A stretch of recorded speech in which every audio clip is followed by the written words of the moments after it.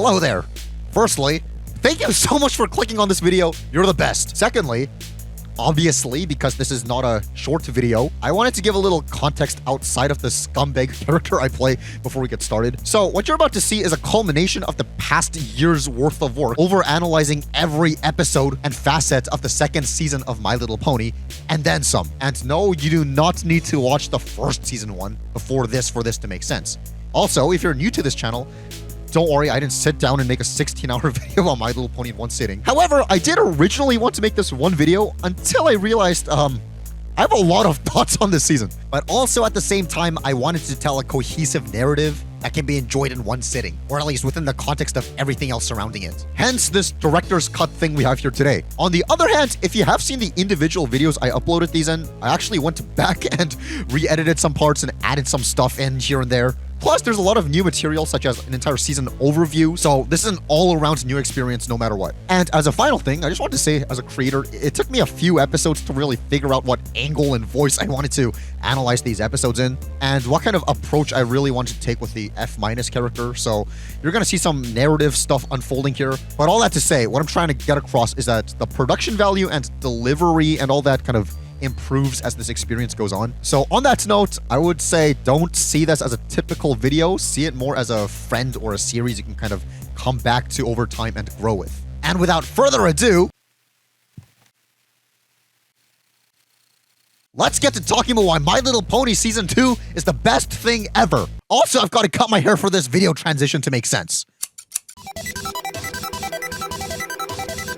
Hello and welcome to the beginning of the Season 2 retrospective. Starting off with the two-parter, The Return of Harmony. Though, before we jump into the episode or the season, our venture into Season 1 ended with the creator of the show, Lauren Faust, leaving the show. And I think it's worth looking back to see how people actually reacted to this information. Well, for starters, we can find comments like this. The My Little Pony series that you started has gone down the drain in its very first episode of its second season. The music and visual style are still great, the jokes still good, and the voices are still masterful. Okay, then what the hell are you complaining about? But the characters are no longer who they were, or perhaps I should say the handling of them is no longer the same. This was posted in between parts 1 and 2. Bro didn't even wait for the second part of the episode to come out before saying all this. Of course the characters are going to be different based on just the first part. The whole point of the first part was about who these characters become once they lose what makes them them. What the heck? I fear that the series that was set out by you to give girls actual likable role models has come to an end. Of course, nothing can be done about it now. The course is set. Just know that there is at least one fan who misses your personal touch to Friendship is Magic. Okay.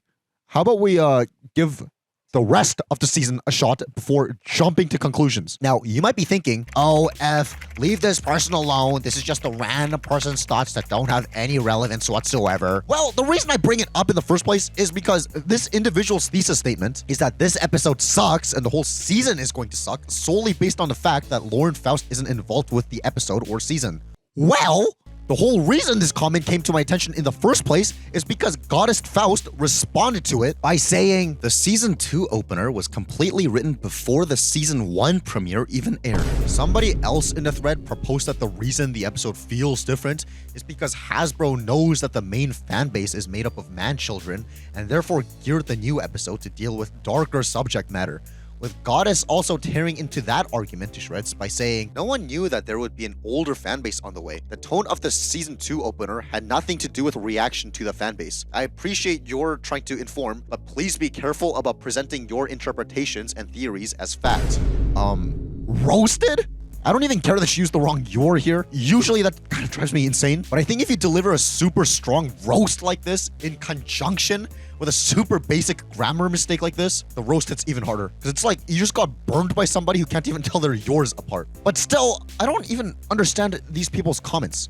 Since in the very announcement where she said she's leaving the show, she explicitly stated she still has some involvement with the second season, especially the beginning of it. And even if she's rewriting history a little by saying like this two-parter was completely written before season 1 even aired in order to kind of like not sound like a sellout towards bronies and stuff, that doesn't even matter because according to director Jason Thiessen, this two-parter was actually produced back to back with season 1 to the point where it might as well actually just be a season 1 episode. We were producing season 1 and 2 back to back. We just knew that the premiere episodes were so epic that we wanted to make sure we had an extra time to do them.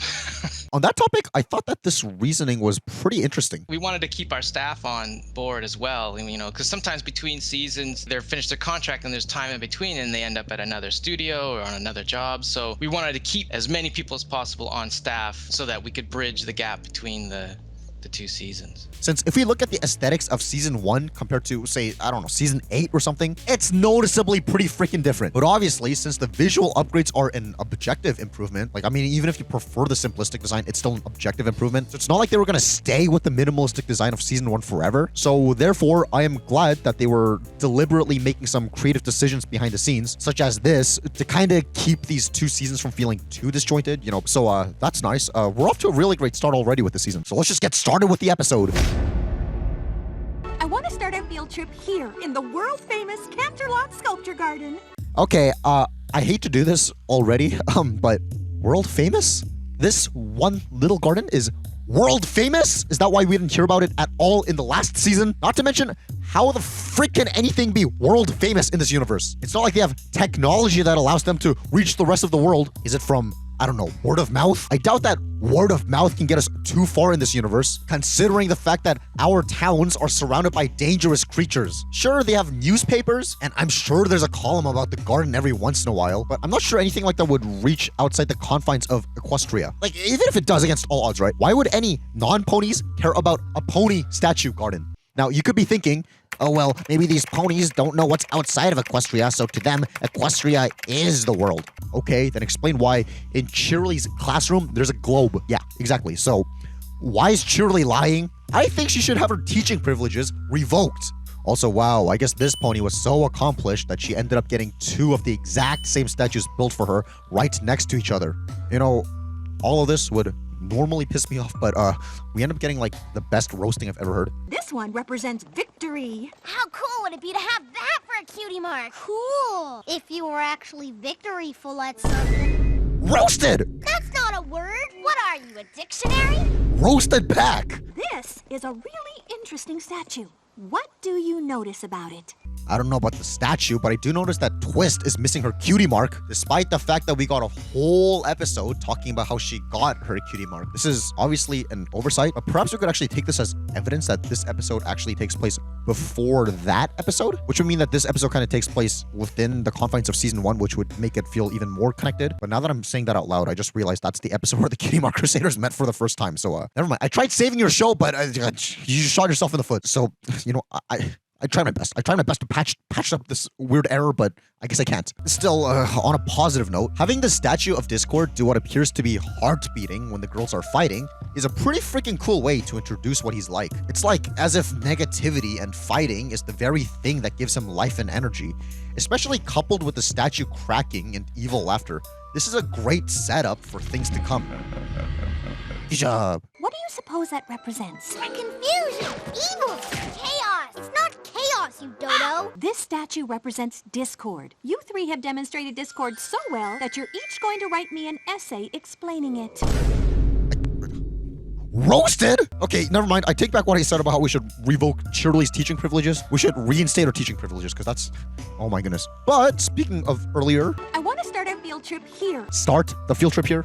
So where else are we going, huh? Are these rascals gonna continue unleashing hell by releasing chaos gods wherever else they go as well? On that note, I know the whole reason to set this scene as a field trip with a classroom context was because they needed an excuse to introduce and explain what a Draconiquus is and who Discord is. This creature is called a Draconiquus. This statue represents discord, a lack of harmony between ponies. And the Cutie Mark Crusaders actually have literally nothing to do with the rest of the episode. But I still kind of want to know what their essays would have been like.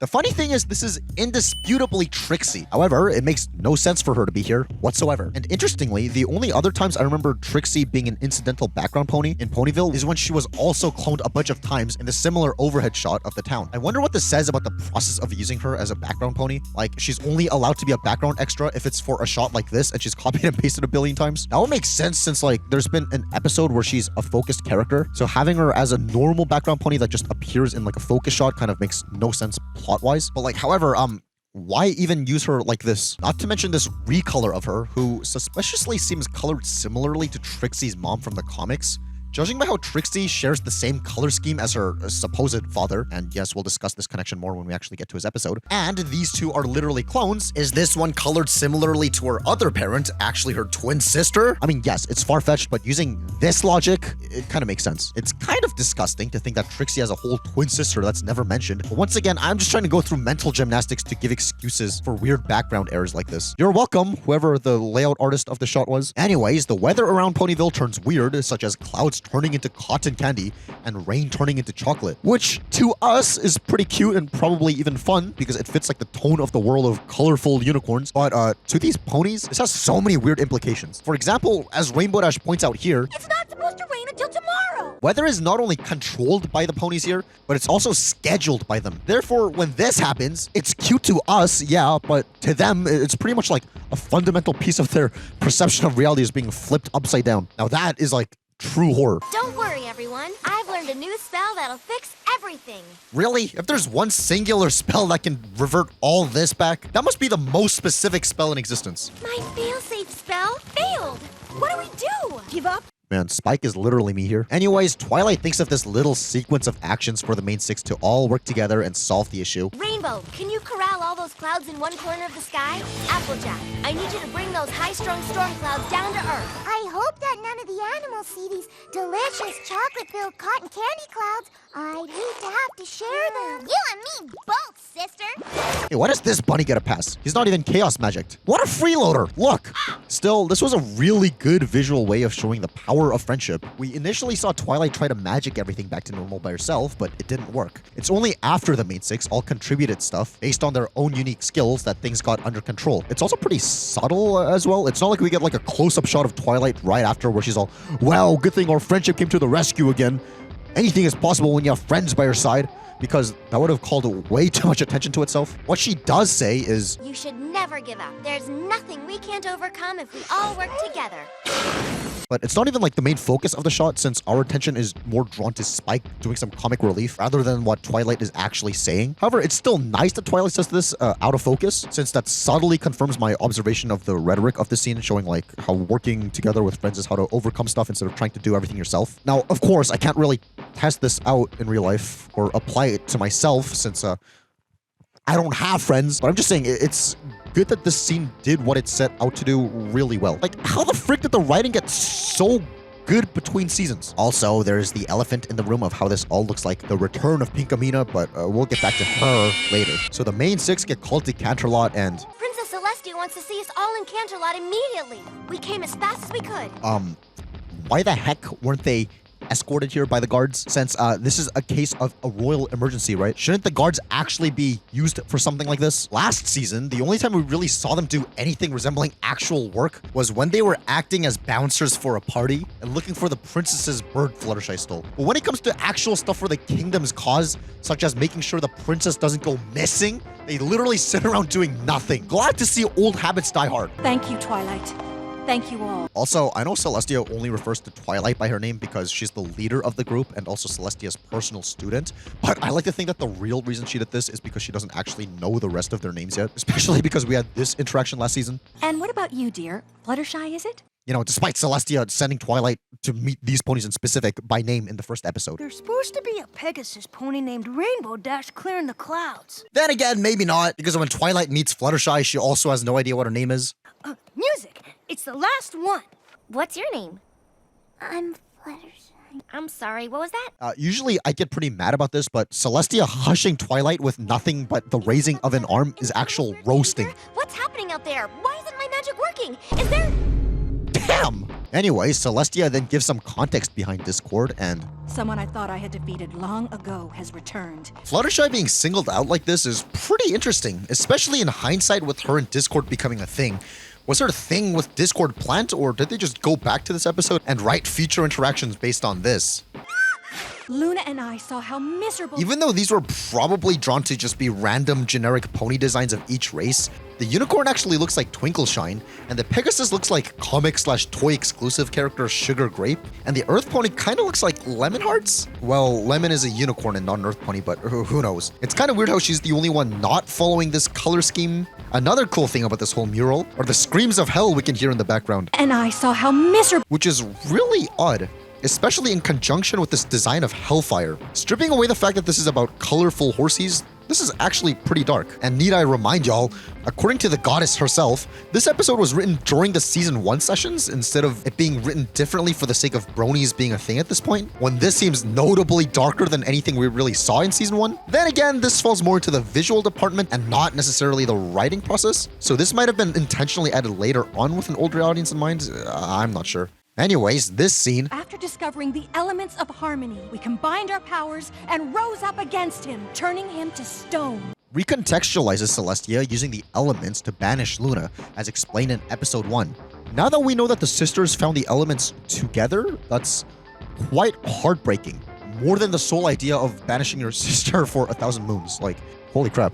But still, did everything interesting in this universe happen 1,000 years before the show actually started? Did we seriously miss all the fun stuff by 1,000 years? We better get some flashback episodes that sort all this out. We won't, at least not that matter. I thought the spell we cast would keep him contained forever. But since Luna and I are no longer connected to the elements, the spell has been broken. That kind of hurts my head with the logistics we could ask, but overall, I guess it makes sense, so I'll let it slide. You six showed the full potential of the elements by harnessing the magic of friendship to beat a mighty foe. Who shall remain nameless? Damn, Applejack's hat is missing here. I guess the window designers in this universe are just as hat neglecting as real-life toy designers. That's interesting technology. How did they, like, what's even the mechanism here? Does this thing scan her horn? Is that from the shape of the horn or scanning for DNA? Or is her horn actually magicking all this to happen? Which, in that case, I wouldn't imagine she'd have to insert her horn in this horn-shaped hole. Like, if it's scanning technology, alright. Does that mean electronics exist in this universe all of a sudden? Or is this also made from magic altogether? I can't tell. I have total confidence that you will be able to defeat Discord. With these. Oh, hey, look, it's the list of reasons I'm not going to kill myself if she keeps being a dry texter. Oh well. Why does this devastated-looking group appear to be so funny? Twilight looking devastated in Season 1's premiere was also pretty funny. Perhaps it's just something about how soulless they look with their mouths agape. I don't know if soulless is the right term to use, but you get what I mean. This doesn't make sense. Oh, what fun is there in making sense? Was Discord listening the whole time? As in, was he in this location but invisible? Or is he omnipotent and is everywhere all at once? Or is the rule that he can only be in one place at a time and still has to, like, appear in some form?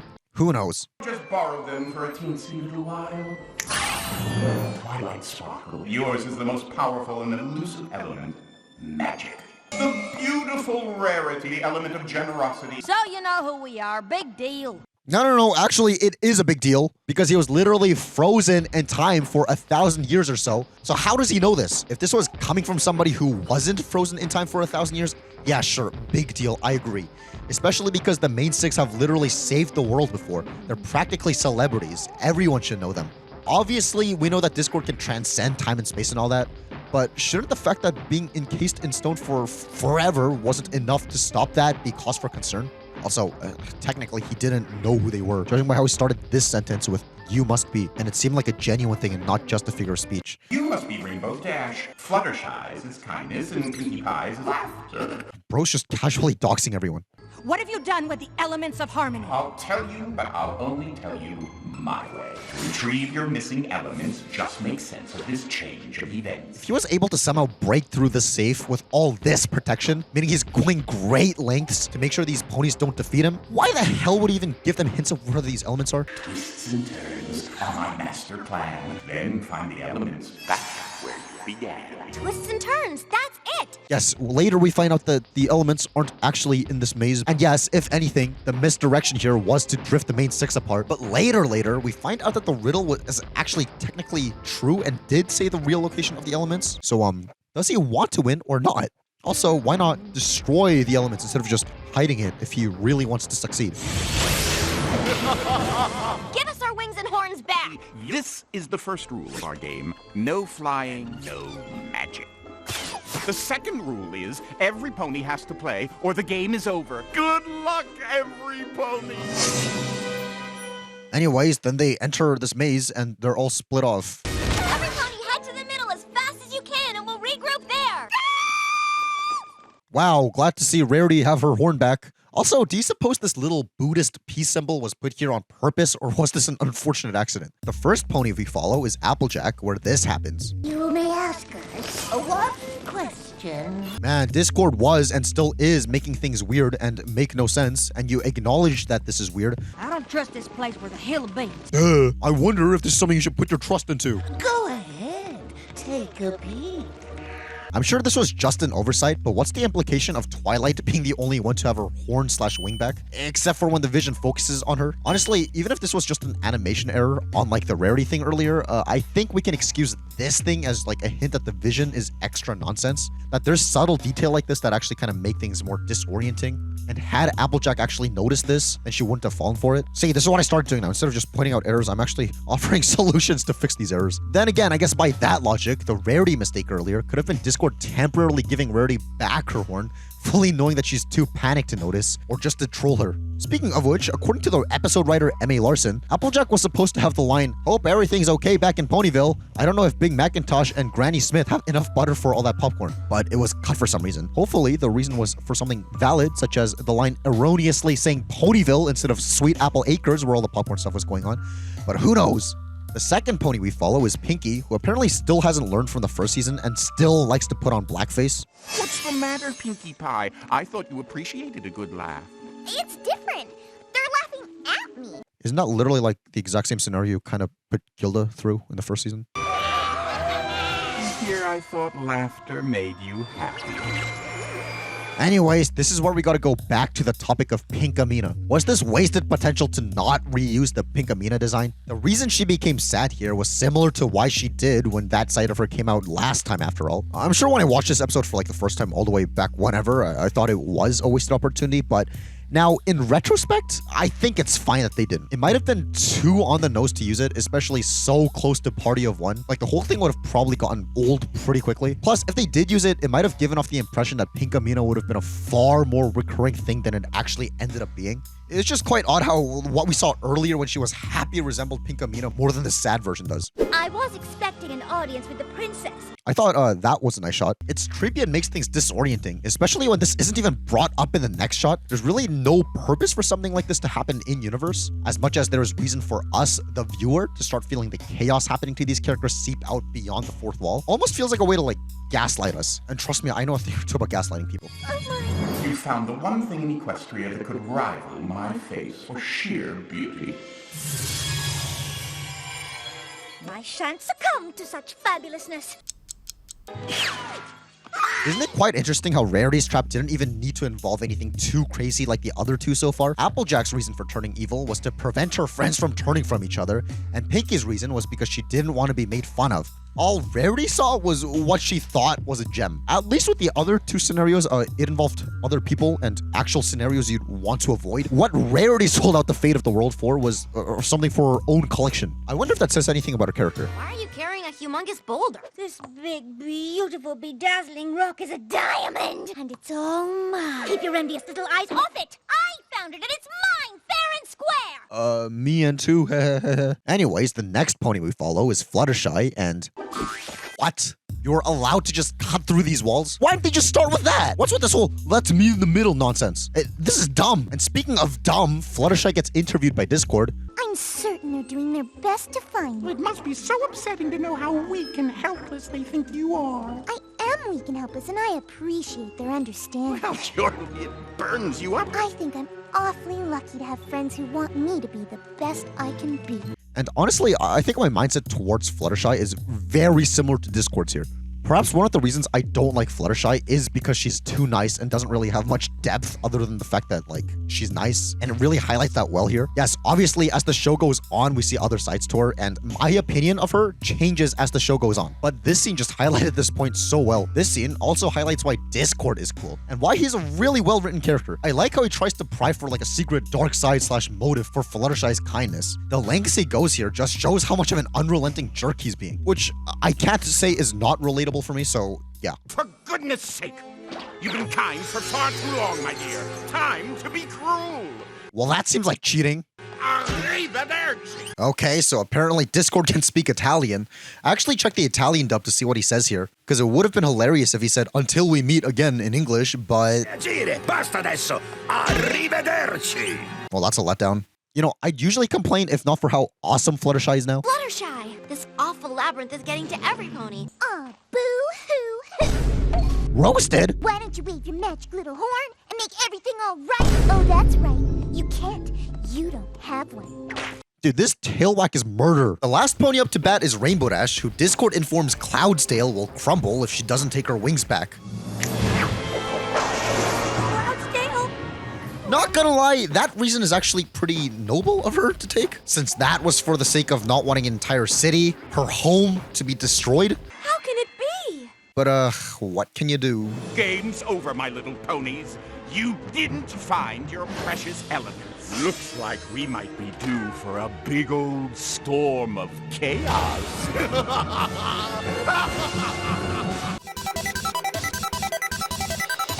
We start part 2 with a previously on, and with the two-parter in season 1, I said it would have been great to have Twilight narrate over it, just to make it flow better instead of being choppy like it is in the episode. But a voiceover for this previously on would actually make no sense here, since if it were in Twilight's perspective, she'd have no clue as to why her friends are acting this way. She doesn't know what they've been through yet. Though it could have worked if we had Discord narrating it, being all, "Last episode, I drifted apart these ponies. Aren't I so cool? Now my reign of chaos shall last forever. Ha ha ha ha." That would have been in character, and it would have made things flow better, since the way this is done is pretty abrupt, but oh well. Twilight said we should split it 6 ways. Try it, punk. I wonder if Rarity actually knows martial arts, or if this is just chaos magic being channeled through her. Either way, that's a nice kind of callback to how martial arts exist in this universe.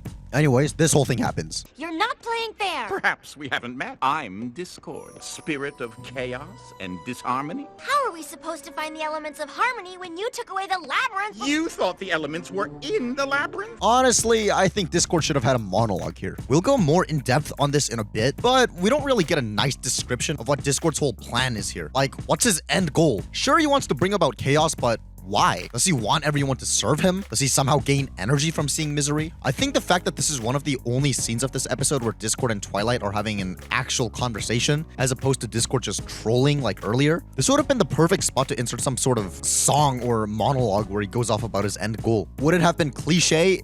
Maybe, but that wouldn't have really mattered, and Discord could have even ended the whole thing by saying, "Wow, you got me monologuing," which I usually find as a pretty cringy trope, but it would have fit pretty perfectly for Discord here. And who cares? So it turns out the elements weren't in the maze, and Discord begins his reign of terror of chaos. The elements must be in Ponyville. It's kind of disturbing how more than 0 ponies undoubtedly died from falling off those buildings, since I doubt Discord would have gone out of his way to vacate any ponies that were unfortunate enough to be in these buildings before flipping them upside down. Discord's turned our dirt roads into salt. Really? I had no idea. Good boy, Angel. Mama's so proud. Mommy?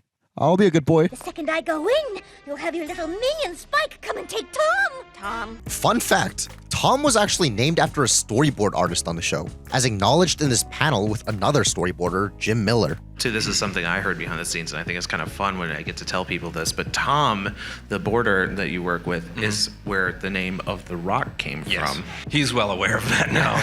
I don't think he was aware of it when it happened, but he's aware of it now. What'd you do that for, Fluttershy? Because you just look so peaceful. I love this Fluttershy. I take back literally every negative thing I ever said to Fluttershy because, holy crap, this is awesome. What's going on? Why does everybody look so gray? What? You're telling me you could actually tell they're gray? I thought the whole reason Twilight was still acting the same towards her friends was because she couldn't tell they were gray. You know, like when there's like certain things that only the audience can see for like the sake of helping us follow along rather than like something that the characters in the show can observe for themselves. Such as like in body swap plots, like sometimes the voices of the characters will be like voices of whoever's in each body, but like in universe the characters are hearing the same voice as like the body character. You get what I'm trying to say? I thought it was like that here, but apparently it's not. What's soaking wet and clueless? I've had just about enough. Your face. Roasted. I think this is made even more brutal. When you look at how Fluttershy's expression, looks like she's trying to ask a genuine question with it turning out to be a roast. Though that's pretty much where my praises toward Fluttershy end at this point, because then we get this scene. Keep away! And not gonna lie, this whole keep away part it just feels like filler. It's pretty drawn out, and it's not like it really advances the plot in any meaningful way. If anything, for what it is, it does convey the vibe of a keep away pretty well, and the back and forth really does get you feeling like Twilight's frustration here, which is immersive and all, but like I said with, I don't know, Discord's motives earlier, for example, I think there were some better ways to spend precious runtime. I guess Pinky's hair flattening wouldn't have allowed for this funny little visual gag, so that's another point as to why it's better we didn't get a repeat of Pink Amina. Also, wow, they did a really good job of making an animated depiction of what usually happens when I tell people I'm gonna kill myself. You don't even care, do you? No. Like, how did they get the dialogue so perfectly accurate? We got the liar, the grump, the whore, and the brute. Wait, what did you just call her? The whore and the... Oh, okay. Hey. Get back! All of you, this is my book, and I'm gonna read it! Spike, you leave Fluttershy alone! Necklace, necklace, necklace, and big crown thingy. Congratulations, Spike. You're the new Rainbow Dash. Now let's go!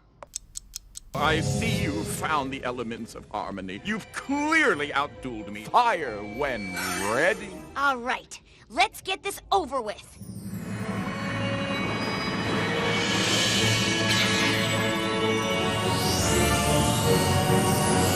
This whole sequence is a nice callback to Season 1's premiere. It's really nice seeing all sorts of parallels like this. It's also interesting how despite egging them on to defeat him, Discord's surprised look when the main six start lighting up kind of shows limitations of his OP abilities. This kind of implies that he wasn't expecting something like this to actually happen, which shows us that he's not technically all-knowing when he seems to try to give everyone the false impression that he actually is. That's pretty cool. Good luck with all this. No! Oops. Sorry, Rainbow Crash. Fluttershy is awesome now. She's officially my favorite member of the main six. I'm sick of you losers. I don't need you guys either. With friends like you, who needs enemies? Loser, now you know how I feel. Wow, I guess the staff and crew of the show learned from last season, since instead of portraying buffaloes as natives, they're now portrayed as the punchline to a transvestite joke. What an upgrade. We then get this double whammy of this guy running alongside the corner of the screen, which is a pretty neat visual effect, paired up with Screwball. Who's Screwball? I'm so glad you asked because I actually have no idea. She just kind of appears here without any context and never appears ever again. And due to her unique design and the fact that she only makes an appearance under Discord's reign, a lot of fan works depict her as Discord's creation in one way or another. Perhaps these works are worth visiting someday, but damn, what a random thing to put here.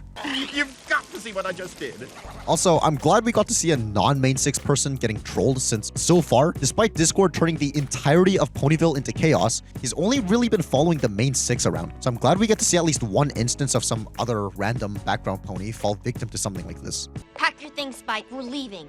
Don't ask where we're going, because I don't know yet. Anyways, I really think Twilight becoming this hopeless is cool. Not only because I'm a heartless psychopath who enjoys seeing cute things suffer, but also because when she recovers, it feels all the more rewarding and satisfying, seeing how much of a bad situation she was in. The princess has been sending these since I came back upstairs.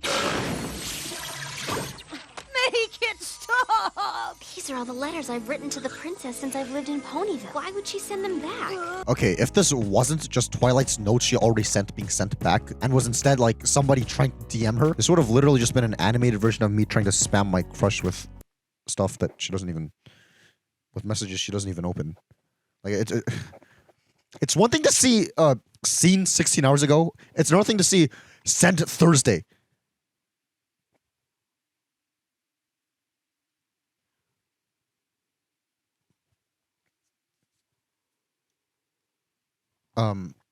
That is way more than 25 or 26 or however many friendship lessons Twilight sent to Celestia in the first season. Now, to be fair, there were some episodes where Celestia didn't require any physical letter. Should I write you a letter about that lesson, princess? No, that's quite all right. I think I can remember. So it's not like the actual amount of letters she sent would have been like 26 or 25 on the dot anyway. But either way, this means that there must have been some friendship lessons, aka fun stuff, in between seasons or even in between episodes we didn't even get to see. Well, that sucks. Talk about FOMO, which makes sense since Twilight writes to Celestia every week. And judging by how we pretty much see every season of the year in the first season, unless years in this universe only span for 26 episodes, it stands to reason there'd be like 20, 30 other scrolls we'll never know the contents of.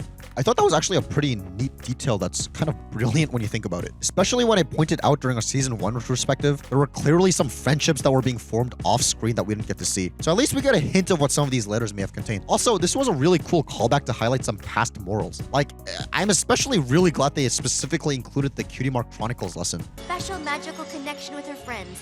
Maybe even before she's met them. That was like my favorite episode of the last season, so that's good. You remember what I said the first day we arrived in Ponyville? I told you that the future of Equestria didn't rest on me making friends. She said to check on preparations, but the fate of Equestria does not rest on me making friends. But the opposite is true. Wow, even more good callbacks.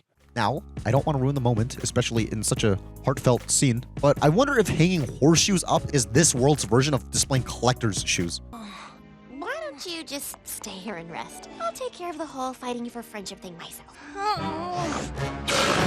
Wow, writing Spike out of the episode as per tradition from the first season. We gotta stop Nightmare! You are a baby dragon after all. Spike is away in Canterlot on royal business. At first, I thought this was a bit of a lazy act when we saw this in season 1, but now I'm just looking forward to how much more creative excuses the writers can think of just to write him out of the episodes going forward. I'm here to fight for our friendship. Okay, so when Big Mac licks Twilight non-consensually, he gets away with it. But when or is it because he's acting like a dog? And the next time I go outside to do something similar to this, I should just act like a dog? I'll keep that in mind. Snap out of it. This isn't you. Make out. I don't even know what this spell is supposed to mean. It would have probably been a bit more meaningful if this was done via callback, where Twilight verbally reminds Applejack of something specific she's done, rather than just putting on a magic spell after saying something simple like this. You're not a liar. But at least we get flashbacks to previous episodes to show what's going on in her mind. Don't you dare turn Fluttershy! I just had the worst dream.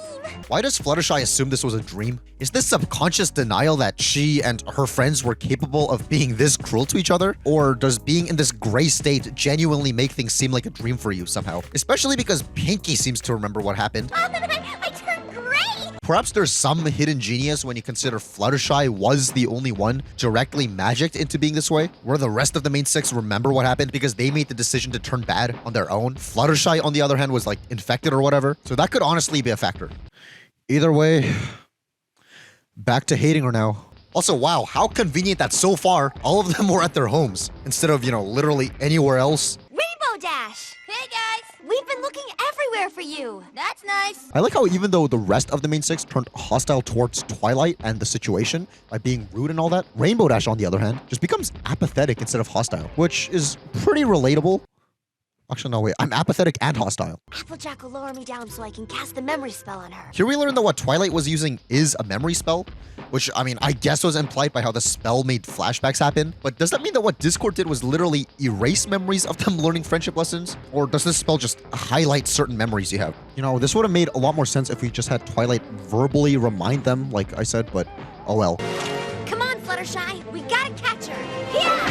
Oh, I thought they were sending her a noose to end her misery from being bad and boring again, but I guess using her as a slave is a decently viable second option.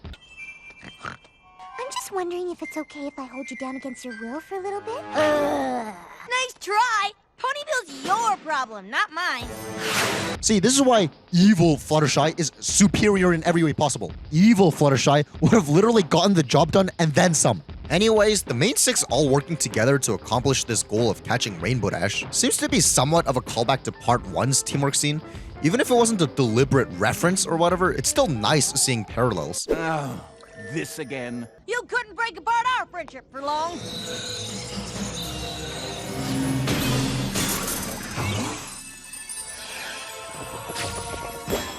The grass turning normal and unchaosed once touched by the sphere of friendship is a subtle confirmation that friendship truly is the answer. It's not that subtle if you think about it for more than 3 seconds, but I really appreciate how the characters don't go out of their way to point it out. Because in a lesser show, Twilight could have easily looked at the grass and said, "See, girls, our friendship is making things return back to normal," but they didn't, which is nice. What's this? What do you mean, what's this? This is the exact same method and outcome as last time.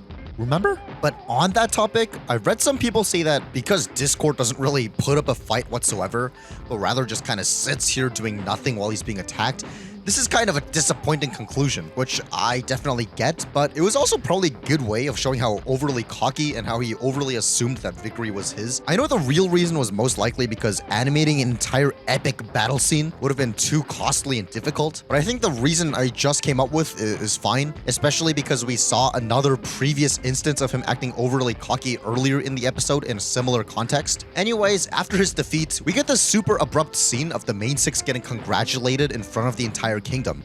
I say it's abrupt because it comes out of nowhere and there was really no mention that they'll be congratulated for a job well done in front of everyone. But obviously this scene was only put here to be a Star Wars reference. And to be fair, I guess the scene it's referencing is also pretty abrupt in the movie. So at least there's that. It's kind of cool how the ending transition into credits is also the same. And just to make things come full circle, the person responsible for inserting this reference was apparently The Rock itself. Well, and he's also responsible, if I'm correct, for the Star Wars ending to the end of the Return of Harmony. I don't know if I'm officially allowed to comment on that.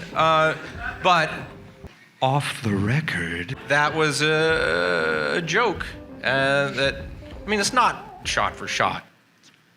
But it was just a thing, and he put it in, and no one noticed it right away. Yeah, Lauren loved it when she saw it. Further confirmation that Lauren Faust had involvement with this episode, unlike what those commenters from earlier said. Stayed in. There was a scene cut out where you cut to Pinkie Pie, and she just goes burp, burp, burp, like R2-D2. That was a little too on the nose. The only thing that's really different is how instead of our heroes getting medals, they get this window thing. Wow, you got some new glass to commemorate the moment already? That was quick. Unless this is to imply Celestia magicked this thing into existence in this exact moment, rather than it already being behind these curtains that she just moved. Or if this takes place days, if not weeks, after Discord's defeat. What I found pretty interesting is how, in like the early promos for this episode/season, they purposefully left out any appearance of Discord. Let's face it, your usual weekend routine could use some shaking up. So why not crack it up with back-to-back episodes of My Little Pony and Pound Puppies? Cool. Crack up! Saturday mornings on the Hub. Hello. Wake up, little friends. Hub Saturday Mashup. Crack up! With back-to-back episodes of My Little Pony and Pound Puppies. So start your weekend off with a I love poetry. Saturday mornings on the Hub. Presumably one of the reasons being to keep the fact that he's voiced by Q from Star Trek as a surprise for the older fans of the fanbase.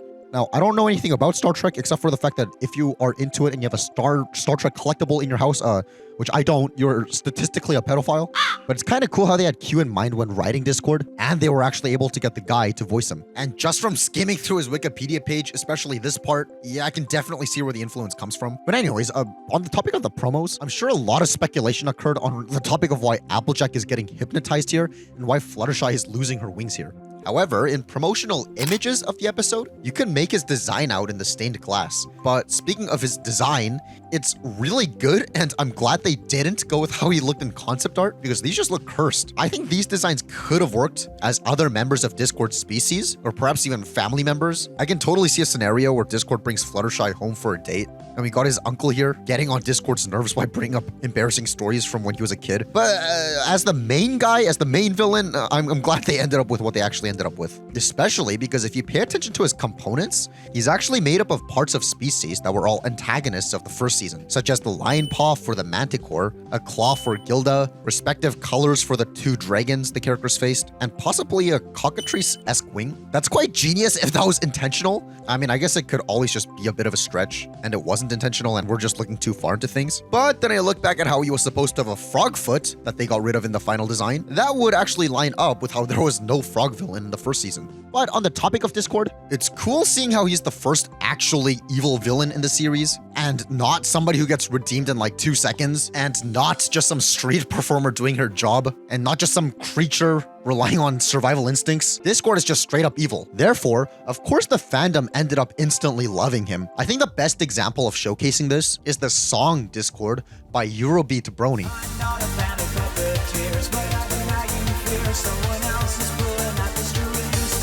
And obviously more so the Living Tombstones remix of it. Which, well, what I frankly found pretty stupid about this whole thing is how the description of the original version of the song goes, "Fun facts about this song!" Expand the description to see. Which, I like fun facts, you like fun facts. Let's open the description to see what kind of fun facts this person wrote. Well, this is the original version. This song was released on October 6th, 2011. The Living Tombstones remix was released on January 21st, 2012, making his later than mine by 3 months and 15 days. On January 8th, 2015, Odyssey removed Euro Chaos Mix from the title because it confused people into thinking that it was a remix of Tombstones, an inaccuracy still rampant to this day, even amongst show staff. How is that a fun fact? This song is 158 BPM, Tombstone's remix is 105 BPM, but he sped up the vocals to 210 BPM to make sure they didn't drag out too long. This is why his seems faster, despite being 2/3 the speed of the original. I guess that's kind of interesting on a music production standpoint. But how is that relevant to your song? This just sounds like you're needlessly throwing shade by saying, mine's actually faster. You guys might think he's faster and he's cooler. Well, I'm actually faster. The Living Tombstone has gone out of his way on several occasions to credit the song as the original. In the title, he calls his version Remix. In the video itself, he provides a linked annotation to the original. In the description, the original is the first link he has provided. Okay, we get it. This is the original version. Oh my goodness. I thought this would have some like actual fun facts about like the production of your version instead of just comparing it to the Living Tombstone's version, such as, I don't know, the thought process on how these lyrics were thought of. So far, all you've listed are like how your version is the original and also faster. There are other remixes of Discord than the Living Tombstones. What's this person's vendetta against the Living Tombstone? Like, even reading this as like a dumb kid back in 2015, 2016, whatever, before I became this way, right? Even back then I thought, damn, let's chill a little, huh? We get that this is the original version. Posting things like, "'Tis not as good as the remix, lol, remix is better," is scientifically demonstrated at nearly 100% accuracy to reflect vastly reduced intelligence, an ability to communicate with others, an ability to communicate with inability to communicate with others, and a karmic need to step barefoot on a Lego at least once per day. This is like, it just sounds petty and bitter and immature. I'm not trying to start anything, and I'm not like, this isn't like a personal attack against this person, but I'm just saying like, I just thought the whole thing was kind of comical. To be fair though, if I made a song, right, and some guy's remix version got like 10 times the views, and people, including show staff, started thinking that's the original, and this guy's remix it became pretty much what's like a good candidate for being the Brony anthem, yes, it would piss me off too. It would make me bitter. Like, that's only natural, right? But I wouldn't list off a bunch of stuff like this and disguise them as fun facts. The only actual fun fact in this whole description is it's not even listed under fun facts. Discord didn't have a theme song in season 2, so I made one for him. I tried to make this one reflective of his characteristic sense of humor and cunning, with a dash of villainy for good measure, and the fact that he's, well, a villain. Yes, that's actually cool stuff I want to know about. Give us more information like that. But on the topic of Discord's characteristics, obviously he's the embodiment of chaos, so that almost makes this whole two-parter feel like it's really about the main 6 versus the concept of disharmony and chaos itself, rather than main 6 versus a particular character with particular motives. I think I've been saying this for like literally every comparison I've been making in my videos lately, but I'm not saying either of these options is like objectively better than the other, and there's always a time and place for both, but I just thought that was kind of notable how they tried like doing something different like this. So my point is, I guess what they did with Discord is a little bit more applicable to real life situations. Though, as alluded to earlier, this does raise questions such as, is he the spirit of chaos that's merely doing his job and not truly evil? Is he Celestia's former lover and another victim of her tyrannical habit of banishing / imprisoning people? Is he just hardwired to want chaos, just as ponies are hardwired to want harmony and peace? Is the casting of Discord as a villain a case of written by the winners? Which are good questions. Like I said earlier, we don't really have much in terms for his motives after all. He just kind of exists. At least Nightmare Moon had a motive, to get ponies to pay attention to her. Whereas with Discord, is he trolling to be funny? Is he evil and enjoys watching people suffer? Is this just what his species is? Does Celestia just have a personal problem with him and is biasly painting him to be far more evil than he actually is? Or is he just not meant to be understood? Which I would argue is a bit of a cop-out if that's the actual reason, but whatever, I guess it makes sense for his character.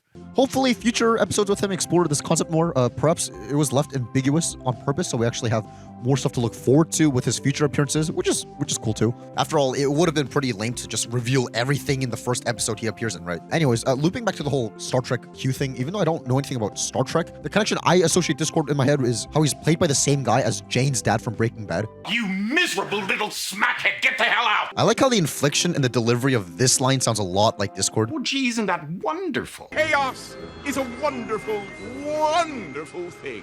And that kind of holds a place in my heart because Jane's dad, I think, is one of the most relatable characters of the show, especially because I heard Jane's dad and F- passed away due to the same reason. Top story this hour, Donald Margolis was rushed to an area hospital early this morning, apparently the victim of a self-inflicted gunshot wound. You know, one thing I've always like wondered and pondered about is like, if Discord was a character since season 1, would the vibe of the show change at all? because obviously it brings about chaos for the rest of the show, and season 1 was kind of like void of that, and it was more like mundane. I wonder if Discord would have changed the show's tone if he was introduced in season 1. But the way I see it now is that this is the true finale to season 1. I think with every subsequent viewing of the show, we should sort of see this episode as the actual finale to season 1. Because like I mentioned, there were a lot of parallels and callbacks to the premiere of season 1. Kind of makes everything come full circle. Not to mention all these references and callbacks to season 1 episodes I haven't mentioned yet. Hey! No pony insults the princess! What did you do with our princess? I don't turn ponies into stone. Give us our wings and horns back! I simply took them to ensure there's no cheating. Only 'cause you cheated. You used your wing power to help you win over half those contests. They're really nice and clever, and it kind of flips everything on its head. This episode kind of gives off signs that, okay, our time of having no serious danger is over. Let's get the real thing started. So this kind of works perfectly as the context of being a season 1 finale instead of a season 2 premiere. Obviously not to say replace the best night ever with Return of Harmony, since the best night ever was a good finale for what it was, and itself also had callbacks to a lot of season 1 episodes. But I'm just saying the real story of season 1 kind of ends with the Return of Harmony, not just with best night ever. Especially because of how that Star Wars reference ending actually feels like a proper send-off to a story instead of what we actually got for season 1's finale. Hey guys, welcome back to another video. What's wrong, F-? Besides, like, your appearance. Oh hey, A+, haven't seen you in a while. And I haven't seen you upload in forever. You're running late on rent. What's your excuse this time? Well, it's kind of hard to keep uploading on a consistent schedule when I get so many mean comments, man. You know, it's just kind of demotivating sometimes. Perhaps you'll get less mean comments if you just uploaded good, watchable content. Anyways, I also get burnout. Now, you don't get burnout. What you're experiencing is being a pathetic loser who acts all depressed because his crush won't text him even acknowledge his existence. Well, I'm sure that's a factor, but I really think that my main problem is deadlines stress me out. Quit lying. What deadline? The maybe one video a month deadline? It's not the deadlines that's stressing you out. What's stressing you out is the fact that you're a pathetic loser who built his entire life on making videos. Therefore, if you're not consistently uploading videos, you feel more and more like a pathetic loser because you have nothing to lean on. And you suck. Not helping? Whatever. Go watch My Little Pony. Go do your next episode in your little retrospective series. I'm sure that'll make you feel better. What? Since when do you care about how I feel? I don't. I really don't. I just want you to hurry up and make your next video so I can steal your paycheck. Fine, but this next episode better have nothing to do with themes of stress and deadlines, because I have enough of that on my mind already, and I don't need, like, my favorite show ever to shove it down my throat right now. Alright, I've got this. My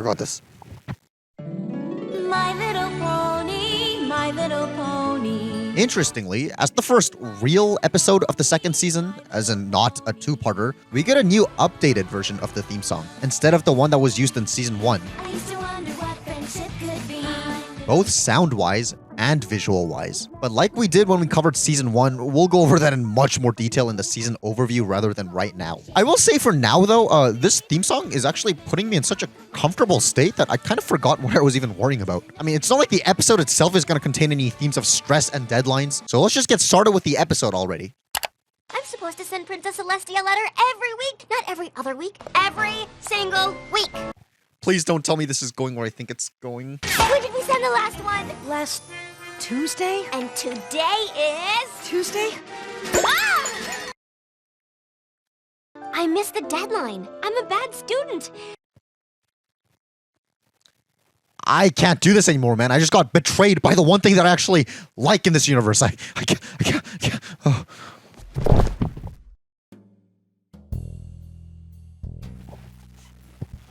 Well, it seems as if the usual host of this channel has passed out. Yet a video must still be made. I guess we have no choice but to carry on with the far more handsome talent as the host for this video. Now, I don't know anything about this show because I'm not a 9-year-old girl, but I'll give it a try anyway, I suppose. Quill. Check. Parchment. Check. Extra ink. Check. Extra ink. Check. Hey, are you sure you're out cold? I'm not sure I want to do this anymore. Is that everything on the checklist? Now that we've completed the checklist of things we need to create a checklist, we can make my checklist of the things I have to get done by the end of the day. Item 1. Create checklist of the things I have to accomplish by the end of the day. Can we start a counter for every time they say checklist throughout this episode, please? You and me both, Purple Man. I'm sighing having to watch this. I'm sure it's all the more painful to have to actually be a character in the show. Let's see. We've already dropped off your cape at the cleaners. Never mind, it's giving my name a shout-out. I suppose this show just got a billion times handsomer. Ordered new parchment and quills from the stationery shop. Seems like we just placed an order for those a few days ago. Can't imagine why they go through so many of them. Okay, that was pretty funny. What isn't funny is this next part, where the purple horse and her dragon slave go get a dozen confectionaries, but ends up getting 13 instead. And this happens. It's just that I'm planning on sharing these at a picnic later, and I don't want any pony to feel like some pony else is getting more icing. Not to worry, I'll just move some of this one to... I think I may have scooped too much. Oops, now those two have more. Let's just try this again. No, that won't do. Let me just put some here, then... No, that's not right. Maybe more on this one. Wait. I'll just...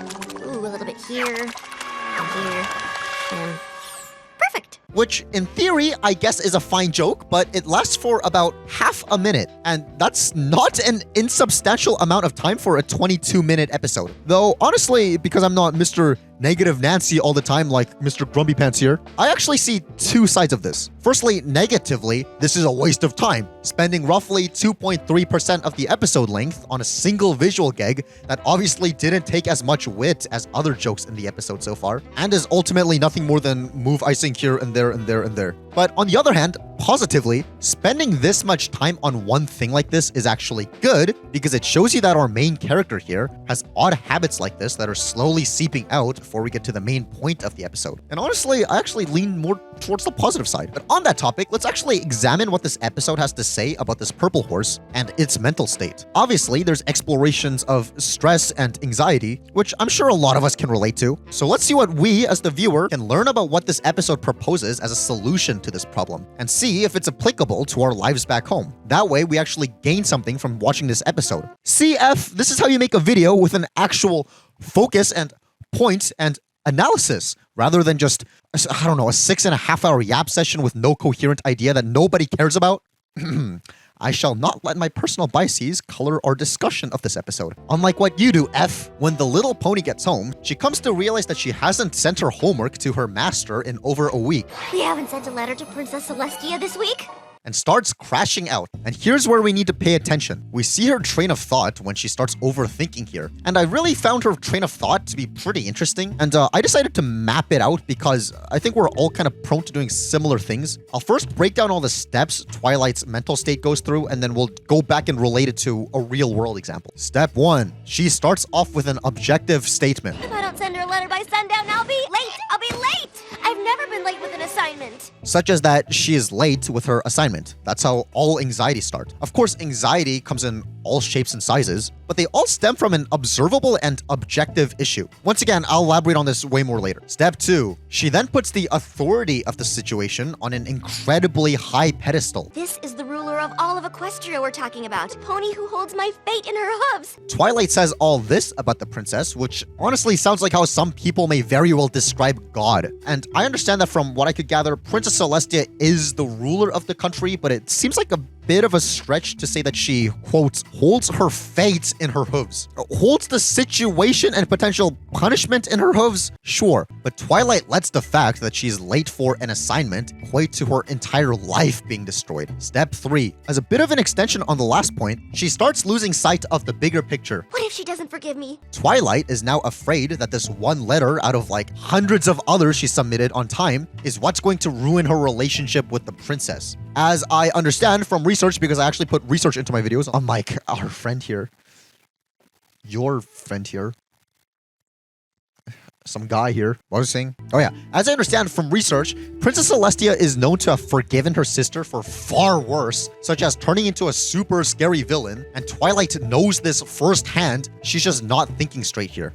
Step 4. She stops being reasonable and starts doing hypothetical back and forths. Instead, she starts thinking I'm not taking my studies on friendship seriously. What if she makes me come back to Canterlot and puts me back in school and makes me prove I've been taking them seriously by giving me a test? As we can see here, Twilight starts thinking of random scenarios and straw men guarding this hypothetical version of an unforgiving Celestia that she came up with in her head, and doubting herself even more in this completely hypothetical scenario. What if I don't pass? Step 5. She completely lets her imagination fill in every gap instead of relying on facts anymore. Do you know what teachers do to students who don't pass?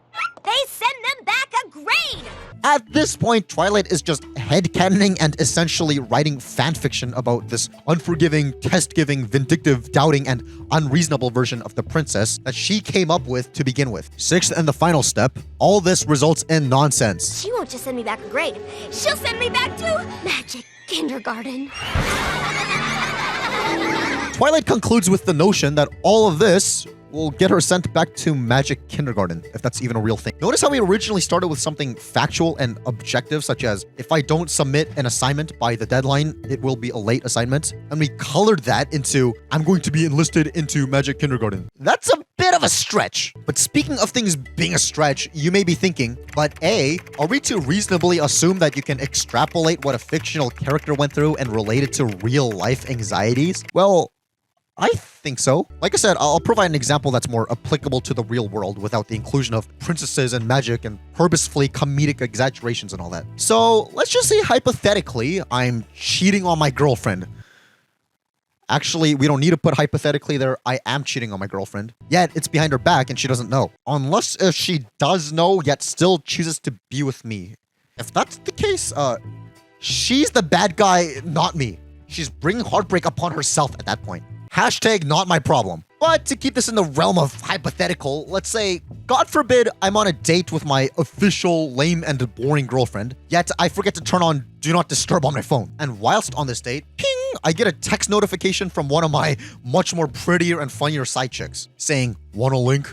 You know, my phone pings, it lights up. You know the drill. We all have notifications on our phones. Now, let's say I quickly cover up and hide the phone. Yet, I'm unsure if she actually had a chance to catch a glimpse of what the message said and who it was from. Brings a shiver to my spine just thinking about it. And as a result of this, I start getting anxious and overwrought with feelings of, dude, what if she saw what the message said and realizes her own sister would betray her like that? She'll leave me for sure. So from this, let's revisit the 6 steps that we observed Twilight go through and see if it lines up with what my train of thought would be from the situation. Step 1, I'll start off with an objective statement. As in, I got an incriminating text about something and from somebody my girlfriend probably wouldn't be too happy about. Step 2, I'll then put the authority of the situation on an incredibly high pedestal. Without a doubt, I'll start thinking about the ramifications of how my girlfriend has total control over the situation if it turns out that she saw. And I'll start irrationally putting her up on like this super high pedestal saying, oh, she's the ultimate judge. She has the power to break up with me against her better judgment. Step 3, I'll lose sight of the bigger picture. You know, despite the fact that I've been getting away with this for close to 3 years now, whew, time really flies, huh? And I've brushed closer to being caught, and I've bounced back every single time. I'm going to start losing sight of the larger context and start hyper-fixating on this one little slip-up being the end-all be-all. I'm just not thinking straight here at this point. Step 4, I'll stop being reasonable and start doing hypothetical back and forths. Now I'm going to start spiraling into thought that this one little slip-up is what's going to ultimately get me found out. And my brain will start going into overdrive about hypothetical arguments that her and I are going to inevitably have if she did indeed find out. Like, what if instead of just breaking up with me because she's inconsiderate and doesn't care about my feelings and wants to break my heart, she also digs around a bit and finds all my burner phones? Disaster. Step 5, I'll completely let imagination fill in every gap instead of relying on facts. At this point, I'll obviously start thinking about how rather than just breaking up with me for no good reason other than the fact that she wants to break my heart, she'll go tell all her friends, who'll tell all their friends. And before long, the entire town will know about what I did. And I get exposed and doxxed on social media and my entire life gets ruined. Step 6, all this results in nonsense. And once all that comes to mind, I'll start thinking about the implications of those consequences. And it'd be hard for me to go to sleep without a baseball bat next to my bed just in case some vigilante with nothing better to do decides to, you know, pay me a visit to avenge my girlfriend. Notice how just like Twilight, we went from I got a notification that my girlfriend may or may not have seen to I better sleep with one eye open for the rest of my life, if not move away from this town. So yes, I do believe that if we take a look at the steps of Twilight's breakdown, the process lines up with how real people think. Therefore, we can take this episode as an instructional example of how to deal with overthinking. Now, if you think I'm just crafting up a hypothetical for the sake of narrative, think back to past times when you've overthought about anxieties and stuff. I'm sure it lines up pretty well with this formula, but let's say you're currently in this kind of situation. Sure, we can retroactively apply these steps to our past thoughts to dissect our train of thinking and remind ourselves that if we ever find ourselves doing this kind of thing again, we can kind of zoom out and see that if we're following these steps, we're not being rational. But let's say you're currently in the midst of being stressed out or overthinking about something. What's the solution this episode provides for such a quandary? Well, in order to counter this, Twilight visits her friends to see if they have any problems to solve, but they don't. So, you just lost your ribbon? But now you found it. Yeah? And nothing else is bothering you? There is one thing. Yes? I think I left my measuring tape under the fabric over there. Could you get that for me? Matters are made even worse when she tries opening up about her problems, with none of her friends deciding to take her problems seriously. My letter to Princess Celestia is almost overdue, and I haven't learned anything about friendship! Oh, thank goodness. I thought something really awful had happened. If not just laughing at her face. Oh, Twilight, you're such a crack-up! Now, she may be a crack up, but I'm a crack addict. Cracking eggs, that is. Breakfast is the most important meal of the day. Don't skip it. Anyways, this eventually leads to her becoming a creep in order to cause a problem just to attempt to solve it. If I can't find a friendship problem, I'll make a friendship problem. Hi, girls! Which throws the entire town into a frenzy. But of course, all this does is make things worse. I enchanted her, and now every pony is fighting over her. Why would you enchant your doll? I had nothing to report to Princess Celestia. I thought if I couldn't find a problem, I'd make a problem. Which I think is kind of like an optional step 7. Step 7, optional. You take matters into your own hands and it becomes worse. As in, for Twilight, she did all this. For me, I might go crazy and start attacking people on the street for looking at me a little funny just in case they're going to be the one breaking into my house, which is obviously unhealthy. So let's see what the conclusion actually ends up being. Today, we all learned a little something about friendship. We learned that you should take your friend's worries seriously, even if you don't think that she has anything to worry about. Listen to your friends. Interesting. I thought with all this setup, the answer would surely lie somewhere within Twilight's own actions and mental state, yet it instead is a lesson on what we can do as friends of people going through similar things like this, which would be to listen to what they have to say and presumably also try to help out in whatever way you can. I mean, yes, in regards to Twilight, they do say this. You shouldn't let your worries turn a small problem into an enormously huge entire town and total chaos princesses to come and save the day problem. But that sounds pretty much like, just be happy, bro. Which, yeah, there is some nuanced discussion to be had about that. Because training yourself to have certain outlooks on life does make you happier and less prone to worrying. But this episode doesn't really show you how to do that. It just kind of says it. So for now, I'm more interested in exploring the more easily applicable lesson from this episode, which is to be there for your friends. That is a good lesson. Now, this isn't exactly spelled out in the episode itself, but if we take a look back at our 7-point list, obviously having wise friends who are willing to listen will pull you out of this whole downward spiral before it becomes too late, especially because they'd be more grounded to reality in comparison to you just being in your head and letting your thoughts ruminate to the extent we examined. And as a result, the friends all now share the same burden, which makes the burden not feel like a burden anymore.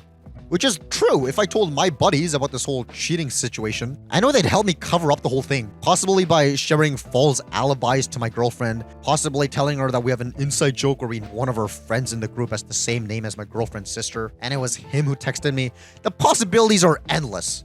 And if you guys would like me to make a whole separate deep dive into how to get away with cheating and the actual surprising benefits it may have, feel free to let me know down in the comments. Now, I hear ya, but A, what if I don't have friends? What then? I'm sitting here watching a video about My Little Pony on a weekend evening. How could you possibly reasonably expect me to have any friends in the first place? Am I cursed to have anxiety and overthink forever? Well, my response to that is, that's a whole separate discussion. I'm not even saying that as a cop-out. I'm just saying this episode kind of presumes that you already have friends, which, fair enough. That's not a criticism towards the episode, obviously. I'm just saying this episode itself doesn't answer how you get friends in the first place because that wasn't its job. So, I sure do hope this show has an episode or two about how to actually make friends. or that you already have friends. Or better yet, you don't overthink and get anxiety episodes. And if that's the case, make sure to check up on your friends. You never know what people are going through. You know, we joke on this channel a lot, we goof around, but in all honesty, go check up on some friends you may have not reached out to in a while. Just sending a simple, hey, how are you doing, could really brighten up someone's entire day and possibly save their lives. I know for a fact that I've been in some dark times where if someone just reached out and said, hey man, are you doing alright? I haven't heard you from you in a while. That would have, you know, kind of alleviated some, if not most of the pain. It's fine, I bounce back. I realize that I'm more of the type to be the one to reach out to people rather than someone who should just be waiting around all day for people to reach out to me. There's both types of people, so I'm just saying sometimes let's take initiative to be the ones to reach out to people rather than not. You really don't know what people are going through, and sometimes you can really make someone's entire day just by, you know what I mean. You're not babies, I don't have to repeat everything like 10,000 times. And as per requested by yours truly, here's is the final checklist counter in the episode. Check, check, check, check. Checklist, checklist, checklist, checklist, checklist, list. Check, checklist, check the checklist, check. Excellent writing. Now, honestly, I'd be a hypocrite if I didn't apply the lesson of this episode to my own life. And as the wise landlord of somebody who's currently, you know, in the cycle shown throughout this video, I should do my part in trying to help him out, right? Hey, buddy, I know you're still unconscious, but is there anything you would like to add to the video? Perhaps some factoids about this episode that only geeks like you care about? You know, you like to talk about irrelevant details. That's how you push your video to 6.5 hours.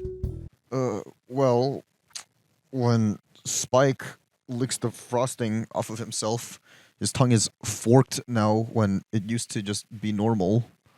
What else? The picnic scene seems to have been the inspiration for the cursed Smile HD video. Rainbow Dash wearing sunglasses became somewhat of a meme. Seems like an iconic image. Okay, what else?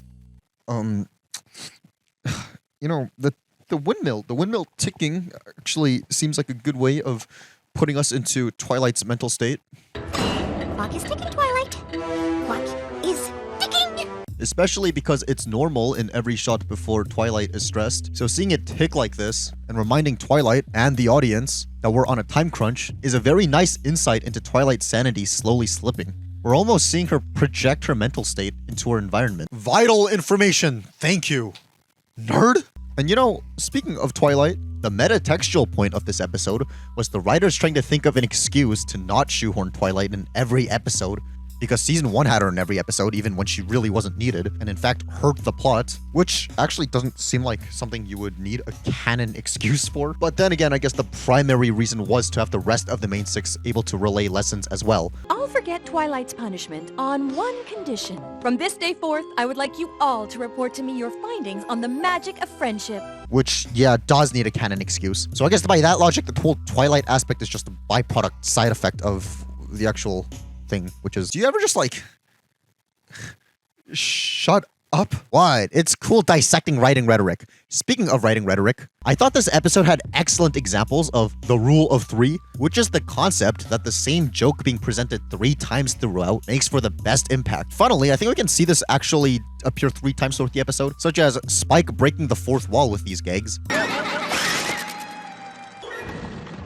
What's that now?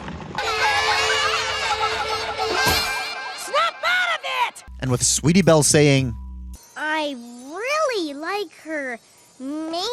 I really like her mane. I really like her mane. And with Rarity saying, Of all the worst things that could happen, this is the worst possible thing. Of all the worst things that could happen, this is the worst possible thing. Of all the worst things that could happen, this is the worst possible thing. wow, okay, I'm sure the lives of our viewers have improved with all that knowledge, right guys? Y'all came for tips about how to manage mental health and stress, and left with a bit of a screenwriting technique on top of that. Don't ever say we didn't give you anything for free. Oh, there's also that whole Princess Aurora thing. You know what? This actually reinvigorated my energy. Honestly, my whole theory with this alicorn is that I don't care.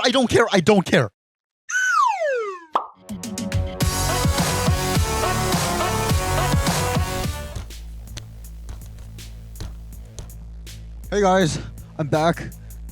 Just in time for the F- Halloween special, baby. What are you talking about? Halloween? It's April. Listen, if people are allowed to have Christmas decorations still up in January when December is 11 months away, I'm pretty sure I'm allowed to celebrate Halloween when it's half a year away. On to the episode. We're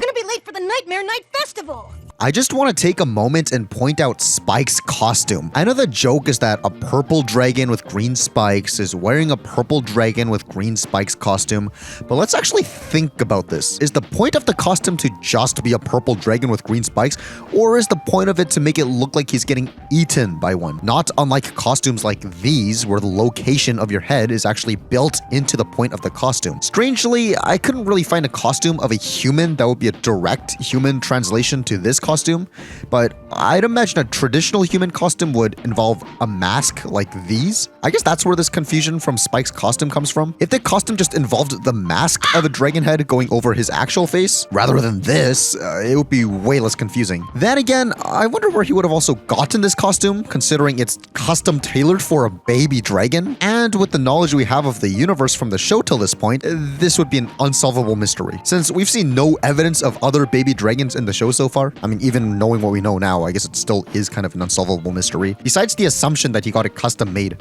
Then again, there's also small bipedal creatures like this, so who knows, maybe there's a place that just sells bipedal costumes. But speaking of costumes, the first meaningful exchange we get in this episode is this. Are you that one kooky grandpa from Ponyville Retirement Village? I'm Star Swirl the Bearded, father of the amniomorphic spell.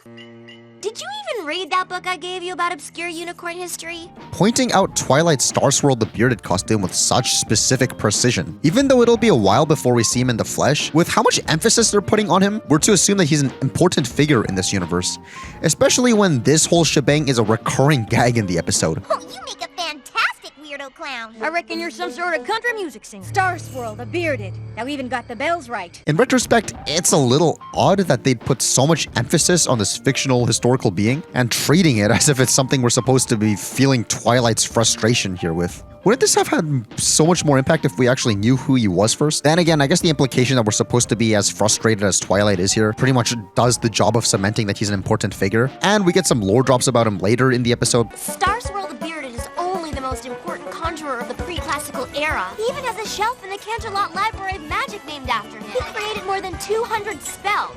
But we'll revisit all that if that information never becomes relevant in the show. For now, we've got some more important stuff to discuss, such as... That sounds important. Yeah, such as how Twilight goes completely bald here. That's kind of funny. So are these other frames in the spinning animation. Spike's costume facing the camera is also pretty funny, but also deceivingly terrifying. Happy Nightmare Night, Granny Smith. I should have been asleep 5 hours ago. Yeah, me too, Granny Smith. I don't know why, but I can't ever get to sleep either. Kinda like how this poor guy couldn't even get an original candy bag, while his peers all have unique ones. Whatever, what's your deal? Pipsqueak the Pirate, at your service. It's my very first Nightmare Night. My very first Nightmare Night ever. Is this to suggest that he's 1 year old?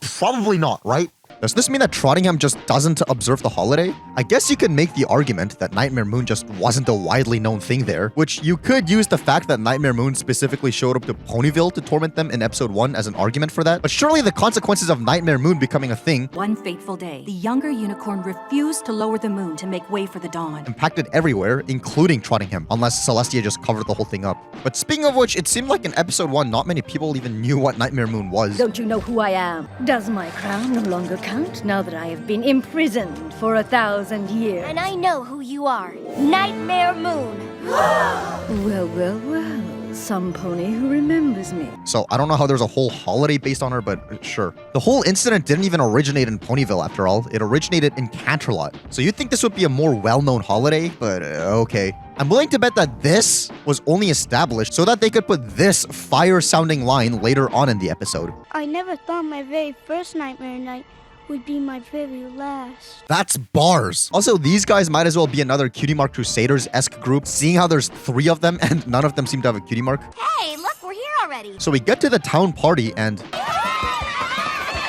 What the heck are they cheering for? This is like the slowest cart ride I've ever seen. They might as well be snails taking rides on the back of a turtle. Slow down! I want to get there, but I want to get there alive! In the party, we see the Cakes dressed as Raggedy Ann and Andy. I wonder if the existence of Raggedy Ann and Andy here also implies Annabelle also exists? Then again, I guess we had our fill of a cursed doll in the previous episode, so it wouldn't even be that much of a big deal if she did. We went to Cheerilee's house and we got a fight. Hey, where did Granny Smith go all of a sudden? I guess she traded responsibilities with Pinky off screen. The only information we get is when Pinky says, And then we had to stop and wait for Granny Smith and then... but I'm not sure that tells us anything. Rainbow Dash, that wasn't very nice. Look what you did to Spike. Oh, it's all in good fun. Oh, there's another group over there. It's all in good fun. I mean, she literally gave a baby a heart attack and she's allowed to get away with it because that's her excuse. I gotta start using that one. Wait a second. Is she mad at Spike or at Rainbow Dash? She's probably mad at Rainbow Dash that she has to carry Spike around now, but I like how the implication there is that Twilight's more mad that she has to carry Spike rather than being concerned about how he literally just suffered a heart attack or how Rainbow Dash scared him, especially when she didn't seem to have any issues with carrying him around in earlier episodes. What I'm slightly mad about is how Rainbow Dash's costume is that of a Shadow Bolt. The evil guys who only appear in this entire franchise as nothing more than a vision made by Nightmare Moon, aka not real. Though I guess it is unknown if the hallucinations were based on an actual group that exists or if the whole concept of Shadow Bolts were thought of by Nightmare Moon. Because if it's the former, I sure do hope that either the Shadow Bolts or Wonder Bolts sued whichever came out after for ripping off their namesake. If it's the latter, I'm not sure how Rainbow Dash got a costume that looks exactly like something that she only saw briefly in a vision in the fog. That's quite an accomplishment. But speaking of costumes... Happy Nightmare Night, Applejack. Nice costume. Thanks, I'm a dragon. She means me, Spike. Bro literally suffered a heart attack. Can we just let him take a compliment? Welcome to the Nightmare Night Festival. All the little ponies should follow our friend Zecora to hear the legend of Nightmare Moon. I see Zecora's been fully integrated as a town friend in between episodes. It's a little odd how that apparently happened, even though it wasn't too long ago where we were literally hiding indoors and abandoning streets when she was in town. It would have been nice to see an actual resolution of the rest of Ponyville accepting Zecora as a friend in an actual episode instead of it all being off screen. But I guess this is one way to do it. If you think about it, the ending of Bridal Gossip only showed Zecora being accepted by, besides the main six and Apple Bloom, the Flower Ponies and one of the Spa Ponies. Therefore, I think it would have been nice if we had like one more episode that entirely focused on Zecora trying to integrate with ponies and ponies trying to not be scared of her. So I'd say this is a tad bit lazy, but I guess if you want to give off the impression that this is a living, breathing world that goes on even when the cameras aren't on, it works. Anyways, then we get some explanation about what this holiday is all about. Every year, we put on a disguise to save ourselves from her searching eyes. The Nightmare Moon wants just one thing, to gobble up ponies in one quick swing. Hungrily, she soars the sky. If she sees no pony, she passes by. So if she comes and all is clear, Equestria is safe another year. If you also had no idea what the f she meant by any of that because it's almost in riddle form, essentially the legend is that Nightmare Moon wants to eat ponies. Cannibalism. So you gotta get costumed to hide your true self. Yet you still need to leave some candy as an offering to distract her. Fill up her belly with a treat or two, so she won't return to come eat you! This information is only given after Pip asks specifically, If we wear costumes to hide from Nightmare Moon so she won't gobble us up, how come we still need to give her some of our candy? why does Pip have to ask for the second part? That seems like, I don't know, a pretty crucial piece of the lore, judging by how the punishment for not doing this is getting eaten.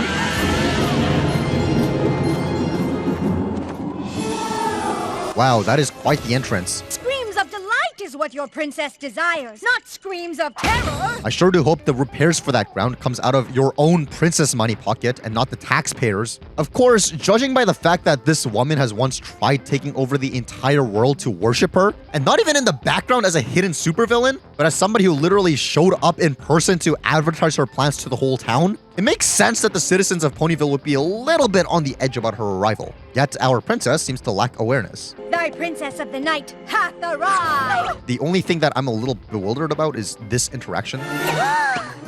What is the matter with you? This pony, Raven Inkwell, is shown to be a secretary type of being for Princess Celestia a little later on in the show, meaning that she's employed by the castle, you know, the castle in which Princess Luna herself resides. I wonder if Raven Inkwell actually knows Princess Luna personally, and if so, there'd probably be no reason for her to cower like this. My headcanon is that these two made up a little after this episode was over, and Luna got her a job at the castle after chatting a little. That would make sense since this ain't until season 3. Anyways, this is a strange line.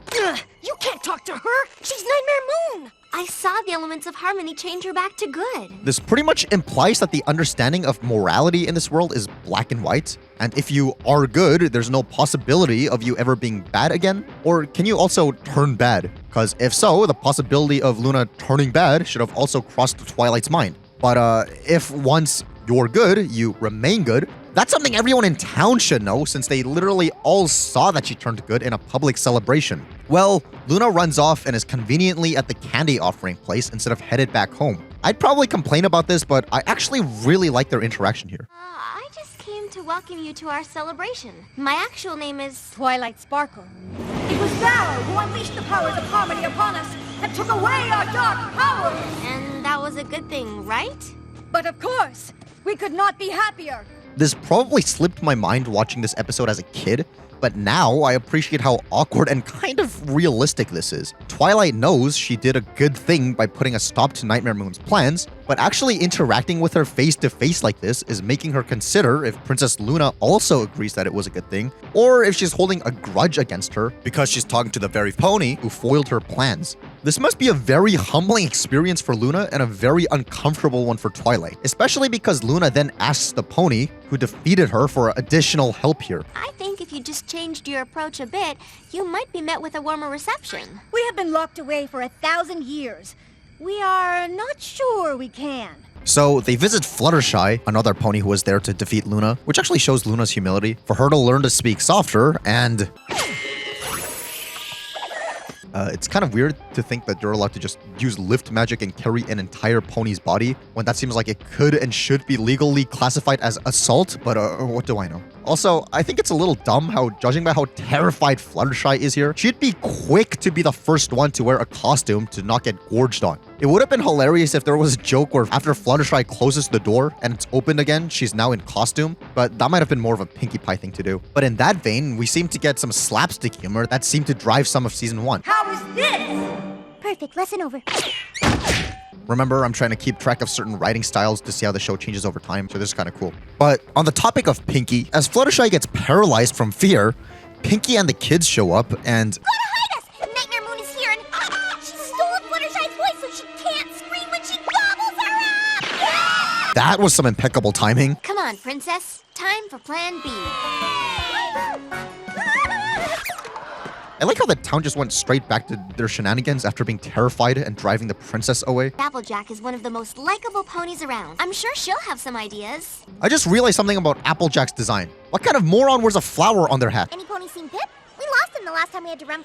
Is Pinkie implying that she left a child for dead? Anyways, this little misunderstanding causes a frenzy around town, featuring some, I guess you could call it cringe comedy, since Luna's making a fool of herself and causing a scene. Not enough fun for you? What say you to this? But it's not exactly comedic, it's just a painful watch. Huzzah! How many points do I receive? So I'm not sure what the rhetorical point of this is, if there is one. I guess it could be relatable. I, for one, do cause scenes and act like a fool in public. Perhaps the intention was to show us that we should remain gentle even in times of distress, since all the ponies seem to be getting along with her while she was gentle. Here, princess. I ask that thou call us, me, Luna, fair Applejack. Hear me, villagers, all of you. Call me Luna. Luna. Then again, that involves me improving myself as a person when I'm already perfect. Why are they hiding the Illuminati in my show? Did this guy seriously put on a cowboy hat and call it a day? You realize that half of this world are cowboys, right? That's basically if for a Halloween costume, all you wore is a suit and tie. Or better yet, I don't know, a McDonald's uniform. Or even better, if you put on a backpack and called it a day. Student costume. Sure, I guess cowboys exist in real life, and wearing a cowboy hat for a costume would count as a legitimate costume. But remember that the reason you're supposed to wear a costume for this occasion is to hide your true form so you don't get eaten. I'm not sure if Nightmare Moon will be able to tell that this is supposed to be a costume, or if it's just a normal pony and proceed to eat him. If she thinks this counts as a costume, by that logic, Applejack doesn't have to wear an actual costume, judging by how she always has a cowboy hat on. But speaking of costumes, these three are gonna get gobbled up because they have no costumes. But on that note, it's funny how Sprinkle Medley got a minifigure, and because the people designing it based the design solely on this shot, this is how it looks like. This would have been perfect if they just made the eye normal, but go off, I guess. But speaking of these minifigures, I think they did Lyra's mummy costume a great ton of justice. Yuck. At least they added the cutie mark so we can tell who it is. That was totally necessary and isn't the nail in the coffin of how horrendous this looks. But speaking of Lyra, she changes her costume and then proceeds to go back to the original one, which is odd. Since you choose to fear your princess rather than love her, we decree that Nightmare Night shall be cancelled! From this, we hear a kid say, But I want it to be a zombie next year. which actually sounds kind of morbid. Same goes for when parents in real life dress their kids as ghosts and skeletons for Halloween. Because these things are tied with death and represent death and are things we can only become after we die, sure, I guess we are technically skeletons inside, but you get what I mean. So I'm just wondering why you would dress your child as something they'll eventually be / can only be after they die. And by that logic, it's a little concerning that that's the one specific thing this girl wants to be, but alright. Luna was happy. Every pony in town was happy. Now look at them. I'm going to do what I do best. Lecture her. Princess? Leave me be, Twilight Sparkle. Wow, another instance of the Buddhist peace symbol. Tilted 45 degrees and everything this time. Wow. Alright then. First of all, you hide the Illuminati symbol, and now this? What are you trying to do? What are you trying to instill into our kids? Speaking of which... what another great lesson for the kids. Follow candy on the ground that leads into a dark alleyway. You remember Princess Luna, right? Hast thou come to make peace? Okay, I'm just gonna skip over how Pinky just laid an egg, since that's part of the joke, but why is the egg purple? Is this secretly another kidnapped dragon egg? Also, I like how if she was actually scared here, the implication is that she just abandoned her young. That is in line with how she left Pip to get eaten earlier, so full marks for consistency, I guess. Nightmare Night's not over yet. We still have candy left to give. Come on, little ponies. What's Nightmare Night without the annual candy offering? There's a designated candy offering time? Why was that earlier then? You guys are trying to bleed these kids dry of their candy. Also, the mayor was there to witness the kids offer candy earlier, so what's she going off about? What a confusing cut. It initially appears as if this pile was already here despite not being in the previous shot, but then you see that Pip was actually last in line and that's why the candy pile wasn't there, but now it is. So the way this is edited does make logical sense, but it would have probably flowed better if the sequence cut after showing Sweetie Belle in front of the line pouring her candy down. Also, judging by how all this was left earlier, and they've since disappeared, with Princess Luna presumably snacking on the candy from earlier, from the original pile, judging by how it's all gone, and she was playing with a piece of candy, and that would mean that she's gonna eat all this as well. How does Luna not have diabetes? Not to mention all this that she gets later. And now that I think about it, okay, this hurts my head. Bear with me here, I'm freestyling this. So obviously, all the years celebrating Nightmare Night, Princess Luna wouldn't have been down there to actually eat this candy. So what did they do with all this whenever kids left it in front of the statue? As in, you could leave some cookies and milk out for Santa Claus, but if it's gone in the morning, obviously it was eaten by like one of your parents or something. Because if it's still there the next morning, that tells the kid that Santa Claus isn't real. I mean, Santa Claus probably is real, but just like for the sake of argument, let's just say that's what happens, right? So by that logic, I'm assuming like the organizers of these events would just split the offered candy amongst themselves. But now that Princess Luna is here, is the candy rightfully hers now? I don't know, I think that's just something to consider. Citizens of Ponyville, I am pleased with your offering. So pleased that I may just eat it instead of eating you! Okay, that's a funny visual gag, but is the implication that she can't morph her teeth? I get that's the joke, but maybe it's actually clever, since perhaps that implies that while she can shapeshift her body, she can't shapeshift her bones. That gives us some pretty cool insight into magic of this world. But speaking of Luna's anatomy... Princess Luna. Isn't it great how you can pull on her hair instead of just phasing through it? I'm not sure what to think of that. Yeah, Nightmare Night is my favorite night of the year. Well then, we shall have to bring Nightmare Night back! You're my favorite princess ever! Yeah, if we're not counting Twilight, you're speaking for about probably 90% of the fandom here, buddy. Dear Princess Celestia, when you first sent me to Ponyville, I didn't know anything about friendship. At least this episode gives us something new. Redeeming villains. I met some pony tonight who was having the same problem. Your sister, Princess Luna. I sure hope that they don't run that concept into the ground. Obviously, Luna's character design has been drastically changed from her one other appearance so far, from the season 1 premiere. Her coat's a darker color, her mane is magical now, you have eyes. Honestly, I dig the original design. I'm not sure I'd say I'd like it better than the second one, and the fascination I have with the old one could really just be scarcity bias, but this design is definitely cuter. And I wonder if this change was strictly for aesthetic purposes, because the older design is a little blander in comparison, or if there's actual lore reason for this. Especially because we get flashbacks to before Nightmare Moon happened, and we see that she has her current design even all the way back then. Somebody actually asked Goddess Faust about this, based on this Facebook post that came out 2 days before the episode to tease it, and I do want to make a quick side note and just point out how it's difficult to find a single negative comment on this post, and everyone just seemed to be really excited for it, especially for Luna's grand return. I thought this made for some nice footnote to paint a picture of what the vibes of this fandom were like, while early show was still airing. Quite wholesome 100. Anyway, she responded by saying, "When Nightmare Moon was defeated, her evil power was eradicated. Luna was reborn with her magic levels very low. It took time for her good power to come back to her, and now she is healed, reformed, and rehabilitated, and is indicated by her magic mane." I just made that up. I don't know how the new showrunners would explain it, but that's how I would. This one makes sense, but judging by the fact that the writers introduced the Canterlot voice thing along with Luna using old-timey English like so. This is the traditional royal Canterlot voice. It is tradition to speak using the royal we, and to use this much volume when addressing our subjects. When she didn't originally, I'm so sorry. might be an indicator that everything about her character going forward is a retcon of the only other appearance of her. Then again, I guess we could also excuse this by saying that the only character Luna spoke to in that episode was her own sister, so there would be no need for that extra fancy stuff. I missed you so much, big sister. Who knows? Though, speaking of characters voiced by Tabitha St. Germain, you may have caught on to the fact that Rarity doesn't appear in the episode at all. Not even in the background, which is odd. The main focus of this episode is one of her characters, so it's not like she was busy. I mean, even Granny Smith gets a line in the episode. But apparently she was supposed to appear in it, and not only in this apple bopping scene, but also, according to the goddess, in an earlier draft of the episode, Rarity was supposed to still be working on her costume because she's a perfectionist, with Twilight getting her to make Luna a costume. And there was supposed to be a joke where, because it looked too pinkish, she tore it all off, but a piece of costume in her mouth was going to get Pinky to think she's a cannibal. That sounds like it would have been funny. At least we got to see what the costume potentially would have looked like based on this asset from some sticker game thing. Obviously, this is an edit of the season 1 design, so who knows what the final design would have actually looked like, unless the original cut of this episode actually featured the season 1 design, which is pretty interesting. I have no idea why her skin is pink. I mean, I guess technically all horse skins are pink, I think. Her coat, I don't know why her coat is pink. I mean, poor Rarity. Her scene in the episode Applebuck season was also cut for time. She always seems to be getting the short end of the stick for things like that. But then again, I guess that's what keeps her true to her name as a rarity. Ha ha ha ha ha. But speak of the devil.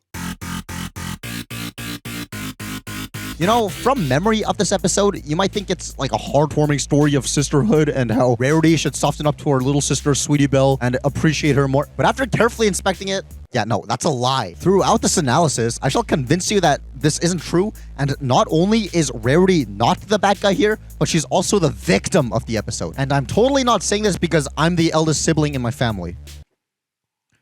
Whatever. Wow, the music in the background is very funny. Aroma, spiced one maple cider. Listening to it isolated, you can definitely hear how goofy it is.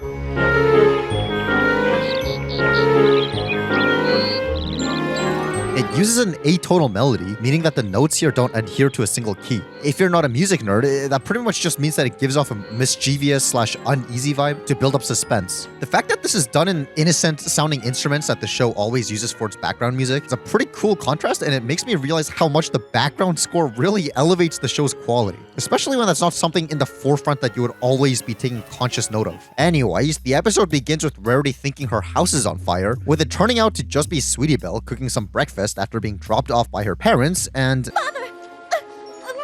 this raises a few questions. The fact that Rarity sounds surprised to see her parents here would imply that they don't usually live with her, which makes sense since in season 3, we see Sweetie Belle / her parents' house. This just means that Rarity lives in the boutique while the rest of her family lives in this house, because she's presumably old and financially stable enough to live on her own.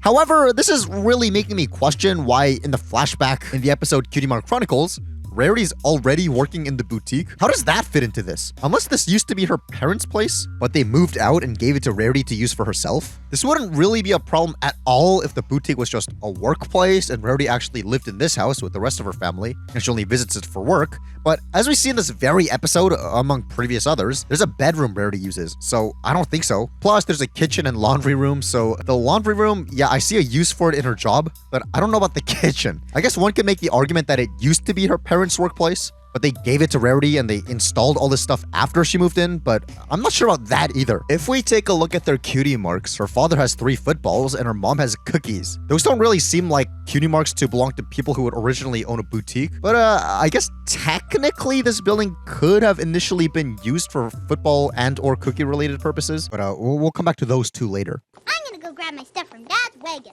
I wonder what kind of wagon she's talking about here, since there's actually quite a bit of different types of things that are referred to as wagons, both in real life and in My Little Pony. So I have no idea if she's talking about a storage wagon or a transportation wagon. Later when they leave, we see them taking a taxi-like transportation wagon. So if they brought Sweetie's stuff in their own transportation wagon, I don't get why they would have spent extra for a taxi. I don't know, I guess they're just a rich family. Retired football star, perhaps?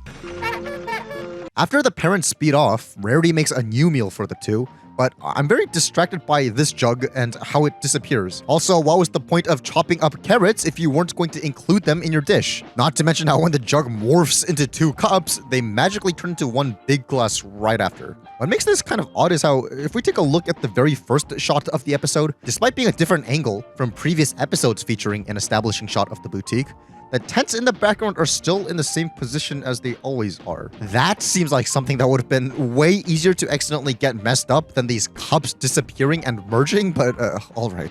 Anyways, after cleaning up, we see that the time is 2 p.m. Assuming the breakfast was at a reasonable time, that means this took hours to clean up, despite the fact that it only took 1 little wipe to get the floor sparkly clean. Amazing. Anyways, then we get Sweetie Belle being responsible for doing the laundry, and Told you I'd make myself useful. Surprise! My incredibly expensive, one-of-a-kind designer crocheted wool sweater. In the heat of the sun, wool shrinks. And then this. I never got in trouble for drawing. This needs something.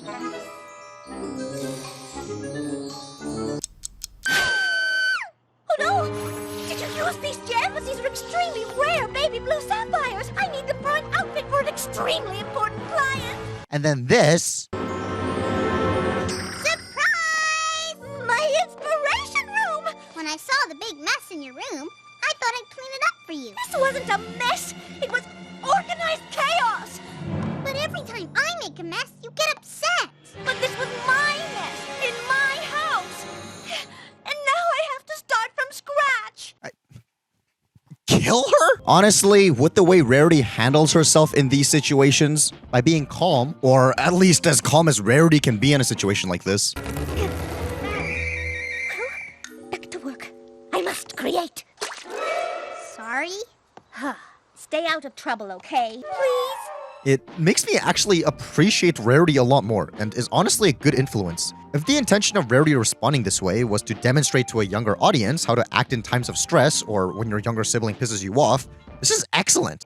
Now I have to go and find some more of these gems. I'll go with you and help. No!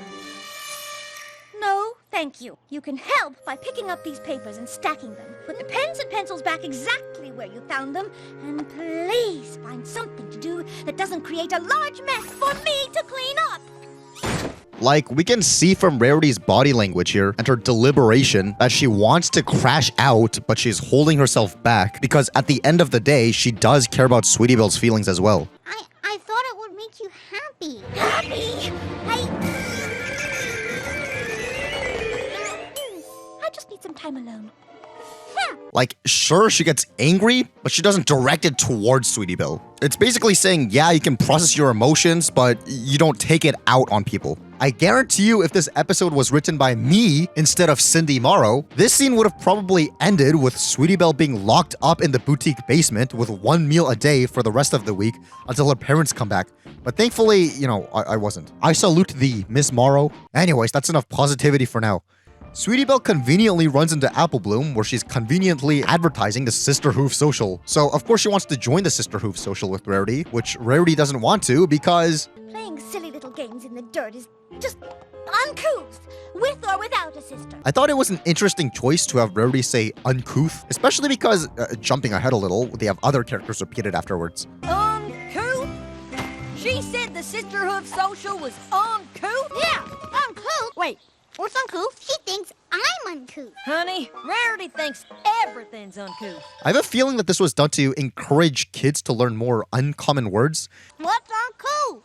It means uncivil, you know, bad-mannered. Which seems like this from season 1 actually done correctly. I've bitten off a bit more than I can chew with this order. But you're not eating anything. No, sweetie. It's an expression. It means that I've taken on more work than I can handle. Since they're not interrupting the flow of the episode to give us a textbook definition of a phrase, it's also directly related to the plot, as in being the final straw in getting Sweetie to crash out. Well, then, maybe I'll try the Sisterhood Social without a sister.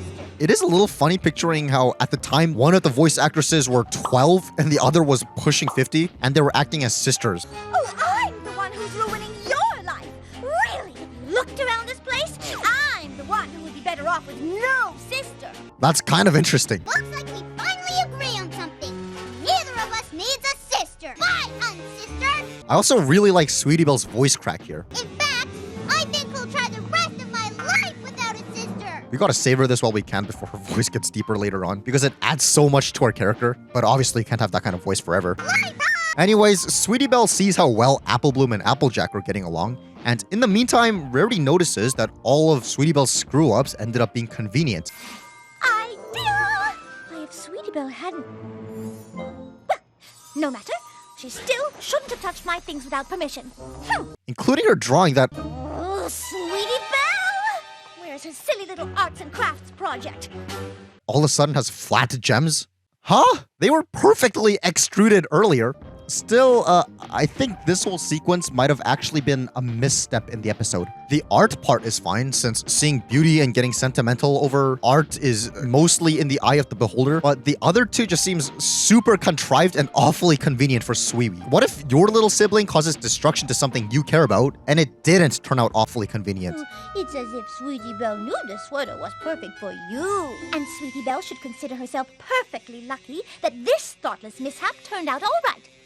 We could have just had these two things not end up good, yet Rarity sees this and ends up sentimental anyway. That sentiment is enough to get Rarity to try patching things up. I think that may have possibly had a bit more impact. Still, I guess the cloth shrinking and being perfect for Opal is a nice way to wrap things up neatly and also be a creative use for Opal. Let me know what you think. So Rarity gets a stern talking to by Applejack, who says, Being sisters is like apple pie. You can have amazing apples, and you can have a wonderfully crispy crust, but only together can you have a perfect apple pie. That's worthy of a fire quill writing gift thing. What isn't worthy of this gift, though, is how after Applejack agrees to be Sweetie Belle's sister for the race, Sister for a day. Apple Bloom does this. 1 day. Then she does it again. 1 day.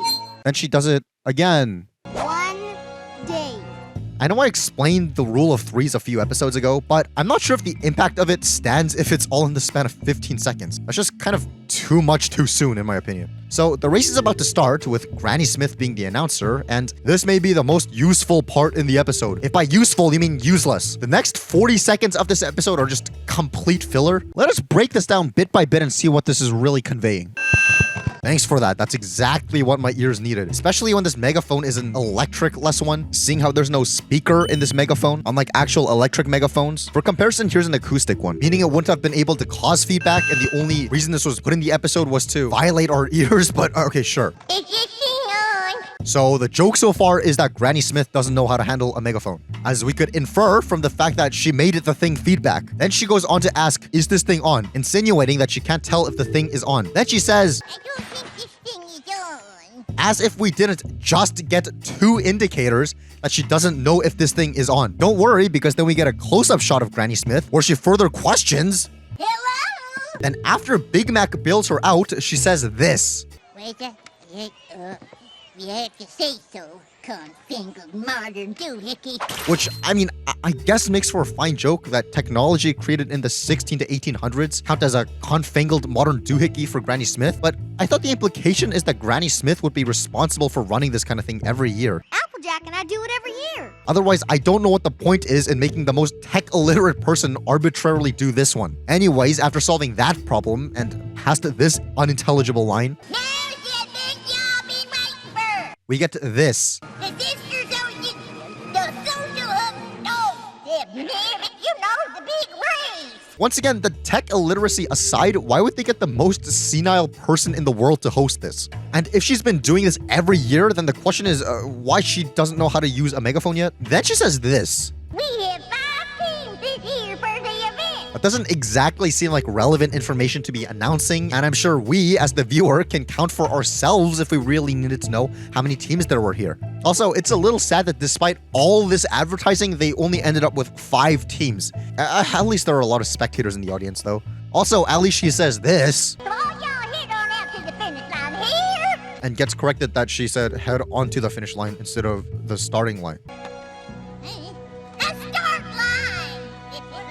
Because that was kind of funny. At least the monotony gets broken a little, because then we get this zinger delivered by Apple Bloom instead of Granny Smith. One day. Good luck.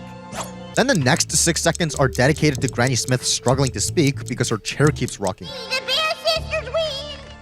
On your mark. Get set.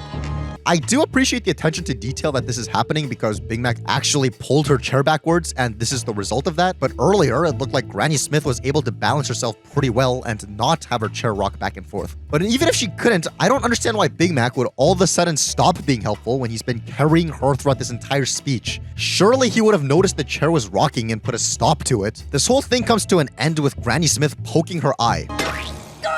Which isn't exactly a clever joke, but at least it's a use of a different type of joke than what we were just witnessing for the past 35 seconds. And onto the race they go. In conclusion, all she needed to say was on your marks, get set, go, which would have taken approximately 4 seconds, but we multiplied that by 10 to stretch this whole thing out to 40. Great filler. It really seems like the writers of this episode had everything they wanted to say with it already written, such as the Applejack talking to Rarity part, and the conclusion, and wrote to this part to fill the gaps. It's not the fact that this eats up 40 seconds of the episode that I'm bugged about, since if I'm watching a 22-minute episode, I've basically already signed 22 minutes of my life away, regardless of how a random 40-second segment in it is used. It's the fact that it's just awkward to watch. I get that's a subjective view, but this is practically elder abuse, and the joke is that she's on the verge of dementia. If that was purposefully the joke like you'd see in black humor media, I'm sure there would have been a much more clever way of writing a joke like that. But the fact that the way this did it was probably unintentional and only written as a way to stall for time, and they ended up making this poor grandma practically brain dead as a result, is just kind of uncomfortable to me, especially if that's what they choose to drag a joke on for. Also, in conjunction with these off-model Granny Smiths, they just look kind of gross. But oh well. At least it wasn't quite as gross as this shot of these ponies bobbing for apples when there's no bucket visible here. Then we get to the big race, which as a visual event with no dialogue to analyze, there's not much dissection to be made here. Besides seeing how Sweetie Belle was able to carry all this at presumably once earlier, I'm sure she would have zero problem doing all these strength-based challenges by herself. Also, this challenge involves preventing the lives of poor chickens from happening. Also, I don't know why they look fried when they just came out of the egg, but the thing is that we actually do have a point of reference for how fried eggs in this universe do look like, because that just so happens to be what Rarity and Sweetie Belle had for breakfast earlier. So, you know what? Good job. I guess compared to this does look raw or not fried. I'm also not sure why these two carry an egg each when these two only carry one. And it's not like this was a cut to their second attempt, unless if you want to argue that these two remained in this exact position the whole time. Anyways, the big huzzah is that it turns out that Applejack was really Rarity all along.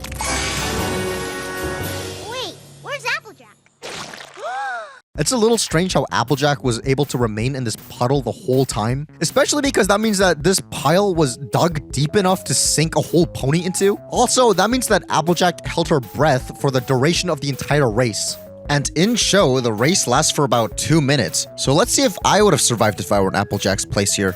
Feel free to hold your breath along with me. Okay, 3, 2, 1.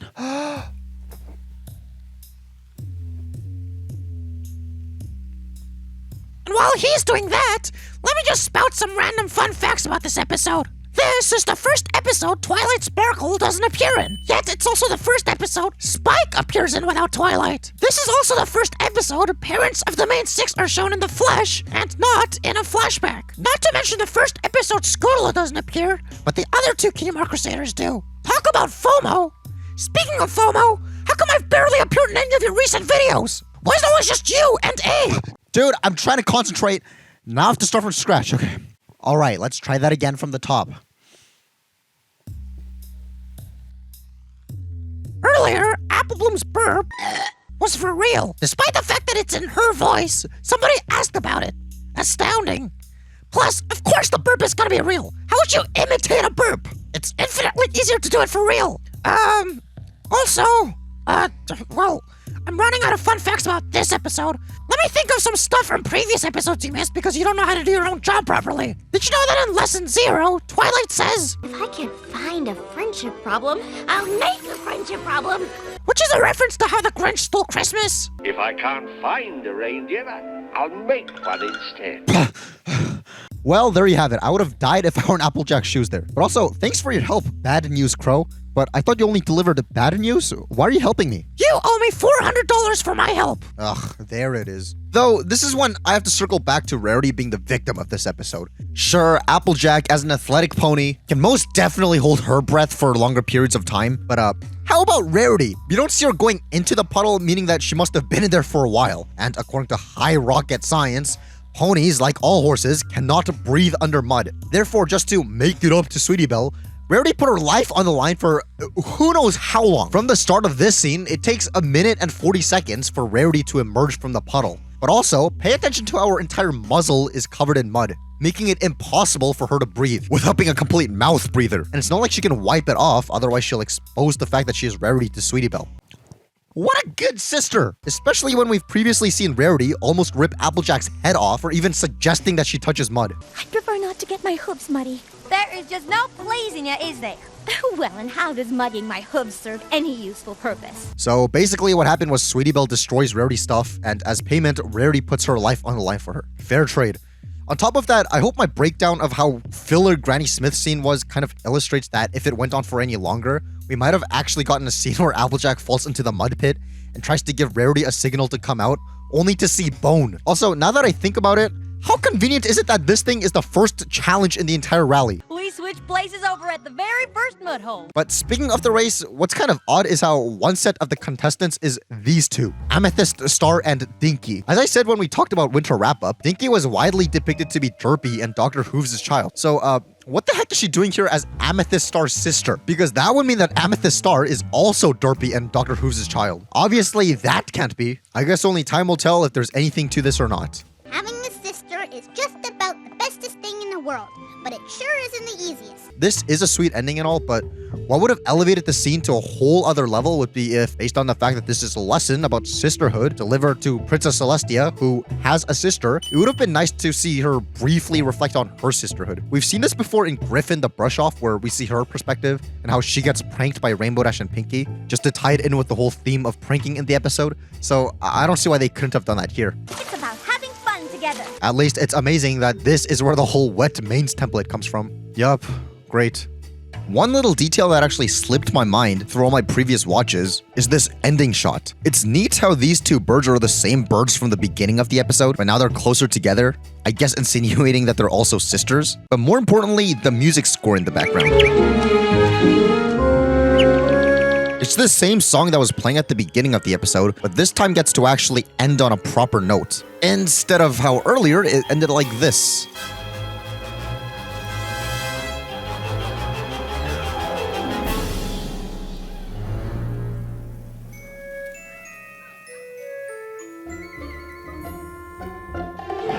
meaning that all the uneasiness and suspense from the beginning of the episode actually came to a resolve. That's pretty cool. And I wouldn't have realized this unless if I was overanalyzing and dissecting literally every detail about this episode. It makes everything come full circle, which is genius. So I'm glad that I'm actually taking the time to overanalyze all these episodes.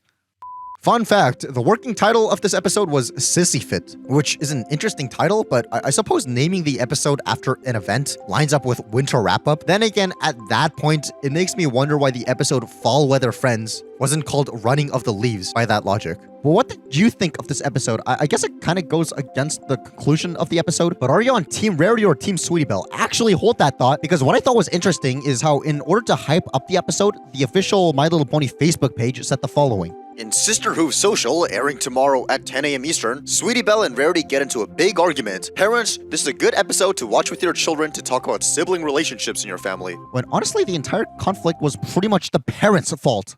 This whole conflict could have been possibly avoided if the parents just told Rarity that they're dropping Sweetie Belle off in the first place. There's this line. By the time we get back from our vacation. Vacation? Is that this week? Which sounds like Rarity might have known it, but then they go on to say this. Is that, 7 whole days? And 6 nights. Which would imply that Rarity wasn't filled on in the details of what's happening. I'm sure had she known Sweetie Belle was going to be dropped off for the week, she would have made some accommodations and time for her and planned things out. After all, Rarity does seem like a schedule-oriented individual, so... Plus, we see throughout the episode that she's busy and has work to do. This is definitely the parents' fault. Though, to play devil's advocate, Rarity says... So, now when you say a week, is that, 7 whole days? But her parents didn't say anything about a week at all here, so maybe she did know it was going to be for a week. But if so, that seems like a bit of a dumb and redundant question. The thing's that if they just had one throwaway line somewhere here about, we must have told you about 100 times, and I guess I was just so swept up by work that it slipped my mind. There would have been zero problem, but oh well. With the way it is here, without that, Rarity is the victim. I will say that it's a little dumb on Rarity's part for not offloading Sweetie Belle off to Fluttershy to babysit like she did in Stairmaster, especially when that episode ended with Rarity seeing how obedient Sweetie Belle is to Fluttershy.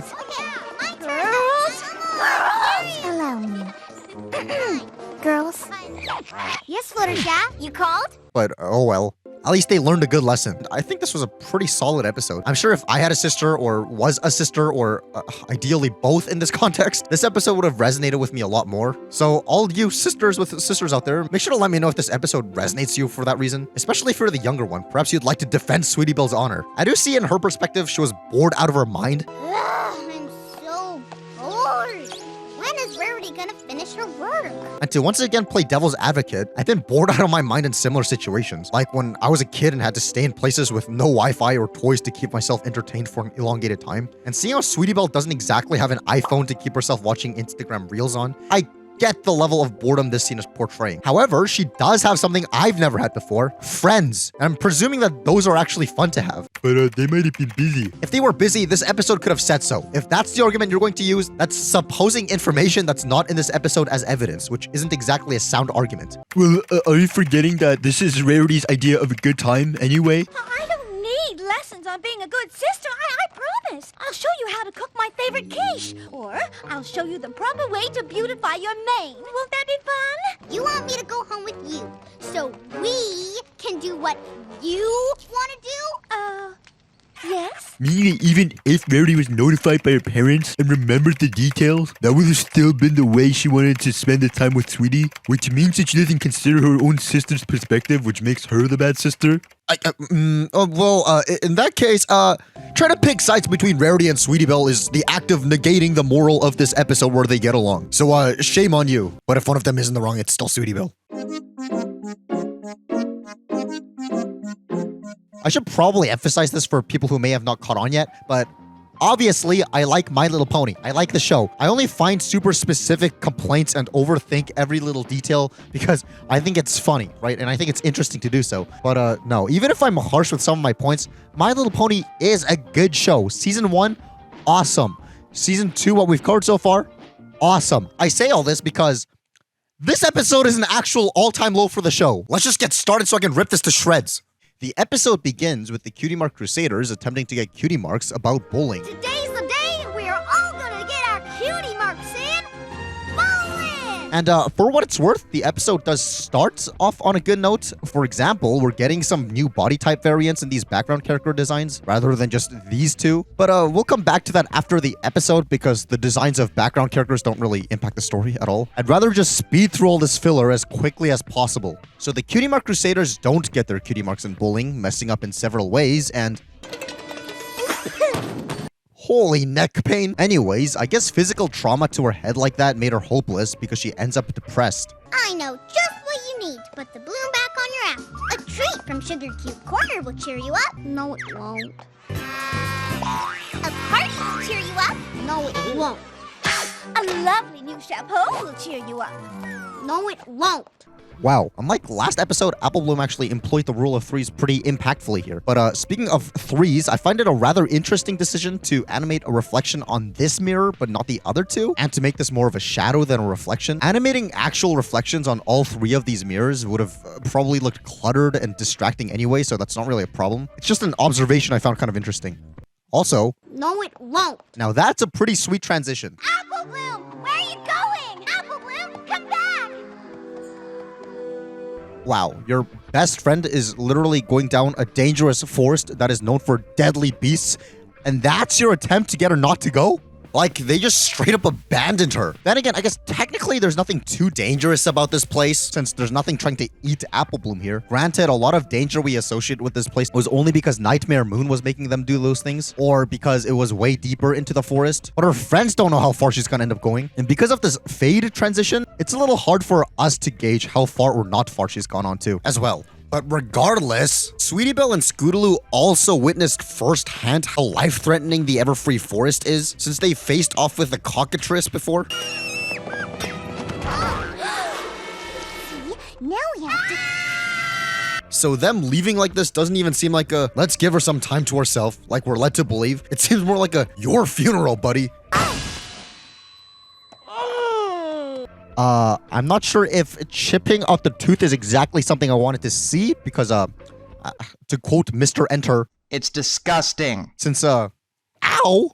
Plus, Apple Bloom's teeth were strong enough to survive biting a bowling ball hard enough to grip it fully, but a little fall like this does the deed. But I do see the rhetorical point here, which was to get Zecora to find her and heal her, which reinforces the idea, or for some introduces for the first time, that Zecora is a reliable person instead of some scary creepo living in the forest alone. But on that note, seeing how Zecora ran into Apple Bloom by coincidence and it's not clear if Apple Bloom was going in to see her on purpose. Who is it that we have here? Why, it's Apple Bloom, my dear. Was this actually, a you-know-what attempt? From what we know about the Everfree Forest, that might as well be what the act of entering the region is. And what if this group name suggestion from earlier? How about the Pin Twins? But there are 3 of us. Was actually a sinister cry for help. The more I think about it, the more I can't shake that feeling. Now, you might think, Apple Bloom was the first to give Zecora a chance when everybody else was prejudicial. Maybe she entered the forest to ask her to magic her a cutie mark. But then we get this interaction? You have tonics that heal all sorts of ailments. With her getting the idea for the first time? I bet you can mix up a brew to fix anything. Meaning that this was not the original intention of entering this dark forest. Even these adult ponies were terrified of entering from how life-threatening it is. So, none of you have been in here before? Heavens no! Just look at it. It's dreadful, and it ain't natural. And they were this scared even before Nightmare Moon's control of all these creatures. So this place actually is dangerous under Nightmare Moon's control or not. So, with that incredibly dark/relatable perspective aside, one must be patient for all things good. I've heard that from every pony I know. And now from every zebra I know. Then maybe you should, I don't know, take it into consideration? For a cutie mark, time is the only remedy. Fine. Okay, so they held that one shot of Apple Bloom for 6 seconds. Were they strapped for animation budget or something? Also, you gotta love how her eyelashes clip through her eyelids. Anyways. I am brewing up another mix for a rooster and his chicks. Seems the rooster has lost his crow, making mornings very slow. I've seen that flower blooming in Ponyville. It is one we call Heart's Desire. A dash will ignite the rooster's fire. With Heart's Desire, his talent comes into view, and he'll give a mighty cock-a-doodle-doo. Is this an innuendo for something? I mean, I guess we'll never know because Apple Bloom steals the flower while Zecora's gone in order to magic herself a cutie mark. In this case, it's this thing. Is it an O? Is your talent spelling?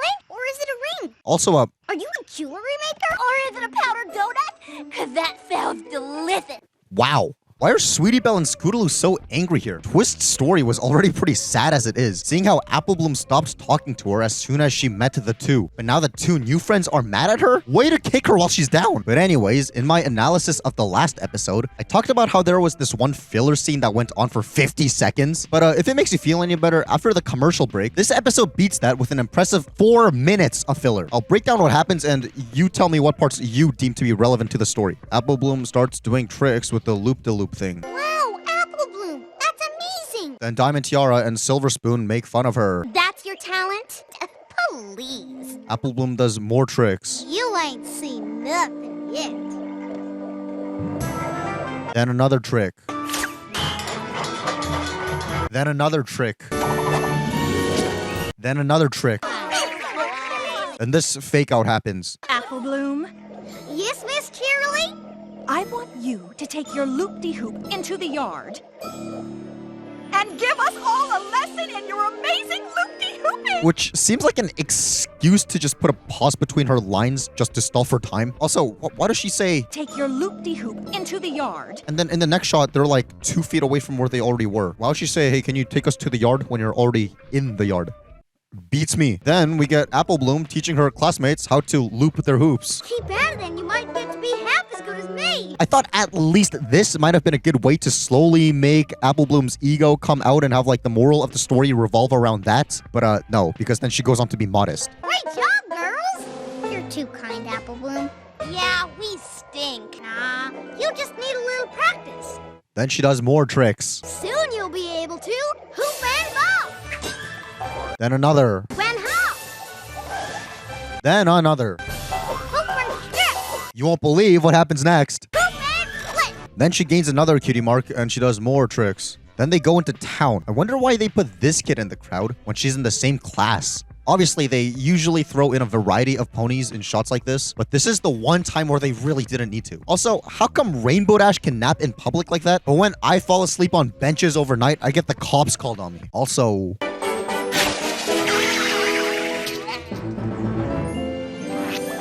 I suppose this is a fine joke since the whole Spike has a crush on Rarity thing actually originated from Goddess Faust wanting to highlight Rarity's beauty the moment she was introduced in any way possible. And she thought the quickest way to do that was to have the one male character on screen fall in love with her. So Twilight resembling Rarity here would line up with how, according to this universe's logic, Twilight is incredibly beautiful. However, it's just weird in retrospect since there's episodes later on talking about how they should be counted as family. The true sibling supreme, Spike. Huh? The little brother we've always had. Which is a sweet moral for that episode and all, but it just, in retrospect, makes this joke very strange. Anyways, then she does more tricks. Anyways, it's just me, or do you also think a lot of this was very, very unnecessary? Because I'm not sure what the point of all this was, if not for filler. Is there any actual advancement to the plot other than Apple Bloom getting another cutie mark and immediately being an expert on those two things? Do we really need all this? On one hand, yes. One of the strengths of animation as a visual medium is, well, animation and wacky visual things that are being shown. And it would be boring if every single shot was two characters talking to one another. But on the other, can we have some like cool visual stuff, but also something that moves the plot forward at a reasonable pace? What does move the plot forward is when it's night and the apples get home. Wait a second. So the painting this is referencing is American Gothic, which you've probably seen or at least have seen parodies of it before. But as always, I've got a few questions about this. First of all, do you suppose that in-universe, this is the original painting, akin to the original American Gothic that was painted in 1930 that's currently residing in the Art of Institute of Chicago? Or do you think it's like a print copy of the original in-universe painting? Kind of like how you can get a print of the actual American Gothic. Because if it's the first option, that means that this family has an invaluable item in their possession. And they could sell this and retire like the next 12 generations in their family and fix Granny Smith's hip while at that. Or it means that somebody in this family is a revolutionary artist and nobody knows it yet because they didn't bother selling it. Then again, seeing how the painting was only deemed to be worth $300 when it was originally painted, when nowadays it's not for sale and you can't even buy it, and that's how invaluable it is. If this was painted by somebody in the Apple family that's still alive, it won't really be worth all that much until whoever did it is long gone. Anyways, because Apple Bloom can't stop tap dancing because she now has a tap dancing cutie mark, Applejack takes her to Twilight's where they learn what's going on. Well, I know some pony who might. Man, the transitions are on fire this episode. Cutie Pox. Random cutie marks appeared all over the ponies' bodies, causing them to perform all the talents that came with them. It says here there's no known cure. The cause of the breakout was never discovered, and the Cutie Pox disappeared as mysteriously as they arrived. Is the implication that the ponies who all had this disease couldn't stop what they were doing and died from exhaustion or starvation? Because that's depressing. Also, wow, I thought it was night outside. Yeah.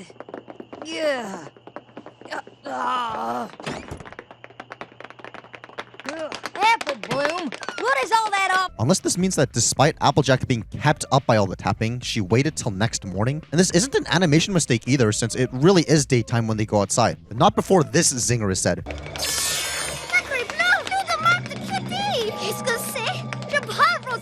My sister's speaking in fancy. While this is a widespread catchphrase, and the joke is pretty simple, which is that obviously Applejack as a country bumpkin thinks speaking French is inherently a fancy attribute, I gotta wonder how many people who see this actually understand what the cutie mark represents here. Beyond just being like a fancy looking object. The fleur de lis, or lily flower, is apparently a French symbol that symbolizes the Immaculate Conception, which is a can of worms that is way outside the realm of this video, but in conclusion, it relates to Jesus. So I'm not sure what the implications of that, along with the fact that the term heaven exists in this exact episode is. Good heavens! But that's pretty interesting. What's also interesting is how when Apple Bloom goes into town and causes a scene, we get the flower pony's first appearance in forever. She's cursed. I'm going to miss these three when their existence gets pretty much forgotten by the writers. We were just on our way to see if you had a cure. But magically you're here. Was your zebra sense tingling? Zebra sense? Does that mean that there's like a Zebra Man superhero comic franchise that exists in this universe? I thought I had removed their fear the last time that I visited here. But doors are barred and shutters shut. Guess I should have stayed inside my hut. Also, this is a fun callback and all, but it's just weird how she should know, from like a few episodes ago that the entire town is fine with her, even calling her a town friend, remember? All the little ponies who have been out collecting sweets should follow our friend Zecora. Unless, just like season 1, the episodes don't take place chronologically and the Halloween special was only the Halloween special to time it with Halloween. But speaking of callbacks to season 1, this episode seems to not be lacking in those, such as hang gliding. Hang gliding, go! But also, as a more general similarity to season 1, when Apple Bloom gets a tornado cutie mark, she starts spinning around like Taz from Looney Tunes, which is very reminiscent of all the other Looney Tunes references in season 1. The only thing with all these callbacks to season 1 is, you know what? We'll get back to that later. Apple Bloom! Are you okay? I'll censor that you two care if she was okay. Also, But after my visit from Apple Bloom, some had mysteriously left my room. interesting how Zecora has used the bloom and room rhyme twice in this episode. There are many mixtures in this room, but none for what you want, dear Apple Bloom. Though, then again, I guess if you're forced to speak in rhyme, there's only so much you can say. But what she does say is that the cure to the cutie pox is grown from these seeds that blossom when you tell the truth. I thought it was funny how Applejack's hat disappears for a shot and then comes back in the next. And as Apple Bloom tells the truth about what happened, the flower grows, which fixes her. I figured the heart's desire would help me get what I wanted most. So when Zecora left her hut, I mixed up a special potion and put the rest of the heart's desire in it. How did she say all that in English if the lily flower cutie mark is still on her? Strange. But on that topic, here's a translation of all her French lines in this episode.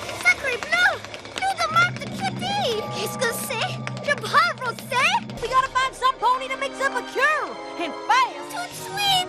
Hurry. And if you were wondering, in the French dub, she apparently just speaks an old-timey French. Sacre bleu! Une autre marque orne ma croupe! Ventre sang gris! Je parle en ancien français! which, I mean, I guess is a way of translating the joke. Well, the lesson Apple Bloom learns is that lying is bad, and also that... With each mistake, you learn something new, growing up into a better you. Thanks, I really needed to hear that. Also, Zecora somehow has teleportation abilities, apparently. Whatever, that's the end of the episode. Okay, I'll start off with the positives. This episode was at least good world building for the Apple family, since just like Rarity's family in the previous episode, we get a glimpse into what this family's dynamic is like at home. Even though, speaking of the last episode, Sisterhooves Social, we got some of that already with the Apple family, but I guess if we're really focused on world building, this is not a bad thing to show again, just to reiterate things and just to show some consistency within the world. Secondly, for positives, is like I said way earlier, this episode introduces some new unique background pony designs, such as this one, who fans nicknamed Alleyway, only to be roasted because her other name, Penny Lane, was used in merchandise instead. It is kind of cool how there's this fan interpretation slash theory thing, even though it's not really a theory, that she's Vinyl Scratch's sister based on the fact that they both have similarly colored hair, plus they're both unicorns. But if we're going off by color, this guy literally next to her in the scene is a better contender of being her sibling. Plus, we're going to see later on in the show that a family can have multiple races in their family, so we're gonna have to completely dismiss they're both unicorns thing as a non sequitur. Then again, I guess you could have more than one sibling, so who knows. More curiously are these guys, who are references to characters from the movie The Big Lebowski. Fascinatingly, this guy is an interesting case. For one, he's one of the only characters to have been in the mobile game who got removed and you can't get him anymore. I initially thought that might have been because his name is Jesus, and therefore somebody complained about that, and so the game removed him. And yes, just because I know I'm gonna get comments if I don't mention this, the name of the character he's referencing is pronounced Jesus in the movie, not Jesus. Jesus. You said it, man. Nobody with the Jesus. But anyways, the fact that that's his canon name in the show as well just highlights the whole Jesus exists in this world thing from earlier. But anyways, that whole thing was just a guess. Anyways, after watching the actual movie, I have a slight clue. I know why he was removed from the game. He's based off a total pervert. Yeah, but he's a pervert, dude. Yeah. No, he's a sex offender with a record. He did 6 months in Chino for exposing himself to an 8-year-old. When he moved to Hollywood, he had to go door to door to tell everyone he was a pederass. Which is a little messed up and dark to be referencing in a show like this, but that's a pretty fun fact. And on that topic, this happens. With how angry this pony looks, just like the character he's referencing gets when somebody doesn't follow the rules of bowling. Mom, this is bowling. There are rules. Hey, Walter, come on. It's just, hey, man, it's Smokey, so his toe slipped over a little, you know? It's just a game, man. What's his reaction to people screwing up the rules of bowling?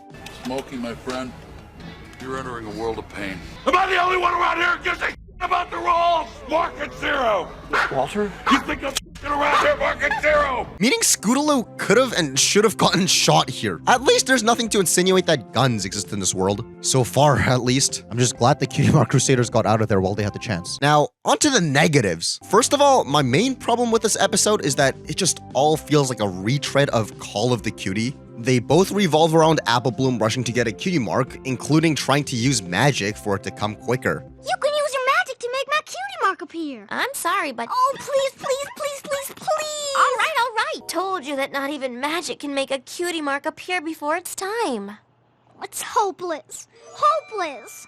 All with the repeated phrase... I want it now! Cutie mark? I just want my cutie mark and I want it now! We've already seen an episode where Apple Bloom learns that she has to get a cutie mark naturally instead of rushing it. Yeah, there is some difference in this episode, which is that it tells you that lying is bad. And from this, you could say that what I claimed to be filler from earlier was to build up how Apple Bloom has to confess the truth in front of the whole town in the resolution. But I don't think what she did was even like actually lying. It's not like she was intentionally trying to deceive people. If anything, she was just impatient and short-sighted, with deception being a side effect of that. I think the setup of this episode was written to be about something about how you should be patient, but something got crossed that the conclusion ended up being about how you shouldn't lie to people. So a conclusion that would have made much more sense is if this episode ended by telling Apple Bloom that she shouldn't be as short-sighted and be more patient and see the bigger picture, which then again is the exact takeaway from Call of the Cutie. Cutie. Sure, you could argue that this episode is trying to say there's no difference between intentional deception and just being short-sighted, but if the intention of this episode was like that deep, because that's actually a pretty deep philosophical question, it would have had more impact if the episode at least dealt with Apple Bloom gaining hubris and becoming arrogant from her faux talents and lies. That would have at least added another layer to what we've seen before. Therefore, the way it is, I'm not convinced this episode isn't just a repeat of Call of the Cutie, only with padding and canonization of a convicted streaker. All the callbacks I showcased aren't exactly inspiring confidence that this episode isn't just a repeat of what we've already seen before, either. This leaves me with one major question for the show. No Scootaloo episode? We had an Apple Bloom focused one in season 1, and literally the last episode was a Sweetie Belle one, so I don't know why we skipped over a Scootaloo episode and won't give her one until next season. Why? Obviously, it's not like Scootaloo was meant to be a background character or a lesser known character, since she's always been there with the Cutie Mark Crusaders and Cutie Mark Crusader-centric episodes. In fact, they're so always together that they were seen together before they even canonically knew each other, remember? So, I'll just lay all my cards down on the table right now. I think this episode would have been fine if it featured Scootaloo as the lead instead of Apple Bloom. If that was the case, then the whole thing with like trying to get a cutie mark through artificial means would have been reinforced through a different character who didn't originally try the same thing in an earlier episode. Since the fact that you have to earn your cutie mark naturally seems like a reasonable thing to dedicate multiple episodes to, since, you know, cutie marks are a concept that the show is trying to introduce as a new thing, since those things don't exist in real life, to teach us about how this world works. And it's not something we can easily infer from real life stuff. So it really isn't a problem if you want to have multiple episodes to reiterate that you can't rush these things and they take time and come through natural means. However, it's just redundant to do it through the same character in the same way. When using Scootaloo for this episode, would have just killed 2 birds with 1 stone. And by 2 birds, of course, I'm talking about the chicken and the dodo. Especially because, according to Michelle Kraber, Apple Bloom's voice actress, they took out what would have probably been a really funny scene. Obviously, this joke wouldn't have worked if Scootaloo was the main character of this episode, but the fact that they deleted this scene anyways just makes it an extra salt in the wounds act that this wasn't a Scootaloo episode. Since if this scene wasn't deleted, this episode would have at least probably have gotten a laugh out of me. Plus, since Apple Bloom's already been to Zecora's hut before and was in fact the first pony in her hut and helped her with magic stuff in that episode. Zecora, I think I found all the things you asked for. That pot of water wasn't for me. It was for all these herbal ingredients. It makes no sense why Apple Bloom would have been so bewildered in the scene in the hut. You have tonics that heal all sorts of ailments. And it would have probably flowed way better with Scootaloo in that position instead. And at that, what was with Zecora leaving a child she literally just witnessed firsthand,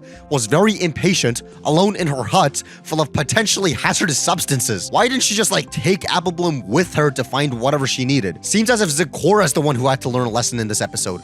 But back to the overall points. The only rebuttal to this I can think of is, well, even in this episode, we see that Apple Bloom forgets lessons as quickly as she learns them. Seems like you finally learned the importance of patience. Yep. All good things come to those who wait. Well, I've waited long enough. Sure. But we, the audience, don't. So this episode could have been with Scootaloo with the same lesson and have Apple Bloom relearn the lesson through Scootaloo. In conclusion, I think this episode was filler to meet the 26 episode per season quota. But what did you think of this episode? Is it better than I'm giving it credit for, or is it actually worse than what I said about it? You be the judge.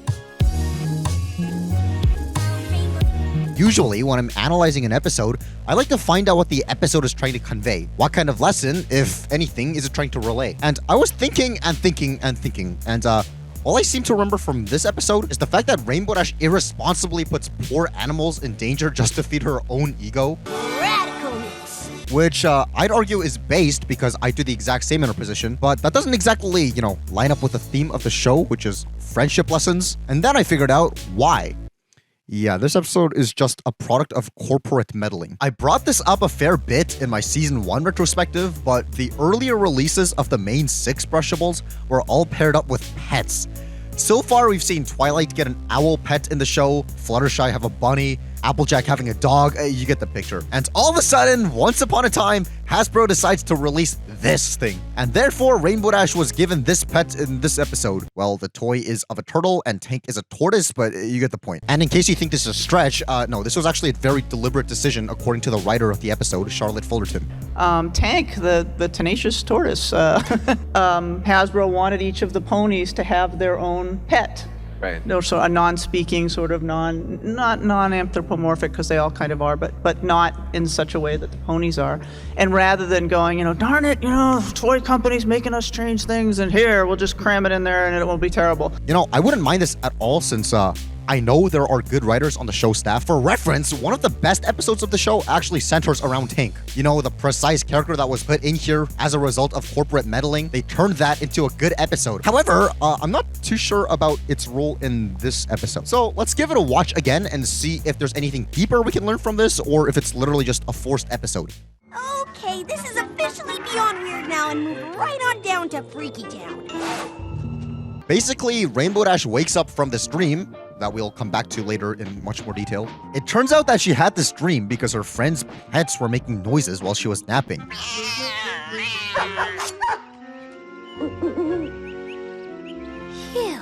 Or at least you'd imagine these guys appeared in the dream because their noises got into her subconsciously, which is suggested by the fact that they make noises near her when she wakes up, but Gummy and Angel make no noises, so I'm not sure. But on the topic of psychoanalyzing her dreams, the way Opal pops out like this is apparently a reference to the movie Alien, and how the xenomorph in it can extend its inner jaw out like this. Doesn't that sort of imply that a movie like Alien must exist in this world? That Rainbow Dash saw in order for this to be a thing in her dream? For example, I've had a dream where I went to a particular local shop near where I live and bought a limestone pie plush. Obviously, that dream would not have been possible for me if I have never seen that particular shop in real life before, or if I've never seen limestone pie before. Thus, I'm pretty sure your dreams need past experiences and observations to pull from. Therefore, where did Rainbow Dash pull this from, if not from Pony Alien? This in fact caught my attention so much that I decided to do extra digging on this one little visual gag and found this thread asking, "Yo, what if My Little Pony referenced Alien?" With all the responses being all, "That'd be sick, but they never do it though," when this literally exists. And this thread was made about half a decade after this episode,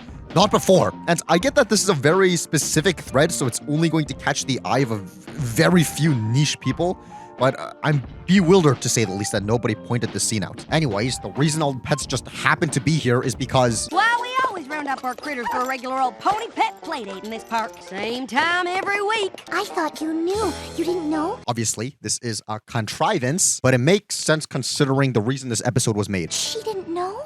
Also, I think it's a cute detail of how Fluttershy being nervous and pawing the ground is something she's done before, which shows some good consistency, but now with the added bonus of these clouds of dust. I just wanted to note the evolution of the animation in the show as we progress through it, because that kind of stuff is cool. But it seems as if we've taken a step forward and 2 steps back because, Fluttershy and I nodded our heads in agreement like this. Pinky's leg being detached here like this is horrifying. But speaking of the animation, I appreciate how there's basically 5 different distinguishable animations going on at the same time in this one shot. And I really appreciate that, and that's not something that's exactly noticeable at first glance, or something that's easy to make conscious note of. So that made me realize that even if the topic of the episode was forced, and the situation these characters are in are formed from weird, super specific and convenient coincidence, it doesn't mean that it can't be done through really cool and underappreciated animations. So, props to that. That's excellent. This is just one of the little things that actually makes me love the show so much. Still, from this, Rainbow Dash decides she also wants a pet. Just because I don't have a pet now doesn't mean I never want a pet. This would suggest that Rainbow Dash has FOMO. This better be a feature we see in future episodes with her, otherwise I'm going to count this as forcing her to be out of character for the sake of a network-meddled plot. Plus, it's a little odd to make the motive of her wanting a pet to be FOMO, rather than, the desire for companionship and responsibility or anything along those lines. But sure. But on that topic, it's not like this episode deals with Rainbow Dash learning about the responsibilities that come with owning a pet, or the benefits of having a pet, etc. And from memory, the episode just contains Rainbow Dash putting poor animals and herself into life-threatening situations without much other reason. But whatever, we'll come back to that. At least this delights Fluttershy, who decides to help Rainbow Dash find a pet. Then we get a song. It's abundantly clear that somewhere out here is a pet that will suit you just right. And I actually really like the song, I can't wait to get started, but first let me set a few rules. but I'll analyze it as a song once we get to the whole deep dive into My Little Pony songs video. For now, I just want to see how it ties in with the rest of the world, because... I need something real fast like a bullet to keep up with me. A bullet? How does she know what a bullet is? Is she referencing the one that's probably going to end up going through my skull if my crush doesn't text me back? In case you're thinking that the word bullet might be referring to something else here, there's also the definition in a sports context where bullet refers to a fast ball, but I'm pretty sure that term also originates from actual bullets being fast itself, so that probably means that guns do exist in this world. And Scootaloo really should have died last episode. Now, you might be thinking, yeah, but we never see nor encounter a gun in the entire show. Which, sure, but by that logic, I've gone my entire life never seeing a Brazilian Jiu-Jitsu match, nor a Brazilian Jiu-Jitsu dojo or whatever they're called. Yet I know that Brazilian Jiu-Jitsu exists, right? Just because I haven't encountered it doesn't mean that it's not out there. Plus, what else could she possibly be referring to here? Surely she ain't referring to bullet points or the stick of lipstick? But I'm pretty sure even those are called that because they look like bullets. Strange. What's also strange is what appears to be a reference to the visuals of the song Winter Wrap-Up. The tone she was singing in during that song was with a sense of missing winter and moving on, which is sad or bittersweet. But obviously the context in this song is pretty much the opposite, looking forward to something. Something awesome, something flying. As opposed to looking back on something like Winter Wrap-Up. That kind of throws away any consistency within what this composition was trying to convey. But still, it's a cool callback, so it's not all bad, just a little, confusing on the messaging of what this is supposed to be. How about an owl? I like how there's this owl who's clearly not the same kind of owl as Aloysius, when the animators or designers or whoever's responsible for this could have just as easily recolored this owl they already had and used it here. So I really appreciate this as well. Also because, obviously, there's different kinds of owls in real life, so bonus points for that. And speaking of real-life animals... Can tortoises do that? Surely not, right? At least that's the only thing about the scene that rubs me the wrong way. Ah! Why does she look like that?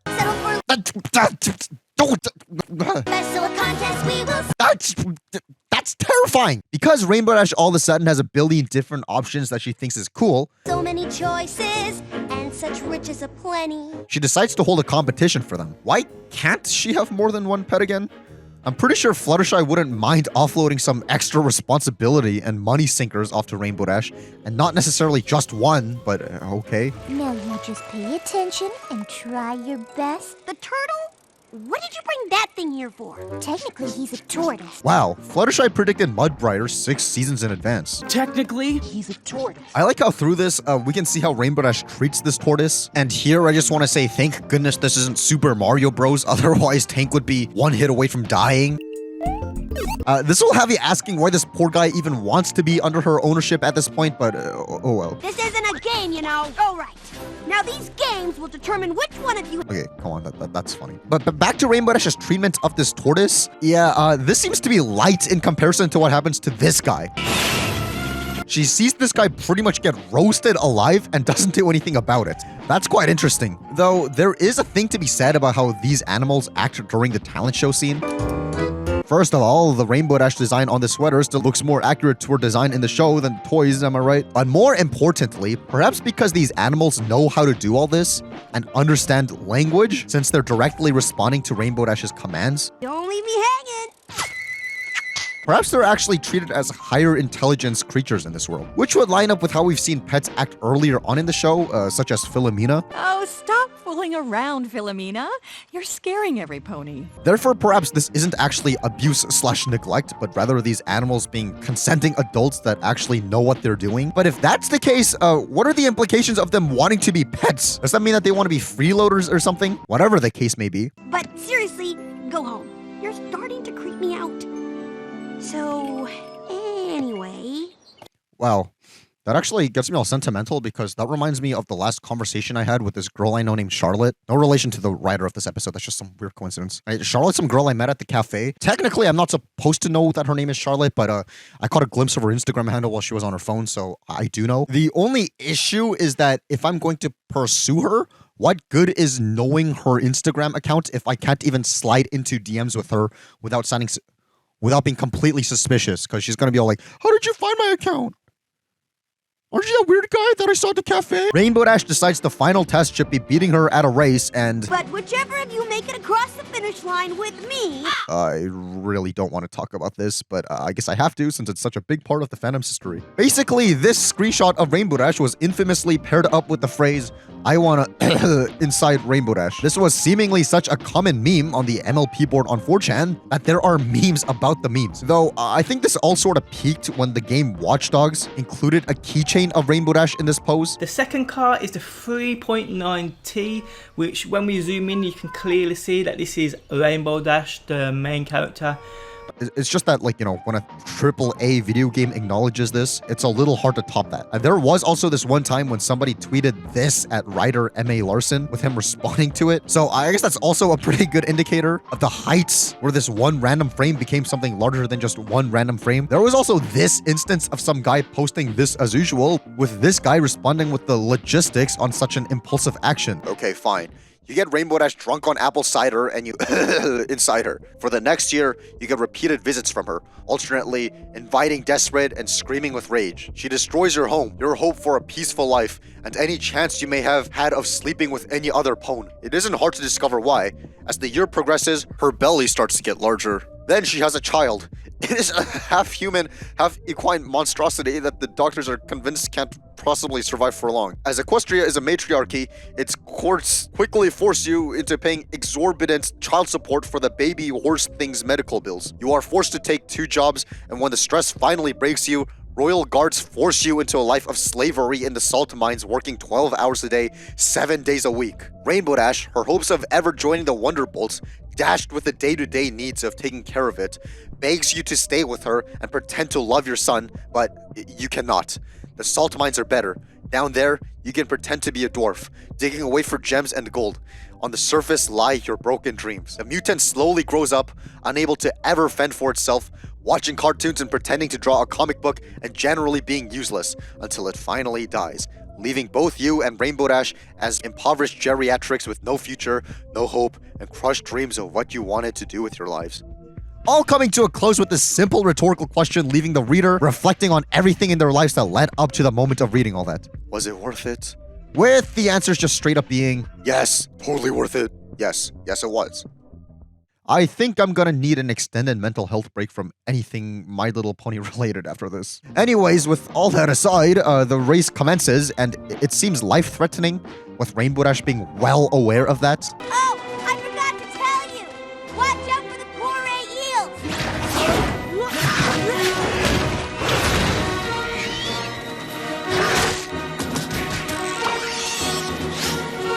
Seriously, at this point, why do these guys even want to be her pets? Is all this work worth it just for a one-way ticket to be a freeloader? Who knows? What I do know is that My prayers have been answered. Oh, thank you, thank you, thank you. apparently prayers are a concept in this world, which is quite interesting in conjunction with the 2 mentions of religion-related things in the last episode as well. The falcon sure does look cool. He's absolutely everything I wanted in a pet. But I said whoever crosses the finish line with me gets to be my pet. You did? You did say that. She did say that. That was the rule. If you look back at the episode, yes, she did say that. But whichever of you make it across the finish line with me, will have... But it's weird how Pinky was able to actually hear that from up here with this kind of odd distancing, let alone remember her exact phrasing and wording. Then again, we might as well throw Pinky a bone with that line since she really hasn't been doing a whole lot in these last few episodes. But either way, I just sure do hope that Rainbow Dash would have still applied that logic if things went different. That if Rainbow Dash made her way out alone, yet happened to cross the line at the same time as the tortoise, she would have still made him her pet. What you did, I owe you one. Or if she came in second and she tied with a different animal in second place, I hope she would have made that thing her pet. Otherwise, this is just being hypocritical, which would be a horrible lesson. But speaking of the lesson, Today I learned what the most important quality really is. A certain kind of spirit, a stick-to-itiveness, a never-give-up, can-do attitude that's the mark of a real winner. so basically she's saying that the traits you should look for in a pet/friend are spirit and stick-to-itiveness, and those are the qualities of a real winner. as opposed to... I used to think that the most important traits to look for in a pet, or any best friend, were all physical competitive abilities. But now I can see how short-sighted and shallow that was. Physical competitive abilities? How does this apply to anything except for this one super specific situation Rainbow Dash just went through? I really think episodes like this, before they ditched the whole letter to Princess Celestia thing altogether, really suffered from having to recap everything with ambiguous wording rather than letting things speak for themselves. And we're going to be seeing a really egregious example of this happening in 2 episodes' time. But let's not get too ahead of ourselves. What I want to say for this episode now is that I'm pretty sure any kid would have been able to pick up a better lesson than that from just watching the episode. But because the verbal lesson itself wasn't that great, let's see what else this episode is really trying to say throughout it. Whether they are lessons or are more subtle writing decisions.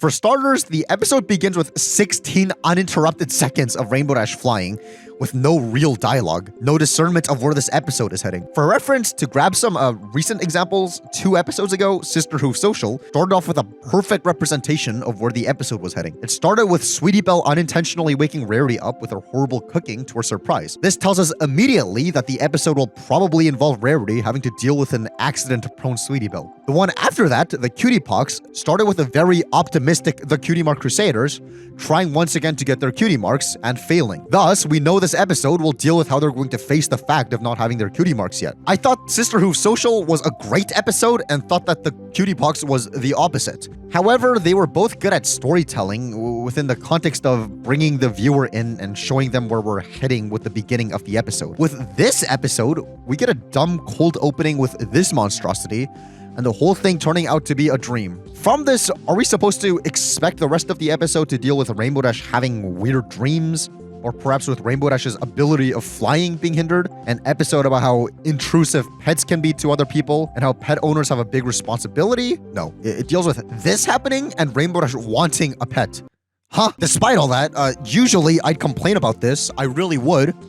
However, I think this seems to be a special exception. Let me explain. The last time Rainbow Dash had an episode dedicated to her was episode 16 from season 1. Yeah, she's had some bigger roles after that, such as in Over a Barrel. She's the first to be sympathetic towards the Buffaloes, but that was alongside Pinky and Spike, so it's not exactly Rainbow Dash solo event. There was also the Cutie Mark Chronicles and how everything tied back into her doing the Rainboom, but that was also more of a Cutie Mark Crusader / main 6 episode than a Rainbow Dash one. And if we take a look at this season so far, she only had a brief appearance where she doesn't even do anything in the last episode. She doesn't even make an appearance in the episode before that. The one before that, she was relegated to just a running gag. And the one before that was a Twilight episode where she's more of a plot device than an actual character with her own goals and desires. And before that was the 2-parter that involved everybody. Sure, the ending was pretty much about her, but that was under the influence of Discord magic, so I'm not gonna really count that as like a Rainbow Dash thing. Therefore, if anything, starting this episode with a very visual scene with minimal dialogue seems to have been an attempt to refamiliarize us with Dashi and just her by reminding us about how she likes flying, which we did see from her last solo episode. And if that wasn't the intention,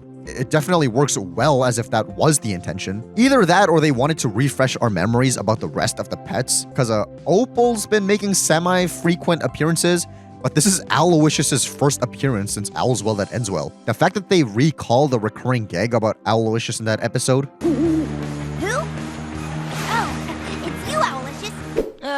Hi there. I'm Spike. I'm sure Twilight has told you all about me. Spike, you know, sister number 1. Is an effective way of showing some consistency. Also, this is Winona's first appearance since the 4th episode of season 1. Wow. At least in the one shot where she's in the limelight, she eats and leaves no crumbs. Does she understand what a pet really needs?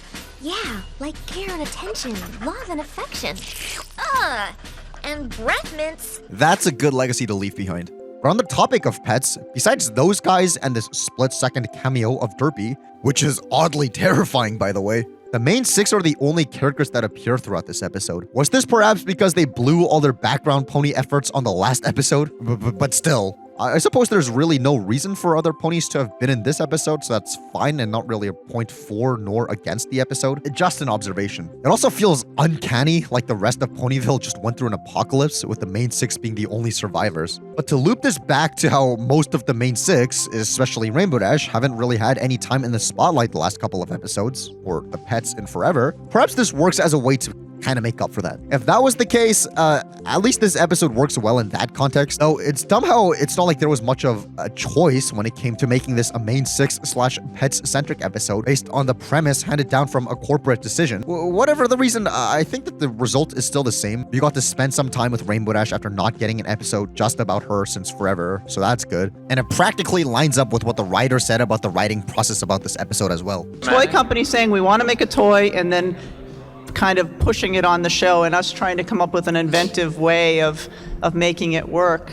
Anyway, you can try to find some fun, inventive way that it makes it a standalone, interesting story. And the fact that you guys all kind of gasped and didn't realize that that's what where the idea came from initially is a good thing. That means we did our job. It's just that if Tank didn't appear in any episode after this whole episode would have just remained as nothing but an advertisement for main 6 pet toys and nothing more. Therefore, it's excellent that he does, but we'll get to that in the future.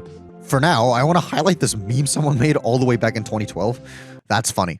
Anyways, just because we're not going to get the opportunity to talk about the creator of the show soon enough, once all of our involvement with the show ceases, I'd like to highlight this one comment that was left on Goddess Faust's DeviantArt that she actually responded to while we still can. I was actually a bit disappointed about this Dash's episode. I was hoping it should not be a turtle since it's a fanon thing. You know, fans always have the crazy and lame ideas. I thought the story has to be more unique and interesting and not taken from fans' stuff or that old Hare and the Tortoise story that seriously, I'm not sure what's up with you guys. But oh well. Before we get to our response, let's just break this down a bit. First of all, really? Your main criticism about this episode wasn't that Rainbow Dash put the lives of animals in dangerous situations or because of the contrivance at the beginning. It's at the fact that it was about a turtle, but it wasn't even about a turtle. It's about a tortoise, which is literally a running gag in the episode. It's the turtle. Tortoise. Whatever. Did this guy even watch the episode? Especially because this guy's criticism is that the writers stole stuff from fan stuff? Whatever that means. This is a strange criticism since whether the writers take inspiration from fan stuff or not, somebody's gonna want the opposite. Since if this episode was inspired by whatever arbitrary fan stuff this comment is talking about, it would make this guy upset, but then it reminds me of people like this who would want the opposite. Yeah, there are some really great contributors to the pony community. Have you ever considered including their PCs as background ponies? Just as a side note, I like how to this question the entire crowd groans, and the answer is a resounding no. No, we don't want to do that. There comes a point where, I don't want it to get too much fan service, so that it sort of loses track of what the real show is. I mean, you guys fell in love with the show that we made. Why don't we just keep making that show? But then they kind of went ahead and did it anyway, eventually. Lastly, this guy proposes that this episode took from that old Hare and the Tortoise story, which isn't even the right name of the story, but even with the fact that this episode had parallels to it, isn't a big deal, since the episode has a unique twist to it, with that unique twist being literally everything else involved in this episode besides the tortoise and the race. Such as, I don't know, the whole concept about Rainbow Dash wanting a pet, or an animal talent show, or the awesome duet. This is just such an unnecessary detail to be caught up about. Plus, the episode was literally originally titled The Tortoise and the Mare, so it's not like they were trying to hide the inspiration. I'm assuming they just changed the name of the episode as to not completely spoil the conclusion of it. Is this guy saying that nothing should ever inspire anything? With all that said, Goddess Faust's response was, that episode was conceived of and written almost a year ago. It's a coincidence that it's the same concept fans came up with. Sorry you're disappointed. Mic drop. That seems like a pretty good high note to leave this episode on. The most notable thing about this episode is how, based on IMDb ratings, this is the worst episode at this point in the show so far, and apparently there won't be an episode worse than this one till next season. Therefore, we can see that the consensus is that this episode is really not good, exceptionally so. And this was odd to me because I didn't really remember this episode being particularly bad when I last watched the show, unlike the Cutie Pox. So let's watch this episode again together and see if it's really that bad, or if it even is bad, or if it is there anything salvageable from it? Attention! The official Rainbow Dash fan club will come to order. This episode starts off with a good note, as in, at least we're getting some solo Scootaloo stuff. A sticking point I had in the last few episodes that involved the Cutie Mark Crusaders was that she's the only Cutie Mark Crusader that's been left out of an episode where the other two appeared in. Not to mention how we had a Sweetie Belle episode and an Apple Bloom episode right after, and we just skipped over Scootaloo. So it's a little very refreshing for her to be the only Cutie Mark Crusader in this episode, with Apple Bloom and Sweetie Belle not being present at all. This seems like good revenge on the episode Sisterhooves Social, where it was the opposite. And again, the Cutie Pox also had a fantastic beginning, just for the rest of it to, not be fantastic, so let's not count our chicken before all the eggs hatch. But on the other hand, it is a bit strange how the other two Cutie Mark Crusaders aren't here when this is their shared collective treehouse. Anyways, Scootaloo and Snips argue on what the best adjective for Rainbow Dash is, and I motion that we declare her wonderific, Astonishing! breathtaking, Astounding! bedazzling. What about super ultra extreme awesome man? All in favor of declaring Rainbow Dash the most super ultra extra, whatever you said, pony in all of Ponyville, say I. it's easy to point out how it's stupid that despite being a Rainbow Dash fan club, nobody here was able to recognize her voice, but I like to see this as a metaphor for how we sometimes get so caught up in arguments that don't actually go anywhere or have any real merit, just to ignore the best possible thing in plain sight. Whoa, is that a 9-Cat reference?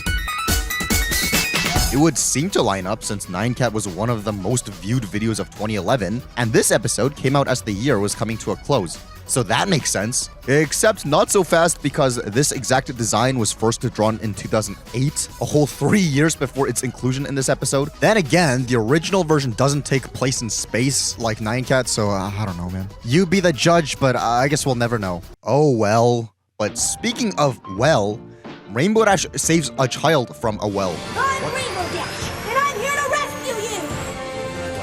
What this kid was doing to fall in is beyond me, and how she's still in one piece and relatively unscathed, even after falling into the depths of a well, is also beyond me. But on the topic of Rainbow Dash, it's quite an interesting decision to have 2 Rainbow Dash episodes in a row, but sure. That reminds me of how there were 2 Rarity episodes in a row in Season 1. Anyways, this episode goes on to show Rainbow Dash saving more ponies' lives. Wow, nice repeated scream. This results in the town's ponies applauding Rainbow Dash. With her pulling this insensitive joke off? Oh no! There's something wrong with the baby! She's not cheering for every pony's favorite hero, Rainbow Dash! Wow, that has the same vibe as... Mom, Dad, Bark's dead! That's right, dead serious about going to Itchy and Scratchy Land! Anyways, the disturbing thing is that chances are if this is happening here, where Rainbow Dash just so happens to see and do something about, that means that there's probably similar things going on elsewhere where she isn't there to see and help. But speaking of seeing things, this is the first time in the series where an infant pony design is shown. And it leaves a pretty good first impression in that... Yeah, those pictures that were taken just now could result in some really out-of-context articles. There just aren't enough words in the dictionary to describe Rainbow Dash's awesomeness. I can think of a few new words. What's a new word? This line only makes sense due to Applejack completing it. And I bet modest is not one of them. How was Twilight going to continue on with her observation if not for that? Especially when the scene ends with her saying, No, but she is kinda awesome. So she didn't even get to finish her thought. Whoa, is that the Ponyville retirement village mentioned by Spike a few episodes ago? Are you that one kooky grandpa from Ponyville Retirement Village? That's kind of neat to actually see in an episode, but I wonder which of these guys is the kooky grandpa Spike was talking about in particular. Probably none of these guys, since Spike said this in interpretation of Twilight's costume, where the primary showcase is the beard. Therefore, the implication is probably that the kooky grandpa Spike was referring to has a beard kind of like the costume. But enough about beards. As a result of people seeing Rainbow Dash save lives, her ego starts to creep up a little.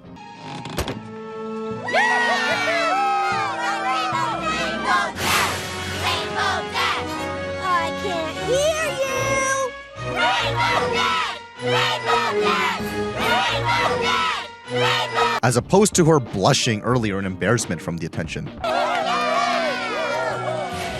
That's pretty good visual storytelling. Good job. I just sure do hope this episode doesn't do anything to immediately do bad visual storytelling. I zoomed into the well.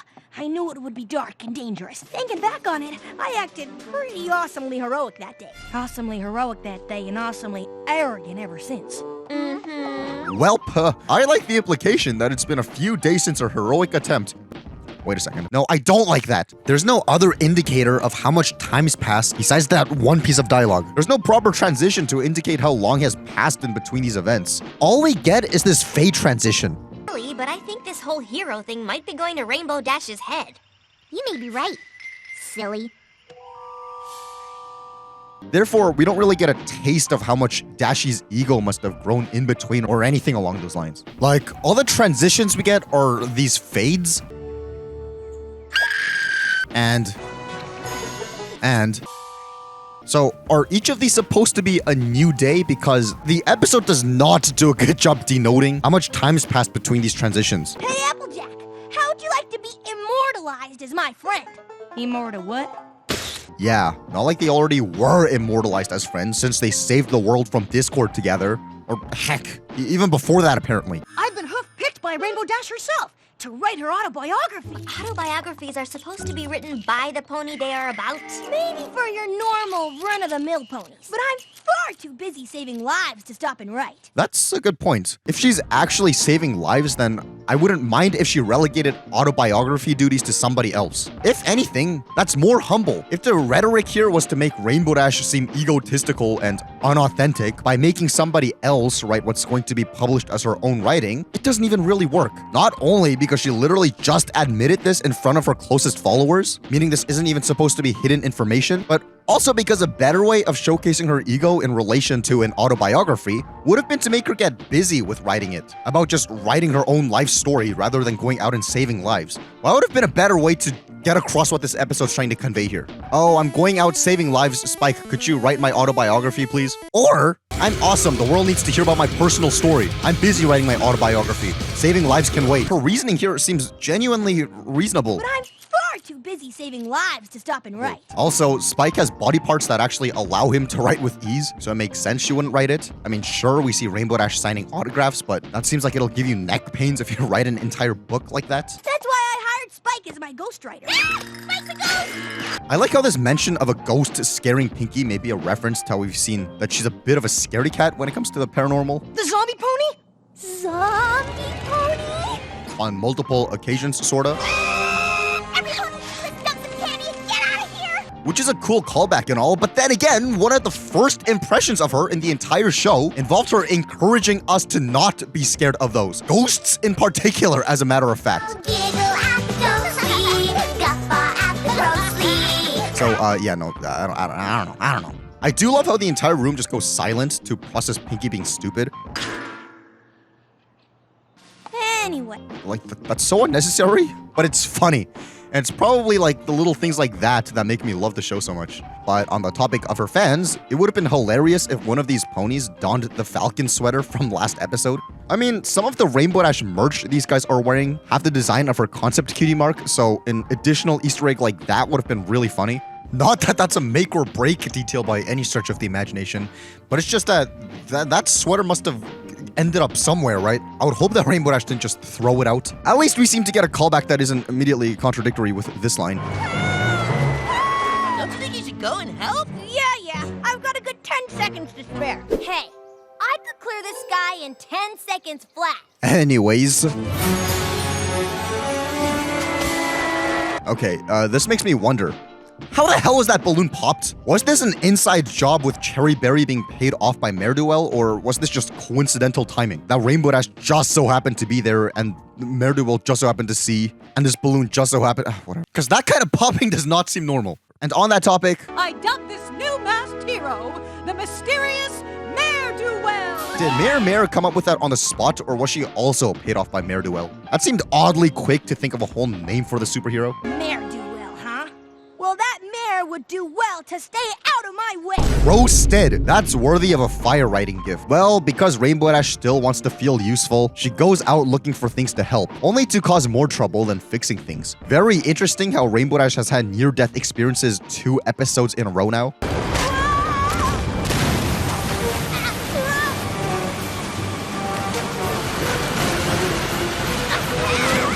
Anyways, Mare shows up and fixes Rainbow Dash's mess. Oh, for the love of Pete. For the love of Pete? Well, why and how is that a term that exists in this universe? I'm pretty sure the Pete in that phrase and the one in for Pete's sake stems from Saint Peter from the Bible. So what's with all these last few episodes with implications that Christianity exists in this world? Not to mention, how is she not surprised at the fact that she literally just witnessed a new alicorn? But with that, now we're at the part that rubs people the wrong way about this episode. That Mare sure can pull off some pretty heroic feats. Yeah, I was impressed by that spell she used to fix the dam. She really cares about every pony's safety. Have you seen her costume? It is to die for. If you ask me, she's a hero of fashion. And she's modest and humble. She lets her actions speak for themselves. We'll come back to all this, but just keep that in mind. For now, Rainbow Dash therefore tries to one-up Mare by trying to look for problems to solve. Where's an out-of-control vehicle when you need one? There are absolutely no freak natural disasters going on anywhere. How am I supposed to prove myself when everything's so normal and safe? Yeah, that worked out excellent for Ponyville the last time somebody went out of her way to look for a problem to solve. Hi, girls. Some pony's in trouble. Also, strangely, even though in Sisterhooves Social, we saw Amethyst Star being somebody else's sister, even though that somebody else, Dinky, was speculated at the time to be Derpy and Dr. Hooves' child, making this very weird. The fact that we see her with a different child pony here would seem to imply that this family is still intact, with Amethyst just being a babysitter or being in some sort of older sister program. Problem solved. For now, at least. Another great feat of heroism. I have just saved that grass. From what? From weeds. Weeds that were attempting to eat this lawn. Lame. The roasts are on fire this episode. I don't know if you guys have ever been roasted like that by a child before, but it's happened to me and it stings. I do some volunteer work around children sometimes, and they give off like very blunt roasts like this. So I think this might have ironically been the most realistic piece of dialogue in the entire show so far. Anywho, then we get this whole diatribe. Have I changed? Same sleek body, same flowing mane, same spectacular hoof. Nope, I'm still awesome. They're wrong. But then why am I all alone? I hate being all alone. Well, that's relatable. Anyways, Rainbow Dash follows Scootaloo. Hey, Squirt! Wait up! And welcome to Ponyville's first, but surely not last, thank you parade in honor of our city's greatest hero, the mysterious Ne'er-do-well. yeah, I'm pretty sure this will be the last one, but we'll come back to that later also. What, the AI-generated text? It's a little stupid how a couple episodes ago we had this line. Is it an O? Meaning that they have, like, the alphabet that we have, but oh well. Also, it seems like Lavender Fritter is trying out a new hairstyle. Anyways, when Rainbow Dash catches up to Mare the big twist is that there were 3 of them. There were 3 of you? You know, the twist of there being 3 of them is actually a really good subversion to the whole, like, chase cliche where, like, the person that someone's chasing, like, appears in, like, different hallways. Yes, while that's always done to be comedic, it sort of breaks the immersion sometimes if it's very unrealistic or if it makes no logical sense for you to be here and then all of a sudden you're here and blah, blah, blah. However, with the twist that there's 3 of these guys running around, that's a really good subversion to the cliche. And this is a pretty good example of why I think the show's writing is very distinct from other shows. Then again, I don't go out of my way to watch shows for 8-year-old girls. So I don't know, maybe every little kid show is like this. We also get an explanation of what's been happening and... We all played Ne'er-do-well at different times. I stopped the carriage bus with these babies. I used my magic to fix the dam. Ooh, and I did the flyby afterwards. I made the costumes. Fabulous if I do say so myself. I saved the construction workers with my pinky sense. I do like the return of the pinky sense, but honestly, this was probably put here more to be a reference to the spider sense than anything resembling continuity, judging by how this episode was practically written to be an homage to superhero tropes and designs in general. It's great to be really good at something, but it's important to act with grace and humility. Yeah, and it's also a good thing to be proud of your friends as well. This feels like a crabs in a bucket situation. Wikipedia describes this as the mindset of people who try to prevent others from gaining a favorable position, even if attaining such position would not directly impact those trying to stop them. It is usually summarized with the phrase, if I can't have it, neither can you. The metaphor is derived from anecdotal claims about the behavior of crabs contained in an open bucket. If a crab starts to climb out, it will be pulled back in by the others, ensuring the group's collective demise. The analogous theory in human behavior is that members of a group will attempt to reduce the self-confidence of any member who achieves success beyond others out of envy, jealousy, resentment, spite, conspiracy, or competitive feelings in order to halt their progress. That literally sounds exactly like what the main six are doing in this episode. Sounds like you've got a letter to write to Princess Celestia. As your ghostwriter, I've already penned a letter to the princess. Okay, let's hear it. Dear Princess Look out! It's a real ghost!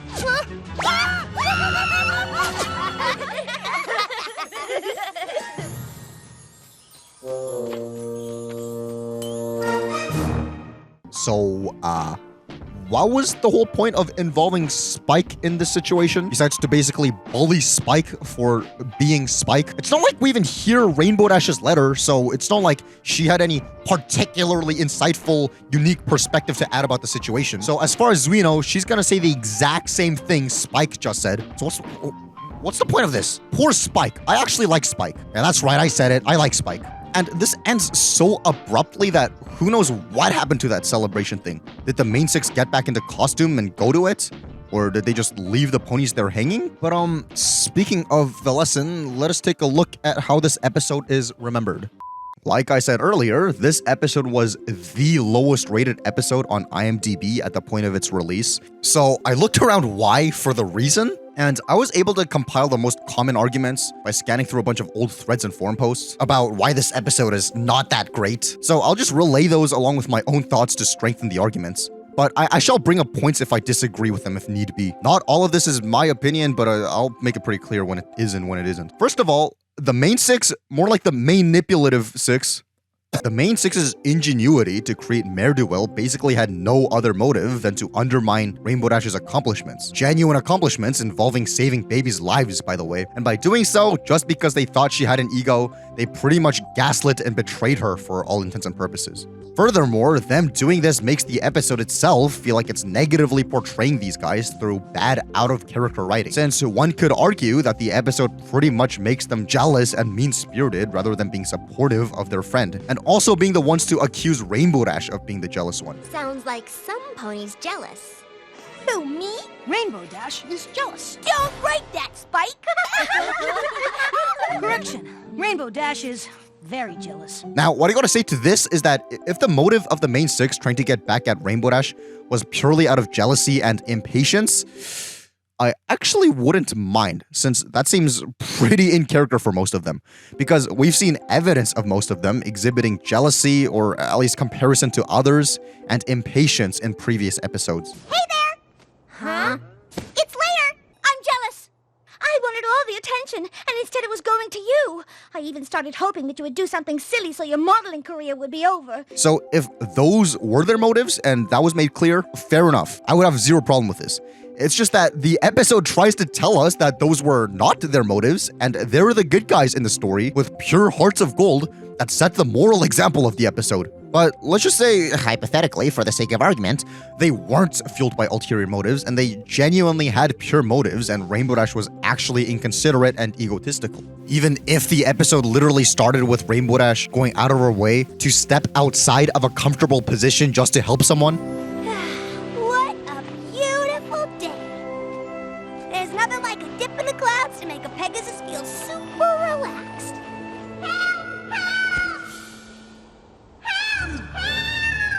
Looks like my sky swim will have to wait. Even that's stupid, because that would imply that the prime example of what you're supposed to do in a situation like this is to make people like that feel bad about themselves, even if it results in them becoming depressed and cutting themselves off from socializing. No way. Can't you see I want to be alone? I love being alone. But just to play a little bit of devil's advocate, yes, we're all responsible for our emotions. No, the things that happen to us are out of our control, but the way that we choose to process them is within our control. So yes, I guess it's sort of Rainbow Dash's own fault if her ego is bruised and this is how she chooses to handle things. But the thing is, on the other end of that, Her friends aren't even checking up on her to see how she's doing. Which, yeah, just brings me back to the original argument. Her friends just conspire behind her back and don't even check up on how she's doing mentally. So even if the devil's advocate was true, it still wouldn't excuse her friends for, like, not checking up on her. That's not cool. It's also a common complaint that the main six, instead of directly addressing Rainbow Dash's behavior and telling her to knock it off and that it's getting on their nerves, decide to create a whole freaking superhero persona with its own costume and all that. When this whole thing could have probably been resolved through something along the lines of, I don't know, an open dialogue and empathy and understanding. Now, in my opinion, this is made worse when we literally had an episode where the characters learned that communication is key in friendship, especially when that was one of my more favorite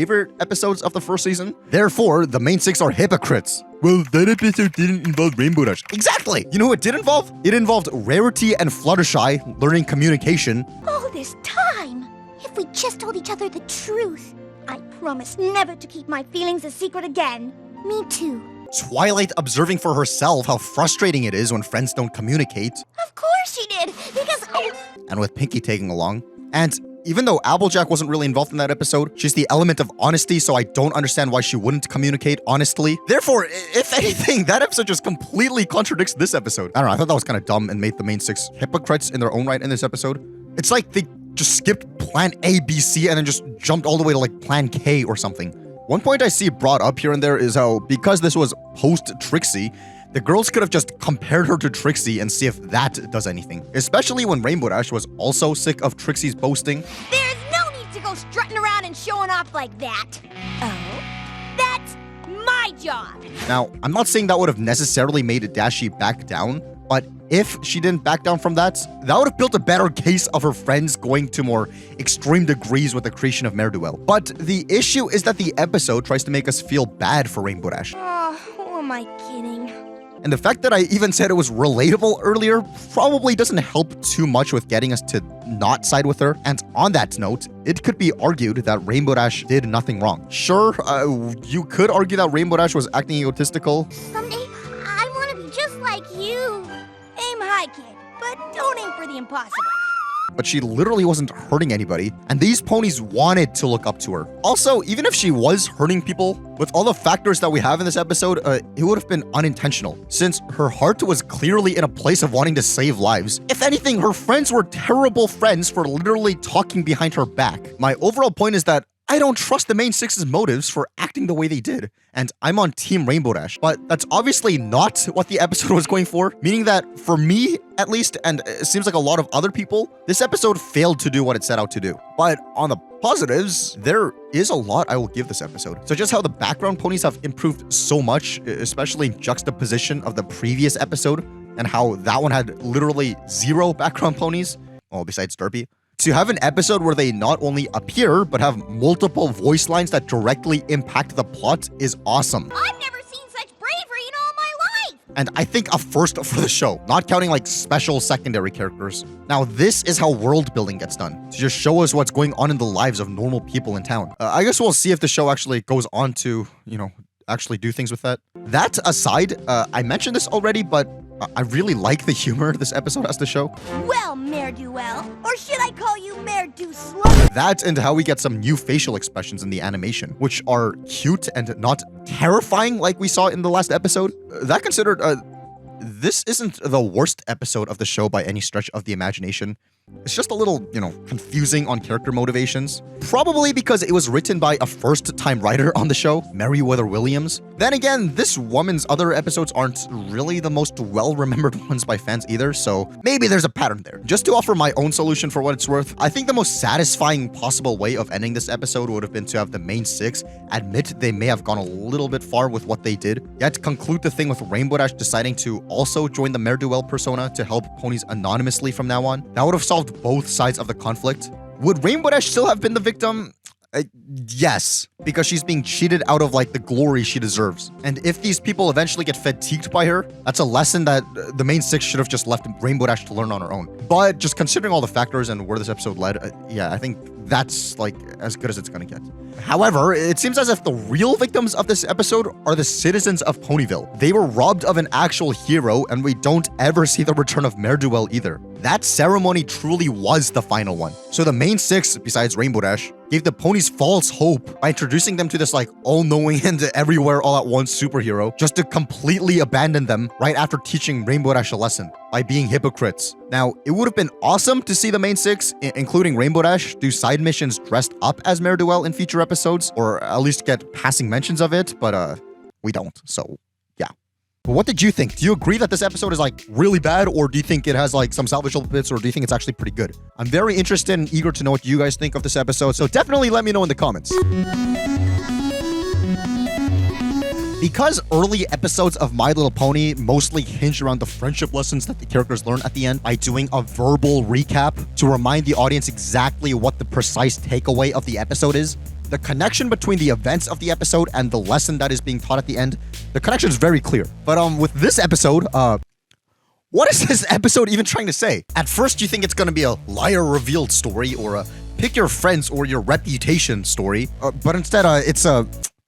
You know what? Let's analyze it together from the beginning and find out. I get to stay here? Twilight Sparkle said you were coming to Canterlot for a visit and asked if I might accommodate you. Well, Celestia and Twilight are that tight with each other? This isn't even a gotcha point. I'm just genuinely befuzzled because the last notable Twilight/Celestia interaction we had in the show was in Lesson 0, where Twilight gets in trouble. Twilight Sparkle! Which is, negative. Of course, things ended fine and she went back to sending her letters, but that doesn't seem like something to just, do and ask her for favors like this afterwards. Especially in Season 1, the most extended interaction they had was, similarly to Lesson 0, Twilight overthinking that Celestia will punish her. You have no idea what the princess is gonna do if she finds you're the one who took her pet, do you? She might banish you from Equestria, or throw you in a dungeon, or banish you and then throw you in a dungeon in the place that she banishes you to. And after that, ruining the Grand Galloping Gala. Then again, I guess she did save the world at some point in between all that, so maybe a favor was in order. Though, it would have made a little bit more sense if Celestia said Twilight mentioned in one of her letters that Rarity is going to visit Canterlot as a friendship update, and thus decide to accommodate her on her own will, which would have added some personality to Celestia because, we've been lacking that. Since that would have given us the knowledge that she's considerate and takes initiative to provide, but oh well. But on that topic... Thank you! Thank you. Thank you. Thank you.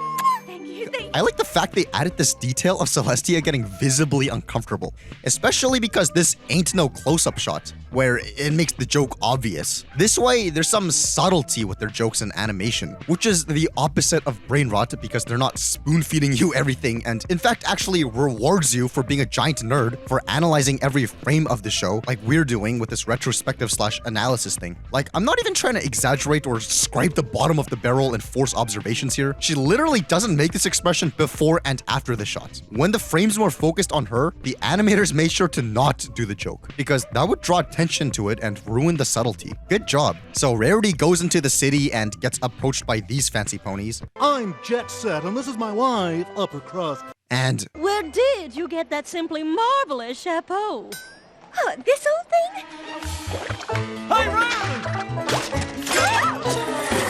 It's me, Hayseed Turn-Up Truck. We met at the big hoedown at Ponyville last fall. So, Hayseed here is a bit of a contrivance, as in a pony who just so happened to have been in a shared event with Rarity, just so happening to be here to talk to her is a bit dumb. However, I think we can excuse this since Rarity's a popular pony anyway, so something like this was bound to happen sooner or later. Plus, it shows us that the attitude of the city is to have these kinds of folks take weird, dangerous cleaning jobs. I mean, yes, somebody's got to do those jobs, but that is kind of interesting. That aside, this also marks the first time we really get to explore Canterlot. Sure, we've seen it in previous episodes before, but all the previous times felt pretty rushed since the ponies were only there for like 2 seconds before the actual episode gets started, or were confined to one room, like the gala ballroom. However, in this episode, we actually get to unwind a little and explore the architecture and culture of this place, such as how most of these habitants, at least in this area, are unicorns,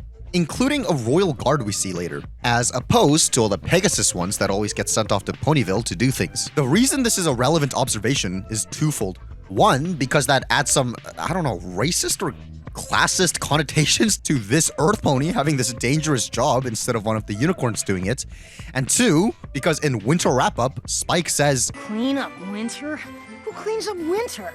Don't they just use magic to change the seasons like we do in Canterlot? which would line up super well with how all the residents here are unicorns. Granted, all the residents that we saw in the first episode in Canterlot were also all unicorns, but that's Twilight's friends that she presumably met at the magic school, so that doesn't really count. I have no idea if either of this was intentional, since you could argue that unicorns have a stereotype of being more elegant than normal dirt horses in general, and that's what this is a reference to. But if those things were on purpose, that's pretty genius. Furthermore, I like the visual gag of these ponies looking snobby. Plus, you can tell these ponies are being judgmental without the whole show having to shove the camera in their faces and give them lines like, wow, that pony over there sure is uncouth. Because I think a lesser show definitely would have done that.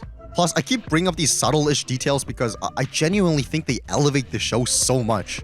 Cutting to the chase, the whole conflict of this episode is Rarity vowing to make Twilight a dress for her birthday, and also as a thank you gift for hooking her up with a room, and juggling that with having no time to work on it since she's getting invited to a bunch of events due to her newfound reputation around Canterlot, including this Wonderbolts race.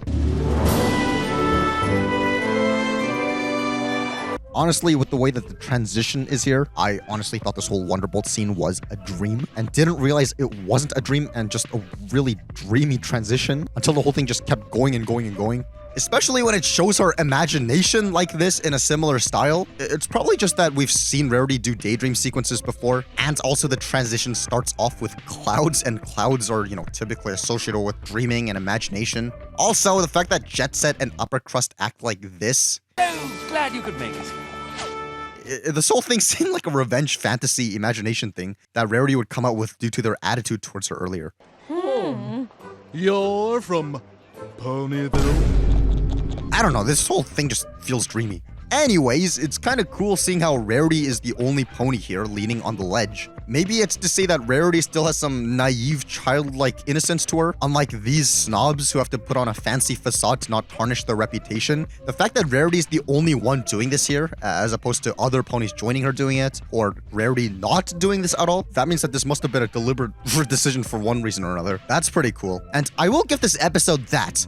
As we'll soon see, the episode's moral is a little bit confusing, but that doesn't stop the actual quality of everything else surrounding it from being awesome. Like, the only way this episode could ruin my unwavering positive outlook on it would be for it to feature some world-building contradictory visual, such as, I don't know, for example, a non-Pegasus standing on a cloud. How the hell is this pony standing on the cloud? I thought that wasn't allowed! Wait! How'd you do that? Only Pegasus ponies can walk on clouds. Yes, there is technically that spell that lets you walk on clouds. I found a spell that makes temporary wings, but it was too difficult to do more than once, so I found an easier spell that lets the rest of us walk on clouds. But is that really necessary if they could have just gotten a Pegasus to do this job? Whatever, I can forgive that, I guess.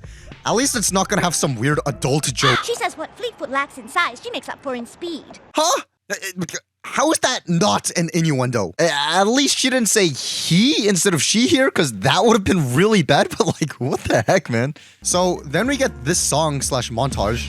I'll be the toast of the town, the girl on the go. With one of the places Rarity visiting in it being this art exhibit, Becoming as popular as where there's references to a bunch of real-life paintings, which completely contradicts what director Jason Thiessen said in an interview. We're not trying to create any avant-garde pony show. That's for you guys. Well, Salvador Dali does not make an appearance. With the interviewers bringing up one of Salvador Dali's paintings, particularly in relation to this meme. Okay, ponies, if you're listening, note it down. Melting Clocks confirmed for not being in Ponyville. That changes that one image macro, doesn't it? A little, yeah, it does. With Pinky standing in the painting. Sorry, Pinky. No Dolly. And this happens to be one of the paintings the episode actually does reference, even though Mr. Thiessen said specifically it's not going to. So, that's a thing.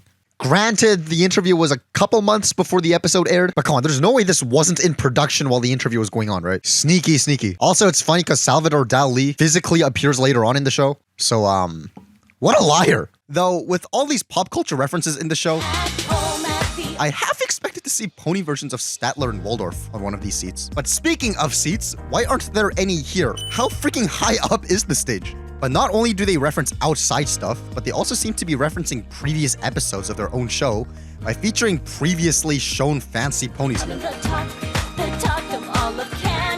Such as Hoity Toity, There he is.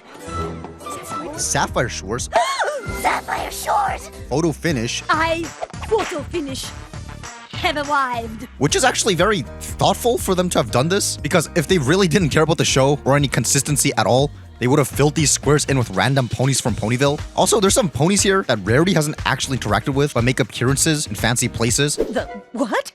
I say, my dear, what in the world is a rooster? That's pretty good world building. On that note, I see that they've been hiding Derpy a lot more frequently in these last few episodes. I sure do hope this ain't gonna result in some deep controversy in a few episodes' time. Whoa, is that her ex single fling thing? The one that ended up like this? You, sir, are the most uncharming prince I have ever met. In fact, the only thing royal about you is that you are a royal pain. Well, that's awkward. Also, on the topic of the song, it's kind of funny how I think it was composed with no actual title in mind. That composer Daniel Ingram went on Facebook to ask people what to name the song. That just kind of shows how involved the show was with the community and vice versa. Also, when Jason Pearson's wife posted about storyboarding the song, she just referred to it as the Every Pony song, which is an interesting demo title for it. Either way, when Rarity gets home... What the heck is that? Is that a decapitated unicorn head? What the frick? What is this skeleton? Well, when Rarity gets a letter from Jet Set and Upper Crust inviting her to a thing that's on Twilight's birthday coincidentally. Yours, Jet Set, and Upper Crust. Yeah, this definitely looks like the face of somebody who would scalp a unicorn and keep their skull as a trophy. What's happening? No, Rarity, don't overheat yourself. You're a marshmallow. You're gonna turn into a s'more. Yeah, I told you that would happen. My dear Twilight, I am afraid I won't be able to make it to your birthday party tomorrow. Because poor Opal is quite ill, and she is in no condition to make the long journey back to Ponyville. What's pretty funny is how she said all this out loud in presence of this bag pony. And the thing is that this guy now has a moral dilemma placed upon him. Rarity just admitted out loud that she's going to pretend for her pet to be sick to ditch her friend's birthday and making her a gift for the sake of her own reputation, which you could argue is selfish. Now this guy, having heard all that, he has an option to somehow do something about it or don't do anything about it and go home with the knowledge that her client openly admitted to being shallow and is planning to betray her friend. Yet, as if the universe is playing a cruel joke on him, his mind and body are preoccupied with all these bags instead. Wow, did those bags just phase through the floor? Either way, I think that's a thing that we all face in our lives pretty often, where we're stuck in between a rock and a hard place, yet we have more things on our plate that preoccupy us from thinking about how to get out of the rock and hard place. Well, the rest of the main six decide to visit Rarity and... Is that my dress? Yes. It's so simple, so practical, so me. It's the perfect dress for my birthday party. I love it. Well, that's convenient. This would actually bug me if it weren't for them adding this pretty cool callback. Right before she crowd,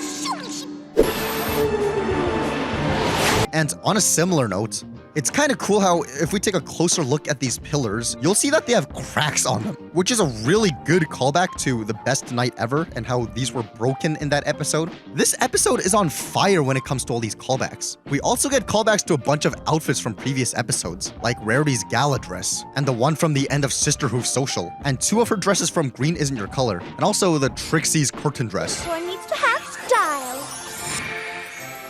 A unicorn's not a unicorn. The only one that rubs me the wrong way is this dress that she has on, originally from an imagination sequence in the Ticketmaster. I guess it's a little disgusting how this was probably just a result of them reusing assets without considering it originally, doesn't actually exist. But I guess she could have, made it in real life afterwards, or she's been imagining herself in a dress that she already has in real life. Now that I think about it, when we daydream about ourselves in situations, unless it's a scene where you're actively imagining yourself wearing something in particular, do we picture ourselves in clothes that we have or just random clothes? Or that's a serious question. I want you guys to think about the last time you've imagined yourself. Were you wearing clothes that you already own, or were you just like wearing generic clothes? I don't know. Let me know. Also, the previous episode had Pinky say, The only thing that should be rubbed in any pony's face is chocolate cake.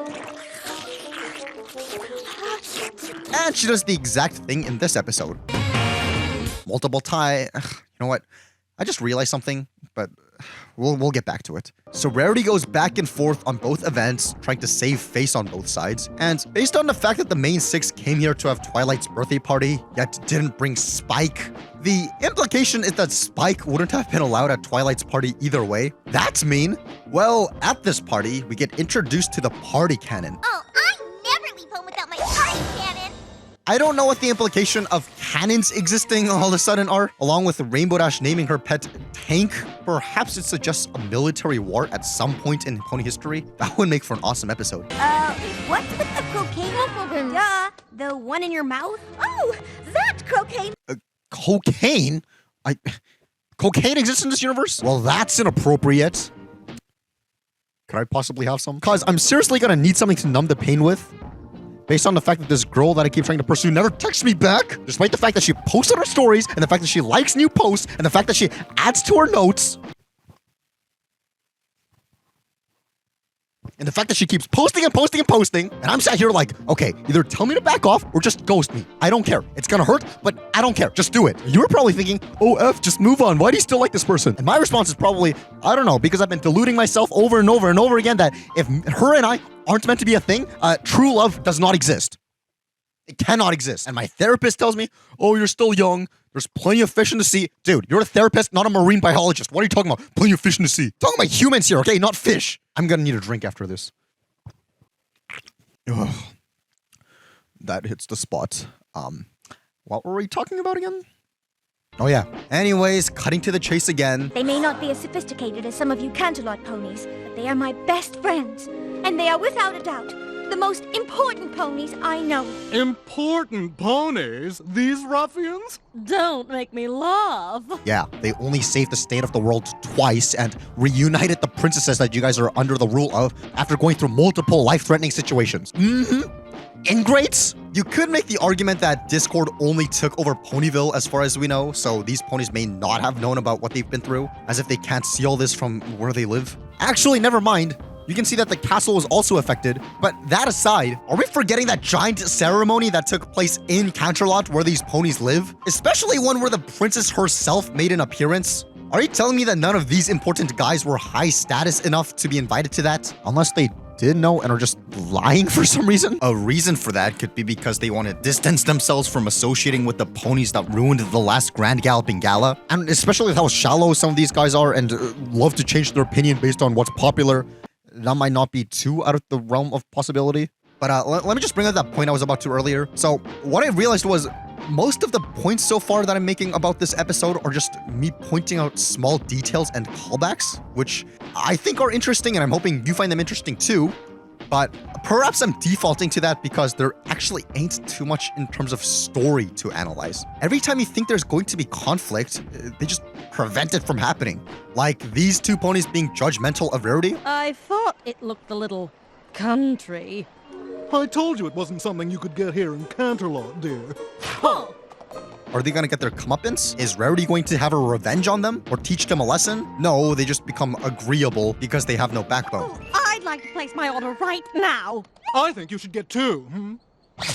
When Rarity bumps into Fancy Pants, is he going to get mad and start judging her also? No, he just ends up inviting her to something. Listen, I have a VIP box reserved at the Wonderbolts Derby this afternoon. Would you be so kind as to join me? And when Rarity doesn't finish Twilight's dress and makes it look like this, is Twilight gonna say something about it? No, and she conveniently likes it a lot. It's the perfect dress for my birthday party. I love it. When Rarity does this to Opal, I am so sorry about this.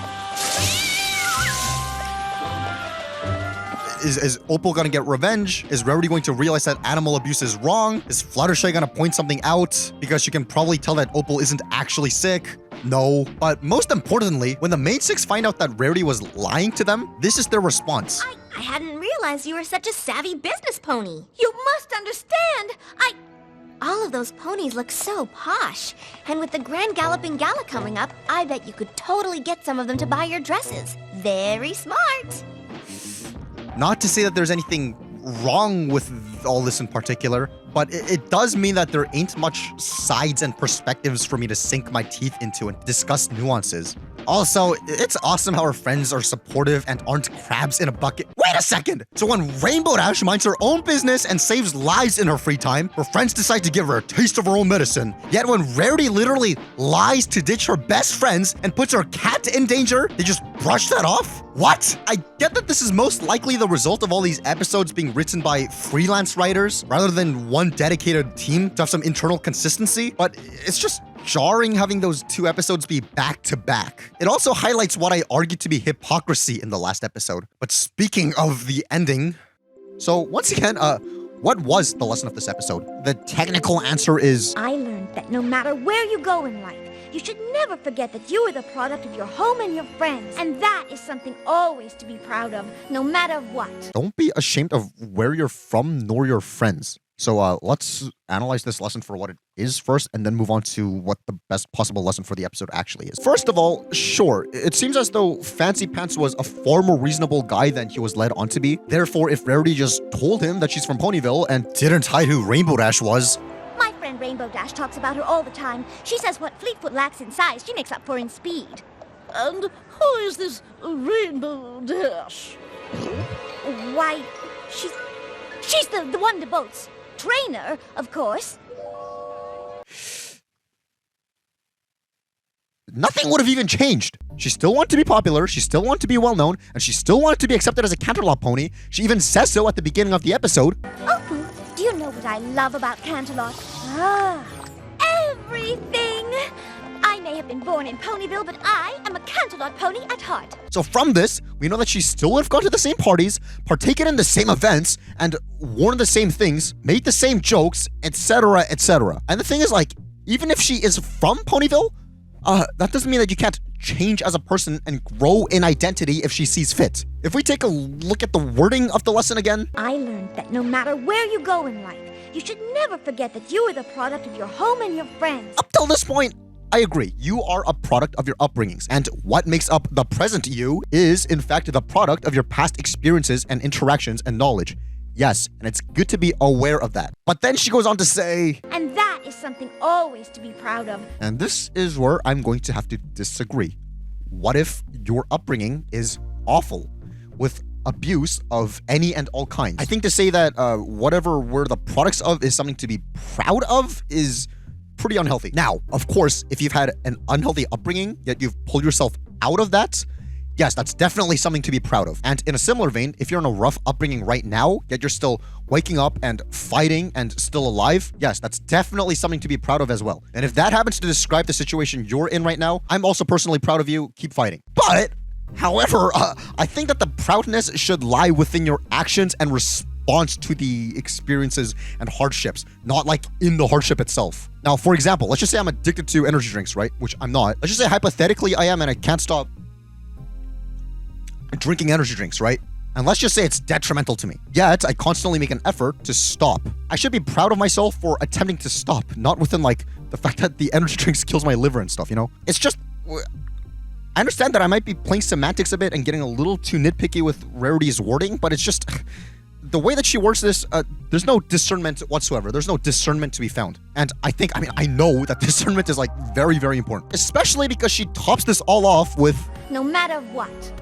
Yes, matter what. What if you don't like your upbringing and want to change as a person? The way this is being said makes it seem like you're encouraging everyone to stay the exact same, in the exact same town with the exact same friends for the rest of your life. Of course, there's nothing wrong with that, but like, to literally bring back what I brought up 2 seconds ago again. I may have been born in Ponyville, but I am a Canterlot pony at heart. With that in mind, it just really seems like, if anything, Rarity's friends are holding her back. But like, of course they're not. It's just Rarity's own handling of the situation that was off. I think Rarity making weird decisions in this episode was the result of her wanting to be famous and not the result of her being ashamed of her friends. I'm not saying she wasn't ashamed of associating with her friends, but even if she made it known, the party at the end would have still gone on the same day, and she would have had to make the decision between her friend or the party either way.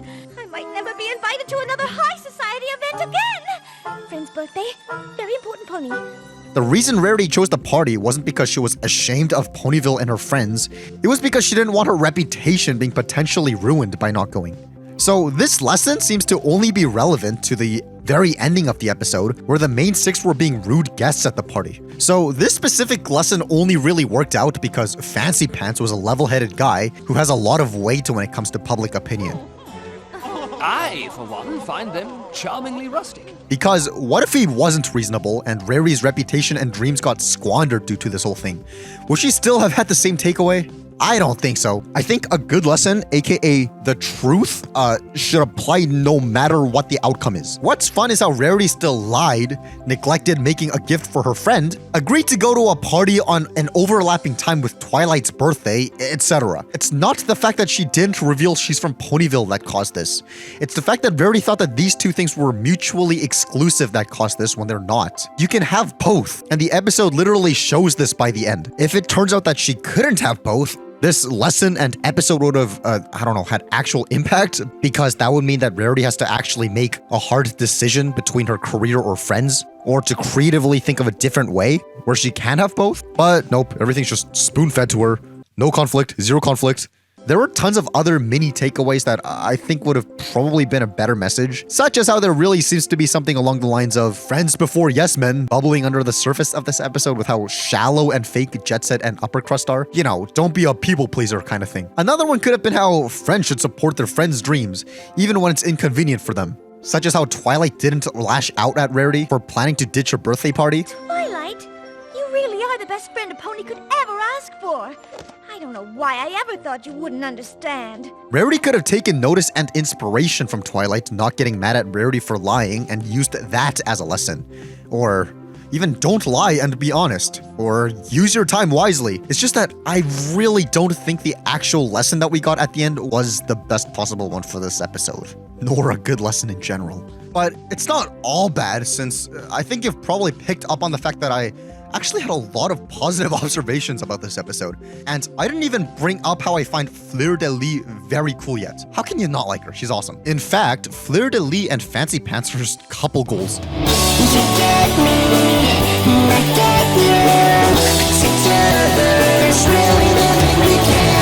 Yes, I just made a cover of a Talking Tom song just for this one joke. What did you think? Are you a fan of this lesson? And if you are, do you think this really was the best possible takeaway to this episode in particular? I'm curious to know your thoughts. I concede that there's a possibility I might have been a bit nitpicky with the wording, but I love playing devil's advocate. That's what I do. Because if you have a statement and then you also do devil's advocate for it, that just strengthens your original position if you can answer the devil's advocate. That's basically why I do what I do, and probably also the reason I have no friends and the girl doesn't text me back. Oh boy, time for another My Little Pony episode analysis. I wonder what the fun topic of this episode's gonna... I've always sort of had a crush.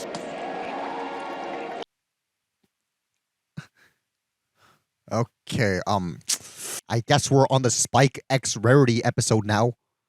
I was, dreading getting to this one. Let's just analyze the episode and see where it takes us. No distractions. What? You're relying on magic to set off candles? How lazy are we getting? Listen, if Applejack was able to set off this campfire all by herself without magic, I'm sure you can set up a tiny little candle with your mouth. On that note... Today is too important. Too bad those windows up there don't have any curtains for you to shut. Now you're never going to be able to focus. Okay, I know that I'm getting caught up on the small details, but that's because I really don't want to get to the Spike X Rarity parts. Re-shelving day. Okay, I'm totally not stalling right now, but the number of books on the floor better match up with the numbers of the ones that were on the shelf. Let's see. I actually tried counting each of these one by one just to cross-reference them, and I would totally show you the whole recording of me counting, but OBS decided to crash while I was recording of all times. But needless to say, I didn't do the whole thing because this pile's like impossible to count. It looks like one of those "bet you can't name a single item in this photo" images. And when I saw that the numbers so far didn't match up, I stopped because I realized that some of these books must be covered by the books on top. So a better way would be to go frame by frame of these books falling and keep track of each one and make sure that none of them disappear. But you know what? Actually going frame by frame, I realized how tedious this must have been to animate. All for like 3 seconds of actual footage. So I'll just leave it at giving props to the animators for doing a good job with this. Spike, what are you laughing at? So Spike shows up laughing maniacally and talking about this gem thing.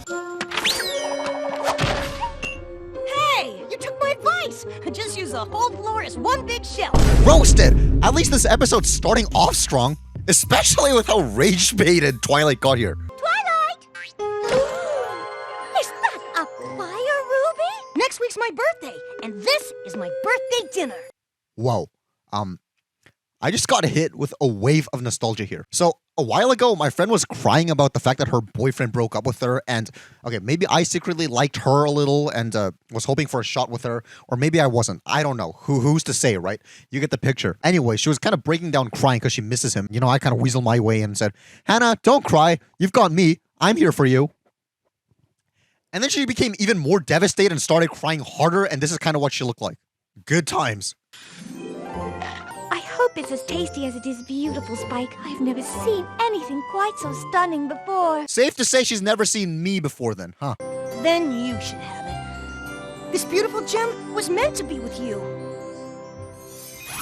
I don't know what to say. So, the whole thing with this scene is that it leaves you wondering if Rarity was actually manipulating Spike, or if she was just speaking her mind about the gem, with Spike emotionally responding to it with a sense of altruism from being a simp, especially because of Rarity's reaction afterwards. Thank you so much! Is this a genuine reaction, or is she just trying to manipulate Spike? Or perhaps she is genuinely celebrating, but because he fell for it, and not because Spike was generous.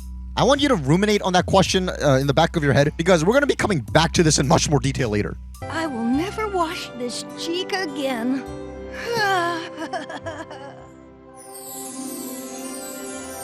You know, at least with Spike mentioning how long his birthday is from now earlier, Next week's my birthday. even though we don't get a proper time transition like what we'd see in SpongeBob, we can still infer using basic logic from the information that we do have, which makes the reveal of the punchline of Spike literally never washing that area of his face being revealed to be pretty funny. Then again, he just says next week, so that could really mean anywhere from 1 to 13 days away from this scene, depending on what day of the week this was set in. For example, if this scene was on a Sunday, but his birthday was on a Saturday, that's still technically next week, which would maximize the punchline. And inversely, if this scene was a Saturday and his birthday was on the following Sunday, yeah, that's technically next week, but that's just, you know, like literally the next day, so that minimizes the punchline. So the impact of this whole joke actually is colored by your assumption of how much days in specific has passed between, but it's still better than nothing, sort of.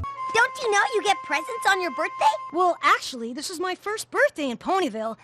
I usually just get one present, a book. You know, this whole Twilight giving Spike books as gifts thing might actually be a cross-reference to this exchange from Luna Eclipsed. Did you even read that book I gave you about obscure unicorn history? That book may have possibly been a previous birthday gift that she got him, which actually recontextualizes that exchange to be a little heartbreaking for Twilight. Especially because I think we can tell at this point that books are Twilight's love language, so the fact that that book was probably a birthday gift and Spike just completely ignores it is that's quite something. Speaking of presents, this is from my new line of top of the cakes. I'm gonna make one for each of you. Wow. Did she seriously just go to Spike's birthday party to advertise the fact that she's going to give everyone except him a special present? Especially because she goes on to elaborate that his exclusion is by the work of his own hands. I've been inspired by the generosity of my little Spiky Wikey, who gave me this beautiful fire ruby, one of the kindest acts I've ever experienced. Well, that's inconsiderate. And we know for a fact that she wasn't referring to Spike as one of her friends here because she makes these dresses by the end of the episode and Spike is without one. What the heck? Either way, Pinky lets Spike know that he has a special confectionery made for him. Sapphire! And this interaction happens. Oh, what a day!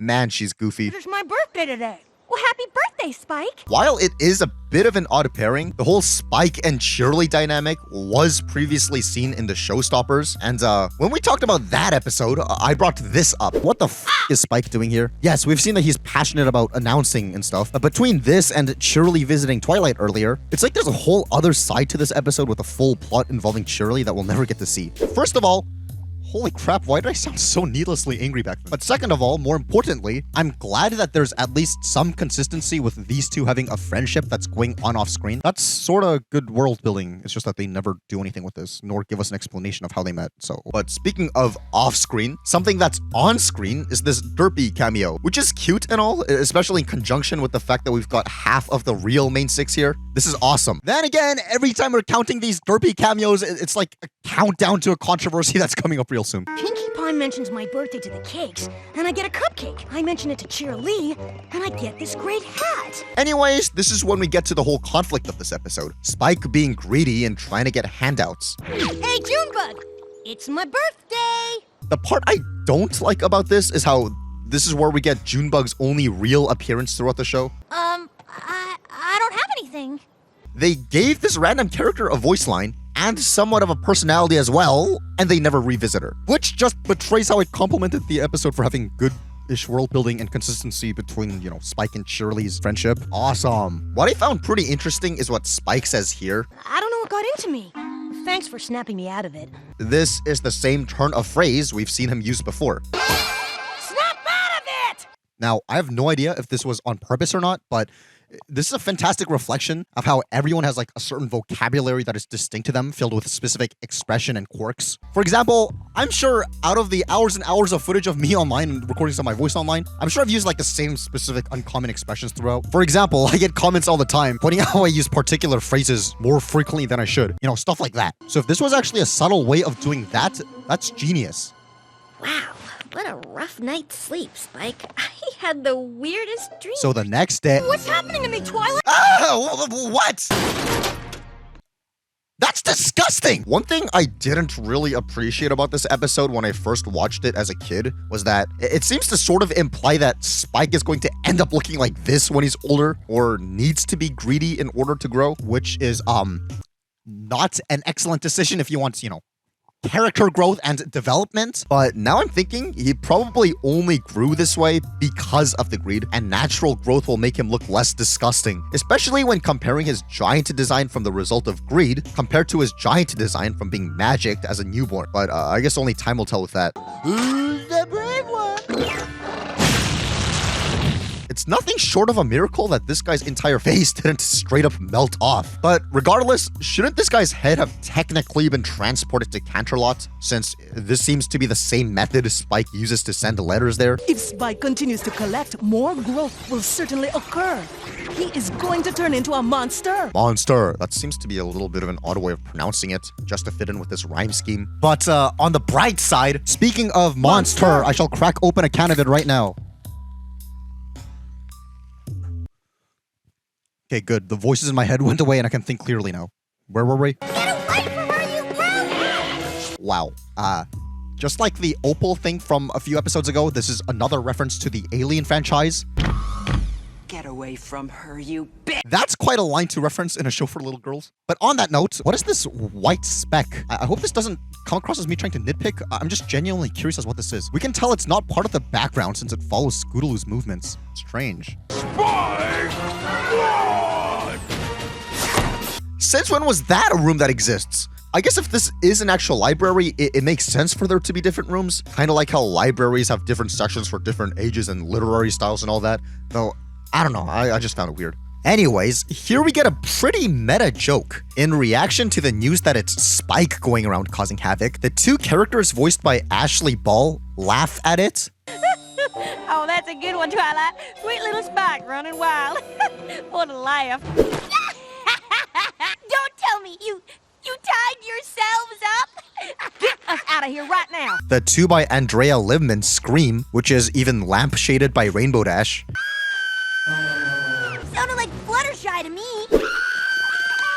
That sounded like Pinkie Pie. And even though Tabitha St. Germain voices only one character in the main six and not two, they somehow still did something super clever because she technically is also sharing the same reaction with herself, because they reused that one rarity scream that they've been reusing. See, extra little layers and details to be discovered like this is what makes me love the show so much. Now who in Ponyville would steal my apples? For that matter, who would steal my leaves? But he left the trunks. Good to see that there's some level of greed he won't cross. Wow, that's some remarkable precision that he was able to get his fingers in between the shelves to carry all that out, as opposed to, I don't know, just taking the entire shelf, I guess. In stark contrast to what I said earlier about Spike reusing the same phrasing he once used, which makes sense since he is the same person, we get this. Put me down, you brute! A reuse of the word brute, which doesn't seem like too common of a word that two unrelated characters would say separate from each other, but sure. Drop her, Scaly! Why did she say scaly as if it's a racial slur? Honestly, Rarity does say this. You've got nothing to be proud of! You steal every pony's things, terrorize the town, and use me as a weapon against my own friends! Which, as horrible as it is, I can almost understand because you're a dragon and all.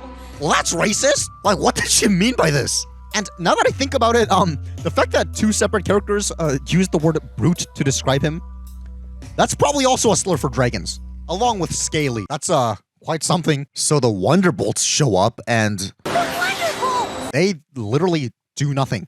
They come into the episode out of nowhere and they leave as soon as they show up.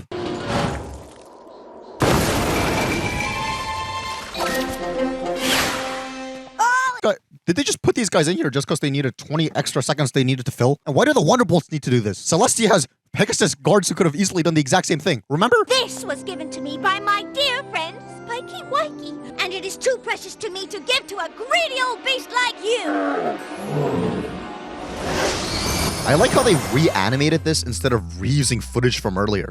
That shows some heart and genuine effort, and not laziness. And I appreciate that a whole lot, since lesser shows would have reused what was shown earlier, kinda like what this exact show did in Season 1. This adventure has taught me to never lose faith in your friends. They can be an amazing source of strength and can help you overcome even your greatest fears. That's great improvement. I mean, it's not like reusing footage drags the thing down by any means. It's just that not reusing footage gives it extra points, you know? But still, a few details have been changed in Spike's flashback compared to it happening earlier in the episode. Specifically the dialogue. Then you should have it. This beautiful gem was meant to be with you. Here, Rarity, you take it. It would mean even more to see you happy than to eat it myself. I don't know what to say. I don't know what to say. This is so thoughtful. Oh, my little Spiky Wikey. This is just so generous.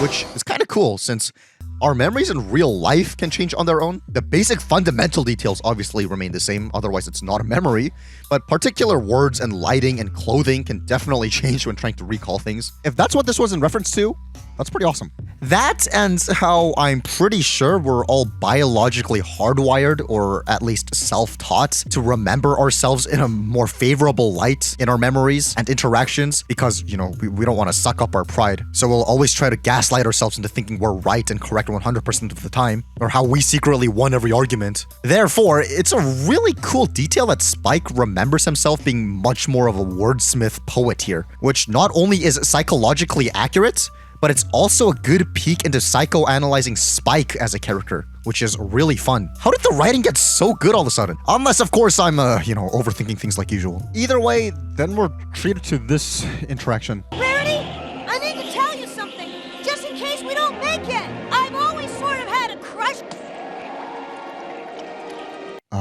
We'll come back to this. So then things calm down and Rarity gives Spike a kiss. It was you who stopped, you, from destroying Ponyville. You are my hero, Spiky Wikey. Well, that's something. And Spike writes his friendship report to Princess Celestia. Anything in the world. Wow, I like how Spike's signature is actually somewhat legible, unlike literally everything else here. Lots and lots of stuff. What? They're not gonna complain about those free gifts that Rarity made them again, will they? Honestly, after Suited for Success, I'm shocked Rarity still wants to give these guys free dresses. Overall, this isn't a bad episode. I sure as heck enjoyed it more than the Cutie Pox. It has high stakes, which the last handful of episodes were lacking. Plus, the episode's premise and conflict provide some additional context and connotations to the only other two dragons we've seen in the show up till this episode's release, and how they're both big, greedy guys. Obviously, I would be more than happy to keep an eye on your jewels while you're gone. So he's just Growing up? That doesn't explain why he keeps grabbing things. A dragon's heart is prone to greed. A steady diet to make growth speed.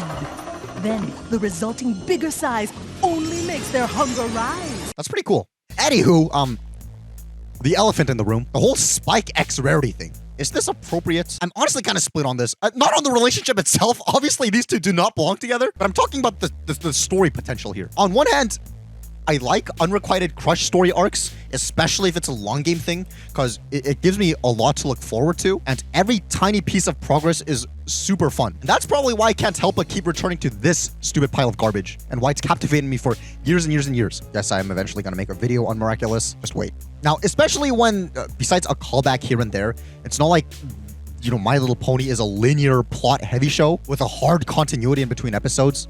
And for example, in season 1, there was an episode that ended with Ponyville just being completely destroyed. You saved my reputation with Princess Celestia. And more importantly, you saved Ponyville. Or not.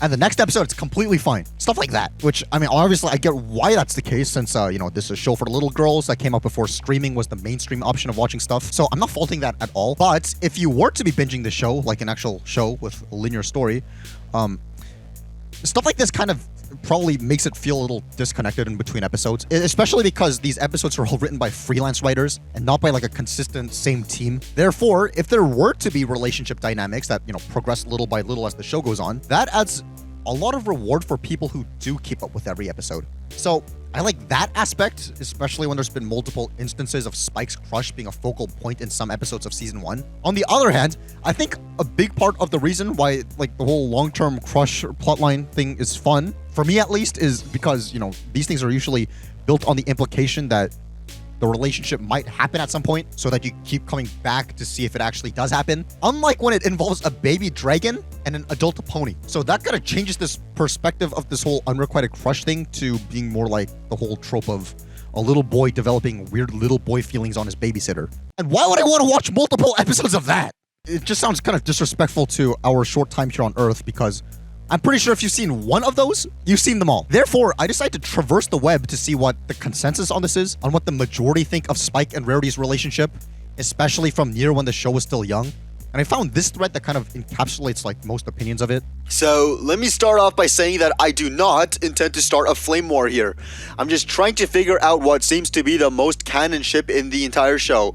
Then again, I've only just watched up to episode 10 of season 2, so there's still stuff I'm not aware of. Well, this guy seems like the perfect perspective to go through, since that is literally this episode, which means that this post isn't going to have the wealth of knowledge of where the ship goes that we have in retrospect. There's nothing really wrong with the whole thing, right? But yet, there does seem to be a problem with it. I still can't help but think it's strange. That means that there isn't nothing really wrong with the whole thing. What? Forgetting that they're different species, that doesn't really matter, I can't help but wonder, wait, Spike's a baby dragon, right? And I'm going to assume Rarity is a filly or something close to an adult, right? Now perhaps being a baby dragon means he could be closer to 15 or 16 years when it comes to human years, since dragons in most fantasy settings tend to live for thousands of years. And also, judging by the fact that Twilight aging from Spike's birth, there's actually probably been a good 15-ish years in between.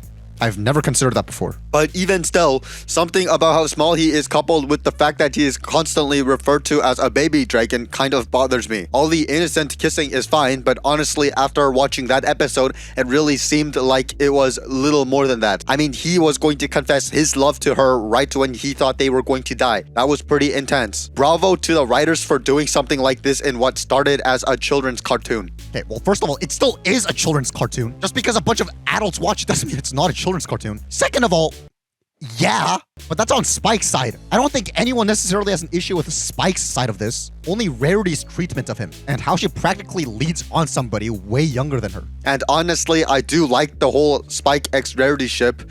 I love it, in fact. But at the same time, I still can't help but find it strange. You can't just spend the entire post talking about how it bothers you and how you find it strange, and then proceed to say that you love it? Huh? Judging by how this post ends with, no flame war intended, and I hope I am not the only one who feels this way. I am still kind of newborn brony after all. I'm assuming it was just sugarcoating the fact that he finds the whole thing weird. by ending it off on like damage control via trying to sound neutral to not get hate. But anyways, to bounce off this, I looked at the replies in this post, and like I said, I think these answers pretty much encapsulate the biggest opinions one may have on this dynamic. The first one being that it's weird because they're different species. Second one being the fact that they're different species is fine, but the age difference is weird. And third perspective is Rarity is manipulative, and I think this kind of transcends the whole age and species thing. Even if Spike was an appropriately aged individual here, and they were both ponies, Rarity's behavior seems to be a sticking point. As this poster says, I don't really like the Spike-Rarity ship because Rarity doesn't act like she cares for Spike much. She seems to kind of use him, use her flashy female stuff to get what she wants out of him. I know him giving her that heart-shaped gem was sweet and very selfless and generous of Spike, but she only wanted it because it was pretty and valuable. That must be at least 20 carats. No inclusions, pristine facets, and totally delicious. And he only gave it up because she connived for it a little bit. She didn't care that it was going to be delicious for him. He even told her it would be a wonderful special birthday dinner for himself. She didn't care. Then she defended it from crazy adult Spike, citing that a dear friend had given it to her, and that was why she didn't want it stolen. But I didn't believe her. Then she stops Spike mid-word from admitting his feelings to her. I felt that way she could continue to string him along without acknowledging out in the open his feelings. To not outright reject him would aid her in exploiting his feelings while keeping him at Hoof's length in the friend zone. She praises him just enough and gives him enough affection for him to remain full momentum head over heels in her direction. Which is a good point. However, she might only be acting like this specifically because he's younger and a different species, meaning that this whole thing was doomed to fail no matter what. But on that note, this whole manipulation thing does tie into what I said we'll come back to earlier, as in the whole gem giving scene, since, like I alluded to, there's quite a bit of room for character interpretation, such as, I'm going to read this directly from this TV Tropes page, because they ask some pretty good questions and bring up some perspectives that are worth exploring, and I'll respond with my thoughts. Did Spike give Rarity the fire ruby out of his own generosity, or did Rarity seduce it out of him? Who's to say? I mean, probably a mix of both. Spike, as a younger guy with childlike purity, might be more prone to sharing. Actually, now that I say this out loud, I'm not sure, since I did some research into this, and there doesn't seem to be like a clear consensus on whether greed and sharing is innate or learned. Plus, even if there was, logic that applies to humans in real life may or may not apply to fictional dragons. However, Rarity obviously knows that she has authority over Spike in age, and also authority in that, he likes her. Therefore, it's probably more like Rarity did take advantage of Spike here. Related to that, was her biting her hoof her trying to resolve the moral dilemma of exploiting his crush, or her trying to get a hold of herself before speaking again, given that it's his even if she doesn't like what he plans to do with it? I read this as the latter option. I've never even considered it could be the former, since it being the first option would imply that Rarity is capable of self-reflection. And after our analysis of the previous episode, and a little bit of this one, I'm not too sure. But that's for you to decide. Was her gushing afterwards about his generosity further manipulation, or just her being happy about it and thanking him? The episode's writer weighed in, giving support to the she wasn't trying to take it from him side. Dude, if the episode's writer weighed on one side, it's probably that one. However, even if it wasn't Rarity's intention here to be manipulative, it's still entirely possible Spike had an emotional response to it, which you can't really blame Rarity for. It's more up to Spike to learn how to regulate and control his emotions. But then again, Rarity probably should know better not to act a certain way when around Spike, when she knows that Spike is an impressionable kid who has feelings for her. Additionally, I don't know what to think of Rarity not allowing Spike to finish his confession as they were plummeting to their deaths. Was this an attempt to politely reject him, or was this to avoid having to verbally reject him and to instead employ an ambiguous action which could be taken either way in order to keep leading him on? But I think it's okay to leave this here for now because we are going to have more opportunities to talk about Spike and Rarity's relationship later on in the show. And enough about my opinions. What do you guys think about Spike and Rarity's dynamic? I'm actually curious to know what you guys think, especially in the context of whether you guys think Rarity was being manipulative here or Spike was just being susceptible. Hey guys, welcome to the F- Christmas special, where today we'll be analyzing the Christmas special. F-, what do you think you're doing? For those of you guys just joining the channel, this is A+, my landlord, and lord and personal savior, but you didn't answer my question. What do you think you're doing? An episode analysis, kind of like how I always do? Yeah, but this is not a Christmas special like you just said. Well, it's not technically a Christmas special, but it's a Christmas adjacent pony holiday. Well, by that logic, you did the Halloween adjacent episode doing a Halloween gimmick, Why aren't you doing a Christmas gimmick for this one? We gotta do something to mark it off the holiday. Do a whole bit wearing a Santa hat and chocolate chip cookies and milk. This instance, I'm kicking you out. I totally would, but first of all, I'm not a huge fan of chocolate chip cookies. And second of all, I'm lactose intolerant. And the last time I tried to drink milk, it swelled up my breathing and I ended up in the emergency room. But come on, it's Christmas. You gotta do something for the occasion or else, you know, you're evicted. I mean, I guess I could put on some Christmassy background music, but like I said, milk would kill me. Ugh. Need to remind you that the girl that you like has left you undelivered for 2 months and counting now? Why won't you give me a chance when I'm so perfect? Now get on with the episode and make me some money. As for me, I've got some girlfriends I've got to cheat on.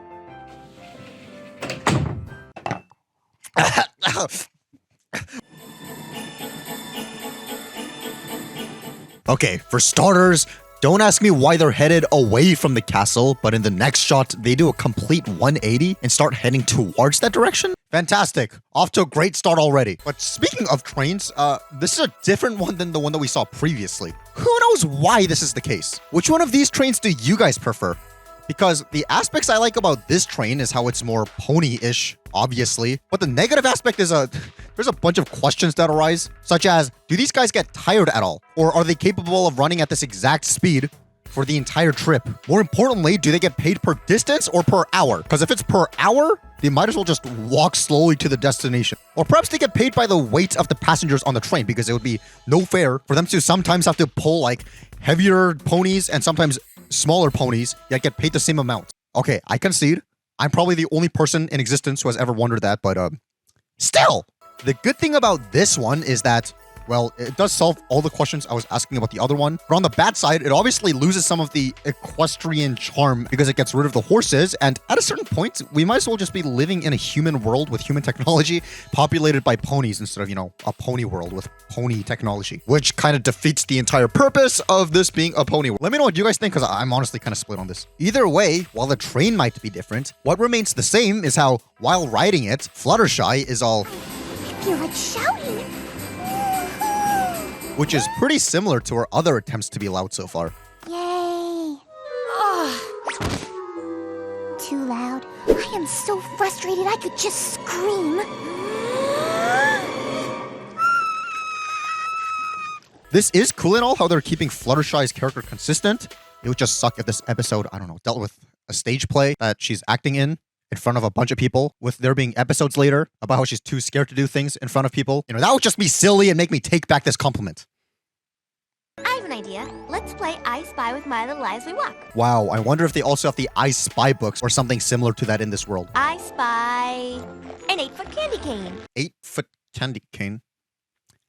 While this measurement is instrumental in giving us an idea of how big these ponies are, which is useful since if this candy cane is 8 feet tall, counting these pixels would put Scootaloo at 2'1", and putting her next to an adult pony like Fluttershy, we can conclude that the average pony is about 3'5", which is cool and all until you use this unit of measurement where you compare the size of a bunny in the pony world and one in the human world and use that to see the size relation to ponies and humans. That would put human Fluttershy at like 6 feet tall. I mean, okay. But to reel it back a little, how do they even have feet as a unit of measurement? Ponies don't have feet. The closest thing to that is when we hear the word foot be used in Owl's Well That Ends Well in relation to Spike. How did you guys know where I was? It was your ketchup-covered feet. Aloysius discovered your footprints, and we followed them all the way to the cave. But surely they're not using dragon feet as a unit of pony measurement. On one hand, this would have made so much more sense if they just said, you know, 8 hooves tall, since that would have been in character with the show, and wouldn't have human Fluttershy absolutely mog me in height. But on the other hand, I do like having official real-world measurements like this, because it's fun. So I'm kind of split on this. Let me know what you guys think about this as well. I spy some pony eating a gingerbread house. Wow, these guys seem to enjoy Pinky being goofy while playing I Spy. It sure would suck if there was a scene that completely contradicts this later on. Pony up for a game of I Spy? No, really, come on. At least that was just one example of this contradiction. I spy with my little eye a rainbow. Great, we're playing that game now? No. Oh, great theme song. Please save me. My little... Okay, I know I was calling for the theme song, but Now, this might sound like a bit of a nitpick, but it would have been really cool if they did like a Christmassy version of the theme song. As in, if they coated Ponyville in snow with the ponies in winter getup. Actually, no, they wouldn't have even needed to do that, since none of the ponies in this episode are in winter getup anyway. But I still think it would have been really cool if the grounds and the roofs were covered in snow with maybe some Christmas decorations on the buildings. Obviously, them not doing this isn't an indicator of like this episode's quality or anything. And I'm not even bringing this up as criticism. Obviously not, that's stupid. But I just do think it's a little bit abrupt and jarring how everything's covered in winteriness before and after the theme song, especially when in the cold opening, no pun intended, it does show Ponyville coated in snow. So if they did something similar in the theme song, that would have elevated this to like awesome. But oh well, that's just my opinion. You might disagree. Either way, we get introduced to this theater hall, and what the heck is this bandana? It looks so out of place, along with this guy with the hat. Especially because later, when we see the crowd shot again, they're gone, okay? I mean, what? Oh, great. There's our second big derpy cameo of the episode. Which is cute and all, but I like how the more attention the show is giving derpy, it's kind of, I don't know, depressing in hindsight, knowing that this is all going to culminate in some big controversy very, very soon. I can't believe that Princess Celestia chose us to put on the most important play of the season. Then we see what's going on backstage, and I'd say it's a little disgusting how we get to see the inside of Fluttershy's eyelids, but I'll say it's not as disgusting as they're growing extra wings here. Man. Anyways, this is pretty much the only scene in the entire episode where we see the main six interact out of character. The Heartwarmony pageant is about harmony and friendship. Shut the And I think it's pretty cool how, for example, we get this. How the way that Twilight yells this is a callback to the Ticketmaster. That's pretty cool. And on the topic of continuity, there's this interpretation I ran across that this episode actually takes place before winter wrap-up from season 1. Because judging by how these two are the only 2 episodes in the first 3 seasons of the show that take place within wintertime, it would make sense for these episodes to be back-to-back in order to not make the first 3 seasons span 3 years in universe time, which would be great since that would solve why the Cutie Mark Crusaders seem to be stuck in the same class for 3 years. So I'd agree with this. But what's funny is how the stained glass in this room depict the main six's ventures with not only Nightmare Moon, but with Discord, which would obviously place this episode after the return of Harmony, which this timeline here neglects. Back to square one, I guess. To be fair, I don't know if that breaks this entire guy's post, which would be a shame if it does, since this does really look interesting. But it seems as if I'm going to have to eventually form my own idea of a chronological order of the episodes in the future. But that whole thing aside, just looking at the inclusion of the stained glass on its own merits, I'm glad that the people working on the show were taking care to have some sense of continuity. Once upon a time, long before the peaceful rule of Celestia, and before ponies discovered our beautiful land of Equestria. Okay, we've established that this story takes place long before Celestia. Got it. Hopefully there's nothing to contradict that later on in the episode. Each of the 3 tribes, the Pegasi, the Unicorns, and the Earth Ponies. Anywho, here we are shown what the roles of the 3 pony races were. Earth ponies provided food. The Pegasi controlled the weather. But they demanded something in return. And the unicorns raised the sun and moon. For day and night. I think it's kind of interesting how if we take a look at the show Bible for the season, Goddess Lauren Faust actually had particular notes about these 3 pony types, which I think is pretty relevant to the discussion here, so let's give it a read, shall we? 1. Earth ponies. The most populous type of pony. They are also the simplest looking. They have no magic like the other types of ponies, but even so, they have the greatest talent for caring for nature, hardy and resourceful. They've learned how to live without magic and are better than any other pony type at growing plants. Whether it be beautiful flowers or crops, and they excel at caring for animals, both real and fantastic. They live in the fields, the plains, the forests, and tend to remain close to the earth. They are quite grounded, both literally and figuratively. So far, it seems as if the roles for the Earth ponies in this episode lines up very well with Goddess's vision for them. 2. Pegasus ponies. Ponies with feathered wings. The majority of Pegasus ponies live in the ever-morphing city of Cloudsdale in the sky. Pegasus ponies' ability to fly has merited them stewardship of the weather. When the ground is dry, the Pegasus ponies gather to gallop atop the clouds and shake loose the rain to the earth. Like cowboys, they wrangle the clouds from the sky to create a sunny day. They gather gather the great herds and flap their wings simultaneously to create the wind. Legend holds that Pegasui can create a rainbow solely and completely on their own. Up until recently, this fact was believed to be a myth until one Pegasus pony achieved this miracle, but she only did it once. Yeah, most of that lines up with what we're seeing in the play, but obviously the part about creating rainbows being a myth and only one pony being able to do it, that's been scrapped, obviously, since we see the factory where they make rainbows, and this was obviously alluding to the Sonic Rainboom, which I find kind of interesting because, like I said, this was the Season 2 version of the show Bible, not the Season 1 one, which we can see was updated 2 months after the Sonic Rainboom episode came out. So, And finally, we got 3 unicorn ponies. Where Earth ponies inhabit the earth and Pegasus ponies populate the sky, unicorn ponies hail from the mountains. Each and every unicorn has magical powers that emanate from their horn, a unicorn's crowning glory. These individual powers usually coincide with each unicorn's individual personality, talent, and cutie mark. Most unicorns tend to gravitate to the more metropolitan of the pony dwellings, like Equestria's awe-inspiring capital and the home of the princess Canterlot. Canterlot is a hub for unicorns to practice their unique spellcasting skills. They are often the scholars, artists, and mages of pony society. Unlike the 2 previous pony types, this one doesn't really have too much bearing with this episode's plot, because back then it was said that the unicorns were the ones raising the sun and moon, but obviously here the princess already exists. Anyways, I hope you enjoyed that little detour to behind-the-scenes information to the show. Plus, it's historical to the show's development, which I'm trying to document with the series, obviously, so yeah. But then they fight amongst each other because a weird winter shows up and they stop supplying each other with what they used to. So it was decided that a grand summit would be held to figure out a way to cope with the blizzard. Each tribe sent their leaders. Who organized this meeting? Especially because there's no mediator between these guys. I guess they somehow calmed down for enough time to hear each other out to have a meeting like this. Now, this would usually piss me off, but the roasts are on fire here. We're not making it snow.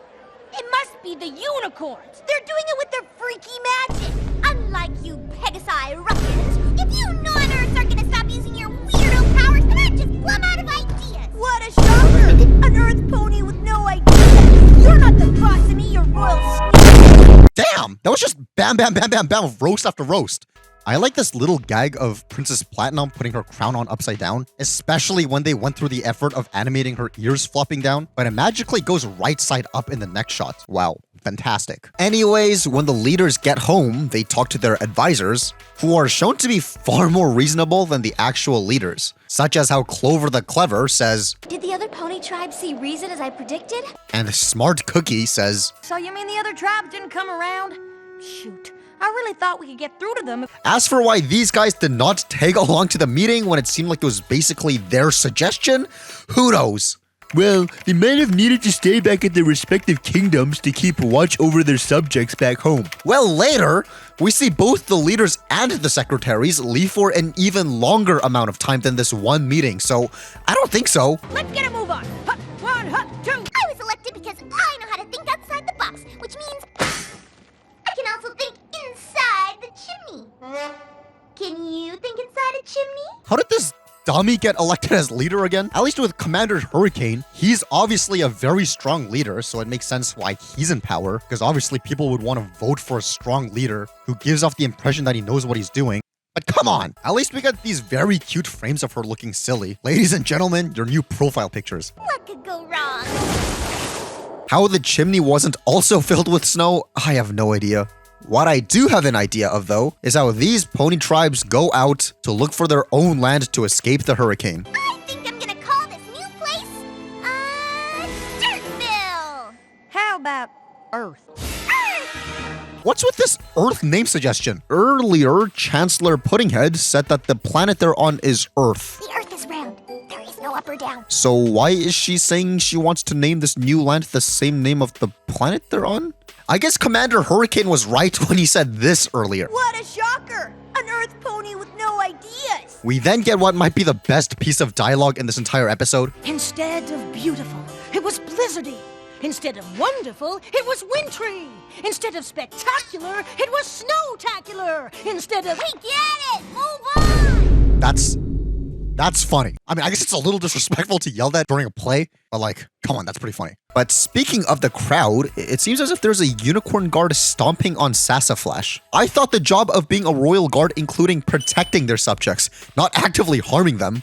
To make this long story short, okay, to be fair, it's a short story, but they make it long. So to make this long story appropriately timed, the tribe leaders start arguing, which causes these Wendigos from earlier to cause a hurricane again. With the solution to this problem being their assistant people be friendly with each other. How sweet. But on the topic of Wendigos, since this episode doesn't go out of its way to fully explain what they are, only saying, They're winter spirits that feed off fighting and hatred.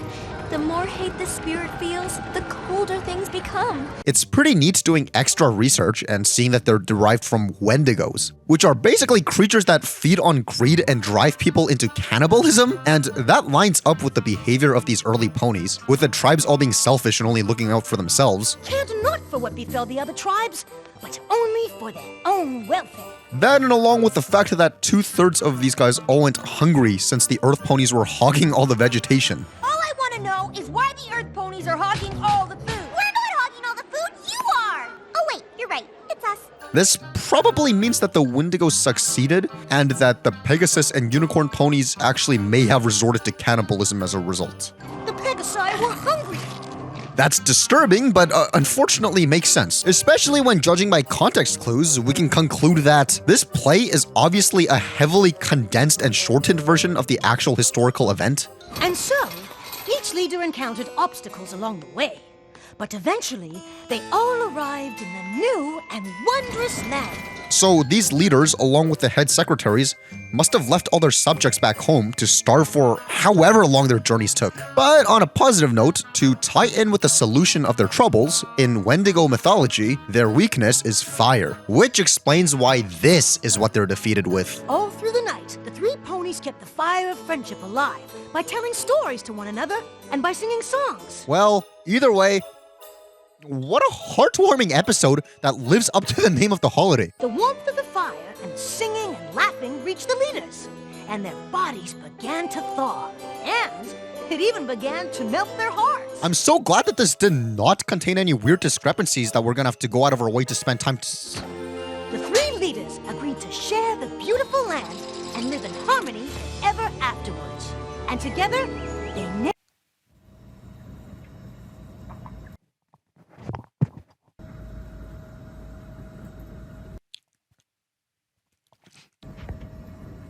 Okay.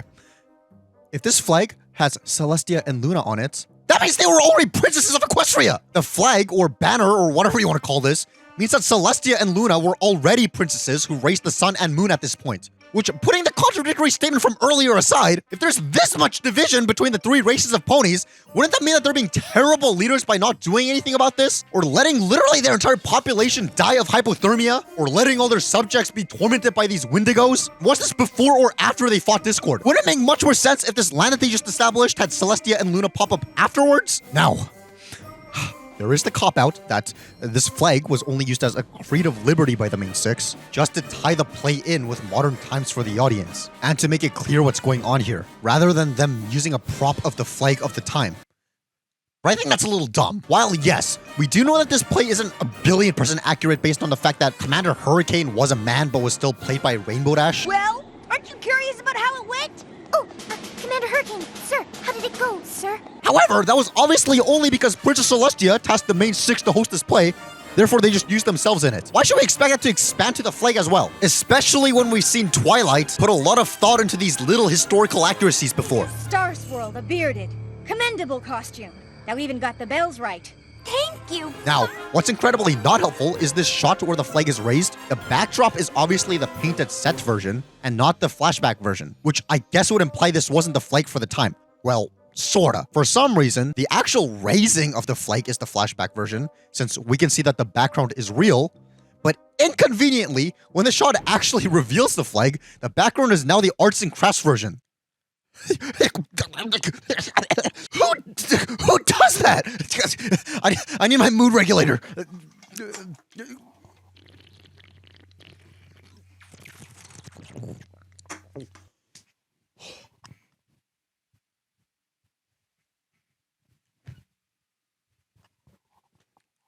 I think we're good now.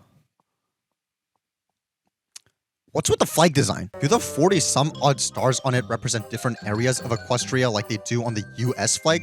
Or is this an arbitrary number? Well, it's probably not the different states one because the Pegasus flag also had stars on it. And there's no way that they'd be honoring non-Pegasus nations in their flags, right? I don't know, because the Unicorn one also had a bunch of rhombuses and guess what? The amount of rhombuses are the exact same as the stars on these ones. So maybe this number is not arbitrary? Now, I know it does no good to anybody for me to mope around like this, so let me just take one more small sip of my mood regulator and we can go back to our regularly scheduled program.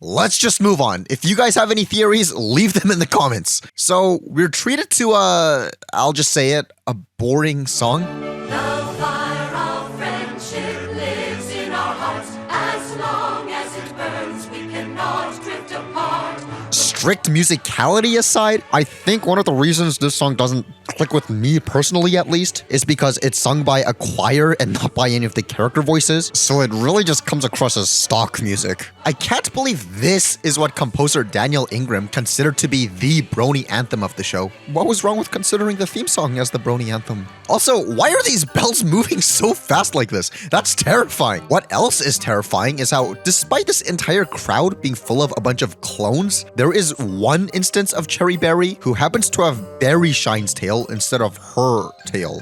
Also, there's only one Berry Shine in the entire room. Huh?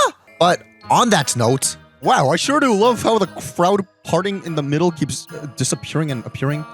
And how the Cutie Pox Crusaders also keep appearing and disappearing. What? Anywho, we then get some reiteration that Celestia was originally the one who put the main six to put this play on. We should be so honored that Princess Celestia chose us. She must really think we exemplify what good friends are. Yet, she's nowhere to be found in the entire episode. How supportive.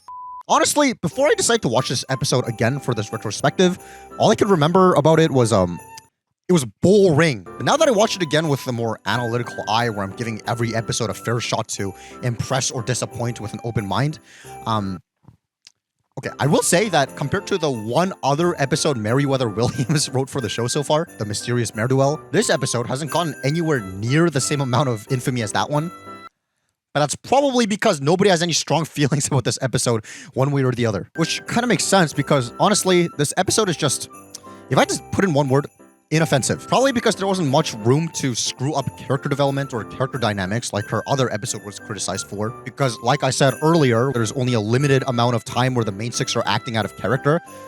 Because this whole thing takes place in a play instead of reality, and the characters are playing a character, there's not much to screw up the actual original characters like people complained about the mysterious Mare duel doing. However, that in conjunction with the fact that the entire plot was pretty much narrated beat for beat by Spike, with not much subtlety in story nor like character interactions, there's not much for me to really analyze. Not to say that this is bad by any means. I think the episode did have a really good lesson about not hating each other. And now our bodies will become as cold as our hearts. All because we were foolish enough to hate. Which is the answer to most problems in life, which I would think. And like I alluded to earlier, like 2/3 of this entire script are just roast after roast after roast. Okay, this is getting old. Hey! You invaded our territory! Finders keepers, losers rippers! Oh, this is simply taking forever. My hooves are killing me. How long have we been walking for? About 5 minutes, Your Highness. Which is funny, but still, in that vein, there's not much to really analyze because all the lines are all jokes instead of character interactions. But at least it does do some world building by showing us how Equestria was founded. So it's more of a lore drop than it is any real advancement on anything. But the lore that it does give, it just raises a bunch of questions like I brought up about the flag thing. I know there's the official Celestia and Luna journal thing that serves as somewhat of a spiritual successor to this episode that offers more information about the founders of Equestria and how the princesses became princesses. But this book is going to require information from season 4 to fully understand, so we'll cross that bridge when we get to it. If I could rewrite this episode, I don't know if this will fix everything, but I would probably have Celestia and Luna already have been the princess and have them be the mediators at the meeting. That way they can say that they at least tried to get the subjects to unite and not fight each other. And the flag having Celestia and Luna on it would have made things come full circle with them originally trying to get them to make up with each other. I think that would have solved everything. But anyways, what's kind of interesting is how, based on these original plans for Season 2, where we can see earlier names of the episode titles, such as how The Return of Harmony was previously known as Amazing Adventure, and before that it was considered to be Seeds of Chaos, and how May the Best Pet Win was originally considered as No Tank You, and how Mysterious Mare Duel was originally titled The Masked Avenger, that's quite something, or how Secret of My Excess was previously known as Attack of the 50-Foot Dragon, which when that was previously known as Giving Dangerously. But with all that said, this episode was originally titled Christmas Special, or at least that was the placeholder name, which is kind of strange because this episode was obviously not about Christmas. It was about hearth swarming, and I'm assuming this was because the team for the show was tasked by the network to make an episode for the holiday season, and not necessarily because the My Little Pony staff had any super clear idea of what they wanted to do. But I wonder if after getting that task, if they ever considered making a Christmas special before they came up with hearth swarming, which would once again put into question how there are references to Jesus Christ in this world populated by ponies. Then again, if we look at the previous generation, G3 involved actual Christmas, so then again, we see that they have these festive trees topped with a star, which in real life started off because it represents the Star of Bethlehem. So before my brain melts, I think we can leave this episode here for now. Merry Christmas and a Happy New Year. You know, because I have no friends, it's a little difficult for me to analyze these episodes about friendship. That's why I'm glad that this one is about family instead of friends, since that I do have. It's about time you guys met my son. Come out, Cecil. Guys, this is Cecil. Say hi, Cecil. Hi. Yeah, he's a little shy. This is his first time on video. But hopefully watching this episode together as father and son will allow him to open up a little. So the episode starts off with Granny Smith waking her grandkids up by screaming like crazy. Father, is that a reference to you always screaming about how you have no girlfriend at night, keeping me up? What? I don't do that. Is that why I have this footage? No!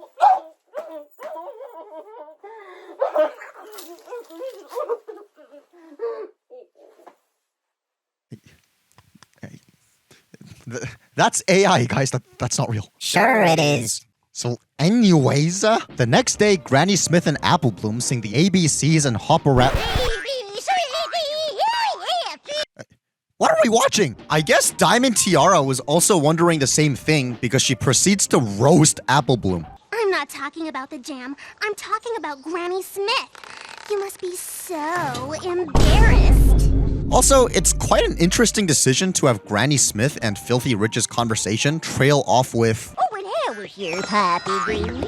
This seems like such a strange line to put here. Especially because we never actually see Filthy Rich's dad ever in the entire show. Nor do I think he ever even gets so much as a mention after this. And even this was an off-screen line. I guess this could be early installment weirdness, and perhaps somebody on the team was planning to do something more with Filthy Rich's dad, but with a change in priorities and stuff later on in the show, just happened to divert from it? I don't know. Either way, even though this line sounds random at first, it's actually really good foreshadowing for later on in the episode when we find out the Apple and Rich family have tight relations. But on the topic of their family, it's a little weird that Filthy Rich would even bring his child out for business matters, but sure. Isn't that what you're technically doing by putting me in a video? Plus, it's not like you don't do superstitious rituals when you think nobody's watching.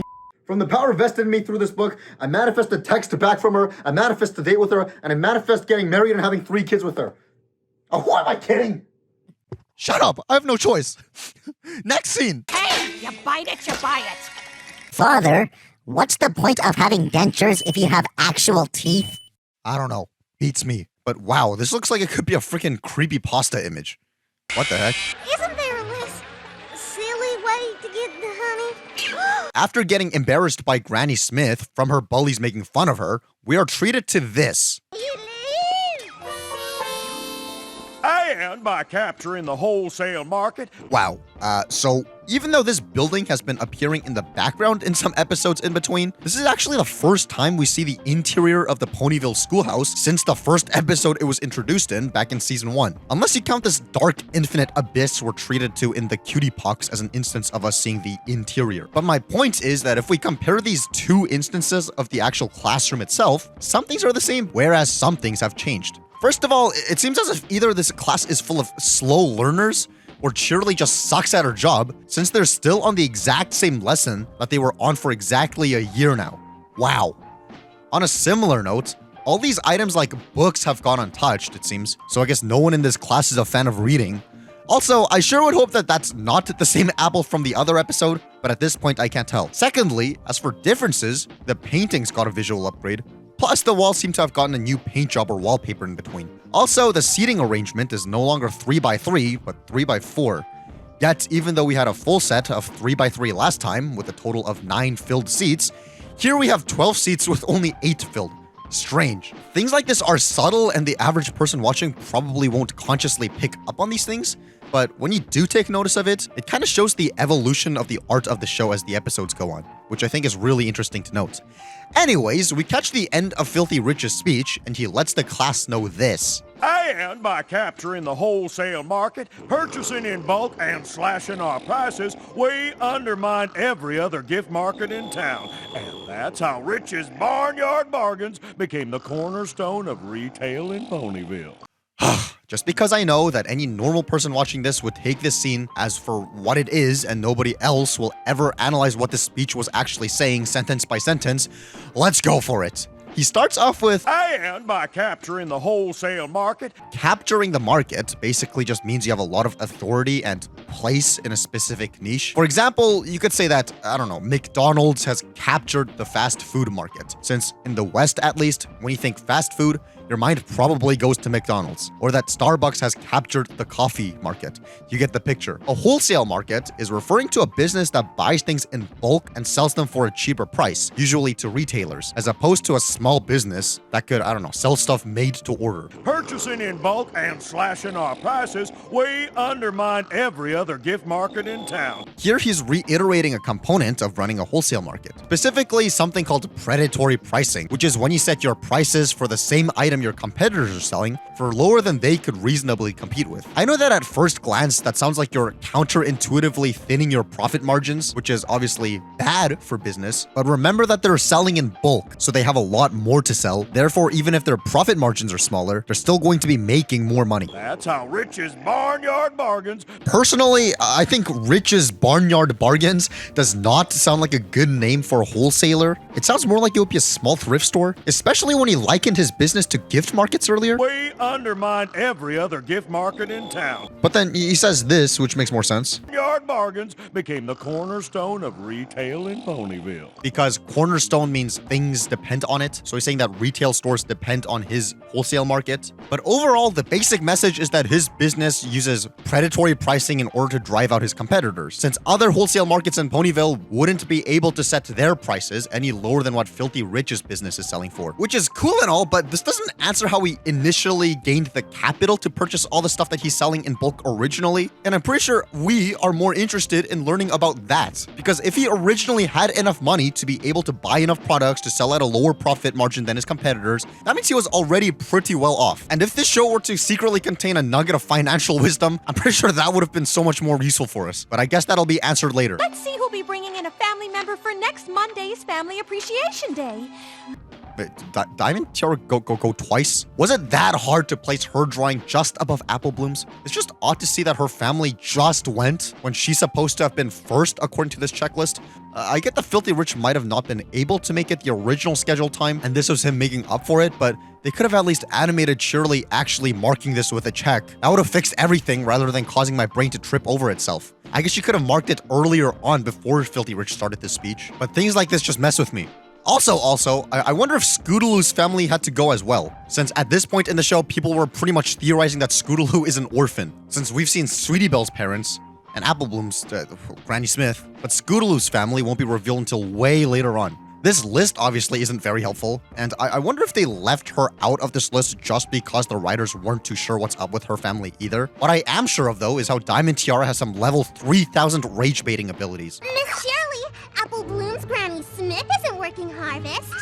She could come. So to spare herself from embarrassment, Apple Bloom tries one more time to see if one of her siblings can come do the speech instead, with Applejack saying no because they've got to harvest these zap apples. So then we get this interaction. I'll be embarrassed, shamed, disgraced, mortified, humiliated. What are you, a dictionary? Wow, I guess this roast was so great that they used it twice. That's not a word. What are you, a dictionary? Like, they used the exact same audio file as last time and everything. What are you, a dictionary? Which is kind of dumb because the joke actually made sense the first time around. But here it would have made much more sense if Scootaloo asked Apple Bloom if she's a thesaurus instead of a dictionary. And I think that would have added a really cool layer to this joke, but oh well. Snap out of it. Wow, so much for what I said about what Spike says in our analysis of Secret of My Excess. I don't know what got into me. Thanks for snapping me out of it. This is the same turn of phrase we've seen him use before. Snap out of it! Now, I have no idea if this was on purpose or not, but this is a fantastic reflection of how everyone has like a certain vocabulary that is distinct to them, filled with specific expression and quirks. So if this was actually a subtle way of doing that, that's genius. That observation got completely dashed from Sweetie Belle saying the same thing here, so back to square one, I guess. Father, what's this X and O thing? What is this even a decoration of? I have no idea. Stop nitpicking. Focus on the actual episode. Hypocrite. Clear. Court-martialed. Let me get this straight. The jar cracks from that, but not this? You have to look sick.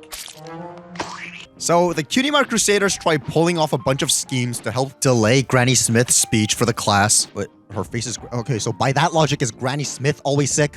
I don't know. By that logic, am I perpetually sick? By what this scheme is implying, I guess so, Cecil, I guess so. Good thing Apple Bloom didn't take after her grandmother and was also born green. Otherwise, this wouldn't have been a plan. Though, imagine this is what they ultimately end up getting their cutie marks in. Deception. Because suppose that they actually succeeded in one of their attempts to fool and deceive people here, and to an exceptionally impressive degree, that when they are found out to have been deceived, the victims don't even get mad. They're more baffled and impressed than anything. Thus, the Cutie Mark Crusaders get cutie marks that represent trickery and lying. Yeah, what a legacy they would have left behind there.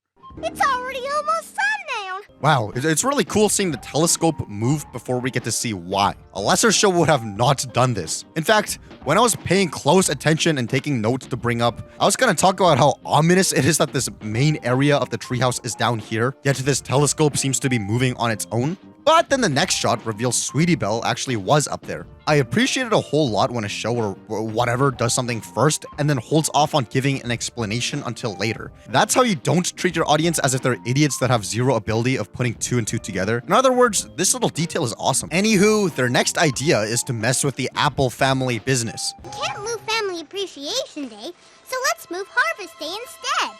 They don't look quite right.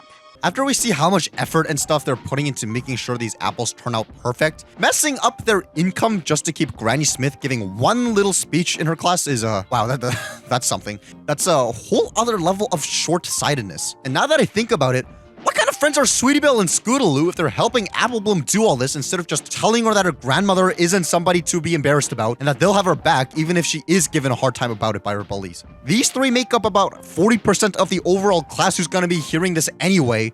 And even though Apple Bloom's scared and overthinking that she's going to be the laughingstock of the entire town, come Monday, I'll be the laughingstock of Ponyville. It's not like we ever see Diamond Tiara and Silver Spoon have any friends outside of class in the entire show. Bruh. Any other bright ideas? At least no pigs here fell in love with Sweetie Belle unlike last time.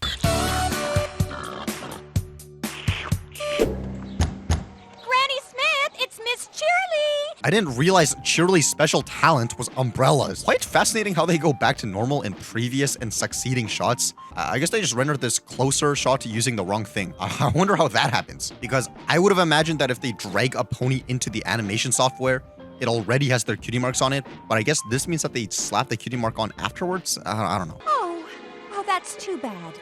We can reschedule. Oh no, that's too bad. Now she has to actually do her job and think of a lesson plan instead of lazily relying on somebody else who's not a teacher to use their free time from work to fill in for class hours.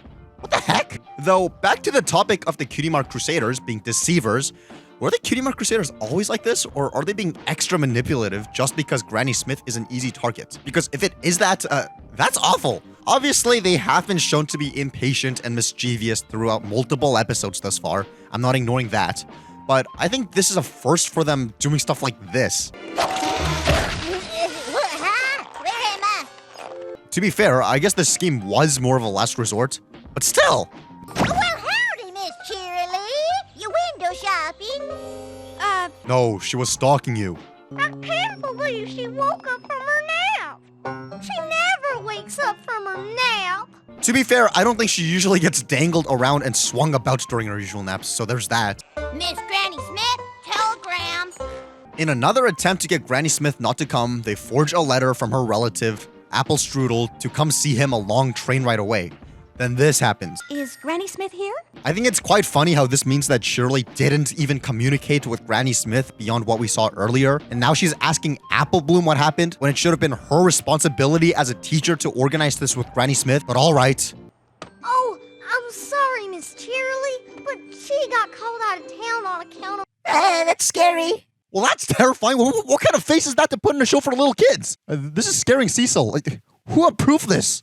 Well, coincidentally, it turns out Apple Strudel was conveniently on the train Granny Smith was tricked into taking. And Uncle Apple Strudel was on it. Which is quite the contrivance, and that would usually make me mad if it weren't for the fact that they thought this guy was important enough to make this pretty darn accurate minifinger of. That's quite specific, but I can't even be mad. I can't wait to hear Granny Smith's presentation. If she can remember any of it. Roasted? Wait. No, they're literally mocking a senile old lady. That's messed up. Especially when we see the extent of her mental shortcomings in this episode. It's time for some good old-fashioned Zap Apple jamming. Yes, ma'am. I can't wait now. Wait for what? To make Zap Apple jam with you. What isn't messed up is this scene. Long ago, when I was a little pony, The subtlety of Apple Bloom's reaction to Granny Smith not even being able to sit down in a chair properly without being odd, conveying thoughts of, man, that was the final nail in the coffin, and her not magically being not embarrassing no matter how much of a wish upon a star that was. And now I know I won't hear the end of this. All without a single piece of dialogue being uttered here is excellent. That's how you do visual storytelling, and I will give props to this episode and the show for that. Good job. Anyways, let's break down Granny Smith's story. Wow, I like how long ago is the only clue we get as to the timeline of when the story takes place. But I guess with the scarce amount of information we have in the show so far, all we know is that it takes place sometime after the founding of Equestria and sometime before the present. Excellent. That narrows this down so much. Things were very different here in Ponyville.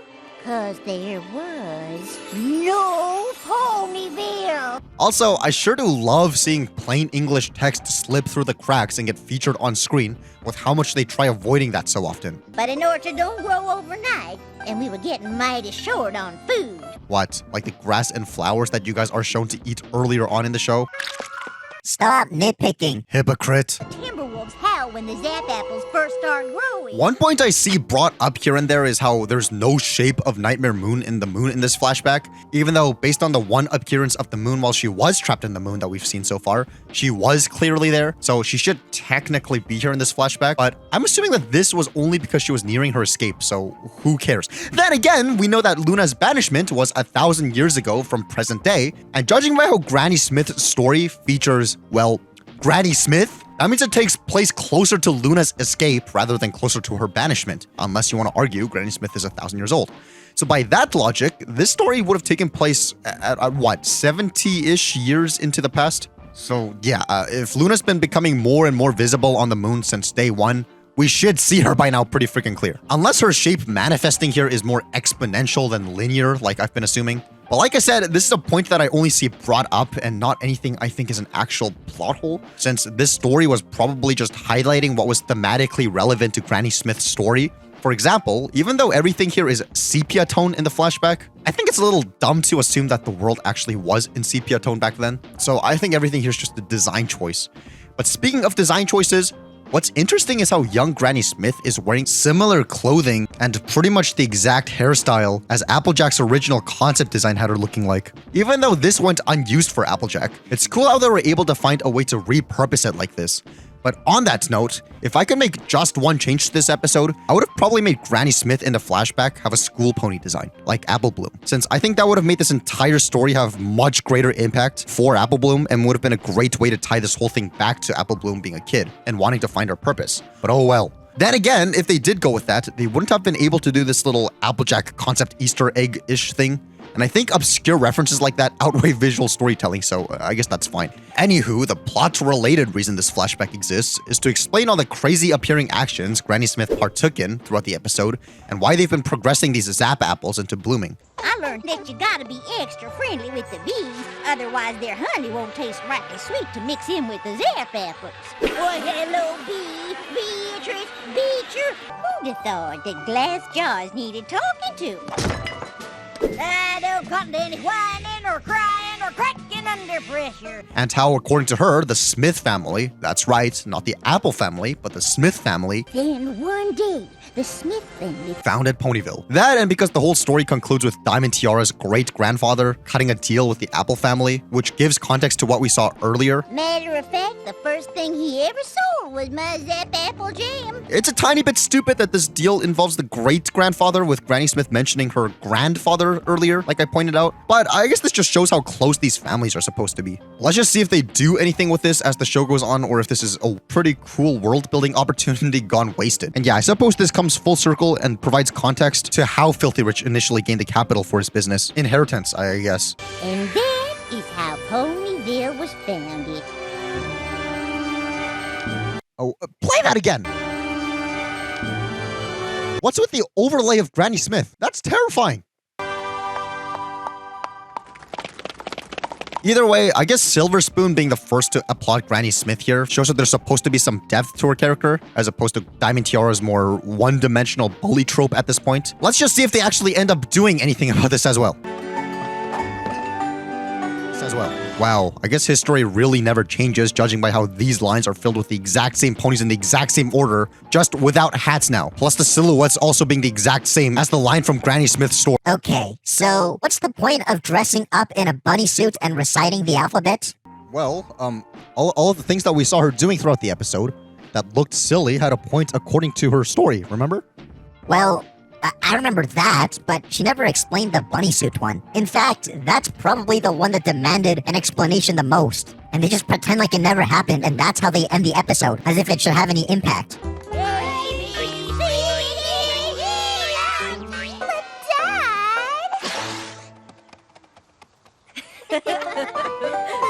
Yeah, that aside, did you learn anything from the episode, Cecil? I learned that the only reason you should never be not embarrassed of your old embarrassing relative is if they happen to have achieved something great. Apple Bloom was so embarrassed by her grandma being silly and went out of her way to deceive and betray her over and over again with her friends. And the only reason she ever changed her tune was because it turns out that she was a founder of Ponyville. Yeah, that's true, but I think this was good world building in fictional history and all, but wouldn't the message of familial love have had much more impact if Apple Bloom stands up for Granny Smith even if she wasn't such an important figure? Yeah, probably. Wait a second. No, it wasn't good world building. Because if Granny Smith was there at the founding of Ponyville... And that is how Ponyville was founded. And Ponyville is hundreds of years old. Ponyville was started by Earth ponies, so for hundreds of years they've never used magic to clean up winter. That means she's ancient! At least it gives me an excuse to not be proud of you because you haven't achieved such greatness, such as founding a town and starting a business. What? No, I do stuff. Yeah, such as this. Come on, Sunset. Real human females don't like me. You gotta be real. Come to life for me, please. Cecil, you better not be filming this. Go to your room. Whatever. Anywho, one sticking point I had about the last couple recent episodes was how I really thought that their messages were hindered from reaching their fullest potential, since when it comes to spelling it all out at the end by verbalizing the lesson, some of these episodes were prone to wording things a bit ambiguously, which ruins the impact of the episode in my opinion, because I think some of these episodes would have definitely benefited from just letting the actual events that play throughout the episode do the talking and letting the watcher discern for themselves, especially because I think discernment and being able to slightly read between the lines is a useful skill for children to develop early on. And the fact that this episode does that precise thing is awesome, since there are a lot of takeaways kids could come away learning from this episode, beyond just the generic family is cool. Such as, don't be ashamed of your family. Your family probably has rich roots and cool stories. Bullies are wrong, etc. But on top of that, this plus the previous episode really seems to be putting an effort into doing some expanding on this universe's lore.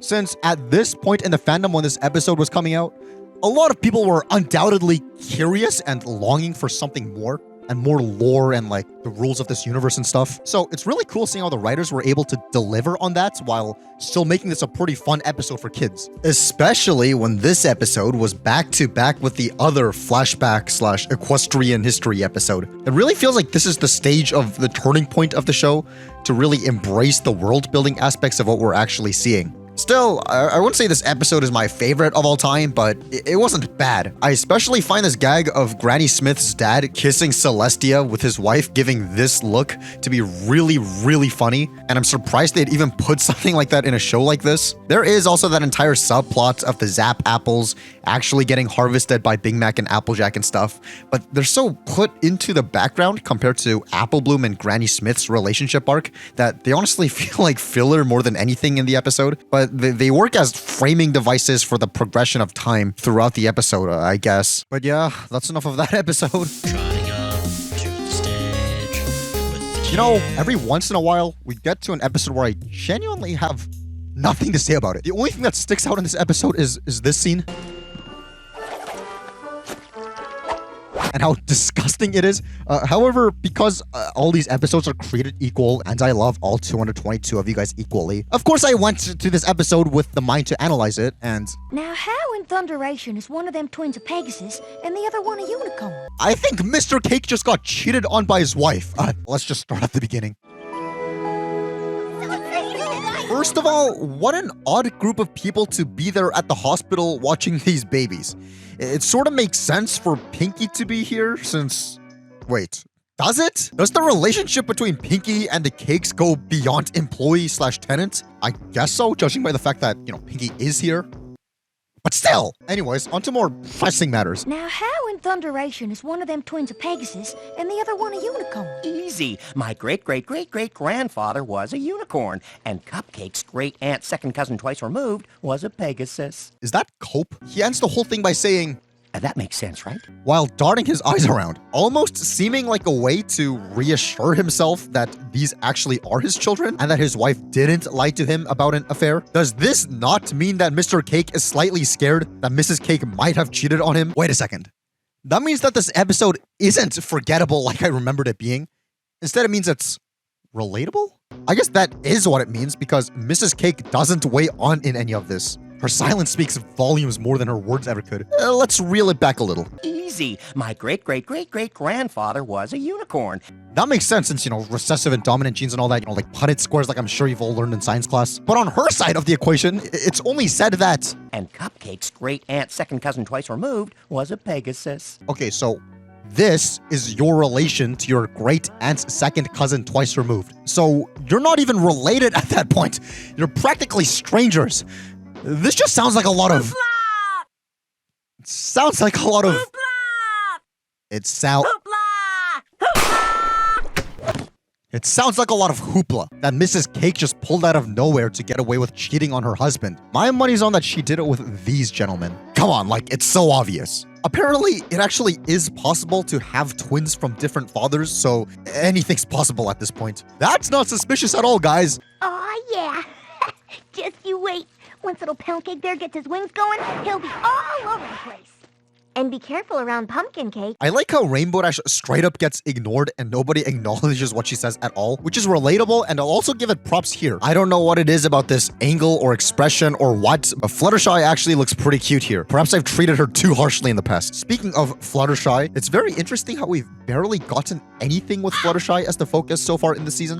Oh well. But to take a step back, if we're to take what Mr. Cake says at face value instead of looking deep into it, and this wasn't him secretly getting betrayed by his wife, this discussion would confirm the headcanon that pony species can interbreed and have an offspring who's a different race. Which basically means that all bets are off in all the early theorizing / headcanoning that Berry Punch and Ruby Pinch are a family, and also the whole Derpy / Dinky / Dr. Hoof's family thing. Anyways, then we get a time skip of a month.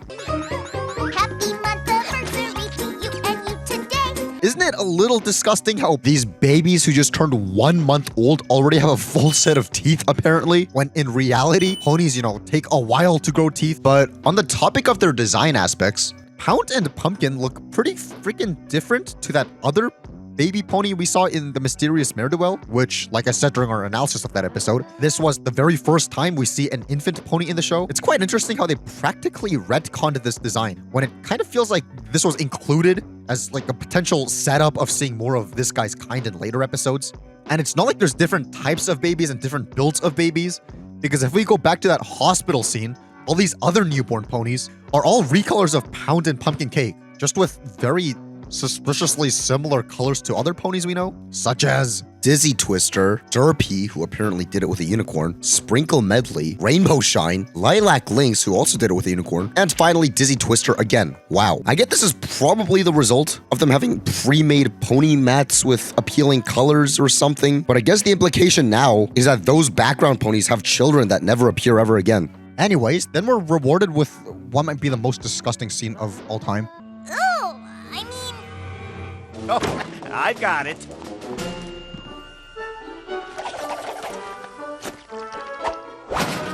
Because I had to be subjected to rewatching this episode multiple times for this analysis, we're gonna dissect the scene in great detail whether you like it or not, but I'm sure you'll love it. First of all, I'm sure you appreciate how they went out of their way to include this bulge in the diaper so that we get a nice visual of the baby's droppings and how this particular piece here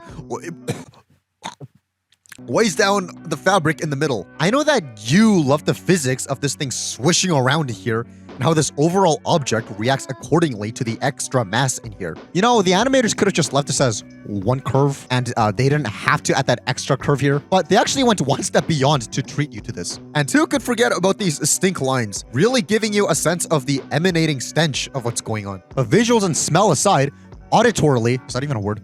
Whatever. If we're going to take note of the audio here, that's right, they added some wet sloshing noises that you have to actively listen for if you want to get the full effect. It makes me wonder why they even put this here in the first place. It's not super loud where it's obvious, it's just there in the background. Though I guess I haven't really brought up the audio work on the show, particularly for this season in expansive detail yet, but what I noticed while watching Luna Eclipsed is that the show actually does go one step beyond. For example, take a listen to these crickets chirping in the background.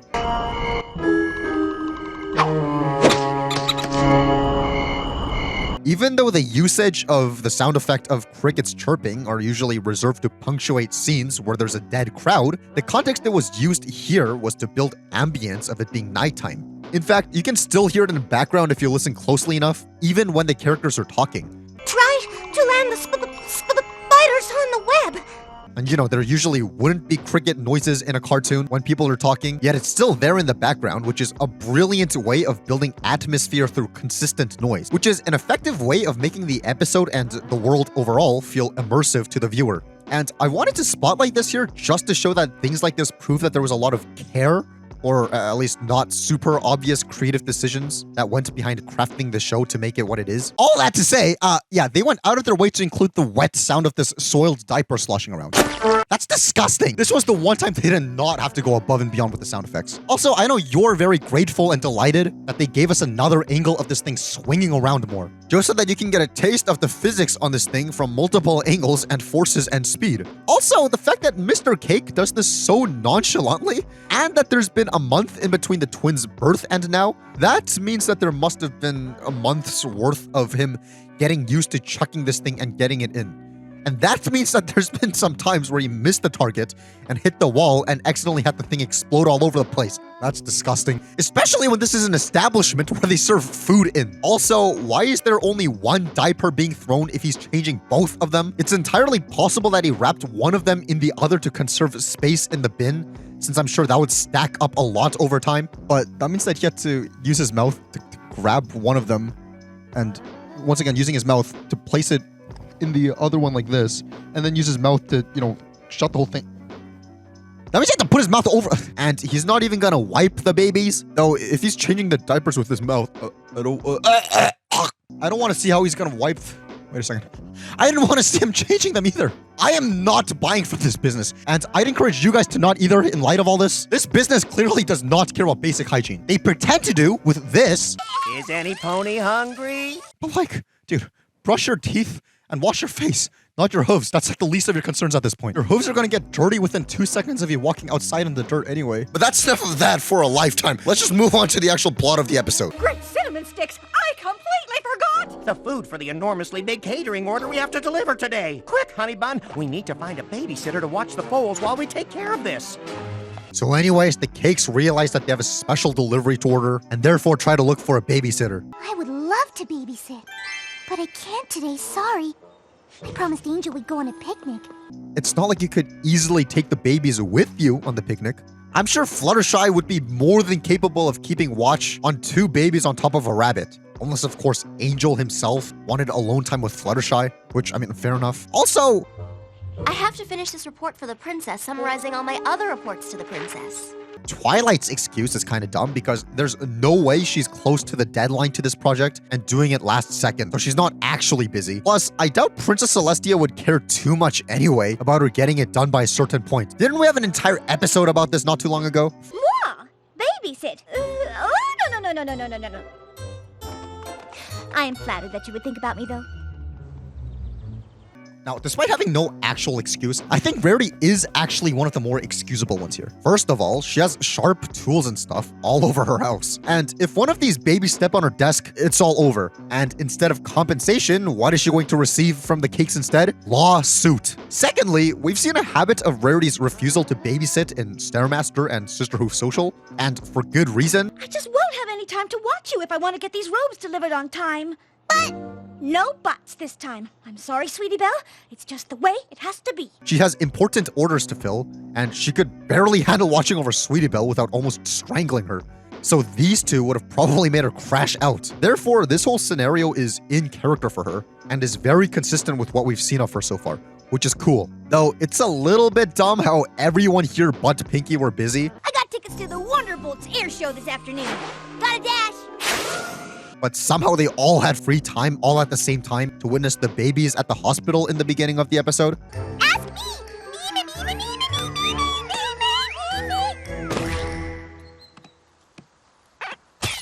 I like the implication that Pinkie would have killed a baby, and instead of like doing anything about it, just running away and avoiding responsibility. Which is scarily a good callback to Luna Eclipsed, where she left her newborn egg just there to be eaten by Nightmare Moon. Bruh. That aside, she also lost track of a child that she was supposed to be watching, who almost drowned and got cannibalized thanks to that, by the way. Hey, gals. Any pony seen Pip? We lost him the last time we had to run. Nightmare Moon is gobbling Pip, squeak! Well, against their better judgment, the Cakes allow her to babysit their children, which one could definitely argue is a little bit of a questionable decision on their parts. If they hesitated so much to make Pinkie their babysitter originally and only caved in because there was no other option and they had an important order to fill, that means they literally know that Pinkie isn't going to be a good option for their children. And now that I think about it, remember, it's been a whole month since these children were born. But now you're a month old today. Hey! Therefore, you're going to tell me that they had no need in getting a regular babysitter by this point, and that they took a super big order without thinking ahead? There's no way that this order was made over a month in advance, right? Plus, even if it was, surely you'd want to think ahead when you have newborns. Sure, the episode goes out of its way to show how involved the parents are when taking care of their babies. No, you see, Pinkie, the babies need to be burnt. So you could argue that the idea of getting a babysitter never crossed their mind because they're always with their babies, but then that makes you wonder why one of these guys couldn't just, stay home with the babies instead of both of them going out for this delivery. Well, that's because it's a two-pony job to deliver this. It's a big cake, after all. Plus, they said that they still have to decorate it. We'll frost it when we get there. Come on, Sugar Plum, tick tick. See? Well, it's a shame that they don't have any other employee in their business who seems to be pretty down for helping out in whatever way she can. Oh wait, yes they do! Why couldn't this delivery job just have been done with Mr. Cake and Pinky, with Mrs. Cake staying home with the kids? Or the other way around, I don't know, whatever. We're not sexist on this channel. Actually, yes we are, but still! I may have gotten a little bit heated there, but let's just see how Pinky does with this babysitting job. The other day, I spilled spot remover on my dog, and now I can't find him! Wow, I love it when the show references things that the target demographic wouldn't even get. I spilled spot remover on my dog, now he's gone. Anyways, what kids will get is this song that she sings. First you jiggle your tail, oink oink oink, then you wriggle your snout, oink oink oink, then Which makes these babies cry even harder than they were already crying. I like how this ain't exactly the first time Pinkie Pie singing completely ruined everything, including making everybody's night at the gala bad. And literally starting a race war. Our stampede will start at high noon tomorrow, and if the orchard is still there, we'll flatten it and the whole town. And we Appaloosans say you'd better bring your best, cause we'll be ready and wait. Oh, that wasn't the message of my song at all. And now making babies cry. Fantastic. That's literally negative 3,000 aura. How are you gonna even muster up the courage to keep singing in front of people after all that? But speaking of the song, Oink oink oink, then shout it out. Oink oink oink. the song was originally meant to be used in the episode The Best Night Ever, but was cut for time, and they repurposed it for this episode. I played the demo for that version when we talked about that episode, but I think it's worth revisiting again and examining it once again, but in the context of this episode. First you jiggle your tail, then you wriggle your snout, then you wiggle your rump. Oink, oink, oink, oink. So the lyrics largely remain the same, just with a new melody. However, what's completely original to this demo version is this section that I'm actually kind of sad that they got rid of. Oink, oink. Come on and dance, just like a piggy. Come on, it's easy as can be. That is really catchy. Either way, Pinkie finds out that the babies only calm down when she drenches herself in flour, of all things. There, see? What that bag was doing on top of that thing is beyond me. Seems like a pretty inefficient way to store anything if you ask me. But anything for the plot to happen, I guess. Then again, we're soon treated to her taking out another bag of flour from a similar cabinet. Which I just now noticed while editing this, that the door starts off open before Pinkie even touches it. And after she takes the flour out, she bothers to close it. Which, I mean, I guess makes sense when you consider it's probably way easier animating a pony closing this thing than opening it. But then I don't get why they would have even bothered animating her closing it. But okay, anyways, therefore maybe the only reason this bag was atop this cabinet was because the insides of it were full of other bags already. Wow, look at me playing both prosecutor and defense attorney.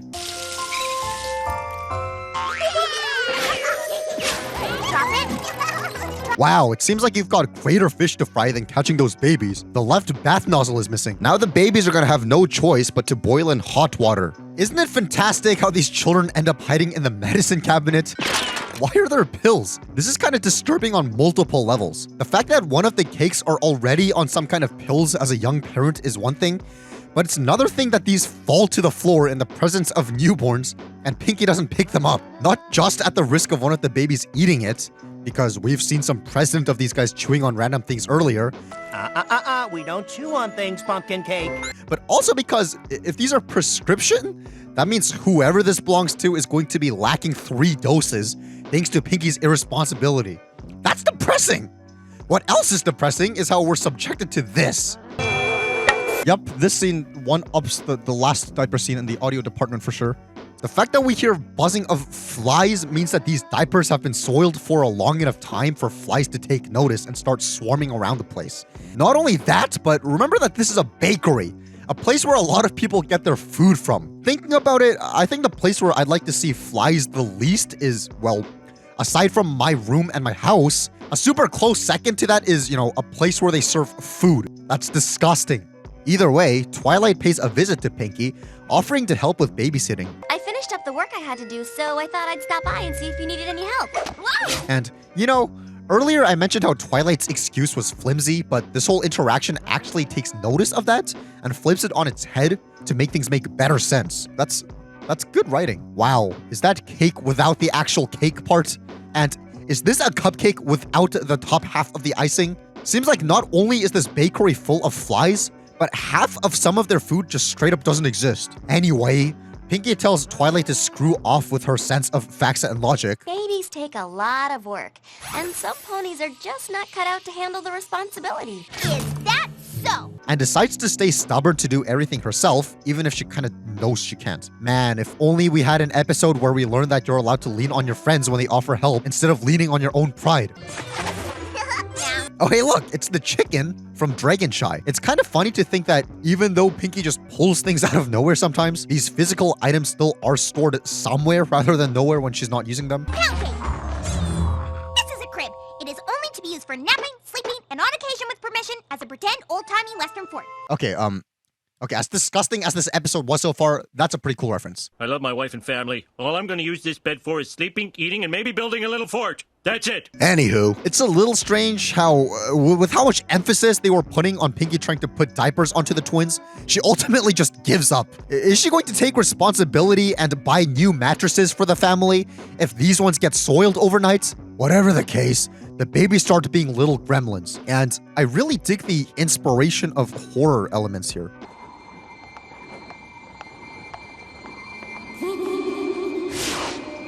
You watch this half expecting a jump scare to pop up. It seems as though, knowing that the show has older fans, the writers really leaned into it by drawing inspiration from all sorts of stuff to make it enjoyable for all ages. We can also see an example of this from this billboard that they put up in Hollywood referencing Poltergeist to promote season 2. That's really cool. Well, as a result of the kids misbehaving and not listening to Pinkie, this happens.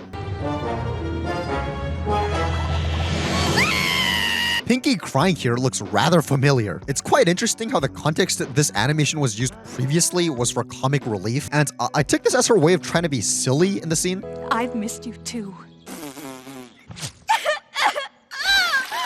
But obviously, this episode's context is probably a genuine mental breakdown. I'm not sure because I suck at reading emotion. So now I'm wondering if her crying like this that previous time was also genuine. And we're wrong to find this funny because Pink is actually crying here.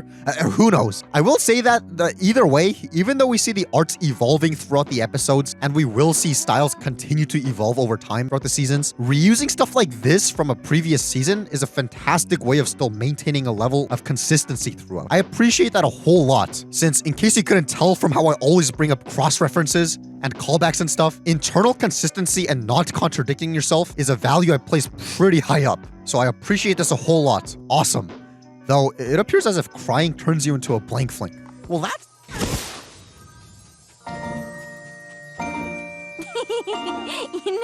You're right. That is funny. Well, that's dumb. The babies fell asleep for no reason. Doesn't that kind of mean that the problem would have solved itself, even if Pinkie didn't have an emotional breakdown? Pinkie Pie, we're back! How did everything go? And now that I think about it, you're telling me that it took the rest of the day for this one delivery? Get out of here! Sure, yes, the society has trains, and you could argue that this was a delivery for the next town over, which I guess would take the whole day.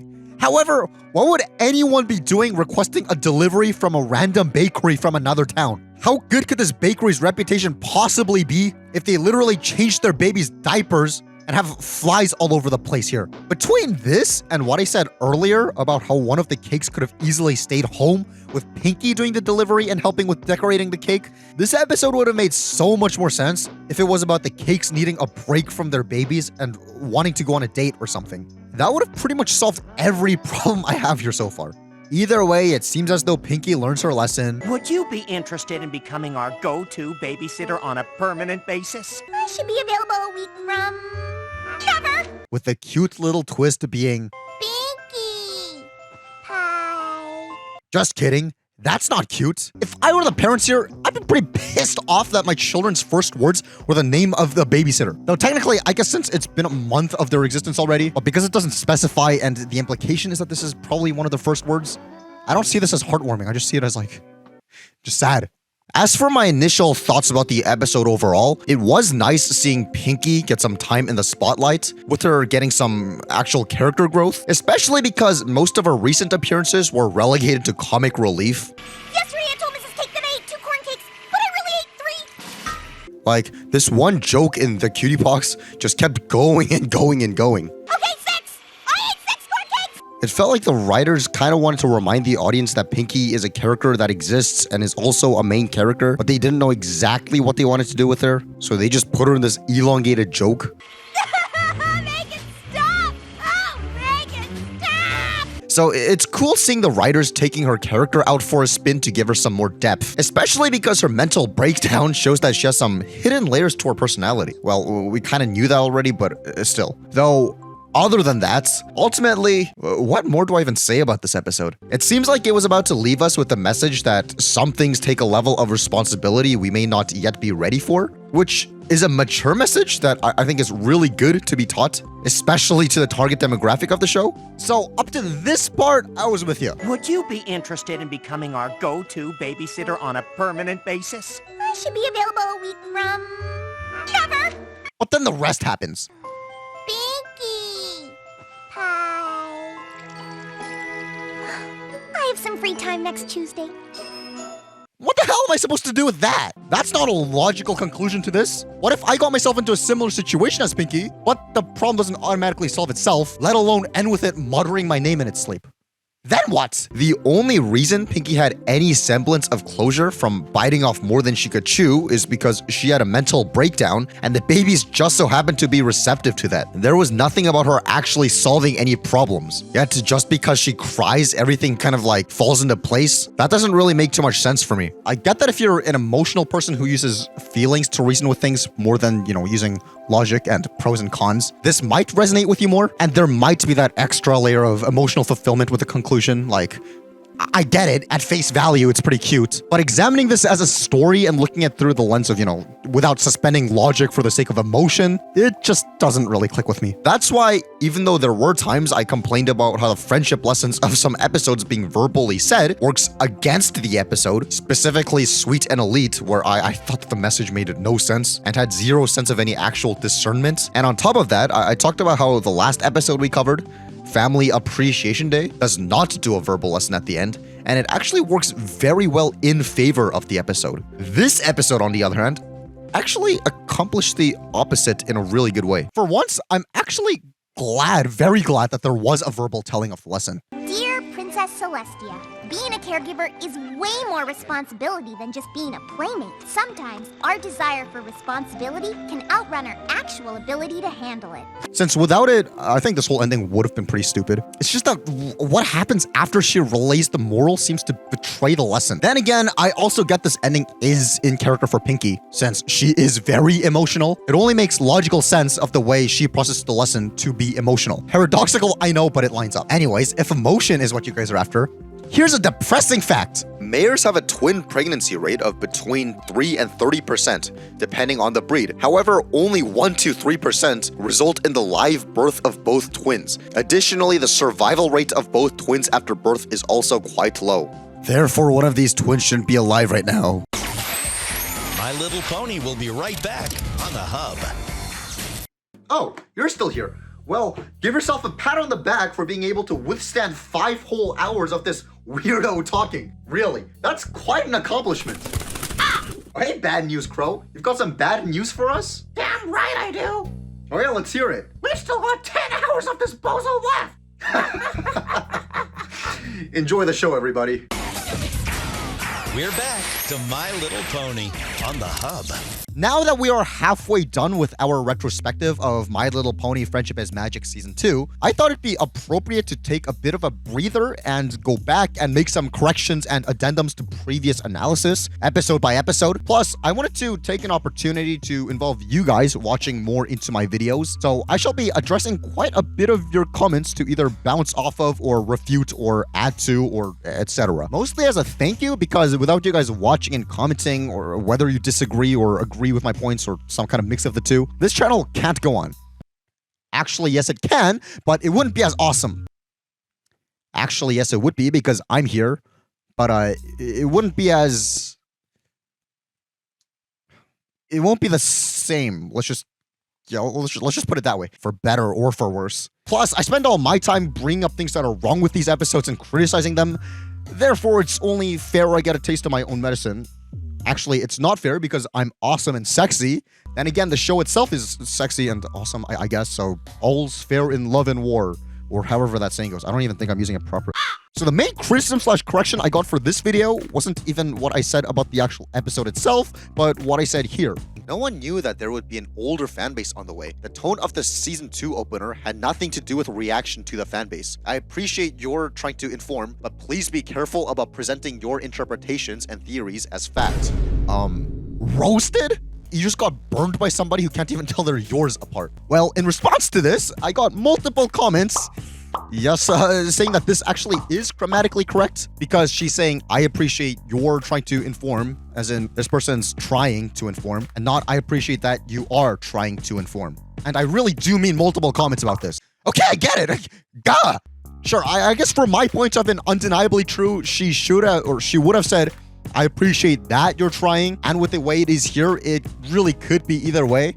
But the reason I jumped straight into thinking it was an error was because, as somebody who's read quite a bit of Lauren Faust's writings when researching information about behind-the-scenes stuff for these retrospectives, I see that she's definitely not immune to making grammar mistakes sometimes, such as these. Therefore, forgive me if I was a little predispositioned to think that whenever I see what looks to be a clunky sentence from her, I wouldn't be too surprised if it actually was a mistake. Then again, Lauren Faust is a goddess, and she does not make mistakes. She did make Friendship is Magic after all. So, who knows? As for things actually relevant to the episode itself, JW said, with how much you point out animation errors, I'm surprised you didn't catch that Pinky has the element of kindness here. That's quite interesting, especially when it's not like the joke is that Twilight gave them the wrong elements in a rush. Necklace, necklace, necklace, necklace, and big crown thingy. Come on, every pony, let's go. Since we see Fluttershy have the same one in the scene.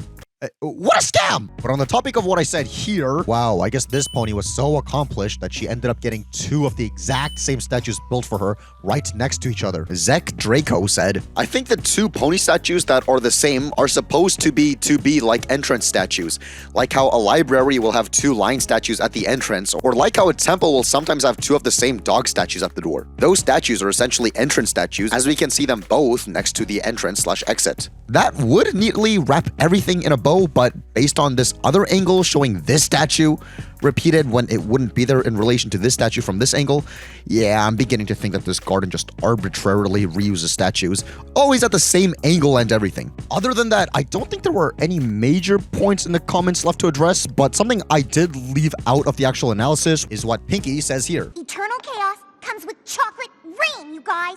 Chocolate rain! Which may be a reference to the song/early internet meme Chocolate Rain by Tay Zonde. Chocolate rain. Some stay dry and others feel the pain. Chocolate rain. It seems to have been widely known enough, with more than enough time to sit in the public consciousness, for this to be an intentional reference they snuck in. If this were an intentional reference, the whole thing came full circle when Tay Zonde did a cover of the My Little Pony theme song. I used to wonder what friendship could buy. Which acts as a very nice response to that potential reference. Which is actually a pretty good example of things to come with the show. And in regards with how we're going to eventually be seeing My Little Pony and the internet kind of becoming synonymous as the show proceeds. Another example of this being how I brought up what may or may not be a 9cat reference a few episodes from here. Whoa, is that a 9cat reference? It would seem to line up since 9cat was one of the most viewed videos of 2011, and this episode came out as the year was coming to a close. so that makes sense. Except not so fast because this exact design was first drawn in 2008, a whole 3 years before its inclusion in this episode. Then again, the original version doesn't take place in space like Nine Cat, so I don't know, man. You be the judge, but I guess we'll never know. But tangents aside, there is another thing I did say in this episode's analysis that people were kind of put off by. But we'll come back to that at the end. Let's just move on to the next episode. So for this one, I was personally passed out for most of the analysis. It's not like the episode itself is going to contain any themes of stress and deadlines. So let's just get started with the episode already. I'm supposed to send Princess Celestia a letter every week, not every other week, every single week. I can't do this anymore, man. I just got betrayed by the one thing that I actually like in this universe. I can't. Oh.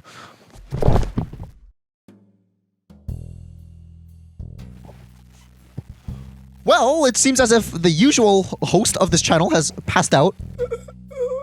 Yet a video must still be made. I guess we have no choice but to carry on with the far more handsome talent as the host for this video. So the non-evil version of me, A+, had to take over. Hey, let me just read some comments here about you, and you tell me what you think, because I found some pretty interesting ones. Sure, that sounds fair enough. Sleepy Midge says about you. I feel about A+ like everyone feels about Donkey in Shrek or Patrick in SpongeBob or something. Like, he feels funny when he's rarely on screen, but not when he's taking the lead role. Roasted! Take that! What? You know what? I was just gonna drop by and say hi and leave right after, but just because of that, I'm staying. What other ridiculous stuff is there about me? He calls her Purple Horse even though he's got tons of MLP horses in the back, including Purple Horse, and actually it's a show about ponies. Yeah, because in case you couldn't tell, like I said in the video... Now, I don't know anything about this show because I'm not a 9-year-old girl, but I'll give it a try anyway, I suppose. Me and this loser are not the same person. I don't like My Little Pony and find this whole thing disgusting. I honestly find all this stuff disgusting. Why do you even have this? Oh, that's rich. And your act of comparing Twilight's overthinking to you cheating on your girlfriend with her sister isn't? Well, ex-girlfriend now to be precise, but I'm a little confused on your wording. Why are you phrasing it as if I've only done that with one person before? Anyways, the reason I let A go on as much as I did in the analysis of this episode, rather than just waiting until I was right in the head again for another attempt, is because the episode has themes of overcoming anxiety and stuff. And I thought he'd probably have more insight into that, as opposed to what would be my advice to that, which would be, suck it up, Buttercup.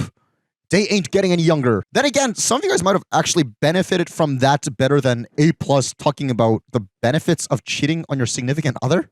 I barely call any of them significant. Well, a point actually relevant to this episode that I didn't bring up is how we get this.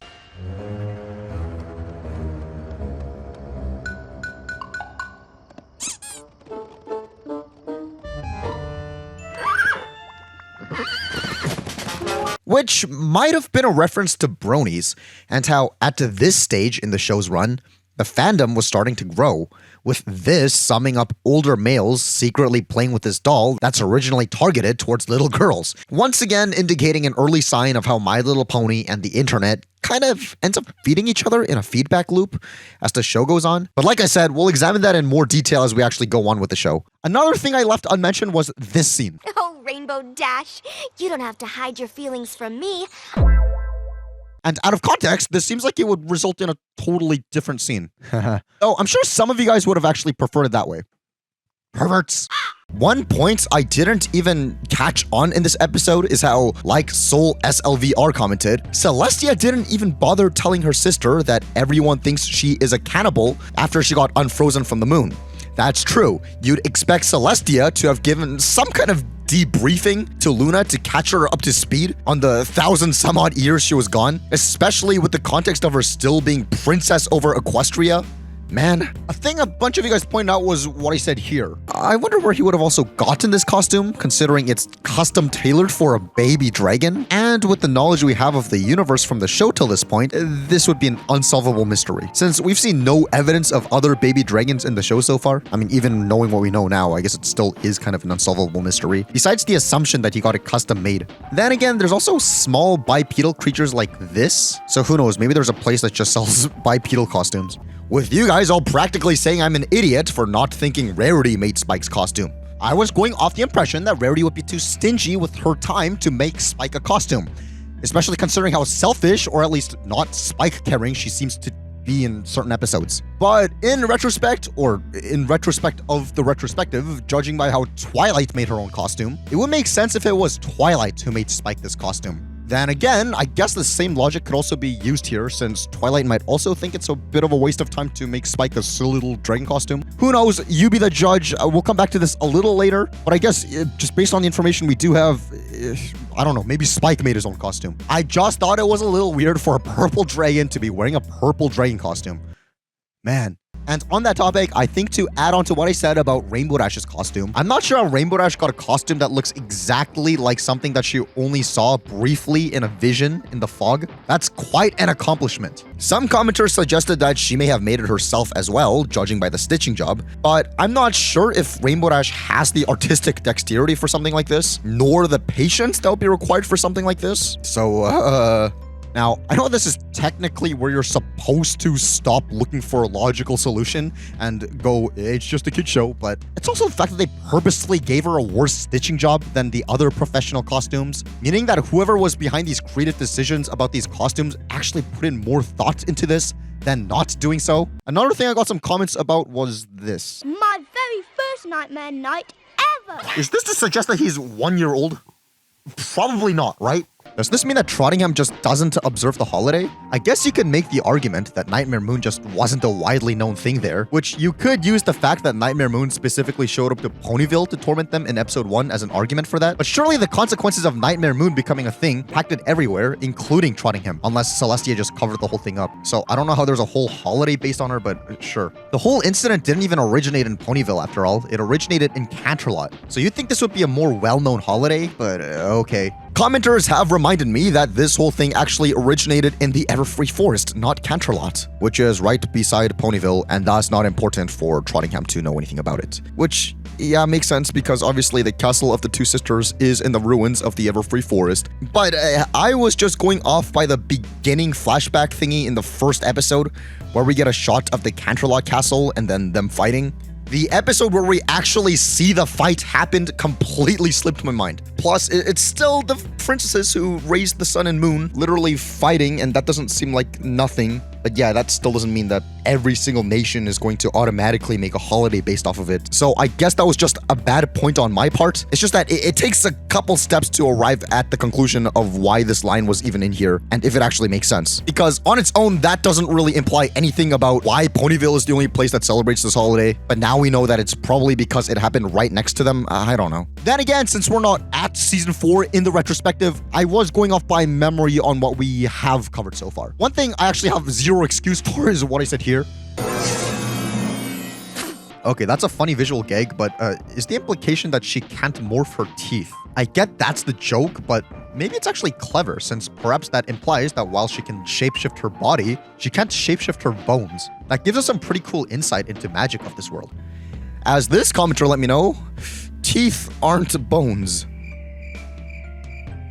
Yeah, I stand corrected. I guess I just heard that they were at some point and took it as fact and never really cared enough to verify for myself. I'm not perfect, therefore I shall be taking my life shortly after this video is complete. Where's my gun? Ooh, if we find it, can I do the honors? Yeah, either way is fine. We'll negotiate after this video is over. Moving on.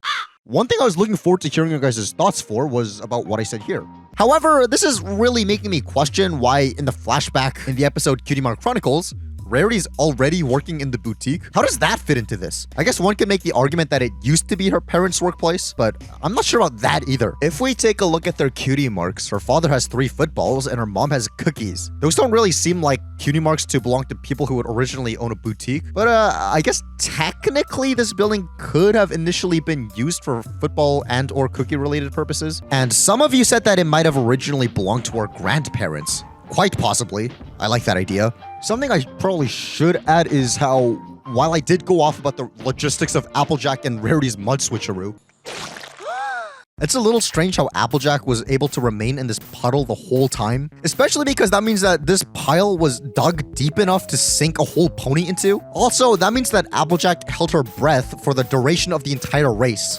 And in show, the race lasts for about 2 minutes. Sure, Applejack as an athletic pony can most definitely hold her breath for longer periods of time, but How about Rarity? You don't see her going into the puddle, meaning that she must have been in there for a while. And according to high rocket science, ponies, like all horses, cannot breathe under mud. Therefore, just to make it up to Sweetie Belle, Rarity put her life on the line for who knows how long. From the start of this scene, it takes 1 minute and 40 seconds for Rarity to emerge from the puddle. But also, pay attention to how her entire muzzle is covered in mud, making it impossible for her to breathe without being a complete mouth breather. And it's not like she can wipe it off, otherwise she'll expose the fact that she is Rarity to Sweetie Belle. I did come to find out that this was actually probably a reference to this old movie called A Day at the Races, where this happens.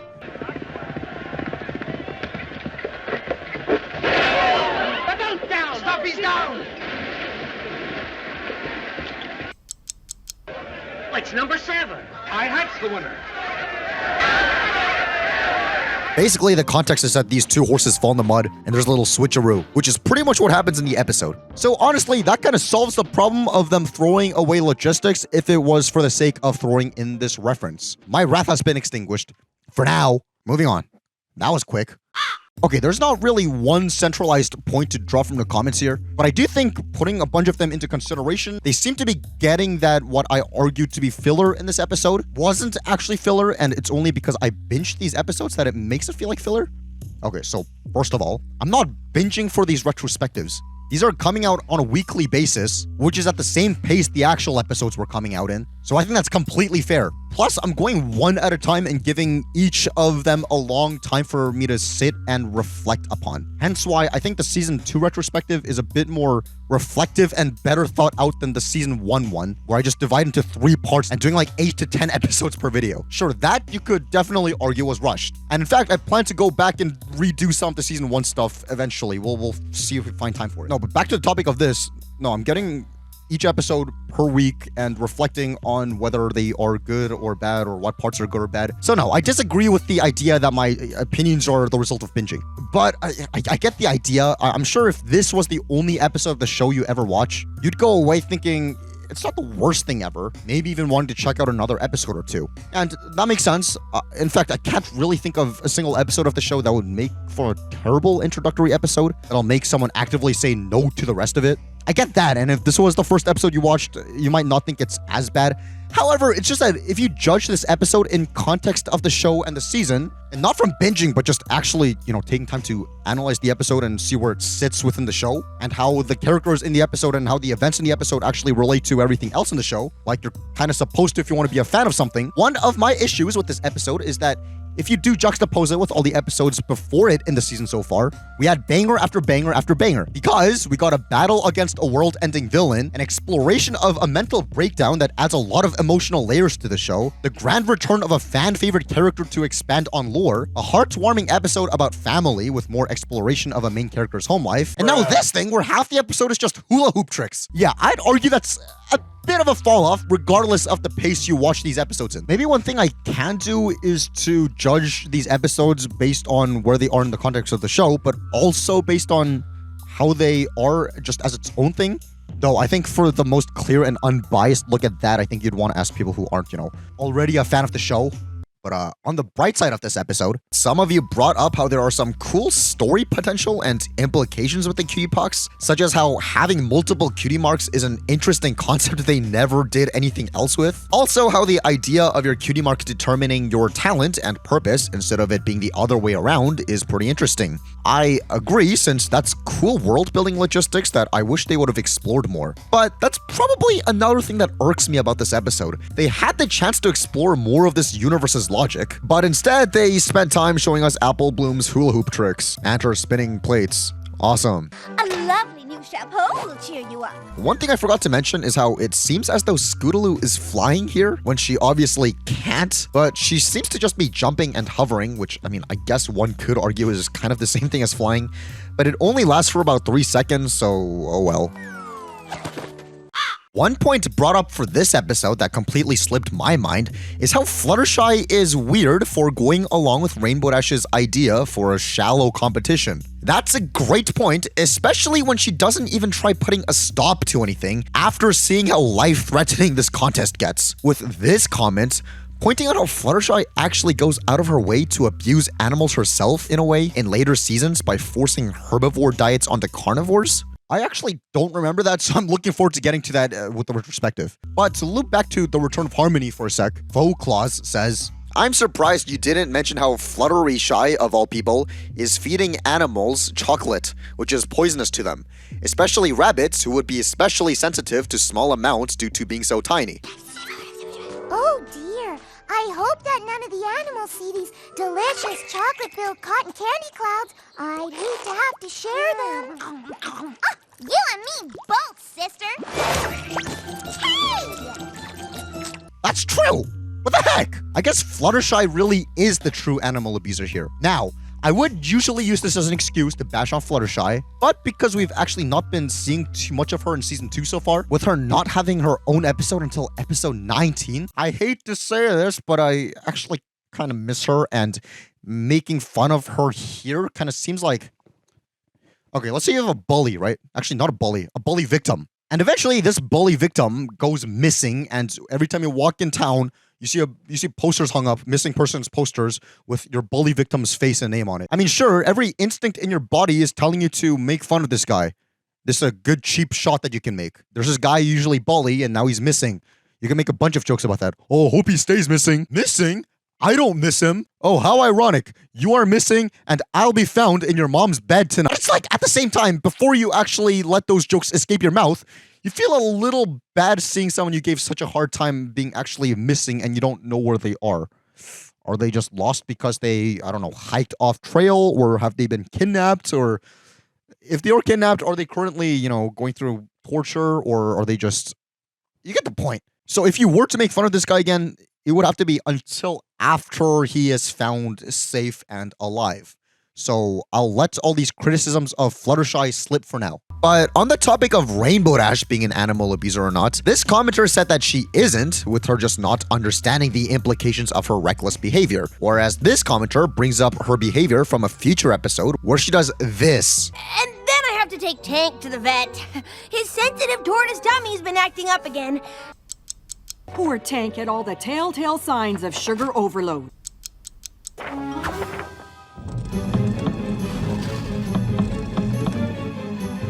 That's kind of messed up. Plus, I'm not sure ignorance really excuses not taking care of your pet properly, and is probably, in fact, the symptom of being an animal abuser / neglector. If anything, yeah, I'm pretty sure ignorance is neglect, especially when she ignores all warnings about Tank's health in future episodes. I told you, Rainbow Dash, I'm a dragon. But if you don't have to hibernate, why should Tank? Because he's a tortoise, and I'm a dragon. Same family, though, right? No! I'll take that as a yes. Roasted? I think that might be like a top 5 Rainbow Dash moment. Hearing no and saying I'll take that as a yes. But at the same time, yeah, hearing that I wouldn't really trust any of my pets with Rainbow Dash. Some of you brought up how you can't be an animal abuser if you are an animal yourself. Or at least highlighting the supposed absurdity of this claim. But first of all, based on biological classification, humans are animals. So I guess by this logic, humans can't be animal abusers since they're both animals. Second of all, if you're going to draw a line and say, well, humans, the animal, are different from the animals they actually abuse. Well, so is Rainbow Dash from these guys. Now, on the contrary, I would definitely classify humans, such as you or I, as distinct from all other creatures on Earth, based on factors such as intelligence and ingenuity and spirit. But going off by the logic of these comments, I guess you can't be a human abuser if you yourself are human. Plus, the ponies in the show obviously display the things that I just mentioned, intelligence, ingenuity, and spirit, in ways that the other animals in the show don't. So, explain!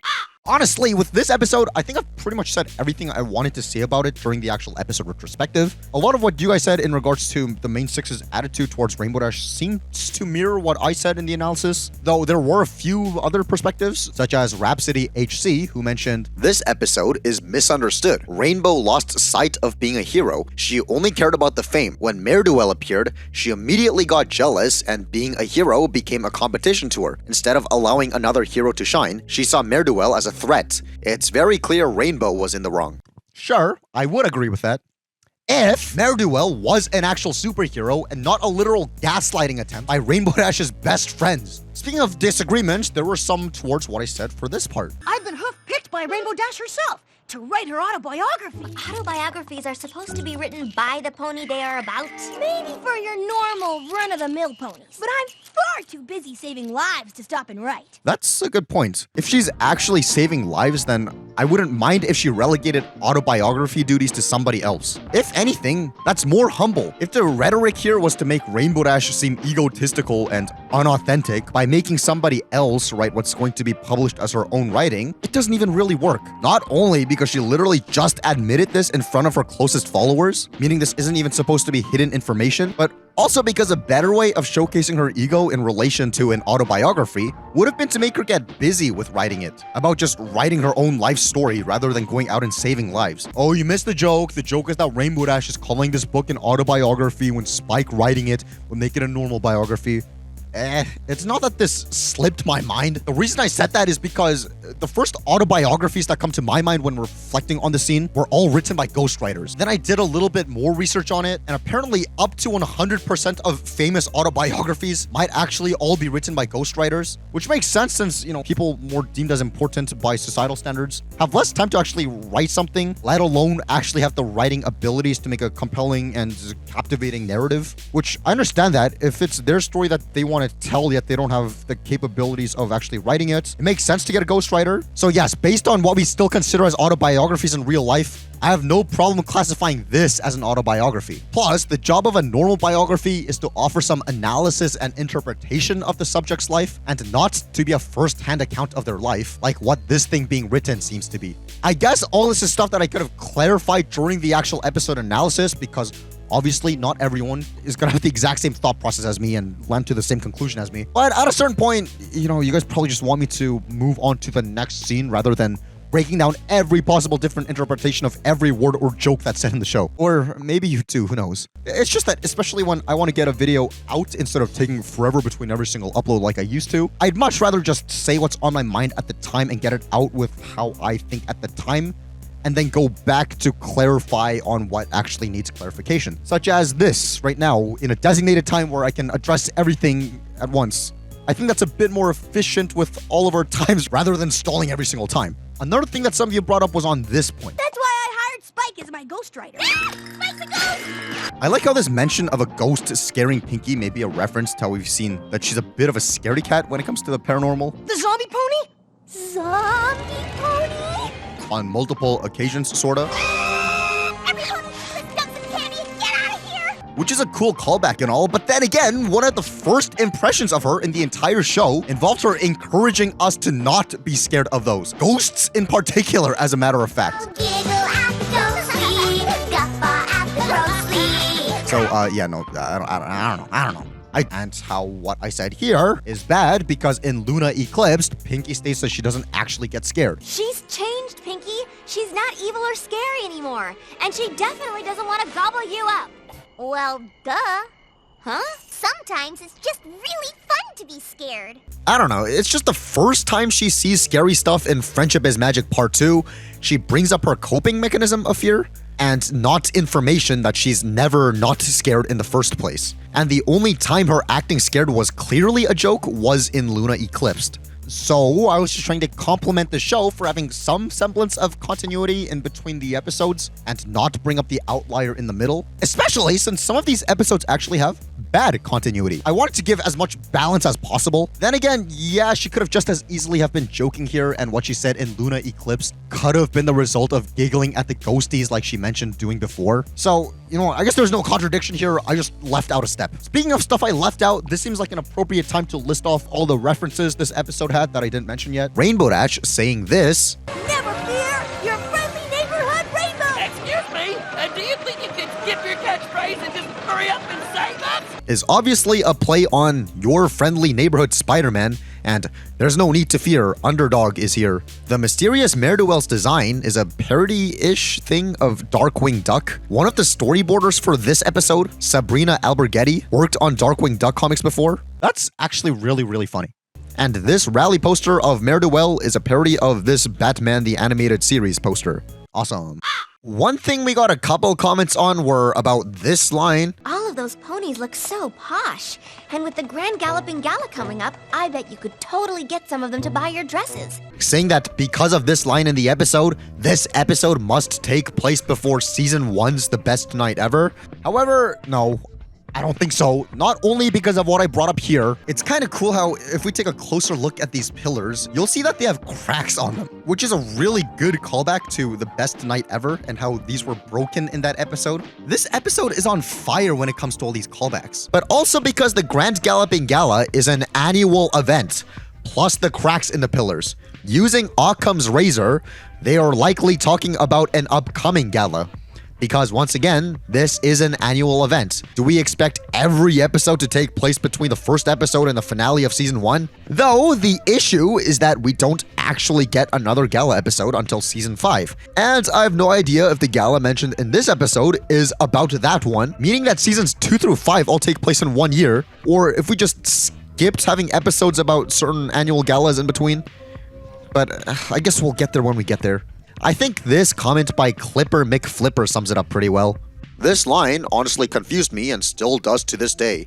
It implies that a gala episode for season 2 was planned, but that never happened until season 5, which was the last gala episode of the show. It feels like this episode was lost in the shuffle. Speaking of the gala, we got a comment referring to what I said here. The last notable Twilight/Celestia interaction we had in the show was in Lesson 0, where Twilight gets in trouble, which is, especially in Season 1, the most extended interaction they had was similarly to Lesson 0, Twilight overthinking that Celestia will punish her. You have no idea what the princess is gonna do if she finds you're the one who took her pet, do you? She might banish you from Equestria, or throw you in a dungeon, or banish you and then throw you in a dungeon in the place that she banishes you to. And after that, ruining the Grand Galloping Gala. Celestia literally stated that it was the best Grand Galloping Gala ever because of the main six's chaos. That was the whole plot twist of the episode. They didn't ruin anything at all. Well, yeah, I mean, the context I was saying this in is how Twilight somehow had the courage to ask the princess for a favor, even with most of their previous interactions that we saw between them were completely negative. Yes, Celestia did say that she personally enjoyed the chaos, but I was saying this in the perspective of how the rest of the Canterlot ponies probably wouldn't have seen it that way, which would negatively reflect on Princess Celestia and perhaps even the reputation of the Grand Galloping Gala. My point was that I don't see why Celestia would have opened up more opportunities for her kingdom's reputation to be diminished a little, unless she just really, really doesn't care. And on the other hand, how Twilight doesn't feel bad for asking, even if the person harmed technically didn't mind. That would be like, I don't know, I did some kind of prank towards you. Let's say this prank almost killed you with you narrowly escaping for your life. And I was like, dude, oh my goodness, I'm so sorry. But now let's say your reaction to that is, you know what, F, you're so handsome, you're sexy, you're cute, it's fine. In fact, water under the bridge. Mistakes happen. After surviving, we can both laugh about it. I'm alive and that's what matters. In fact, I'm glad that you gave me this near-death experience. And I personally find it very funny. Okay, I'm glad that you find it funny, but I personally think that was a terrible mistake on my part, and I shouldn't do anything like that again, nor should I proceed to ask you for any favors afterwards, even if you were completely fine with it. I don't know. I guess what I said was just unclear wording on my part. Once again, just probably the result of assuming that everyone who watches has the same train of thought as me. Whoopsie daisy. But I hope that kind of brought some clarification. Then again, once again, judging by how there's an implication of another gala that they're looking forward to, I guess Celestia just really doesn't mind how things reflect on her reputation. So in the example I just used, that would be like, oh, you know what? Here, I bought you this pranking set for you to use on me next time.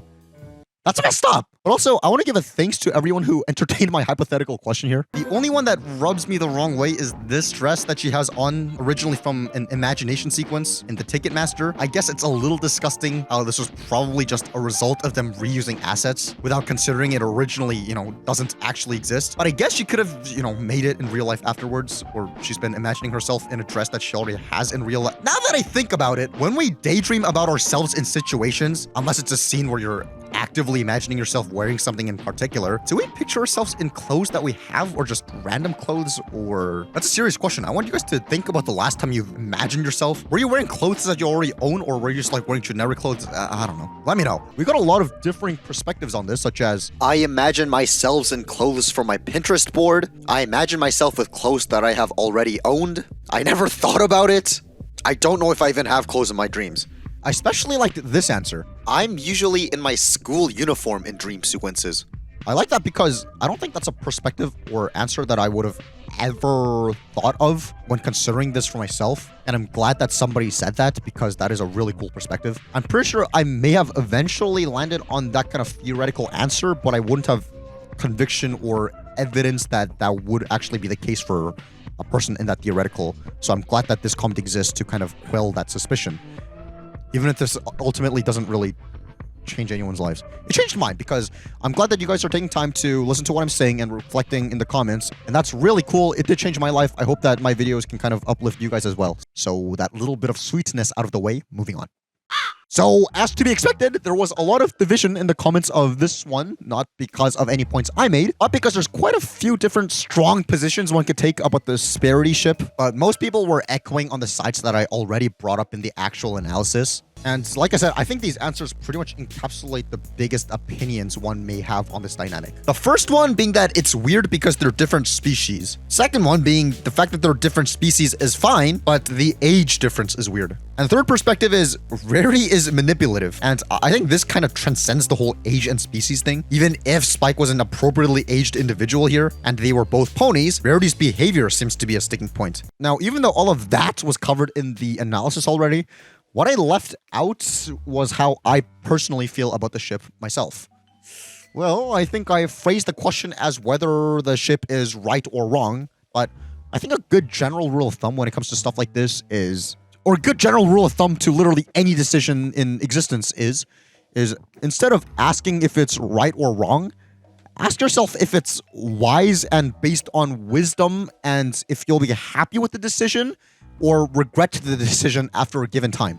I can provide an in-show and a meta example for this. Okay, so let's go with the real-life example first. Let's say it's 4 a.m. on a school night. You have to get up in 3 hours. Yet your phone is on your bedstand and you get a notification from, I don't know, friggin' Clash Royale, for example. It's like, ding, get ready for battle. Sure, it might be tempting to open your phone and play Clash Royale or whatever game. It might be fun. It might even quell your stress a little for the upcoming school day. But remember, you have to get up in 3 hours, so you're going to be super sleep deprived if you decide to play a round. Because deep inside, you probably know that one round is going to turn into 2 rounds and so on and so on. So based on that, is it a wise decision to reach to your phone and open up a game of Clash Royale? I don't know. It's because if we're going off by the basis of things being right or wrong, I don't think there's a right or wrong answer because you can always set up arbitrary guidelines on what classifies as what.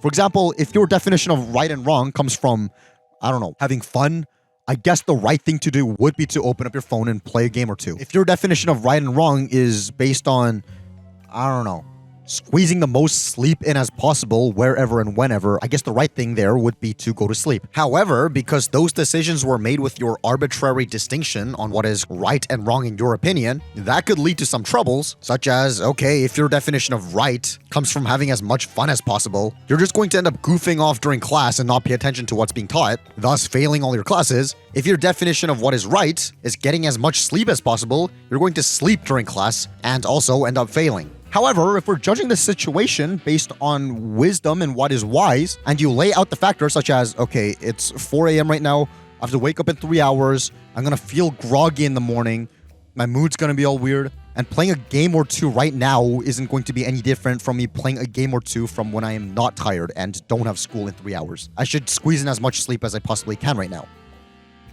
Notice how you're probably not going to end up regretting that decision later. And as an in-show example, if Rarity or Spike were to pursue a relationship with one another, would it actually be wise for them a year or two from now?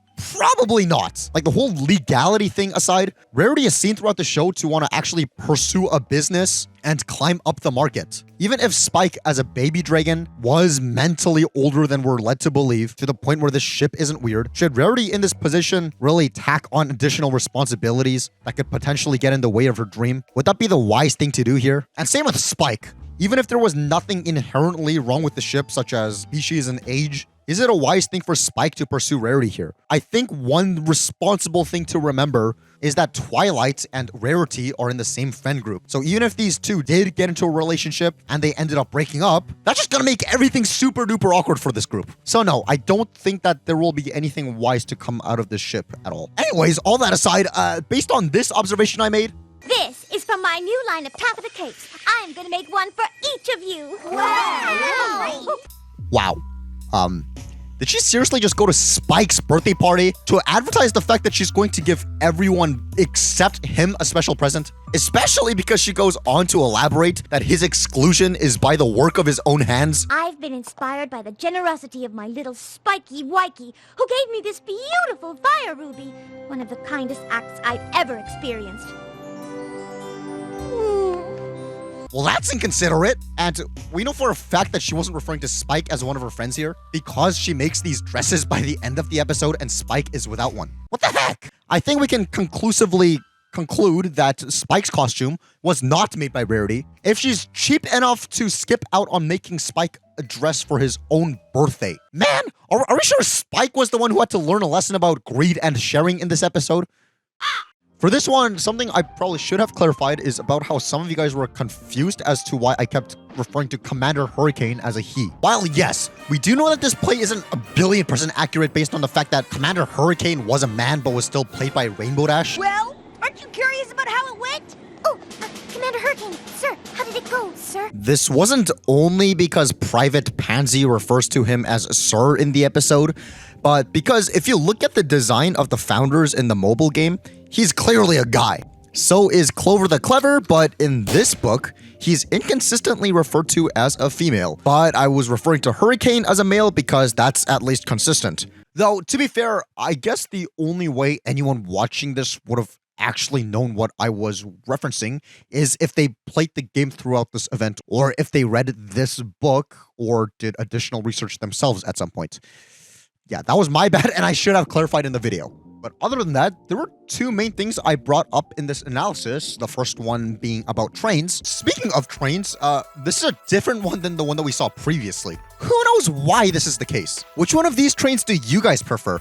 Because the aspects I like about this train is how it's more pony-ish, obviously. But the negative aspect is there's a bunch of questions that arise, such as, do these guys get tired at all? Or are they capable of running at this exact speed for the entire trip? More importantly, do they get paid per distance or per hour? The good thing about this one is that, well, it does solve all the questions I was asking about the other one. But on the bad side, it obviously loses some of the equestrian charm because it gets rid of the horses. It seems as if everyone unanimously prefers the engine trains, especially wondering why the pony run trains would have smoke coming out of it when that would only be a thing if it ran on an engine, which is a great point. What the heck? Plus, as my friend Ultrasonic Rainboom put it, this seems like a huge safety hazard. What happens if some of the stallions get too tired to run on the tracks? Would they get run over by the train? If they stay attached to the train, if they get too tired, would their hooves get violently dragged through the tracks, giving them serious injury and broken leg bones if they ever stop? If they do something like trip,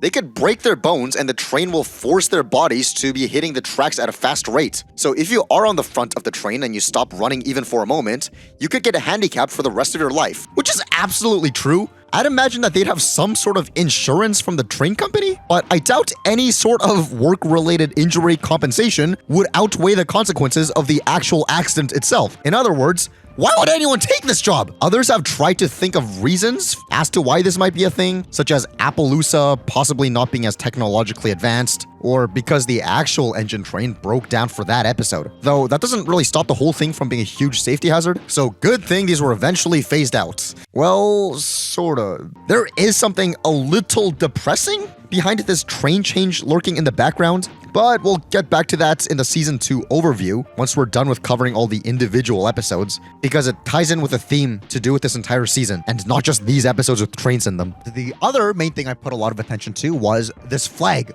I'm so glad that this did not contain any weird discrepancies that we're gonna have to go out of our way to spend time to...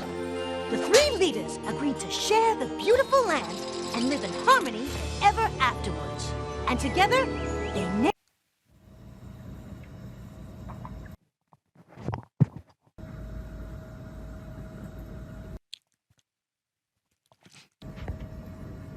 Okay. If this flag has Celestia and Luna on it, that means they were already princesses of Equestria! The flag, or banner, or whatever you want to call this, means that Celestia and Luna were already princesses who raised the sun and moon at this point. Which, putting the contradictory statement from earlier aside, if there's this much division between the three races of ponies, wouldn't that mean that they're being terrible leaders by not doing anything about this? Or letting literally their entire population die of hypothermia? Or letting all their subjects be tormented by these Wendigos? Was this before or after they fought Discord? Wouldn't it make much more sense if this land that they just established had Celestia and Luna pop up afterwards? Now, as a lot of you guys said, yeah, this is most likely a case of them just using the modern version for the audience to be able to catch on to what's going on better. However, I'd personally have preferred it if they were historically accurate, since if they're willing to change this, who the heck knows what else this production would have been willing to change? One thing I left out during our actual analysis of the episode is how the characters the main six play in the play are basically exaggerated versions of the personalities they already have, which seems pretty cool and lines up perfectly. But if they're taking creative liberties on the flag, I am now wondering if the founders' personalities were also creative liberties to play on the cast's strengths. Though I guess that's a little bit more fair since they were specifically asked to put this play on by Princess Celestia. So I guess they might as well have played to their strengths in this play in specific. But yeah, I really can't lend the same leeway for the flag thing. If it was because it would have been confusing to the audience, I don't see why it would have been that difficult to just plant the real one for the time here and then just bring out the modern one afterwards and show how Equestria's made progress since then. I think if anything, that would have actually added more impact to this scene. A couple of you said this might have been the original flag, featuring a prophecy of Celestia and Luna, since Clover the Clever was shown to have prophetic abilities, which I actually really like the idea of. However, the one prophecy we see her actually make in this episode turns out to be bogus. Did the other pony tribes see reason as I predicted? Those other tribes are impossible! I, for one, can no longer bear to be anywhere near those lowly creatures. So, who knows? Other than that, in regards to my attempt in the video, we gotta do something to mark it off the holiday. Do a whole bit wearing a Santa hat and chocolate chip cookies and milk. This instance where I'm kicking you out. I totally would, but I'm lactose intolerant, and the last time I tried to drink milk, it swelled up my breathing and I ended up in the emergency. Milk would kill me. Ugh. Need to remind you that the girl that you like has left you undelivered for 2 months and counting now? Some of you guys pointed out how, while I refer to this condition as lactose intolerance, some of you guys commented that this is probably a straight up allergy and not a simple intolerance. Yes, I agree. It's just that whenever I tell people that I'm allergic to dairy, the most common response I get is, "Don't you mean lactose intolerance?" So here I was trying to skip this step by mentioning a more common condition in line with that. But in the end, yeah, I should have just said allergic instead of lactose intolerant, because that's, you know, real. Then again, I'm pretty sure if I did, I would have gotten a few comments or a billion going, "Don't you mean lactose intolerance?" And I don't know. Maybe it's just there's something a bit personal to me, because there were times where I ate dairy and almost, you know, didn't make it. So I want to kind of skip that in the comments. But I guess this is a better alternative for me to say the wrong version and for you guys to actually see the right one in the comments as a response. So it's not all bad. But at the same time, I do know that if I said allergic to dairy, there would have been a couple of comments saying, "Don't you mean lactose intolerance?" Just for reference, in this exact comment section, I got a comment praising this Miku. I don't want to hold this weirdly. Give me a sec. Okay, so man, okay, so I got a comment praising this Miku figure, and I got another one criticizing me for it, which just shows that there's no winning when it comes to the comment section. Okay, honestly, just for transparency's sake, I don't really listen to Vocaloid. I only got this just to troll people who notice it in the background. Because I saw that thing at GameStop and I was like, okay, so if I was an ABG and I had that thing, no one would bat a single eye. They'd be like, "Oh, it's so cute, it's so kawaii, it fits you perfectly." But if I get it, it looks disgusting and it looks really bad. And I thought that would be really, really, really funny. But I actually forgot about the fact that I even got this until people brought it up in the comments. So there you go. There's just no winning here. I'm damned if I do, I'm damned if I don't. But honestly, it's not so bad. You guys should take that as inspiration. If you guys want to put yourselves out there, whether it's content creation or just, I don't know, socially, and you get negative reception, remember that you're going to get negative reception no matter what, or no matter what aisle or side you're on. If you're on the right side, you're going to get hate from the left side and support from the right side. If you're on the left side, you're going to get support from the left side and hate from the right side. And I'm not talking in a political sense, though. I guess it applies, but I just mean in literally any take possible. So my advice for when you're discouraged from comments from, I don't know, online or real life, there's always going to be people who support you and people who are against you. It's just the way human nature is, I guess. And while you can't control the negative aspects, you can control how you choose to react to them. and whether you're going to ask for support on people who are on your side. And I think that's what really matters. I guess my point is negativity isn't the end-all be-all, because for every negativity, there will be positivity. And for every disagreement, there will be agreement. And for every discouragement, there will be encouragement. It's just what side do you choose to lean towards and accept into your insides. But I think you guys have had enough about genuine me. I'm gonna go moving on. What I found interesting about this episode is what Laura MLP Leal said. Fun fact, the TV channel that aired MLP here in Brazil banned this episode after a few reruns cause apple bloom behavior was too inappropriate for young watchers. Which would line up with how I mentioned how the Cutie Mark Crusaders seem extra mischievous and elder abusing than usual in this episode.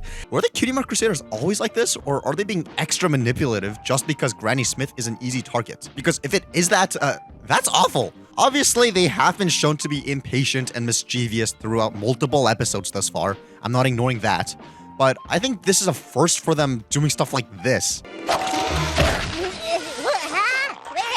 Thus, I tried to look into this claim, but the closest thing I could find was on the Portuguese version of the My Little Pony wiki, where it claims that it was actually never aired in Brazil, and also the reason for that is unknown. So I'm not sure if this comment is talking about some other channel, because the information here is obviously conflicting, but if the case is that these are talking about two different channels, wow, I guess Brazil just really hates this episode. One point that totally slipped my mind while watching was that a flashback with younger Granny Smith should have given her a name before she was a granny, or at least it should have clarified if that was still her name as a younger pony. That is true, since if Granny Smith isn't a grandma, the pun in her name entirely falls apart. Then again, because Granny Smith is an actual apple, that technically could have always been her name, with it just being some sort of coincidence / destiny that she did end up growing to be a grandmother. But on a more personal note, another thing a lot of you guys commented about was my son Cecil, asking if we'll ever see more of him. Guys, this is Cecil. Say hi, Cecil. Hi. Yeah, he's a little shy. This is his first time on video. But hopefully watching this episode together as father and son will allow him to open up a little. Well, the thing is, like I said there, Cecil is very shy and prefers to do things behind the scenes. For example, he's been my cameraman for a while, even before he was actually in front of the camera. In fact, he's behind this camera right now. It's just that he doesn't really like being in front of the camera all that much, unless if I persuade him. In fact, let me just take the camera. My cammy whammy. Prop it down. Okay, Cecil, come out. Say hi, Cecil. Hi. But on that note, we've been getting quite a few comments under the impression that I was the one who gave birth to him, which I guess implies that it's easier for you guys to believe that I somehow completely bent the rules of basic biology than it is to believe that I made contact with a female. Wow, guys. Thanks for the fan art, at least. Right, Cecil? What do we say, Cecil? Thank you. Now, one thing I didn't really realize until it was a bit too late into this episode's retrospective's production is how Goddess Faust said that even though the Cakes and Pinky's relationship is that they are not related, Pinky was always their best customer and always hanging around anyway, so they let her rent the loft upstairs. She thinks that they probably pay her partially in sweets and that they love her like a daughter, which kind of answers the question that I brought up. What an odd group of people to be there at the hospital watching these babies. It sort of makes sense for Pinky to be here since... Wait, does it? Does the relationship between Pinky and the Cakes go beyond employee/tenant? I guess so, judging by the fact that, Pinky is here. But still, yes, it makes sense for Pinky to be here, and it makes sense for her to invite all her friends along with her. That's that. What isn't that, though, is what I said here. Wow, is that cake without the actual cake part? And is this a cupcake without the top half of the icing? Seems like not only is this bakery full of flies, but half of some of their food just straight up doesn't exist. A lot of you guys say that this is actually a cupcake lamp.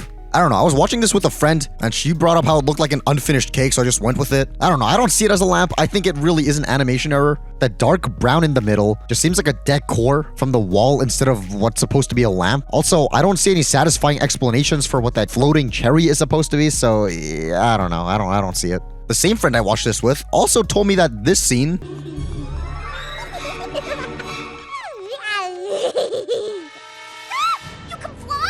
is a reference to this scene in this movie called Trainspotting.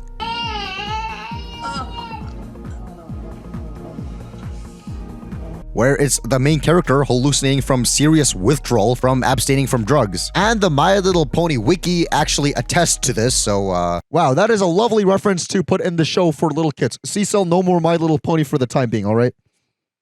Okay, so earlier I said that there was a thing that I said during the analysis of The Return of Harmony that people were kind of put off by. That was this comment. In like the early promos for this episode/season, they purposefully left out any appearance of Discord. Presumably one of the reasons being to keep the fact that he's voiced by Q from Star Trek as a surprise for the older fans of the fanbase. Now, I don't know anything about Star Trek except for the fact that if you are into it and you have a Star Trek collectible in your house, which I don't, you're statistically a pedophile.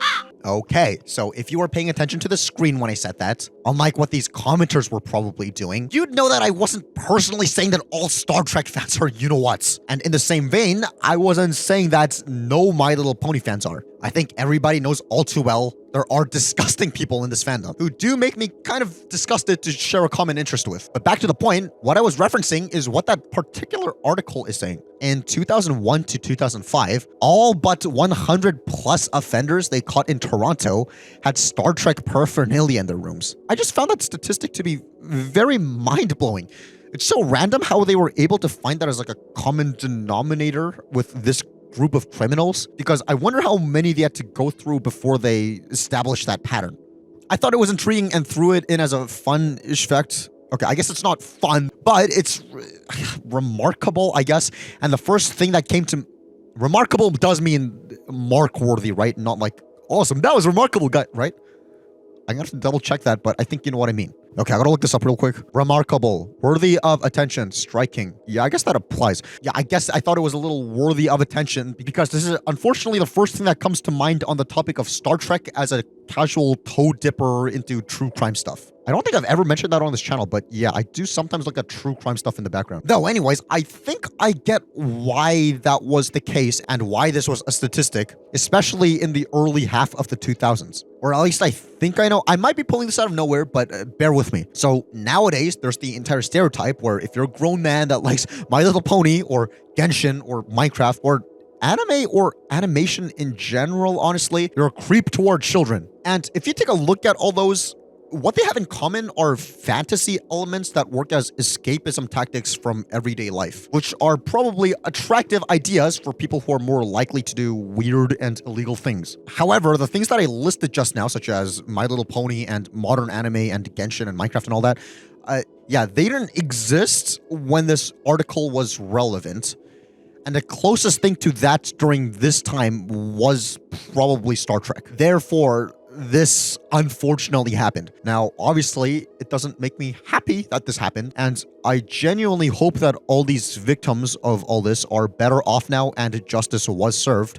But I also at least want to take this opportunity and say that if you watching happen to fit into the category of being a loner who looks to cartoons and anime and video games as a coping mechanism in the form of escapist fantasies, use that energy and create something good that uplifts others, even in a small way. Especially because I used to turn to escapism tactics to not pay attention to everyday life, but instead of doing what these scum unfortunately resorted to doing, I found ways to try to be uplifting for both myself and hopefully for all of you guys watching via content creation, thus making life fun for myself so I don't have to look for escapism fantasies. And so I don't have to go down this lonely, dark path. Now, I really don't know why I'm being more sappy than usual in this video. Actually, I think I do know why, but we'll save that reason for the future if it ever becomes relevant again. But yeah, I genuinely think this is something that some of you guys need to hear. I'm not trying to sell you guys a course or list you guys into some email scam or anything. I'm genuinely saying this from whatever's left of my heart. To reiterate, if you are in a lonely, sad state, use that energy to lift others around you up. Because I was at that state at some point, and I realized that through my videos, I can try to make you guys laugh and hopefully not feel alone so much. And also kind of why I use minimal editing to kind of feel more like a friend. Not in a parasocial way, but just in a way where I want to be more like someone you kind of bounce your ideas off of rather than you're coming here to watch me. That's why I'm so, you know, I guess deep in this attempt to kind of, you know, make this sort of feel more like a community. And, you know, as I keep growing and realizing this, it's like, yeah, my videos are a whole lot less vulgar than they used to be. I'm not only focusing on negatives now, I'm also bringing up a lot of positives. I'm trying to do what I can to kind of cultivate a community for you guys who might feel lonely. Now, I'm not saying that through these I'm perfect or that I'm above reproach. And some of you guys might actually disagree with those attempts. Fine, that's completely fine. If you guys want to say I'm not succeeding in any of those points, go ahead. Sure, that's fine. That you're entitled to your own opinion. But I'm just saying from my perspective, that's what I'm kind of doing, whether I consciously realize it or not. You know what? That's the mini takeaway of this video, or major takeaway, depends on your perspective. It ties in with what I said earlier, that life is going to throw hardships and disagreements with you. It's all about how you choose to respond to them. Are you feeling lonely? Good. Let's use that emotion and energy to create something positive. Are you getting disagreements and anger and hatred thrown at you? Good. Use that sorrow, use that energy that comes from that to create something that will make these people eat their words. Are you not subscribed to F-? Simple. Click on the subscribe button immediately. Oh, man. Now, the funny thing about this episode, the last roundup, is that it's all about Applejack going missing, which sounds like a fun plot, but all that is overshadowed by this little cameo of Derpy. I just don't know what went wrong. Not to mention the controversy that followed. Based on that, some questions arise. Was this controversy deserved?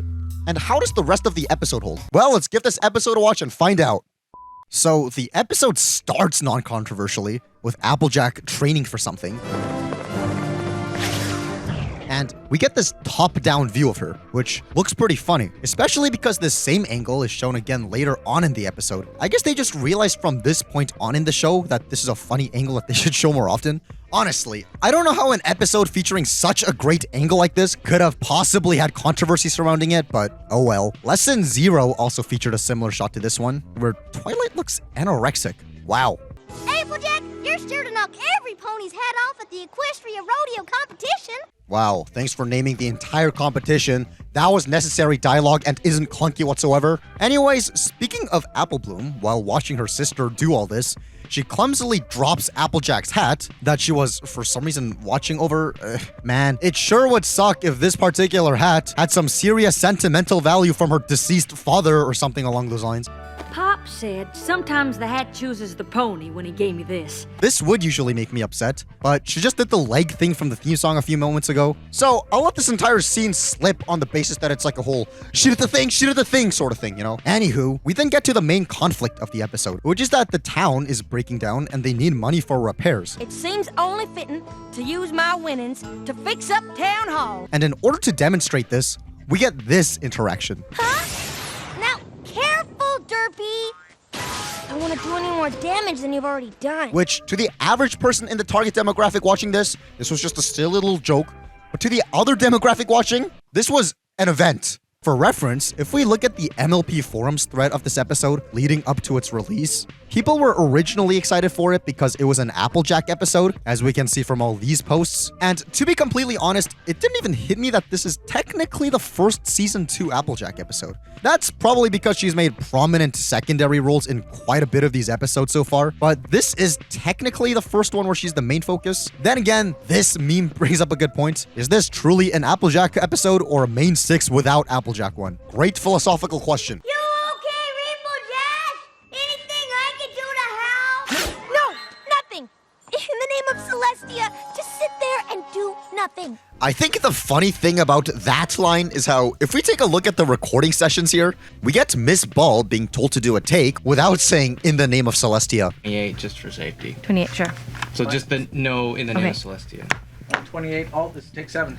Just to then literally do it again right after. No, nothing. Right. Bruh. No, nothing. Just sit there and do nothing. Sounds good to me.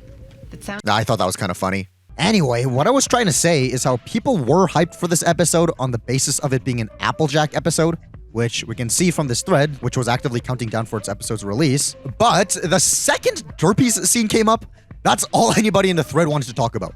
Plus, even after the episode was fully released, Derpy's still all anybody wanted to talk about. I bring this up because, well, one, I think it's really neat how we can go back and look at these real-time posts about people's reactions to Derpy's appearance, but also to say that the hype for her whole appearance can't be understated. For even more points of reference, Derpy's spotlight inclusion in an episode was teased all the way back in 2011 during BronyCon, when director Jason Thiessen said, I'll say that. You'll see. You'll have to find her. She'll be in there. There may even be a specific Derpy bit. with the crowd going wild.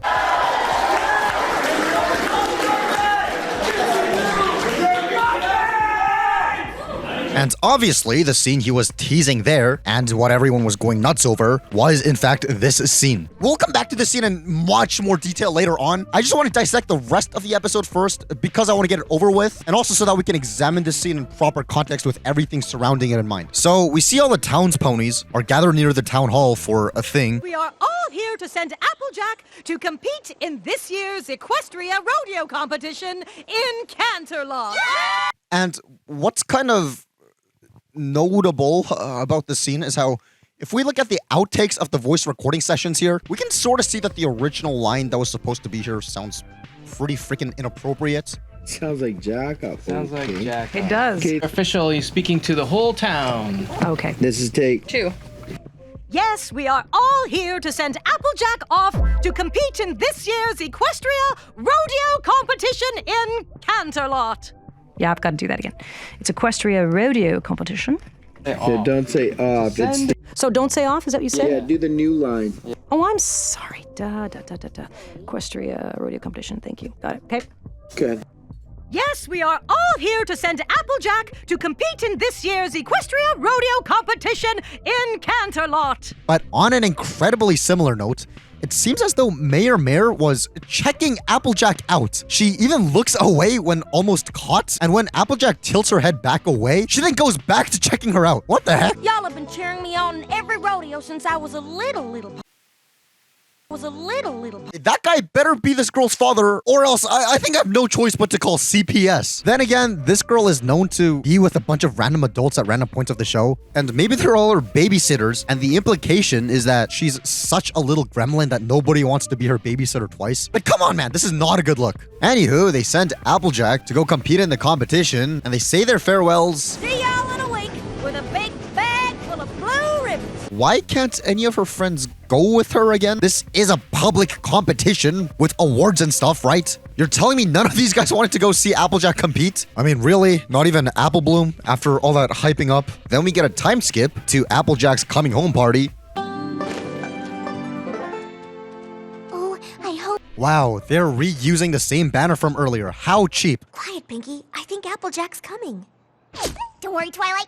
Got my lips all limbered up. Wow, you know you're probably really annoying if even Apple Bloom is looking at you like this. In fact, they actually share similar behavior sometimes. Today, and every point of my class will be there, and all of the cutie marks, and I want to get my cutie mark, but I'm no good at selling apples or hang gliding or making cupcakes. But I want to go to the party, but how can I go to the party if I don't have my cutie mark? Which Pinkie Pot says I can't just make appear, but I need it to appear right now! This seems like the exact same behavior as this. You see, I saw you when you first got here, remember? You were all hello, and I was all, remember? You see, I never saw you before, and if I never saw you before, that meant you're new, because I know every pony, and I mean every... But I guess even this was too far for Apple Bloom. Also, let's talk about who pulled up to this party. Applejack went off to gather money for the town repairs, and barely anybody showed up to thank her. The only people who did, besides her friends, are her family members who don't even live in Ponyville. The freaking mayor didn't even show up after all they've been through together. I want to thank Applejack in advance for generously offering up her prize money. You betcha, Granny Smith. And bring back all that money. See you in a week!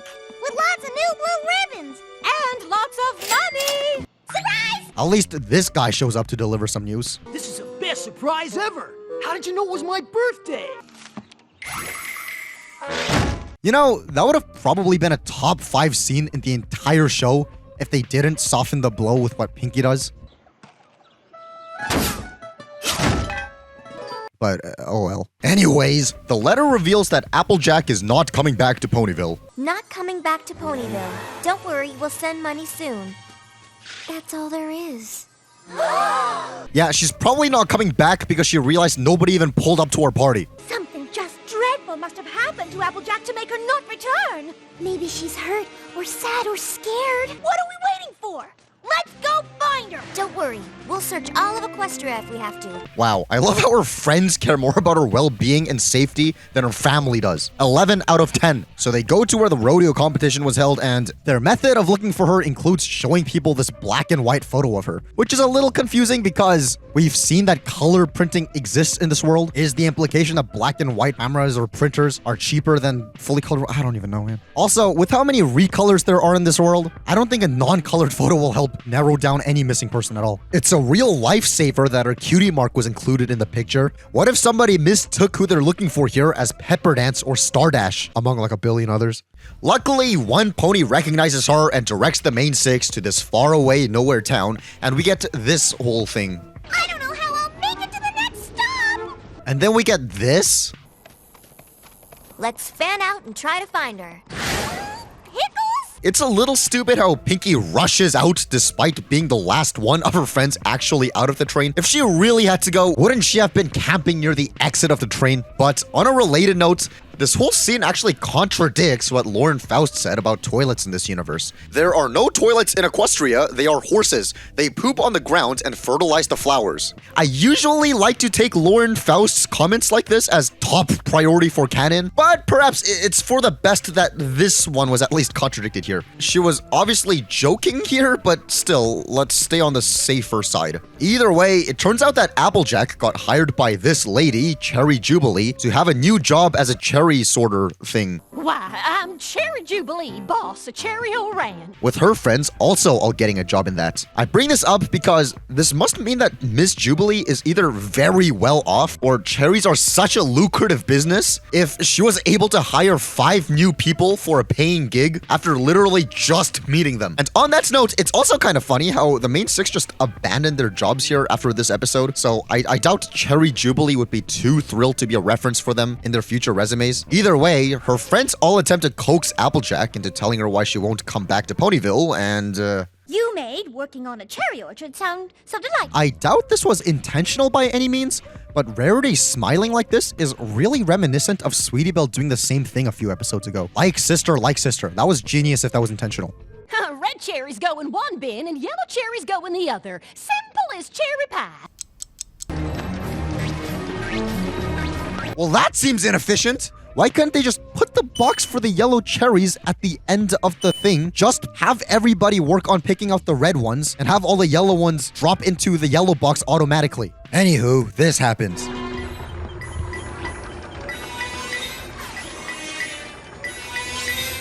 And once again, I have no idea if this was intentional or not, but later on in Rainbow Rocks, a very, very similar thing happens.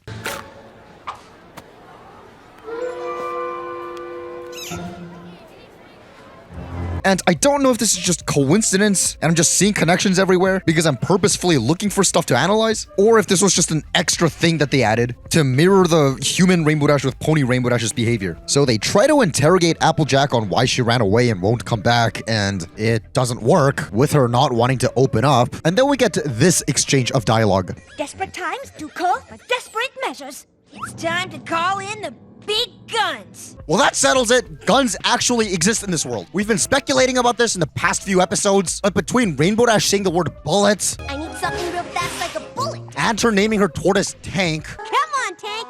and cannons existing, and now this? Guns. Glad to have some confirmation that my pony Sona can react the same way as real life me would react when his crush rejects him. Okay, on a somewhat related note, on an upload of that clip of Stewie, there's this comment that I found that says, when someone says that Equestria Girls is ... canon, which first of all, it is canon and I will down that hill. But there's also this response, MLP is cancer, which I guess seems par for the course for a comment from 9 years ago. But it's like, I can't even look for these reaction footage to use without running into My Little Pony stuff, which, I mean, okay. So their new plan is to use Pinky as a bioweapon to get her to annoy information out of Applejack. Have you ever had a cherry chonga? No, I never had a cherry chonga. Well, no wonder, because I made it up myself. Yes, she made it up, and people eventually turned it into a real thing. I like funny words. One of my favorite funny words is kumquat. I would work in a kumquat orchard just so I could say kumquat all day. For the uninitiated, a kumquat is a fruit. Kumquat, kumquat, kumquat. Well, it seems as if their plan works because Applejack finally gives in. Can it wait till tomorrow at breakfast? I don't know. Do you pinky promise? What's interesting about this is how what was called the Pinkie Pie swear in a previous episode You promise not to tell Rarity? I swear. Pinkie Pie swear? is now simply called a Pinkie Promise. I will tell you the whole truth at breakfast. Pinky promise. And the word swear doesn't appear a single time in this episode's script. I wonder what the reason for that retcon-ish thing was. Though, I guess we shall see what they continue to call this thing going forward in the show. Who knows, maybe they flip-flop back and forth. I don't have every script of every episode memorized yet. So they go to check up on Applejack the next morning, and... I'm glad we're finally gonna get some answers from Applejack. Yeah. wow, Fluttershy's tail looks like Pinkie's flesh. That's not disgusting at all. Good morning, Applejack! You ready for breakfast?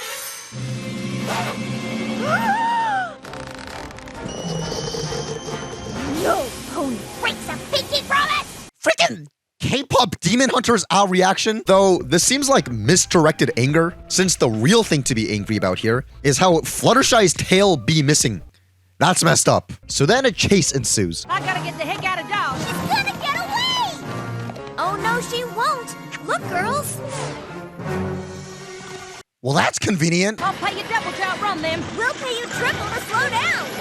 I'll pay you quadruple to leave them in the dust. Well, there goes their entire cherry sorting paycheck. Peggy, I did not break my promise. I told you that I would tell you everything at breakfast, but I didn't come to breakfast. Wow, instead of farming apples, Applejack should consider being a lawyer instead. That's an impeccable loophole.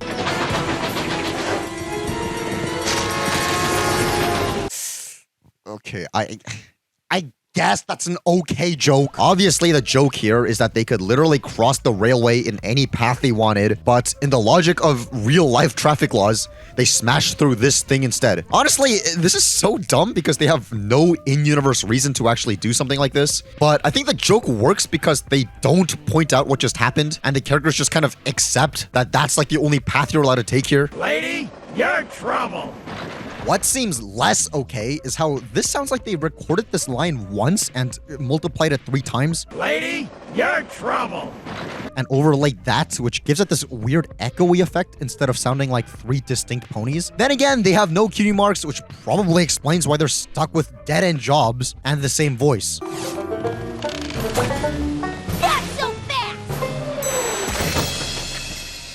You know, Rainbow Dash and Applejack are probably the same speed. Actually, if anything, Applejack should actually be faster than Rainbow Dash, since Rainbow Dash was running this whole time and Applejack was resting on this thing. But who cares? I guess they just wanted to cut to the chase and get the episode over with as well. Okay, I was originally joking about them cutting to the chase, but judging by this behind-the-scenes factoid... And then it got to the chase scene, and the chase scene was actually, there was a lot more kind of hijinks in the beginning, and they kind of trimmed it down and like way better. Thank goodness, cut to the chase. They actually probably were. Dang. So the big reveal is that Applejack didn't win a single blue ribbon. Fine. Now you know. You won an amazing number of ribbons. There's every color of ribbon down there. Every color but blue. But more importantly... And I certainly didn't win any prize money.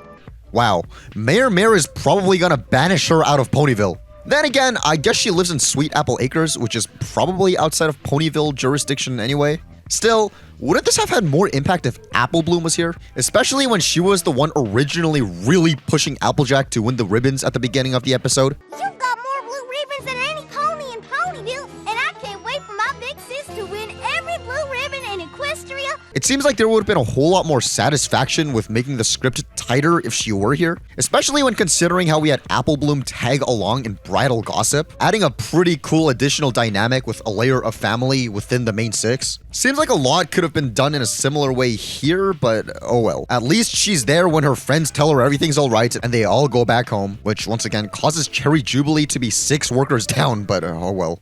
Now, with all that context in mind, let us finally return to the derpy scene and examine what about this caused so much freaking controversy, and the effects of it at the time, and where it sits now a decade and a half later. According to the My Little Pony Wiki, shortly after airing, some viewers complained that Derpy's portrayal was offensive to mentally disabled people and contradicted the show's lessons about friendship. This is evident by how a little after a week this episode aired, a post was made on r/MyLittlePony announcing that the episode was removed from iTunes. Also, this website called Derpy Hooves News, which I guess is a thing that exists for some reason, published this article. Derpy Hooves, mentally handicapped or just clumsy? Well, there seems to be at least a few people in the world who found Derpy's appearance and personality on the show today to be offensive. Interesting how that was a reaction that showed up on the same day the episode aired, apparently. More or less dubbing that she is mentally handicapped and not just clumsy. Derpy has had many personalities over the past year, ranging from full-blown handicapped to, of course, just being clumsy. I'm going to assume that most of the community feels the same way, but let's take a poll on it. The polling question had 531 people say that they believe that she's just clumsy, while the other 69 said that they believe that she's mentally disabled, which is pretty telling of how most people saw her character, and that should also be the context of the perspective we see what happens next in. So a little after that,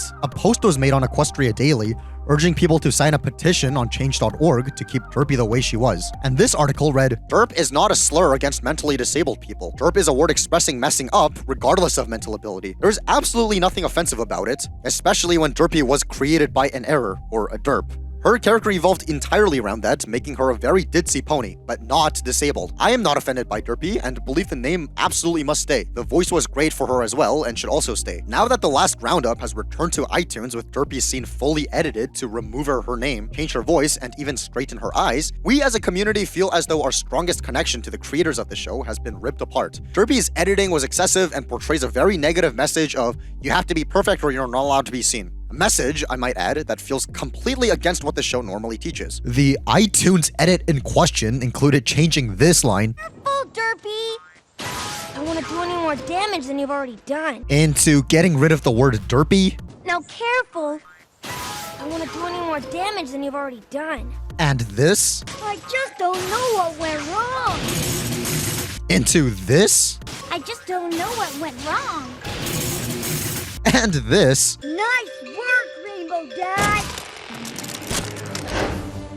into this, Nice work, Rainbow Dad! and also this, You okay, Rainbow Dad?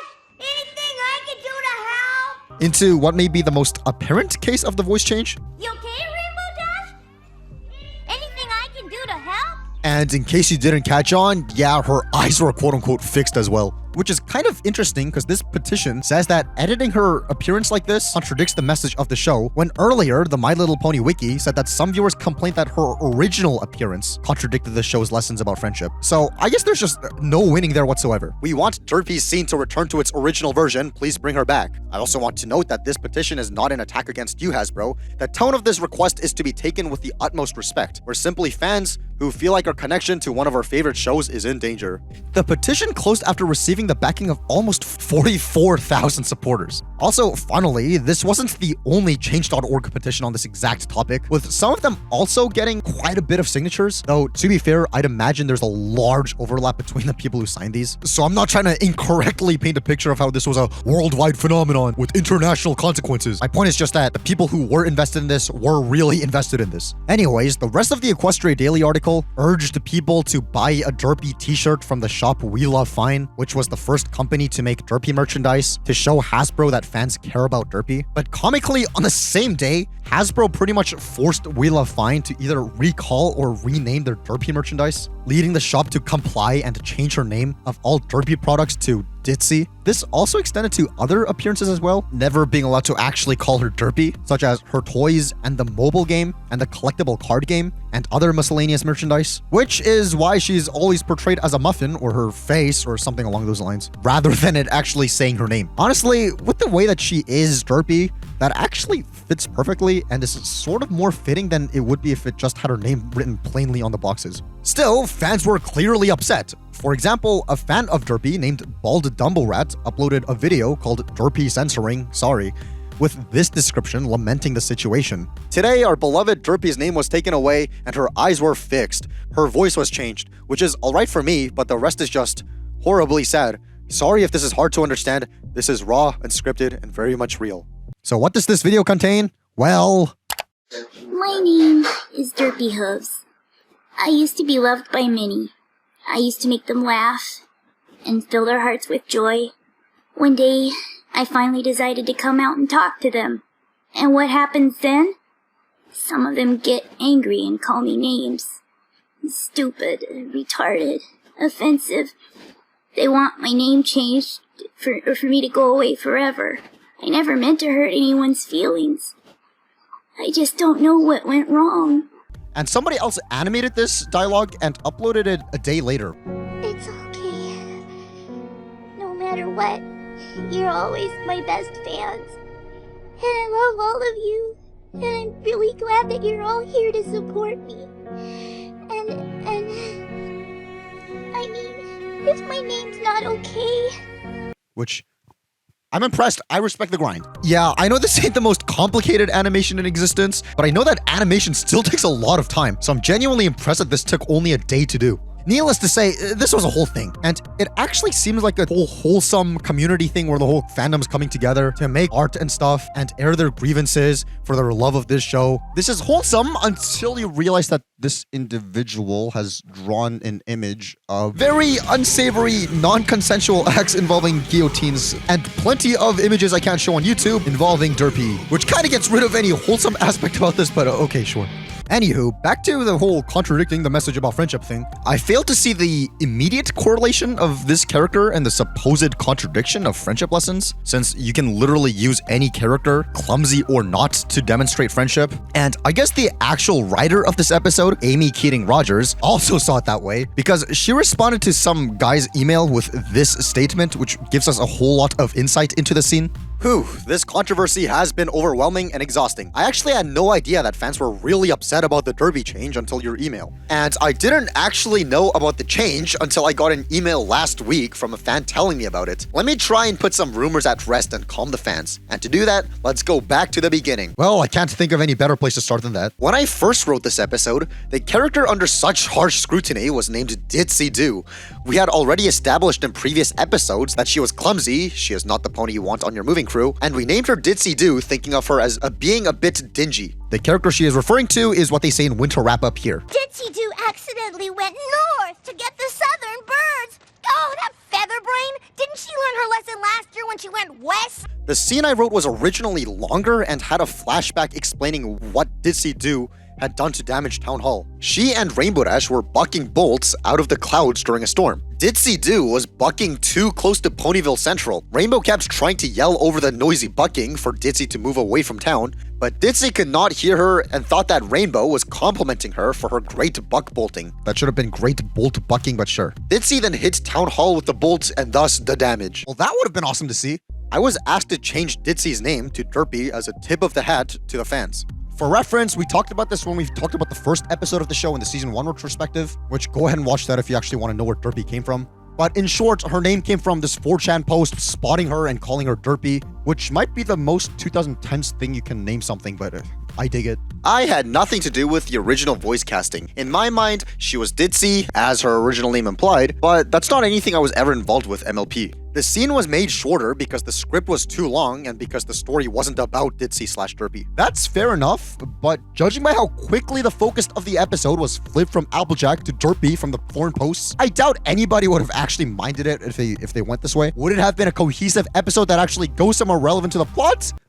Probably not, but still. I got about 10 emails saying how offended folks were. People labeled me as an ableist, a word I'd never heard of, and said that I was being insensitive to the disabled by calling this character Derpy. I then did a search on what Derpy meant, and the first things that came up were embarrassing and awkward, which is what I thought. But then when I did more in-depth searches, I discovered that one definition is retarded. Now, the thing is, I don't know what kind of place would even use that word as a proper definition, since that's not exactly a measurable descriptor in a way embarrassing or awkward is. And at this point, I wouldn't be too surprised if she got this definition from some joke site like Urban Dictionary and ran with it, being none the wiser, especially because she said she had to do a deeper search to find that. Also, I have no idea if this information would have been easily accessible at the time with a quick search like it is nowadays, but the word Derpy or Derp comes from the movie Basketball, featuring the creators of South Park, which South Park would then go on to use the word in their episodes later on.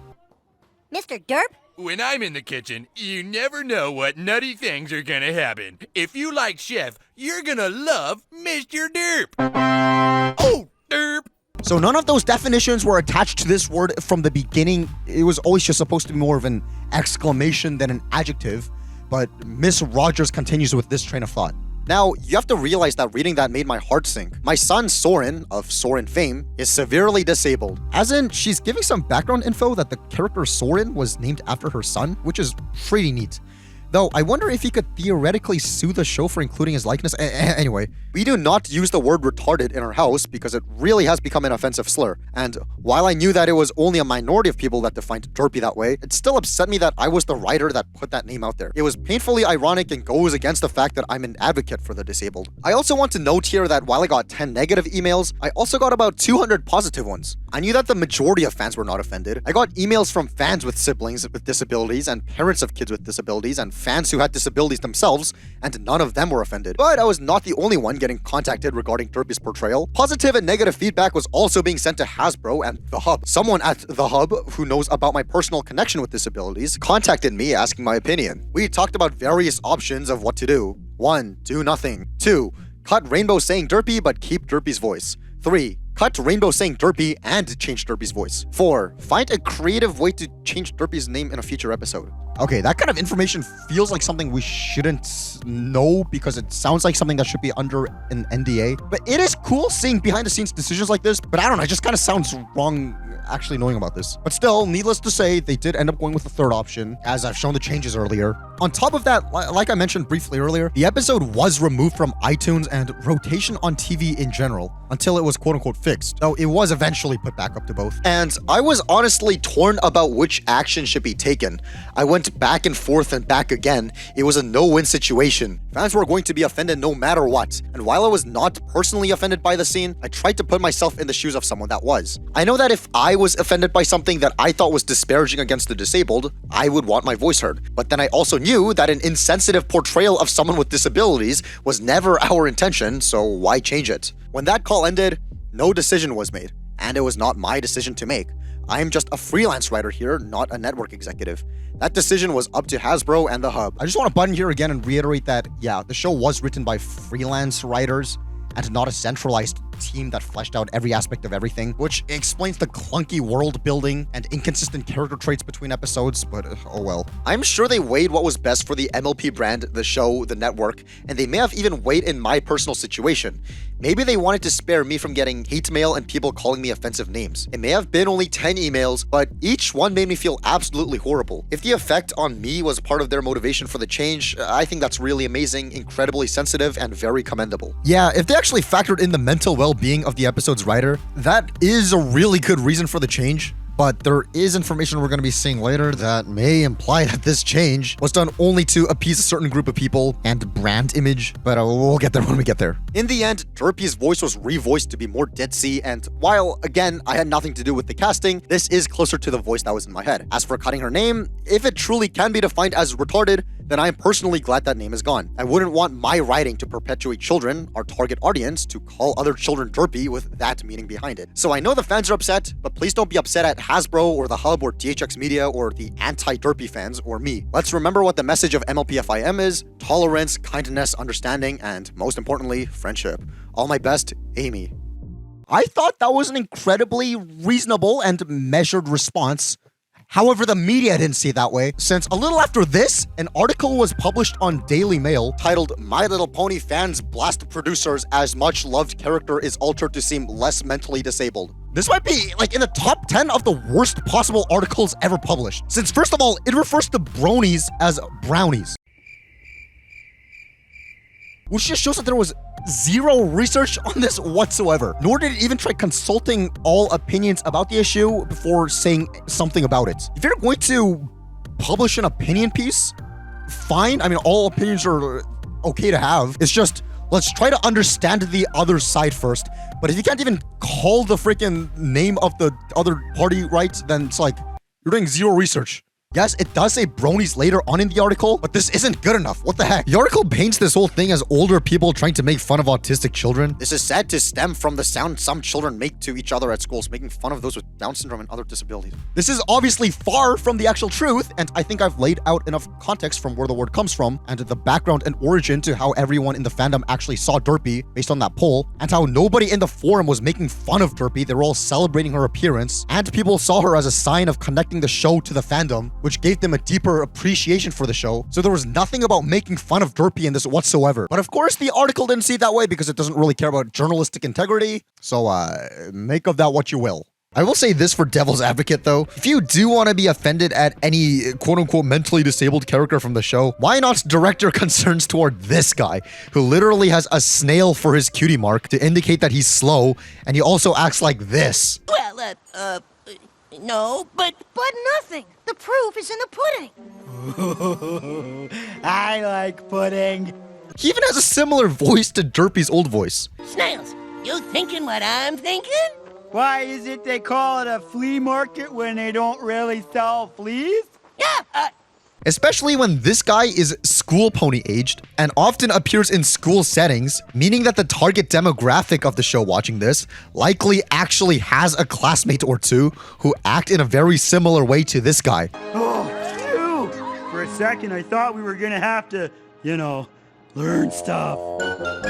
I know for a fact that when I was watching this show as a kid, Snips and Snails reminded me of a couple people in my class. Now, I didn't bully them or anything, but this kind of portrayal did kind of paint a picture in my head that thinking of them as different or below me was okay, just because they were slower. Now, that's mostly on me, and I wouldn't blame that on the show, but my point is that when there are things along the lines of this controversy you would actually want to build a case for, Snails would be a far more reasonable target for that than Derpy. I just really think that targeting this towards Derpy was very, very dumb and probably only done by big media to punch down on the newly emerging brony subculture just because they're new and different. And judging by some of these comments, I think it worked on a couple people. I'm concerned less by the name of the cartoon character than the fact there are grown men watching My Little Pony and have devised a name for themselves. I'd be more concerned about the fact that there, wrong there by the way, is an actual male fan base for My Little Pony called bronies. Bronies? Raffle Mayo? Nitties, I would say. Wow, that is the hardest I left all year. Thanks, Daily Mail. You rule. At least all these comments got super ratioed with downvotes, but still.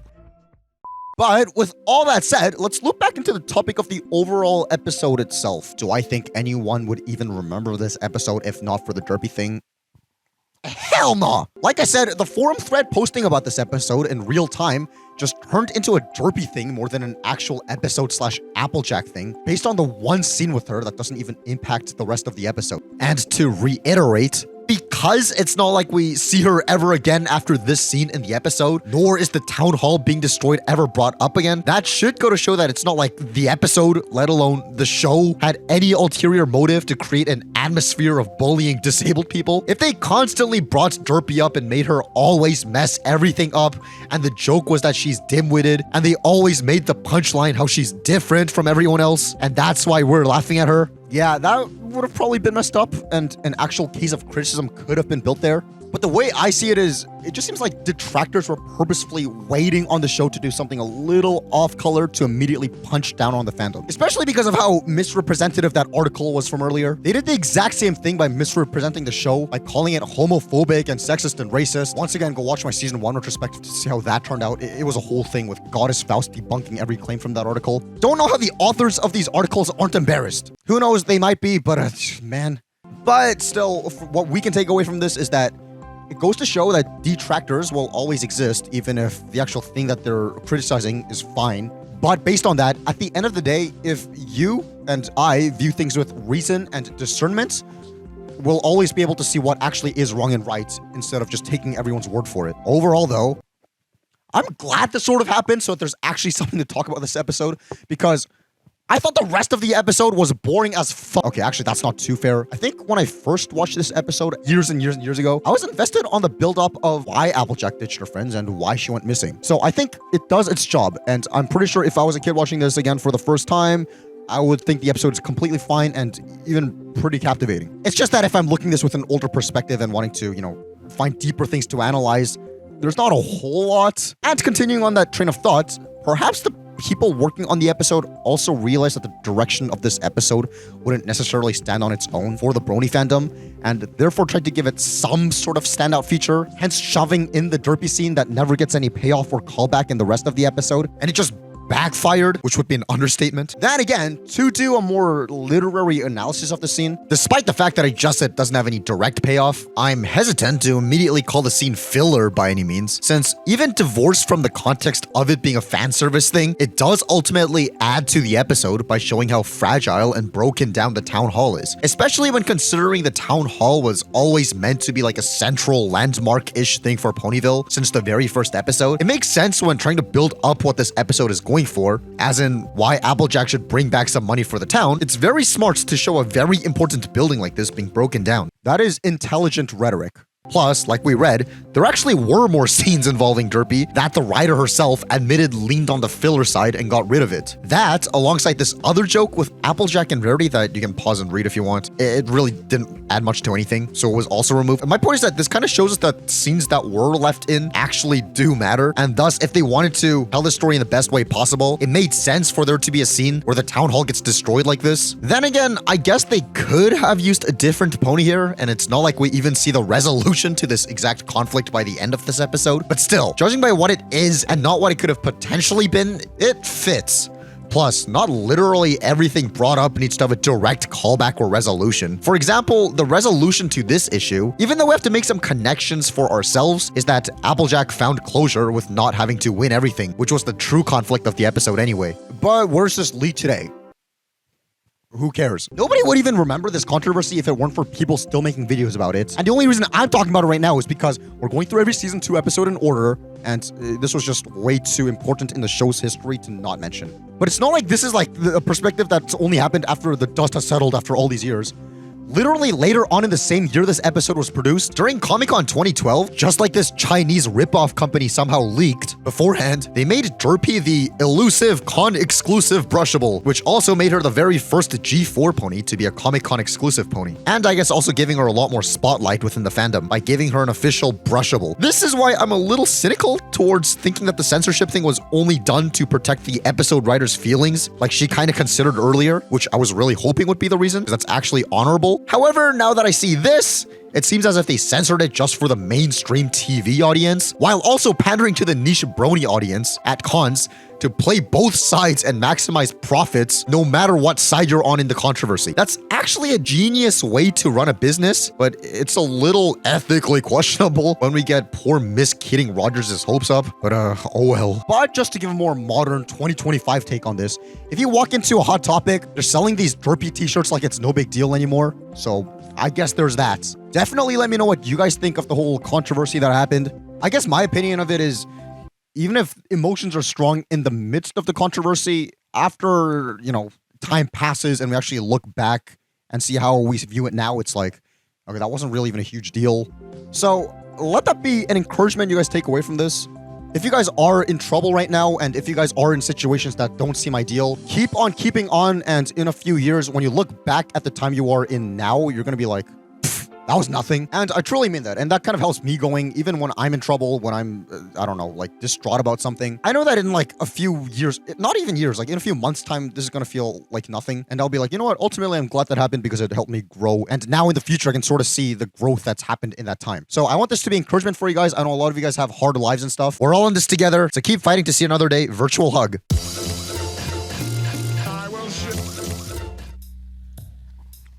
I think the most notable thing about this episode is how it birthed the speculation that Rainbow Dash is addicted to alcohol, and parallels to alcoholism were apparently so strong to the point where this episode was banned from airing in the UK, Ireland, and Italy. So let's take a look at Rainbow Dash's behavior in this episode and compare it to that of an alcoholic to see if this episode really was ban-worthy. Plus, I may not drink alcohol, but I do know a thing or two about... Actually, no, I don't know a thing or two about being addicted to drinks, because I can stop anytime I want. But still, I'll try my best to see if Rainbow Dash lines up with being an alcoholic either way.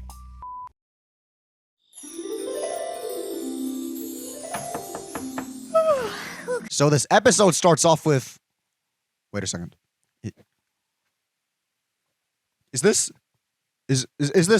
a Fluttershy episode? I know I've been harsh on Fluttershy all throughout my channel, much to your guys' ire, but the fact that she hasn't had a single episode dedicated to her in the entire season so far makes me kind of take back all my harsh criticisms, and I think this being a Fluttershy episode actually calls for a celebration. Woohoo! Cider sales keep our business afloat through the winter. we'd lose Sweet Apple Acres if we agree to this. That's not Fluttershy. Great job, y'all. We've already filled an entire barrel. I'll bet you those. That's not Fluttershy either. What kind of clickbait is this? So it starts off showing Fluttershy in her house, which would imply that this is a more intimate scene with Fluttershy, and it's the cold opening, so it's kind of setting a tone for things to come with this episode. Yet this is like the only scene in the entire episode she's in, and the rest of it is about Applejack. Who does that? Oh, whatever. At least we're treated to this. Come on, Fluttershy. Cider season's about to start.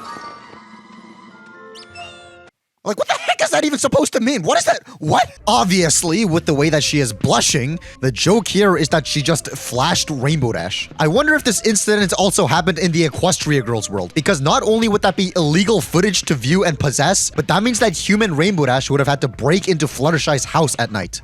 It's still dark. Either way, one thing that I remember from this is how when this video tried to determine whether or not Rainbow Dash is a lesbian or not, and it used this scene as evidence as to her not being one. While we, the audience, can't see a pony's private parts due to limited animation, and this being a children's show, they have to exist. Fluttershy is sitting in a position that ponies are not usually in, and as such, her nether regions will be completely visible to Rainbow Dash, hence why she covers herself. Rainbow Dash, however, does not react whatsoever to this. Yet, if she was a lesbian, or even bisexual, she'd at least be surprised, if not blushing and having her wings stiffened to the point of no longer flapping. Which I thought was an interesting perspective, but then he says this. So Rainbow Dash is very unlikely to actually be a lesbian, since she was completely unaffected by a view that many a straight man or gay girl would pay their life savings to see. Which I guess is a comment you can make about that. Well, okay. So it turns out Rainbow Dash wants to camp out early in the morning to beat the line for cider season, and... Gee, Rainbow Dash. Looks like a few other ponies had the same idea. Who are all these ponies? Good question. I'm wondering the exact same thing, but I suppose we'll never know because Pinky's tent is the only one that conveniently has her cutie mark design on it. But speaking of this line, isn't it quite disgusting how Carrot Top's tail goes over Berry Shine, whereas Berry Shine's tail goes under Bonbon, and her tail goes under Twilight? What kind of perspective is this? And those trees are gigantic. What the heck? No wonder Big Mac injured himself bucking those trees at some point. And also, wow, seeing how this is the exact same line as the one from Granny Smith's flashback, I guess the guys in line here were waiting for a cider since the founding of Ponyville. Attention, every pony. Cider season is now officially open! The fact that Applejack is now starting the sale, yet these ponies were moving ahead in line before she announced that, makes zero sense. Unless some ponies ahead in line left or something, like 2 seconds before she starts the sale. And judging by the previous shot, I guess they did. Some of these guys are gone. They're probably like, I've been waiting in line all day, and there's no sign of the sale starting. I've got better things to do, and just left. I guess some pony didn't get a chance to look at this image. Also, for some reason, Carrot Top is now ahead in line, rather than being right in front of Berry Shine like earlier. What the heck is going on with this? I'm assuming her cutie mark was animated on the inside of her leg for some reason. This just kind of looks weird. Okay, I like how distraught Rainbow Dash looks here. This reminds me of the time when I got paired up with this cute girl in my class for a project, and I was all, yes, yes! But then I looked over and this was her reaction. Okay, so is it just me or does Cheerly look kind of demonic and or high with the wrong eye color here? Between this and how she had the wrong cutie mark a few episodes ago and the wrong tail before that, she seems to really be prone to getting screwed over in animation. Also, I would say that Cheerly is being greedy since she gets angry at the fact that they ran out of cider, even though we literally saw her just get one. But perhaps the eye color being correct this time implies something? Maybe the red-eyed version is a demon taking over her and possessing her because demons can't drink cider unless if they possess a body. And because the pony-possessing demon had its fair share of cider, it left Cheerly. Now Cheerly's all, whoa, what just happened? And so now her mind's back and she genuinely is angry because she technically didn't get to have any. Or maybe I'm just caffeinated and overthinking again. Anywho, every other pony starts complaining that they didn't get a chance to get cider, and I wonder why, besides plot reasons, Spike and Twilight are still here. They got their cider a while ago. Anyway, then these guys show up, stealing everybody's attention. Wow, you can tell that these guys are evil because they have green magic. And also because their names are a play on Flim Flam. He's Flim, we're the world famous Flim Flam brothers. which means to deceive or to fraud. With a name like Flim and Flam, I suppose you kind of have no choice but to make that your entire life. Also, according to this episode's writer, M.A. Larson, remember that name because we're going to be coming back to him in a bit, in an interview with Toon Critic Y2K, who was a bit of a rabbit hole within himself, that's probably best saved for a different video, he said that their names were actually Goddess Faust's idea. I really think there's a nice touch with the name Flim and Flam, like Flim Flammery. That was Lauren. That was all Lauren. That is excellent wordplay. It's great names for them. So it's really cool seeing that at least some of her ideas were still being kicked around in the latter half of season 2, when her involvement was surely dissipating at this point. Well, while the song goes on, we get prominent appearances of Derpy. More cider than you could drink in all your days of thinking. Which I think is hilarious because the episode literally right before this one was the catalyst for Derpygate and all that controversy. And now the one right after it involves her like this. Which makes sense because the controversy about the last episode didn't actually hit until after this episode was released. Or at least not in any major way outside of just people in the know in the fandom knowing it. But I like how shoehorned and fan servicey Derpy's appearances are during the song. I wonder if that kind of pissed off people that were immediately offended by Derpy's portrayal in the last episode. What do you say, sister? Wow. You just completely destroyed Spike's masculinity in 2 seconds flat. On a quick note about the visuals here though, I don't see why they would go so hard for male vocals in the song. When the only ponies on screen are these. But on the other hand, if you want more female vocals, there's this ancient video on YouTube by Zayu-chan that gender swaps the brothers into sisters. Well, look at what we got here, sister of mine. It's the same in every town. Ponies with thirsty throats, dry tongues, and not a drop of cider to be found. Everything from the date uploaded to this art and the freaking title of the video having .wmv at the end would lead me to believe that this is nostalgic. Well, you've got opportunity in this very community. She's Sham, we're the world famous Shim Sham sisters. But throughout this journey of subjecting myself to nothing but analyzing My Little Pony episodes and not interacting with any other humans, I've lost all ability to feel anything. So that's only an assumption on my part. Correct me if I'm wrong. Anywho, the song ends and... Where did the rest of the crowd go? Where's Twilight? Either way, Flim and Flam try to make a deal with the apples and... You supply the apples, we supply the super speedy cider Squeezy 6,000. Then we split those sweet profits 75, 25. Who gets a 75? Why, us, naturally. No deal. What, so if the Apple family received the 75, they would have agreed? No negotiations or anything? And if they were open to negotiations, why would they try it? Honestly, Flim and Flam said they'll provide this machine that's, going to prevent a whole bunch of physical labor, and that they will throw in any physical labor that they need, such as magic, for free. And we'll throw in the magic to power the machine for free. That actually doesn't sound that bad when you consider how they've been complaining about Granny Smith's body for a while. With all that money, we could do a heap of fixing up around here. And Granny Smith could replace that saggy old hip. And how, once again, Big Mac was injured while working once. The only real reason they didn't take this deal or even try negotiating was because tradition. I just don't know, y'all. We've always made cider the same way. But we get an episode later on in the show about how some of Applejack's traditions are completely ridiculous and inefficient. I mean, I guess it's possible to get stuck in a routine where you're doing all this extra stuff and not realize it, but I can't for the life of me think I have. Well, I'll be. Maybe it isn't so hard to get stuck doing extra work after all. Huh. I wonder if I've been doing that around here with anything else. Which puts this instance of them putting tradition over convenience in heavy question, I'd say. So I don't really see that as an argument. There's also this. Cider sales keep our business afloat through the winter.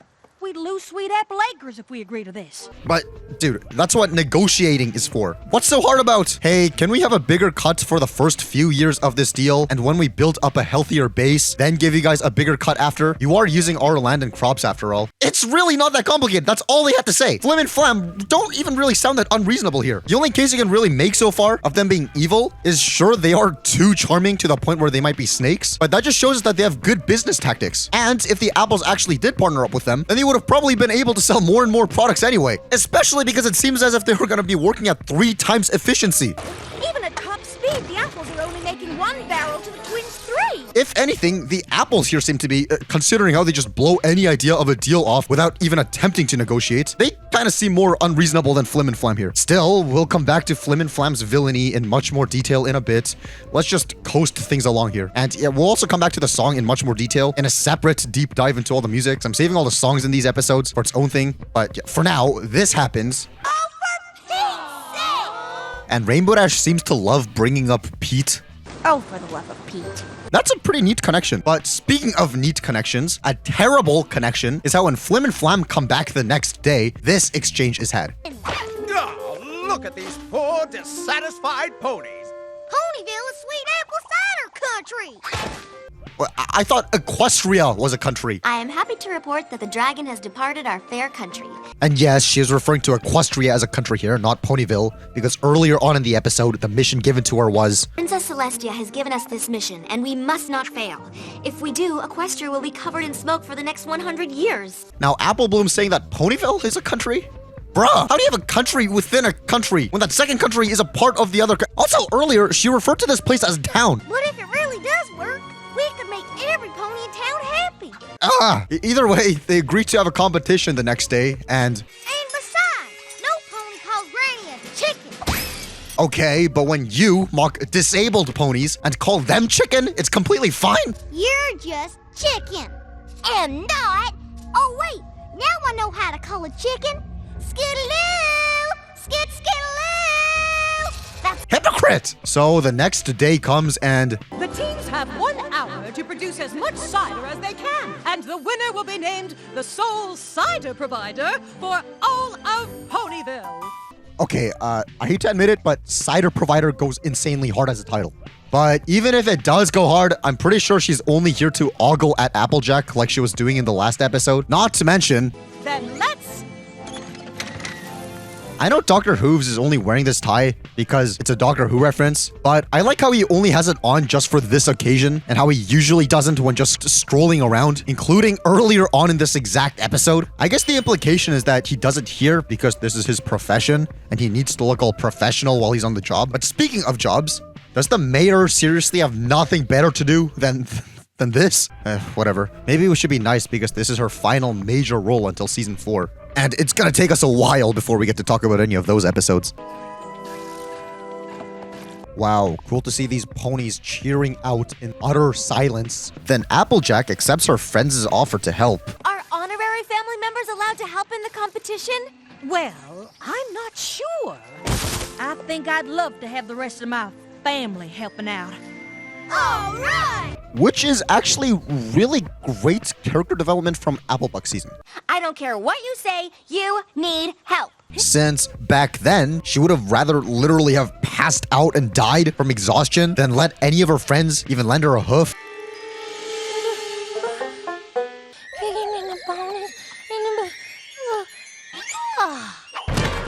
But here she's completely fine, letting them just do their own thing to help with work stuff. Because that episode ends with her changing her ways. Girls, I can't thank you enough for this help.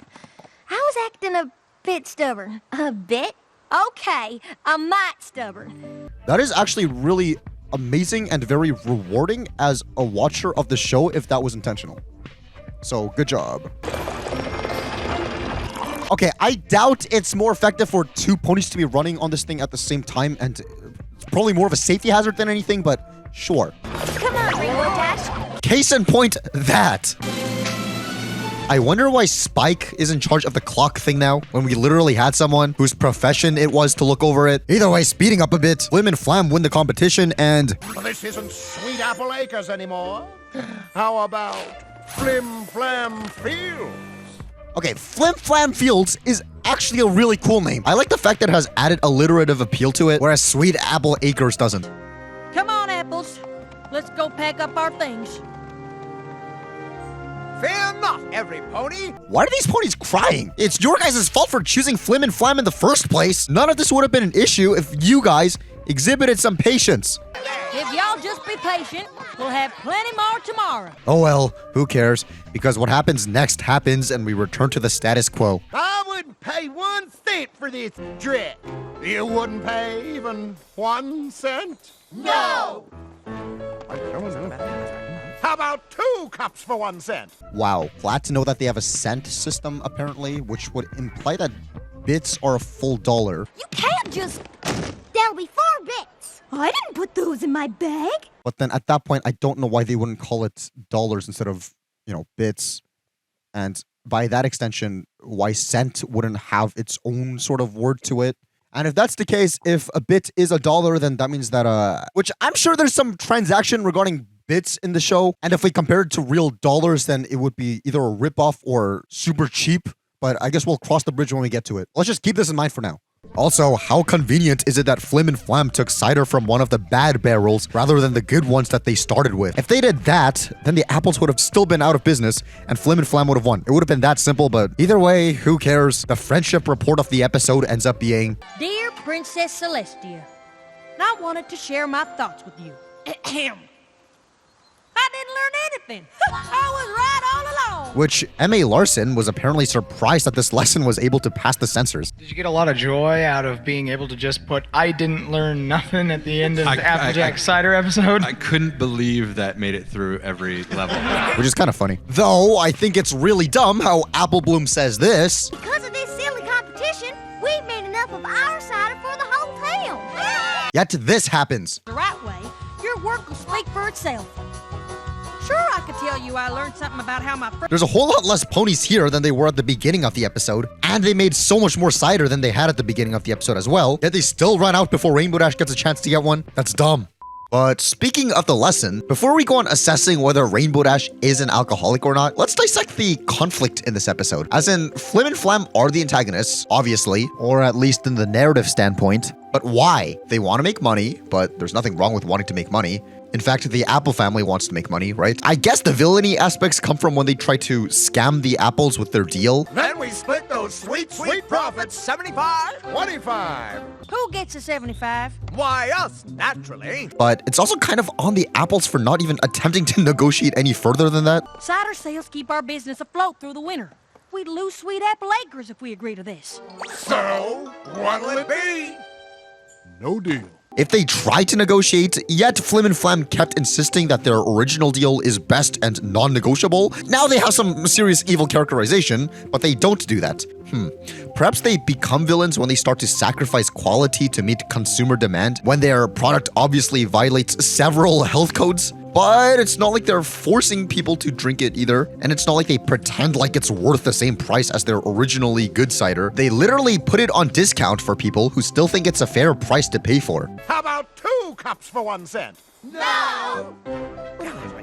2 bits for the barrel? No! It really seems like these guys are just bad guys because the episode demands an antagonist, and also because they pose an inconvenience to an established protagonist. But the thing is that if they have an objectively better business model than the apples, are they actually even in the wrong for taking over? We've literally seen the Apple family make some horrendous business decisions before, such as how Applejack goes to the gala to sell food stuff when the gala literally provides food. My royal lips have touched common carnival fare.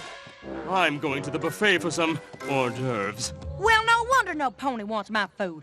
They're filling up on all those fancy schmancy vittles. Or how Apple Bloom agrees to deface their product in the episode Family Appreciation Day. Can't buck 'em. Let's just pick 'em.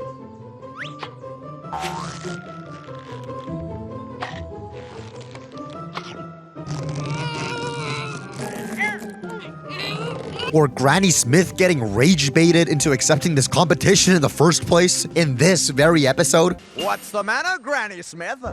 Chicken? What did you call me, Sonny? If you're so confident in your cider, then what's the problem? Tomorrow morning, right here, you can use our South field. It'll be worth it to teach y'all a thing or two about cider making. At a certain point, maybe the problem lies somewhere within these guys, not them. But hey, they have green magic that automatically means that they're the bad guys. Okay, if their villainy comes from the fact that they sacrifice their products and don't give consumers what they actually want for the sake of quantity, is it not a tad hypocritical of this company to have an episode with that as its moral, when while the episode was airing, they were mass-producing stuff like this? Alright, maybe that's a little facetious, especially when the ponies all react in disgust to their rushed cider. Mine's got rocks in it. And Applejack does say this. If you take your time to do things the right way, your work will speak speak for itself. Plus, when it came to capitalizing off this episode in particular, they did make this really cool playset / toy thing for the machine with Flim and a separate Flam that are pretty darn accurate. I mean, minus the size. And trust me, I know a thing or two about inaccurate My Little Pony toys. So I gotta say this episode is actually, not hypocritical and follows through on what it's teaching. I actually received these as a birthday present from my family back in 2015, which means that it's been close to a decade since I got these. Holy crap. But wow, good on my parents for investing in the creation of this video 10 years prior to its existence. But circling back again, I like how what defeats Flim and Flam is an impromptu unpaid labor session that's only possible because Applejack has cider-addicted friends. Though, if we want some kind of official insights on the topic of their villainy, this book has M.A. Larson talk about the thought process behind Flim and Flam's development, which I found pretty interesting, so let's give it a read. I particularly enjoyed writing Flim and Flam. They are villains, but they are designed to be charming and disorienting. Wow, how original to those guys and no other villain in the show. They speak very quickly, they finish each other's sentences, they're in constant motion. Is that why they sit around and do nothing but relax throughout the entire competition? Everything they do is designed to dazzle and confuse people. Wow, are they the Dazzling's predecessors? So they can shake your hand while they're stealing your wallet. Good thing they don't have hands then. You can see their charm in action when the song ends and Apple Bloom is 100% ready to take their deal. You got a deal! This is the reaction the brothers are used to. Well, they must not be that charming if it didn't work on Granny Smith and Big Mac. Not so fast! No deal. In the midst of the song, one of the brothers confuses Applejack enough that she agrees to give them some apples for their demonstration. And might I add spellbindingly fragrant apples for our little demonstration here? Sure, I guess. I wonder if he wrote this as one of the brothers instead of naming which one it was, because even the writer of the episode has trouble telling Flim and Flam apart. Well, honestly, I was joking, but after listening to that interview from earlier, maybe it is that, because he says this about them. Wow. I was trying to write them as, like, they don't, in my script, they don't have any differentiated personality at all. They're just two heads of the same snake. They appear on different sides of you to try to confuse you and disorient you. And that's where they're like finishing each other's sentences and they're always, rapid fire. It was just so much fun to write. And when you're writing characters like that, their energy and optimism infuses the actual writing. I wrote that episode very quickly because their dialogue flew through my head as fast as it appears on screen. What? Okay, so your job got finished early, and you're still going to call them villains? I don't know, maybe he got paid by the hour and not by script, which is also kind of dumb because he said this about this episode. That was one of the only episodes that was genuinely fun to write. Like, I actually enjoyed sitting down and writing. I don't know if that means that he didn't enjoy writing all the other episodes he's written, but okay. But to take a step back a bit, this is actually a very, very interesting topic about how fictional characters you write can influence the rest of the writing, and how fictional characters can have real impact. Kind of like how what this guy has to say. It's all very metaphysical, and I think this whole life imitates art-esque ideas will be revisited throughout this retrospective as we go on with the show, but I'll just say for now that I really do appreciate this kind of insight from the writer. But once again, about their villainy, the only objectively bad thing from this description is a hypothetical they don't even do in the episode. So I'm not really sure if this answers anything. They did ruin this fence.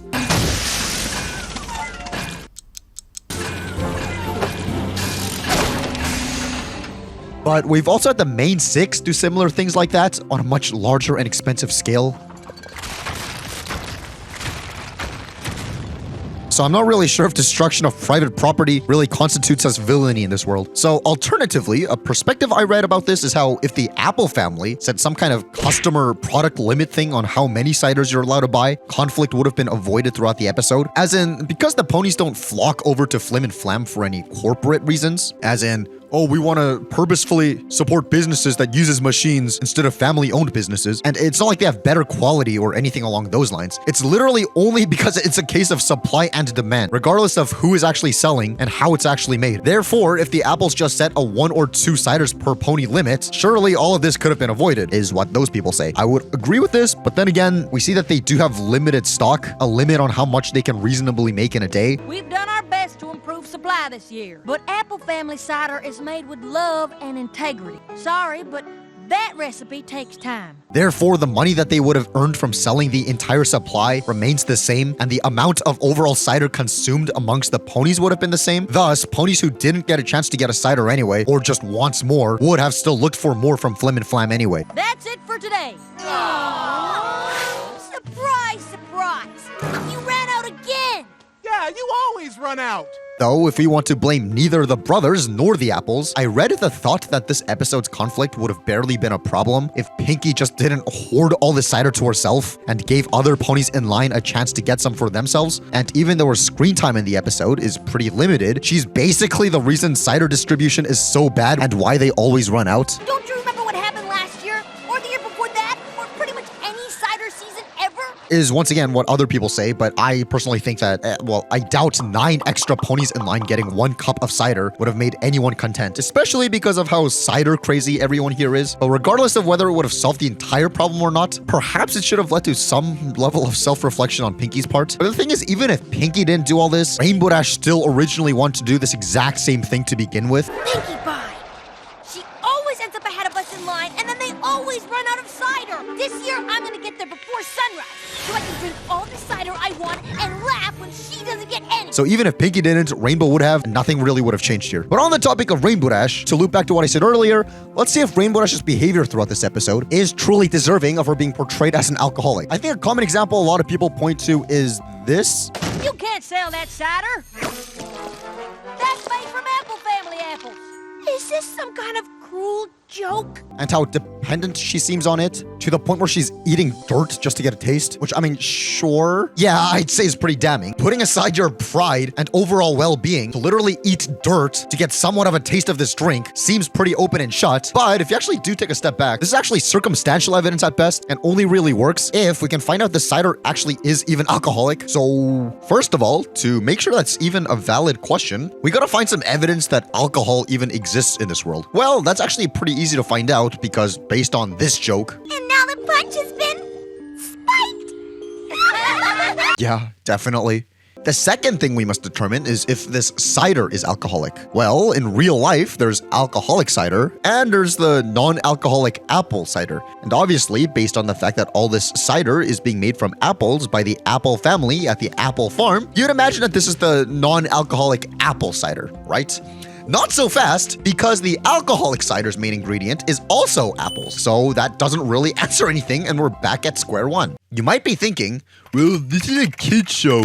Why would they ever in a billion years insinuate anything related to alcohol? I don't know. For the same reason the show implies MDMA and crystal meth exists out there in Equestria. You know, based on that, I don't really accept it must not be alcoholic because this is a kid's show as a satisfying answer to this. Plus, like we've already established, Pinkie makes a direct reference to alcohol. Plus, there's other references to alcohol in the show, such as the whole lampshade on your head thing. But still, just because there's alcohol in this world doesn't mean that's evidence that this cider in particular is alcoholic. It just means that it's not alcoholic as far as we know. Well, one thing I heard was cider only bubbles up like this when it is alcoholic because it's yeast rising to the top of the drink, and otherwise there would be no foaming. But I don't think that's true either because non-alcoholic cider is carbonated, and just like every other carbonated drink, when you pour it, it also foams at the top. I don't know if it does to this extent, but there's that for consideration. However, what I think makes this pretty dang open and shut is how in this official comic we see this. There's no way that Rainbow Dash would be hicking with Flower Wishes having a lampshade on her head if this weren't an alcoholic beverage. Once again, we see that this is cider made from apples being served by Applejack. Therefore, we can deduce that alcohol and other drugs exist in this world and that this cider is in fact alcoholic. Still, that doesn't mean that Rainbow Dash is an alcoholic per se. It just means that she's shown to enjoy this beverage from time to time because alcoholic kind of implies that you're drinking for the sake of getting drunk or you're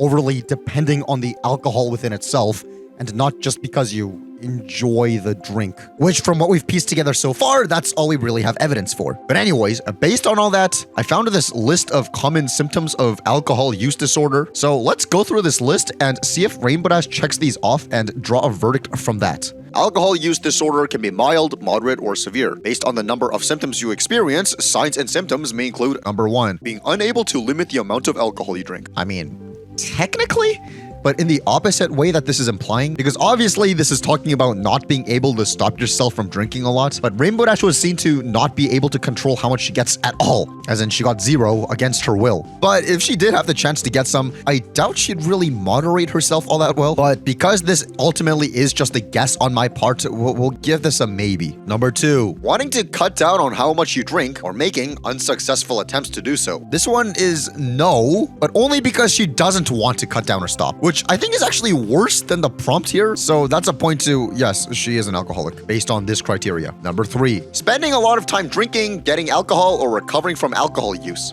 Again, while she wasn't able to actually spend any time drinking, she does kind of waste the entire day away by waiting in line for a chance of getting some. So yeah, I guess so. Next up, we got number 4, feeling a strong craving or urge to drink alcohol. Definitely, I don't think any further evidence nor comment is necessary for this one. Number 5, failing to fulfill major obligations at work, school, or home due to repeated alcohol use. Well, okay, who knows? She might technically be ditching whatever work she has to be waiting here in line all day, but I guess by that logic, you could make the same argument that everybody else in line here are also alcoholics, because that's not a factor exclusive to Rainbow Dash here. I don't know, maybe the first day of Cider season is a town holiday and everyone gets a day off. I mean, the mayor apparently had nothing better to do than host this competition, or maybe this episode just takes place on a weekend or something, I don't know. But either way, this point is up in the air. Number 6, continuing to drink alcohol even though you know it's causing physical, social, work, or relationship problems. Yeah, I'd say literally eating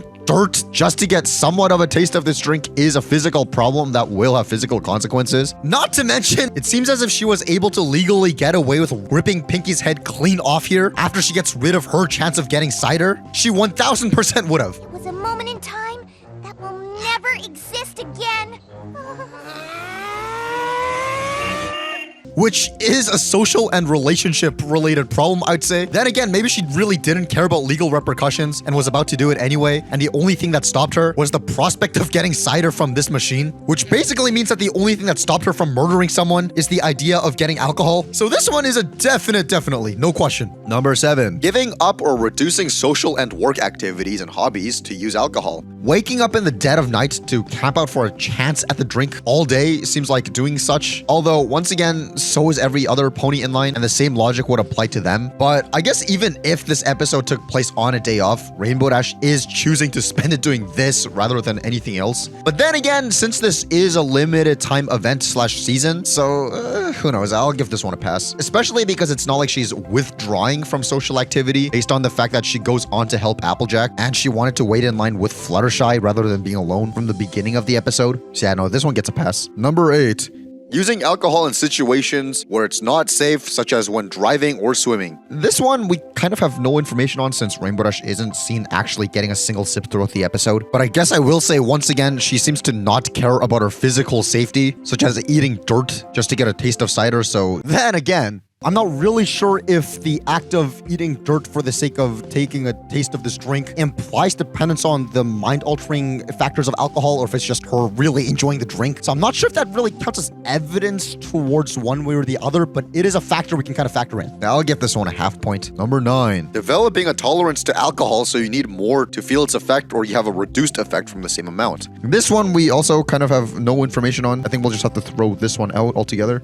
Number 10, experiencing withdrawal symptoms such as nausea, sweating, and shaking when you don't drink, or drinking to avoid these symptoms. Well, she starts to cry when under the impression she won't get a drink. But to be fair, with that one, I think the sadness more so comes from the fact that she not only wasted the entire day in a line, but also did tough manual work, all to just not be able to enjoy even a drop of the fruits of her labor, which I think is a pretty justified reason to cry. And I think it's more reasonable to assume that she was tearing up for that reason than not being able to drink in general. To be fair, she does cry at other points of the episode as well. But once again, I think we can chalk that up to the fact that she wasted her entire day trying to wait for something that she didn't even get. Because honestly, if it was the alcohol she was exclusively wanting, I'm sure she can get alcohol elsewhere. Because alcoholic ponies aren't anything new to this world. Let's take a look at this pony, where there's a much more common joke of her being the town drunkard, since she was literally based on Goddess Faust's drink of choice. Not to mention how there was supposed to be a scene where she takes a drink from a bowl of punch and The one scene, I think it was the party for the Cutie Mark Crusaders thing, there was a pony that was supposed to be drinking out of a punch bowl, and I saw on this sheet of models to follow was the pony with the grapes, and I don't know where she's got grapes and a strawberry or something. I thought that's the one I'm going to use. So I specifically, when I want a specific character drawn, I will draw the Cutie Mark. So when the layout artists get it, they'll use the right design.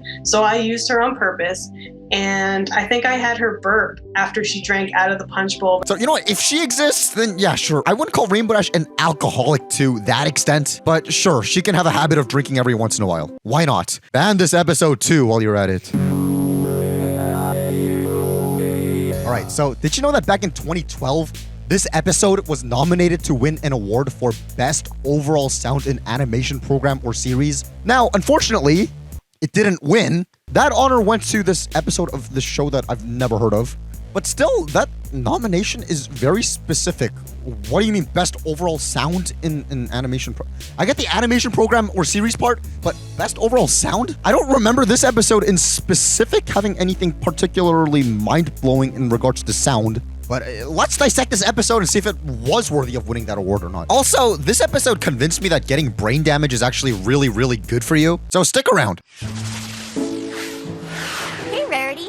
Okay, so this cold opening always kind of made me feel uneasy. Perhaps it's because this whole thing is all about Rainbow Dash flying around and doing tricks, but we don't actually get to see any of it for ourselves. And with the whole scene only focusing on this shot of these three, sort of narrating what's happening. Isn't she the most daring devil? I mean, the most devilish darer? I mean, she's dazzling. This really reminds me of that South Park scene where there's a giant war going on, but I guess they were too swamped or lazy or it was too expensive to animate it. So all we get is this.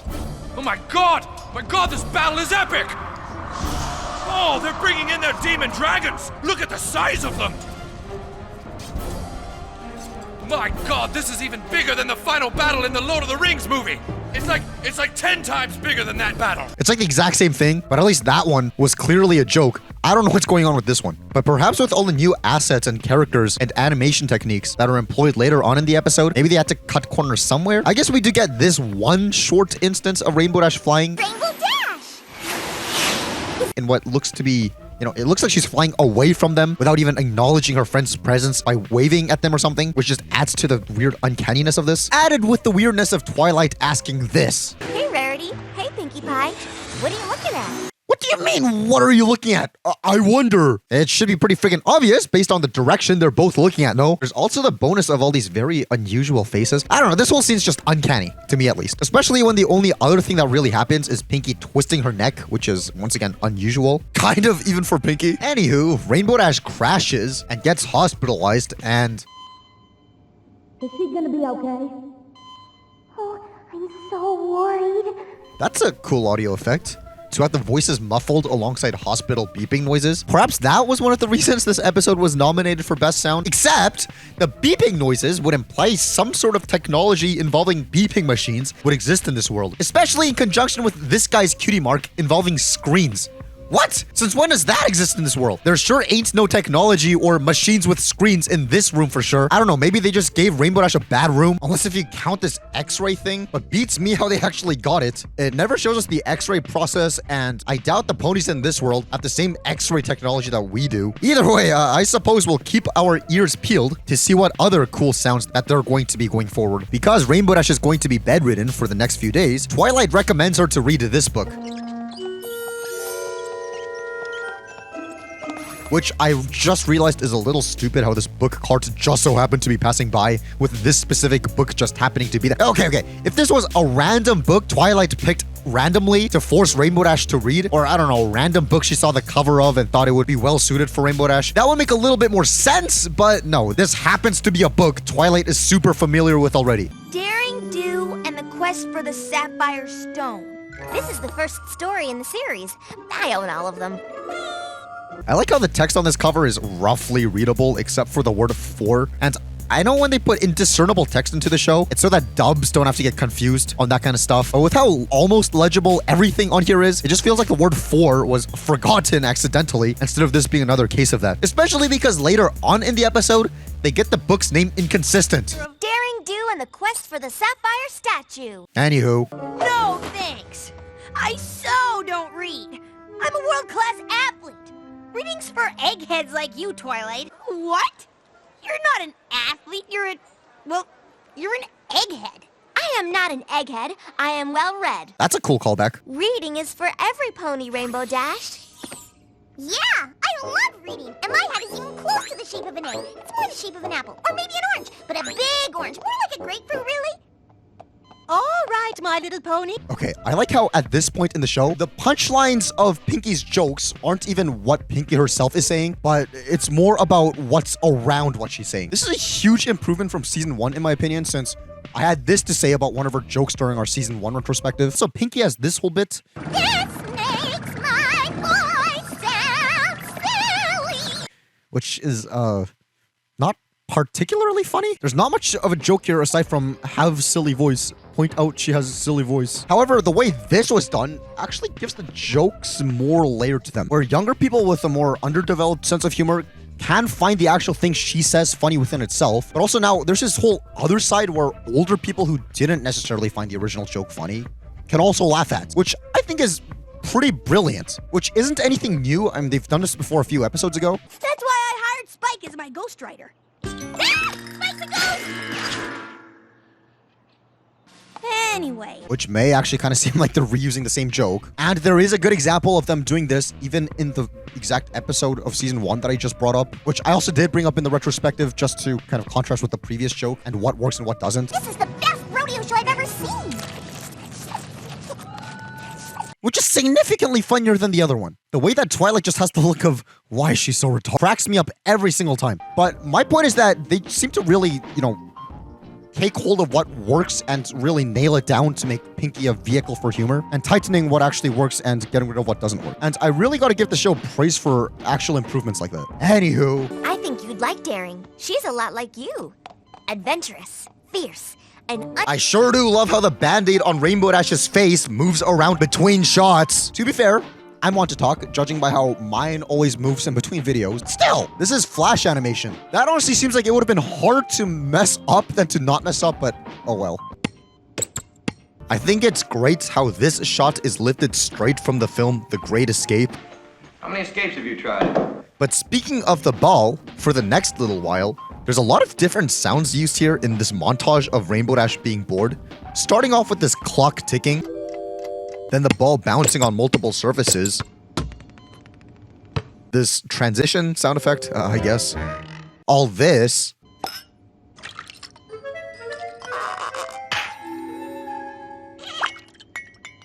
This button.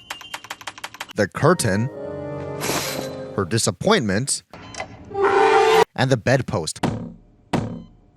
And I think this was quite genius in a sense. This entire scene/montage is supposed to portray Rainbow Dash's boredom and isolation, so it's not like we can make things too engaging through visuals and actions. Otherwise, that means that Rainbow Dash wouldn't really be in boredom and isolation. Therefore, it makes a lot of sense to rely on bringing background sounds we tend to ignore when stimulated by other things to the forefront to carry these scenes. I'm just saying I often bring up points like show don't tell to talk about the rhetorics of visual storytelling, but this is an instance of good audio storytelling. This is awesome. Well, Rainbow Dash gives in and actually reads this book, and wow, now we know Rainbow Dash doesn't like books for sure, seeing how she doesn't even know that you're supposed to open them to the front and not to the middle. So when Rainbow Dash starts reading the book, we see that the main character, Daring Do, looks eerily similar to Rainbow Dash, as in they're literally recolors of each other, including the hair. And you may be wondering, why is this the case? And I think the easiest answer would be Rainbow Dash is reading the book and seeing similarities to the character, and if this is her imagination, she's projecting her own appearance onto the main character. But then obviously this isn't the case, because if we look at the illustration on the cover of the book, she actually looks like this as a character. So who knows? Let me know if you guys have any ideas. I love reading. I'm an egghead. At least this means that she applies the same standard to herself that she applies on others, including insults, which, say what you will about Rainbow Dash, I'm sure she gets on a lot of people's nerves, but this proves she is not a hypocrite, at the very least. Guys, we thought we'd come and cheer you up. We brought your favorite board game. We know how much you like to win. Well, Twilight and Fluttershy show up to play this little board game that's a clear ripoff of Battleship. Cloud 3. Aw, shucks, you rained on my cumulus. And this happens. You win some, you lose some. But you don't lose some. I don't think you've ever lost a game of... Thanks for coming. Usually, when a brand name gets cut off like this in a show, I think it's due to copyright issues. But the funny thing here is that both My Little Pony and Battleship are owned by Hasbro, so they could have technically made this a super obvious cross-product placement thing, kind of like how there's a My Little Pony Monopoly by Hasbro. Multiple versions of it, in fact, but I guess they didn't here. Also, as a side note, this led me to do a little detour into researching Battleship, and it has led us to see that it's actually unknown who manufactured / designed this game, which unsolved mysteries of things that should kind of be information that we have bugs me. So now you gotta suffer with me. Like, what the heck do you mean no one knows who invented Battleship? You'd expect a game that came out less than 100 years. It's a game that only came out 80 years prior to this episode's release, and you'd expect that kind of stuff would have information like this archived somewhere. Yet it's completely unknown who manufactured and designed this game in the first place. Wow. What's also kind of stupid is how we see Daring Do traverse this dungeon thing and... What do all these animals have in common? Aha! These animals are all predators. Except... rats! Interesting how that's what she goes with. So among the animals here, there is rat, lion, wolf, cat, falcon. So she kind of got lucky there because there's different outliers as well. All of these animals are wingless except for the falcon. All of these have 4 legs besides the falcon. All of these animals are mammals besides the falcon. No, on a completely unrelated note, back in high school, I was bored in class once and drew this mouse rat thingy. I don't even know what this is. Instead of, focusing on the work, it looks pretty similar to this design of the rat, which I think is pretty funny.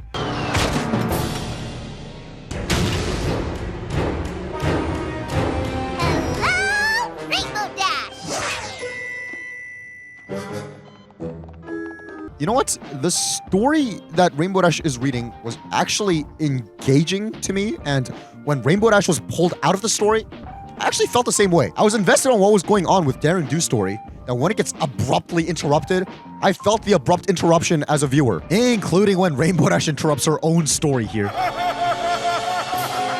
Whoa! Who is this dude?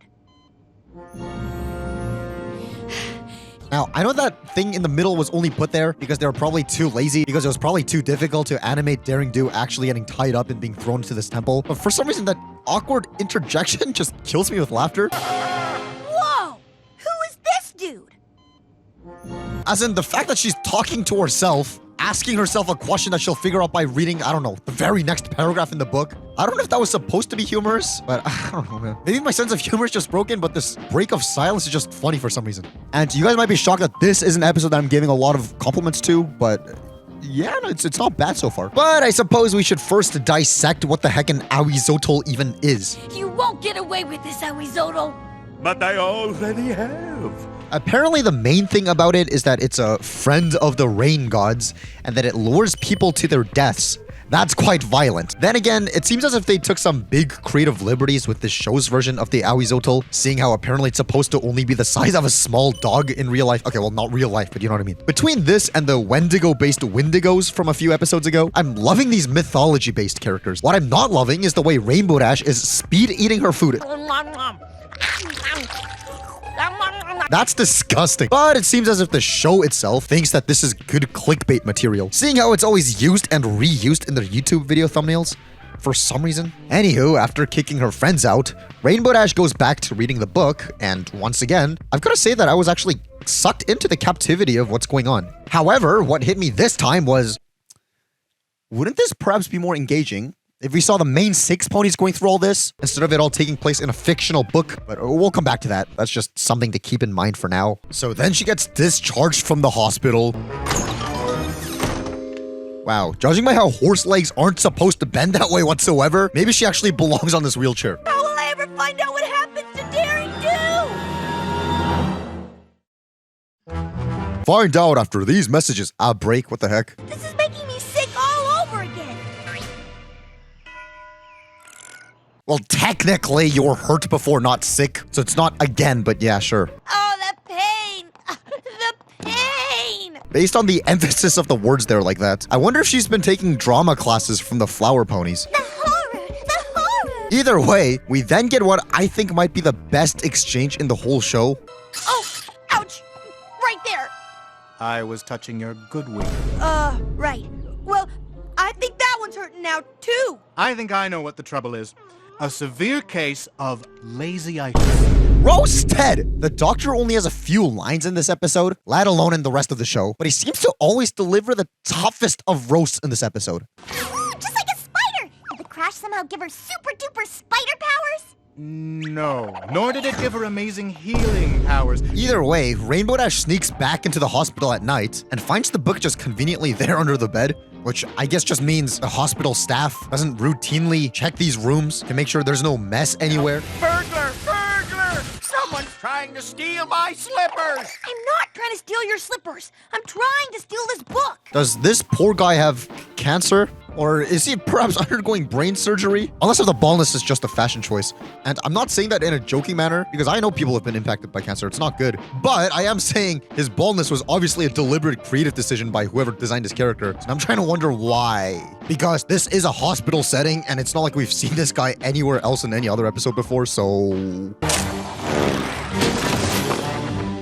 Okay, so obviously there are some very notable parallels between Rainbow Dash and Daring Do's escapades. Aside from their appearance, they're both stealing something with this whole thing happening.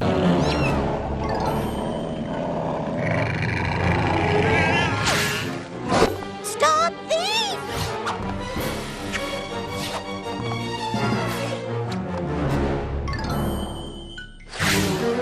But one difference is how the people chasing her here bark like canines.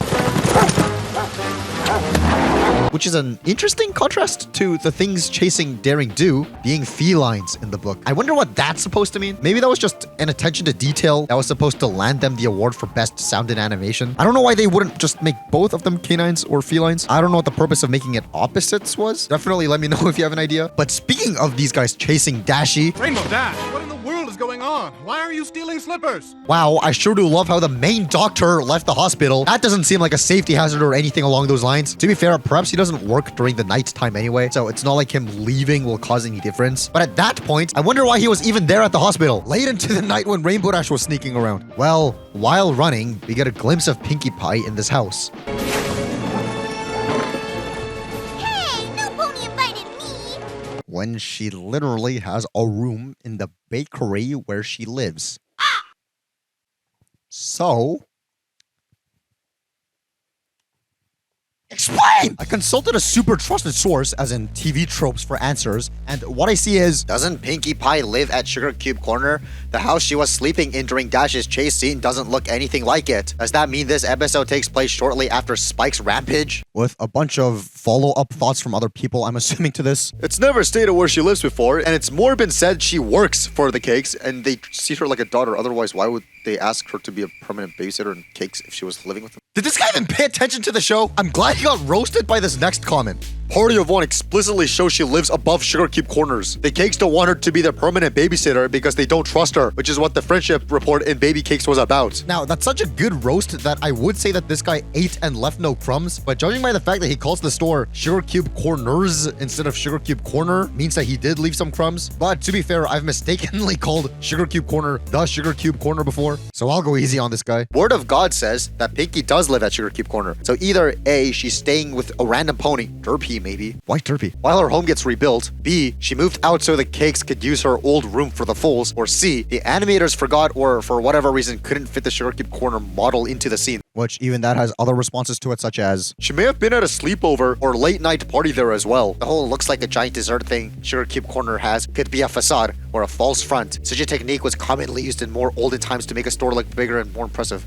It's still used to... How is that relevant? Okay, personally, I think this was just an oversight. Like we've heard multiple times throughout this retrospective, this show was written by freelance people rather than a centralized team who worked out every little world building thing out together. And I think this is a really good insight into the perspective of what happened behind the scenes. It was just a different time in the first couple seasons when Lauren was in charge, because Lauren is an artist. She did things from premise all the way through to final mix. You know, she watched the episodes from start to finish. And when she left, there was nobody who came in and kind of replaced her. There was no overarching person. So that without having that one person kind of watching it from start to finish, it just kind of felt like it segmented a bit. Obviously, the show became a huge success, so more and more people wanted to have their say. Where, from my perspective, in the first couple of seasons, where I pretty much just answered to Lauren and Rob. But that was kind of it. It was like, I answer to Lauren and I try to make her happy. That's my whole job. It's like to give her something she wants. Even in the first couple seasons, it was really fragmented because there's no writing staff. We're all freelance. You never know if this episode is your last or if they're going to ask you back for another one. You know, Discord, I wrote the first couple of Discord episodes, and then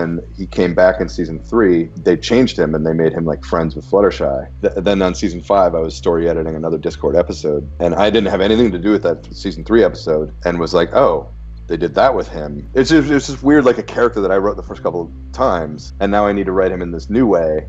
It was weird. It's weird, but that was the nature of the show from the very beginning. That's not new. That's how it always was. You know, a lot of people had the same thing. So this means that everyone just has to kind of watch all the previous episodes to catch themselves up to speed if they want and build up on what other writers before them have already established. But the thing is, if we look at the other episodes written by this episode's writer, Cindy Morrow, she seems to not have been involved in any episodes featuring Pinky living in the bakery. There was Griffin the Brush Off where she is in the bakery, but there's nothing about her living there. That information isn't revealed until Party of One. Therefore, perhaps she's just never gotten the memo that Pinky doesn't actually live in a generic house like this, and out of all the backlog that she watched, she just happened to not see any episodes where Pinky lives in Sugar Cube Corner.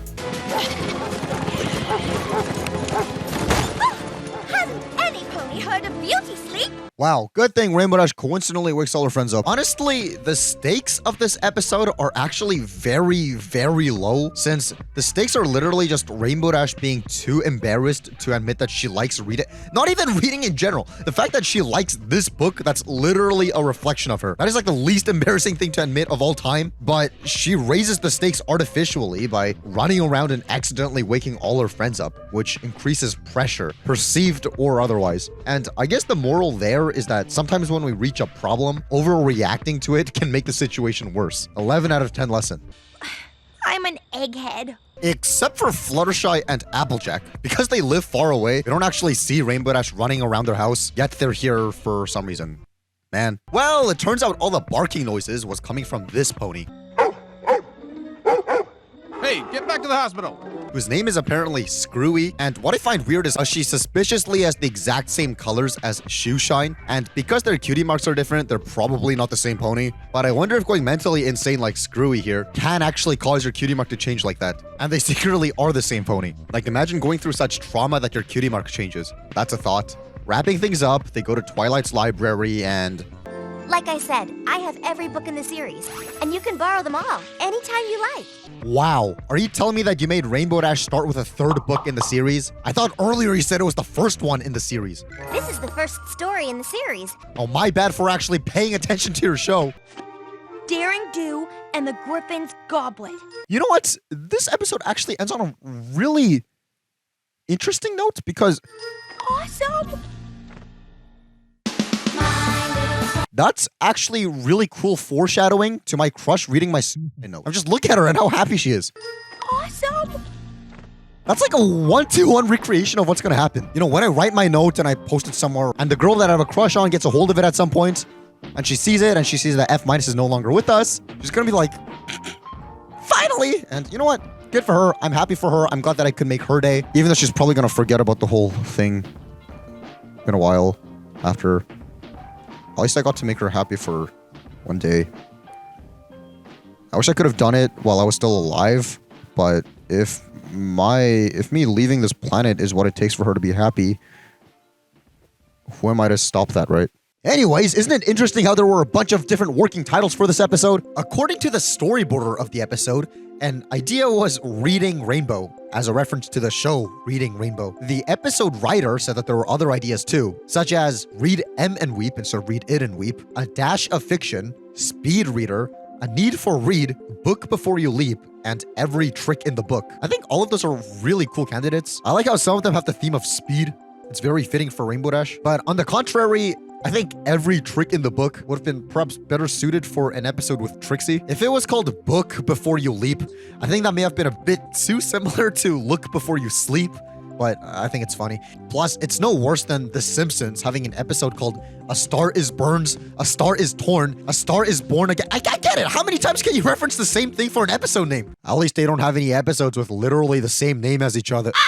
Something I alluded to that we'll come back to earlier was in regards to what TV tropes, once again, says is an example of a broken base, which is a term that describes a civil war among fans of a particular franchise. Almost every franchise has at least some internal conflict among its fan base, but a truly broken base is characterized by sustained and exceptionally vicious conflict between two or more large, vocal, and entrenched factions with little or no middle ground to be found between them. Common causes of broken base include shipping wars, a large and vocal periphery demographic whose priorities are at odd with the main demographic, or a divisive character, sequel, adaptation, or remake. So basically a situation where there's no in-between, like loving or hating something in the context of a fandom. All that to say, apparently, according to the site at least, some saw this episode as being guilty of this since Either it's a fun romp with a great meta moral for the periphery demographic, or spends too much time on a dull stock parody.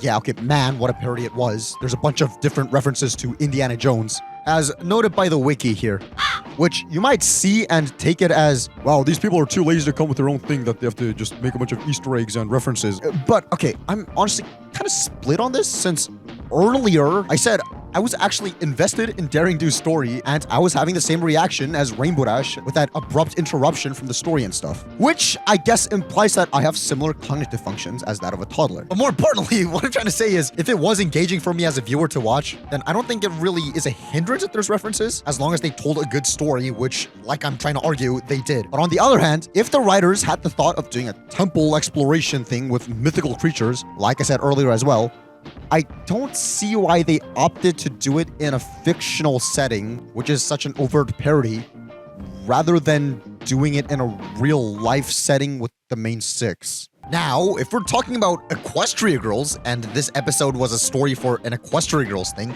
that would make so much more sense, since that takes place in what's supposed to, originally be a magic-less world. But it's not like Equestria is confined to the same confines. We're literally living in a world full of magic and dragons and colorful horses in a place called Ponyville. So why wouldn't they just push the surrealness to its extreme? I don't get why, when they probably wanted an excuse to show off a cool temple and adventure sequence, it had to take place inside fiction within this world, rather than seeing the main six go through that. The fact that all the cool stuff takes place within a fictional book kind of makes it seem like it has no bearing with the rest of the show, and thus ultimately sort of a waste of time in the grand scheme of things. But speaking of books, two things to consider about what I was just talking about is, well, firstly, the point of the episode was obviously to show kids that reading is fun, which is a good lesson, so it does make sense that they would bring out their A game in terms of stakes and stuff in regards to all the book scenes with temples and stealing artifacts and dangerous creatures. There is also another mini lesson there about brain damage and why brain damage is good for you, but we'll come back to that in a bit. Secondly, since we see later on in the show that the Daring Do books are actually all things that happened to its author, technically everything that happened in those book segments did happen in real life. So it's not like they were only imaginary sequences that are a complete waste of time and has no overall bearing on the world. But then the rebuttal to those points is that no matter how fun they make the book scenes in the episode, at the end of the day, they still are in an animation format. Therefore, one may not see this scene and go, wow, I guess books can be as fun as this. Time to check a book from my local library and see what I've been missing out on this whole time. But rather go, wow, this animation scene from My Little Pony sure is fun. I ought to sit myself in front of the TV and watch more My Little Pony. Since that's how I kind of personally view it. As a viewer, this doesn't really guarantee to me that reading itself is fun. It only really guarantees that My Little Pony is fun and that I should watch more of it. Then again, I don't think I've personally ever had problems with reading. It's not a hobby of mine, but I'm not like Rainbow Dash in the episode where I like absolutely hate it. So I'm just saying the episode itself doesn't really have impact on my enjoyment of reading or not. But I'm just saying for people where it does,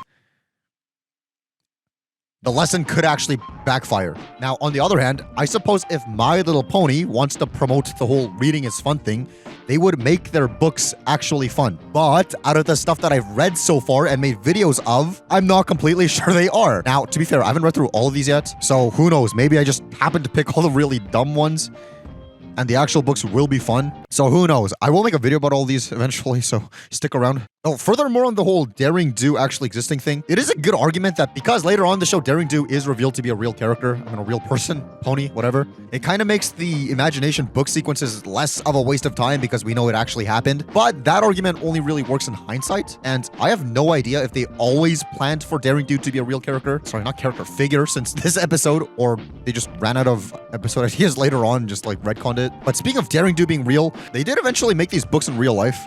And once again, one day we'll go through these. I haven't read these yet, but I hope they're good. But now, on the topic of brain damage, what I thought was really interesting about this episode is how in just a couple episodes from now, we're going to be seeing Rainbow Dash with a Daring Do book, which means that from this episode, she's actually transformed her old ways and now actually likes to read, which means that she found a healthy interest after the course of this episode.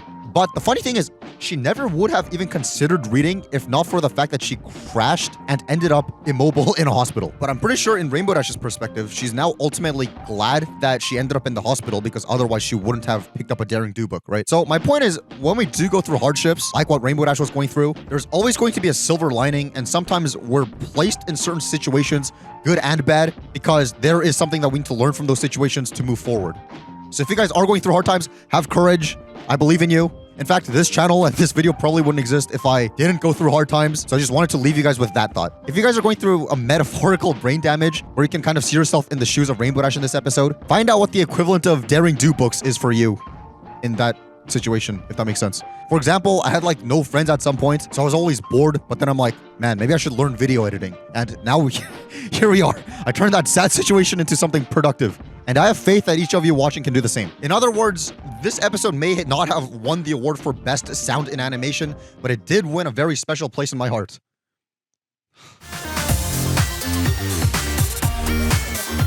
This is a Valentine's Day special.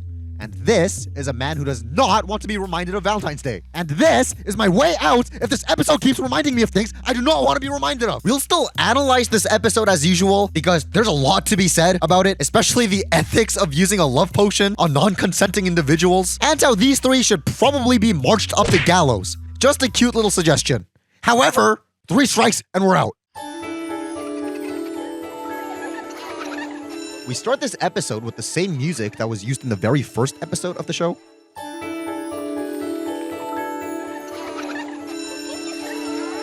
Very neat. It brings back some good memories, actually, which is ironic considering the fact that this is a Valentine's Day special. Still, I gotta wonder why they chose this episode in particular of all of them to feature a reprise of a super important musical number. Who knows? Maybe this is just a really important episode. Let's go on and find out. First of all, I like this detail of these kids walking into school. I think. It sure does beat how often in establishing shots, we see a whole bunch of nonsensical layouts and random ponies in random spots that don't always make sense. But here, we get some actual logical movement of these characters getting to their destination, especially in conjunction with the sound of the school bell ringing. It's a neat attention to detail. Though, I guess that kind of means that the Cutie Mark Crusaders here, working on this Hearth thing, are tardy for class. And I find that kind of weird because there's no instance of these girls going all, hurry, or we're going to be late for school. And how during the actual classroom scene, there's no like, sorry we were late, we were working on this gift for you, or why were you girls late from cheerily? Which kind of makes me think that the decision to make the bell ring and have the kids already going to school may have been made separately by the layout artists without the actual episode's writer intending that. And whoever down the line just didn't see that these things don't actually really go together. Then again, they do say that this is a party, not a standard class. Just have to get it to the Hearts and Hooves party at school. But back when I was Cutie Mark Crusader aged, yeah, we'd have like Valentine's Day parties, Christmas parties, whatever, Halloween parties, sure. But that would still be counted as class, and not showing up to that would mean that you missed class. So, I don't know, take your pick there. I won't go too hard on it. But speaking of the class, at least Twist found some love after being abandoned by her only friend after 1 episode. Also, judging by Liza's reaction to this, I guess Truffle here is a real chick magnet. Well, that and the girls kind of have, you know, no choice when it comes to guys here. But on that topic, for some reason, we saw Snips and Snails walking into class earlier, but now they're nowhere in sight. Okay, although, even if they were here, I doubt they'd be too popular with the ladies in class, and that's strike 1. I like the red one. Huh? I like the red one. Let's hear that again. I like the red one. That is not Diamond Tiara's voice. I like the red one. And not to mention, she seems uncharacteristically happy here. What happened? It's lovely and so big. All right, first of all, nice today I will impression. Second of all, is it just me or does something about Apple Bloom's placement here feel a little off? It just seems like they slapped a PNG of her on top of this thing without any thought about her tail from this perspective or something like that. Nothing compared to the gifts you've gotten from your very special Sun Pony. Oh, I don't have a very special Sun Pony at the moment. How could Sun Pony as amazing as you not have a very special Sun Pony on Hearts and Hooves Day? Well, that's relatable. That's strike number 2, which is kind of crazy because we're less than a 10th into this episode, and it's already pushing me to my breaking point. All right, every pony, who's ready to play Pin the Heart on the Pony? I'm more than all right. I just come up with the best idea ever. Wow, that's a cute little Easter egg / background gag and all, but man, either Cheerily's texture allows nails to be put into her like that, or she's hiding the pain extremely well and will start squirting blood all over the place once that thing gets pulled out. Whatever the case is, she should probably go to the hospital and get that thing checked out before she gets an infection. Either way, then Sweetie Belle starts singing a song about wanting to find Cheerily the perfect date and... The perfect stallion you and I must find. With those necks, they look like friggin' dinosaurs, man. Wow, I sure do love how some of these ponies haven't moved an inch since the establishing shot at the beginning of the episode, though it is pretty notable how at this point in the show, the layout artists seem to have really been feeding into fandom pairings, such as how we see Derpy and Dr. Hooves together, same with Lyra and Bonbon, although it does seem like Bonbon is cheating on Lyra with Shoeshine here. Maybe that's revenge for the time Lyra and Shoeshine were sitting together. But speaking of fandom pairings, as the Cutie Mark Crusaders start their song, we see this guy. This one's too young. Who's gotten a bunch of fan animations and stuff, with fans giving him the name Button Mash, who's been subsequently shipped with Sweetie Belle, or his mom. You know, one day we'll go through all this drama and stuff that happened with the character in a future deep dive. But my point for now is that if you've seen this character around in fan material, The chick race. 1, 2, 3, go. and didn't know where he was actually from, yeah, he originated from this 2-second cameo in this song. This one's too old. Is this guy reading off the Bible? Judging by how they're at a funeral, probably. Especially when he's wearing a clerical collar. I guess that sort of settles it. Between this and Rainbow Dash confirming that prayer exists, My prayers have been answered. and Peter from the Bible somehow exists in this world, Oh, for the love of Pete.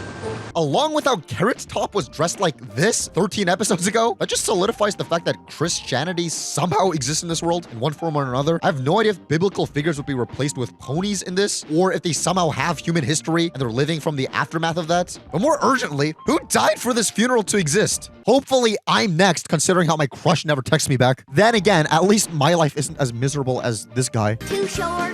Like, his cutie mark is literally just him being short. Now, I'm not usually one for empathy, but that sucks. Strangely obsessed with tubs of jelly. Okay, that's a little creepy. And did that face predict the gotta get this thing?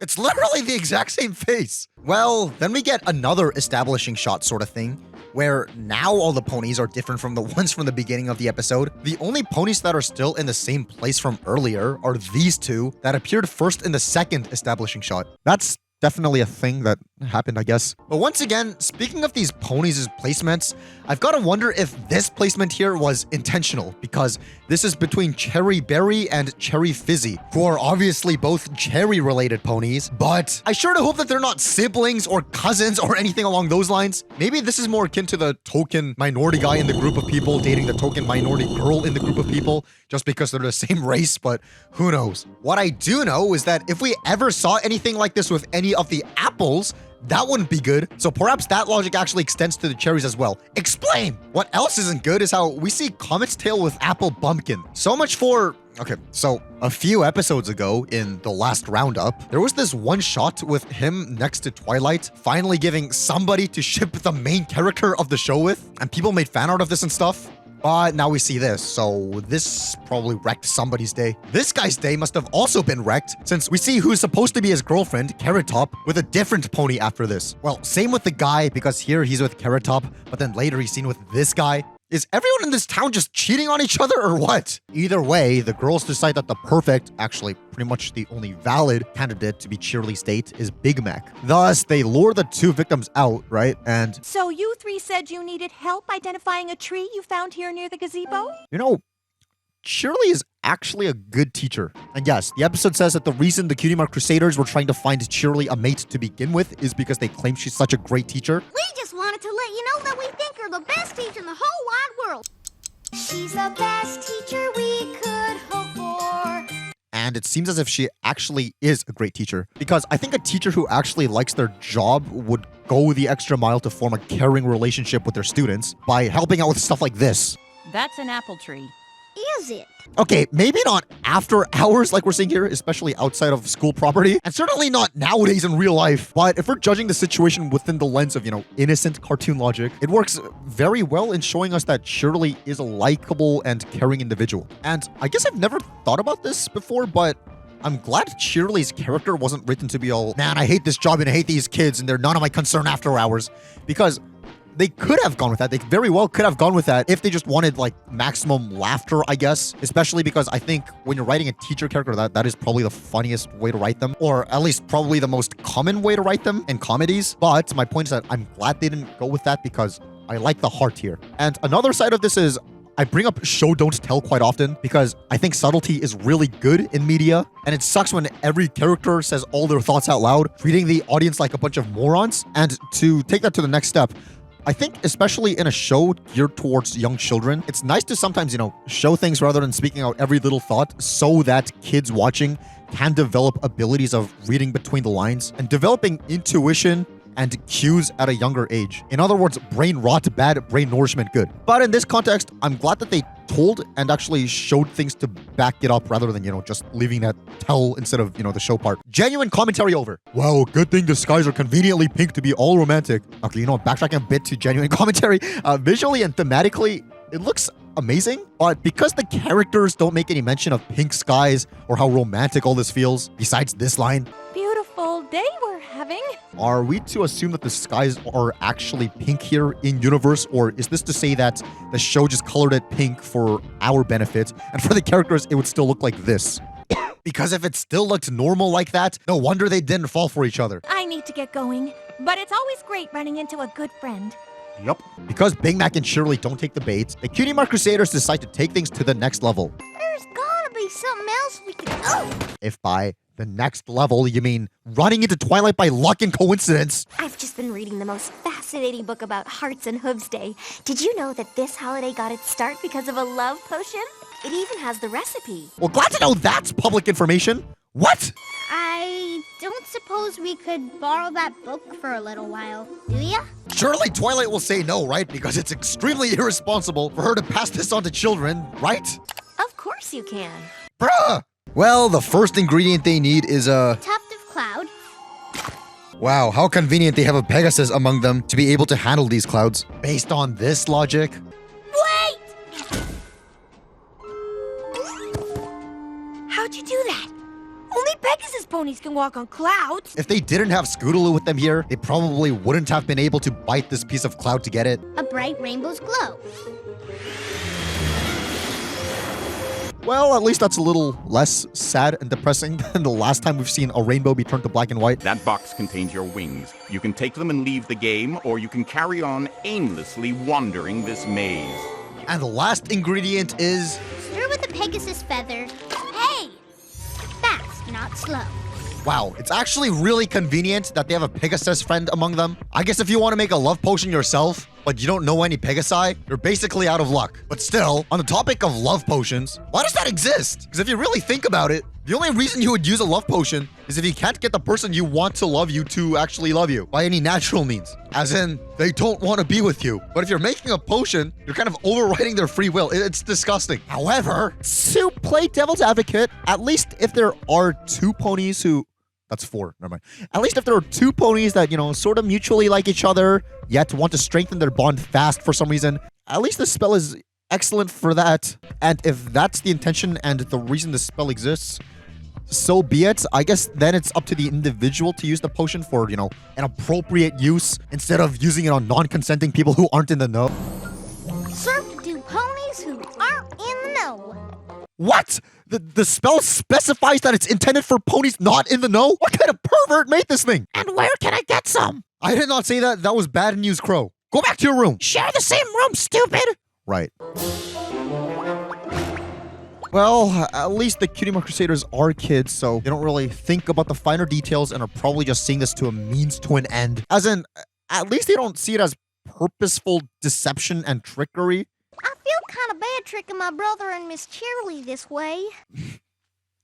What's the problem? We all agree these two are perfect for one another. And what could make them happier than being together? Well, that seems very one-sided and short-sighted. Though, at least Apple Bloom had some awareness, so even if she goes with this, she'll probably have some part of her that's not completely on board with this, and that'll surely bring some clarity to the group later on, right? Right?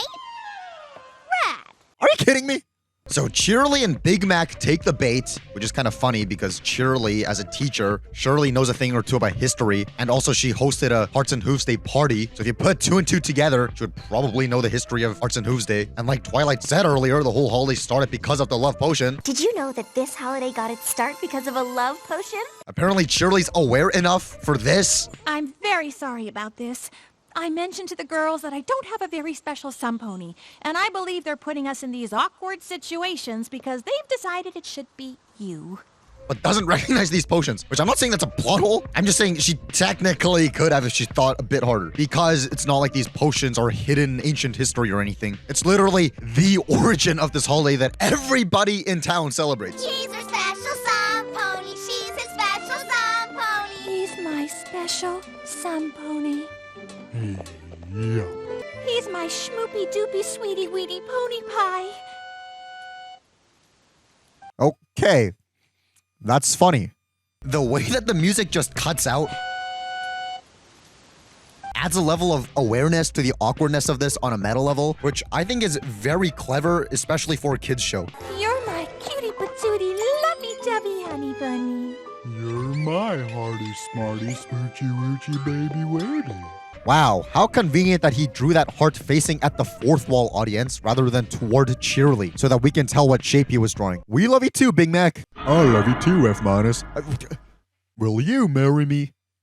No! But you said you love me. I'll burn you. How about that? Sound good? Well, now you just hurt my feelings. This isn't real, right? I need to set my mind straight. I need my medication. Oh, don't be like that, man. No! Well, so the Cutie Mark Crusaders start thinking that the two are obnoxious and come to discover this. Apparently, some prince a long time ago whipped up this recipe and gave it to this princess he liked. There's something here about a dragon, the kingdom falling, chaos reigning.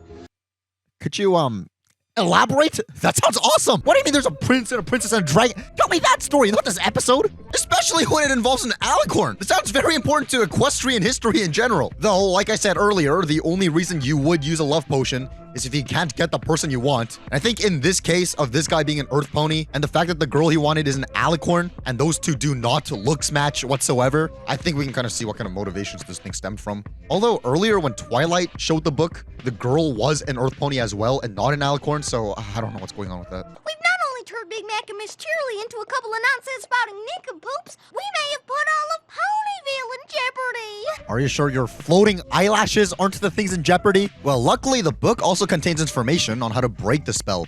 If we can keep Miss Cheerly and Big Mac from looking into each other's eyes for 1 full hour, the love curse will be broken. Does that count when they're sleeping? They don't mention a time limit or anything, like 24 hours since they first did the spell. So, not only that, but don't ask me how they figured that information out. The story goes on like this. Okay, apparently it was all because the prince and princess were so lost in each other's eyes that they couldn't perform their royal duties. That makes it sound like Patient Zero died before they could find whatever breaks the spell. But okay, at least we get more pet names. You take the first sip, Snuggle Wuggles. Hope you take it, Snoodle Bum. No, you, Snooky Lumps. No, you Pookie Pie. Don't ask how the Cutie Mark Crusaders were able to track them down after basically losing sight of them by going back to the treehouse. Well, these lovebirds will probably be planning a wedding soon. We can always use the catering business. What? The same catering business that you're always late for and do last second? The food for the enormously big catering order we have to deliver today. We'll frost it when we get there. Come on, Sugar Plum, tick tick. Either way, this gives them the idea that in order to keep them away for an hour, they would try to get the two to prepare for a wedding.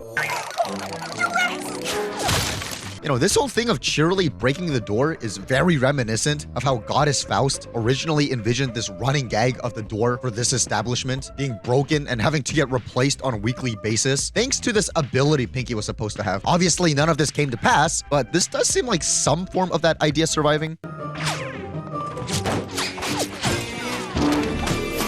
It's kind of cool seeing how, out of these objects Sweetie Belle is using here, we can see Rarity's drama chair thing that she uses. And the infamous kitchen sink that she didn't use. Oh, those amateurish designs look like a piled-on mishmash of everything but the kitchen sink. I think it's really awesome how they used items that actually correlate to the setting of Rarity's boutique, rather than just throwing in whatever random object renders they had laying around. On a similar note to callback thingies, this piece of jewelry shiny looks pretty much like the elements of Harmony. Obviously, it's not one-to-one, but most of the colors are the same, and the placement is very similar. I don't know what to make of this. How much time is left? I'm running out of ways to make diamonds sound bad. Wow, if you really need more ways to make diamonds sound bad, just ask Rarity. Who knew 3 little gemstones would turn out to be this handsome hunk of a diamond?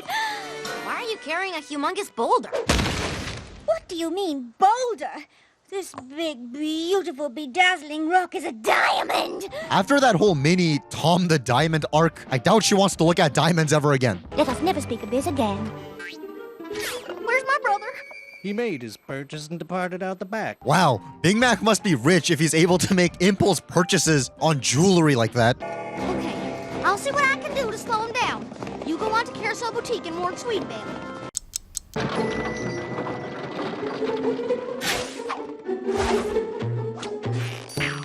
The implications of Big Mac just casually having Herculean strength aside, it is nice seeing his yoke thing actually be used for something. I think we see him with this thing on so often that it kind of doesn't even register as anything unusual. So I'm glad this exists here to actually give a reason for it. Huh?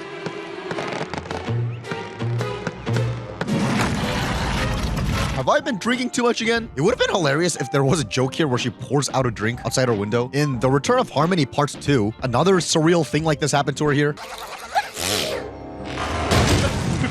And I wonder if she thinks this is a consequence of drinking, or if she's drinking because things like this keep happening to her more often than not. And no, I didn't go out of my way to make those memes on screen. I literally wrote this part of my script and just so happened to find memes that line up with what it's... I don't know, man. Gotta keep him out of boutique. What? Is your plan just to play Shovel Knight co-op in real life? But to loop back to the whole thing about references to previous episodes. If Big Mac had a quarter for every time he gets hypnotized into loving something and ends up suffering because of it, he'd have 50 more cents to his name than I do. Oh, thank you so much. Now if you could just give her to me. Nope. Such is the circle of life. Wow, good thing you guys started this mission on the top of the hour, so it's easier to tell exactly how much time is left.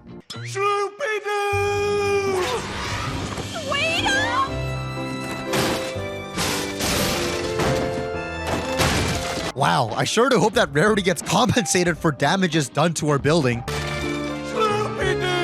Wow, good thing his eyes were closed while jumping. Otherwise, this would have been disastrous and they would have had to needed to come up with a new excuse and restart the hour. Okay, if as a large pony, Big Mac can't jump out of this hole, how the heck did Sweetie Belle and Scootaloo manage to? After digging it and leaving the shovels down there, it seems as if he could barely climb out of it either. Mattress hole, more like plot hole. Maybe they used the shovels to climb. Shut up. Okay, jokes aside, I'm not gonna lie. This scene is actually pretty tense, even though at the end of the day, the stakes of this episode aren't as high as Discord taking over or anything along those lines. I think it's the fact that there's like a clock chiming that gives this whole thing a real sense of urgency in the eyes of the viewer, especially with how close the timing is. My point is that this episode is actually good at accomplishing what it sought out to do. I'd say it does a pretty good job keeping you on the edge of your seat, or at least doing all that it can with rhetorical power. In other words, good creative decisions. There's also the added bonus of Apple Bloom saying this earlier. If we don't fix this, oh no, Miss Shirley won't be able to teach. Big Mac won't be able to harvest any apples. Ponyville will be overrun with uneducated little ponies starving for apples. Oh, it'll be chaos, it'll be chaos! And while this is probably just Apple Bloom overthinking things, it does add a layer of urgency to the episode, which is cool. Plus, we've seen Apple Bloom overthink things before, so that's a cool mini callback to her character. Well, I'm gonna be as old as Granny Smith and still have a blank slate. Granny Smith? Come Monday, I'll be the laughing stock of Ponyville. I don't know why both of those examples involved Granny Smith. Maybe Granny Smith is just a real stress-inducing thing for Apple Bloom. Well, either way, everything goes back to normal, and we learn this lesson. But no matter how good our intentions might have been, we should have never meddled in your relationship. No pony can force two ponies to be together. Okay, so here's the thing, right? I know this isn't exactly what the episode is going for. Maybe it is, because, you know, love poison doesn't exist in real life. But the thing is, I'm sure some people probably wouldn't mind if their friends kind of, you know, orchestrated situations behind the scenes to make it easier for them to find love. I think a lot of people would appreciate a nudge, or at least if they're standing by the person they like and, you know, they're nervous or whatever and they don't really want to talk to them because they're nervous. If you get them a slight push towards their crush, I think a lot of people would appreciate that.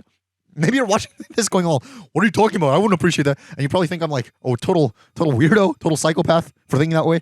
But no, I don't think so. I think that makes things easier for everybody. Not saying I disagree with the overall message in terms of only, you can decide who you like. It's up to every pony to choose that very special sun pony for themselves. I mean, obviously, but at the same time, love potions don't really exist in real life. So this isn't supposed to be like a one-to-one application. I think we're supposed to take the principles of what they're doing here and apply that to real life. And I'm saying that the closest thing that I can think of to that would be to maneuver things and orchestrate things behind someone's back to like form situations where two people can be together. And I know people on the shyer side of the social spectrum where the only reason they're really in a relationship is because of the help that they got from their friends behind the scenes. And now that I think about it, that was actually, ironically, one of the reasons the Cutie Mark Crusaders decided to set things up between them in the first place. But he's also pretty shy.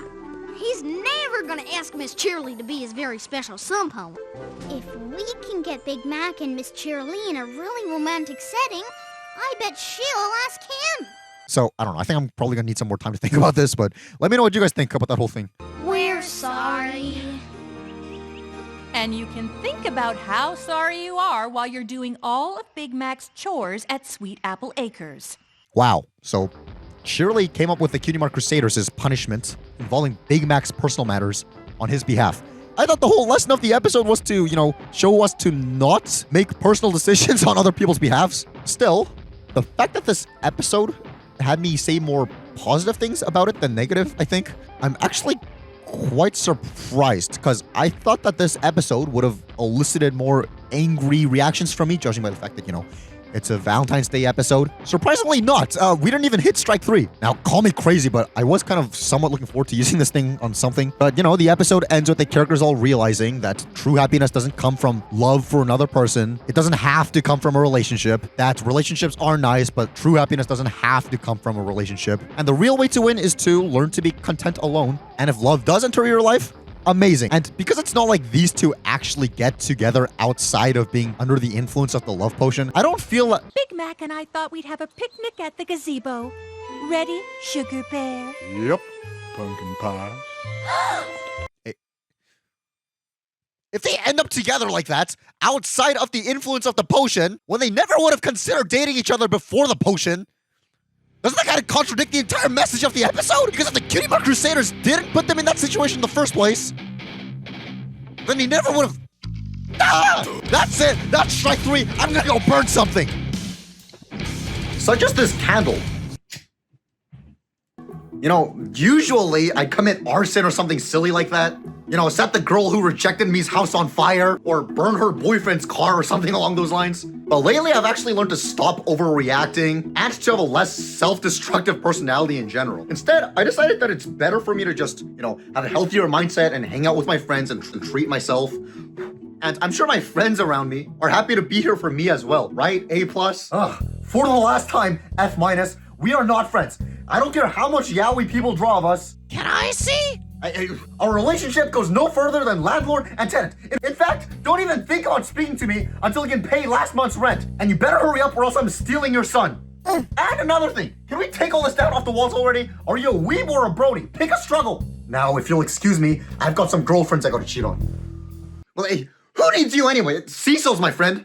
Yeah, I wouldn't say that we're friends either. I'm your son, so you're kind of obligated to hang out with me. In fact, Father, how come you pretend like I don't even exist when the camera isn't pointed at us? Cecil, out. Well, at least I've still got you, bad news crow.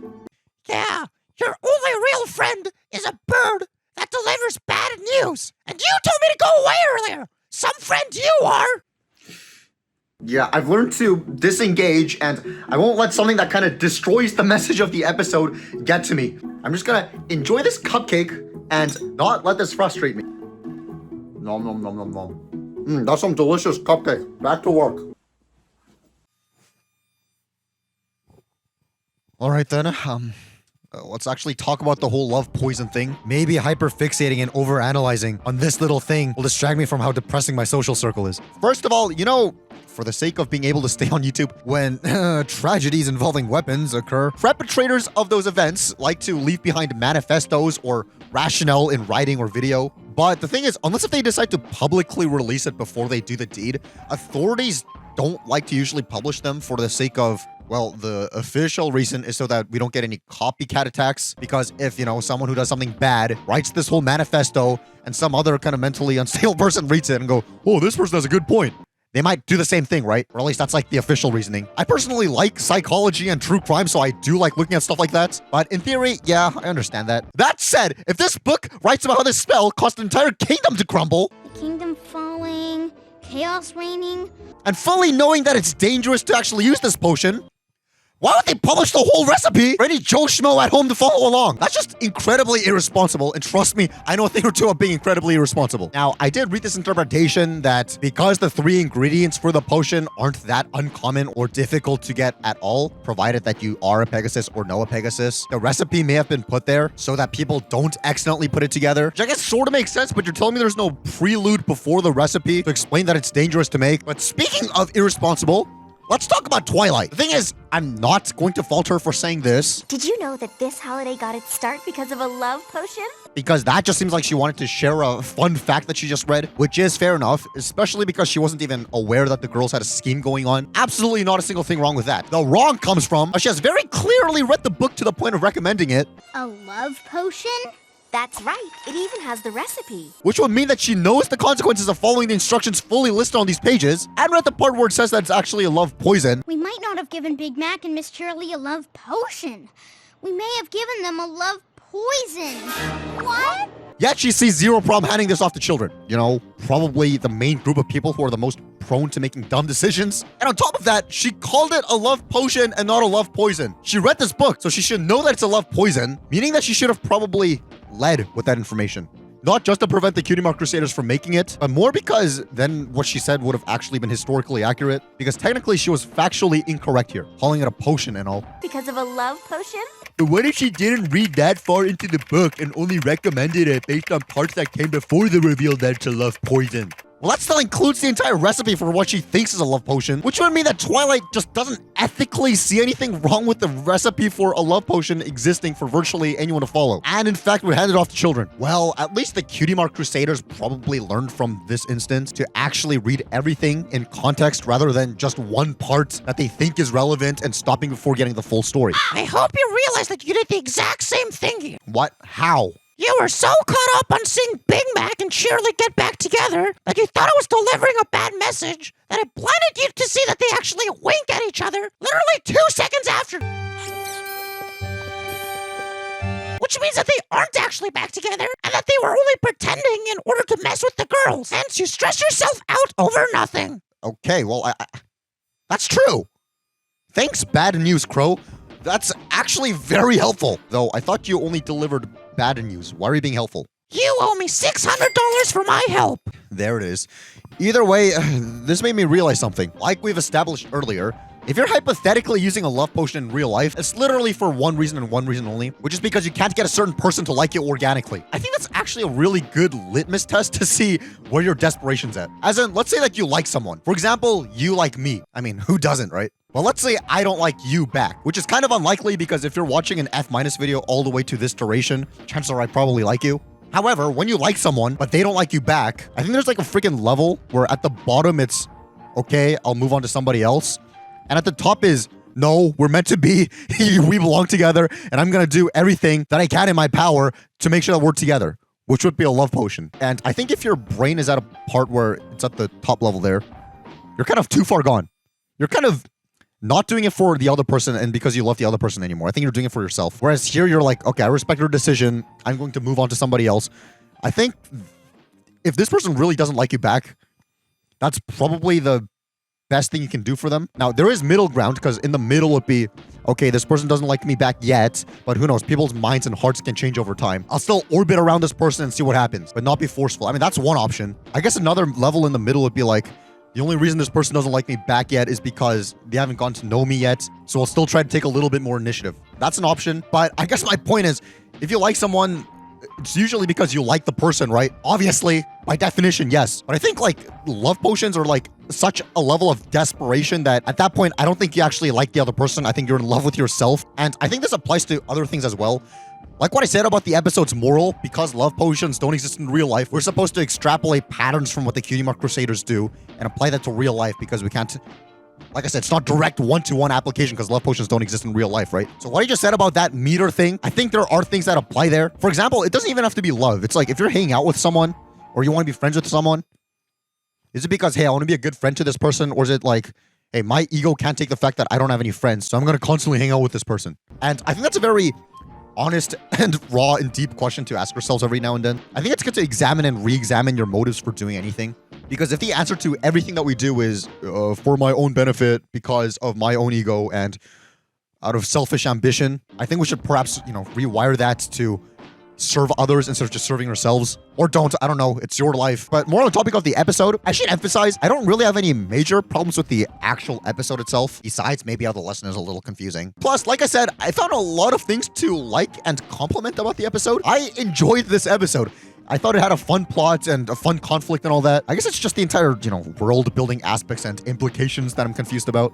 Not necessarily the writing job itself, though, probably more importantly. What are your guys' thoughts on the ethics of using a love potion? I would love to hear your perspectives. Perhaps some of you guys would like to defend the Cutie Mark Crusaders' usage of the love poison, because I was kind of going hard on them. Maybe some of you guys have different perspectives. I'd love to know. The thing about this episode is how there seems to be two extremes you can take it. On one hand, you can see it as a cute little episode about Pinky's silliness resulting in something great, showing us that you can find a friend in even the hardest nuts to crack. How uplifting. But on the other hand, it's an episode where Pinky's just humiliating this poor guy who just wants to be left alone with a super convenient and contrived ending. What I think is funny is how at the time of these episodes coming out, the show would make posts on Facebook about each of them to hype them up. And with these posts, they usually give you some kind of hook to look forward to the episode, such as, will this character solve this problem? Find out this week, sort of thing, However, with this episode, it seems as if whatever underpaid intern was in charge of posting these had nothing positive to say about this episode, that they just left the prompt up for the audience to decide. We'll come back to this post in specific a little later, but before we do that, let's watch this episode again and weigh both sides and see which of these the episode lines up more with, since it can't be both at the same time, right?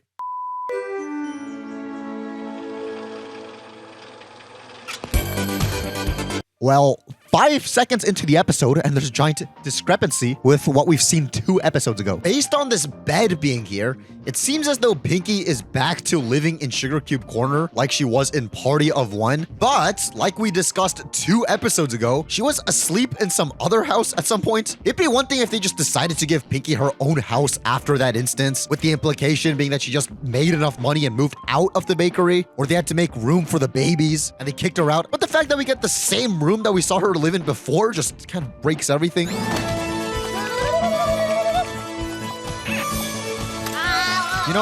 There was this girl that I was once interested in, and she'd always take a while to respond to my texts. And obviously, in between the times she would take to text me back, I wouldn't have been too happy. But when she did respond, I got the biggest surge of dopamine. So naturally, I'd enthusiastically text her back with the thought that she'd be finally down for a consistent conversation. But joke's on this guy, because when I responded, she decides to take another extended amount of time to get back to me. But when she did respond again, my dopamine spiked all the way up to the roof. But then the cycle repeated. She'd take forever to respond, and when she did, it was dopamine up, and then when she didn't, dopamine down. Dopamine spikes left and right. I guess my point is this. Sad. Happy, sad. Happy, sad. Is an excellent visual representation of that. Happy, sad, happy, sad. Now, before you feel bad for me, it turns out that it was just character AI having server problems that day. It's all good now. What isn't good is how Pinky's exercise deals with shaking babies. Which is, awful for them. Actually, now that I think about it, maybe it is good, because it is good visual representation of how the mothers of people who hate on F- treated them while they were younger. Regardless, I'm glad they have this scene with them and integrating them into what's presumably Pinky's daily routine. That is great continuity from the episode Baby Cakes. Wow, good thing she landed on the pile of stuffies instead of on the ground, or better yet, on the crib or anything along those lines. Anywho, Pinky decides to go outside and start her day, including talking to this cow, in which her name is revealed. Morning, Daisy Joe. Because her previous appearance in Applebug season didn't actually have her be referred to by name, this is the first time we actually learn what her name is. She speaks for sure in that episode, but the only cow name we got in that episode was Muriella. Muriella here saw one of those nasty snakes. And in this spot where it'd be natural to name drop Daisy Joe, they just say this. I completely understand. Just next time, try and steer clear of Ponyville. We certainly will, Applejack. So long, Winona. Judging by the fact that her name is finally revealed here, it seems as if this conversation was an attempt at some world building to kind of flesh out characters we've seen before, or at least it had the outcome of being world building, even if that wasn't its explicit intention. Even if all we really got out of this conversation was this character's name, which is something we should have definitely known from her first appearance anyway. But whatever, I'll take what we can get for recurring characters for now, even if she barely appears in the show after this. Oh yeah, we get that information alongside this. Here to pick up some cookies to go with your milk? Oh, yeah, Pinky, don't you know? So apparently these cows, or at least Daisy Joe, drinks her own milk. There are surely thoughts that come to mind about the implications of that, such as, is it normal for these cows to drink their own milk? Or is Daisy Joe just the weird one? Or is the "you're" here just talking about milk that she possesses rather than milk that comes out of her? Because that still means that she's drinking fluids that come out of her friends, which is kind of disgusting, especially if there's a human equivalent of this character in the Equestria Girls world. Now, maybe if this was dealing with a child cow character, this exchange would make a little bit more sense, because adult cows in real life apparently don't typically drink milk. So, on top of that, do you suppose moo Sounds delightful. is a part of her vocabulary as a member of the cow species, or is it like a tick that she has in particular? The ponies don't go around saying nay, so who knows? What we do know is that they speak of oatmeal, Well, Mrs. King just baked a fresh batch of your favorite oatmeal. which perhaps adds a piece of the puzzle to this classic line. And then I said, oatmeal? Are you crazy? Maybe what she was saying there actually dealt with Daisy Joe. Oh, Rose, your calla lilies look even better than last year. Isn't it great that after being named in bridal gossip, Look, Rose, how awful. this makes Rose the first background pony to be called by name in multiple episodes? Thanks, Pinky. Would you like one? 11 out of 10 voice as well, what the heck? Totally not a huge downgrade from her other instance of speaking. The wicked enchantress has cursed them all. I know the show's never consistent with background pony voices, but this one kind of stings just because of how iconic and genuinely funny her original voice was. Wow, good to know where Lily Valley's hairpin comes from. Mystery solved. But speaking of mysteries being solved, a mystery that hasn't gone solved is Wearing my favorite tie. Oh, shucks, Miss Pinky. You flatterer, you. nobody knows who voiced that line. There's no mention in the credits. The best answer we have is what Rarity's voice actress said. She thinks it may have been one of the animators. I have no idea if she said this with some particular animator in mind, or if she was only guessing that it was an animator based on what point of this episode's progress the line would have been recorded and stuff. This is such a mystery that even the wiki doesn't list off who it is, or his original English voice at least. And now I'm wondering if the guy who voiced this guy in the first place even remembers he did it. Then Pinky greets this character who's new to the show from this episode. Miss Matilda, happy birthday to you. In 132 days. When everybody else she's greeted here has appeared before in the show. Wow, I wonder if that means she'll have plot relevance later on or not. How do you remember everything about every pony?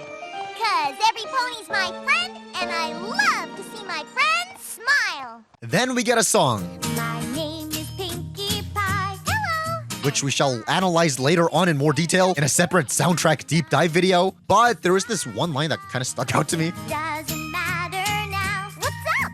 If you are sad or blue. Doesn't matter if you're blue. Well, that's racist. Or at least it wouldn't have been if she didn't literally go up to a blue pony just to say that. That's like when you have like a racially diverse group of people and you go up to the white guy and go, it doesn't matter if you're white. And go up to the black guy and go, doesn't matter if you're black.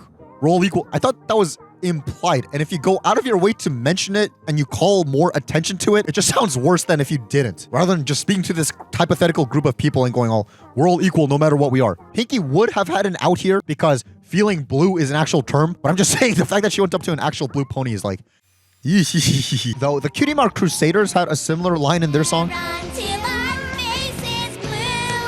So at least this means that Pinky wouldn't discriminate against them if they ever come to that. I would personally probably hate to have a giant drawing of the face of one of my friends on the wall of my house / place of business, but that's just me. And if I were in Applejack's place, I'd probably paint over this thing the second Pinky leaves. Though, good thing Applejack actually seems happy with this, since we know that she was clearly too overwhelmed to have painted this thing on her own, and we also know that she's prone to not wanting help from people. I know she's changed since that episode, but still, but old habits die hard, right? So if she didn't end up liking this, that would probably mean that this would have set her back in terms of finally letting her friends help with stuff. Pinky will be there to show you. Wow, is that foreshadowing for an episode where Pinky actually interacts with clones of her? Anyway, I love how Rarity is visible here. And then in this shot, she isn't. And in this next shot, she is again. And no, she's not just covered by those guys. I dissected this part frame by frame and didn't see a single instance of her coat or tail colors behind Twilight. I think the animators decided it was inefficient to animate her when most of her would be covered up anyway, which makes sense. Well, so the song ends and Pinky is greeted with a new face. I've never seen you before. Kid, you're smarter than you look. We'll touch on this a lot more later, but in regards to Pinky and Cranky's dynamic, as a super random detail, apparently this was not inspired by the movie Up. For your episode, A Friend Indeed, which features Cranky Doodle Donkey. Wow, thanks for reminding the writer of the episode who the characters in her own episode she wrote are. You know, you've got this character who in a lot of ways reminds me of the main character from the Pixar movie Up. He's an older, cantankerous curmudgeon. Do you have a word-a-day calendar or something? And then you've got, you know, the secondary character, Pinkie Pie in this case, who in a lot of ways reminded me of the kid. Do you see that correlation? Well, of course, if you draw specific similarities and lay them out like that, who wouldn't see the correlation? What kind of loaded question is that? I definitely see that correlation. I can't remember, honestly, if in the story meeting we talked about that or not, but you know, that's kind of an old, you know, you can go kind of to Dennis the Menace even. Which Dennis the Menace? Choosing someone for Pinky to annoy, going for somebody older because she's so childlike is a very fun choice. So I don't know that I was specifically thinking of the old man in Up, but I mean, yeah, you can certainly say that there are similarities with Up. I don't remember if we talked about that in the story meeting. I'm sorry. It's fine. I draw correlations where there aren't some sometimes. It just happens. So then Pinky tries to guess what her new friend's name is, and we get this joke. Property of CDD. I'm guessing that last D is for donkey. How about that C? Calvin, Calhoun, Caleb, Carl, Carmine, Carlos, Charlie? Okay, that is a fine joke and all, but since when were those real-life human names anything that exists in this world? My theory is that based on this... You've got to share. You've got to care. Hey! That's what I said! Pinky's able to break through the credits, therefore she knows that real life names exist somewhere out there. That probably makes the most sense, but skipping ahead a little, we get this whole sequence animated in felt. Check. Introduce myself. Check.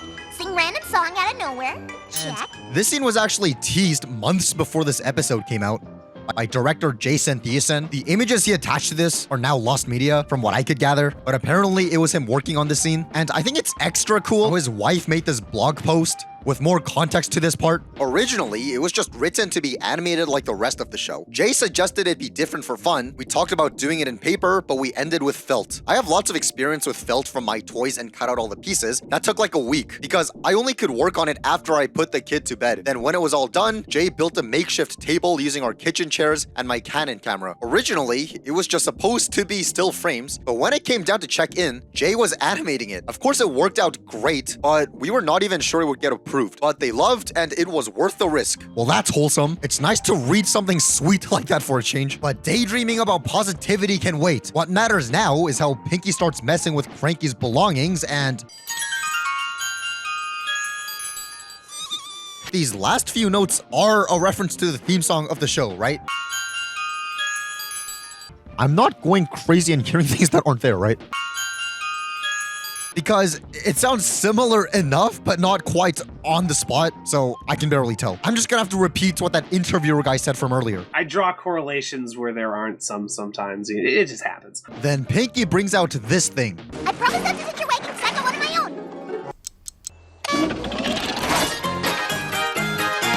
own. What's cool about this thing is how they made a minifigure toy version of it. And I'm impressed by and love the amount of detailing on this, especially with these printed wheels. The designs on the wheels here almost make up for how the front of the cart doesn't have Pinky's cutie mark all colored in. And I just love how vigorously pissed off he looks here in this graphic. You know, this almost makes up for the fact that her cutie mark is not colored in at all on the back of the cart. You know, I joke, but I actually do like this. And I do appreciate how this was released in 2015 when this episode was released in 2012. So they went back 3 years later and they wiped the dust off this episode and went back and made this, which I think is pretty cool. And I'm glad that they were honoring such early season stuff back when the show would have been at season 5. Then again, maybe it's because the show started dipping in quality around season 5 and there wasn't any exciting things in season 5 to make toys of. So they tried pandering by making stuff from the better seasons, but I'll be generous here and say that I like this. I must have put the confetti in the oven and the cake in the confetti cannons. You think that's bad? Remember the time when you put the Chris in the oven and the chicken at the kitchen table? Holy crap! Oh my god! Now, while I may like the toy, what I don't like is this. Hey, everybody! Does anybody have a toupee? Huh? Oh. This donkey is really, really bald! A bald donkey in real life would look something along the lines of this. Now, the thing is, there's no image of a bald donkey on the internet. I checked, so I can't actually put an image up here, but, you know, I've seen how bald dogs and bald bears look. So just take that principle and apply it to a donkey. So I guess my point is that Cranky isn't actually technically bald. Though this whole joke did make me fall into this whole rabbit hole of baldness in animated animals, especially when baldness is used to show the effects of aging, whilst ironically giving the character more hair than those who aren't meant to be bald. For example, if we look at Cranky Kong, strange how both of these characters are called Cranky, but sure, in order to accentuate his baldness, they gave him some hair around the top of his head, but in doing so, there's now the side effect of him actually having more hair and longer hair than his technically not bald pals. Not that there's anything wrong with that. I think it's just a funny side effect of anthropomorphic animal character design. But I think it's cool that if we do compare Cranky Doodle's design with other donkeys or mules in the show, the baldness logic for them is consistent. Good job. Except I just realized that if mules exist in this world, a pony must have done it with a donkey at some point. Okay. We have had enough! You're losing him, Pinky. You know, I think usually I'd be all, well, how convenient is it that there just so happens to be a patch of grass right next to Cranky when there aren't any other patches of grass in sight. But I'm more taken aback by how Cranky has excellent improvisational skills in terms of using that as a wig that I can't even be mad. I mean, sure, you could still technically be mad that there was a patch of grass next to him anyway, coincidentally, but I think the fact that he has such creative improvisational abilities is a testament on the writer's good creative thinking skills. So I'll give props to that. Awesome. Let me make it up to you. No! Well, in order to make it up to Cranky, Pinky decides to take him to the spa. And can you believe that this is only the 3rd time in the show so far where we've seen this building? Though, it seems as if they did some remodeling at their front desk between episodes. And it seems as if Lotus isn't the front desk person anymore. But at least she kept her job as the hot water pouring thing, because that was her role in a season 1 episode. But you will not believe what... It's actually such a specific thing to be consistent throughout episodes, though the method in which the hot water is poured is different now. But the fact that they kept the same spa pony rather than mixing the two up for this one specific job is kind of crazy. And I wonder if that was on purpose or they just accidentally got it correct. Although it does seem like the exterior got a complete visual revamp. Hi, Cranky. I have a gift for you. The spa treatment was gift enough. It's not going to explode or anything. An exploding gift? Is that a reference to Jokey Smurf? I brought you a surprise. That is some lovely laughter. Let's hear that again. Well, unfortunately, Pinky gives her gift, but doesn't laugh maniacally. It's a new toupee. I had my friend Rarity make it. This is wonderful. Thanks, kid. But she does smile maniacally. Bro, this face is terrifying. She seems to be channeling her inner Cupcakes Pinky here. But on the note of Pinky's expressions, they seem to really go out of their way to give her a whole bunch of goofy looking faces throughout this episode. That's kind of funny. He's starting to warm up, but still no smile. Wow, a tuba, a ukulele, and a guitar? Cranky must be one hell of a musician. And also, judging by the fact that he owns a camera and this iron thing, I guess Cranky used to also be a photographer and a blacksmith. Jack of all trades, huh? What you doing there, old buddy, old pal? I'll give you 2 bits for this. I'll just say it's a little disgusting that Derpy isn't here because, what? Is this official Derpy merchandise within the universe? If so, why does Cranky have this? Or did she somehow shrink herself like a doofus and somehow end up in a random snow globe? I don't think I like the implications of any of these possibilities, since that means that there's like a billion more questions to follow, such as, is Derpy the only pony here with merch of her likeness? Well, we know Rainbow Dash at least has stuff made of her, and so does Rarity, sort of. But Derpy seems to be the only one who gets a whole snow globe dedicated to her. And now that I think about it, I'd love to get a snow globe made of me one day. That sounds awesome. Either way, I'm actually kind of surprised nobody's tried making this thing in real life, or at least done it and lived to tell the tale. Especially when people made chimichangas a real thing, when there's not even a visual reference for it in the show. There's literally a visual representation of the snow globe, but apparently no one's tried DIYing this thing. Possibly a fun project for one of you to tackle if you like arts and crafts. Though, just to make one more quick comment about the snow globe, the reflection/fish eye effect of Pinky behind the glass is a really cool signifier of how there's attention to detail in animation here. A lazier show would probably not have done that. It wouldn't have made Pinky bulge like this through the glass. It would have just kept her flat. And I just want to note things like that when I notice them so that I'm presenting genuine strengths of the show rather than only being hyperbolic about the negatives all the time. Such as how in the very next scene, I'm not selling, kid. The snow globe no longer has Derpy in it. What? Is this an error, or did Derpy escape between shots, or what? But that's besides the point, because Pinky then does what I think might be the most evil action that we've seen anyone commit in the entire show up until this point.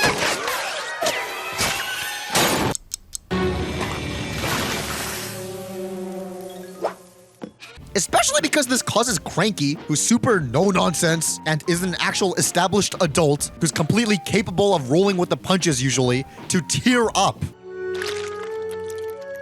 That's actually evil. It doesn't matter if this whole thing was technically accidental. None of this would have happened if she just listened to Cranky and didn't insist on inviting herself into his house. Considering all that, I think he was a little too soft with his reaction here. Listen to me, kid. I will never be your friend. Never or never ever? Never, ever, ever, ever, ever. That's 4 evers. That's like forever. Wow, way to rip off Rainbow Dash. Forever is way too long to be trapped in gas and gorge. I mean, it's like forever. So Pinky ends up at Twilight's treehouse for some reason, and I know this is hard for you, Pinky, seeing that you're friends with every pony, but you just have to accept that Cranky is going to be an exception. He just doesn't want to be bothered. Yeah, neither did you. You see, I saw you when you first got here, remember? You were all hello, and I was all, oh, remember? You see, I never saw you before, and if I never saw you before, that meant you're new, because I know every pony, and I mean every pony. But you ended up warming up to her anyways, so who knows? Yeah, he doesn't want to be bothered by your over-the-top super hyper antics. And neither did you. Rainbow Dash! Pinkie Pie? Not again. Well, look at how you guys turned out. Also, Rainbow Dash reading Daring Do is an excellent touch of detail, especially when I've been bringing up how most inconsistencies with the show are due to the show having freelance writers for each episode rather than a centralized team that worked everything out together. Yet, this is a good specific callback to an episode written by somebody other than this episode's writer. That's fantastic.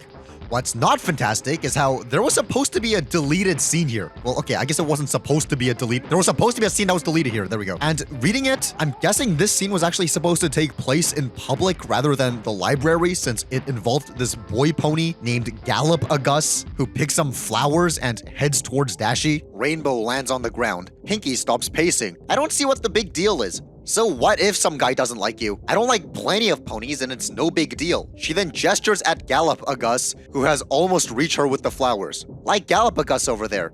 I don't like him at all and he doesn't care. Gallipagus hears this and hangs his head. He sadly slumps off with his flowers. We're just trying to say that just because one guy doesn't like you doesn't make you unlikable. It just means that he doesn't want to be bothered. I get what you're saying, and I guess I can leave Cranky alone. Good job, Pinky. Right after he accepts my apology, Pinky runs off, leaving Twilight shaking her head. Rainbow sees Gallipagus peeking at her from behind a tree. Go away, Gallipagus! He ducks back behind the tree. Jiminy, that guy just bugs me. Well, that would have been pretty cool to have in the show. I could definitely see a lot of ship fix or episodes with him and Rainbow Dash or something along those lines. Actually, I guess that kind of depends on what his appearance would have been like. Now, Miss Rogers did point out who this specific pony is or was supposed to be, but this shot she describes here also seems like it didn't make it to the screen, so oh well. I am somewhat of a fan of long-term will they, won't they crush plots, so I think this guy being in the show would have added some flair that would have kept things interesting, assuming he wouldn't have just been relegated to this one scene as a throwaway joke. But I can definitely see why this was left on the cutting room floor. It's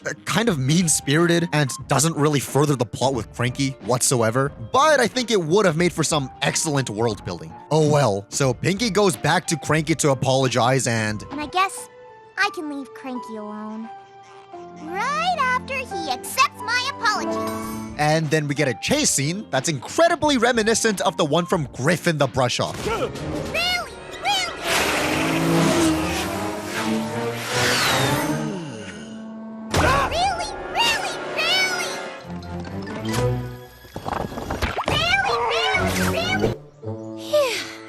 That was close.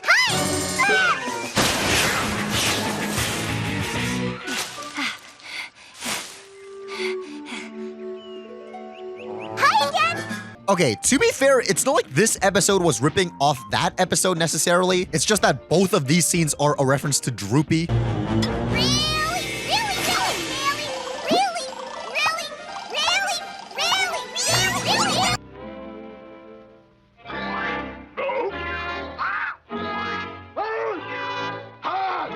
I have a few thoughts on this. To start, I think I've really hammered in on the fact that this show has a lot of classic cartoon influences during our season 1 retrospective, and I think throughout the season 2 one so far, I've given those references praise anytime it makes some, because that shows some good consistency throughout the universe that they're trying to build up, and also brings about consistency in terms of writing throughout the episodes. So by that logic, I should give this scene a thumbs up. However, if we're weighing this against how Pink is actually just being an unrelenting stalker here who won't leave this guy who just wants all this tormenting to stop alone, this is kind of overkill. Not because of the stalker behavior necessarily, because I do that in real life too, but I just think that if they want us to at least find Pinky's efforts here to be funny or likable, I think this would have benefited from a more original method of showing that rather than, you know, just reusing what we've seen her do before. Twice, in fact. This exact thing was also done in Party of One.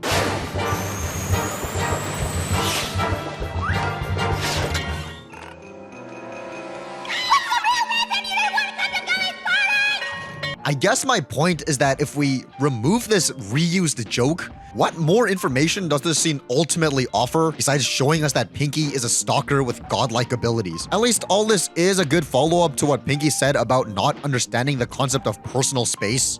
Oh, Pinky, what are you doing? Really? You're a personal space? No.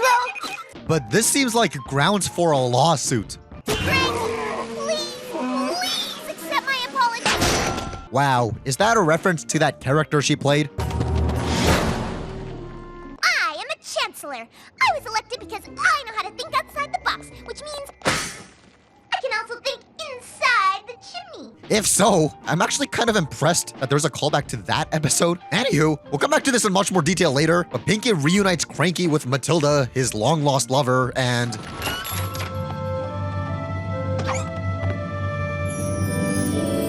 then we get Cranky's backstory. The night we met at the gala was the most magical night of my life. Between this flashback and the felt scene from earlier, it seems as though they were really experimenting with different styles of presenting animation. So that's a huge, good leap forward for the show at this point. That's quite awesome. What's not awesome is this. But when I came to your room the next day, you were gone.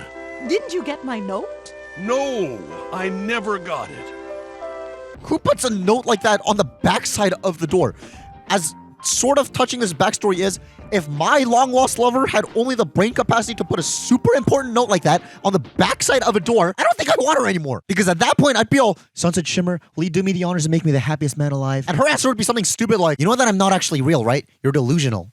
Which, come on, man, that's nonsense. Either way, all this gets wrapped up in a nice bow and...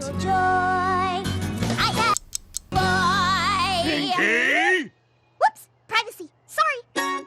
Well, that's inappropriate. What's with them starting to make out with them telling Pinky that they want privacy? And why is Pinky trying to watch? Well, speaking of watching, that's it for this episode, except this one has a unique outro song for some reason.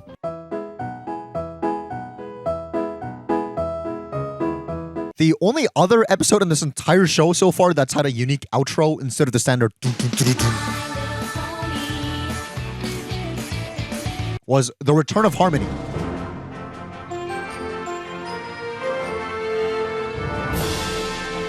Which makes sense since it was the grand return of the show after a hiatus. It makes sense to do something special like that for that episode, especially with how much the fandom has surely grown between the seasons. However, what's the big deal with this episode?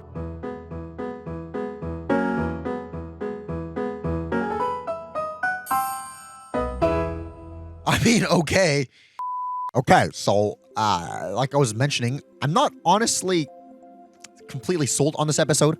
We'll start with the positives and then go on to the not so positives. Firstly, I think even among the people who really don't like this episode as a whole will surely agree that the Smile song is great, and I honestly think that might be the highest point of this episode. Perhaps I'm just blinded by nostalgia since the instrumental version of the song is used as the loading music of the mobile game.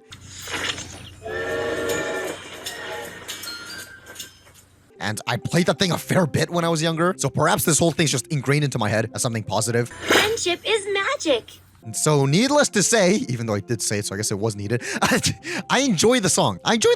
But I'm not too sure how to feel about its place in the episode, or any episode for that matter. It's a pretty long song to be put in a standard 22-minute TV episode. It sits at about 3.5 minutes, which is a big chunk of the episode's overall runtime. What doesn't really help is how there's a bunch of other songs in this episode as well, but at least those ones are relevant to the plot, such as how this one leads us on a nice high point to leap onto this release. Nope, he calls me Noodle. And I do get that the rhetoric of the Smile song is to show that Pinky really is friends with every pony in town, and thus when her unbridled outgoingness matches this Eeyore XP's unbridled leave me aloneness, it makes for a sharp contrast. But I don't think we needed to dedicate 15% of this episode to that fact that we already kind of know. The fact that the episode actually reestablishes really well through dialogue and action, outside of the song as well, by the way. Especially if the parts that aren't the song are just Pinky being completely inconsiderate and tormenting Cranky for just existing until the very end of the episode. I'm just saying, if they used the screen time dedicated to some of the music numbers to some slower scenes of Pinky reflecting on her actions a bit, even if she ended up coming to the wrong conclusion and continues to torment Cranky, at least it would have given this episode some time to breathe and show that Pinky isn't just some one-note inconsiderate people pleaser who's constantly invading personal space. And we get some of that with the treehouse scene, and I think that might actually be one of the stronger parts of the episode, because we see some actual thought process being relayed rather than just constant action on the move and stuff. And to tie this kind of back into Griffin the Brush Off, I think the super similar treehouse scene where Pinky consults Twilight for additional opinion about her situation with Gilda may have actually been one of the stronger parts of the episode. Still, I'm glad, very glad, that the song is at least catchy and actually memorable and uplifting. If an episode had a long song that wasn't even good and goes nowhere besides eating up a considerate portion of the runtime, I'd be a lot less forgiving. But on the topic of the rest of the episode, I like the concept. I really dig the concept of the unrelenting let's be friends character going up against the whole yeah, let's not character. Gosh, I could never have too many friends. Well, why don't you go and make some more?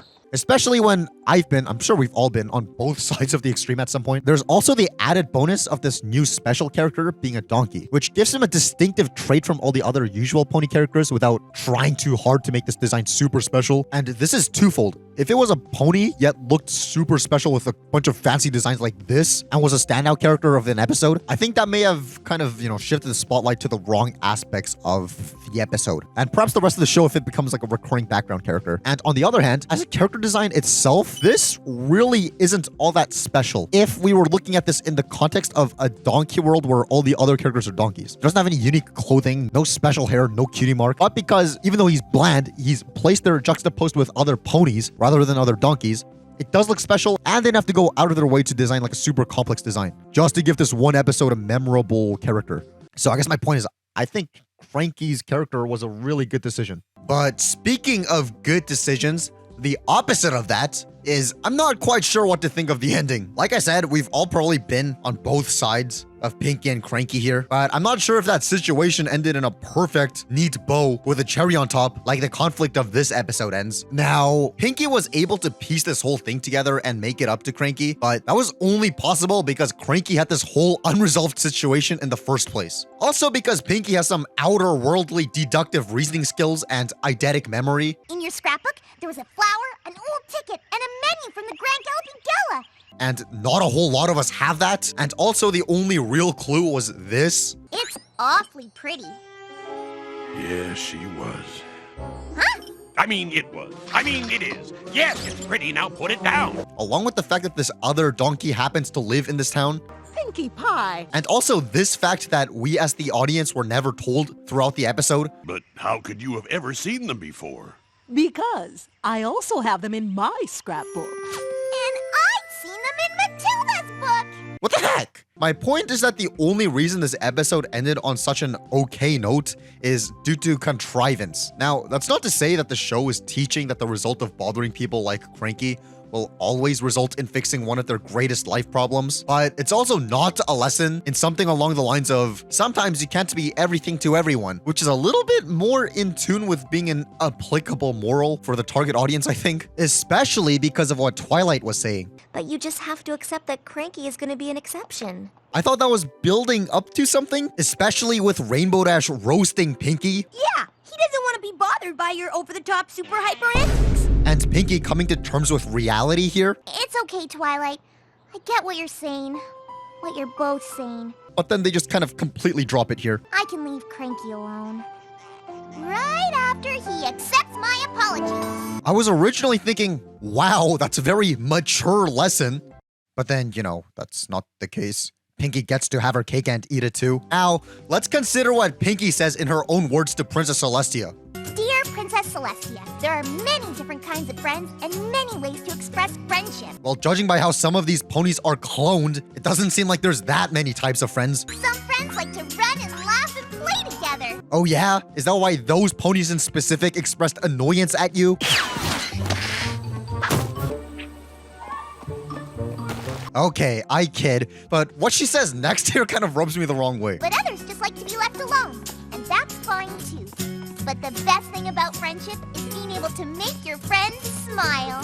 Which, yes, is what I was pushing for, but at the same time, how did she come to that conclusion? If she had done that from the beginning, that means she never would have reunited Cranky and Matilda, which would have been depressing. So while I agree with this in principle, in practice here, I don't understand how this is a lesson Pinky learned. If we just didn't have the subplot with Matilda and the entire plot revolved around not bothering people, that would have been fine, but man, I do get that not everybody you meet will like you is not an easy lesson for kids to hear. And honestly, pretty hard for even adults to fully accept as well. But I think it would have probably been a more applicable lesson if we leaned a little bit more on that. Maybe with perhaps Pinky only getting a small win with Cranky, with him being a recurring character Pinky has to work on over time, rather than her literally fixing his entire life in the course of an afternoon. To be fair though, for all we know, that might have been more in line with what the writer of the episode wanted as well. But because this show was run in a way where the writers had no real promise that they'll be brought back for another episode, the way this episode was done was the only real way to guarantee a happy ending that the writer intended. But to circle back a little, it's very convenient that Cranky had some giant life problem that could be solved like this. I don't know if the show is implying that all people in real life who act like Cranky have something that he did, and we should thus always probe around for that in order to be their friend, or if the show is saying that's sometimes or often the case,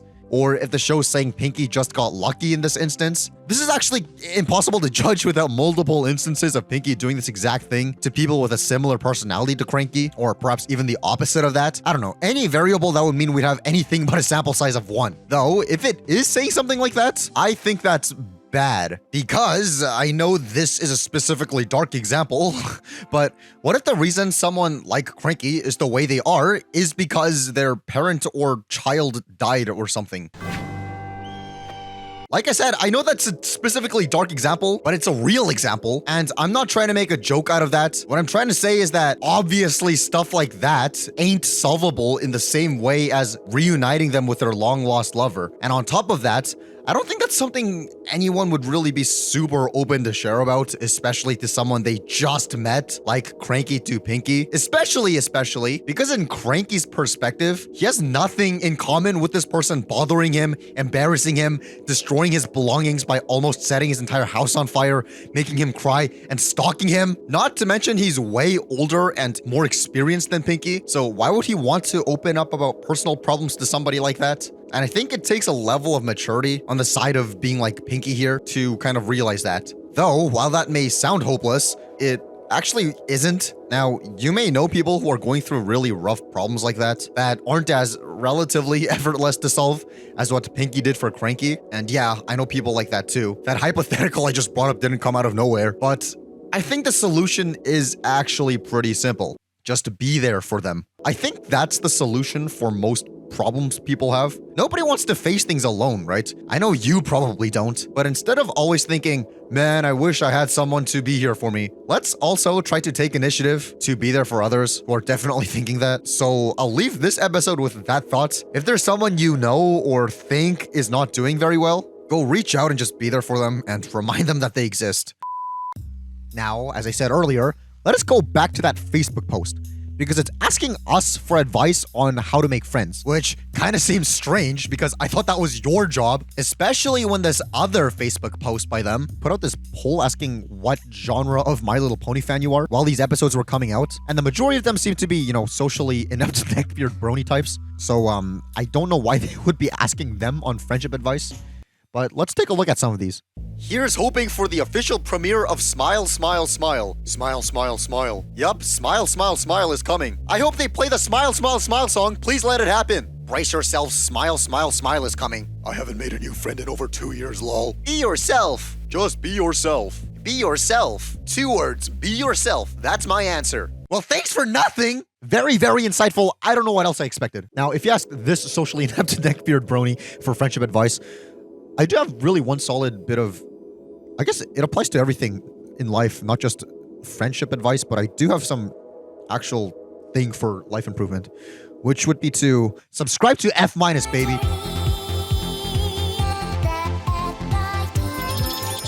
Who's hungry? Plenty for every pony. So this episode starts off with these freeloader animals being better fed than most people on Earth, with this ingrate being ungrateful towards the very vessel single-handedly keeping him alive.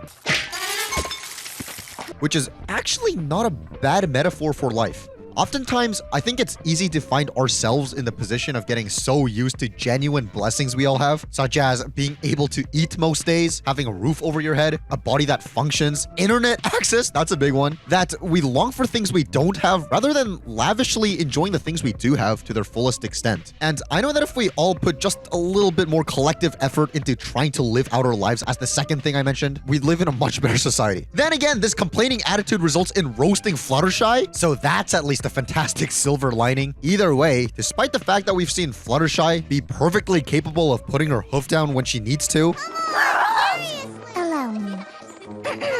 Girls? Yes, Fluttershy? You called?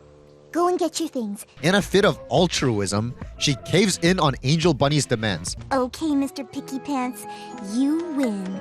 Carrots, lettuce, and apples. Yum, yum, yum. On a side note, I've always wondered if Fluttershy pre-prepared this dish knowing that Angel wouldn't eat the usual green stuff because she knows his habits by now, or if this was her lunch that she decided to pawn off to him as a last-ditch effort. I know the meta reason for this already being here is so that we don't need to waste precious screen time and animation efforts showing Fluttershy cooking this whole thing from scratch, and I completely understand that, but what's the in-universe reason here? Either way, Fluttershy gets further roasted by this book. I'm not sure I can even make that piece of... I actually loved the sound they use here. I mean, there's no reason for the book to be making that sound, but I guess they just really, really wanted to accentuate the impact of the book hitting Fluttershy. I also love the sigh she gives, as if getting bossed around by her animals is nothing new. So Fluttershy goes outside to buy these ingredients and gets cut in line. Freaking withered Freddy jump scare side motion. Damn. Oh, pardon me, sir. Yes, it was. Okay, I get the point of this is to show that Fluttershy is a pushover, but leave the old man alone. He's clearly senile. I think you just cut in front of me. A cut of celery? This is the asparagus stand. Plus, it seems as if he's had a long life and probably doesn't have much time left with us anyway. On a side note, I love this guy's cutie mark. He must be so talented with this kind of cutie mark that he got fired from his other job a few episodes ago. I noticed. I was like, oh, wow. Wow, judging by these two's colors, is that Rainbow Dash and Pinkie Pie in disguise? Never mind, they're different ponies and their names are... Okay, well, they don't have official names, but fan-given placeholder names of them are Surf and Turf. Still, their resemblance to Rainbow Dash and Pinkie Pie are kind of undeniable, and if that decision was intentional, wouldn't this have been a hilarious visual representation if they looked like Pinkie and Rarity instead, seeing how this part ends with Pinkie and Rarity showing up? Fluttershy, you mustn't let them treat you that way. Sure, tell Fluttershy that it's her fault for letting them treat her that way, rather than speaking up against the people who are rude to her in the first place. But Seriously? Do you need your asparagus so badly? Get out live. Totally not victim blaming here. Oh, good. I like how this guy starts off smiling and then becomes discontent when this guy takes the asparagus and only smiles after he gets paid again. Almost as if to say that he was slightly worried that this guy was gonna take off with the asparagus without actually paying for it. The thing is, if he actually was thinking that, I like how his instinct is to just put on a sad face rather than speaking up. Maybe he's just an underpaid employee by the actual asparagus guy. And he's like, man, I don't get paid enough to actually care. He can take it if he wants. Oh, that's okay. I don't mind. Watch and learn. But speaking of these two, they try to show Fluttershy how to stand up for her damn self, such as Rarity doing this. Hold it right there, Mr. Small and Handsome. Who? Me? Oh, of course you. We've previously seen her use her charm to manipulate people to her liking, but I guess it's kind of telling that this attempt actually worked, unlike the time when she tried on the dragon. Personally, I think you should skip the snoozing and be out there, showing them off. Obviously, I would be more than happy to keep an eye on your jewels while you're gone. Because she decided to pick a way easier target this time around. I guess this is a bit of a given, seeing how we've had multiple episodes in Season 1 where Rarity fails to impress those quote-unquote above her in society with her attempts at charm. I am not going to help you shine across Equestria. I am going to help her shine. She is my star. You go. And this may actually say something about Rarity as a character and how she's perfectly willing to target those who are beneath her rather than picking on someone her own size, because this is textbook manipulation and leading someone who doesn't even have a chance on, all for a piece of asparagus. But on that topic, on top of this false flattery... Oh, my heavens! Do you think a strong, handsome stallion such as yourself could give my friend the last asparagus? I like how, you know, this guy kind of has no choice because his asparagus is being magic, when he doesn't have the ability to magic it back if he comes to his senses. Rarity, pick on someone your own size. Still, I'm not giving this guy a full pass either. Don't worry, because at least Rarity reimburses the guy and he can just go back and buy an asparagus eventually. But this character kind of pisses me off on his own right. Not because of his personality or appearance or anything, but...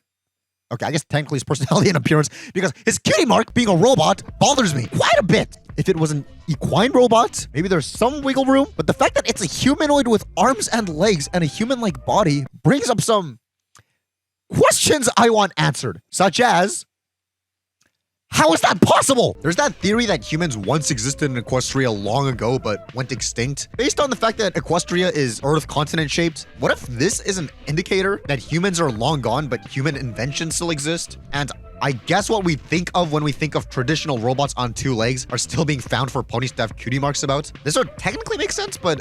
what the hell? You know what? Now that we're on that topic, what else bugs me about this guy is that if this guy owns a mirror and takes one good, even one bad look at himself, he should know better that there's no way a pony like Rarity would genuinely want anything to do with him. Yet it's his ego telling him that he's made it after all and falling for obvious fake flattery that screws him over. No pony ever called you handsome before? That'd be a big no. I'm not saying once like this, always like this. But what I am saying is that self-reflection is good, and if we are at this guy's level, we should take note of his weaknesses and all build ourselves up to the point where the stuff Rarity says to us actually applies to us in reality and not just pride-filled fantasy. But speaking of deception, On the price of a tomato, Pinky does this whole Looney Tunes reference. 1 bit! 2 bits! 2 bits! 1 bit! 2 bits! 1 bit! I insist it's 2 bits or nothing! 1 bit and that's my final offer! I said you're out. I'm safe. You're out. Safe. Out. Safe. Out. Safe. Out. Safe. Out. Safe. Out. Safe. Out. Safe. Out. I say you're safe. Down to the exact wording here. Have it your way, 1 bit it is! Have it your way. I'm safe.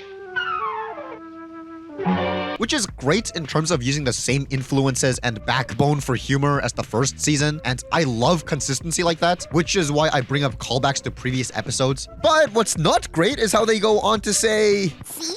Asserting yourself can be fun!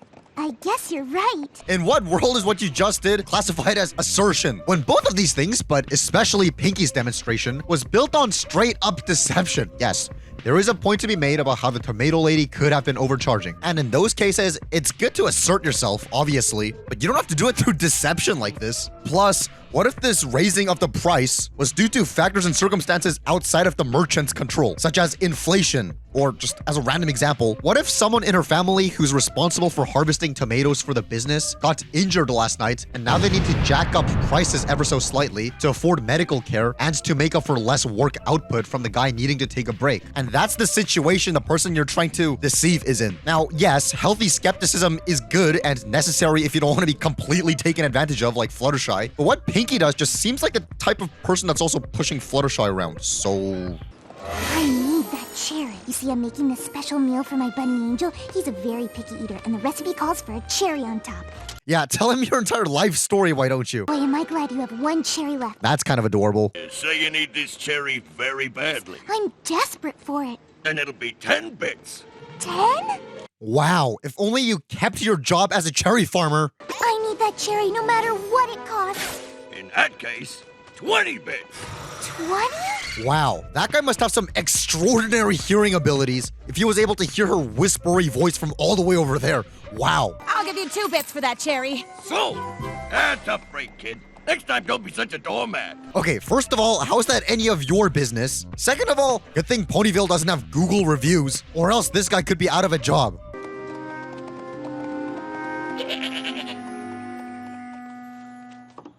I actually really like how they added a goat here and called attention to it sort of by adding that sound effect.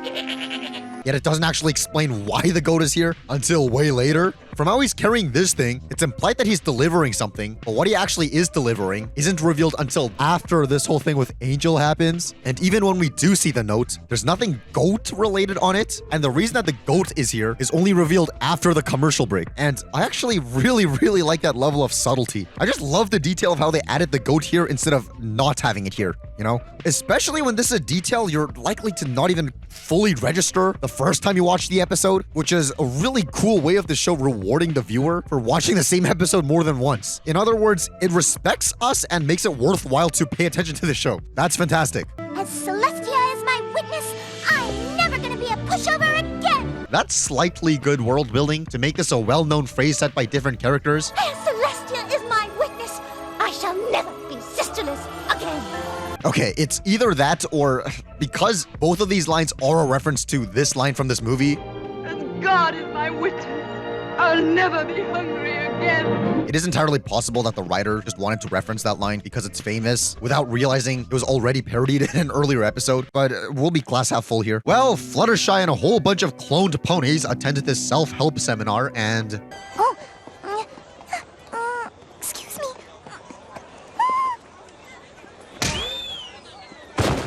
Okay, I get that Fluttershy went all the way to the front of the crowd just for the show to get across the fact that she gets thrown around like this, but was it even in character for her to just not meander about in the back of this crowd in the first place? But back on the topic of duplicated ponies, director Jason Thiessen actually gave us a rationale of this happening that I thought was quite interesting. Are we going to get to see any new models being snuck into the background? Well, I mean, we do have a lot of crowd shots.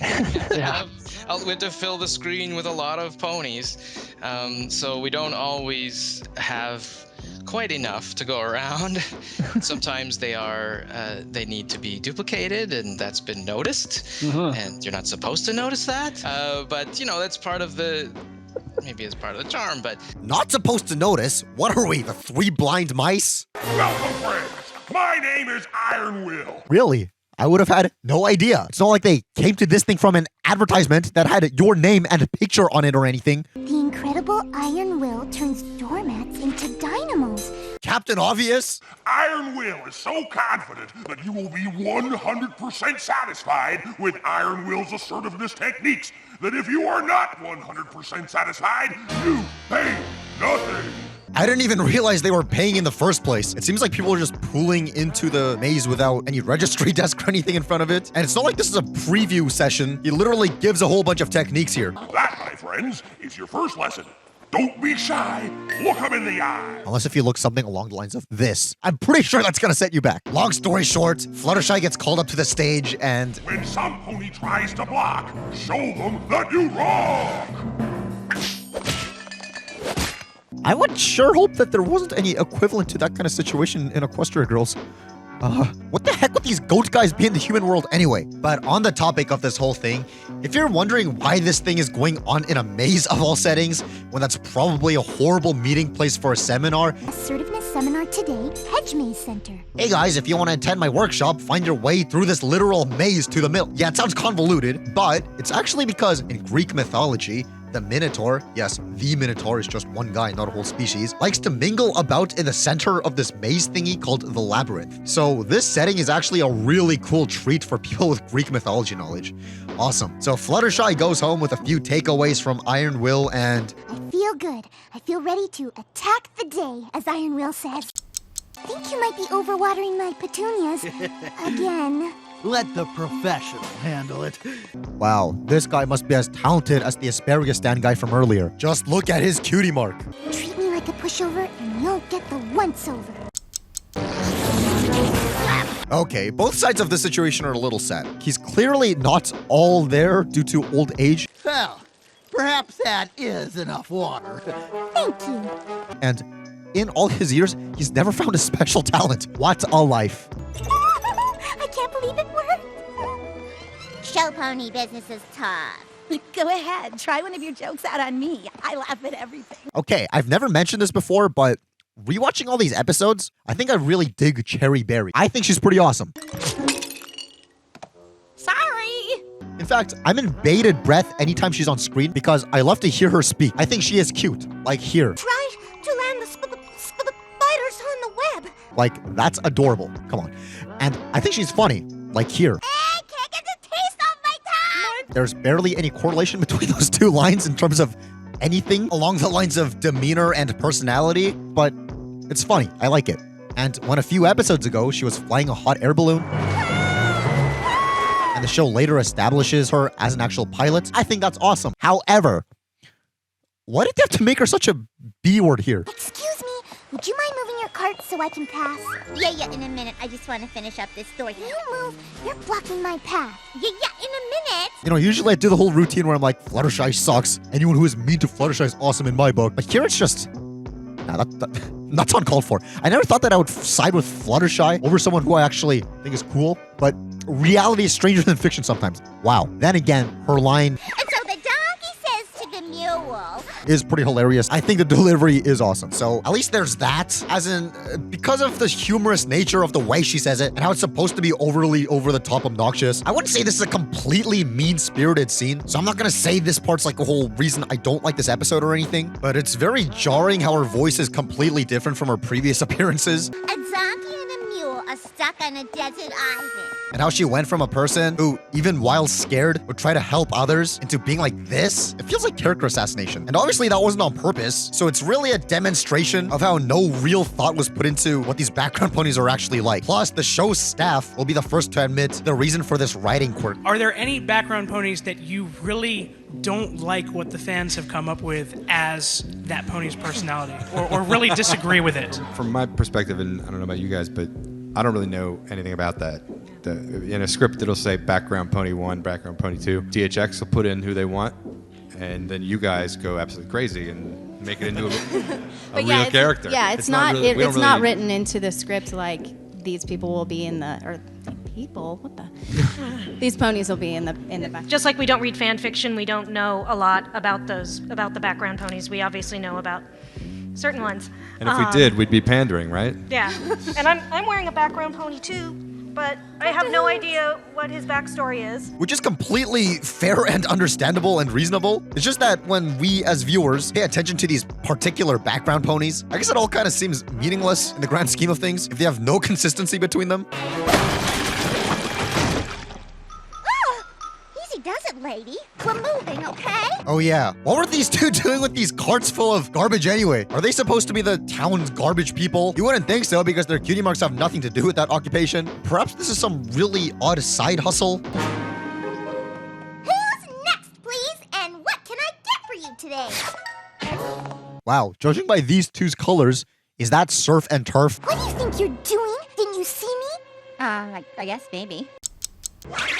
Now go to the back of the line where you belong! Okay, to be fair, valid crash out. It's unreasonable for everybody else to also be going to the back of the line, but for Shoeshine, she probably did need to learn a lesson. Hey, look at you! Your attitude is so feisty. Wow, I sure do love how Rarity is just randomly here. Bruh. There is technically a reason this may be the case, but we'll get back to that a little later. We've got more important issues to discuss, such as how Fluttershy starts acting like this toward people. Oh, no, you don't. Cut in line, I'll take what's mine. Okay, beating someone up like this is a little too far. It is a bit of an overreaction, I'd say. But in Fluttershy's defense, she did call the taxi first. Taxi! And there's no way this guy who's right over here did not hear Fluttershy call it first. So I can't really say I'm on this guy's side either. Plus, I don't like how smug he looks after cutting in line. Not cool. No pony pushes new Fluttershy around.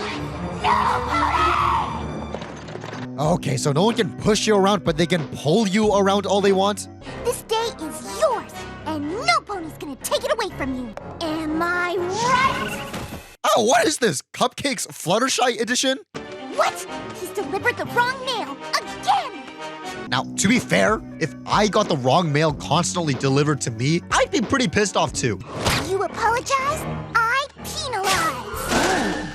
I'm not sure if Fluttershy was slightly in the right here or if that says more about me than anything, but as a deliverer, you have one job. This might sound a little bit complicated, but all you have to do is look at the funny little letters and numbers on a package and bring that package to a building with the same little letters and numbers on it. Wow, mind blown. If you can't even do that, how did you even get the job in the first place? And I get that, at least in the episode, this is for comedic and storytelling effect, and obviously there's zero problem with that. A person with an occupation who's incompetent at the job is a trope that's as old as time and is usually really funny. So I'm not saying that there's a problem with this character or the scene or anything. What I am saying is that from my place of experience of getting wrong packages delivered to my address, or even worse, far worse, my packages being delivered to the wrong place, I can sympathize with Fluttershy in this scene. Ooh.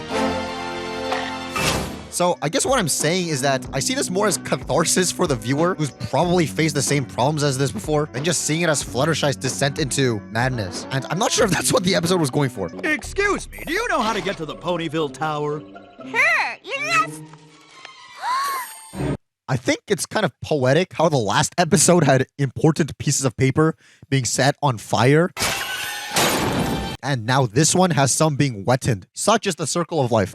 Oh, that's a shame. That's a shame. That's an understatement. What if that was a paycheck? What if that was a lottery ticket? What if that was a letter from a long-distance loved one? That's a shame. Oh my.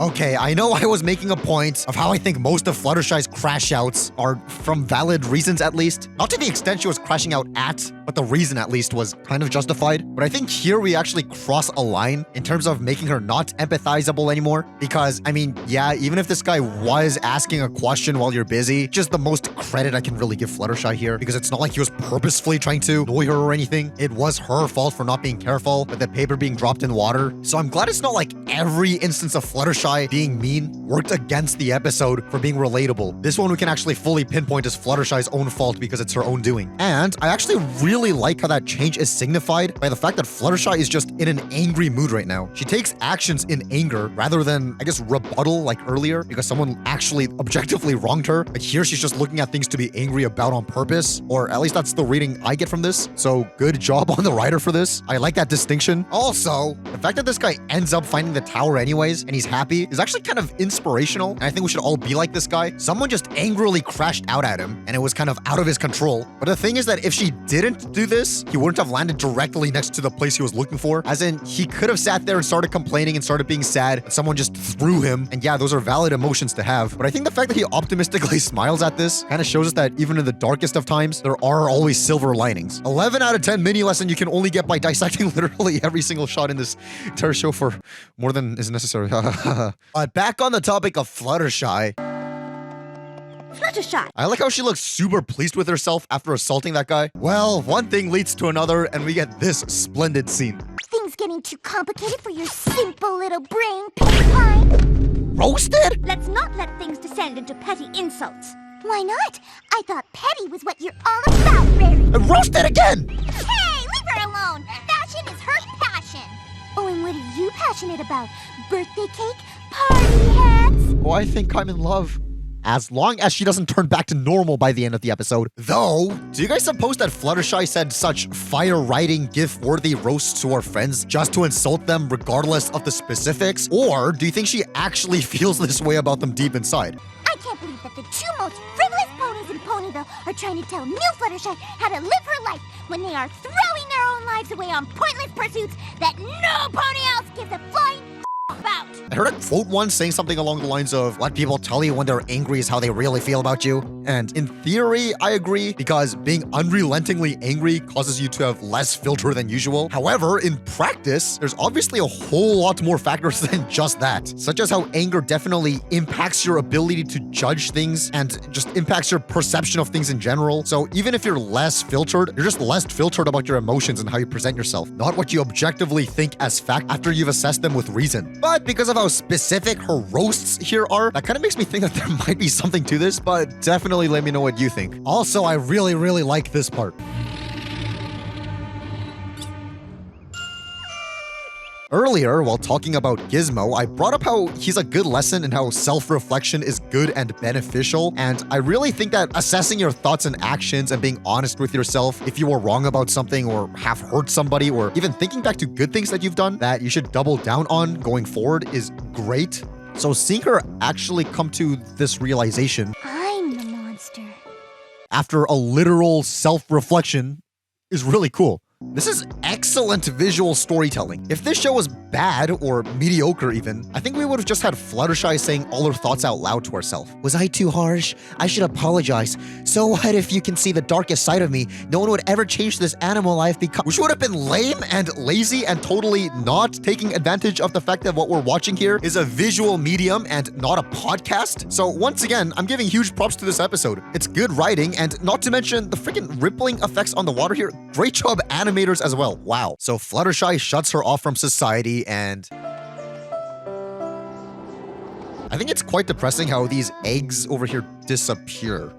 It reads to me like Fluttershy takes care of these eggs from predators, but now that she's boarded herself up, some predator got to these, which I guess is technically no sadder than us eating egg, but maybe because all the characters here are animals, it feels a little worse within the show than in real life. Then again, when I was deciding what to B-roll to put over this topic of eating eggs, what came to mind was this. And the characters there are animals and they're eating eggs, so I don't know if that's... I don't know, man. Perhaps these birdhouses here becoming uninhabited doesn't really help either. But speaking of helping, Rarity and Pinkie show up trying to get Fluttershy to come back out, and... There are other ways to assert yourself besides yelling at every pony. What? Like tricking and scamming people? Yes! You can stand up for yourself without being unpleasant about it. I'd say leading people on is pretty unpleasant, but what do I know? But still, I know I just talked about how great the animation was, but if you'd let me nerd out about it just one more time, this shot seems like it would have been kind of not easy to do. There's quite a bit going on here. And in fact, there's this video that recreates and breaks down all the effects used here, and it really does seem like it had a whole lot of thought put into it. First off, we've got a parallax pan, meaning that the foreground and background move at different rates, similar to how perspective works in real life. In this case, the background and foreground move in opposite directions to simulate an arcing camera move. Same goes for the depth of field, blurring out different levels to simulate a rack focus and guide what we're paying attention to. In this case, once Fluttershy's attention goes to the door, we change focus. What stands out most to me in this shot is how they handled Fluttershy's eyes. They wrap around the head much more than usual, accentuating the roundness of the form. The blink here is also smoother than usual, with extra in-betweens to put it on 1s, whereas a lot of regular blinks in the show are done on 2s. Lastly is the shadow on Fluttershy's face, which again helps describe the roundness of the head. For a bright, colorful show like this, it's a pretty rare occurrence. Even when scenes or entire episodes take place at night, they don't usually put shadows on the characters. They just tone down the color some. I just drew a semi-transparent black shape and used a shape tween to follow the turn of the head. That is actually very, very insightful. You just received some bad advice from that Iron Will character. Yeah, he's the one that made you act super duper nasty. Oh, he's the one who forcibly made Fluttershy act that way? Nice backtracking from earlier. We think that you've taken your assertiveness training a little too far. Well, which is it? Whenever I try to assert myself, I become a monster. Okay, so obviously the horn here represents that Fluttershy is turning into a monster and evil, but what are the implications of that? Because if Fluttershy sees the horns and realizes, man, I'm becoming an evil monster, and us in real life also associate horns with evil monsters, that would mean that whatever reason we associate with horns with evil in real life would also probably exist for the ponies. And I started asking how that connotation even started, because I guess I always just thought horned creatures equal evil, but never really took the time to figure out why. So I did some additional research and did this entire write-up on why horns are depicted as evil. Get ready for social studies with F-. It's kind of complicated, but to sum it up, there are horned deities all across the world in different cultures, and there was this like more prominent one named Pan, and in the area where Pan was worshipped and started becoming a prominent location in Christianity. And in the book of Revelation in the Bible, it mentions something called the beast of the sea, which is interpreted to be the Antichrist. And Revelation 13 says that this beast is going to have 10 horns. And I'm pretty sure horns were originally a symbol of power, because in nature, you know, before technology existed, all you have is nature and animals. Big, strong animals would have horns, right? So when people were depicting deities and higher forces, they used the horn to represent power. And therefore, when Christianity started to become widespread, deities with those horns, regardless of where they were from or what they originally represented, kind of all got retconned into being evil false gods. And I guess because so many of these pagan deities had horns, Satan himself and demons started being depicted as having horns.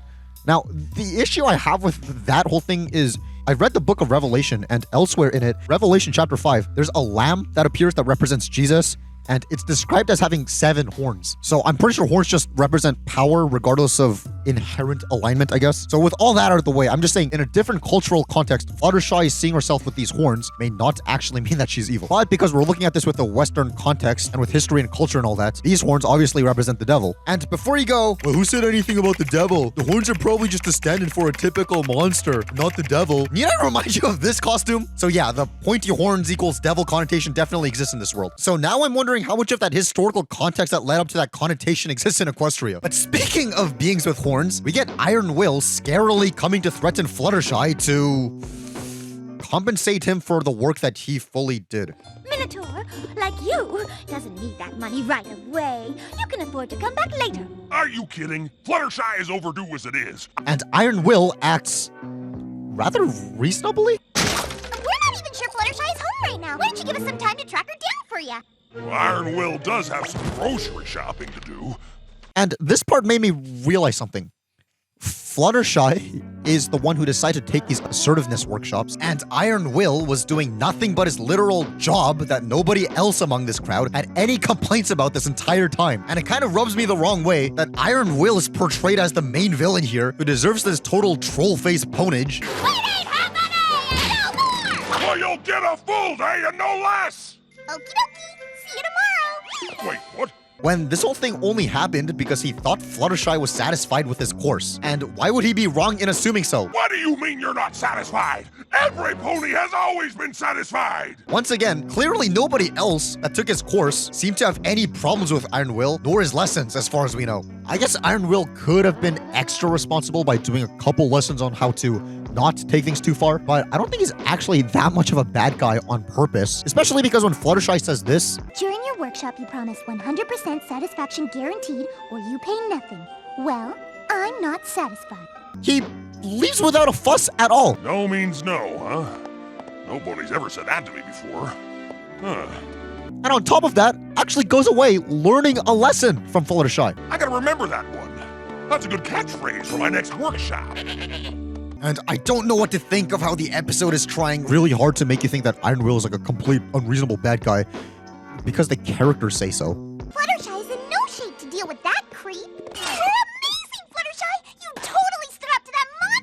but that's only if you trust these characters' judgment on good and bad, because Pinky was seen earlier playing mind games and deceiving people, along with Rarity taking advantage of this total simp by leading him on. And this makes me kind of question their stance on morality and their character, not Iron Will's. So I'm not sure if they really have much authority on what's good and bad here. If you really want to argue for Iron Will's villainy, you could bring up the fact that he doesn't really seem to have much respect for hands to yourself. Your friend Fluttershy loved Iron Will's catchphrases.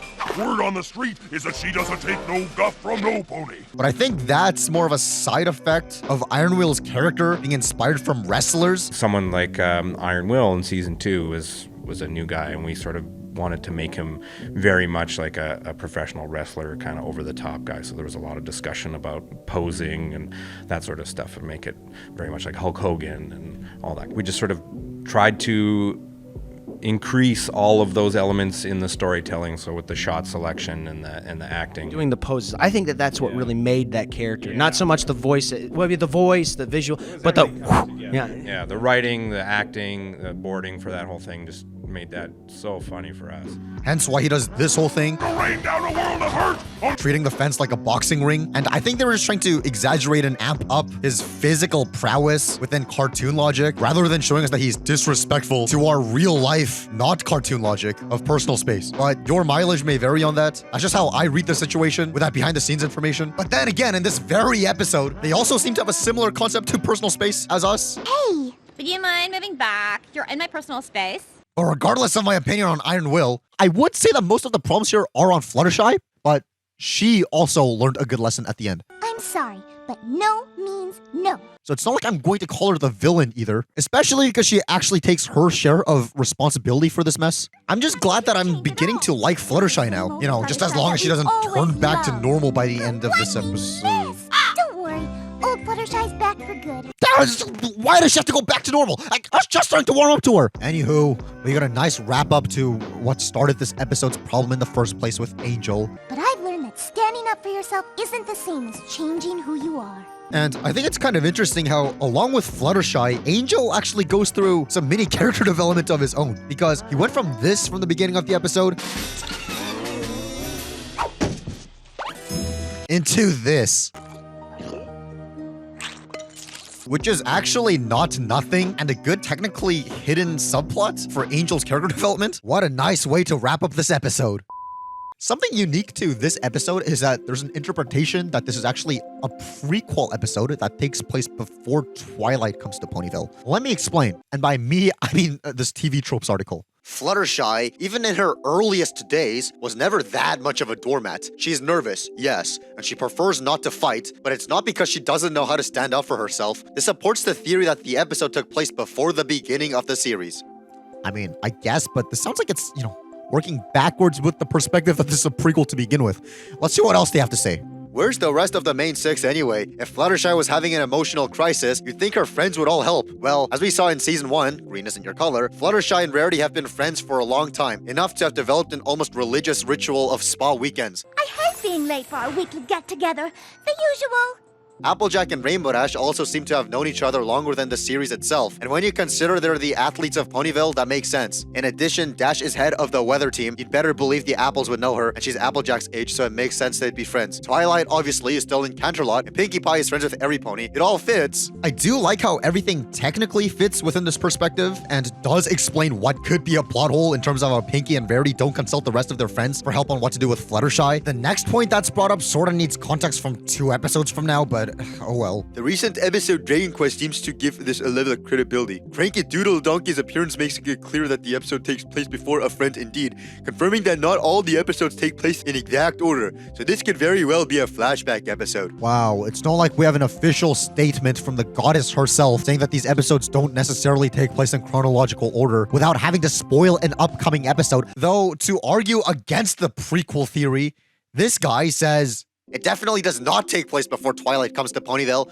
because Fluttershy writes a letter to Celestia at the end, and until Lesson 0, no one except Twilight has been writing letters for her. But somebody rebutted that whole point by saying, the tone of Fluttershy's letter to Celestia backs this up. She talks about when I first tried to be assertive, putting some distance between the letter and the events of the episode. As well, if this is a flashback episode, and the first time Fluttershy learned to be assertive without being a jerk, you could explain the origin of her stare. It's brief, but you can see Fluttershy give Angel a stare for a moment, right before he tries the salad she made for him. If she'd been capable of that all along, she would have used it already. I was thinking that the main thing causing me to be hesitant to think this episode was set before everything else is because of the letter, and whatever the wording ended up being like, on a meta level, because there is a letter to Celestia rather than there not being one, I doubt this was supposed to be a prequel when they wrote this episode, and if it was, I don't see what the point of not mentioning that in the episode would have been. If they really wanted to tell a prequel story, I think they would have done it the same way they did prior to this episode in the Cutie Pox Chronicles, where the past scenes were framed in an actual backstory format, with the characters relaying it. Or how we'll soon see in a few years once this retrospective gets to season 6, how Applejack became honest is also told as a recounting. And for a more recent example, Family Appreciation Day wanted to explore what the past of Ponyville was like, to elaborate on its origins, and they did that in a flashback format, where a character was relaying it. So it seems as if this show has a format down for when they want to explore the past, so I don't really see a reason for this one to just be the exception to that. I guess you could bring up some inconsistent character traits like I mentioned earlier, such as how we've seen Fluttershy be less of a pushover in previous episodes. For an example, I'll just bring up this scene. Twilight's taking me! Although that could have just been an animation quirk, or because they didn't have her character down in the first episode written for the show. But even with that in mind, I guess you could use inconsistent characteristics in this episode as evidence that it's a prequel, but inconsistent characterization isn't a quirk exclusive to this episode either, so I don't exactly see that as a compelling argument. Rather than just being a quirk of the show being written by freelancers, the only real thing I could sort of give this is what I said we'll come back to later earlier, which is how Rarity is randomly with Pinky throughout this entire episode, even though it kind of makes no logical sense. If this was before Rarity became friends with Twilight because she wasn't in town yet, or before she became acquainted with Applejack because Look Before You Sleep hadn't happened yet, this would make sense as to why she's with Pinky, because Pinky's friends with everybody, right? But the rebuttal I have to that is that since when did this show care about putting logic and realism in terms of character appearances in episodes, rather than just shoving in whoever needs to be there for the plot? I'm racing. Good one, Twilight. I'm not joking. But I do get that that's a meta answer, so it might not be very satisfying on an in-universe level, but I have a response to that as well. The extent of Pinky and Rarity's interactions that we've seen in the show so far was when they were playing tic-tac-toe in Dragonshy. Woohoo! I win again! Ugh, that's 35 games in a row. Best of 71? Though I don't think that really tells us much about their dynamic. I think what is more telling is something that took place 5 episodes before this one in the Last Roundup, which I didn't really mention this when we talked about that episode because it wasn't really relevant to anything, but it actually becomes relevant here because they get abandoned by their friends and have to take this thing home. Chimichurri, Cherry Chunga. Chimichurri, Cherry Chunga. When I get back, you're gonna get it, Rainbow Dash! And that probably forced them to bond and get closer. I can tell you firsthand, I've had some people I couldn't stand, but after being forced to do a group activity with them, I found myself inexplicably warming up to them and getting closer, and vice versa. And I think that kind of perspective makes a whole lot more sense than asserting a fundamentally different perspective to this episode. But definitely let me know what you guys think. But speaking of thinking, despite the fact that this episode is based on Fluttershy, and she's my least favorite of the main 6, I think this episode might actually be one of my favorites this season. Honestly, I think I'll have to eventually do a ranking of every episode of the show, but that'll probably have to wait until like 2030 or whenever I finish this retrospective of the entire show. But sticking with this season's episodes for now, I think this may actually be one of the ones I enjoyed the most as a kid, and rewatching it, it's not bad. Though I think the reasons I liked it back then and the reason I like it now are different. As in back then, I probably liked it because I actually once liked Fluttershy. Years ago though, not anymore. And that was then and this is now. And nowadays I like this episode because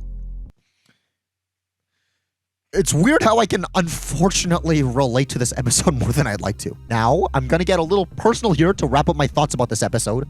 But My Little Pony is a personal show for me. I mean, in case it wasn't obvious yet. Therefore, I think it is kind of fitting to relate the show and my thoughts of it to points of my life. So here goes nothing. in my teenage years, I used to have very low self-esteem and be a pushover just like Fluttershy in this episode. I never took initiative, I never spoke up about anything, and I didn't really have any friends or hobbies or anything, but I also never really tried. And also, yeah, I know that Fluttershy does have friends and hobbies, but you get the point. Then eventually I realized that even though I can't control situations around me, I can control how I choose to respond to them. Plus, being surrounded by other people who never took any initiative or ambition to improve anything, it kind of broke me internally into realizing how bad that kind of mindset is, and I knew that I needed to be the change I wish to see around me. Therefore, I stopped being such a Fluttershy, and I became more outgoing, I'd say. But I went a bit too far in the opposite direction, where I was just being rude and unfunny and insulted people for no reason, in front of their faces and behind their backs. And I would like to think to myself and like to believe that all that came from a place of, affection. Kind of like how if we were talking one-on-one, I'd probably like insult you as a joke just to say, hey, we're close enough to roast each other because I actually like you. You have to tiptoe between like every single thing when you have interactions with a certain person. That's probably because you're not actually comfortable being yourself around them. So I'd like to think that that's what it was, but who knows? This is like very personal to admit, but perhaps it actually came from a desperate plea for validation. Anyways, after some self-reflection, I began to hate that new side of me as much as I hated the way I was before that. Of course, it wasn't all bad. Like back when I was quiet, that's when I was developing interests, I guess, such as My Little Pony and video editing and reading freaking Diary of a Wimpy Kid. So it's not all bad. Listening to some music. So I was developing in some direction and crafting my taste for the future. So I'm not gonna like throw everything out the window. And plus, even when I did become louder and more obnoxious, it wasn't all bad because this new way led me to, take more initiative in terms of socializing and reaching out to people and being there for people. But once again, I'm not sure if either of those were good enough. And after realizing how not good I was acting, I've been kind of traumatized by my own actions. Like, come on, did I have to act a certain way like that? Did I have to say those things? Did I have to present myself this way? What did I truly gain from doing anything that I did? And thoughts like that. And thus, at a certain point, just like Fluttershy, I proceeded to shut myself out of interacting with people again. Not to the extent of how I was before, where I had zero sense of self-worth, but to a place where I take less social initiative, I guess. However, I'd like to think that since then, I've gone through some personal growth and found a decent middle ground at this point, and I'm trying. I know some people probably have an issue with how obnoxiously loud I get sometimes, or the stuff I say in my videos, or the types of jokes I make. And I think a part of that just comes from my upbringing, and I've never been in a place where I kind of felt truly, comfortable expressing myself in the way I am. That when I do get comfortable, maybe I get too comfortable and do things I shouldn't. And I really am trying. I'm still growing into whoever I'm going to be in the future. And clearly, I do have the abilities to be outgoing and sociable and charming. And now I'm just trying to channel that energy into something positive and encouraging for whoever happens to be in the line of me talking, like you guys, rather than just trying to be loud for the sake of being loud or talking for the sake of talking, Kind of like how Fluttershy isn't completely back to being the way she was at the beginning of the episode, and she isn't quite the way that she became after taking Iron Will's course, and she actually learns a lesson and applies it in a both social and personal context, where she finds some kind of balance. So, all that to say, I literally lived this episode out in real life. So, for that reason, thanks for choosing to spend your time with me today. I actually do really appreciate it, and I think you guys probably like it when I'm actually genuine as well, rather than being over the top all the time. And no, I wasn't saying any of that to like sympathy bait or anything. I just thought it was fitting to, put a personal connection to a personal episode for me. So yeah.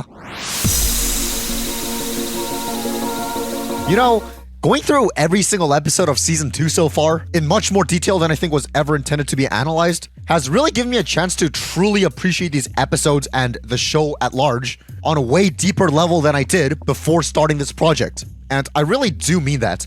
Before starting this, I really had no idea how I was going to do a full analysis on some episodes I remember to not have much to analyze. But after practically forcing myself to do so anyway, I came away with some newfound perspective and appreciation for them. But all that brings us to this episode. It's about time, and I've come to the conclusion. This episode sucks, which is odd because it was written by the man that everyone says is the most consistently good writer for the show. And for reference, here's a Reddit thread circa 13 years ago discussing who everyone's favorite writer for the show was during the gap period between season 2 and 3. And the most consistent answer people gave was M.A. Larson. Now, I'm not gonna weigh in with my answer here because I love all these presumably wonderful people equally, but I will say one of my favorite episodes at this point in the show, and honestly throughout the show overall, would be the Cutie Mark Chronicles, which was written by him. Some might find the episode cheesy or contrived or something along those lines, but this guy loved it. I bring that up to really show the perspective my thoughts on this episode, It's About Time, is coming from. But on that note, let's get the episode started. After I down some happy chemicals. I made it for you, Rarity. Why, yes, it is an ice cream house. Wow, a place of ice cream? What's next? A bunch of ice cream people coming out and singing? Sugar do do do do do do. Oh, honey, honey do. Huh? It's the middle of the night. Why are you pacing like this? Okay, was Twilight pacing like this for a while and Spike only now woke up? Or did Twilight wait until the dead of night to start pacing? If it's the second one, wow, is that inconsiderate for her housemate. I don't know how you can sleep at a time like this. 3 a.m.? Well, I wouldn't want to be asleep at 3 a.m. either. It is the best time for a Krabby Patty after all. Who wants a Krabby Patty at 3 in the morning? Oh boy, 3 a.m. It's awful. It's horrible. It's tragic. Wow, has she been taking drama lessons from the flower ponies? It was awful. A disaster. A horrible, horrible disaster. Same wording and everything. What's wrong? Here.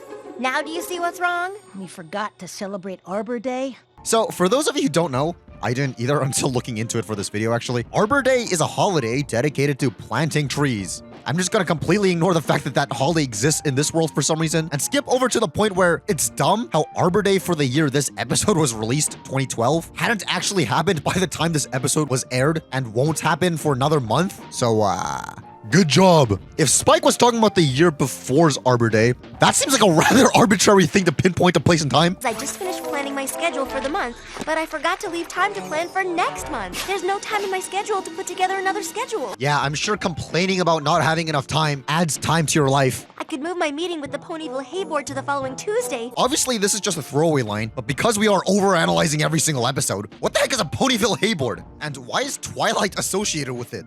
But then I have to reschedule my lunch with Pinkie Pie, and you know what a nightmare she is with scheduling. Really? You're telling me this girl? Well, happy birthday, Cheerly. Happy day after your birthday, Sakura. Happy birthday to you in 132 days.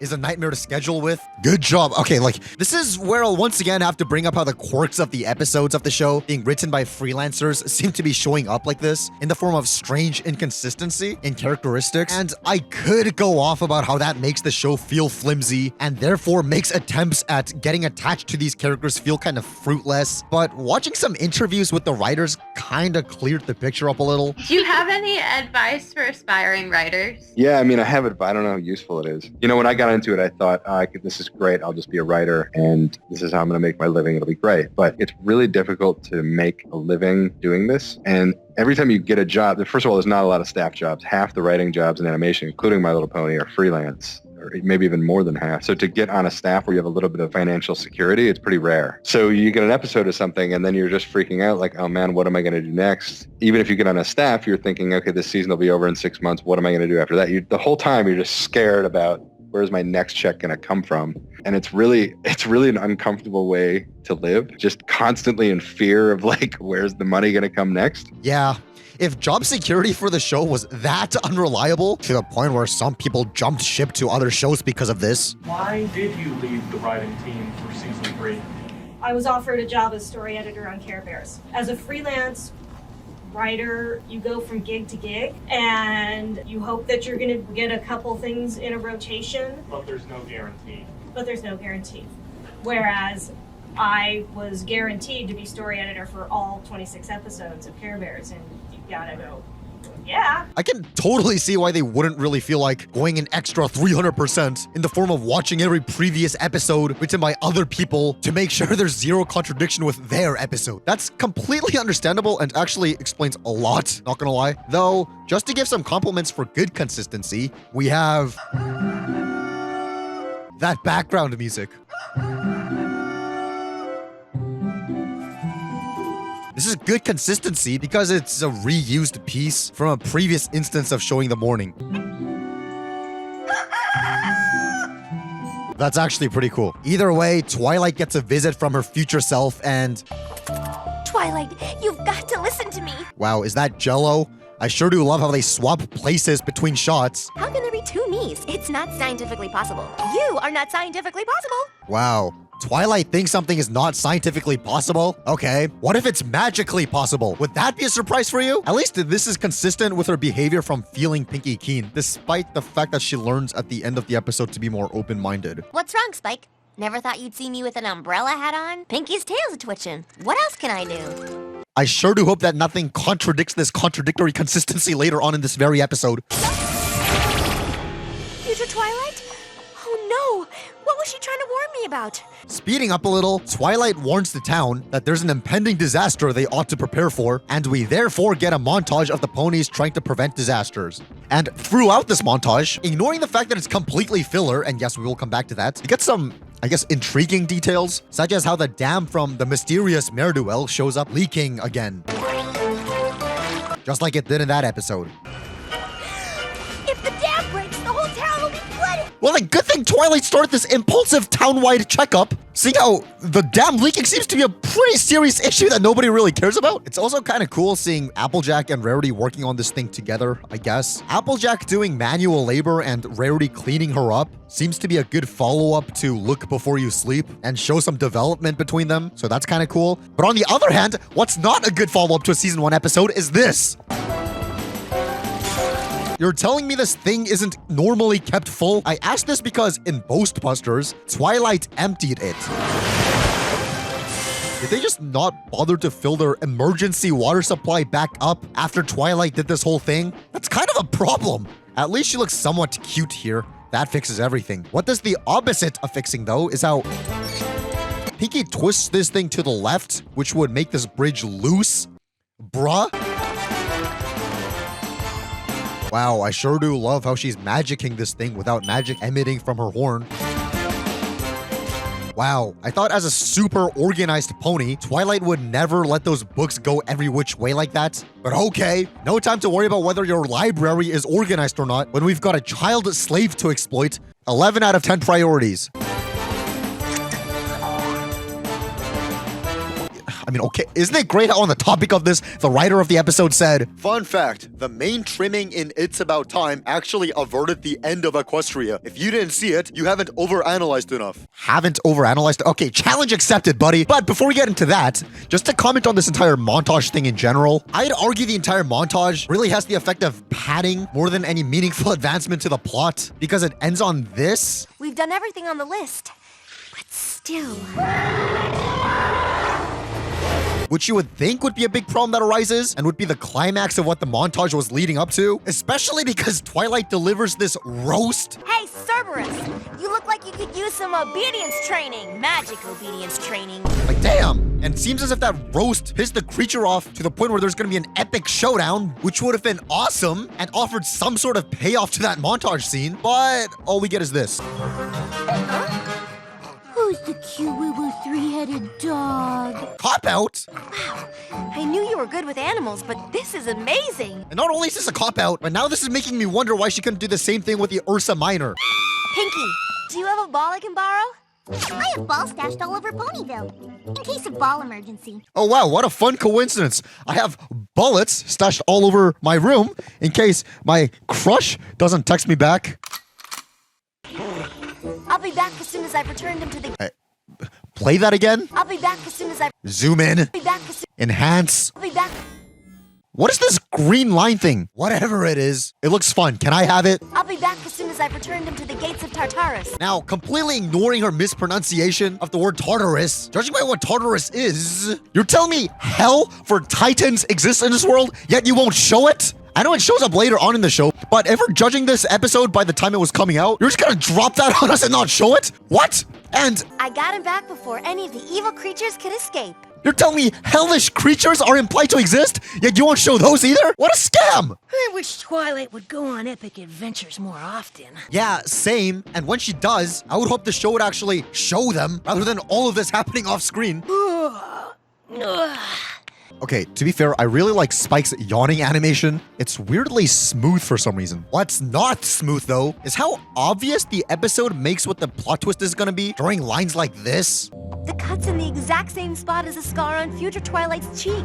We haven't changed the future at all. But we'll come back to that. Maybe you ought to give the pacing a rest. You've worn a groove into the floor. Okay, I was gonna get mad if that area is shown again later on in the episode and the groove thing isn't there, because I would have been like, wow, did they patch this whole thing up in between frames? But after watching the rest of the episode, that area, that section of the room, isn't shown at all for the rest of the episode. Which, sure.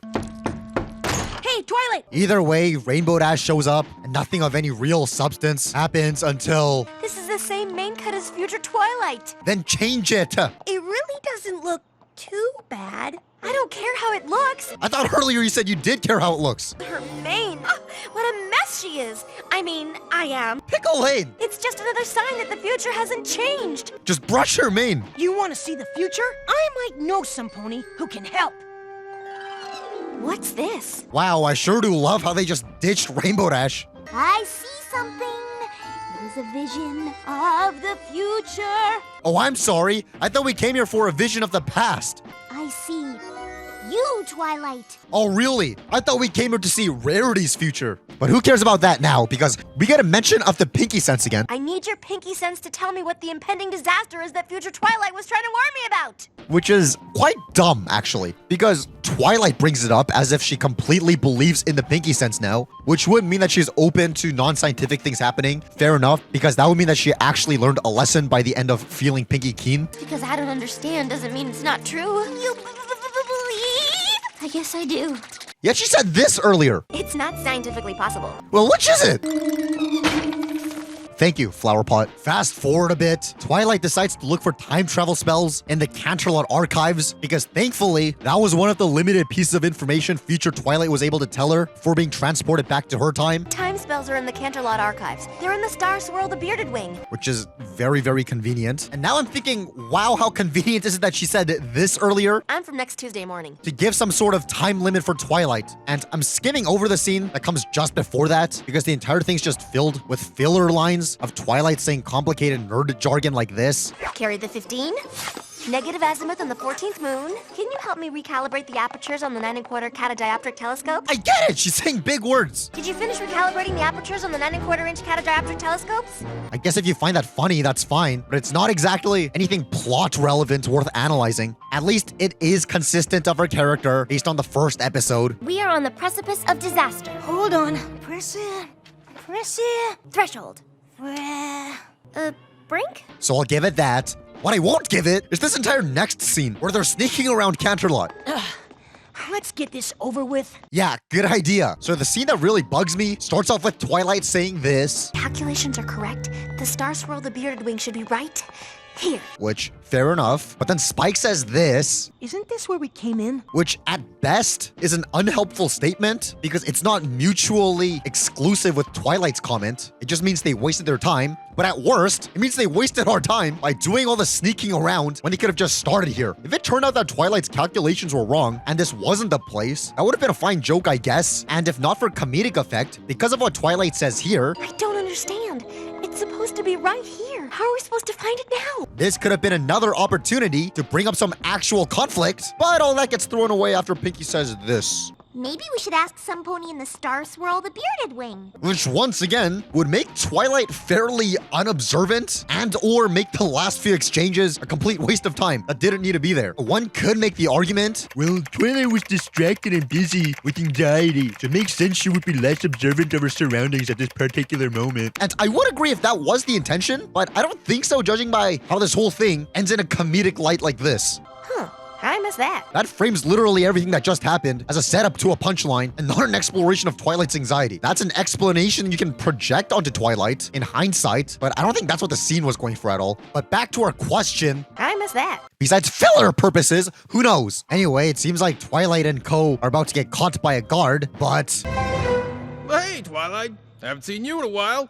Let me open that for you.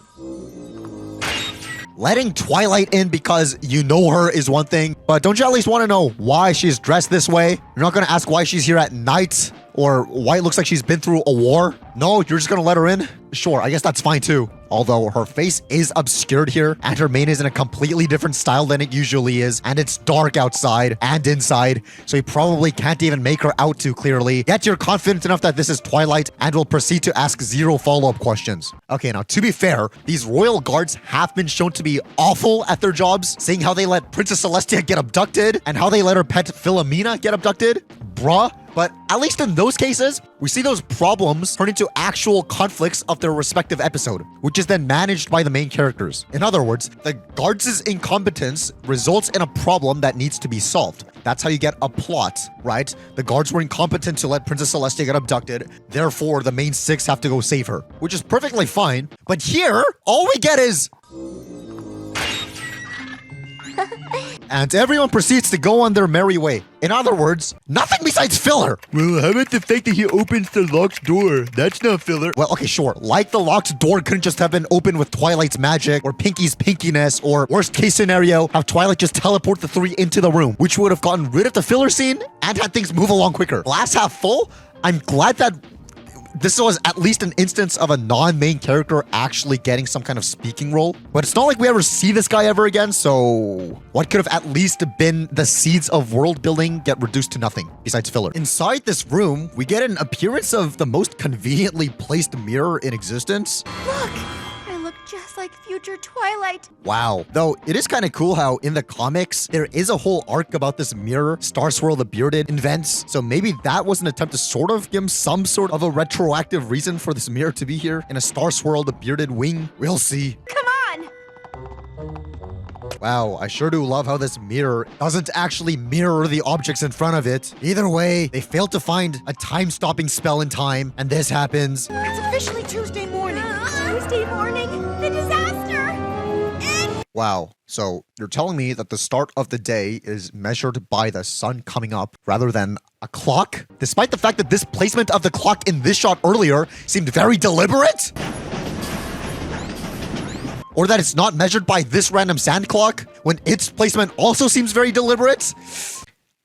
That's fair enough, actually. However, because the sun is controlled by Princess Celestia, couldn't Twilight have just gone up to Princess Celestia and explain the situation? Hey, Princess, I got a message from my future self telling me a disaster is going to happen on Tuesday. I know this is a big ask, but could you delay Tuesday from happening until we find out what this problem is? It seemed very serious. Really? Would that have been too hard? Celestia shows up here and everything. I love the new hairstyle. Well, happy Tuesday. So she could have just asked her right then and there. Who cares? Let's just get this episode over with. Pinky, you're a genius. Wow, 11 out of 10 callback. Pinkie Pie, you're a genius. Okay, is it actually a good callback if both of these episodes were written by the same guy? Or is that some sort of cross-episode self-promotion? Whatever the case may be, this next part kind of pisses me off. Mostly because the twist of what happens next was sort of obvious, but also because the animation here is just completely recycled from earlier on in the episode. I'm playing the clips side by side, and as you can see, there's literally 0 alterations in animation or anything, and the length is the same. We'll come back to that later as well. Kinda like how Twilight comes back to the present, and we end the episode off with this joke. Stomach. I think it's all that ice cream. Considering reptiles like Spike can't even have dairy in the first place if they don't want to die, it seems as if his body was holding up way better than it should have. But hey, at least this episode lives up to its title, as in, it's about time it's over. Okay, now, this is the section where we'd have a follow-up discussion about the episode we just watched, where we chew over its strengths and weaknesses and perhaps bring up some impacts it had on the fandom. But because this episode has wasted enough of our precious time already, I'll compensate by keeping this short and concise. Here goes. That was filler? I still can't wrap my head around the fact that, okay, I don't want to wrap my head around the fact that they just straight up recycled the same clip from earlier on in the episode here with 0 alterations. When we talked about the episode Secret of My Excess, I gave them big ups for redoing a scene with a similar context here. I like how they reanimated this instead of reusing footage from earlier.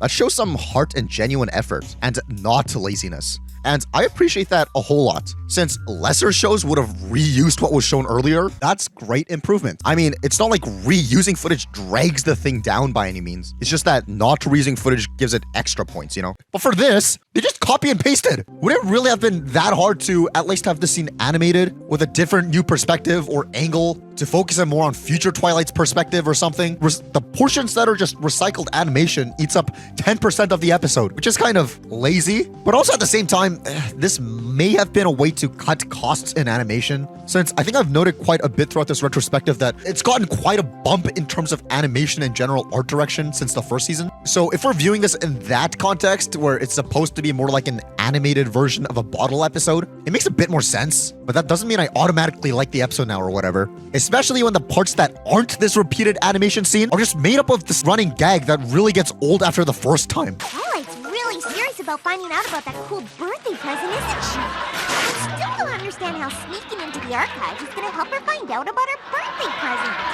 Did you tell her about the cool birthday present? Or remember, there's that montage scene that also goes absolutely nowhere. Like I said, it almost goes somewhere when the doggy shows up, but what could have been an actual interesting conflict gets solved within 2 seconds with no thought. And this is a pattern throughout the episode. Later, when they consult Madame Pinky for help, it could have led to her giving some really weird prediction that adds a layer to Twilight's troubles. But no, it's just used as a setup for that birthday gift joke that goes nowhere. You will get really cool birthday present next year.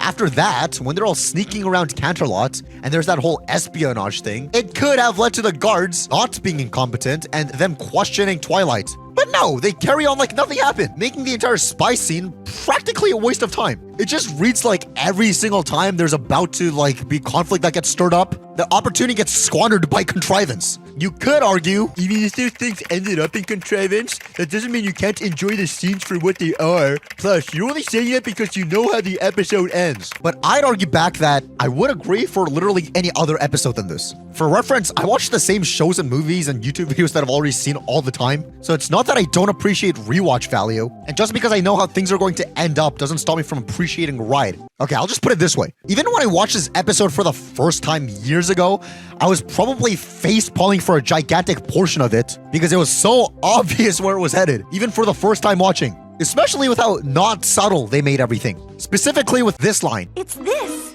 A paper cut. The cut's in the exact same spot as a scar on future Twilight's cheek.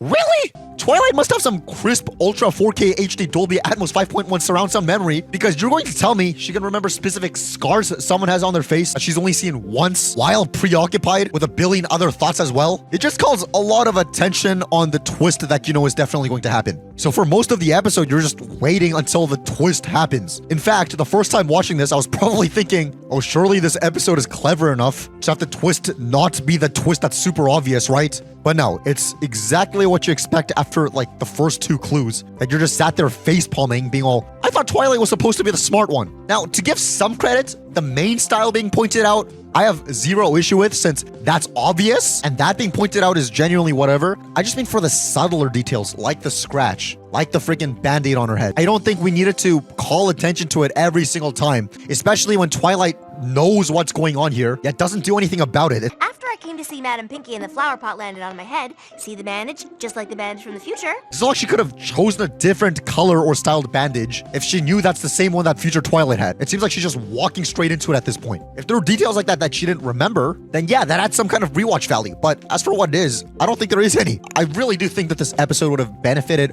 heavily overall from a little bit more subtlety where they could have added some. Now, before you go, are you seriously asking for subtlety in a show for little girls? Well, I gave huge compliments to the last episode for having excellent subtlety. I just love the detail of how they added the goat here instead of not having it here, you know? Especially when this is a detail you're likely to not even fully register the first time you watch the episode, which is a really cool way of the show rewarding the viewer for watching the same episode more than once. In other words, it respects us and makes it worthwhile to pay attention to the show. That's fantastic. And also in the very first episode of the show, we have this super subtle Easter egg that's added there for rewatch value specifically. So yeah, I think I do have some right to have higher expectations for subtlety for the show. But no, clearly this episode depicts Twilight as a genius. The eye patch. Another sign.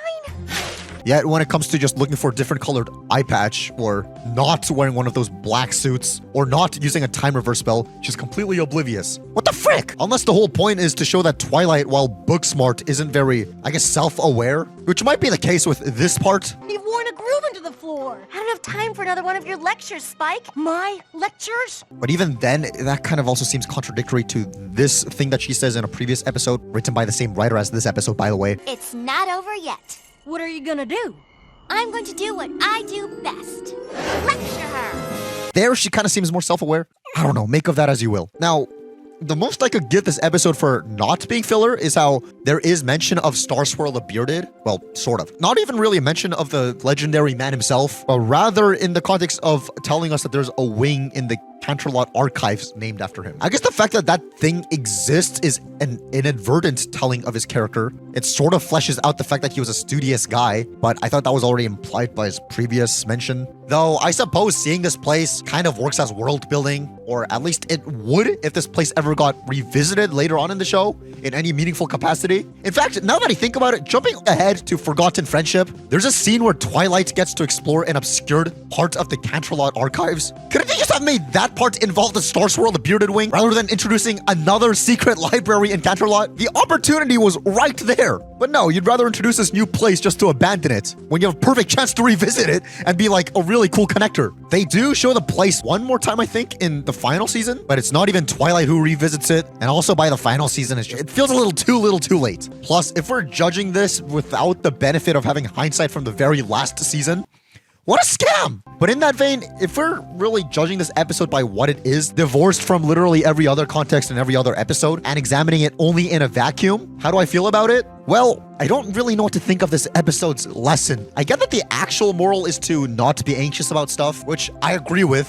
But I'd say that the episode itself barely tells me to not worry about the future. It more so tells me that attempts to change the future is futile. Twilight tries everything in this episode. The episode makes damn sure to tell you that she tries everything on all sides of the extreme. I did everything I could think of to change the future. Doing things didn't work. Not doing things didn't work. And I couldn't predict the future either. Yet she can do nothing to actually change the outcome of the future. That's not funny. That's not cute. That's terrifying. But this is where I'll bring up that tweet about Pinky's mane trimming again. Obviously, this was tweeted as a joke, but let's entertain the thought for a second, especially if it's challenging us to overanalyze things. So, actually, also, this ties in with the elephant in the room of this episode, right? So, if the original Twilight, from the beginning of the episode, we'll just call her Twilight, is minding her own business, and she gets a visit from future Twilight, by the end of this episode, we know that Twilight becomes future Twilight. Therefore, it stands to reason that the future Twilight from the beginning of the episode was also present Twilight at a certain point, and only turned into future Twilight because a future Twilight of her came back to that Twilight while she was present Twilight,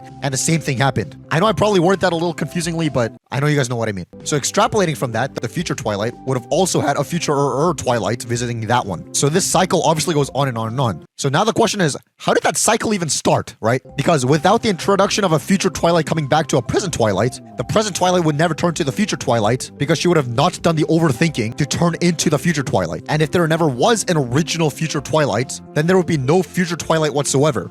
So the only way this episode would even be possible is if the original future Twilight, somewhere along the line, actually came back to the present Twilight to warn her of an actual disaster. That would be the only way the premise of this episode doesn't become circular logic. Therefore, if we are taking this tweet as more than just a joke when it obviously is, maybe in that hypothetical different timeline where Twilight didn't account for Pinky's mane, Twilight, Pinky, and Rarity in that timeline wouldn't have been in this spot at that exact time. And perhaps in that hypothetical timeline, one of them was in the wrong place, wrong time for an actual disaster to have started taking place. You know, the butterfly effect is crazy. I wouldn't really put it outside of the realm of possibility if it's for the sake of making this episode make sense. But complete nonsense aside, what did stick with me throughout all these years was Spike's mini ice cream subplot. Stop! Think of the stomachache! That's future Spike's problem. Who cares? As long as I can keep eating ice cream. Sorry, future Spike. I thought the stomachache would be future Spike's problem. But now I am future Spike. That whole perspective actually did make me fundamentally reconsider the effects of an easily defaultable paradigm of hedonistic pursuit.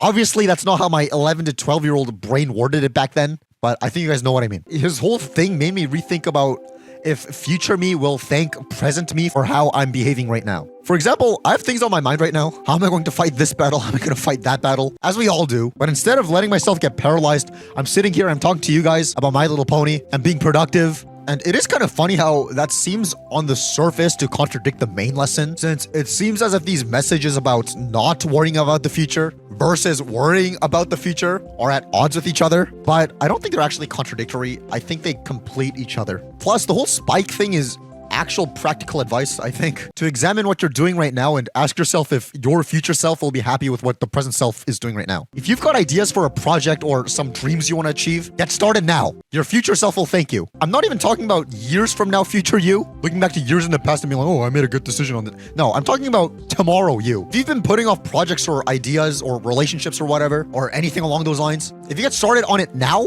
yourself tomorrow will thank you, which is a really good and awesome feeling. That one super smart practical piece of advice of application actually makes me want to not hate this episode. Still, I'm gonna stand my ground for that, considering how that lesson doesn't automatically make the padding scenes not filler anymore, or even based on the fact that that's not even the main message of the episode. Spike's takeaway ultimately had the same effect as, you know, me reading a similar thing to that on a fortune cookie. And fortune cookies don't have unnecessary filler and 2 minutes of reused animation. So in conclusion, I probably get more enjoyment from eating a fortune cookie than watching this episode again. Finally, for the last episode we covered, I front-loaded it by saying it's frustratingly unfun filler. Yet, it was written by unanimously loved show writer, who I actually agree wrote one of the show's strongest episodes. That makes for an interesting juxtaposition, right? You know, having a not-so-great episode written by unanimously loved writer, it makes for an interesting contrast. And I bring that up because this episode, Dragon Quest, is also frustrating, but this time it's written by universally disliked writer Meriwether Williams. Just to bring up how people back in the crisp year of 2012 felt toward her, just like we had an entire thread of people all saying their favorite writer was M.A. Larson, we have this post asking why people hate Meriwether Williams so much. And while the comments don't really bring up any valid answers, nobody's really saying, what? No, nobody hates her. So that should probably give you a feel of what reputation this writer had at the time of this episode coming out. But hey, is this going to be the episode that turns all of that around? Is this going to be a great episode against all odds? No, I literally said 2 seconds ago this episode isn't going to be all that great, so let's just get on with it. Come on, Fluttershy. It'll be fun. The first thing we see in this episode is Pinky and Applejack going at digging a hole for a currently unknown reason. And the reason isn't something you clue in on until after the theme song, so I really like this rewatch bonus, since it's unlikely you'll consciously make the connection right away the first time watching. And when you do get a chance to think about it, after we see why they were digging the hole, it gives you a chance to appreciate the show for giving us a reason this conveniently placed trench is here rather than just forcing us to suspend our disbelief in thinking this thing already was here. In other words, a lesser show would have either not gone through the effort of showing this happening, which would have just forced us to suspend our disbelief into thinking this trench just conveniently exists and was never seen in the show before and will never be seen in the show again, or it would have had Pinky or Applejack in contrivance say to the other, quick, we gotta dig this hole to watch the dragon migration, as exposition. But no, the show actually is smart about this. It doesn't give us a reason for why they're doing this right away, and you really are unlikely to even notice this or think about why they're doing this until you see the trench after the theme song and you go back to see if there was a reason for it. Bravo! And speaking of the two ponies involved here, there's even more of a subtle bonus when you consider that these two working on this are the strongest of the main six and the most energetic of the main six, which would be the best possible assets to have when digging a trench that can fit 6 ponies. All that is a great level of detail. If I wanted to be negative on purpose, we could hone in on how the dirt here looks like a completely different art style from the rest of the show, sticking out like a sore thumb, but that's completely forgivable after the geniusness we've just been through. Why do I dislike this episode again?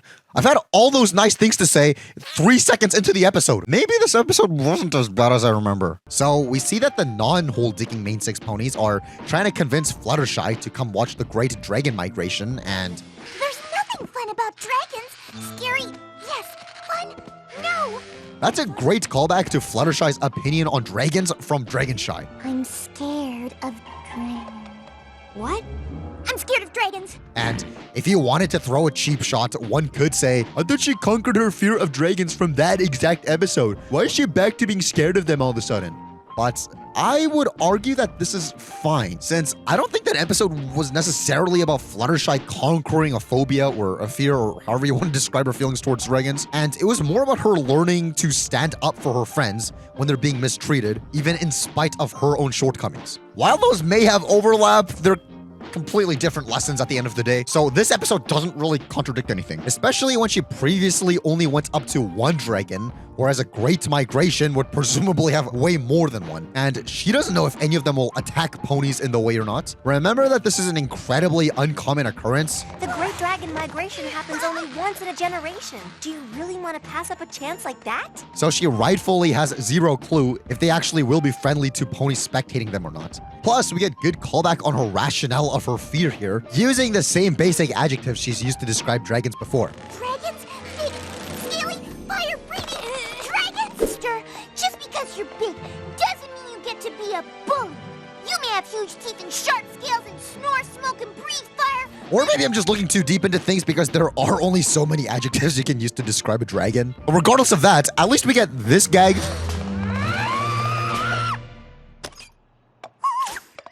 Or there's an incredibly large buildup of emotion just to underreact, which is something we've seen before. I am so frustrated I could just scream.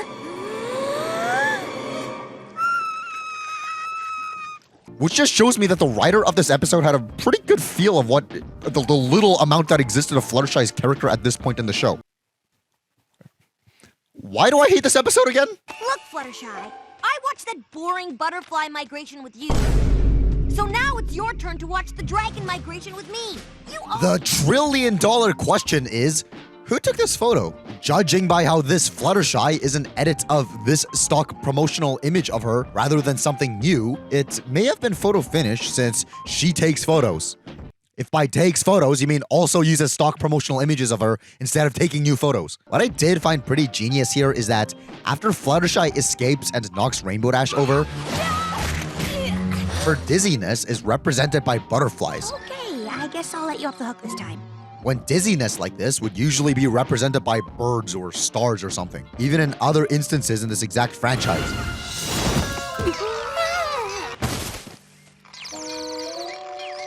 I don't know why all these examples involve Rainbow Dash, but there's that. I thought this butterfly thing was a nice touch, since this whole debacle started because she brought up butterflies in the first place. It's just the little things like this that adds cohesivity to the episode. I will say though, even though I have been very nice to this episode so far, defending it from possible contradiction accusations, complimenting it for having a smart rewatch bonus, and positing it has great continuity, here's where I'm going to have to bring up something not good. Specifically in relation to the episode Putting Your Hoof Down. We'll touch on this a lot more during our analysis of the next episode because it gets worse then. But what was the point of Fluttershy learning to be more assertive and to stand up for herself just a few episodes ago if when she actually learns the lesson, and not to mention actually applies it into her life, her friends don't even respect her decisions? That's stupid. This ain't really a contradiction to that episode character-wise, since that does mean Fluttershy did learn the lesson to stand up for herself, but moral-wise, this whole scene kind of makes what she learns in that episode to end up futile if her close circle ain't even gonna respect her assertiveness anyway. I guess from a writer's perspective, this is really the only engaging way to write character interactions with a being like Fluttershy, because the alternative option to this would be to turn everybody around her into yes men.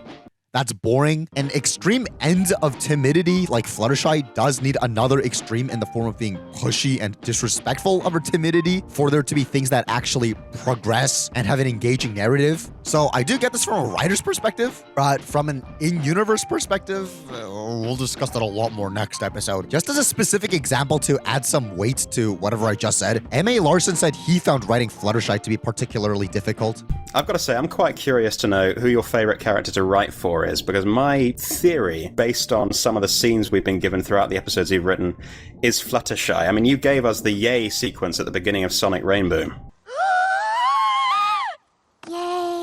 I have no idea how that counts as any sort of evidence whatsoever to signify who a writer's favorite character is, but sure, go off, I guess. I'm glad this guy gets immediately corrected and roasted here. No. Am I right or wrong? Oh, I'm wrong. You're so far off base. I find her really difficult, actually. Verity is without question my favorite to write for. I mean, she is so much fun to write for. Fluttershy I find really difficult, actually. It's kind of tricky to make a a meek character like that funny. You know, you don't want to get repetitive and you don't want her to be just sort of like annoyingly, I don't want to say meek again, but meek. So, you know, to have her be actively funny is not particularly easy.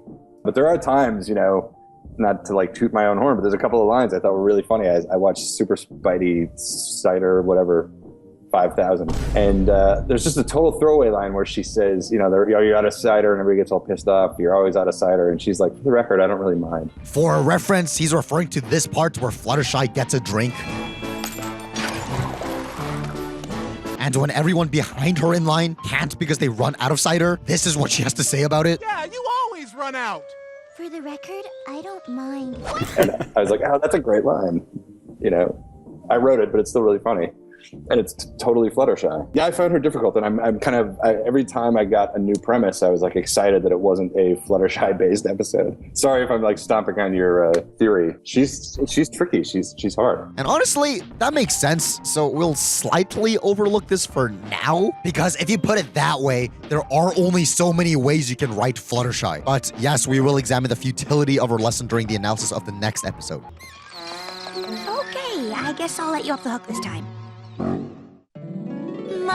Alright, that was a lot of discussion just for the cold opening of the episode, so let's just speedrun until we get to the actual point of the episode. Since Fluttershy was not the focus of the episode, despite her being the entire focus of the beginning, she never appears again in the rest of the episode, which is certainly a decision you can make. If only if it were for the rest of the show she never appears in again. I don't see any dragons. Me neither. Me neither.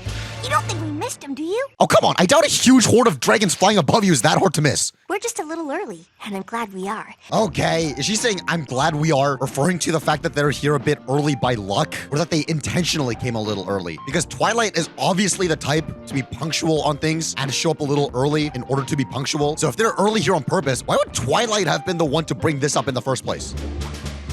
I don't see any dragons. If she brought them there early intentionally, that shouldn't even be a thing that she says. But then she also says, this way we can watch every moment of the migration without bringing any unwanted attention to ourselves. Meaning that it was on purpose? So why would she even say that other thing in the first place? What do you think? Am I the toast of the trench or what? I don't know about toast of the trench, but I know you will be the toast of the town. I'll be the toast of the town. You'll be toast, all right, when the dragons see you parading around in that getup. Wow, Applejack's leg is bending pretty weird. This ain't normal. I'm not tripping, right? Unlike her, she must have tripped and broken her leg here. What the heck? You look very nice, Rarity, but could you maybe look nice down here in the trench with us? Well, speaking of the trench, I know I was super nice to it earlier with what I said was subtlety, but I just realized that means that they were digging the trench on the day of. Maybe they should have just had this trench dug here without showing an explanation as to why. Because I doubt Applejack is the type to do things on the day of. Does the fact that this dragon just breathed fire practically right into someone's face validate Fluttershy's point of not wanting to go earlier? Fire breathing dragons! Or is judging by the fact that this barely hurts Rainbow Dash at all, is getting fire breathed on you the equivalent of, I don't know, someone tickling you in this universe? You decide. Ahoy, mateys! Dragons home! Okay, logistical question. Logistical question. How did the ponies know the exact spot to sit and watch this whole thing if it happens very rarely? You could say that ponies over the generations archived information about dragons, but later on in this exact episode, we get this little factoid. It's hard to believe, but ponies know next to nothing about dragons. So, I guess observing this whole thing happening in the sky is different from actually going up to dragons and doing investigative journalism about their life cycle, so this might not be that weird. Worst case scenario, they could have just heard about this from a local who's been alive for generations to just tell them about things that happen, like Granny Smith, for example. She's been around for a long time, so she's probably seen a horde of dragons fly over her at least 1 or 2 times, so she might have told Applejack or something, and if she did, that might actually explain how she knew to dig a hole earlier and where to do so. That's pretty much just headcanon fanfiction on my part, but that makes sense, I think. Although, speaking of non-main 6 ponies, where's the rest of Ponyville? Do they just not care about seeing this whole once-in-a-generation thing? They were there to see those star things from a previous episode. The show is starting! Maybe they just don't care about the dragon migration. Though, funnily, the show doesn't really give us a reason to care about seeing the dragon migration either, since it doesn't give us a reason why the dragons do this or anything along those lines. Okay, I know I said let's speedrun this episode until it gets to the point, but Never mind, because this needs to be said. I love the show, but one of my main gripes with it is that the world building in it is not great. It just introduces a whole bunch of locations and characters and creatures that never appear ever again. As in, yeah, I'm glad that it introduces different creatures and locations and stuff, but they don't really do anything to connect it all together, you know? I wouldn't say introducing a whole bunch of things is what makes for good world building. I think good world building comes from how all those things you introduce all connect to each other, how everything reacts to each other. And this episode is particularly a great example of how they don't do that. It's just that we learned that there's this thing called the Great Dragon Migration, and we're apparently at the point where the characters long to observe it, and probably we're looking forward to watching it for at least a while. This would thus logically bring up a few questions that follow. Why do they migrate? Where are they migrating to? Why do these guys only migrate once in a generation? What is Razor, the dragon from Dragonshy, doing among these guys? And extrapolating from that, why was he alone during the events of Dragonshy? Yet, does this episode, let alone the rest of the show, address any of this? No. And maybe that's why I don't like this episode? I don't know. Who knows? Perhaps this episode was written with the hopes that a future writer would expand on all this lore stuff in a future episode, since it's not like another writer couldn't have written a follow-up story on dragon mythology or something along the lines if they really wanted to. But it's just that no one did, so it's not like they were purposefully trying to make everything not related to other things. But that would basically mean that the writer was thinking, somebody else might expand on this thing that I'm injecting into lore, so I'm not even gonna bother giving any logical reasoning for any of it to exist in my episode. Which is a really, really stupid mindset to write anything in. Especially when there's no guarantee anyone is going to. So the only way to ensure this thing that you are introducing into this world is adequately explained is if you do it in the episode that you're introducing it in. And yes, I know that they do things with the dragons 4 seasons later, but once again, that episode really isn't an exploration of the lore behind the dragons. It's just adding more things to it that require more explanation. But either way, I don't think that was the mindset the writer had, or at least I would hope not. But that really only leaves us the option of, yeah, here's this big thing called the Great Dragon Migration. No, I will not elaborate. Which is lazy at best or just bad world building at worst. Whatever the case was, because nobody ended up doing anything with this whole dragon migration thing or giving us any lore or reason behind it, it just leaves this point of the show feeling disconnected from other points of the show, which in turn kind of gets rid of any semblance of serious investment I could have had about the cohesivity of this world in terms of characters and themes and stuff. And I think a lot of other people saw it this way as well, which is why fanfiction is super prevalent in this fandom, even having its own website, you know, so that fans can project their own reasoning into things, kind of have characters that don't interact in the show interact with each other. Now, to be fair, I get that the show probably wasn't intended to be seen that way in the first place, but the thing is that this kind of incongruity probably more than likely exists because I think I've shown this clip before in the retrospective, but when Lauren Faust left the show, there was no longer an actual overseer to make sure everything stays consistent. And when she left, there was nobody who came in and kind of replaced her. There was no overarching person watching the show from start to finish. Then it became kind of fragmented. So that without having that one person kind of watching it from start to finish, it just kind of felt like it segmented a bit. And if they did prop somebody up, they would not have had the same amount, anywhere near the same amount of emotional attachment to the actual show, or any non-superficial reason besides money, I guess, to really care about this world as Lauren Faust did, since the entire show was actually based on the toys the goddess herself played with as a child. You know, when I was a kid, I had these were my toys. These were my favorite toys. And I had personalities assigned to them, and I had stories that I told with them. And when I watched the show, I was a little disappointed. It wasn't my ponies that I saw on that show. So I didn't watch it. For context of this, she's building off her thoughts on previous generations of My Little Pony. I think I was 10 or so by the time the series came out, not the first 2 specials. I maybe watched 3 episodes and kind of moved on from it. I liked what I was doing more. When it came time to do G4, I went back to my inner 8-year-old. I always said my creative consultant on this project was my personal inner 8-year-old, and went back to my toys, went back to my personalities, went back to my stories, and I embellished from there. So once you get someone with that kind of mindset out of the show, it's kind of hard to really care about the show to that extent. But hey, as consolation, at least she had some input with this episode in particular, but we'll come back to that a little later. Let's just get on to the rest of the episode. Yeah, us dragons are definitely a force to be reckoned with. Spike brings some confectionaries to who are supposed to be his friends, only to be paid with verbal decimation in return. Yeah, right, Spike. That's one of the scariest aprons I've ever seen. Roasted? You won't be laughing when you spill blueberries all over your scales. feathers. That's one tough stain. One tough stain against one lame dragon. Roast it again! You've got something those dreadfully fierce dragons can only dream of. What's that?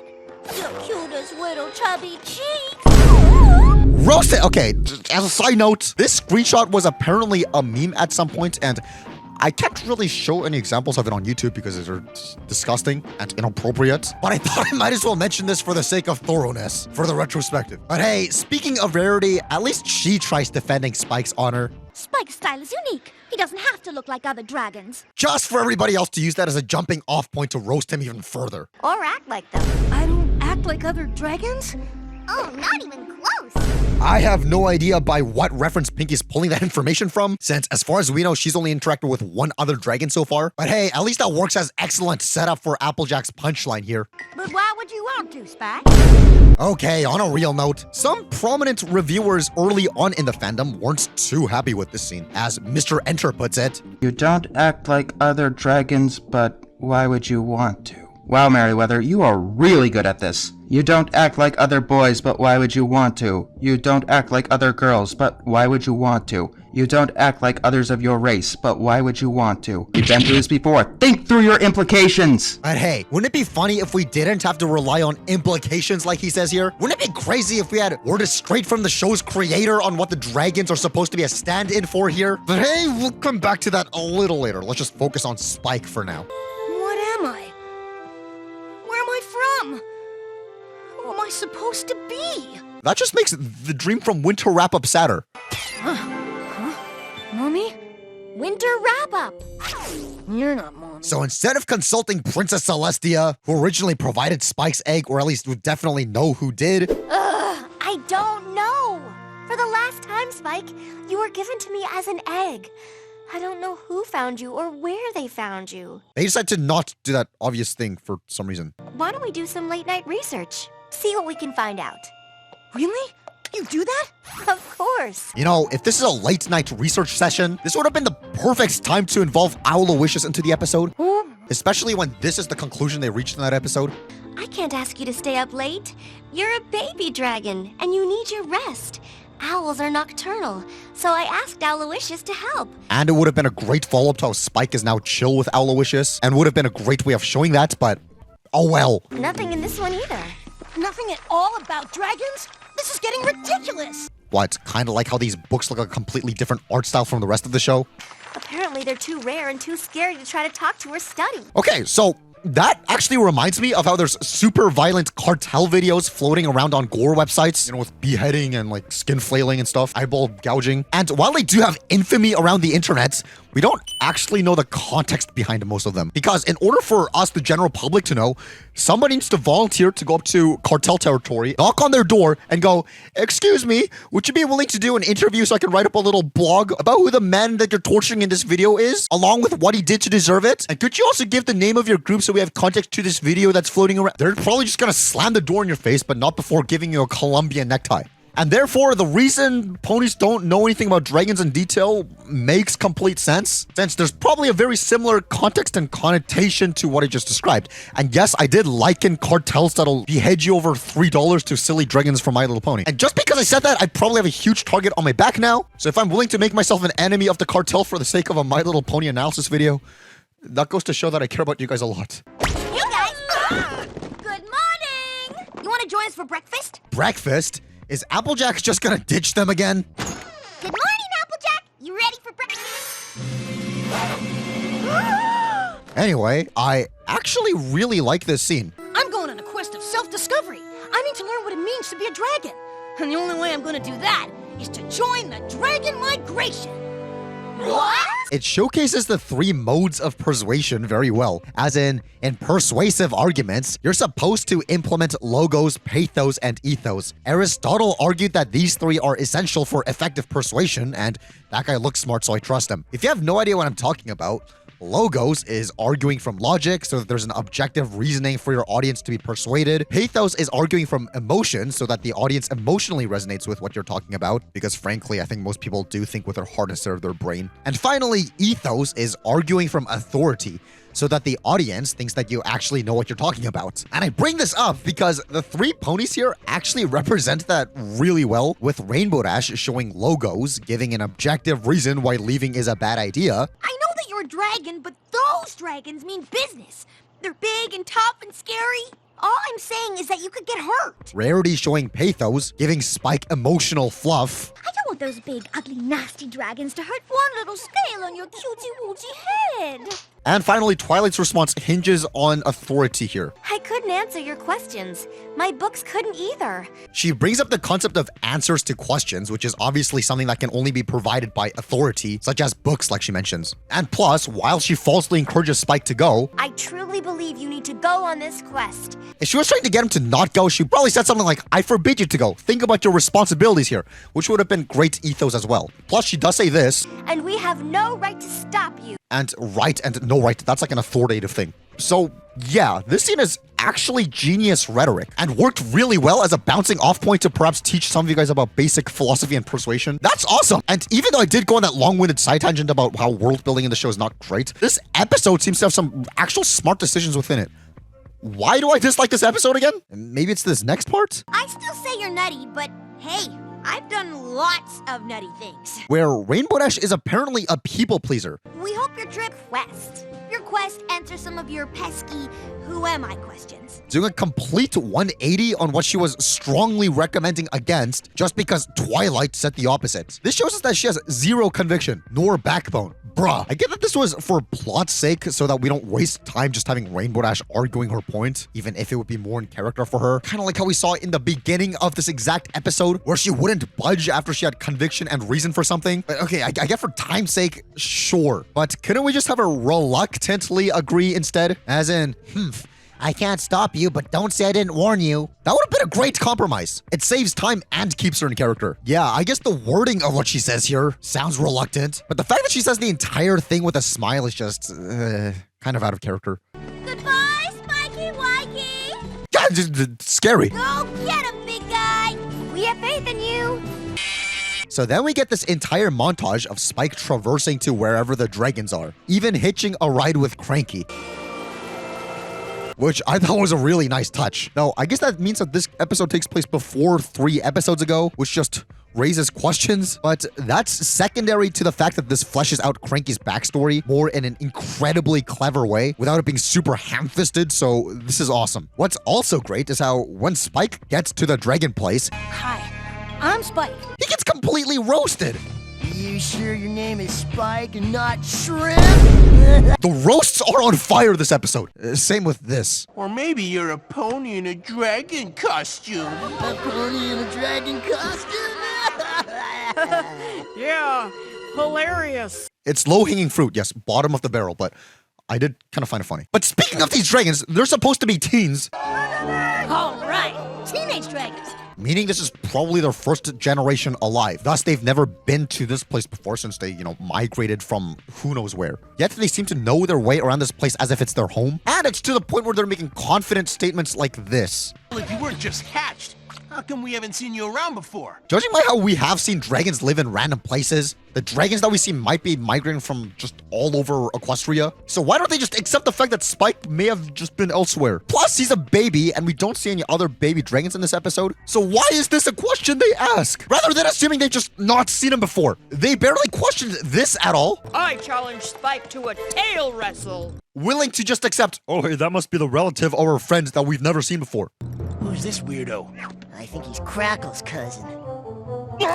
But seeing this guy, there's a huge reasonable chance that you haven't seen him before, is where you start asking questions. Okay, the next chunk of the episode are the older dragons taking a spin at dragon competitions. And while it seems like Spike is no match for the bigger guys, the fact that this literal spike on Spike lets him win this game, even just temporarily, is a nice touch and gives some cool justification to his namesake. Either way, throughout these games, we see that the dragons are very rough and inconsiderate, which is where I'll have to bring up what Goddess Faust actually said about what the dragons are a reference to in this episode. While watching the show, I noticed themes of discrimination towards ponies. For example, 1, the Diamond Dogs see the ponies as workhorses. 2, Gilda the Griffin thinks all ponies except Rainbow Dash are uncool and lame. And 3, the dragons that Spike meets in Dragon Quest, they think so little of ponies that they openly discriminate or they openly disrespect Princess Celestia. So my question is, were any of those themes of discrimination intentional or just coincidence? Well, the ones with the Diamond Dogs, I think, are just a coincidence. They just see ponies as animals that they can use for their purposes. But with the other two, those were kind of direct reflections on how I think most people feel about ponies. About, not the literal animals, horses, but people have a contempt for little girls' toys. And those dragons and Gilda, they have that contempt that a lot of people just that you meet on the street have as well. It was an intentional reflection on that. First of all, I just want to say it's very nice to hear that an episode on the tail end of a season that happened after she left the show still had her input like this. Secondly, this tells us that the dragons are basically a straw man of a hypothetical, or not hypothetical, group that makes fun of the show. That's pretty straightforward and is obviously not trying to make any grander boys versus girls point. It's talking about a very specific subset of people. Therefore, I don't think any of what the ponies say about the dragons here were supposed to perpetuate negative stereotypes outside of just punching back to people already hating on the franchise. So no, I don't think what Mr. Enter said earlier is a valid argument whatsoever. If anything, Mr. Enter being incredibly not generous with how he starts off this exact review ironically fits into this whole dragon stereotype. Take a look at what he says. Did you ever feel like there were people specifically trying to piss you off? Take Meriwether Williams. She seemed to piss off everyone with the mysterious Mare-to-Well, only to find out that I could tolerate it. And after I could tolerate her second episode as well, she decided to join forces with someone who had previously pissed me off, Charlotte Fullerton. Together they were an amazing team, not only doing everything wrong, but doing terrible things I never even expected. But the question still remains, can Meriwether piss me off on her own? Well, she's got a great advantage by choosing the Spike episode. Let's see if she can do it. But back on the topic of that panel, I thought something else she said during this panel to be quite interesting. I was wondering, well, you were writing the show, did you expect anything like this? No. Fan base, I mean? No. I thought people were gonna tease it and laugh at it and make fun of it if they even bothered to watch it. I just wanted to make a good show for little girls, but I'm very grateful. Extremely. I find this pretty interesting because I genuinely don't think anyone outside of the target demographic would have given two S-words about the show if it weren't for the brony phenomenon, positive or negative. I seriously doubt anyone outside of, a select few would have spent time teasing the show like she said. And for example, when's the last time you've seen a group dedicated to teasing something like Doc McStuffins? I do get that entertainment culture and hating things on the internet was a whole different world back then, especially with the most prominent media critics on the internet's main shticks being about accentuating the negative through hyperbolic lenses and very easily irritated online character personas. Can't imagine. Couldn't be me. So by that logic, maybe it wouldn't have been too outside of the realm possibility that some people may have teased the show. But what I think is funny is that I think most people who hated the show back then were really hating on bronies and the fandom more than the actual merits of the show itself. What is it about the show? There's nothing particularly special about it from what I can see. It's the same thing we see in just about every other animated kids show aimed at little girls. And don't you come over here and say the animation is really good, because no, it isn't. It's not bad, but there's nothing stand out about it either. I guess my true confusion comes down to this. Why out of everything was My Little Pony the one show with an adult male fanbase big enough to warrant their own subsection to be created to this extent? So once again, I really don't think anyone outside of the target demographic would have really batted an eye about the show if it weren't for the brony phenomenon, positive or negative. Therefore, I'd be inclined to say what she said here, aka the basis of the entire episode, was based on a complete boogeyman. Then again, because Lauren Faust is a real-life goddess, everything she says is 1,000,000,000% correct and gospel. So she's right and I'm wrong, no matter where the evidence leads. But kind of bouncing off of this, either way, at least this gives us insight into the developmental background to what the dragons were supposed to represent here. Although, if we are judging these beings by the contents of their character rather than the texture of their skin, it doesn't seem like the ponies are any better. Spike's on his own this time. These are some 11 out of 10 friends, just letting Spike plummet to his death after spending the entire day doubting Spike's ability to do anything for himself. Are you sure the ponies are the good guys here? If anything, Garble seems rather reasonable here. All right, who's next? Getting a little cocky, huh? I like that. He actually does seem like a cool older bro guy more than the episode is letting on. By belly flopping so hard, you have proven yourself worthy. I hereby dub you Rookie Dragon. To make him completely irredeemable, you'd make this an obvious fake flattery thing to bait Spike, possibly by having him wink at his friends or something, which it isn't. And will now perform the initiation ritual. That's actually quite wholesome. So it seems like if Spike actually stuck with these guys, they would have given him respect. Thus, this episode could have resulted in Spike making some friends outside of the main six, opening up brand new possibilities for adventures in future episodes. I think you just might be ready for a real dragon raid. But because the episode demands it, the dragons just turn out to be killers with no actual nuance or anything. There's a nest full of phoenix eggs nearby, and we're gonna swipe them. I'm assuming this was done as a way to tie this back to how we've seen the main six feel about dragons from earlier, and we're supposed to take this as an indicator that dragons in general are not desirable to hang around. This is dumb, because we've seen that there's some bad bully ponies who definitely aren't representative of all ponies, yet this small group of 6 dragons are supposed to be indicative of every dragon. By that logic, there might as well have been an episode of dragons sending off a pony they kidnapped to Ponylands just to be intercepted by these guys, for that pony to come to the conclusion that his kidnappers, the dragons, are better people than every other pony in Equestria. Ah! But speaking of the ponies, they had this to say before Spike got taken away. Oh no, this is terrible. I should have stopped him back in the library when I had the chance. You're the only one who actually tried to do anything. Why are you feeling guilty about this? Well, so the ponies try to find a way to get to where the dragons are taking Spike, and... I'm sorry, but we gotta help Spike.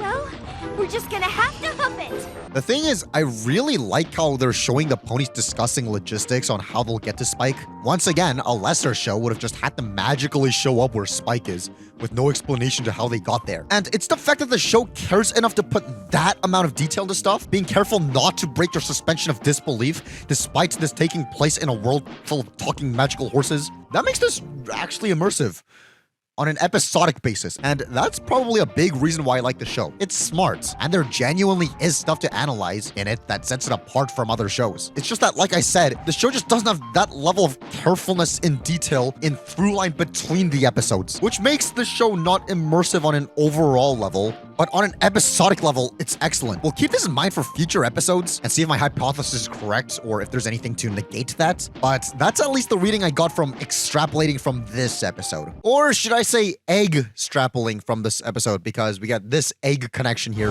No! It's just a defenseless egg! Like I was!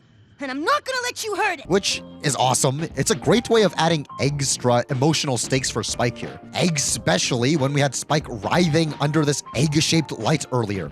Aww. That's cool symbolism, and I'll give props to this episode where I can. No pony's gonna lay a claw on him! Ooh, scary! Spike, are these namby-pamby ponies your friends? Is namby-pamby a slur for ponies by dragons? It's too specific of a term to have been used randomly twice by these guys in the same episode to describe the same group of people. Spike's pen pals with a namby-pamby pony princess! That aside, then we get this epic final showdown between the dragons and the ponies. You'll see what us ponies do when confronted by a huge group of jerky dragons! What's that? Run away! And I actually really like that the solution to their problems here is just running and escaping with their lives rather than a physical fight against these sharp and physically stronger dragons. If they actually decide to fight these guys and they won against the dragons, that would have teetered these characters into Mary Sue territory, so I'm happy with the decision here. Just being them running away and escaping with their lives and that being enough. What I'm not too happy about is the conclusion here. Dear Princess Celestia, seeing the Great Dragon Migration made me wonder what it meant to be a dragon. Okay, before we get to his actual takeaway, this photo is a good connection to Luna Eclipse, just to tie a latter episode of the season to super early episode of the season. And also, I really like this connection to the Super Speedy Cider Squeezy 6000, especially because it gives us a shot of Rainbow Dash actually getting to enjoy some cider when we didn't in that episode. Even in the very end, it was cut off before we get to see her take a drink of it, after suffering through the entire 22-minute runtime. I appreciate that. Though this last one is a little weird since I have no idea what it's referencing. Maybe it's Twilight's party that took place in Canterlot that Spike wasn't invited to in Sweden Elite, but that would imply that the party went on overnight, and I doubt that. Or judging by the cake, it could be from the baking competition that's gonna happen in a few episodes, but who knows? They probably just wanted a joke of Spike pathetically taping himself onto a group photo, but you're telling me there's not a single actual group shot he could have used here? But either way, what I really don't like is this picture! Is this image of Spike hatching inside the library that Twilight and Spike don't even go to till Spike's older in episode 1, a reference to how he was hatched in a completely different location in Canterlot and not the treehouse way before the first episode? How is this possible? Ah! I get they wanted to include something with his egg, with how much they've been focusing on that this episode, but this could have easily been replaced with a little physical piece of shell they kept. But no, we get this continuity-breaking piece of work. But on to his lesson. But now I realize that who I am is not the same as what I am. I'm proud to call Ponyville my home, and to have my pony friends as my family. I get what this message is going for, I really do, and I agree, sure. However, judging by the context of the writing quirks of the show that we've discussed earlier, was this the conclusion the characters reached because that's really the best turn of events? Or is this what they reached because the staff of this episode didn't want to actually expand on lore of these characters? Because I think this episode's ending could have been just as powerful had the episode gotten to the bottom of all of Spike's questions. You were given to me as an egg. I don't know who found you or where they found you. Yet he still chose to consider the ponies as family over the dragons. For example, if it turned out that Spike's subspecies is actually really high status, and if you are one, you get to do whatever you want, just so long as he gave up his current status as an honorary pony, yet he still decided to choose the ponies over a luxurious dragon lifestyle, that would have solved both the world-building stuff and practically maintained the same lesson. I really do get that this episode is emphasizing Spike is choosing the ponies to the point of not even caring about the answers to his questions. But as if they couldn't just expand on dragon lore in this episode and have the whole I don't need to know the answer to be content lesson for a different episode. Kind of like how they already did and will do. It's just I can't help but have a sneaking suspicion in the back of my head that Spike isn't reaching this conclusion because it's the best one possible, but it's because they didn't feel capable of giving Spike and his family an actual story. You know what I mean? But speaking of Spike's family... Hey, welcome to the family, Pee-wee! So the episode ends with the newfound knowledge that Spike is a kidnapper. I know that's the least charitable way to look at this, since the point is obviously that Spike was taken in by different species as an egg, and now he's just continuing the cycle, which makes things kind of come full circle, especially when the name he gives this guy is what the older dragons called him earlier. You look more like a Pee-wee to me. You think you can beat that, Pee-wee? But still, I think he could have just easily gone back to the nest and checked if the Phoenix parents were back once the coast comes clear. For all we know, those Phoenix parents are going to spend the rest of their lives looking for their lost baby. But that aside, if Pee-wee was actually utilized in future episodes, growing Spike as a character, like this line implies that's what he's going to be used for. Stick with me. I've got plenty to teach you about being a pony. That would have actually given this whole sequence a very valid reason to exist. Who doesn't like character development, right? And even if it's a little awkward with kidnapping, sure, whatever. But no, this is Pee-wee's only physical appearance until season 8. At least Spike does do the right thing eventually and brings him back to his parents. All completely off screen.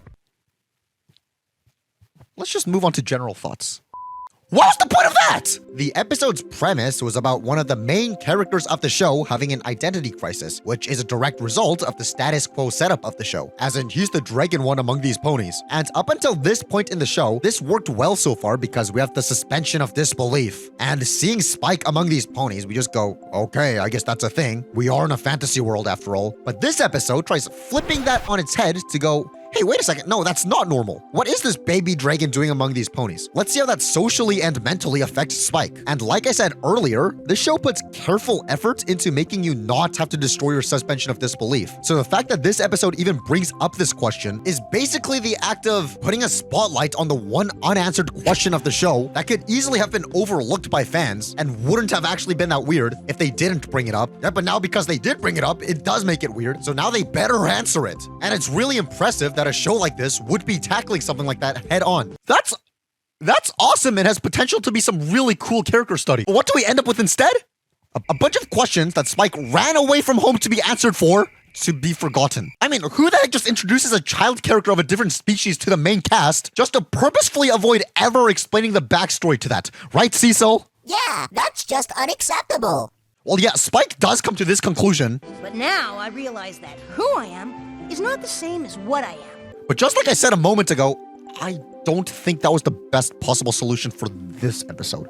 It doesn't help that the goalpost of this episode's target keeps moving.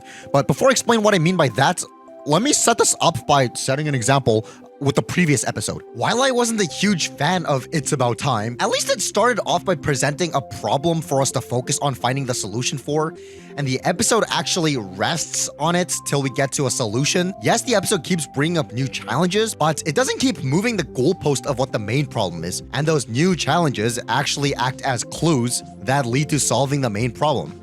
As in, it starts with Twilight being anxious and stuck up about schedules and stuff, and thus when her future self visits her, Twilight applies the behavior the episode has set up for her onto the situation, and it turns out that that's the exact behavior that led to the problem in the first place. Ignoring the circular logic here, at least there's a chain of events that directly lead to the next, with the end tying back to the beginning. So what does this episode entail? Fluttershy doesn't want to do something. Okay, cool. Then this episode, Dragon Quest, could be a follow to Dragon Shy, offering some follow-up to an iconic episode, to show some development between Fluttershy's relationship to dragons. But no, the real plot starts when Spike feels othered by the ponies. Okay, then this could lead to an episode about what it means to be pony-like and for the ponies to, like, not make fun of Spike for being different from them. But no, they kind of get off verbally assaulting his insides scot-free, and the plot turns into Spike wanting to learn about his species, since there's no easy way for him to know. I wonder if dragons cry. This could lead to some actual world building or a flashback to Spike's family, building off that scene from Winter Wrap-Up. Mommy? Winter Wrap-Up. You're not Mommy. Spike. But no, it turns into older dragons doing older bro stuff. Going, little Spike. Maybe you are a dragon after all. Though, with this whole one of us thing, it could lead to the older dragons catching Spike up on dragon life, and maybe, explaining what the Great Dragon Migration is, since that seems to be an important part of dragon culture. But no, it just turns out that all the dragons are murderers. The eggs have hatched. What do we do now? We take the hatchlings, of course. Making the ponies right earlier to roast Spike about being a member of his species, and the episode ends with nothing being figured out. Really? That just means that there was genuinely zero new information to be found in the rest of the episode after the ponies tell Spike that his species suck. If they really want to do a one of us, yet big bros turn out to be big bad story, it's not like they couldn't have just done that with male ponies in Ponyville. Give some of these no-name male background ponies a reason to exist and get them to do something. Leave the dragon episode to actually expand on dragon lore. You know what? That's it. I think that's why I don't like this episode. If you recall, I spent a large chunk of this episode talking about how it does a lot of things right, and wondering why even then it doesn't quite hit the mark. But now I totally see why. It's just wasted potential.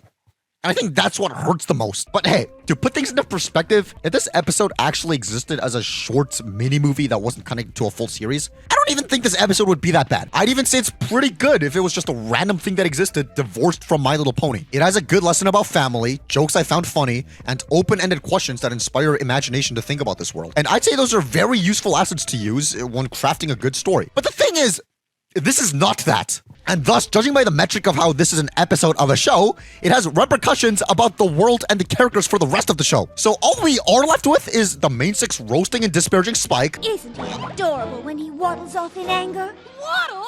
Ah! Especially when this episode is saying that those people roasting and basically being very discouraging to Spike is his family. What are friends for? You're more than friends. You're my family. Along with a whole bunch of unanswered questions that could have easily been explored here.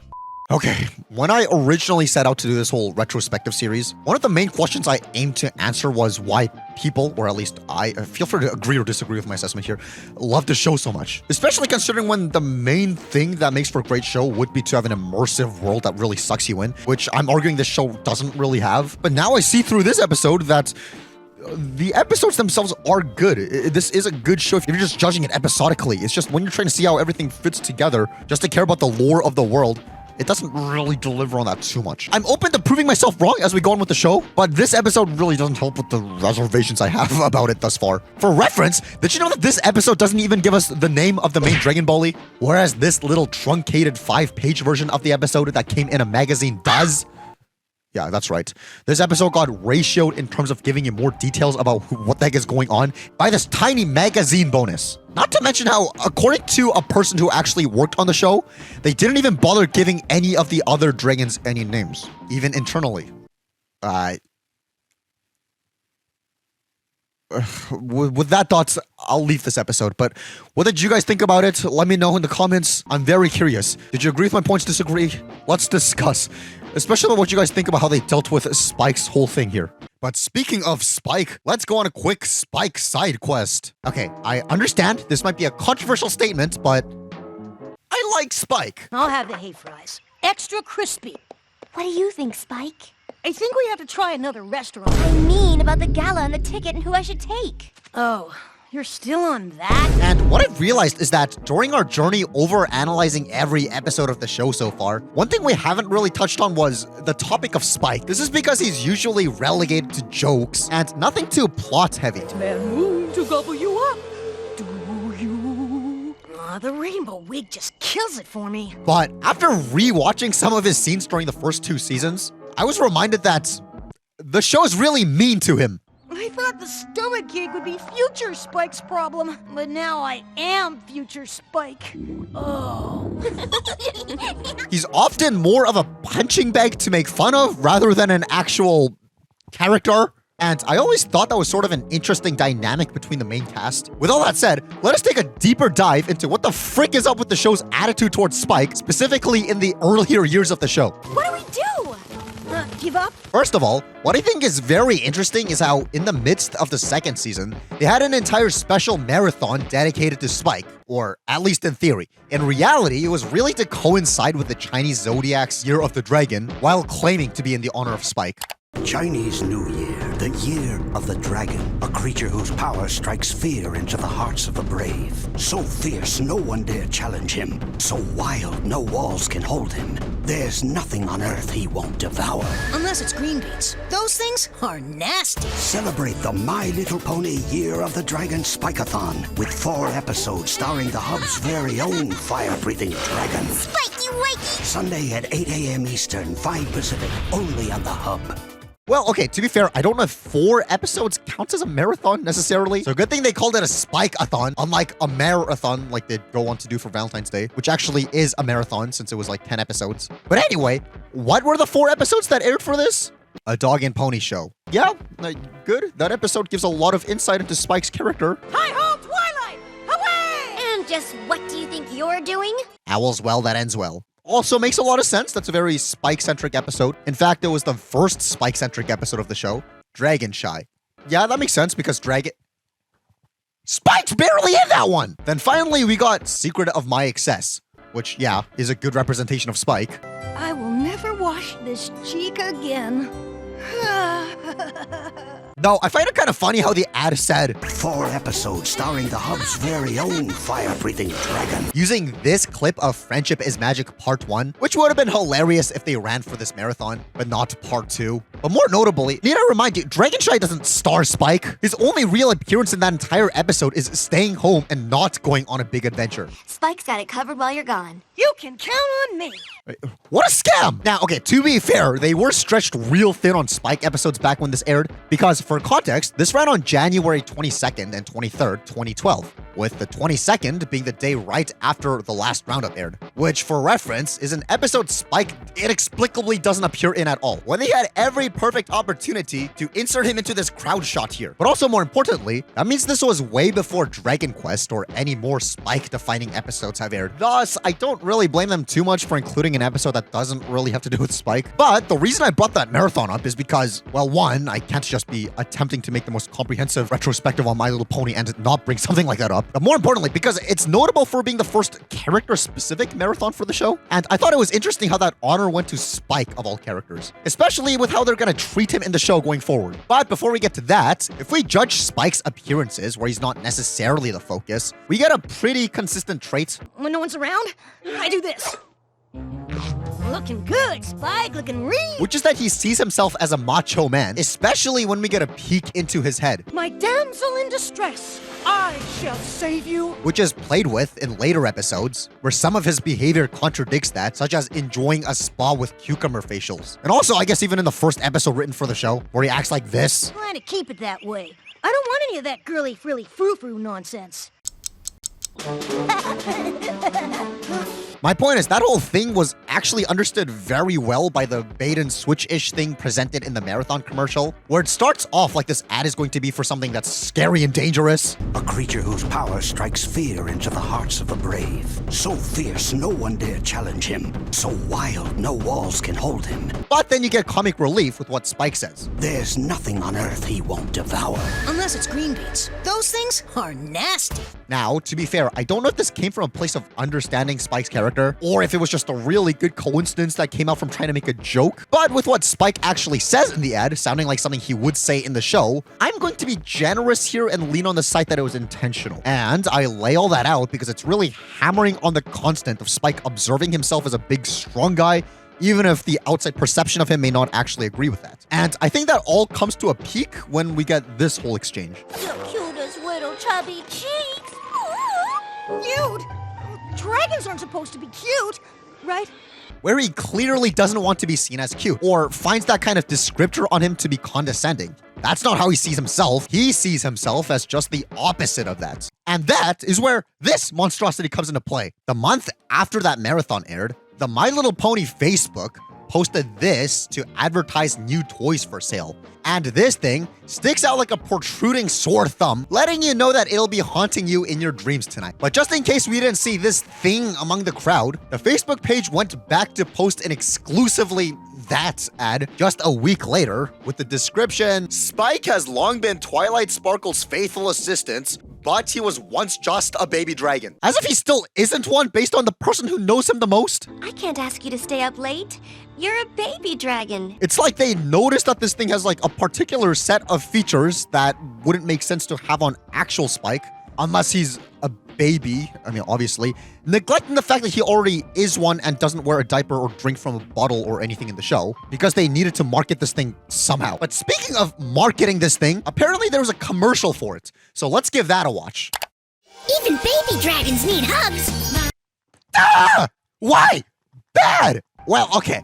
I don't mind that they didn't get Kathy Westlock to reprise her role here. You couldn't pay me to lend my voice for something like this. And I don't mind that they used some weird cover of the theme song instead of the original. Hi. I understand if they didn't want to pay royalties to the actual show, if that's what the reason was. And I also don't even mind the weird non-show art style. In fact, I think a little bit of a change of pace is good every now and then. But the My Little Pony logo on the diaper being on the wrong side of the toy is where I draw the line. Good.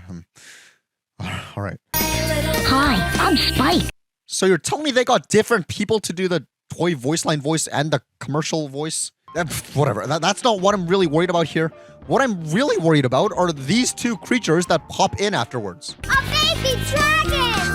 Now, I've dabbled into researching demons before, specifically the 72 of them listed in the occultic book of Ars Goetia. And I find it rather suspicious that this specimen on stage right looks exactly like Asmodeus, and this one looks exactly like Baal. And I think what's further suspicious is how the colors being represented by these two demons in disguise are red and blue, of all colors. You'd think they could have given these two, I don't know, green and purple to match Spike, or some shade of pink to match the aesthetic of the room, or even pastel colors to match the aesthetic of the Spike animation. But no, they gave them the most vibrant shades of red and blue to wear. Why is this?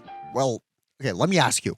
What is red and blue most commonly associated with? That's right, the blue pill and the red pill. For those of you who are somehow not aware of what that is, as seen in the film The Matrix, taking the red pill reveals the harsh reality of this world, while the blue pill maintains a comfortable illusion, allowing you to just live in blissful ignorance. Though, of course, at the cost of you living a lie. So now if we circle back to the demons these two represent, a simpler way of understanding what this ad is really trying to tell us is that whatever Bale represents is the ultimate red pill, and whatever Asmodeus represents is the ultimate blue pill. Or at least according to the demonic minds that created this thing to begin with. But what I think is a bit more likely than that is, it seems like what they're really trying to say is that no matter if you take the red pill or the blue pill, they're both provided by demons, and there is no actual true escape or true enjoyment of anything in this life. Either that, or they're just putting weird imagery as a distraction to fool us, which they're doing a great job at, by the way, because this distracted me from asking earlier.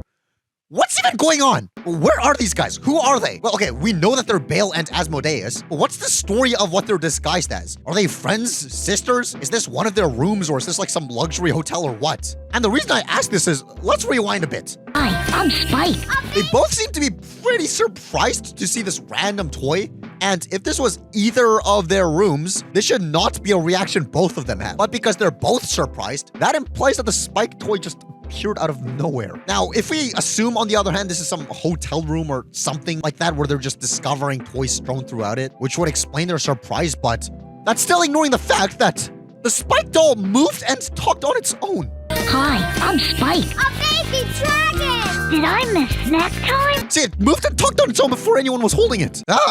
This is the most demonic commercial I have ever seen, and that's including that cursed Kleenex one that kills you at 3 a.m. if you watch it. But anyway, let's finish this torture session. My Little Pony So Soft Spike comes with Shannon. Comes with what? Comes with Shannon. Comes with Shannon. Comes with Shannon? Shining? I'm not doing a bit here. I genuinely can't understand what she's saying over the music. Comes with Shannon. It was only after watching this ad for a similar product where I could tell what she was actually saying. Pinkie Pie So Soft comes as shown. Because they don't have music blaring over the voiceover. But man, if that other ad didn't exist, I would have been so lost at what she's trying to say here with the terrible volume mixing. But hey, at least that's over. Okay, why? Seriously, I'm gonna need therapy after being subjected to that. But not before I finish this video. For your sake. Subscribe! Now, of course, if we're going to be judging this thing, you kind of need to judge it within the context of what this is. And what this is a part of the So Soft series, where they also made one of Rainbow Dash and Sweetie Belle. Though, the So Soft title was a thing since Generation 1, then they skipped over Generation 2, and they did it again with this new baby format for G3. And I guess with that context, this is a little less weird to be a product that exists, because if they already have a line of baby-ish toys, it does make logical sense to adapt one of the actual baby characters in the show into the style. So hey, let's actually give this thing the time of day to analyze the merits of, rather than labeling it as a little girl's toy and moving on. The first thing that comes to mind on this is, why did they give him this scale thing on the chin, but not on his stomach? Other plushies, even early ones, seem to get that detail on just fine. So, and also, is this an official My Little Pony branded diaper within the show's universe? That aside, if you remember from the commercial, the Spike has phrases that it speaks. Did I miss snack time? I'm hungry. So let's check it out.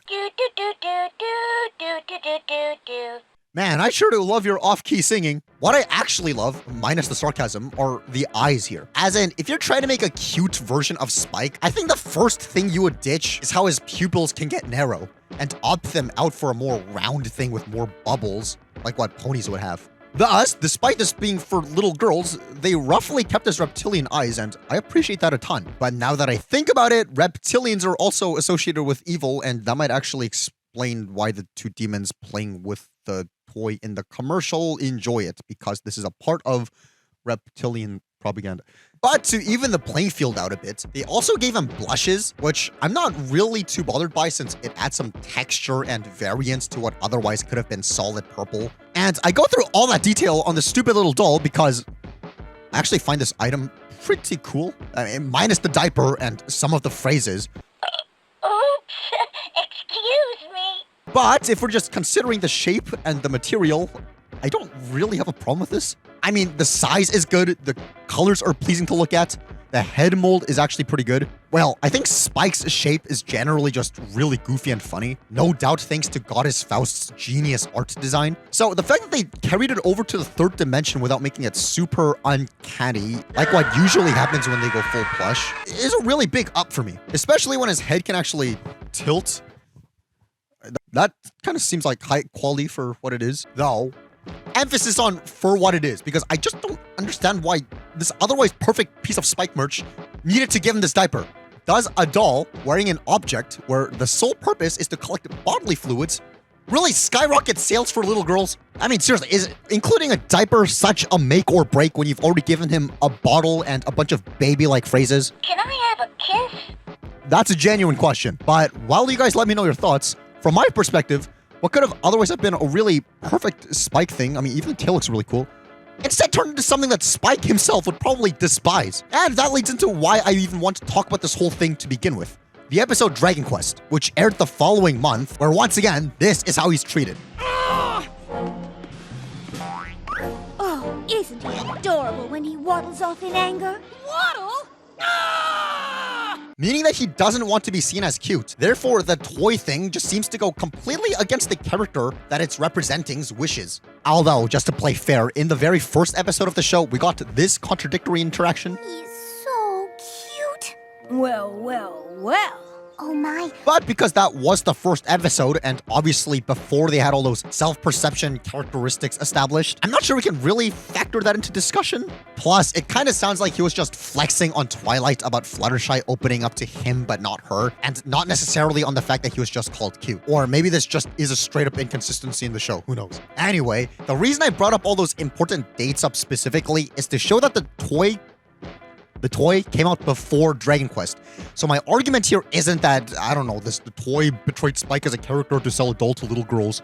Although you could say that, judging by the other instances of him before that episode, that would have led to the same conclusion anyway. Thus, I guess what I'm really trying to say is that the interaction in Dragon Quest was the final nail in the coffin that confirms what we already knew. As in that the marketing for Spike fundamentally went against what Spike thinks of himself. But we'll circle back to that. What I wanted to mention first is that to take this a little further, if we take a look at any other appearance of Spike in this era, the jokes often revolve around him saying something and the rest of the ponies treating him like a moron or just straight up ignoring. Just because you're athletic doesn't mean you aren't smart. Yeah, just look at me.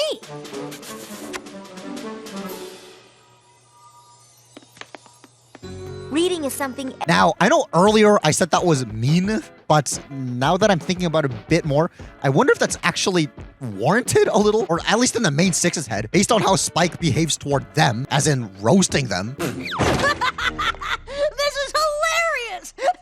Look at all of you! And not being above just throwing his friends under the bus. Think of how much quicker they can wrap a winner with your magic! No, no, no! Nuts, Twilight! You use magic! The nerve! Can you believe her?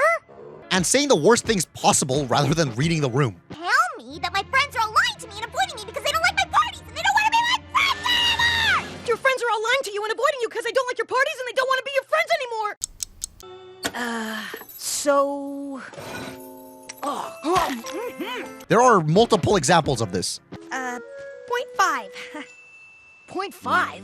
Isn't that like lesson 1? Ow! Though, to be fair, I think the entire main cast exhibits all of that at some point or another in the show. So I think that common denominator kind of cancels itself out.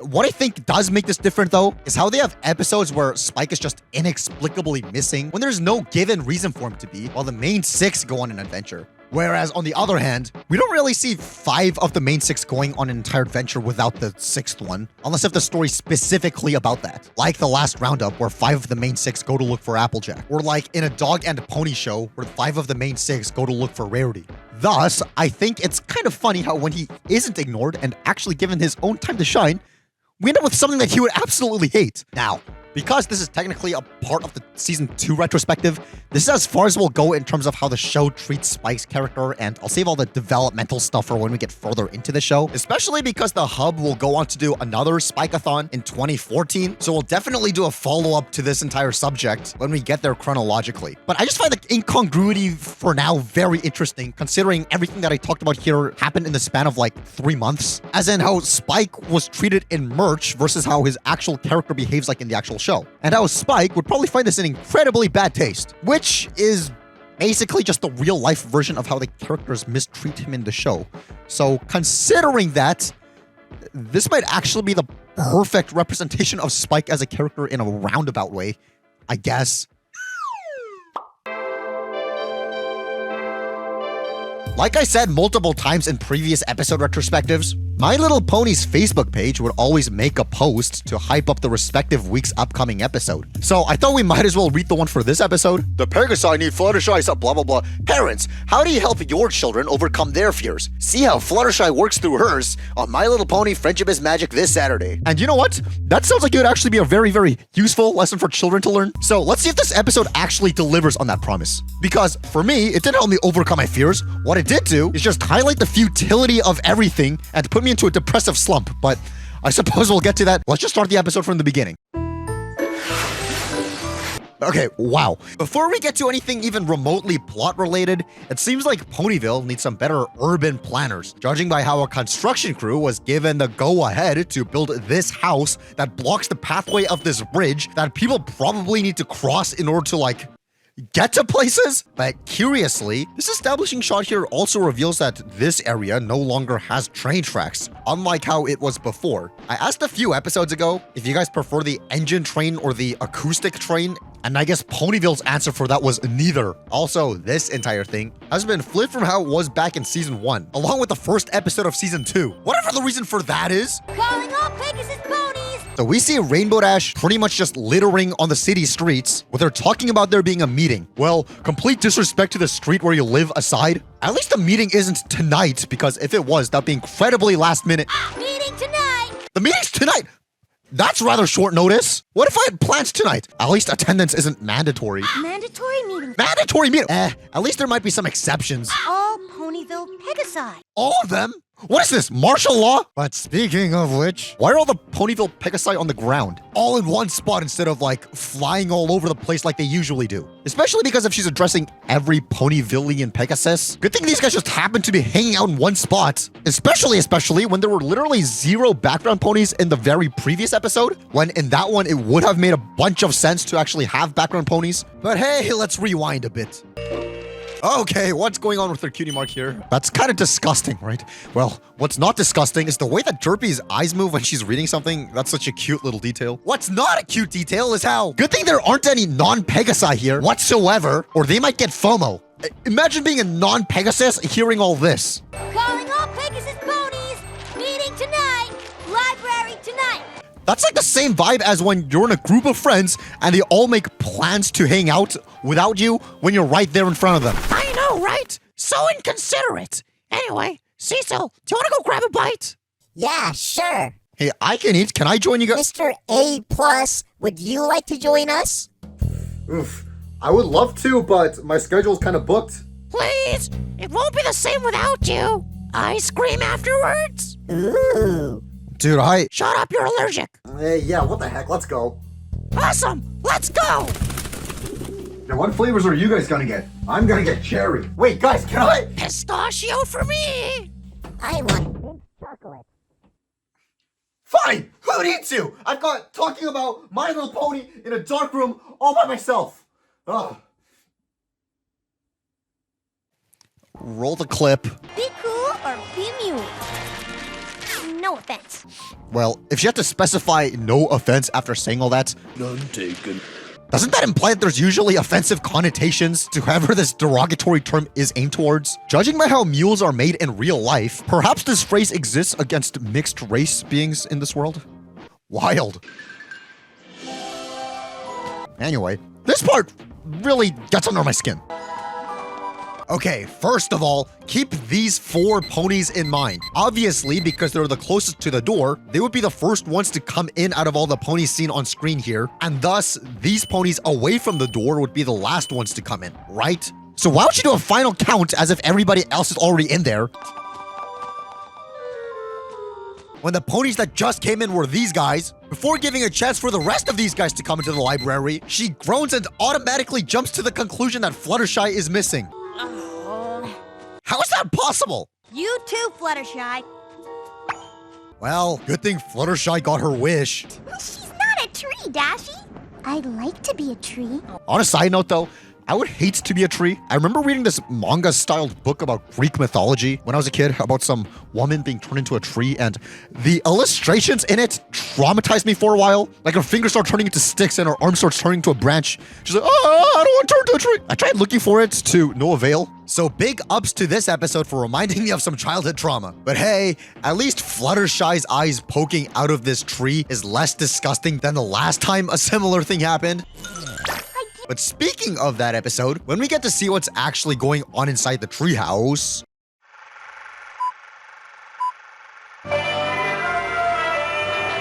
I like how they're experimenting with different animation styles in the form of this old-timey video, which echoes Cranky Doodle's flashback from that episode, also being in black and white. It's neat seeing this episode revisit different animation techniques like that. Additionally, Sweet Apple Acres being there on the map for the super old-looking video is a great callback to Family Appreciation Day and how that place was basically founded first. But hey, I suppose we should talk about the contents of the actual video they're watching. Every living thing depends on the life-giving nourishment of rainwater. What is this? My Little Pony analog horror? But how, one pony might ask, does cloud... Anyway, the video says that the Pegasi need to reach 800 wing power to create a tornado to get water to go up in order to supply rain for all of Equestria. Okay, got it!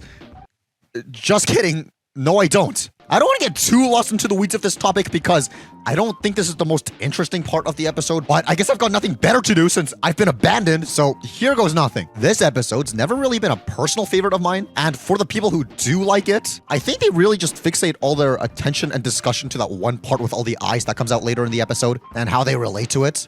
But the feeling I get is that the actual goal presented in this episode, as in creating the water tornado thing, and thus the episode as a whole, is somewhat forgettable. And rewatching the episode for this analysis, I totally see why. I think the main thing is we barely know anything about Pegasus culture at this point in the show, and they're introducing brand new concepts like wing power and reverse tornadoes, and that said wing power has the ability to create reverse tornadoes of all things. And the fact that the responsibility of providing rain for the entire nation falls into one town per year. All of that all at once in one go. Yeah, it has been established through multiple episodes before that ponies control the weather and season changes in this world, so I'm glad they're building off a previous world building concept rather than dropping that knowledge here as well, because that would have been way too much. But even that fact raises some questions, such as... Actually, never mind. Like I said, I don't want to get too lost into the weeds of this f it. Such as, we see that the ponies themselves have to make leaves fall in order to transition into early winter. The run is a very important tradition, for without it, the autumn leaves of Equestria would never fall. So by that logic, do they have to put the leaves back onto the trees when transitioning to spring? If so, I have one tiny little question. How? And if they don't, is that not an example of the seasons/weather changing all on its own? Now, I wish I had the answer to this question. I really do, but the trees in the episode Winter Wrap-Up, the one episode that takes place in the winter, somehow still have leaves on them. Well, you can just get magic and magic them up on the tree. No, you can't, because the whole seasonal change thing was done the Earth Pony way, remember? Don't they just use magic to change the seasons like we do in Canterlot? Ponyville was started by Earth ponies, so for hundreds of years they've never used magic to clean up winter. No magic allowed? You use magic. That's not how we do it around here, Twilight. And especially not on my farm. So, your guess is as good as mine. My point being, this whole weather changing thing was confusing as it is, but now they're also introducing new terms like wing power to the mix, which just adds another layer of distance in between understanding the inner workings of this world and the audience's head. Thus, that kind of makes it easy to mentally check out of the exact details of what they're talking about here. In other words, instead of strengthening and reinforcing things in this world that actually did need strength and reinforcing, they're just adding onto that mess instead, a la quantity over quality. And this kind of bleeds into the topic or topics of the episode itself. I think maybe Fluttershy's social anxiety and the whole thing about Rainbow Dash wanting to beat records of other towns could have been split off into 2 different episodes, especially when you're going to add Spitfire's appearance to the mix for no reason. This could really have been a Rainbow Dash wants to impress the Wonderbolts episode rather than trying to juggle both of these things. You know, to build off on character motivations that's been established in the first episode. And I'm gonna show him my stuff. And build off on how Rainbow Dash always has something she wants to prove. Hey, I could clear this sky in 10 seconds flat. Cause, oh yeah, I forgot to mention, Rainbow Dash says that this year, Spitfire is going to be watching. Spitfire, captain of the Wonderbolts, will be here to oversee the water transfer and record our top tornado wind speed. Is that a regular occurrence where Spitfire, or at least a Wonderbolt, comes and oversees this whole thing? If so, what's the point of bringing that up? Everybody in this meeting should already know this by default. Plus, that just raises further questions, but we'll get to that when we actually get to the Spitfire scene. I just want to talk about how, more importantly for now, this meeting/episode in general introduces a whole bunch of new Pegasi into the show, who are all meticulously called by name in this next scene. Stretch those glutes, Splitter. Nice flexibility, Cloud Chaser. A little too much flexibility, Blossomforth. To the point where it just feels like they're trying to fill up space in the script with it, rather than with any developmental dialogue. Good pace, Silver Speed.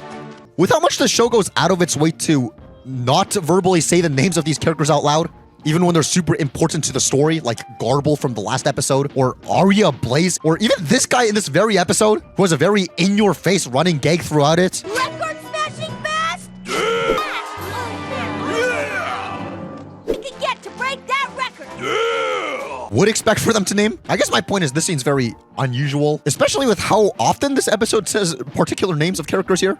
Let's see some faster trotting, Thunderlane. That coughing better be from a popcorn kernel, Thunderlane. Is that you again, Thunderlane? Lazy Thunderlane. Where is he? And all for what? You'd think with the amount of times they mentioned Thunderlane by name, this episode was actually an attempt to get him to become a recurring character in the show. But let's see how that turned out. Though, I really like how despite calling everyone out by name, when Derpy flies by, Rainbow Dash just ignores her with an annoyed-looking look on her face. I really hope that was a passive-aggressive dig at what happened the last time Rainbow Dash called Derpy by her name. And on the note of previous episodes, I really like the reuse of the coach outfit from May the Best Pet Win. That is a nice touch. Good work, every pony. Every pony except Fluttershy. But getting to the point, Rainbow Dash decides to visit Fluttershy to see why she was ditching practicing. I think I have the Pony Pox. I'm sorry. I think it would have gone incredibly hard if instead of saying the Pony Pox, she said the Cutie Pox. That would have been an awesome connection. But still, I think it's kind of funny how there's such thing as horse pox in real life. Well, it's not funny that they get it, but it's pretty similar to Pony Pox. Now, at that point, I wish that they would have just said horse pox, but oh well. Suffer! There's only one cure for Pony Pox. Plenty of better. Cold water! I just love how Rainbow Dash just throws in that zinger and then says this in her usual tone. Those Pony Pops are clearing right up. Which would imply that she's in a jokey mood. But then from her expression in the next shot, it turns out she actually is angry and is not in a jokey mood. Which would mean that even though she looked genuinely concerned for Fluttershy in the earlier shot, she secretly already caught on to the fact that Fluttershy's lying, which just makes the entire roast she made on her seem extra spiteful and vindictive, which is really funny. Ow! Oh, my wing. Oh, ow. It's hurt afterwards. Messed up wing, huh? Yeah, Rainbow Dash would know a thing or two about faking wing injuries. My wing! It's still hurting, Doc. Oh, ouch! I was touching your good wing. But speaking of previous episodes, the thing she's donning here is actually the spa outfit from Green Isn't Your Color, and I think that's really neat. Stop horsing around, Fluttershy. Yeah, stop homo sapiening around, guys. This whole tornado thing, it's more like a performance. You know how I hate performing in front of others. Wow. Is that a reference to the time she performed in front of others with little to no hesitation? But hey, getting to the meat of this episode, we get a flashback to Fluttershy's formative years. Don't you remember flight camp? I couldn't gallop hard or fly fast.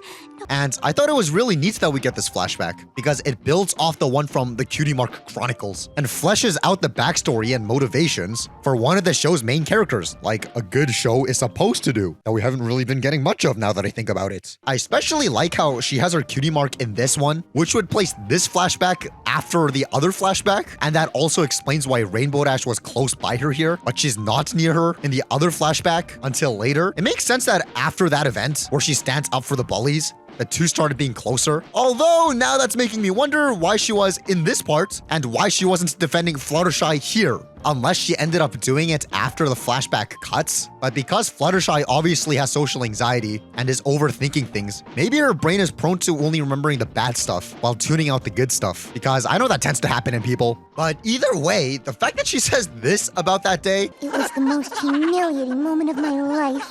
And now she recounts this event as even further humiliation. I just can't risk that sort of humiliation again. That gives me the vibes of this. Oh, this is the worst day of my life. It's the worst day of your life so far. Anywho, I think this next part is really interesting. Suck it up, Fluttershy! Rainbow Dash starts off very in character with how we've seen her treat Fluttershy before. This is no time for... But then she deliberates and continues more gently. Confidence or no confidence, I'm gonna need every Pegasus to break the record, including you. She's clearly trying to be more understanding and patient with Fluttershy, which is not what we've seen of her before, especially in Dragonshy. I can't go in the cave. Oh, great. She's scared of caves now, too. Not to mention how she was acting in the very last episode. Look, Fluttershy, you owe me. But before I go on to say this is inconsistent writing, and there might be valid reasons to make a case for that, I'm actually leaning towards this being intentional development. And I don't think Rainbow Dash's change in attitude is something that happened off-screen between episodes. I think it's that after finally seeing how far Fluttershy was willing to go to stand up for herself in the last episode, basically beating Rainbow Dash up, it probably got through her head to maybe be a little bit more considerate. So no, I'm not of the opinion that this was out of character, especially after watching an interview with the writer of this episode. She seems to be one of the people on the team who actually did care about continuity and character development. Do you, when you write for a TV show, maybe not necessarily My Little Pony, but any show, do you make it a point to go back and watch it to see the finished product? It depends. If I'm going to continue writing on that show, it's going to be very important to watch every episode, especially just from a continuity point of view. You want to know what the characters are going through and what their arcs and, you know, what their changes are. So It's actually just factually, you need to know what's going on. I appreciate that a lot. Thanks, lady. So Fluttershy, in an impulsive fit of altruism, reluctantly agrees in order to appease Rainbow Dash. I'll do it. You will? I will. You're game? I'm game.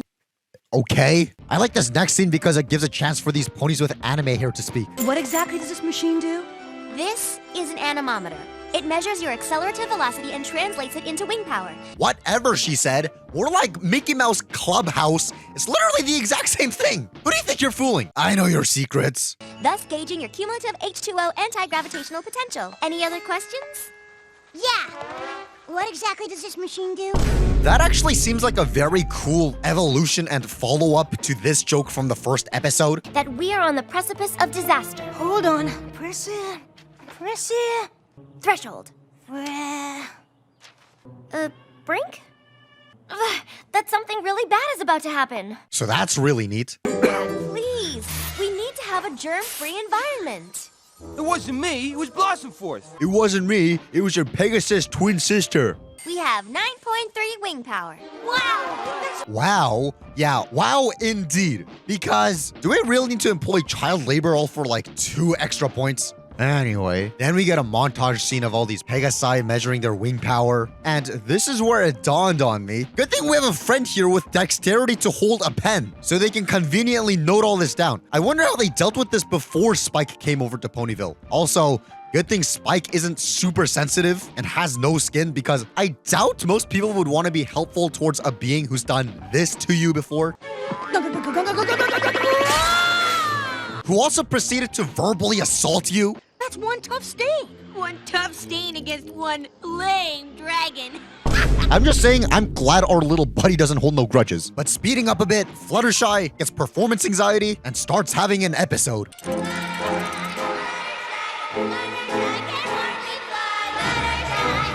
And I think a really cool part of this is how the storyboarder for the episode said herself, social anxiety is something I'm very familiar with, so it was all about doing everything possible to enforce that visually, i.e. wall of eyeballs, lol. So it's kind of cool seeing something on the screen actually have personal attachment to the person who brought it to the screen, even when the product is brought to you by a corporation and not just a personal project. That aside, Fluttershy begins to leave and... But I need you! Hey, how did you know the exact contents of a text I sent this girl before she proceeded to ghost me? I'm sorry, Rainbow Dash. I just don't have the courage right now. So Fluttershy decides to go and cry in solitude, and apparently one scene storyboarded but cut for time was while Fluttershy was crying to herself with her animal friends. After her first speed test, a squirrel would have come up to offer Fluttershy a nut. That part was included. But Angel was to smack it away and present the nuts himself. I think this is stupid because I have no idea what it's talking about when it says cut for time, because a whole lot of what happens in the scene is so interchangeable with one another that they could have easily just swapped one of the animals talking to that joke. But either way, Fluttershy comes to this conclusion. You're right, my friends. I shouldn't give up. I will get my confidence up and show every pony that I am a good flyer. Yes, you will do that. In the form of another montage that seems like it was only put there to fill up the 22-minute runtime slot. Okay, to be fair, at least the montage actually has payoff and is the setup for Fluttershy's micro crash out later, and is filled with decent gags, such as her losing tug of war to a butterfly. But the thing is, you don't need to show the same thing 3 times. I do get that the 3 instances show Fluttershy's gradual progress, but within that, you don't need to show her winning and then have her float up and then have another shot confirming that they're okay, and then do another shot to show Fluttershy's reaction to the fact that they're okay. Like, really? Especially if all those shots after her winning, which is really the only thing that matters, could have been completely avoided if they just didn't add those leaves shaking and a camera wobble effect, signifying impact. But the fact they did just makes it seem like they wanted to draw this out to fill in the 22-minute time slot. But even from a jokey standpoint, I don't think this is even the strongest way they could have played this. I think this whole sequence would have been so much funnier and more time efficient if they just cut this here. But no.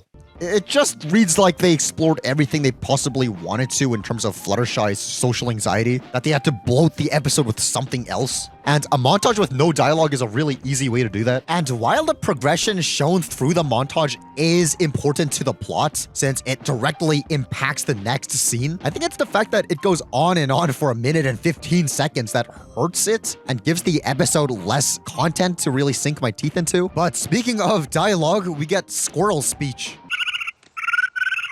What did he say? Do I look like I speak squirrel? Wow, is that a reference to Tara Strong's other character who does speak squirrel? Now just tell him what you told me. She's talking to squirrels again. Or more specifically, to this episode.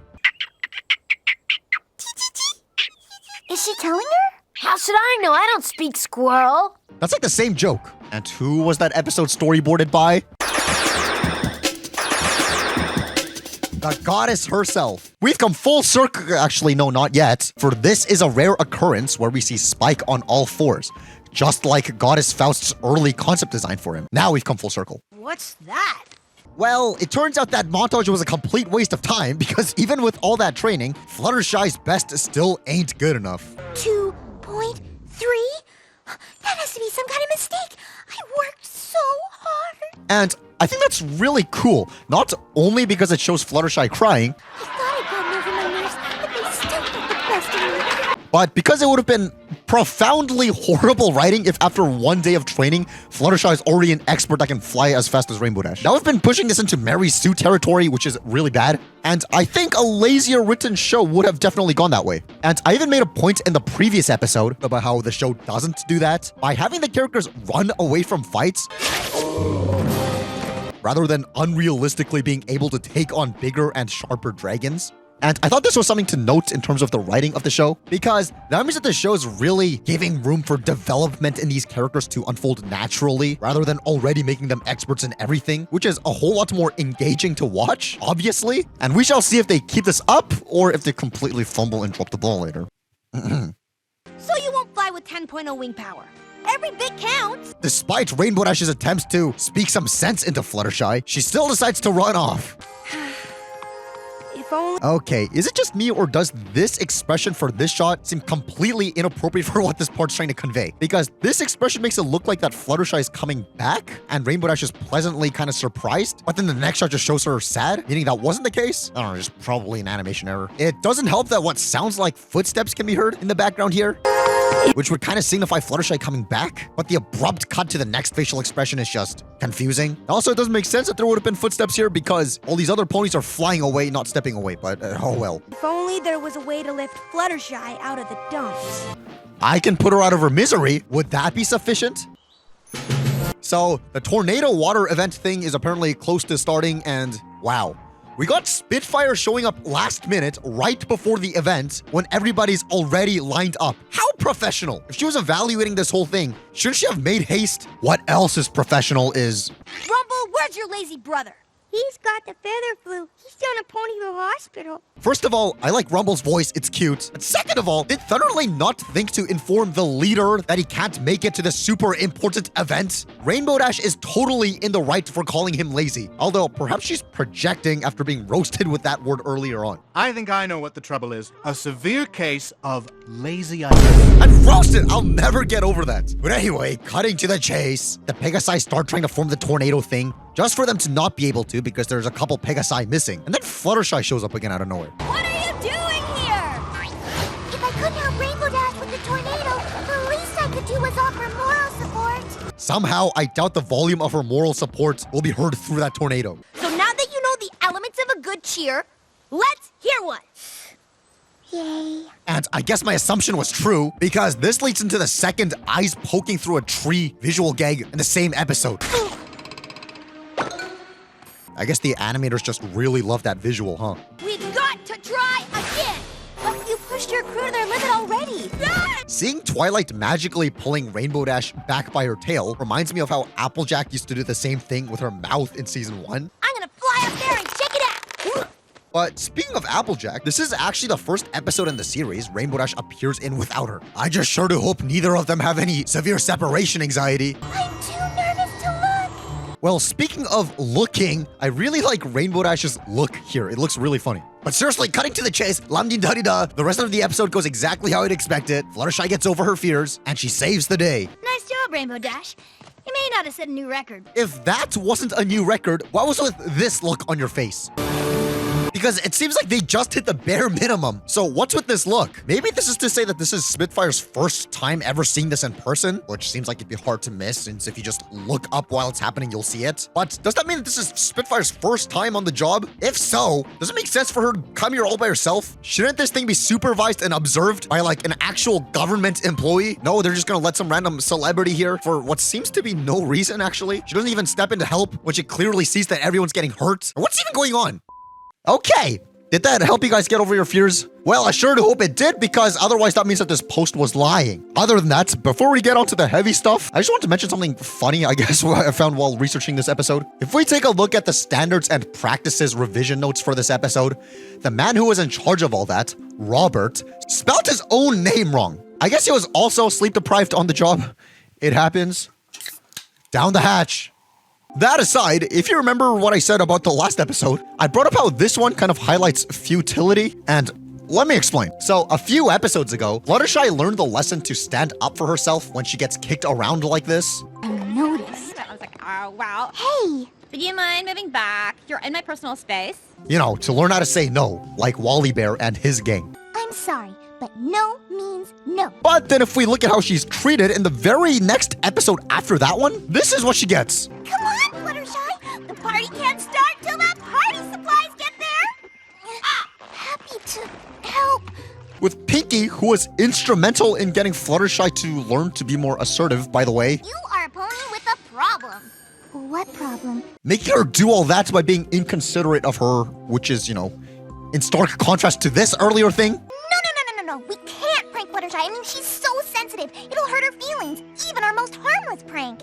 But that continual incongruity aside, this episode also deals with her trying to say no. Oh, I don't think think so, Rainbow Dash. And Rainbow Dash, while upset with the outcome, ultimately relents and respects Fluttershy's refusal. Thanks anyway. That means that the lesson Fluttershy, and by extension us, the audience, took away from putting your hoof down was applied in an appropriate scenario and also had a desirable outcome. So far, so good. And the only reason the outcome of Fluttershy saying no was undone is thanks to Fluttershy's own decision and changing her mind. Wait. I'll do it. You will? As in, good. That reinforces the assertiveness Fluttershy learned. But the thing is that this change of mind turned out to be for the greater good. Meaning if Fluttershy just never went assertive, things would have probably turned out the way they were supposed to from the beginning. As in, she would have sucked up her own feelings, went, okay, Rainbow Dash, had the same flashbacks, and basically had the same outcome, thus providing water for Equestria. But let's say she stuck to her original decision, where she says no. She learns to be assertive and she says no, and she sticks to the no. Then what would have happened?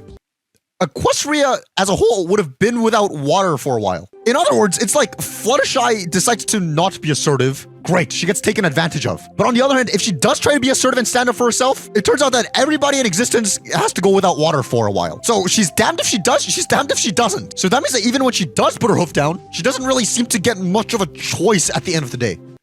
Which sucks! What's the point of making any decision at that point? Especially because it seems as if Fluttershy only said yes because of a spontaneous burst of altruism. But the thing is, I, along with possibly a lot of you guys, am not altruistic. I mean, I'll try to be kind and patient, but when I say no to something, I generally stick to it. And I'm not saying these lessons are contradictory. I think if anything, they do build off each other. As in, if it helps the greater good, your answer should probably be yes in this context. If it doesn't, then it should be no. I don't know. I guess the healthy thing in Fluttershy's perspective would have just been to say, yes, I will do it for the greater good of Equestria from the beginning, but that's not really where this episode steers its lesson to. So I think that's just something I'm reading behind the scenes more than what this episode or show is trying to teach. And I don't think the thing that this Facebook post suggested is that accurate either. And this is the letter Fluttershy writes to Princess Celestia. Sometimes you can feel like what you have to offer is too little to make a difference. But today, I learned that every pony's contribution is important, no matter how small. How does that relate to overcoming fears? If you just keep your head high, do your best, and believe in yourself, anything can happen. At least, it has strong ties with her wording from earlier on in the episode. I did tell you to never give up, and to believe in yourself. Though, I thought the goal of this episode was to get over PTSD, not making a difference. And both of those lessons are very important. But like I said earlier, this episode just feels bloated by trying to balance too many things. And I guess that's sort of an indicator of that. Okay, that aside, let me try to relate this to a real life example I went through as a kid back in middle school. Well, this episode dealt with a flashback to Fluttershy's childhood, so I guess we might as well do a flashback to my childhood. So back in my middle school days, I'd bring my own lunch from home, right? And I'd go into the cafeteria because the cafeteria had a microwave. I think there actually might have been one microwave for the entire school. And I checked earlier the school website. Apparently, it had around 400. It fluctuated just under and just above 400 students during the years I was there. And obviously, not all 400 people are lined up for the microwave at the same time. But let me tell you, it wasn't the short line. So sometimes you'd have people in the front of the line just going, hey, you wanna chuck your food in there with mine? Just to speed things up. Or there'd be, can I put my food in with yours? You know what I mean? And I guess this is a problem all around schools everywhere, which is kind of funny. So one day I was in line. I had in line. I think I may have actually gone there a little quicker just to heat my food up so I can eat. And this lady comes up next to me. And this lady, she was one of those, you know when there's a child with special needs, they have one, not teacher, but like an adult with them. It was one of those people. Just taking care of this kid named Charles. Cool guy. He was in my class. And she was all, can I put Charles's food in with yours and microwave it? I looked down at the dish and it was like ravioli or something with a lot of cheese. So I said, no, I'm allergic to dairy. What if the food gets contaminated if you put it in the microwave together? And now I don't know if that's an actual thing that happens, but I didn't want to risk it. I've been hospitalized before because I ate cheese. I didn't want to risk it, especially at school. So I said no. As a dig against Charles, not as a dig against your profession, but just from, I don't know, not wanting to die, I said no. Also, this was around the time when I started taking culinary arts in school, so that I started learning about what contaminating food stuff is. So that was fresh on my mind. So anyway, I said no. And you know what she does? She goes, oh, it's no big deal, and puts it in anyway. Beep, beep, beep, along with my food. Who does that? Now, thankfully, or unthankfully, depending on who you ask, I'm still alive. The food didn't kill me. But just, if you're gonna force your food in there with mine, why the hell would you ask permission in the first place? And I think my answer as a 12-year-old kid or however old I was, I think that's a pretty valid answer. No, I wasn't saying no because I'm selfish. I'm saying no because your freaking cheese might contaminate my food and kill me. And she just goes, chucks her food in, beep, beep, beep. Who does that? I don't even know if my food microwave length was the same as Charles's foods, but she thought it was a professional enough idea to do that.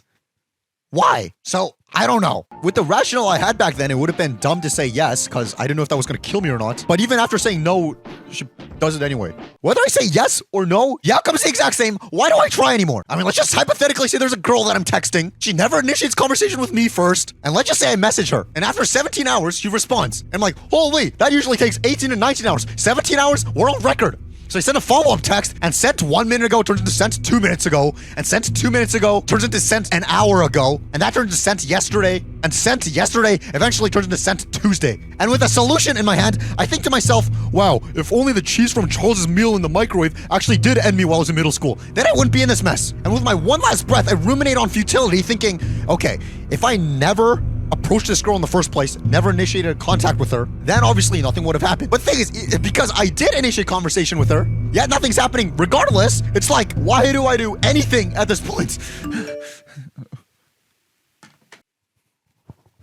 Never mind, she responded, we're so back, guys. Forget what I said on futility. Happiness is real. Your choices matter. She explained everything. She said she was busy and that her phone died and she had to sleep for a whole week. That explains everything. Of course, I don't know how she was adding to her IG stories about being at parties around that time, but I'll remain blissfully ignorant. Anyway, to wrap up my thoughts about this episode, fun fact, the writer of this episode has not a whole lot of experience with military, apparently.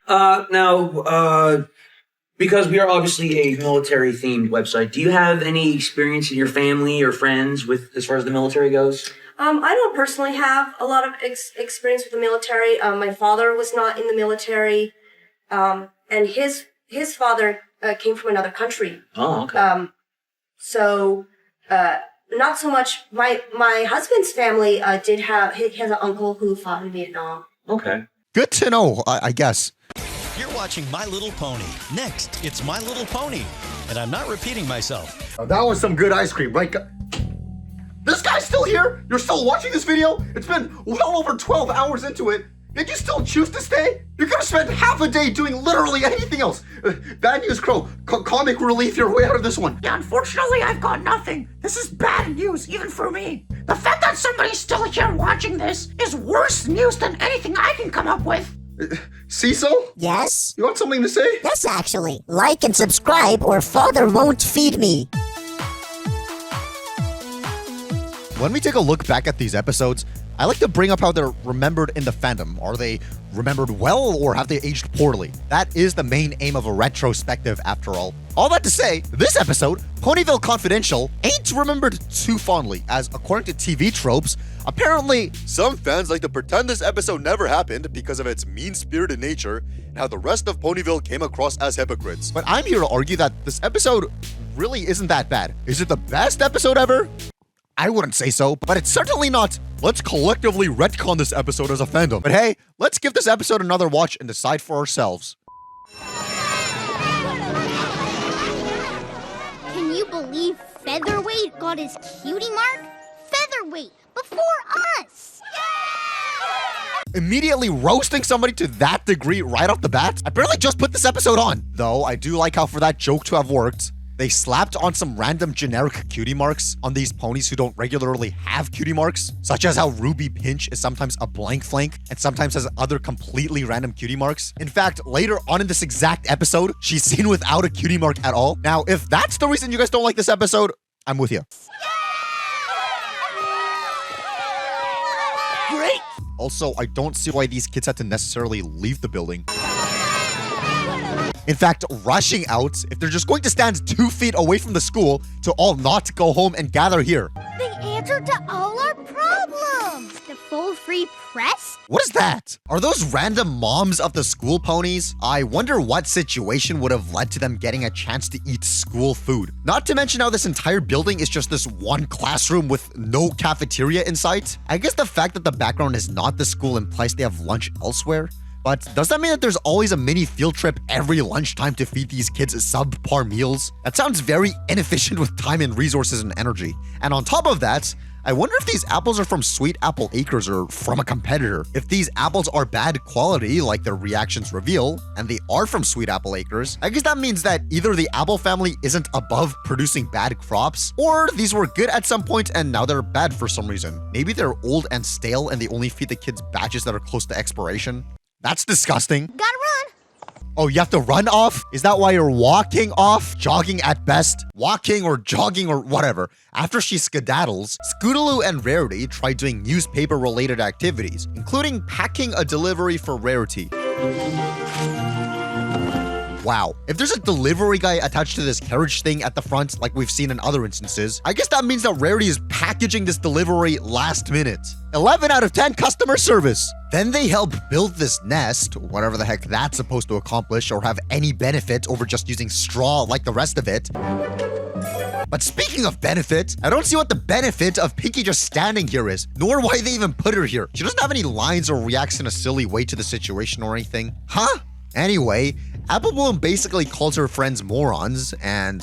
What I meant was, we should ride for the paper. Wow, she's already lost her dignity from getting into this mess, and now you're roasting whatever's left of her pride by absolutely destroying her with this bonk. Way to kick a girl while she's down. Either way, I'm a little distracted with how this poster changes sizes drastically between shots. Scary. What else is scary is this Rainbow Dash balloon. That's terrifying. But at least that and the Nyan Dash poster are callbacks to their previous appearance from the mysterious Mare duel, which is cool. Although, judging by how they're not in any focus shots, I've got to wonder if this was an intentional callback or them just using the wrong assets. Considering those things aren't there later on in the episode, when we get back to the treehouse, it's perhaps the latter? Unless it was a reference yet they didn't want it super ham-fisted, that they got rid of it in later shots. We can get our cutie marks as journalists. A journalist? I thought you swore off being a liar a few episodes ago. The only cure is being honest with yourself and others. And that's something every heart desires. Doesn't stupid Apple Bloom know that lying is practically a prerequisite for being a journalist? Oh, for those of you who want to join the newspaper staff, stay here because we're meeting right now. Okay, why would she yell that to the kids that are leaving if the kids who want to stay are clearly staying here? As you know, our editor-in-chief graduated last year. She graduated? What the heck are the implications of graduations here? I mean, obviously, we know that these kids would graduate eventually since they can't stay in school forever. But are they saying she graduated from Cheerly's class and is now being taught by somebody else? Or did she graduate from this whole schoolhouse thing altogether and went on to whatever this world's equivalent of high school is? Or is this literally all the education there is in this society, and once you're done with Cheerly's class, you're done with mandatory schooling? And is this class just one grade or multiple? Perhaps if we look at previous instances of the class and take note of who's not there anymore, we can assume that they graduated? But speaking of previous appearances of this place, the blackboard is still displaying literally the exact same thing it always has been. Perhaps that means graduation in this world works on the basis of how much you actually learn rather than age? Maybe these guys are only stuck in this class because they still struggle to grasp whatever lesson this is. Or maybe Cheerly's just a really bad teacher. Who knows? I'll leave you alone now to discuss every pony's assignments. Have fun! Wow. Cheerly must really trust these kids to not print anything bad or slanderous despite being kids, or she just really hates her job and wants to clock out as soon as possible and go home. Perhaps it's with this exact kind of decision-making abilities that's causing her entire class to be stuck on this lesson. Then again, if the last time I interacted with these kids after school hours got me drugged up and almost killed, I doubt I'd want to spend a second more with them than I have to. So maybe what Cheerly does here isn't even that unreasonable. The full free press is a joke. Huh? No pony at this school takes it seriously. The fact that this guy's wearing a fez hat here is a strange decision, especially because he doesn't usually. And oddly, this ain't the only mention of fez hats in My Little Pony. I'm not sure what that is. Is that some sort of a dress? Something fancy with feathers? Let me ask Rarity and I'll get back to you. But, you know, I'd love to go into the background of stuff like this and explain what the implications of a fez hat existing in this world would be, but apparently the actual origins of fez hats are obscure and unknown. That's weird. No more namby-pamby stories like last year's editor. But namby-pamby was a great editor. That's actually really funny, even if her name is a literal insult according to dragons. Spike! Are these namby-pamby ponies your friends? And according to real life as well, I guess. Also, I wonder if namby-pamby also graduated or got fired from her role. Too bad she never makes an appearance in the show, yet there's still fan art of her somehow. But speaking of appearances, wow, this guy looks like this alien crying.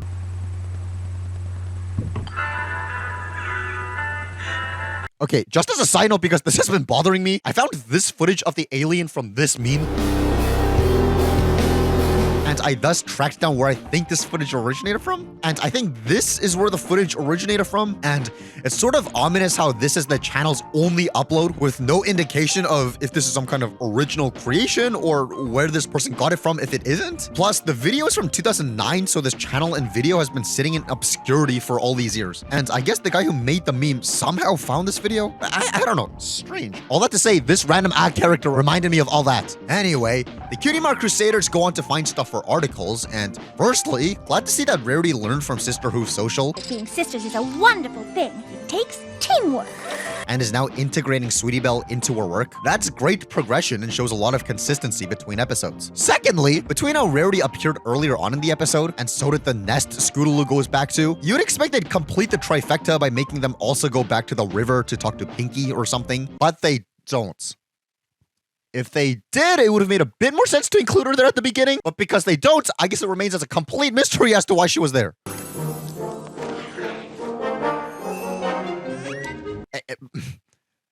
At least the Fluttershy flashing joke from a few episodes ago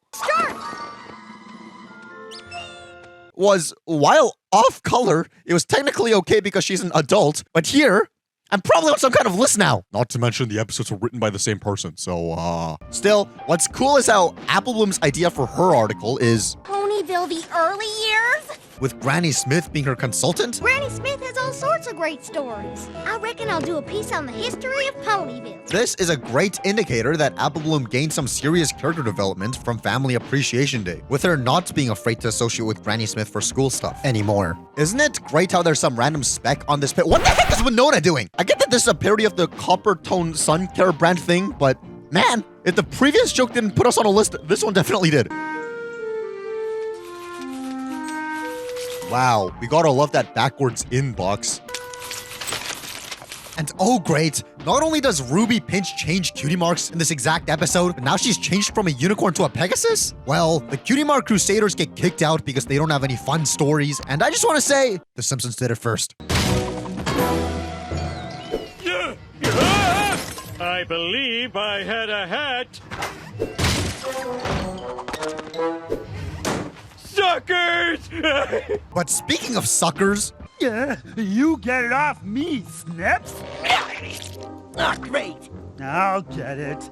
You know, this seems like the one time Snips' Cutie Mark being a pair of scissors would very much come in handy, but go off, I guess. Featherweight, come here. Take a few pictures of this. Then meet me during lunch. Meet you during lunch? I assume this was after school hours, way past lunch. Otherwise, that means the entire class just gets to skip school working on the paper, even though it basically seemed like the entire class was involved in this club. Huh? And that's when the biggest jokester in school really stuck his hoof in it. What's wrong with these kids' voices? Literally. Let's hear that again. The full free press is usually just boring news and stuff. And it's not just their voices, but their appearances too. Like, who the heck does this guy think she is? The Incredible Hulk? Yeah, and look, we finally got the gum out. Your column is... What? Okay, who takes a picture of that? That feels illegal to have possession of, let alone produce and distribute. I don't want you doing news anymore. I want more columns like this. Wow, you gotta love her blank nameplate. But not as much as I love these flat bottles and buckets. And I love the way you signed it. Gabby Gums. We couldn't fit all of our names, so we decided to create one for all three of us. If listing all three names being too long was the only reason for a pen name, why not just use the name the Cutie Mark Crusaders or the CMC? It's bugging me how they placed the mug on top of the notebook. Plus, they're kids. They shouldn't be having coffee in the first place. What kind of irresponsible parents do these three have that they're consuming caffeine at that age? Right, Cecil? Yes, Father. That is just unacceptable. Irresponsible, reckless, rash. That's like drugging your child. That's child abuse. It's careless, thoughtless, incautious, unwise, imprudent. Why are they torturing their children like that? Exactly. Sweetie Belle, was she raised in a barn or something? Roasted both to Sweetie Belle and Applejack. I really like how this implies Rarity roasts people behind their back even when she's all alone, which actually ties really well into her attitude later. Hold up! What is that? A dog taking a piss? And further hold up, you'd think they could have saved some shading budget on whatever these things are and spent it on those buckets and bottles from earlier? Hello? What's this? Gum on their bum. Gum on their bum. Gum on their bum. Gum on their... That deserves a fire writing gift. That goes hard. That's a pretty cool trick you can do with horns in this world, I guess. Although it is kind of gross to think that, you know, the horns are kind of flabby instead of being stuck to the skull. Well, on the bright side, we get an instance of Squeaky Belle again. How dare you! Let's truly savor this era of her voice while it lasts. Dare you! Well, encouraged by Rarity liking the paper, Your friends would want to read the full free press? They just love Gabby Gums. the Cutie Mark Crusaders decide to expand their horizons and... Sweetie Belle, you're a genius! Wow, what is it with characters in M.A. Larson's episodes calling each other geniuses? Pinkie Pie, you're a genius! At a certain point, it seems like he's calling himself a genius for coming up with the characters came up with. I know your secrets. Why is everyone just staring at the floor in silence? This is just uncanny. Also, wow, I love how the asparagus stand has nobody manning the till. Seems like Fluttershy won't have to struggle with haggling with merchants anymore. Oh, good. And can just take whatever she feels like. Pound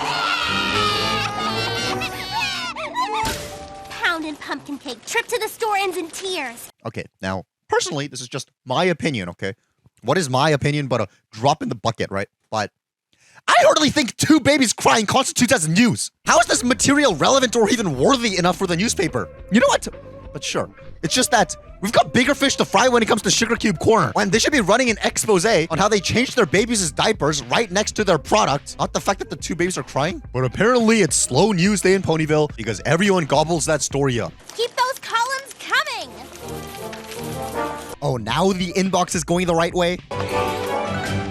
Also, I'd like your guys' thoughts on this. Oh, this is the life, isn't it, girls? But I think Sunshower holding the newspaper like this is kind of disgusting and goes against basic pony anatomy, but go off. The best hoofacure I've ever had. What are the implications of these guys just sitting like that when once again we had that Fluttershy flashing joke a few episodes ago? Once again written by the same guys this episode. Anyway, this next scene actually leads up to what might be my favorite joke in this entire series. I don't know if I've ever been so relaxed. Okay, so Rainbow Dash calls them out. You guys! Ah! Scaring Spike specifically, and not only does he jolt up, but the cucumbers fly for some reason. And not only do they fly, but they land on Rainbow Dash's eyes perfectly, and instead of getting them out of the way or addressing them, she just continues to go on what she's trying to talk about. The new Gabby Gums just came out! And then finally, she uses her tongue to eat one. Rainbow Dash, come on. But she doesn't actually chew it, and she just straight up swallows it. But then Spike gets up and pulls it out of her throat and puts it back on him, implying that he noticed the fact that she didn't chew it and swallowed it straight. Meaning that he was determined to get that cucumber back on him, that he was just adamantly staring at the fate of it the entire time. There's so many layers to this one thing that I find it really funny. And also... I'd love it if Gabby Gums did a story on me. She did one on me. This shot was edited into what's apparently the most downvoted post on all of Derpy-Buru, which is quite an accomplishment. Exclusive. Local dragon tells all. Wow, I sure do love how, because the paper itself curves, but the photo of Spike doesn't curve along with it, the taped photo just kind of glides around. It's our best column yet. More like your worst column yet. Roasted? If we're gonna get our cutie marks, we've got to give the ponies what they want. Aw, look at them sacrificing their integrity. Looks like they're well on their way of becoming professional journalists. Applejack, asleep on the job. What? Is she back to not accepting help and overworking herself again? Keep every pony, please. She's just a harmless school pony engaged in a little idle gossip. More like bridal gossip. Fluttershy has tail extensions. What are the implications of tail extensions being embarrassing in this world? Pinkie Pie is an out-of-control party animal. Okay, forget Rainbow Dash. It seems like Pinkie Pie is the real alcoholic of this group. It's true. I do have a problem. Between the copious amounts of cider she was trying to down, alongside her making this joke, And now the punch has been spiked. With this information about her being seen with a lampshade on her head and this punch while dancing, Cloud Kicker here looks terrified for her life in case Pinky does something really dumb in a drunken state. Or maybe the reason for her being terrified is because somebody got rid of her wings. What the heck? My life is officially over. Rainbow Dash, Speed Demon or Super Softy? So demons exist in this world? I mean, I guess that's not too surprising judging by this costume, but I'm a laughing stock. that's quite interesting because it seems like Rainbow Dash is an expert when it comes to determining who is and who isn't a laughingstock. I'm nothing but a laughing stock. You're not a laughing stock, Rarity. She kind of is. Shh! Sweetie Belle's on the newspaper staff. Maybe she knows who Gabby Gums is. My sister would never associate with someone as beastly as Gabby Gums. Sweetie Belle would never associate with Gabby Gums? Is that why you asked this earlier? Who is she anyway? I've never heard of her before. Is she a new? And also if she genuinely was trying to defend Sweetie Belle by thinking she's innocent, like she claims here. Why? She's the most innocent, most lovely, Why would she even check the bag? most evil pony in Equestria. How could my own sister be Gabby Gums? And how could she be so stupid to leave that thing out in the open where Rarity could see? Man. And also, is Sweetie Belle leaving her bags and stuff at the boutique, trying to imply that she lives with Rarity, completely contradicting Sisterhooves Social? So, now when you say a week, is that 7 whole days?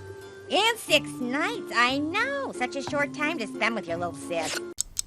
How's the sleepover Rarity's going? I get that the real reason for this was for the sake of keeping the plot going, but I like how we have to then think of an actual reason around this if we don't want immersion to be destroyed. I'm just going to assume that her actual house is further from the school, so she visits Rarity's boutique after school as a pit stop sort of thing. How'd you find out? The gilded pages of your betrayal. Betrayal! So the Cutie Mark Crusaders try to call it quits, but Diamond Tiara blackmails them with embarrassing photos. When you see these, you may not want to quit after all. You know, all of this could have been avoided if they just went to the teacher or one of the main 6 and explained, hey, so the situation is we got ourselves into this mess and we want to get out. But ultimately, these things are being published because Diamond Tiara is publishing them. Gabby Gums is my bread and butter, and I'm not gonna let you goody two-horseshoes take that away from me. Could you tag along with us as we're about to have a chat with Diamond Tiara about changing the direction of the school paper? All of this would have been solved because I doubt Diamond Tiara would have pulled out this blackmail material in front of an adult. But hey, I guess the show just wants to teach kids watching to not be snitches and take matters into their own hands. And so that plot can actually happen. And fair enough, I'm just talking from a pragmatic point of view, I guess. Though, if we step back a bit, I think the funniest part is how, despite the fact that Sweetie Belle is clearly remorseful for her actions here, And we've all been feeling guilty, but we just want our cutie mark so badly. and practically promises to change, Do you really think that writing nasty things and making every pony feel horrible is your destiny? Oh, when you put it that way. Rarity went behind her back and yapped to the whole town who the identity of Gabby Gums is? If it isn't Gabby Gums. You heard too, huh? Are you kidding? Every pony in town knows it's you 3. Because the only person who would actually know for sure who Gabby Gums is at that point was Rarity. And even then, the only person she knew for sure was Gabby Gums was Sweetie Belle. And I guess she just kind of assumed that Apple Bloom and Scootaloo were also Gabby Gums? I mean, okay. But because all that happened off screen while the Cutie Mark Crusaders were talking to Diamond Tiara, that means Rarity didn't even give them a chance to set things right. Well, actually, now that I think about it, technically it could have also been Spike because he was interviewed by Gabby Gums, assuming it was a face-to-face interview. Spike opens up about Canterlot, Naps, and his favorite jams. But at that point, I guess it's just kind of bad luck that he decided to snitch before the Cutie Mark Crusaders could actually do anything about the regret. And yeah, he would have motive to, judging by how they're just straight up lying about him here.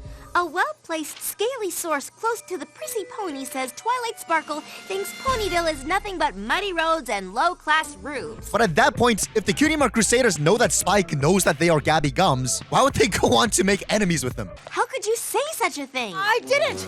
Gabby Gums made that up. That seems like a recipe for disaster. And also, if Spike is present during this conversation, We've got to put a stop to this once and for all. why didn't you just speak up during this part? Sweetie Belle's on the newspaper staff. Maybe she knows who Gabby Gums is.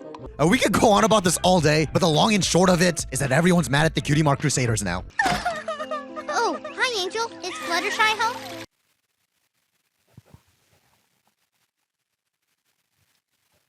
What do do you think? It's not like it would have been easier to spot this giant crying Fluttershy, whose voice you could hear already outside.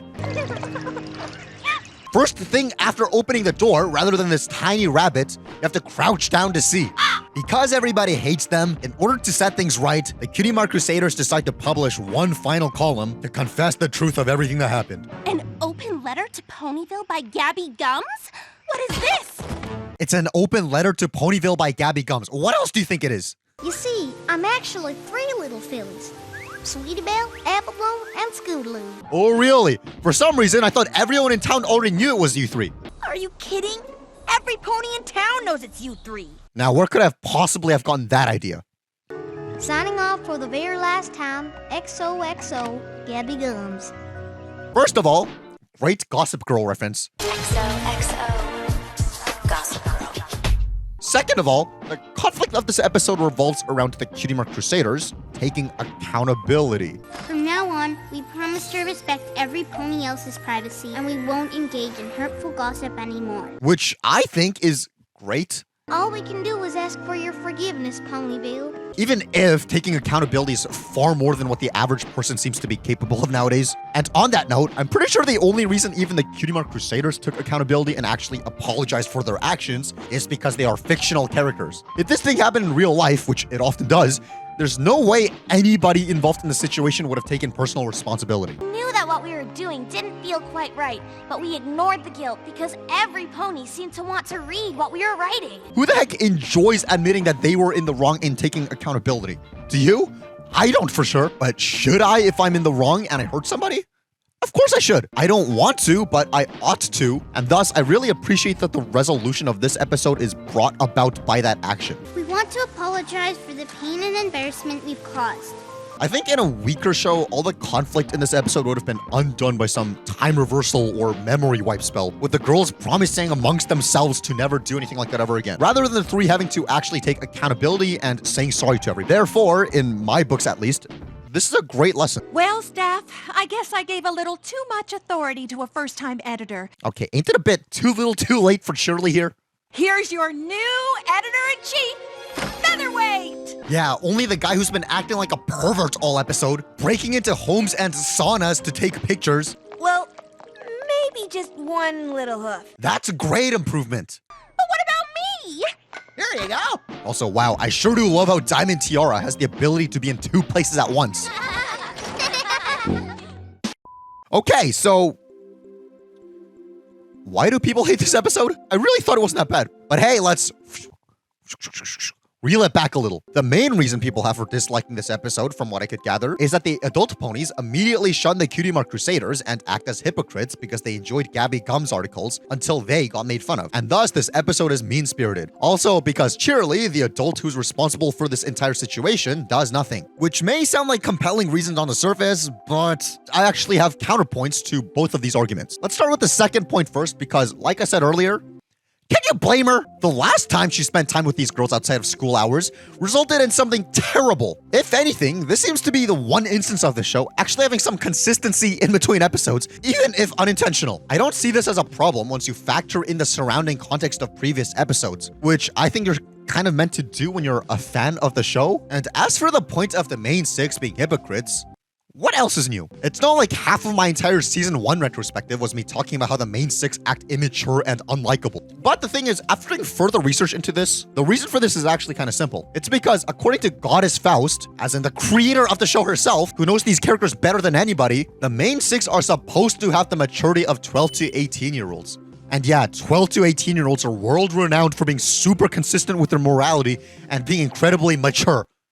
Not? So if anything, I thought this episode actually did a great job demonstrating where the main 6's maturity are at. We're not supposed to see them as the standard for morals and ethics, hence why the premise of the entire show is the characters learning lessons at the end of the episode. If they were already perfect, they would have zero reason to learn lessons. As in, why would we even be watching the show at this point? I thought we were here to witness the journey of their growth as characters, their ups and their downs, not just to see them not be bad. Perhaps then the issue there is that the main 6 aren't the ones learning something in this episode, it's the Cutie Mark Crusaders who do. Meaning that the adults in the situation aren't going to stop being hypocrites right after this episode's over. But once again, the goddess herself envisioned them with the maturity of 12 to 18-year-olds, so let's cut them some slack. Despite everything I just said, You're obviously still allowed to not like this episode, but at that point, go ask the goddess why she decided to set the maturity level at that level. Now, before any of you go, well, Lauren Faust left the show before season 2, so the writers of this episode could have written the characters however they wanted. Lauren Faust's thoughts on these characters should have no bearing on this episode. Well, let's take a look at this Q&A with M.A. Larson from 2019, where someone asked, how much influence did Faust have on season 2? I know she worked on a great deal of its episodes before departing the show, but I've long wondered how big a part she played in the latter part of the season, as she seemingly left while the season was still being worked on. You wrote It's About Time and Ponyville Confidential, 2 episodes that aired pretty late on in the season, so I guess a good question would be whether her fingerprints were on those episodes, or if at that point of the season, she didn't have much direct involvement anymore. With his answer being, it's interesting. Everyone always says she had nothing to do with season 2, but it's just wrong. I didn't even know she was leaving the show until deep into, drumroll please, Ponyville Confidential. This episode, she was in all the story meetings for my episodes in season 2, and she gave notes all the way through. So from a writing perspective, she was every bit as involved as season 1. That being said,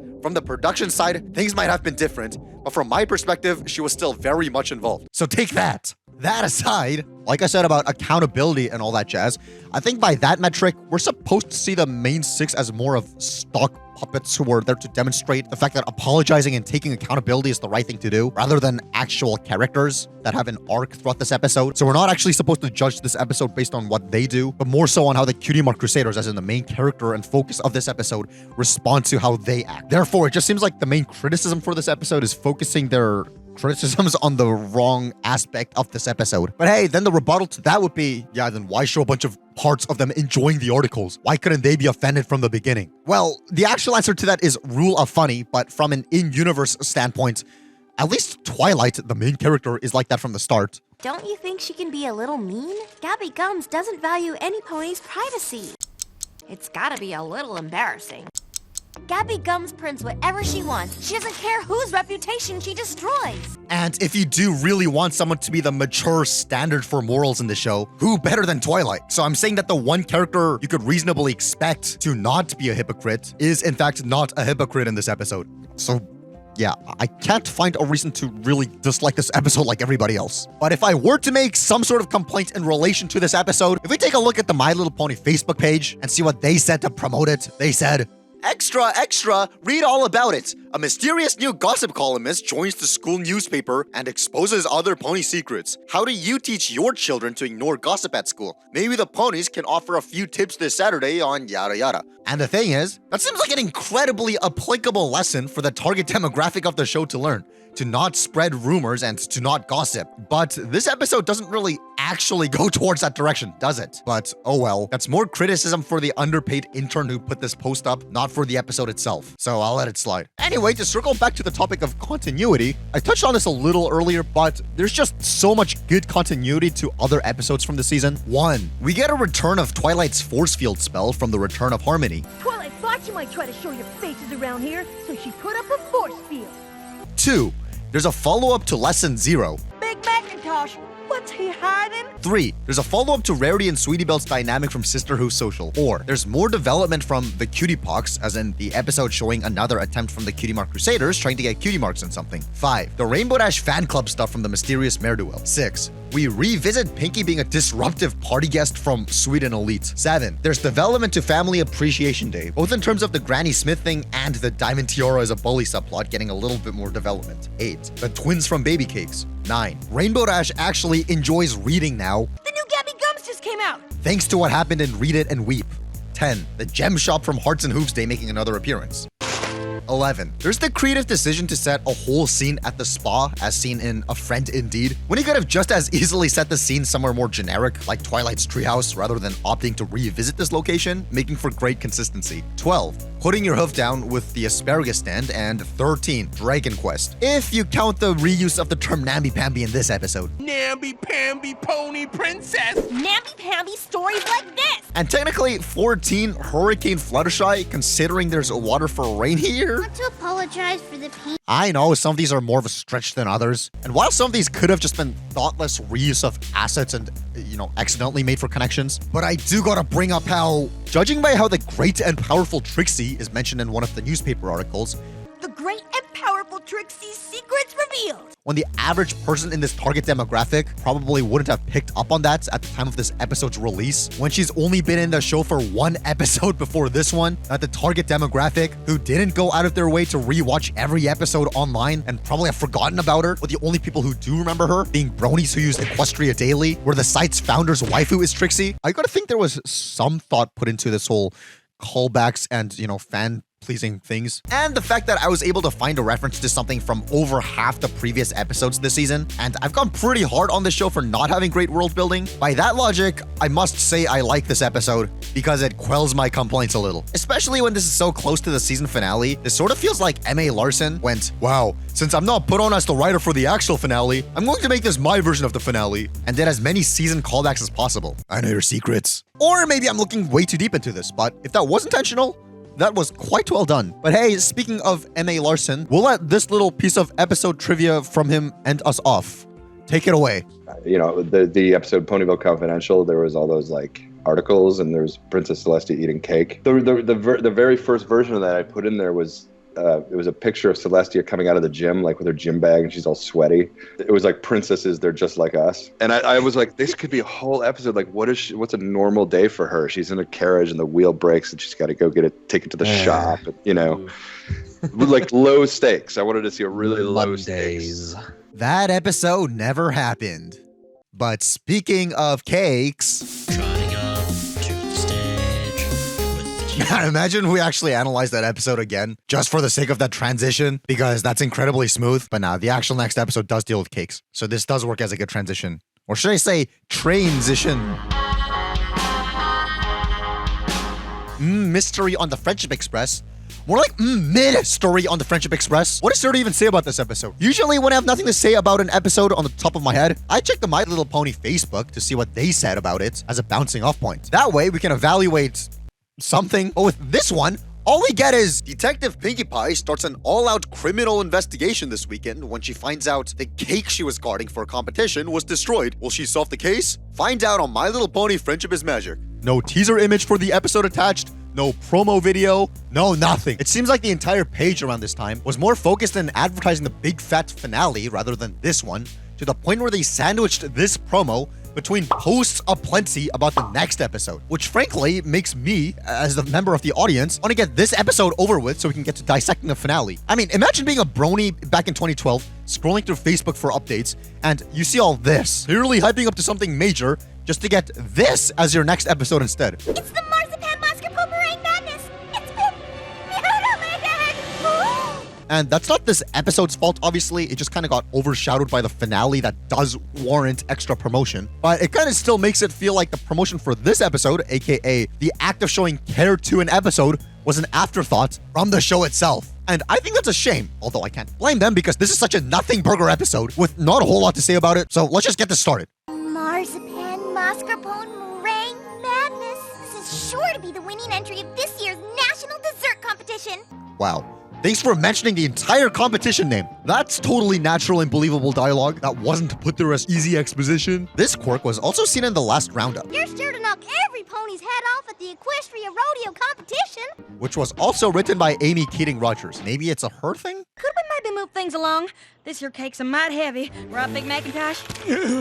Okay, what happened to the cake cart thing they had back in Baby Cakes? You don't think that thing could have come in handy here? That's like negative continuity. Also, I sure do love how the cake pretty much clips through this door. And dude, these guys genuinely have nothing better to do than to watch a cake get transported. Rainbow Dash, Fluttershy, a little Pegasusance? Wow, how convenient is that these two just happen to be flying by, especially when Fluttershy doesn't usually fly. But that pun was so good that I can't even be mad. Twilight, can I see you a second? Also, judging by how this is the same book Twilight was reading back in the very first episode of the show, how long does that book take to get through? Or she just really enjoys this one book, I don't know. Whatever the case may be, the entire opening scene is them trying to get this cake into the train in order to transport it to some kind of competition.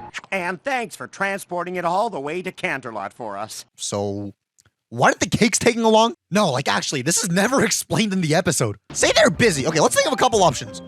They might have to stay home and watch their baby. Yeah, the babies they left home alone just to observe this cake being transported, despite the fact that the cake will be transported either successfully or not, regardless of if they're actually there to witness it being transported or not. And also they thought it was a safe and appropriate idea to leave them home alone overnight to get some beer a few episodes ago. Well, maybe they have a business to run back home, despite the fact that we've seen Pinky's completely capable of running the till herself. Who's next, please? And what can I get for you? Or maybe they're busy with a client. Okay, none of that checks out. If it's the first option, it's not like they have a permanent babysitter who could have stayed home and watched the babies like we've established. Would you be interested in becoming our go-to babysitter on a permanent basis? I have some free time next Tuesday. Plus, we've seen in the very, very last episode that they have zero problem taking the babies out with them. Pound and pumpkin cake. Trip to the store ends in tears. If it's the second one, they clearly don't have their priorities in check, seeing how it's Pinky's job to both bake and man the till. But we also seen in multiple points of this episode that Pinky's excellent at making delicacies sound appetizing. But Pinky made your mousse sound très magnifique. And Pinky's description of your eclairs really did make them sound scrumptious. And the way she spoke of your Donutopia. Meaning that she's a proficient sales pony for their merchandise. When have we seen either of the cakes demonstrate those abilities? Thirdly, I'm pretty sure a competition that the princess herself will be present at, especially in Canterlot, kind of outweighs any client in terms of precedence. Plus, even if they do have a special client, it's not like they don't have an employee who's specifically there for that. Are we dumb, stupid, or dumb? Huh? But that's not all. Apparently this train could afford to just not move till they tear down an entire wall and put it back up. Unless, of course, this is a special train, judging by how there's treats decor on the window things when those usually aren't there. I dig the ginger pony. That's pretty funny. But if this was a special train, you think maybe their doors could be more considerate to account for things like this in the first place? Or the cakes could have actually been considerate of the train door's dimensions? This is not so. Still, good thing the other competitors didn't show up until this was all settled. Also, isn't it fantastic how Big Mac has a mallet in his mouth here, but not in the shot right before it? But on the topic of the competitors, For I, Gustave Legrand. I'm glad we're seeing another Griffin just because of how random the inclusion of Gilda would have been if they didn't introduce another one of these guys sooner or later. Who knows, maybe this is an exclusive train, judging by how there's just tables like this where we can set desserts on for no reason. What's going on with his wrist? And his ribbon? And his tail? Anyway, back to the train thing. Yeah, I know Pinky does refer to this place as the dessert car. Thank you all for helping me get the cake safely on the dessert car. But car just means this one section of the train. So I guess a better question is, can this train really afford to just not go for the sake of this one car holding everything else up? I mean, I guess the answer is apparently yes. So there's that. Though the one thing I'm kind of split on is, Donut Joe, what are you doing in Ponyville? that Donuts Joe, a Canterlot pony, is over here in Ponyville. Now, the episode does try giving him an excuse to be here. Picking up the final, all-important ingredient for my contest entry, these super sprinkles. My donuts are gonna dunk all the other lousy desserts. And I commend the effort, good job, but makes me wonder. On one hand, I want to say this is dumb since, are you seriously telling me Joe, the donut shop owner, doesn't store up these sprinkles in advance when his inventory gets low? Pony Joe, another donut. Don't you think you've had enough? Another donut! Extra sprinkles! Plus, even if that was the case, which it apparently is, you don't think he could have just bought the sprinkles and left the donuts back in Canterlot? What's the point of bringing all that over just to take it back to where it was from? However, on the other hand, I always complain about how they introduce characters just to never do anything with them, even those who are given names and voices, so this is actually the one instance where they do something actually plot-related with these guys, so I'll give it a reluctant pass. Although, they could have just put the character in here with the same excuse that he needs to grab some last-minute ingredients without him bringing his entire donut thing. Also, where in Ponyville did he get these anyway? Sugar Cube Corner? Did the cakes just help out their direct competitor in a competition? Good sport. What's your name? I am Mulia Miles. From previous appearances of mules, you'd think they'd be second or third class citizens or something. That pony is stubborn as a mule. No offense. None taken. So, good thing she's at least allowed to compete in this baking competition. But anyway, everybody decides it's time to hit the hay. Well, it sure looks like we're in for a delicious competition tomorrow. Maybe we should all settle in for a good night's sleep. Despite the fact that it seems to be late morning / early afternoon at the latest, with the sky outside being blue, seems like these characters have a very similar sleep schedule as I. Up all through the night and sleeping through the day. It's 5:22 a.m. in the morning as I'm recording this. My neighbors probably hate me. Although, this might actually have been because these guys all want time to scheme how they're going to get a bite of the desserts and thus pretending to go to sleep when it's so obviously not night. I gotta admit, I'm pretty beat. And that may also explain why they act like this. Can you hear those chefs? We have to protect... Pinky, you're overreacting. Despite learning this lesson earlier on in this season. We learned that you should take your friend's worries seriously, even if you don't think that she has anything to worry about. And the same thing with specifically Pinky in the last season. It's a good idea to stop and listen to your friends' opinions and perspectives, even when they don't always seem to make sense. But hey, we'll give this episode some benefit of the doubt. But except they can't, because the one who suggested going to sleep in the first place was Twilight, and she's the one character who doesn't take a bite out of any of the snacks. Along the first person to agree with Rainbow Dash being Applejack, who also doesn't take a bite. Yeah, I'm gonna hit the hay myself. So something that could have been really, really clever turned out to not be. Man. I'll show them. I'll stay up all night and protect you. Nothing and no pony will stop me from keeping you safe. Either way, despite the fact that Pinky tries guarding the cake all night, she sees someone who she assumes is a thief rather than someone just randomly running around for any other reason, and she leaves the cake to chase them. Doesn't it make more sense to just guard the cake the entire time? Because regardless of where this person is headed, they're going to end up at the cake regardless to take a bite, if that's her concern. That's really excellent foresight. Furthermore, Pinky checks the conductor area and buys the fact that this is the real conductor. Of course, we find out later on that this was actually Fluttershy in disguise, but then where's the actual conductor in this scene? Did he go to sleep?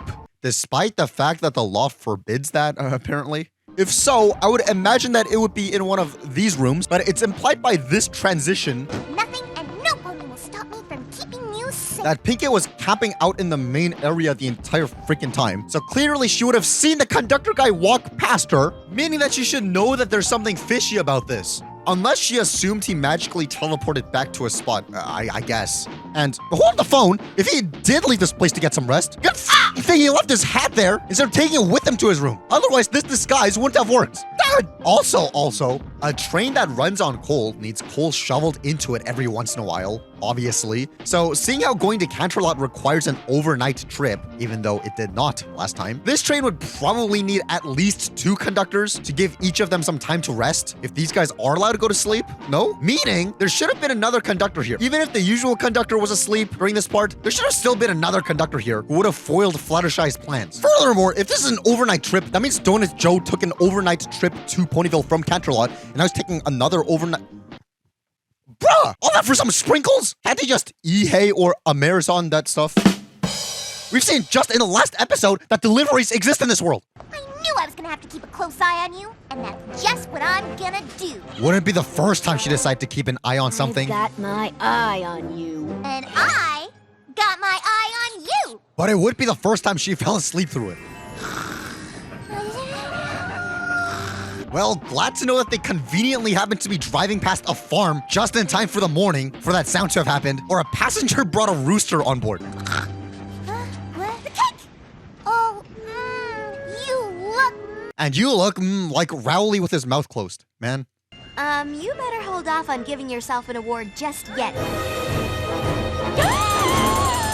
Wow, what an original gasping sound.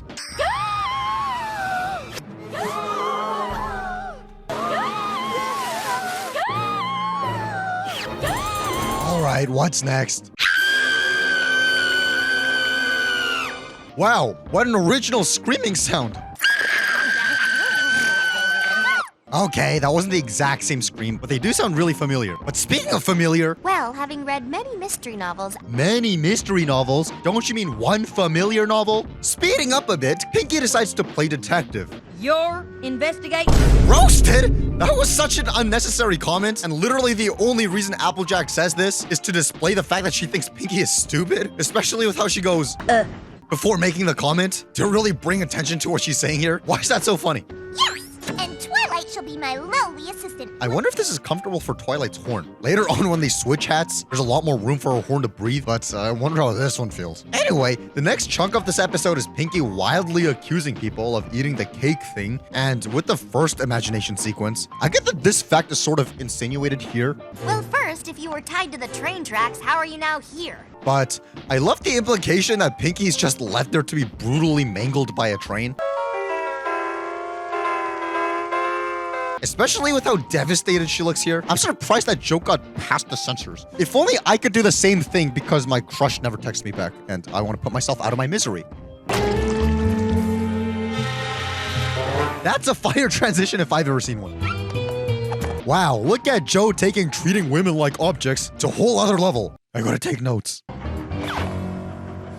I think it's really funny how this imagination sequence seems to have given Joe some ideas. You would look rather dapper in a tuxedo.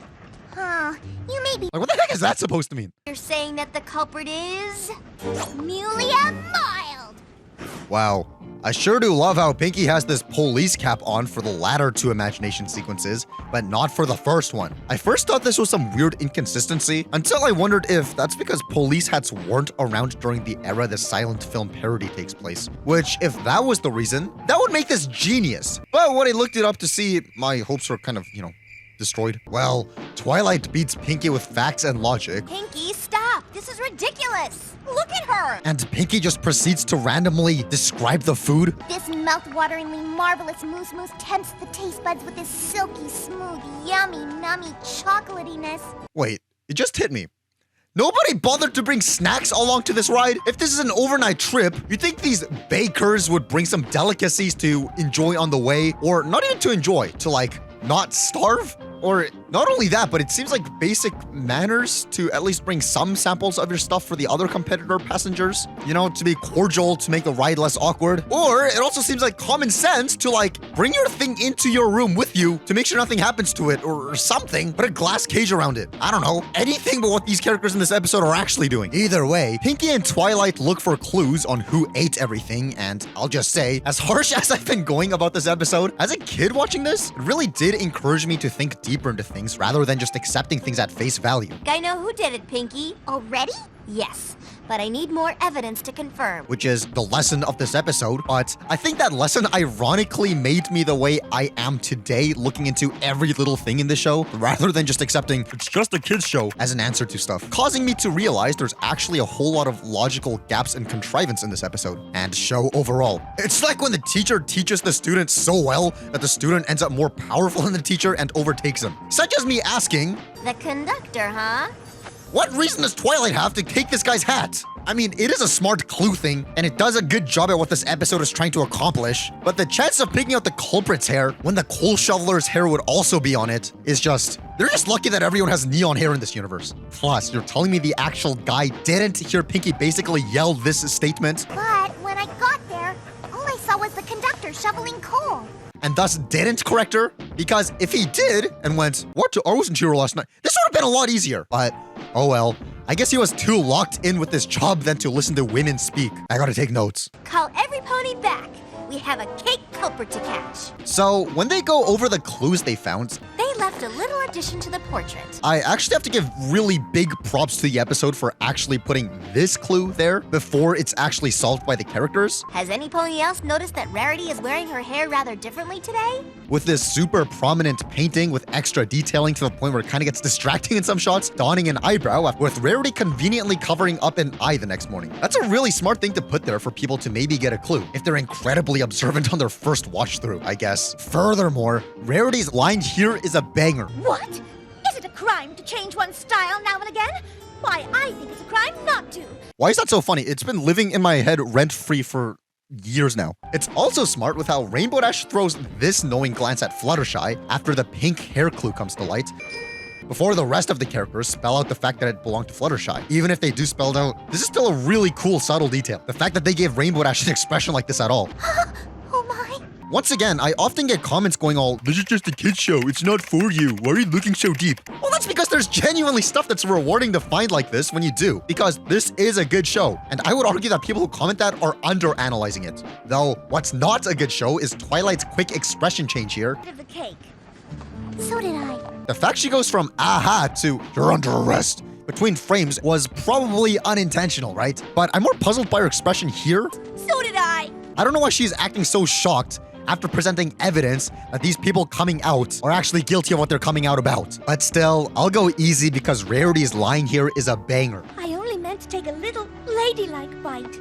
I mean, wow, Rarity's getting the funniest lines this episode. We figured out who ate the marzipan mascarpone meringue madness, but we still don't know who devoured the other baker's goods. Well, even though I just gave a lot of compliments for that, the second mystery of who ate the other snacks is just solved with no prior clues because the episode needs to keep things moving along, which would usually bug me, but at least this wordplay is pretty cool. Gustav has mousse in his moustache. Joe has eclair in his hair. Julia has sprinkles in her wrinkles. Anyway.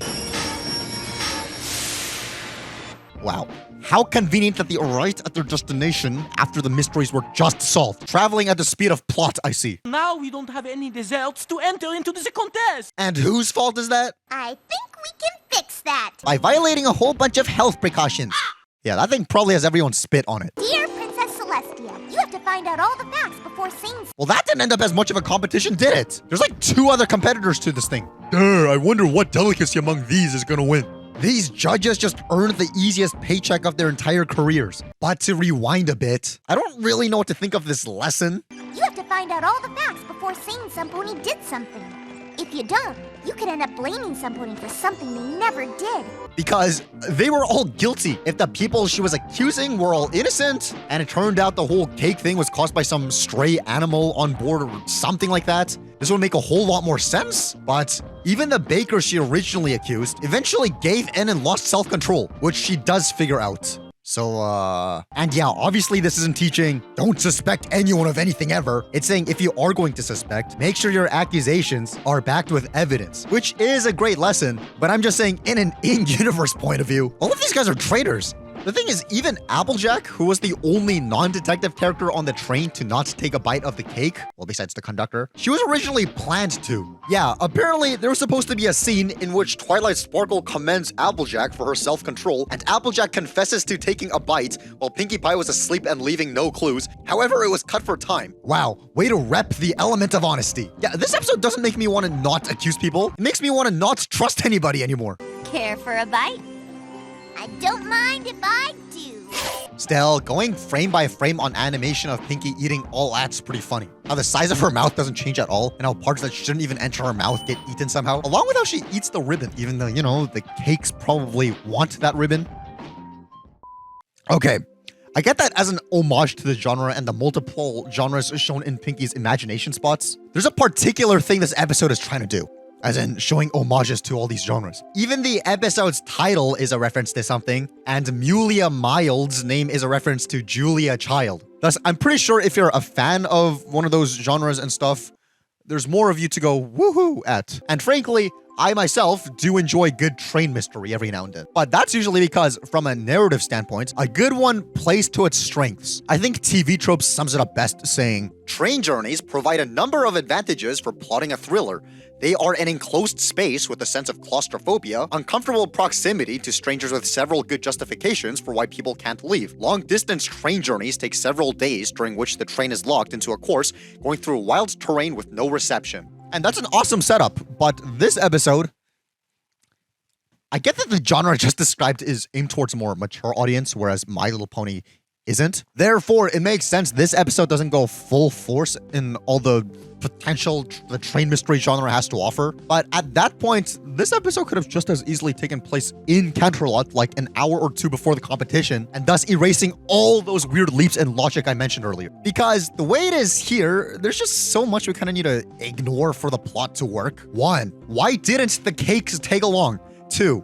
Did Joe really need to go all the way to Ponyville with his donuts? 3. We've seen that mules live in Ponyville, but now there's this French griffin also living in Ponyville? Unless, just like Joe, he's also from Canterlot or wherever else, and went all the way to Ponyville with no explanation just to go to Canterlot. When it doesn't seem like Ponyville was the only train stop, judging by how there were other Ponyvillians in the competition that weren't on the train. 4. Canterlot is now an overnight trip. Okay. 5. All the main 6 were just able to ditch whatever responsibilities they have back home to take an impromptu trip just to deliver cake. And if we line this up with those strengths the train mystery genre can really offer, it doesn't really seem to go too hand in hand with this. I mean, yeah, they're in an enclosed space, but there's no sense of claustrophobia since Pegasi can just fly outside. Remember how when you chased the suspect to the caboose, they suddenly disappeared? That's because they flew away. And there's no uncomfortable proximity to strangers because most of these guys are friends, which is now making me wonder why the bakers didn't bring their friends. And there doesn't really seem to be several good justifications for why people can't leave, since the main 6, sans Pinky, don't really need to be here. They're just here for fun. And yeah, there's a long-distance train journey taking several days, but that's now retconning something that's already been established just for the sake of this episode to work. So I'll leave that there, you be the judge. But I'll say, if you completely get rid of all the logical ways to analyze an episode and only factor in the emotional side, I wouldn't say this episode is bad. I'd say this episode is pretty good. It has funny lines that's living in my head rent-free.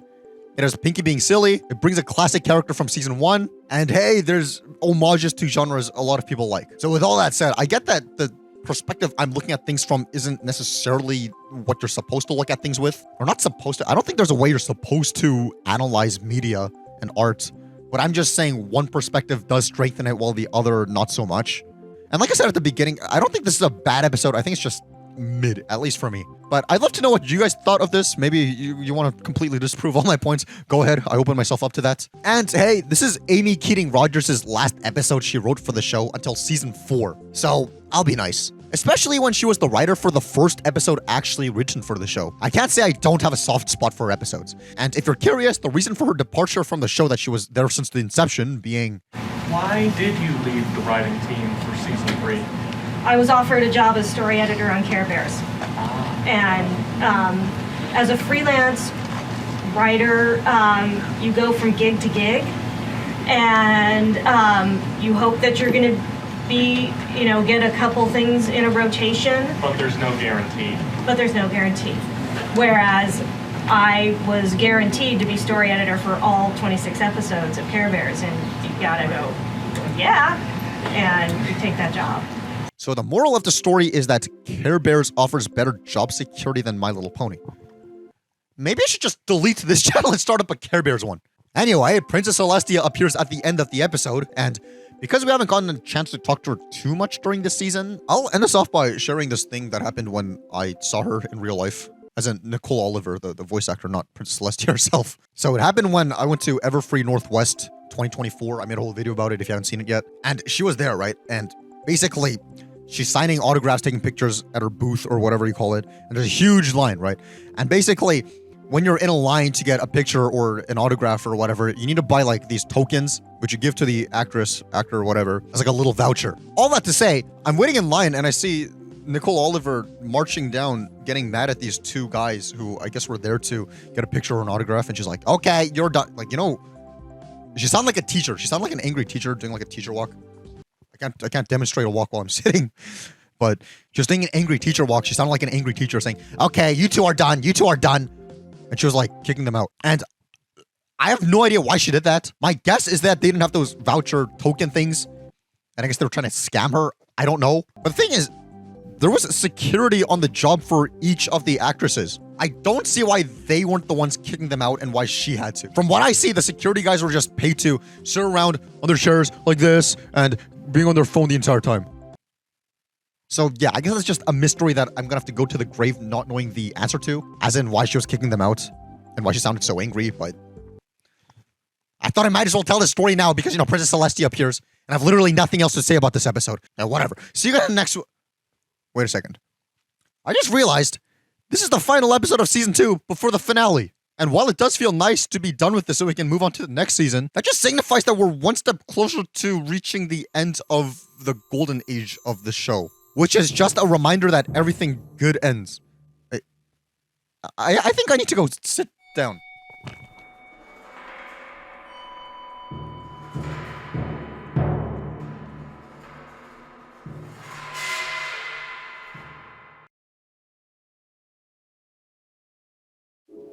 Let's you and I take a trip back to 2012.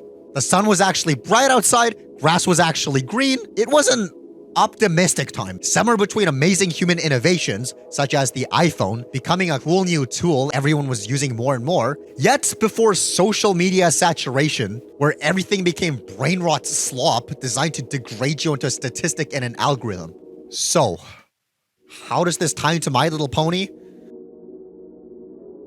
I think that sense of optimism, the one without a real care, like true optimism, the one where you just don't have a cause of concern that anything could possibly turn bad, is encapsulated really well with the advertising for a Canterlot wedding. You're invited to go online at hubworld.com/royal-wedding. Not only the quality of what we're looking at here, but also the quantity in which the quality existed, as we're about to see. And I don't think I've really seen that before, where an episode of a show gets any more special attention and marketing than others. I've definitely seen seasons of stuff hyped up, but I've never seen 2 months of advertising happen for a particular episode like we're about to see here. But that's just the tip of the iceberg. Let's get started.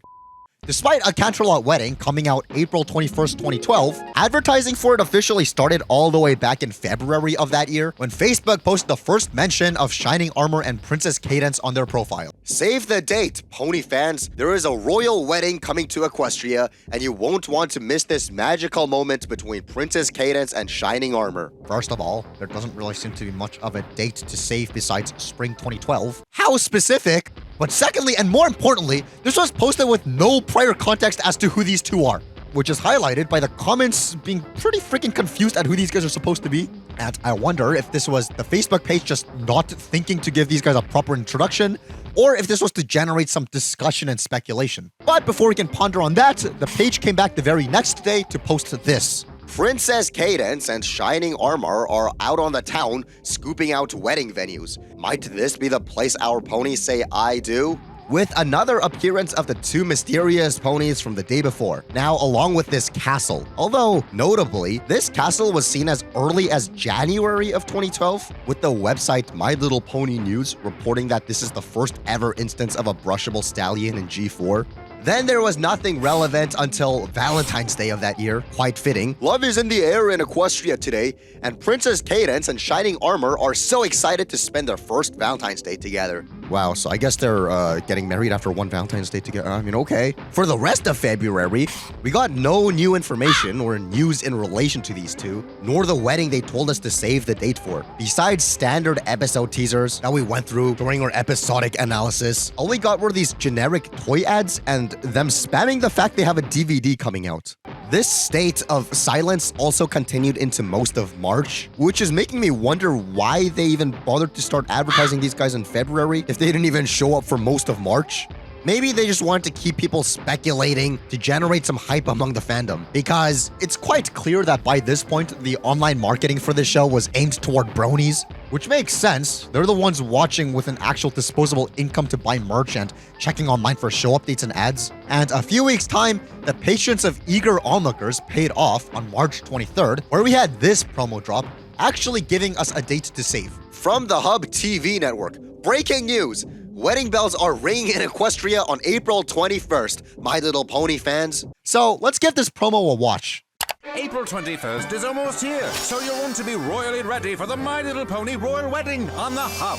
Go online at hubworld.com/royal-wedding and start prepping now. Play DJ with Pinkie Pie, vote for Applejack's gourmet cakes, plus get the royal treatment by downloading the viewing party pack. Let's get this party started!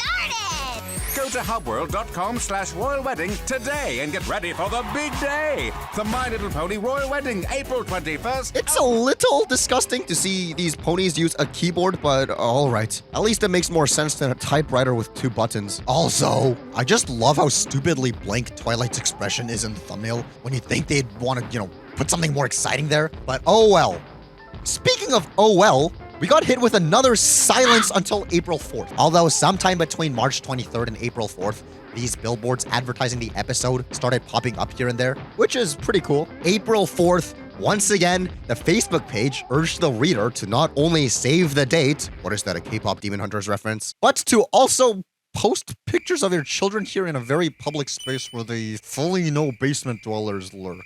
I'm gonna go out on a limb here and posit that not exactly the wisest decision ever. I get that internet culture was a very different place back in 2012, and like I even said earlier, this was a more optimistic time, but in hindsight, as this is a retrospective, and the aim of a retrospective is to look back to past stuff and see how they sit in the present, we can safely say it's a good thing nobody posted any pictures of their children here. On the 9th of April, we then got BuzzFeed, presumably before it became a complete joke, to advertise the special. In anticipation of the royal wedding of the year on the Hub TV's network's My Little Pony Friendship is Magic, BuzzFeed has put together a list of some other outrageously posh and over-the-top nuptials timed to the 1-year anniversary of the lavish wedding of the blah blah blah, who cares, My Little Pony Friendship is Magic. This pony wedding is the icing on the cake. Although, it's kind of funny to see that this was apparently a paid post and was published by The Hub, just to have the Facebook page go off the very next day about how the My Little Pony Friendship is Magic royal wedding is already declared one of TV's most over-the-top weddings ever. Yeah. By you guys! April 11th, there doesn't seem to be much of anything besides this screen cap from the upcoming episode. April 12th, same with the next day. But the next day, April 13th, because we're nearing a week to the episode's release date, more stuff started happening, such as this exclusive article being published on Entertainment Weekly, which we shall also give a look through. Love is always in the air in Equestria, the neighborly realm that's home to My Little Pony Friendship is Magic's four-legged stars. But on Saturday, April 21st, this animated world will celebrate a particularly momentous occasion. Winged unicorn Princess Cadence and Shining Armor, a dapper colt, are tying the knot. Reigns? I have no idea what that means, but interestingly, Princess Cadence is referred to as a winged unicorn here, since the term alicorn hasn't actually been coined in the show yet and won't until season 3. Anyway. And we've got a first look at the pony-focused announcement that'll appear in the New York Times' wedding section this Sunday. That's right, the paper of record is running a notice, full disclosure, it's really an ad, about 2 cartoon horses getting hitched. Don't worry about this information yet, we'll go over that ad in much more detail in a bit. Naturally, the invitations request bridal attire. Confused? Here's the hoof, the whole hoof, and nothing but the hoof. Friendship is Magic premiered in fall 2010 on The Hub, a children's network formerly known as Discovery Kids. The series' goofy good cheater, striking design, and awesome horse puns quickly attracted an adult fan base. The show has especially resonated with men in their teens and 20s who call themselves bronies. Their female counterparts are known as Pegasisters. Seriously. Those guys sound disgusting. At least here we get some insight into the writing process of the show, which is always a treat. Though the show's creators were understandably surprised when they discovered brony fan sites, they've since embraced their grown-up viewers. We're just trying to tell really great stories. And I think that's why we got the adult fan base that we did. Showrunner Megan McCarthy tells EW, while it'd be easy to indulge that adult audience with rapid-fire references and sarcastic dialogue, McCarthy and her team resist the urge. Some pop culture-y things are thrown in, but we don't want to do anything that's too wink-wink. It detracts from the story that we're trying to tell, she says. Well, I think that's a straight-up lie. There are rapid-fire references and sarcastic dialogue. I have just saved that grass! From what? Weeds that were attempting to eat this lawn! Lame. At least we get more information about the New York Times ad and the thought process behind that. This New York Times announcement celebrates the show's appealing sincerity. The spot's placement and content also acknowledge Friendship is Magic's status as something more than a kids show. We want to justify something big and crazy and exciting, McCarthy explains, noting that the 2-part wedding episode has an epic fantasy element. Having seen it myself, I can concur. The hour-long special is ambitious, absorbing, and thoroughly entertaining, even to those who stopped playing with My Little Ponies back in the mid-80s. Or, never played with them at all. Wouldn't that last sentence had more impact if they said never stopped playing with them at all? Whatever, who cares at this point? I do! As a footnote, we can also include the fact that The Hub apparently paid for another BuzzFeed article to promote the episode. Man, they were aggressively marketing this thing, huh? Also, according to this article, Katy Perry is Pinkie Pie and Fluttershy is Taylor Swift. The next day, something pretty cool happened that I didn't even know about until doing all this research, which is that they had previously handed out this invitation to an actual mock wedding event thing in real life to screen the episode a week early. The Hub TV network cordially invites you and your family to the My Little Pony bridal shower, hosted by Tori Spelling. Celebrate the royal wedding with an advanced screening of the 2-part wedding episode, photo ops with the bridal party, cake decorating, bouquet making, and a horseshoe toss Saturday, the 14th of April 2012, 11 a.m. to 1 p.m. Address I'm too lazy to read. Valet parking provided. Valet parking provided? Gotta bust out the Heartopia pony car for this one. Anyway, I have no idea who Tori Spelling is, besides the fact that she voiced a character in, Stewie Griffin, The Untold Story. All roads lead to Family Guy, huh? But Spelling Schmelling, she had to cancel her appearance at this event due to illness, according to this now defunct Yahoo News article. Well, that sucks. Not a zero amount of people probably attended the event just to see her. Oh well. Although she does make another appearance later on, so don't forget her name. And at least the event itself seems like it was really fun from this write-up on Equestria Daily, which we shall go over. As some of you may have probably picked up from the various tweets and miscellaneous comments floating around the internet in the past few days, we were invited to attend the Royal Wedding event in Culver City, California on Saturday. It's pretty amazing how much press this finale is getting. I think everyone is surprised at how successful Friendship is Magic has become. First off is a showing of what the actual event looked like before it was flooded with people. For a mock wedding event, they definitely pulled off the feel of one. It sure did fill up fast though. I honestly wasn't expecting so many people, but it was a full-on armada. Most of the games and activities were geared more toward the children that were invited. I wonder why. They had cake decorating, bouquet building, horseshoes, and a photo booth with Shining Armor and Princess Cadence cutouts. I just love how the one with Fluttershy says Fluttershies, and the one with Pinkie Pie and Applejack says Pinkie Pie and Applejacks. But the one with Twilight and Spike only says Twilight Sparkle. That's both cruel and kind of funny. What else is kind of funny is this next part. One thing to note, it's interesting seeing actual kid fans of the show watch it. They react totally different. I've never actually seen that before. You mean to tell me little girls who watch the show understand it in a different way adult bronies do? Color me surprised! Then it details show staff that attended, and how apparently some people from the hub actually visit Equestria daily to keep up with the community, along with there being a screening of the episode a week early like the ad said. Yeah, okay. As you can see, they seriously went all out for promoting this one episode. Yeah, I guess this also doubles as a promo for the show itself too, so you could argue this isn't all for one episode, but it seems like the only people who'd be interested in this thing are those who are already fans of the show anyway, so wow. And double my wow, because this promo stuff ain't slowing down anytime soon. For the Sunday of this week may have marked the most impactful advertising for this episode for the general public thus far, because as the article from earlier said, the hub took an ad in the New York Times in the wedding section with this thing that reads, Princess Mia Moore Cadenza, known throughout the kingdom as Cadence, and Shining Armor are to be wed in Canterlot this Saturday, April 21st.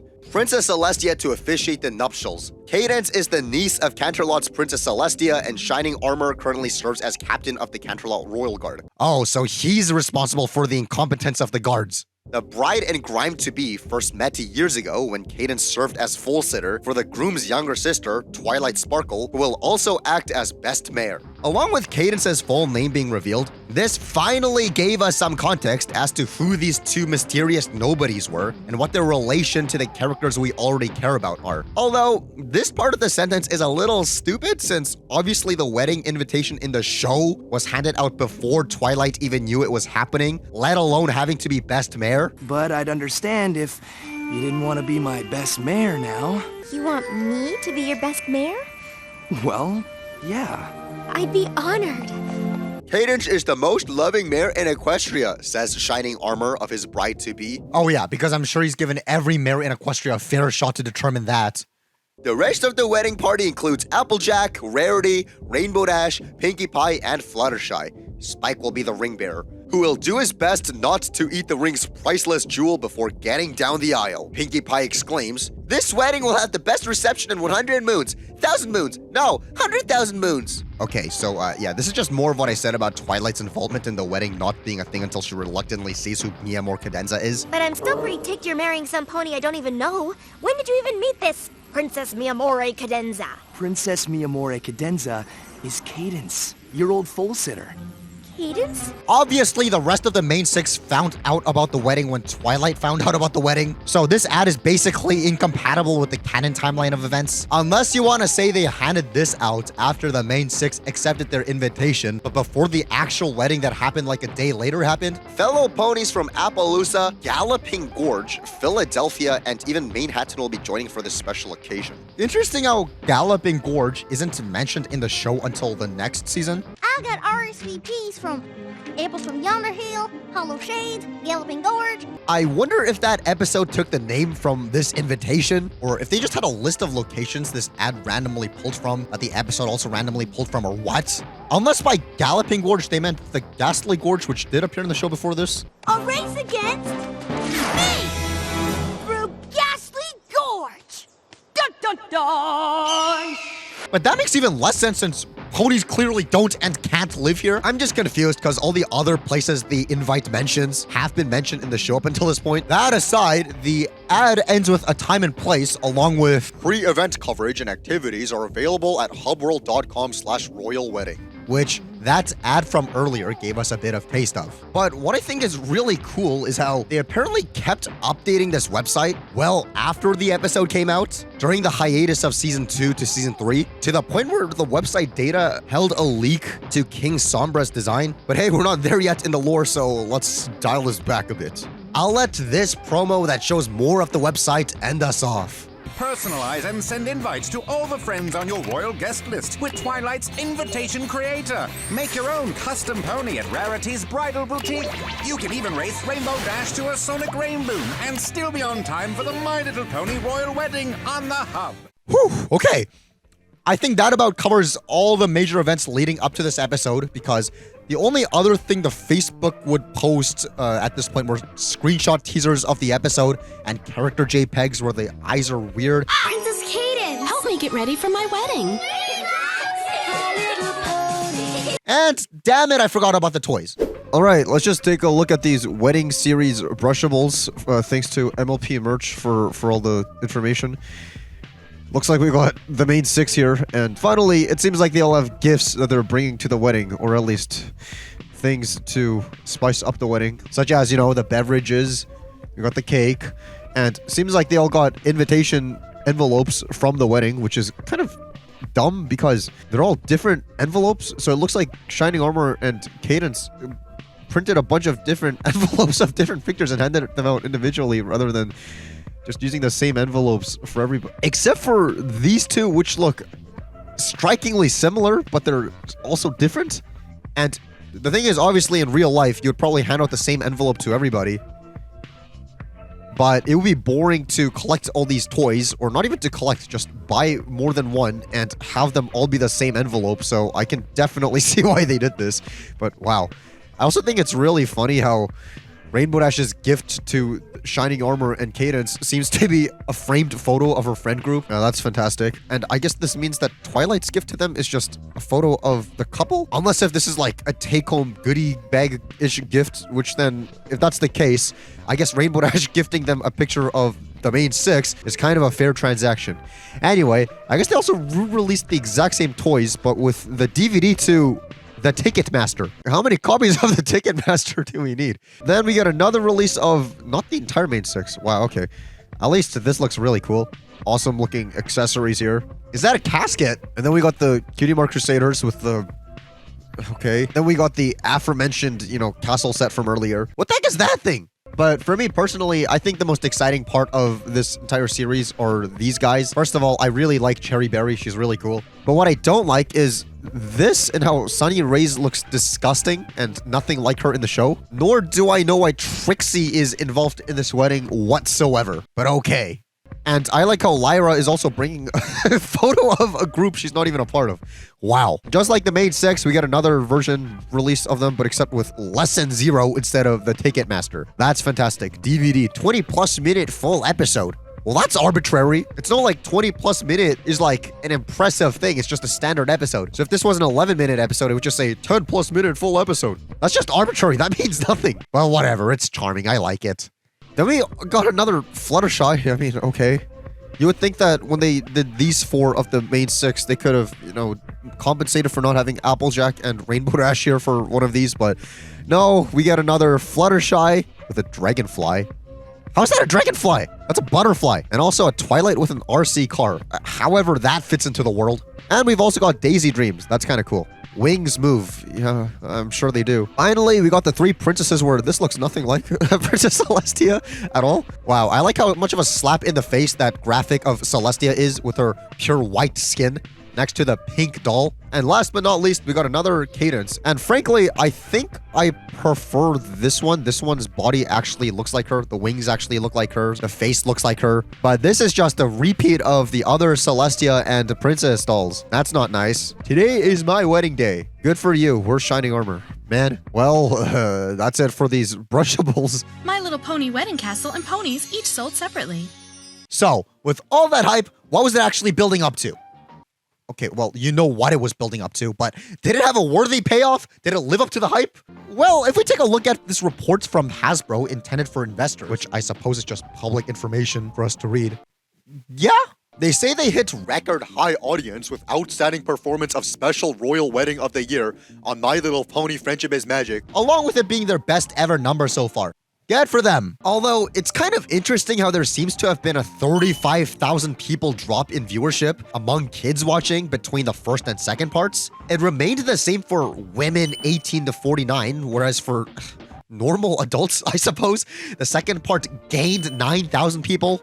However the heck that's possible, although even if from a numbers game this episode was a phenomenal success, I've got to wonder what happened behind the scenes, because it doesn't seem like everything was great on the developmental side. Now here's where we get to the fun stuff. For reference, this was the final episode of the show Goddess Faust had any real involvement in. And it was for some actual big concepts and not just little ideas here and there either. She came up with Shining Armor, Princess Cadence, and Queen Chrysalis. But the reason I say it seems like there might have been some friction behind the scenes is because, first of all, Cadence was not originally designed as an alicorn, with our goddess having this to say. I was very involved in the inception of the story, but I was surprised when I saw she is an alicorn. I don't know who made that decision, but it was after I was no longer working on the show. Along with how, when asked about how rare alicorns are supposed to be, she replied that there would only be 2 if she had full creative control. So, to be there at this character's inception, envisioning her a certain way, as in not a literal alicorn princess, and have her turn out to be one anyway, when something like that shouldn't be a decision that should be made lightly in canon, especially when this is a decision they apparently waited until she left the show to execute.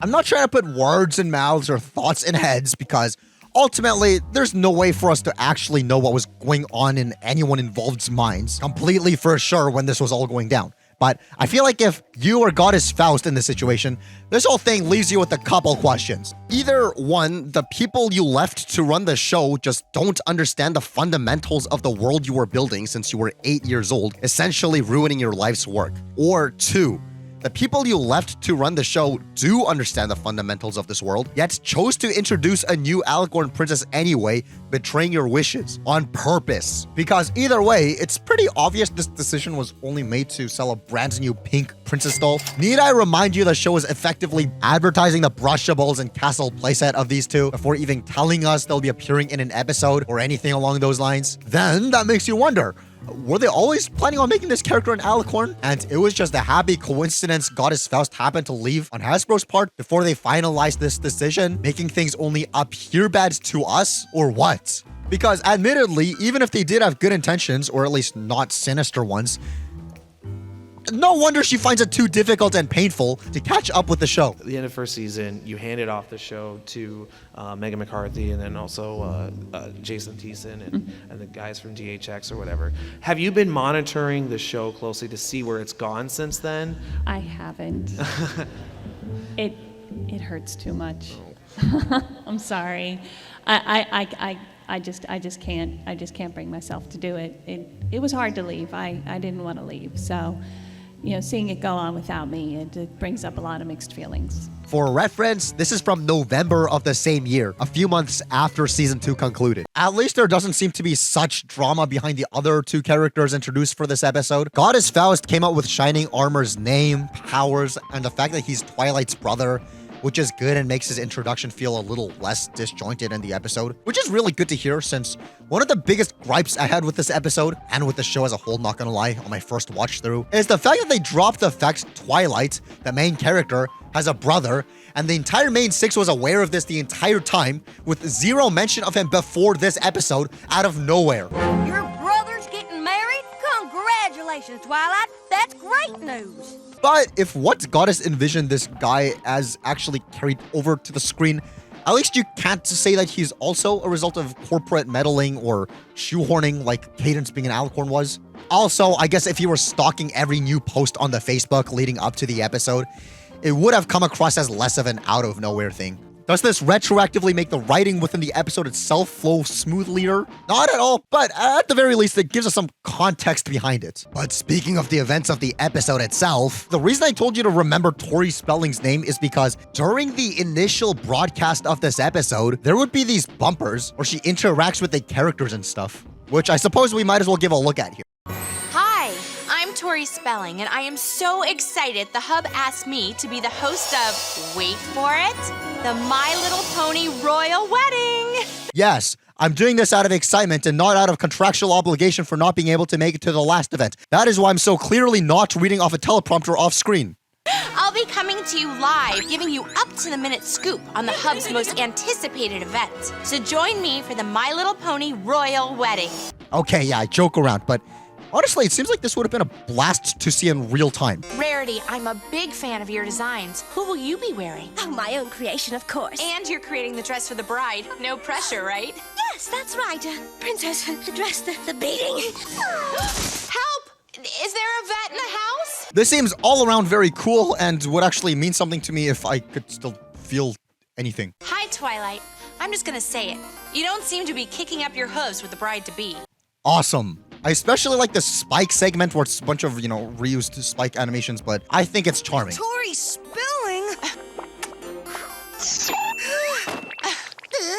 What can I say? I have that effect on dragons. And finally, there's this Fluttershy one, which I think is pretty in character, and I like it. With me to report is Fluttershy. Well, are we on TV?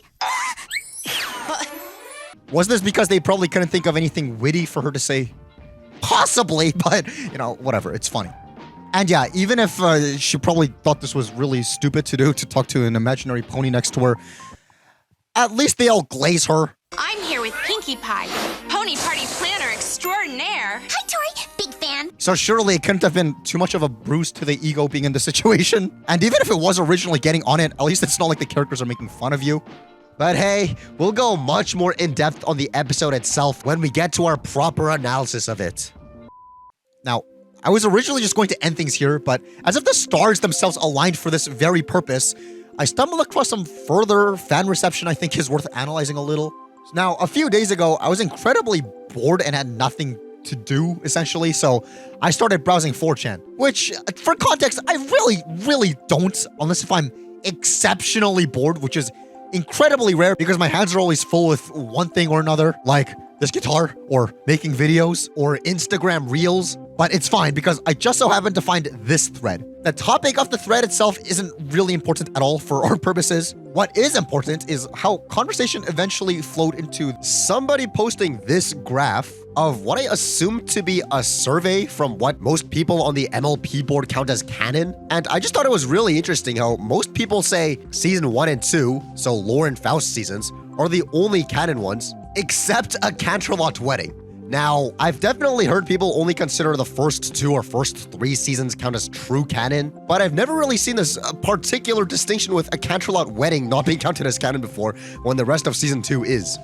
And I think that's good insight to an incredibly unique finale and how it sits within fan perception. And thus, when we get to analyzing the actual episode of the finale, I'll definitely make sure to note why this kind of distinction is made, and if there are any creative writing decisions in it that makes it feel disjointed from the rest of the show thus far like this. But once again, that's assuming I can actually bring myself to talking about the finale, because after talking about this one season for as long as we have here, it feels a little Stockholm Syndrome-ish to let it go. And plus, it kind of represents the passing of childhood innocence and a better life. I think I must once again go and lay my head.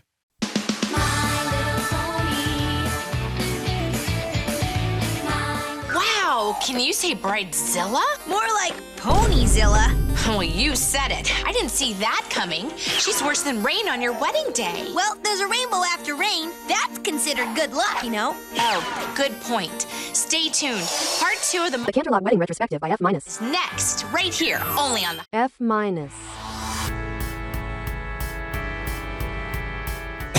Hey guys, F- here, back with another My Little Pony retrospect. What's all that ruckus?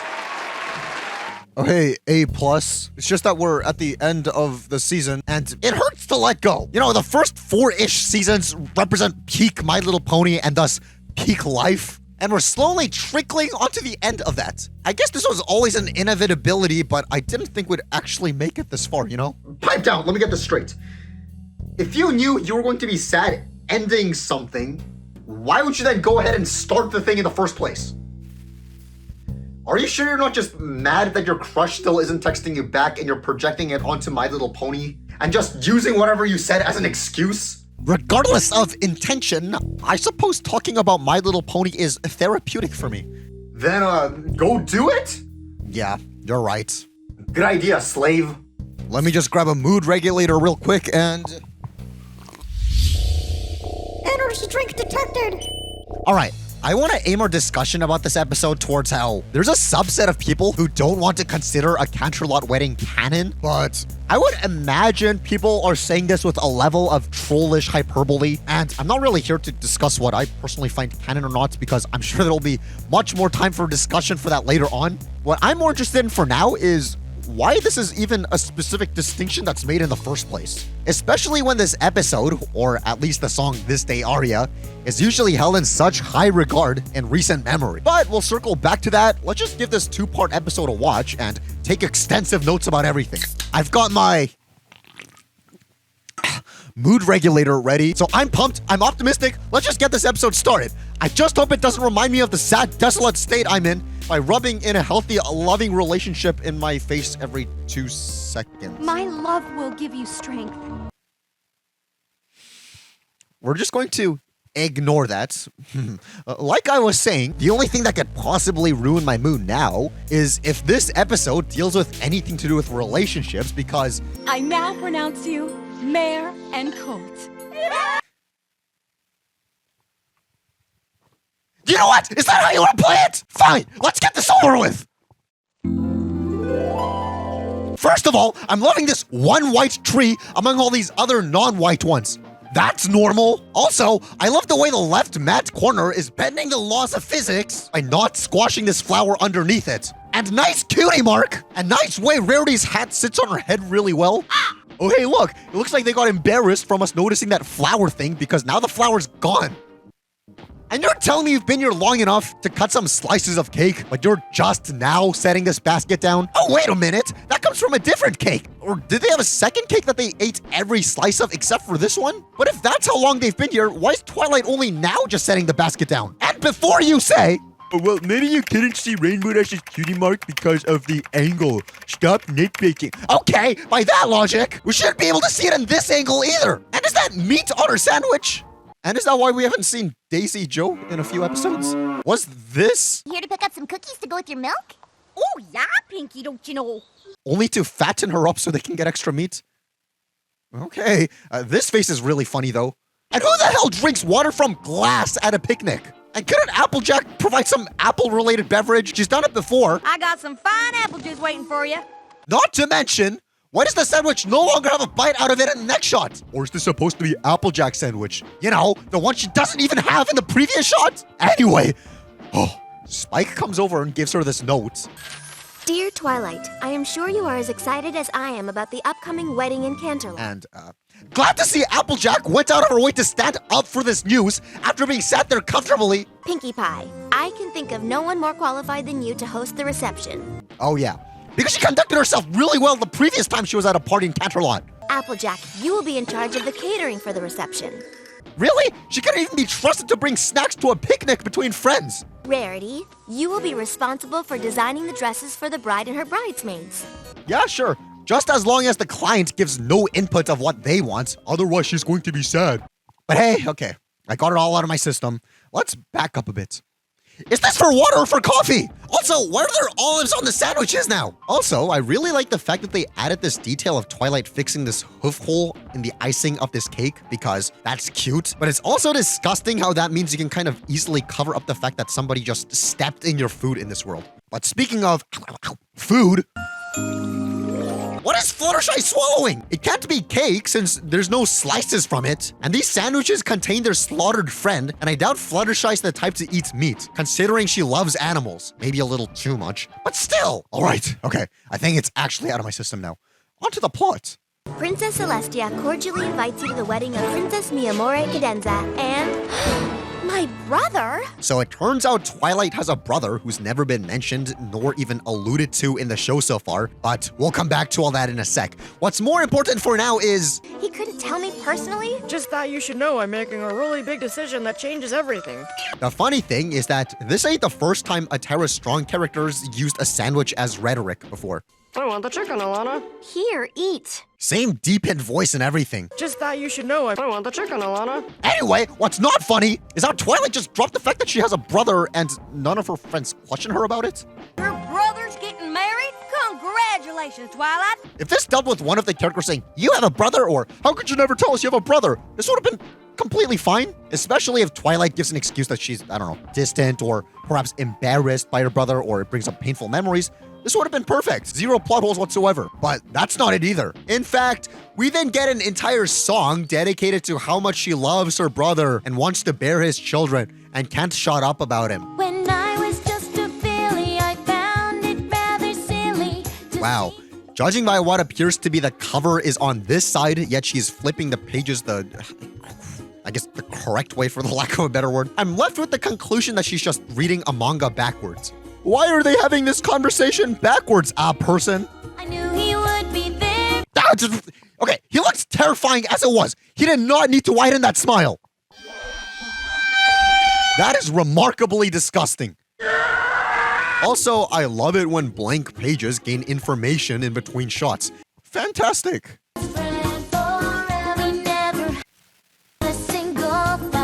Phew, oh, I thought they were about to have a Lady and the Tramp moment between siblings. Wow, I sure do love how we just have these guards just casually be alicorns. What the heck? Anyway, like I was saying, they go the lazy way and try to retroactively fit this guy into the lore, even putting him in this flashback that takes place right before Twilight leaves for Ponyville in episode 1. I miss him. If their parents were also here, this would have been a lot less stupid, because it's like her entire family wants to see her leave. But no, now this is making us think her parents didn't want to say goodbye to her, and that her brother really likes her sister like this, yet never visits her throughout the course of the show, or we've never seen her visit him.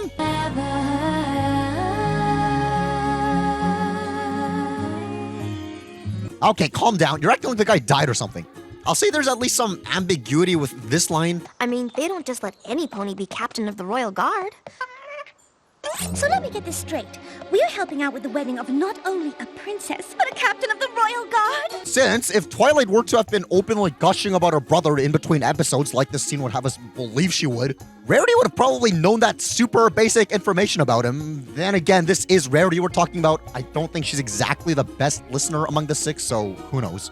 I want to tell you that I think your brother sounds like a real good guy. I guess this line could also mean that they didn't know about him either, but I think that could kind of go either way. Let's just hope that the episode tells a good story in spite of all of this. So the main six go over to Canterlot with Spike this time. I'm the one who gets to host the bachelor party. I have just one question. What's a bachelor party? Unlike last episode for some reason. Why the long face, Sugar Cube? Judging by how that idiom is often associated with horses, in this world, that's basically like asking, why the normal-shaped head? Ever since I moved to Ponyville, we've been seeing each other less and less. Yeah, sure, if by less and less you mean not at all. It's lines like this that really feels like an attempt to retroactively gaslight you into thinking Shining Armor was there and mattered all along, which he doesn't and didn't. Let's not lie to ourselves. I've got something to say to you, mister. Oh yeah, sure. Point spears at the person you guys all know on a first-name basis. We were told we could find Twilight Sparkle here. We regret to inform you, miss. Hey, Twilight.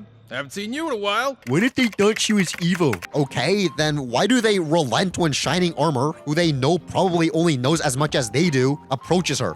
I missed you, kid. How was the train ride? If anything, shouldn't they be more on guard once their captain goes up to who they perceive to be a threat? Burden of keeping Canterlot safe and secure rests squarely on my shoulders. However that works. But speaking of pony etymology... Staying focused on the task at hand has been my top priority. Don't you mean task at Hoof? Otherwise, this joke makes no sense! I left her in good hands. What are hands? Speaking of making no sense... Okay, I get it. You've got a really important job protecting all of Canterlot with a force field only you can conjure up. If he knows this spell, that probably means he's learned it from someone or somewhere. Therefore, can't he, teach somebody that spell? In retrospect, it would have been really cool if Shining Armor did have a younger unicorn or even a different species to mentor about stuff like this, to mirror Princess Celestia and Twilight or Twilight and Spike's relationship, but oh well. Unless we're to assume that he was born with that ability, but then that raises a whole host of other questions, such as, why him? Would there be other ponies with that kind of ability? Are there different special gifts? Who or what decides that? Is it genetic? Does it run in their family? Do their parents have special abilities? Etc., etc. So let's just move on. But I'd understand if you didn't want to be my best mare now. Yeah, that's a little last minute, don't you think? Yeah. I'd be honored.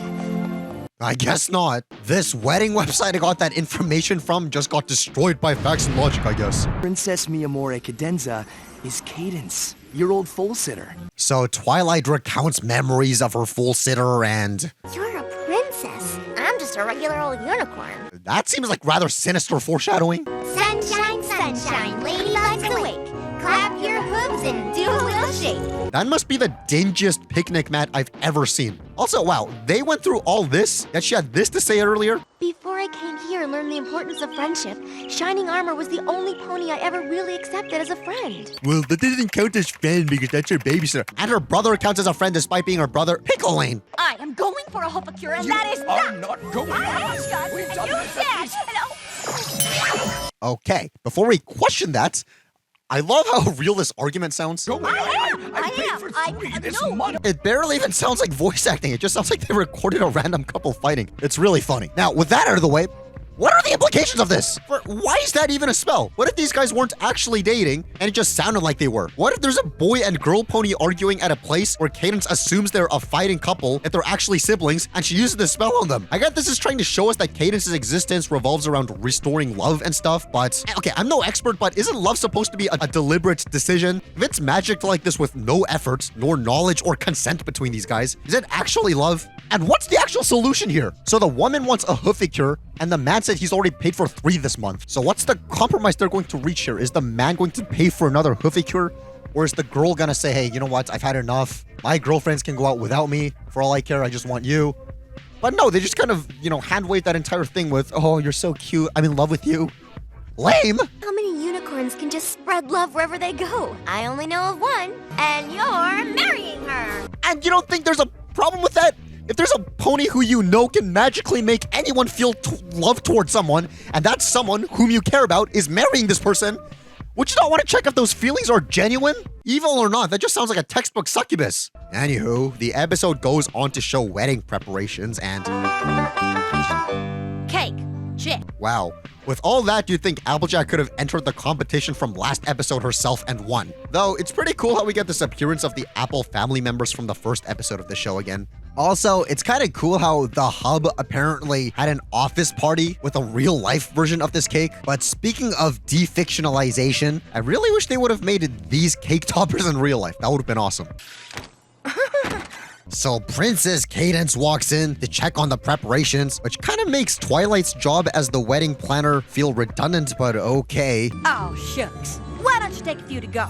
I know how you brides can be. So busy you forget to get a little something in your belly. That statement on a generalization of a group of people is very, very reminiscent of her saying this from the Ticketmaster. Isn't that just like a boy who can't handle the least bit of sentiment? So that's a really cool character consistency.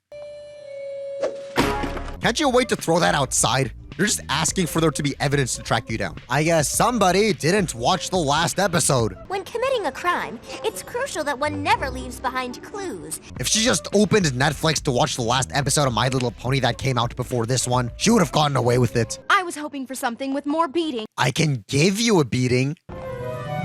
Oh yeah, sure. Make the princess be on guard. So the main six have a nice hangout session and... Bet I can guess what you're all thinking. Cadence is the absolute worst bride-to-be ever. I really dig the detail of Spike being given extra cushions to compensate for his height. It's little details like that made me fall in love with the show. Secondly, I also really dig this entire atmosphere of just hanging out with your friends outside like this on a nice evening in general. It encapsulates feelings of something positive really well. It gives me summer evening vibes, but I don't know, maybe that's just me. But on the topic of what they're actually talking about, Twilight tries to bring up to her friends why she thinks Cadence is rude, yet they all have excuses to her accusations. Did you know that after she told you how much she just loved your hors d'oeuvres, she threw them in the trash? Oh, she was probably just trying to spare my feelings. But the thing with this is that I've seen discussion about this episode positing that it's bad because it made all the main six out of character in terms of not siding with Twilight, or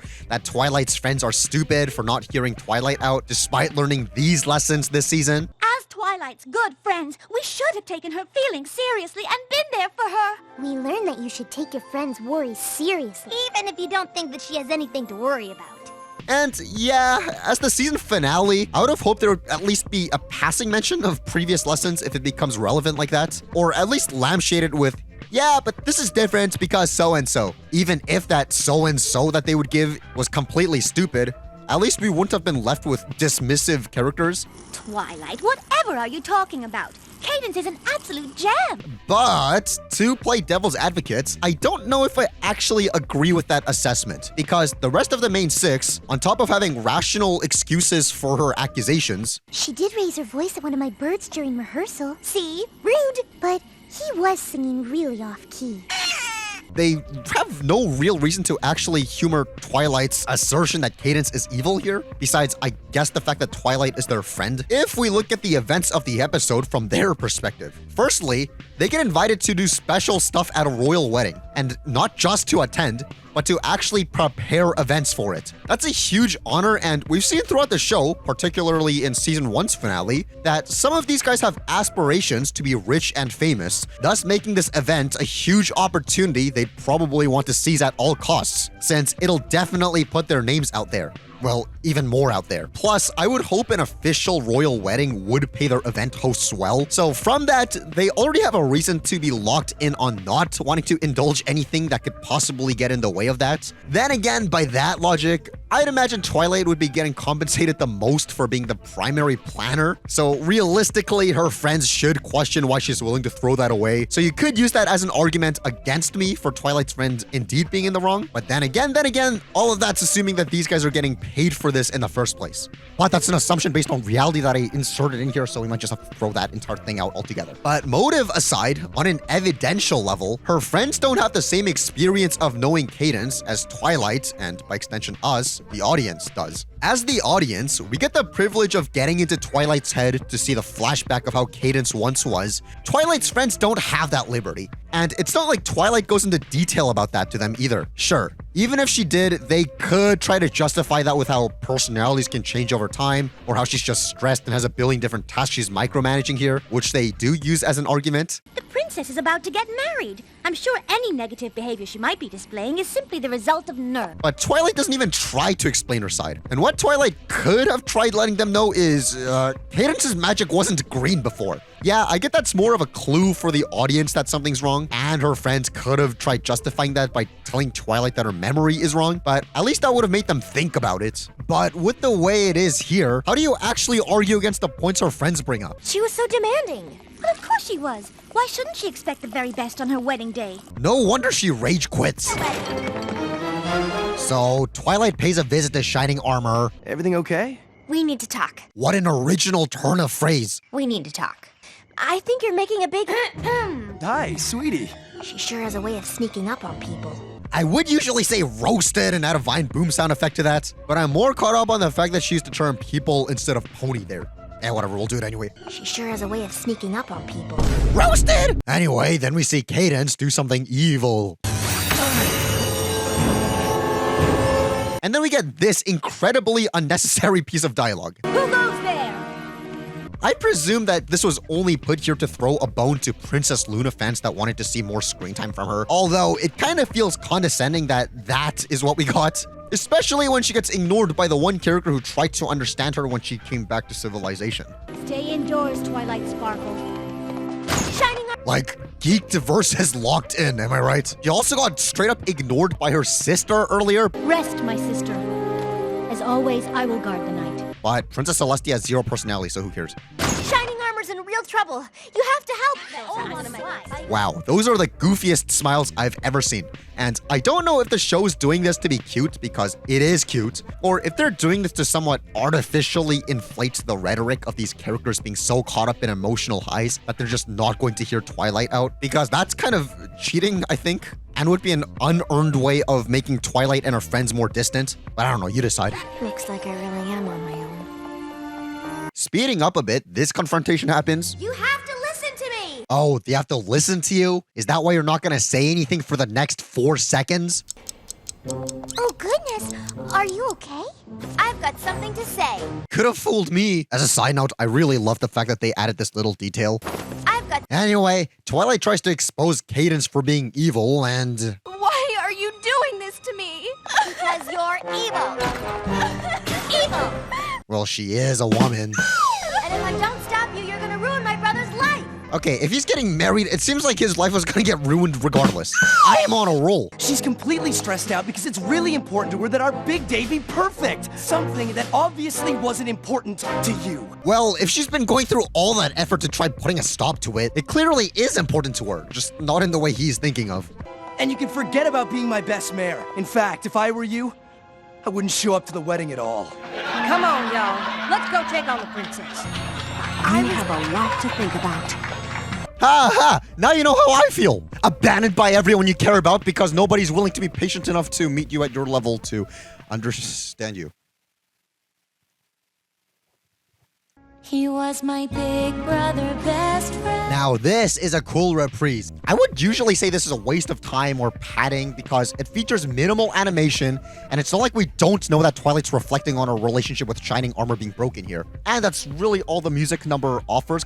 But the ending of it with Twilight being sad in isolation and being crushed into bits is a really cool touch, especially when it's by the hooves of the one making her go through this in the first place. That's fantastic visual storytelling. If this little Twilight burst into bits for no reason, this whole thing would have been weaker, and if this whole reprise had no payoff at all like that and just had this fade to black or something, this would have just been a small scene that was only included to be an obvious budget saver, which, okay, it is more than fair enough to include budget saving scenes when you have to, but the ending of it being genius despite that actually undoes any of that negative and makes it awesome.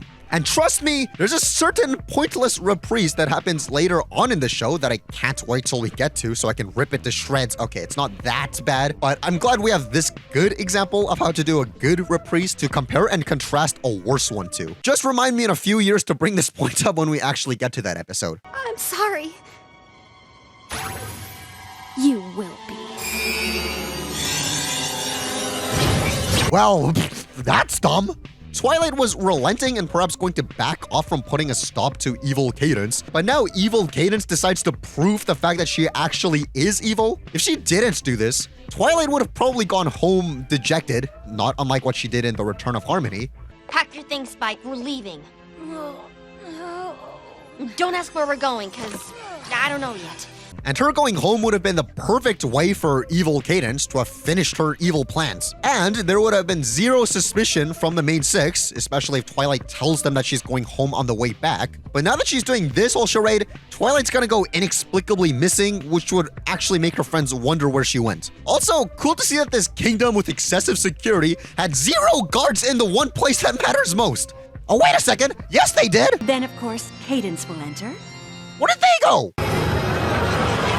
Yes, this is an OS word moment, and this does make for a far more engaging cliffhanger than it would have been if Twilight just went home. But from an in-universe standpoint, this woman is stupid. Then again, what woman isn't, am I right? Clearly not this one girl Becky I'm talking to, otherwise she'd be smart enough to respond to my texts. Okay. I'm sorry. Jeez. Women aren't stupid.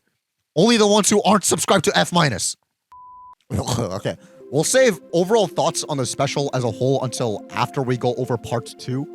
Because these episodes weren't really meant to be evaluated as two separate things. After all, the 2 parts were aired back to back rather than there being a week gap like every other episode. Unless you count episodes that took 2 weeks to air. But anyway, still, judging by that, even putting aside the fact that this is a 2-parter, we're supposed to judge this as one cohesive episode if there was no week break. They didn't even want to air the parts a week apart to give some time for speculation and more hype, which is pretty neat. Still, I guess nothing's really stopping me from talking about what I think of the story up until this point.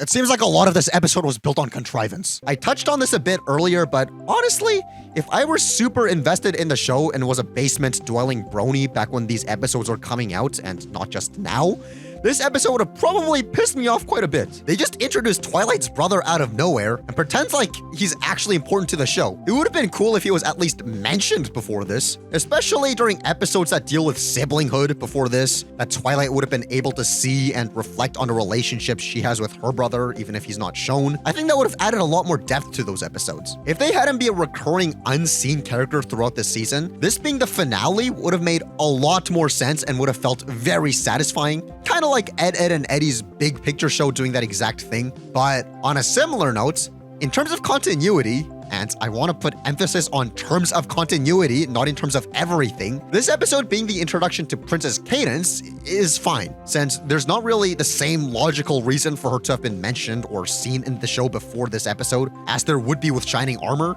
And with the flashback of her, at least there's a reference to a piece of canon that already has been established before that doesn't add more questions. Smarty Pants. She was mine when I was your age. That's good. I also think it's kind of good that there are different ways you can interpret character motives here, such as Cadance. Sunshine, sunshine, ladybug's awake. Clap your hooves and do a little shake. What are you doing? In that scene was evil Cadance acting evil and smug and not even doing the whole haha, yeah, that thing I totally know, let's move on thing to Twilight because she's evil and smug? Or did she not even think to do that because she's stupid? Or was she actually throwing in just enough little clues like that so that Twilight catches onto something not being right, thus causing division to split up her from her friends and family? On the other side of that, did Twilight try to call out evil Cadance for the right reasons, or did she have ulterior motives as well? Such as, while she got very upset at Shining Armor for not telling her about the wedding personally, yeah, there's a big wedding coming up. Maybe you heard about it? It kind of sounds so forced at times that I can't help but wonder if she's using that as a funnel to lash out from different motives, such as not wanting to let her brother go, which they do bring up here. Think maybe you're being just a tiny bit possessive of your brother? I am not being possessive. And while she denies it, it's not like she'd probably admit that or want to come to terms with that, so who knows. I doubt the writers for this thought that deep into all of that, but hey, at least it makes for decent discussion. But on that topic, Twilight being unrelentingly mad at Shining Armor for springing up an entire wedding with this girl she assumes she's never heard of throughout the episode. Princess Amore Cadenza? Who in the hoof is that? Could be taken as a reflection of how we might be feeling toward the show for not telling us about Twilight's brother thus far. You can really replace the nouns in all of her sentences here and have it make sense as to how, we might feel. How dare you not tell me in person that you were getting married? I'm your sister for Pony's sake. That can easily be exchanged for, how dare you not tell us our main character has a brother? We're your fans for Pony's sake. And if that was intentional, at least that shows that they're aware of the slight sense of, okay, not betrayal, but betrayal-adjacent perceptions one may have about his abrupt inclusion and retroactively inflated place of importance. But hey, let's see if part 2 will turn this all around, or if it'll dig itself deeper into a hole. Literally.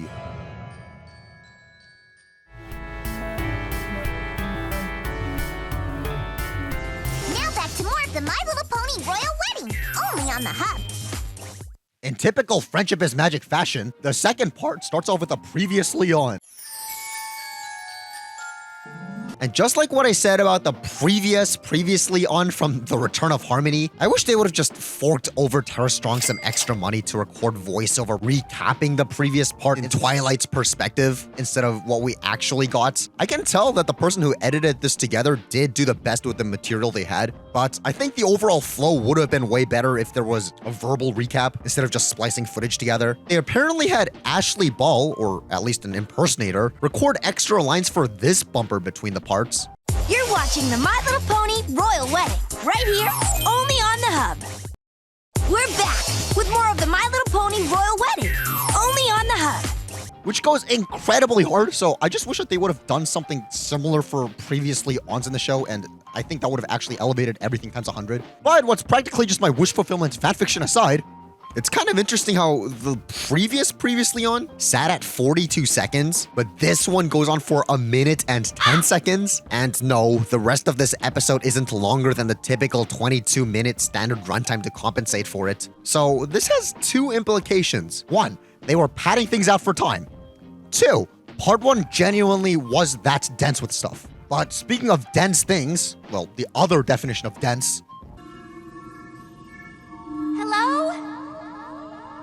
I always thought this part was stupid and made zero sense. The caves beneath Canterlot, once home to greedy unicorns who wanted to claim the gems that could be found inside. It's always kind of pissed me off because when Evil Cadence does this whole thing in part one, the implication is that she wants Twilight dead, or at least imprisoned for long enough until it's too late for her to be able to do anything. Most ponies have forgotten that these caves even exist, which is why they are the ideal place to keep the ones who try to interfere with my plans. However, because she decides to rage bait her here, Twilight ends up finding the real Cadence.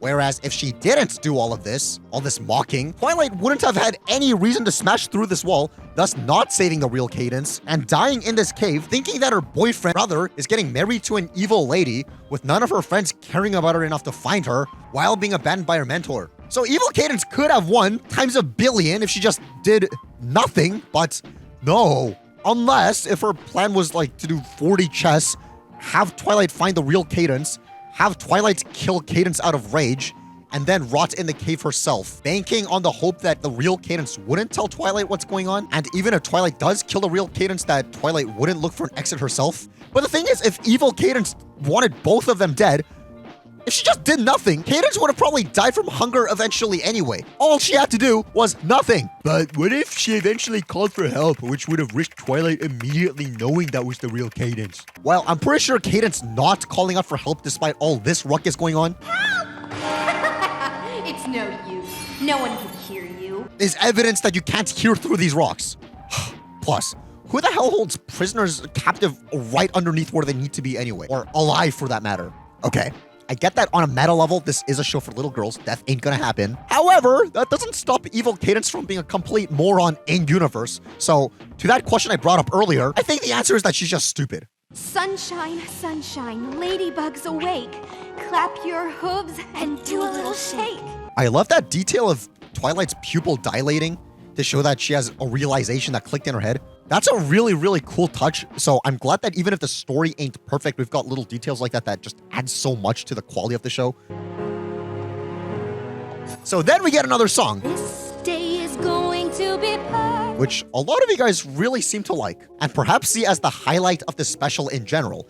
And the thing is, we're not going to be going over the song itself, because like I said throughout the course of this entire retrospective, we're going to be leaving all the song analysis for its own thing. But I did want to say, Every pony will gather. what a moron. Who wears a pink flower on their head? This idiot, apparently. Okay, fine. The girl wearing a flower on her head is fine, but what kind of ridiculous male is expected to wear a flower on his hat of all things? Speaking of ridiculous, apparently some people thought this mirror shot was. Because why is her eye closed in the reflection if it's open in real life? Well, first of all, this is a reflection of the other side of her head, not this open side. Secondly, if both of her eyes were open, her pupil placement would be more akin to the hammerhead shark than a pony. My only complaint here is that the rest of the room ain't reflected. Man, what a selective mirror. Anyway, Twilight and real Cadence take this minecart and... We're never going to save him. You're telling me that you're lost? I thought you intentionally took the minecart because it leads to somewhere in particular. I think Twilight saying this, We just have to find... There! with Cadence giving up, implies they took this for no reason other than with hope that it might lead to an exit somewhere, which it conveniently does. Because why did Cadence put so much effort in trying to get into the minecart if she doesn't even know where it leads, apparently? You're not going anywhere. To be continued. Wait, this is the continuation. Also, it's kind of weird because we had another fade to black like 2 seconds before this. All mine. Mares. And we have another one right after. I don't know. But hold up, why are these two here when they're also underground? Okay, I get that something odd going on with the bridesmaids was insinuated in part 1 with this. What happened to her old bridesmaids? She didn't say, but she did tell us that she would love it if we'd fill in for them. And now we're seeing the payoff to that. For what it is, it's cool, sure. I appreciate the fact that there was actual setup to this, and seeing that these cute little ponies suddenly got glowing green globes for eyes and are about to do who knows what to our protagonists is an intensity level above most other things in the show. However, I'm going to once again bring up how evil Cadence is the worst schemer ever for putting these guards at the exit with none guarding them in the main prison area. And also, to circle back a bit, according to the storyboard artist, background pony placement isn't thought out at all, which explains why crowd shots in the show make no sense. But judging by how this is the one instance of Lyra having an actual line of dialogue, I think they're lovely. Me too. I love them. couldn't they try to put some effort in and make an exception this time? Either way, real Cadence and Twilight make their way out. But how did you escape my bridesmaids?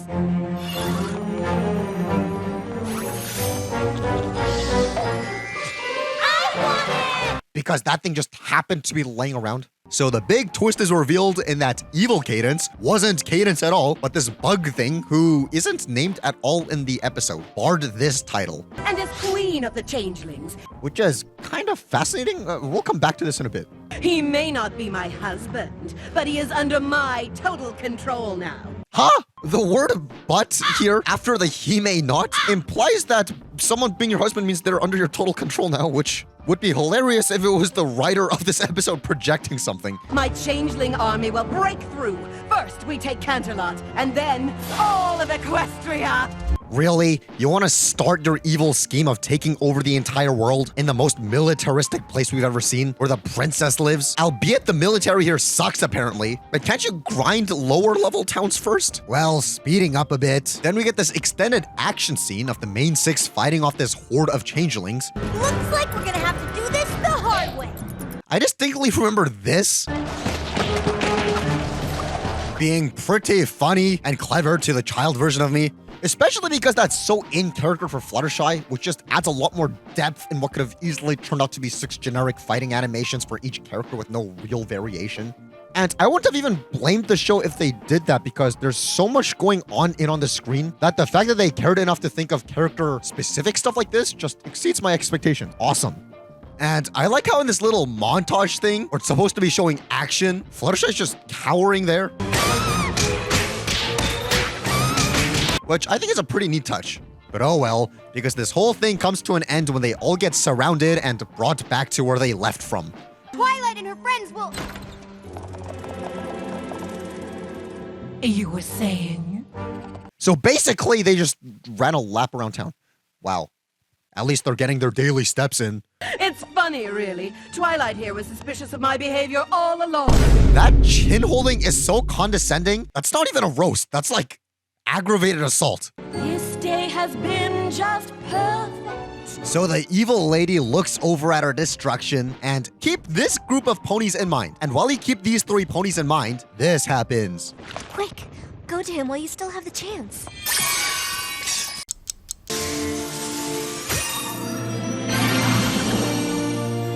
Yep, that would actually mean something to me if I had soul. Okay, the reason I told you to keep this group of ponies in mind is because, look! Dr. Hooves just left this woman and child to get feasted on. My power is useless now. My love will give you strength. It's times like this where I kind of miss being able to feel things. Because I'm sure that would mean a lot to Me, if I still could. What a lovely but absolutely ridiculous sentiment. Wait, sorry, okay. How is she the villain again? She's just speaking facts. Well, what's it matter now? Because Shining Armor and Princess Cadence defeat Chrysalis with the power of love. Yuck. Skip, skip, skip. And the changelings all get blasted off to who knows where. Now, this doesn't really make too much sense for me because this must be the greatest surge of love anybody's ever seen. And if the changelings feed off of love, isn't this like prime rib for them? Can't they feed off this? Why does this only send the changelings flying off instead of all the ponies as well? Huh? Don't worry about me. I'm fine. You have a real wedding to put together. And an apology to receive? Hello? Well, I guess apologies don't exist in this world because they go on to complete the wedding preparations and... Wow, so now their parents show up? After coast is clear and they know they're not going to be in any danger? Yeah, okay. At least their appearance in general is a nice callback to the first time they appeared in the show. At least this isn't an instance of like them showing one of the main six's parental figure and forgetting that they exist and giving them new parents who have different cutie marks but look frustratingly similar so you don't know if it's a redesign or a separate character altogether. Nah, they would never. That's just silly. Strange how Derpy has underped eyes here. You'd think as the season finale, they'd want to put a proper Derpy Easter egg, but okay. Maybe that's because they realized the one they did earlier looks terrifying, so they decide to back off a bit. Mares and gentle colts, we are gathered here today to celebrate the union. Screw the wedding. I want to know the story of how Shining Armor knows these guys. This is the guy who wheeled in that spike egg during Twilight's entrance exam. So it makes sense he'd know Shining Armor, I think, because that means they'd run in the same circle probably. So there's a story there we're not getting. I now pronounce you Mare and Colt. Well, after they wed, we get the stupidest part of this entire episode. This is your victory as much as theirs. Okay. You persisted in the face of doubt. Let's hear what she has to say. Learning to trust your instincts is a valuable lesson to learn. All right. By that logic, your instincts and the rest of the main six's instincts thought that Twilight was wrong and the cadence that we saw was the real cadence. So in instances like that, which instinct do you trust? Plus, Twilight's instincts didn't even tie in the threat Canterlot is under, with Cadence acting weird. Her entire complaint just hinged on this. I don't know when she changed, but she changed. Please, call me Princess Mi Amore Cadenza. Personal issues and nitpicking. What a nonsensical lesson. And also, wasn't it your instincts to go up against Queen Chrysalis? I can protect my subjects from you. Which had you fail and almost die?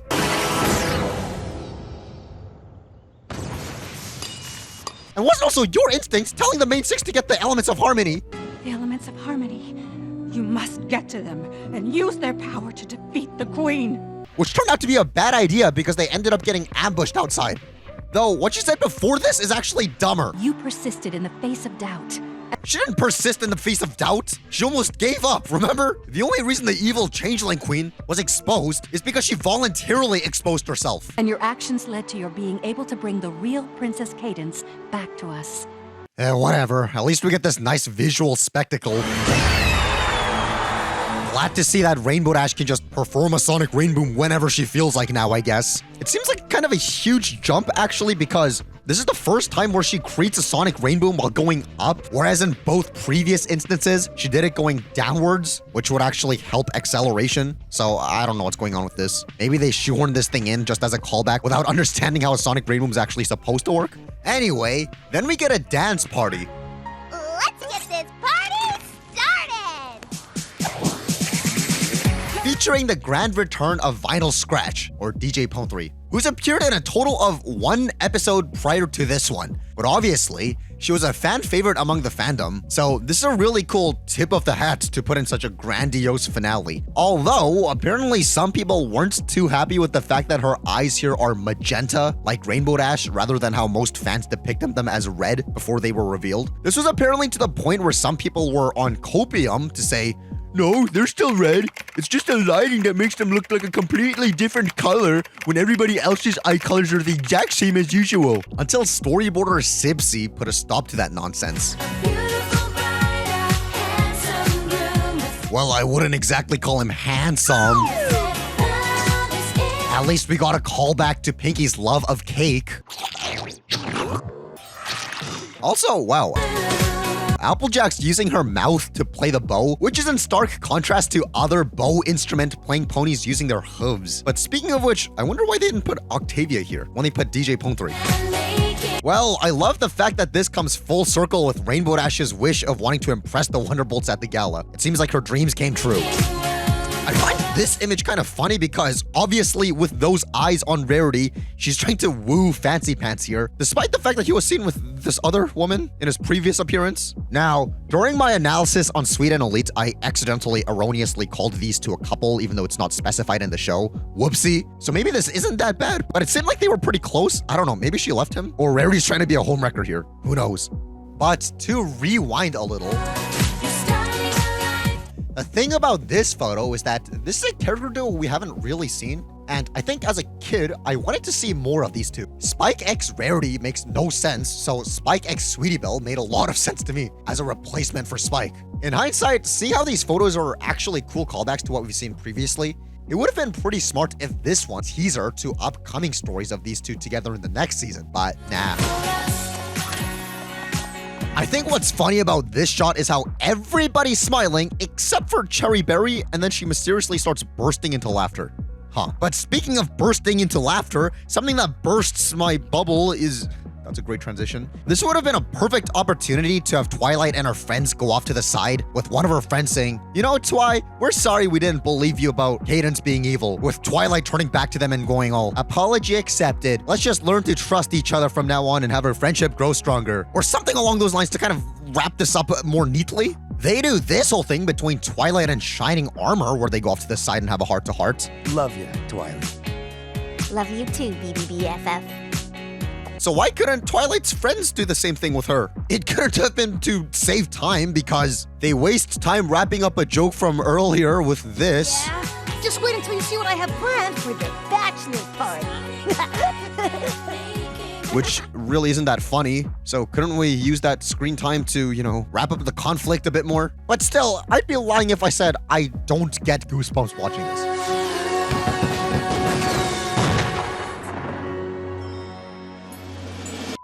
Alright, before we go on talking about the overall thoughts on the special as a whole, let me go off about the antagonist to balance things out from how I talked about the protagonist after the first part. So, like I brought up earlier, Queen Chrysalis doesn't even get the honor of her name being mentioned in either part, which is a little stupid, but it technically makes sense since it's not like the ponies and changelings are on diplomatic enough terms to know their royalty by name, and it's not like the changelings talk, so there's no real reason for anyone to have actually said her name throughout the course of this special. Sure, she could have said, "I am Queen Chrysalis, the ruler of the changelings," during her great speech, but doxing yourself to an enemy nation is probably not the best idea, so I can't really blame her, at least from an in-universe standpoint. And the decision to give out as much as she even did give out is lampshaded in the episode.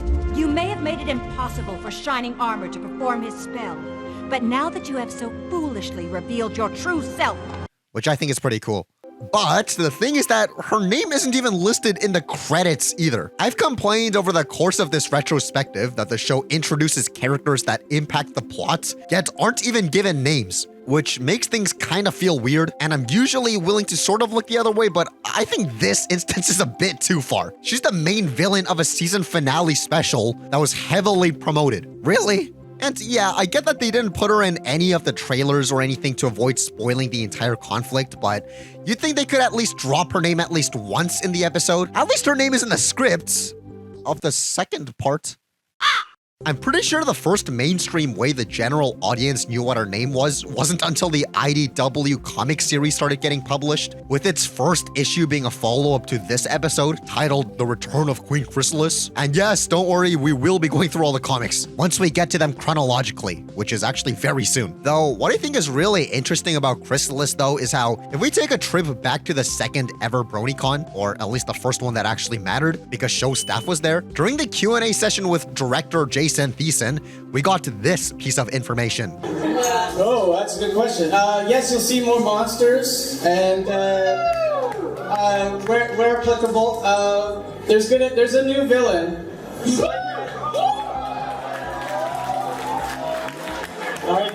I didn't mean to say that. Judging by how tight-lipped he was in terms of giving out info about the future of the show during this entire session, Has Hasbro If I answered that question, I'd get fired. And also by his body language, you could tell he actually had a character in mind while saying this. For context, this was right after they screened the return of Harmony early, so I'm pretty sure he was referring to Chrysalis here, since that would have been the next big villain lined up for the show. Also because of this earlier statement. Are you planning any more two-part episodes? Yes. They're a lot of work, but they turn out, I hope, really good. We get a little bit more time and effort into them, so I like to do them. They're taxing because we step it up quite a bit, but yeah, we'll see more of those.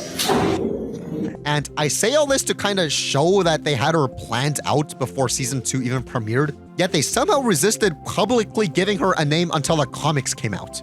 Dang. It's like they really want to not spoil the changelings, yet when they posted a teaser for this episode on YouTube, apparently the description that was originally there on the clip was, "The ponies make a cake for the Canterlot wedding, but the imposter Princess Cadence doesn't seem appreciative." 11 out of 10.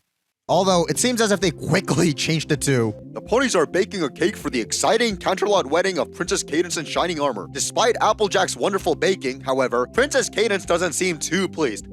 What's wrong with Princess Cadence? Wedding jitters?" Which is way better now, but man. But hey, to wrap things up, even if the whole love thing may have left a bitter taste in my mouth, at least they don't have something we have, right, Cecil? What's that? The love between a parent and child. Of course, I love you, Father. And those suckers will never get to experience this. I don't want to say you're useless to me now because I love you, but we're getting there. Okay, so overall thoughts.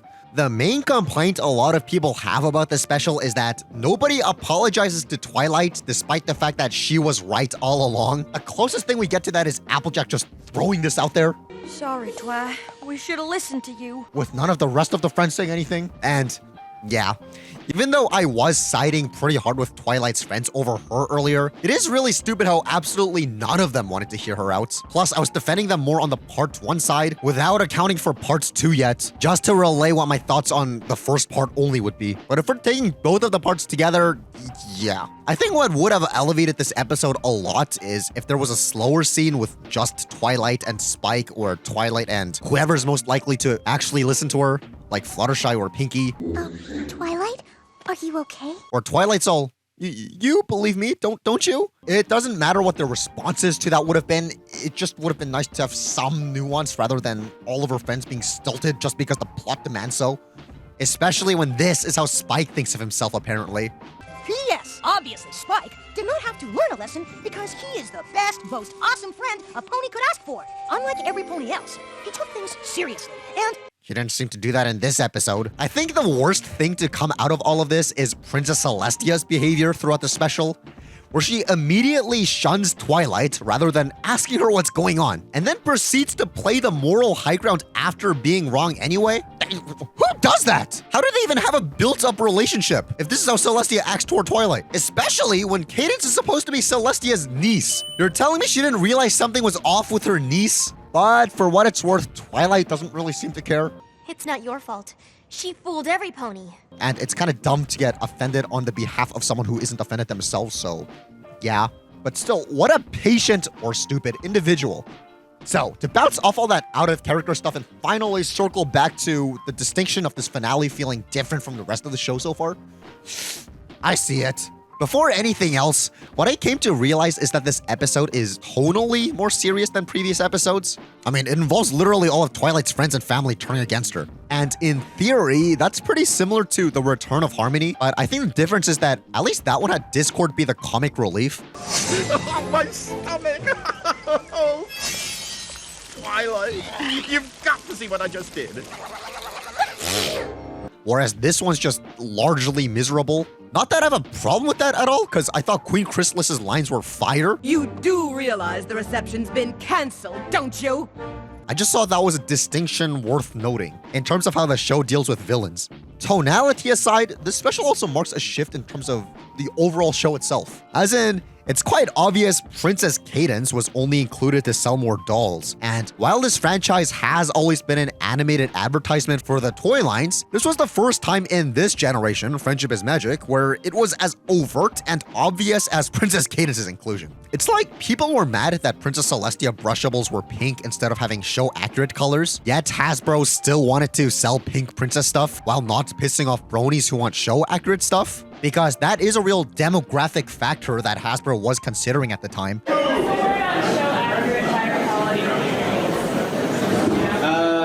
Yeah, I'd like to know too. I actually did talk to the toy people. They came when we were talking about season 2, and I brought that up. Like, hey, are we gonna get more, show accurate stuff for collectors? They said that they're looking into that.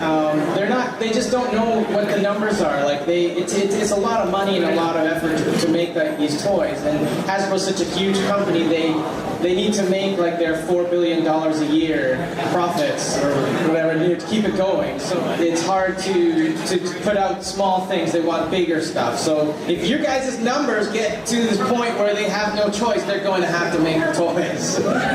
So they found a way to have their cake and eat it too, by pulling these random characters out of nowhere, making them family to the main character of the show so that we can't ignore them, to give them an artificially inflated sense of importance, and to make merch of them. Yeah.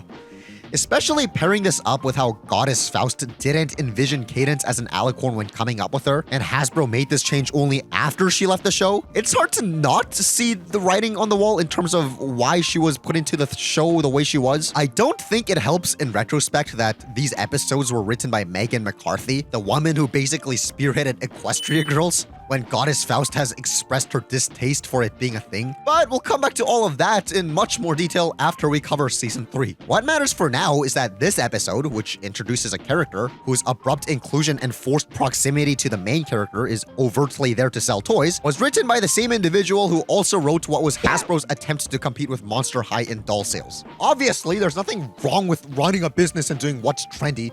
If something is trendy, it means that people want more of it, for now at least.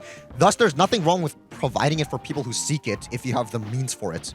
And as a pseudo-YouTuber, I have the DNA of the same thing, to give people more of what they want. So that's not the aspect of this that I'm criticizing. Plus, even if the initial motive is money, you can definitely make compelling pieces of entertainment and merchandise even within that context too. So I don't see that as an inherent issue, unless, of course, you don't have an identity outside of the business thing and chasing trends. That would just be sad, like Labubu knockoffs. With all that said, what I am criticizing, not even criticizing, just noticing, is that outside of the quality and enjoyment I and/or we have with a Canterlot wedding and Equestria Girls, this era clearly does highlight a change in what's running the shots in regards to the creative decisions of this franchise. As a really good example, the fact that this special deals with a wedding and a way to ride on the topical event of the royal wedding that happened the year prior, with this promotional image thing literally just being that, which is obviously doing what's trendy. But the key here is that within that, we got quality in terms of how cool all that promo stuff was that we talked about extensively prior to this episode analysis. So I don't really see a problem at this point, really, but it clearly is different from the show that was made with 8-year-old Goddess Faust's imagination, like Season 1 was. When it came time to do G4, I went back to my inner 8-year-old. I always said my creative consultant on this project was my personal inner 8-year-old, and went back to my toys, went back to my personalities, went back to my stories, and I embellished from there. In other words, we've gone from imagination and ideas creating the show, which we can get a really good taste of from this DeviantArt journal by Goddess Faust that she posted all the way back in February 2010, which is 8 months before the show actually came out, where she wrote, "Sometimes I kinda can't even believe this is happening. I mean, total childhood dream come true. As far as I know, these are teaser prototypes. I'm not very much part of the toy process. I designed the characters, as seen in the art on the background piece, for animation, and the talented Hasbro artists did the sculpts, so I'm not sure what the final toys will look like." Look at how hopeful and happy this sounds. She ends off with a very optimistic, and yes, that's Applejack and Spike, to now toy-selling decisions steering the direction of the franchise. Like I said, I'm not trying to argue that this was the point where the franchise automatically became creatively bankrupt. I'm just saying this difference is now clearly here, hence the distinction from earlier, alongside all the out-of-character writing. Change doesn't automatically mean better or worse, it just means different. And that's pretty much what I'm emphasizing here. Until we get more evidence on whether this is a good change or a bad change. Now, to give a lot of credit, it's like they purposefully tried to balance things out by also introducing the character who's grossest and least profitable for the typical pink-loving little girl demographic in the same episode with this dark green insect. So that at least balances things out. And before anyone asks, I should clarify that I don't blame this change on any particular individual. I know I did mention Miss McCarthy, but that was more to highlight a specific example that came as a result of this change. And who knows, maybe she, along with the show's team, really tried to honor Goddess Faust's notes and vision in the midst of whatever the executives wanted them to do. And they could have been the ones pushing for things like Chrysalis to even things out. Who knows? I'm not here to blame anyone, I'm just here to take notes. But I guess that's as appropriate of a note as any to mark the transition from the end of one season onto the next. After all, it would have been rather lame and anticlimactic if there wasn't a big observable change like this to end this part of the retrospective on. So from like a documentarian narrative standpoint, I'm not even mad. You know, the first season part ended with Lauren Faust leaving the show. Now this one ends with everything I literally just said. But I suppose we'll see where the show goes from this turning point. See? That wasn't so bad, was it? What the? Were you just sitting there in the corner watching me this entire time? Yeah? What of it? That's not gonna help with people shipping us, but to answer your question, yes, it is bad. I'm one step done thinking about what was so great about the past that I'm slowly reaching to the point in my life where I'm just enjoying energy drinks I can quit anytime I want, along with being left on red by this girl I've been stalking, admiring for the better part of a year. Does she just not appreciate the effort I'm putting into piecing her life together through her social media posts and... One, I don't recall asking you for your whole life story, did I? I don't believe you did, no. And furthermore, it's not like you can just go back in time, so you might as well enjoy the present to its fullest. Back in time? Go back in? Come on, you've got this whole life you gotta build. You can't just stay here stuck in the past. Build? Time? Past? Are you even listening? It's like in one ear out the other with you, huh? You're like some kind of machine. Machine. Time machine! Aha! Time machine! I'm going to build a time machine! Thank you for the idea! That is nowhere close to anything I just said, right, Bad News Crow? No, but I think it would be funny to egg him on. You know what? No more sorrow. I've got a new life mission now. I'm gonna build a time machine. Time machine! Time machine! Time machine! That was the solution to each and every one of my problems all along. You are unbelievably stupid. Better years, here I come. Alright, we're here. After going off, analyzing, overthinking, and venting through the entirety of the second season, I'm finally free! I can finally talk about something else! I can finally leave my room, get some fresh air, and finally cut my hair! I can actually work on improving my life instead of complaining about everything! Not so fast! Yes, Bad News Crow? Have you got some bad news for me? Oh boy, do I! You've gotten information wrong, and you must now atone! That is true. Throughout this retrospective, I've made a lot of points. Some pretty good, and some that you guys challenged me on. And some of you left comments bringing up points I didn't even realize while watching these episodes. And hey, I do want this retrospective to be as comprehensive and thorough as possible, so let's go over those. Plus, there's just some stuff I want to correct myself or elaborate my points on, or things that I didn't bring up, or didn't even know about the first time around that I want to bring up here before this retrospective is completely over. So we already did this for the first half of the season, thus picking up from where we left off the last time we did this. First and foremost, with this episode, I wanted to take a moment to thank those of you who say you have mental disabilities and weighed in on your opinions about the whole controversy from 14 years ago. The fact that you guys see this channel as a safe enough space to open up about that kind of stuff despite the insensitive personality I put on means a lot to me. Or at least it would if I could still feel anything. Now, what I didn't talk about with this episode initially is how we have a whole lot of behind-the-scenes information about it, which ties into what I said about the cherry sorting scene here. Well, that seems inefficient. Why couldn't they just put the box for the yellow cherries at the end of the thing? Just have everybody work on picking out the red ones and have all the yellow ones drop into the yellow box automatically. And I bring this up because a bunch of you guys wanted me to talk about how this entire thing is a reference to the show I Love Lucy.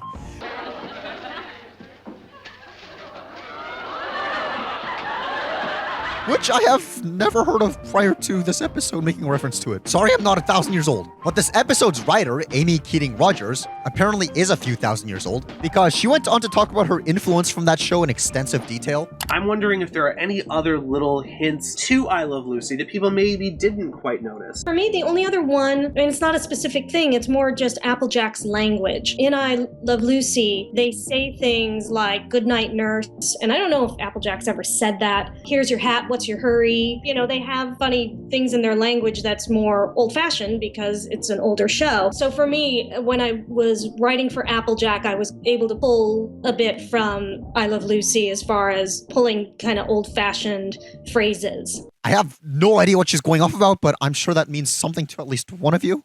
But on the topic of the whole Derpy controversy, I read off this email from the episode's writer detailing her side of what happened, but I also wish I would have brought up this video footage of her elaborating on the situation as well. The scene originally came up because we needed a reason why Applejack needed to get this money. So we decided the town hall had been smashed up. It was actually a much longer scene, which I think probably all you know, maybe you don't. It was a longer scene. There was a flashback. You know, just as secondary evidence to solidify what she said in the email. Plus, it's just cool behind-the-scenes info in general. They're trying to fix it as it is in the beginning. And Ditsy Doo, as she was originally written, says, you know, "I don't know how this happened." And Rainbow Dash was like, "Yeah, I wonder." And then flashback to them bucking bolts. So they're trying to buck the bolts out of the clouds, but Ditsy Doo is getting too close to the town. And it's so loud, she can't hear what Rainbow Dash is saying. So they're having this conversation. I think that's how it ended up, that it was too loud, and she kept thinking that everything Rainbow Dash was saying was a compliment, like you're you know, Rainbow Dash is like, "You're getting too close to town," and Ditsy was like, "Yeah, I know, right?" I think it's kind of interesting how her body language seems to be very nervous answering this question, also based on her very liberal use of us and ums.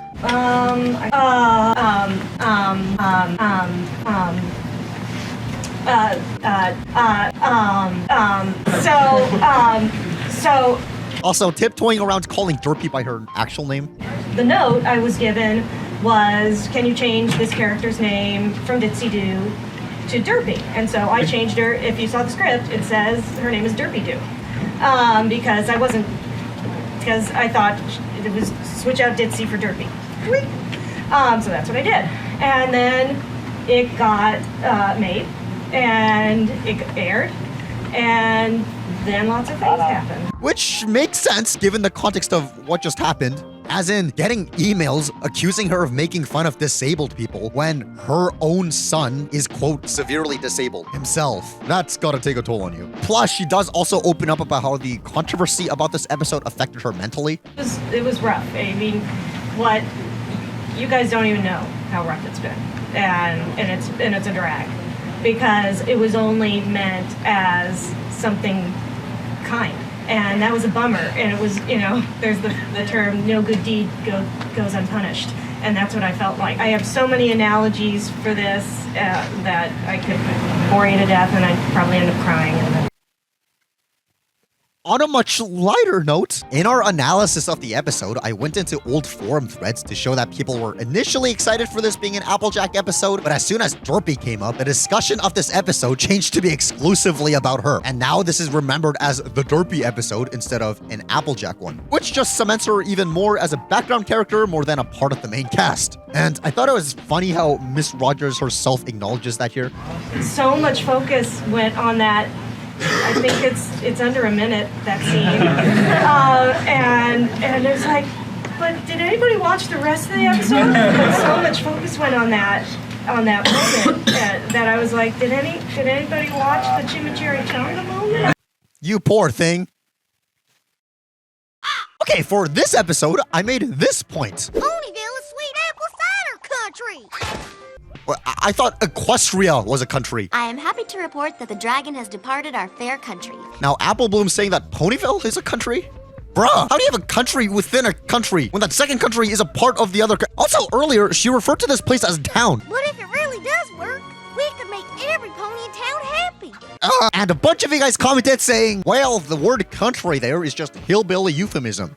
And, I don't want to admit I'm wrong, so... Technically, it could also be an enclave. Also, based on the fact that Granny Smith was there at the founding of Ponyville, I'm sure she and her family can do or call this little region whatever the absolute frick of a geographical unit they damn well please. So, let's just agree that we're both neither correct nor incorrect. Though, one sticking point you guys seem to have is how this cider can't be alcoholic. Alcoholic beverages require time for yeast to ferment. Well, my defense to that is...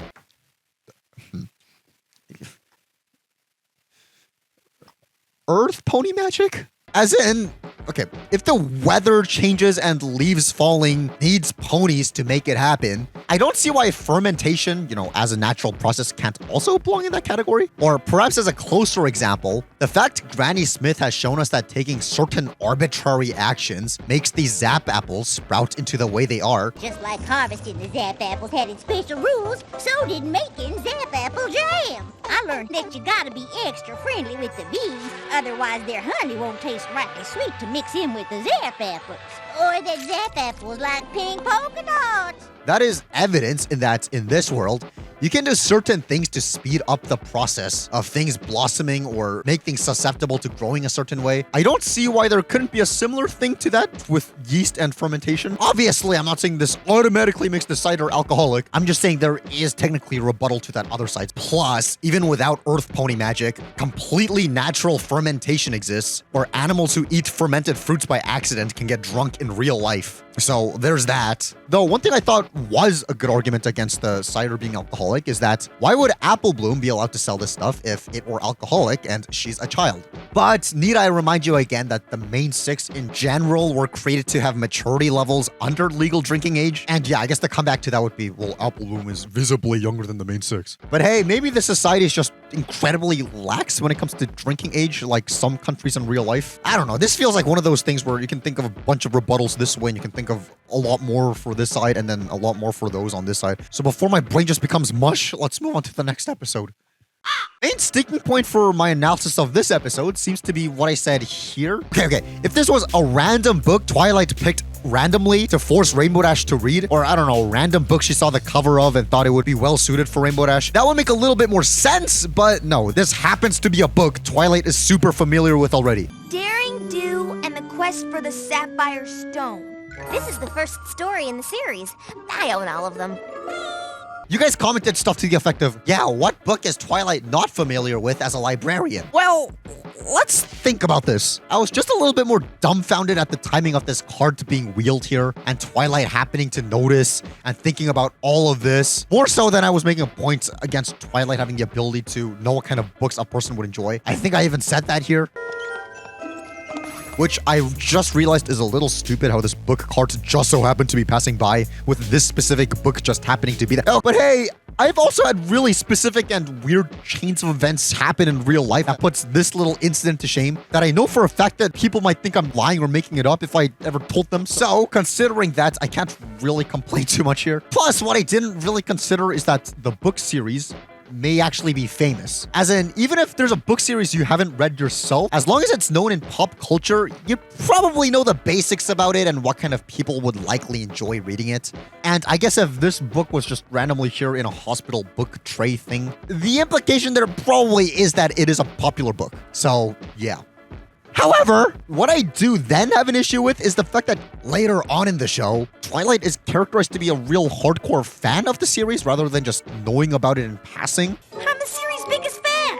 I'm just as big a fan as you. In fact, I'm the one who first introduced you to the books. When, from just this episode, she sounded like a dork who's just happy to own books. This is the first story in the series. I own all of them. And it was like a cute little display of what she's passionate about. Like I said, I have every book in the series, and you can borrow them all anytime you like. But no, when we get to later episodes, Twilight Sparkle just has to be the biggest expert on every subject ever. Oh, right. A.K. Yearling just might be my favorite author. But hey, I guess that's a topic of discussion for that episode later down the line, not this one, so moving on.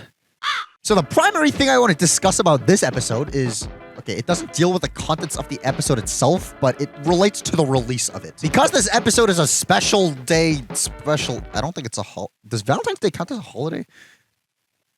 Don't you get days off during holiday? No, I guess that'd be a statutory holiday. Sure, holiday special. The Hub actually gave it a special promotion by airing a marathon called the We Heart Ponies Fan Favorite Marathon. That's a mouthful. And it dealt with leading up to the release of Hearts and Hooves Day. They aired 9 episodes beforehand. The episodes being Luna Eclipsed, Green Isn't Your Color, The Best Night Ever, Suited for Success, May the Best Pet Win, Party of One, Lesson 0, Feeling Pinky Keen, and Hearth Swarming Eve. Which seems to be a very random selection of episodes, and I thought they would want the episodes leading up to a Valentine's Day special to be more in tune with love. Granted, pretty much none of these episodes before this one were about love. Trust me, I know based on the fact that I've done an entire deep dive into love-related episodes of the series. And the show itself doesn't really deal with love, so it was kind of slim pickings, especially in season 1. So I'm not really blaming the outcome of the marathon. I guess I'm just more interested in why they decide to do a marathon when you would think that that would be a thing they would only do after they have a chain of love episodes to lead up to this Valentine's Day special. Although, fits the theme or not, the decisions of all these episodes were actually from a vote that the channel did for viewers to pick their favorite episodes. Attention, pony fans! How would you like to help pick which pony episodes air on the Hub? Well, now's your chance. We want you to choose the episodes for our We Heart Ponies Marathon. Log on to hubworld.com/WeHeartPonies and vote for your favorite My Little Pony episodes. This is genius! Then tune in on Saturday, February 11th to see a countdown of your favorites. Pick the episodes for We Heart Ponies Fan Favorite Marathon at hubworld.com/WeHeartPonies.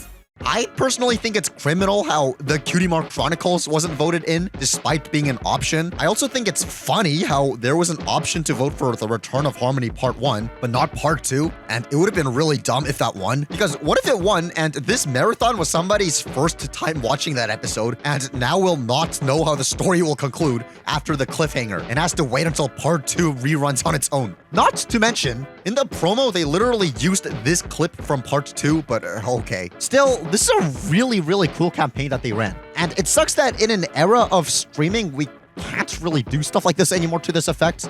That's a shame because that kind of stuff, if nothing else, fosters a sense of community.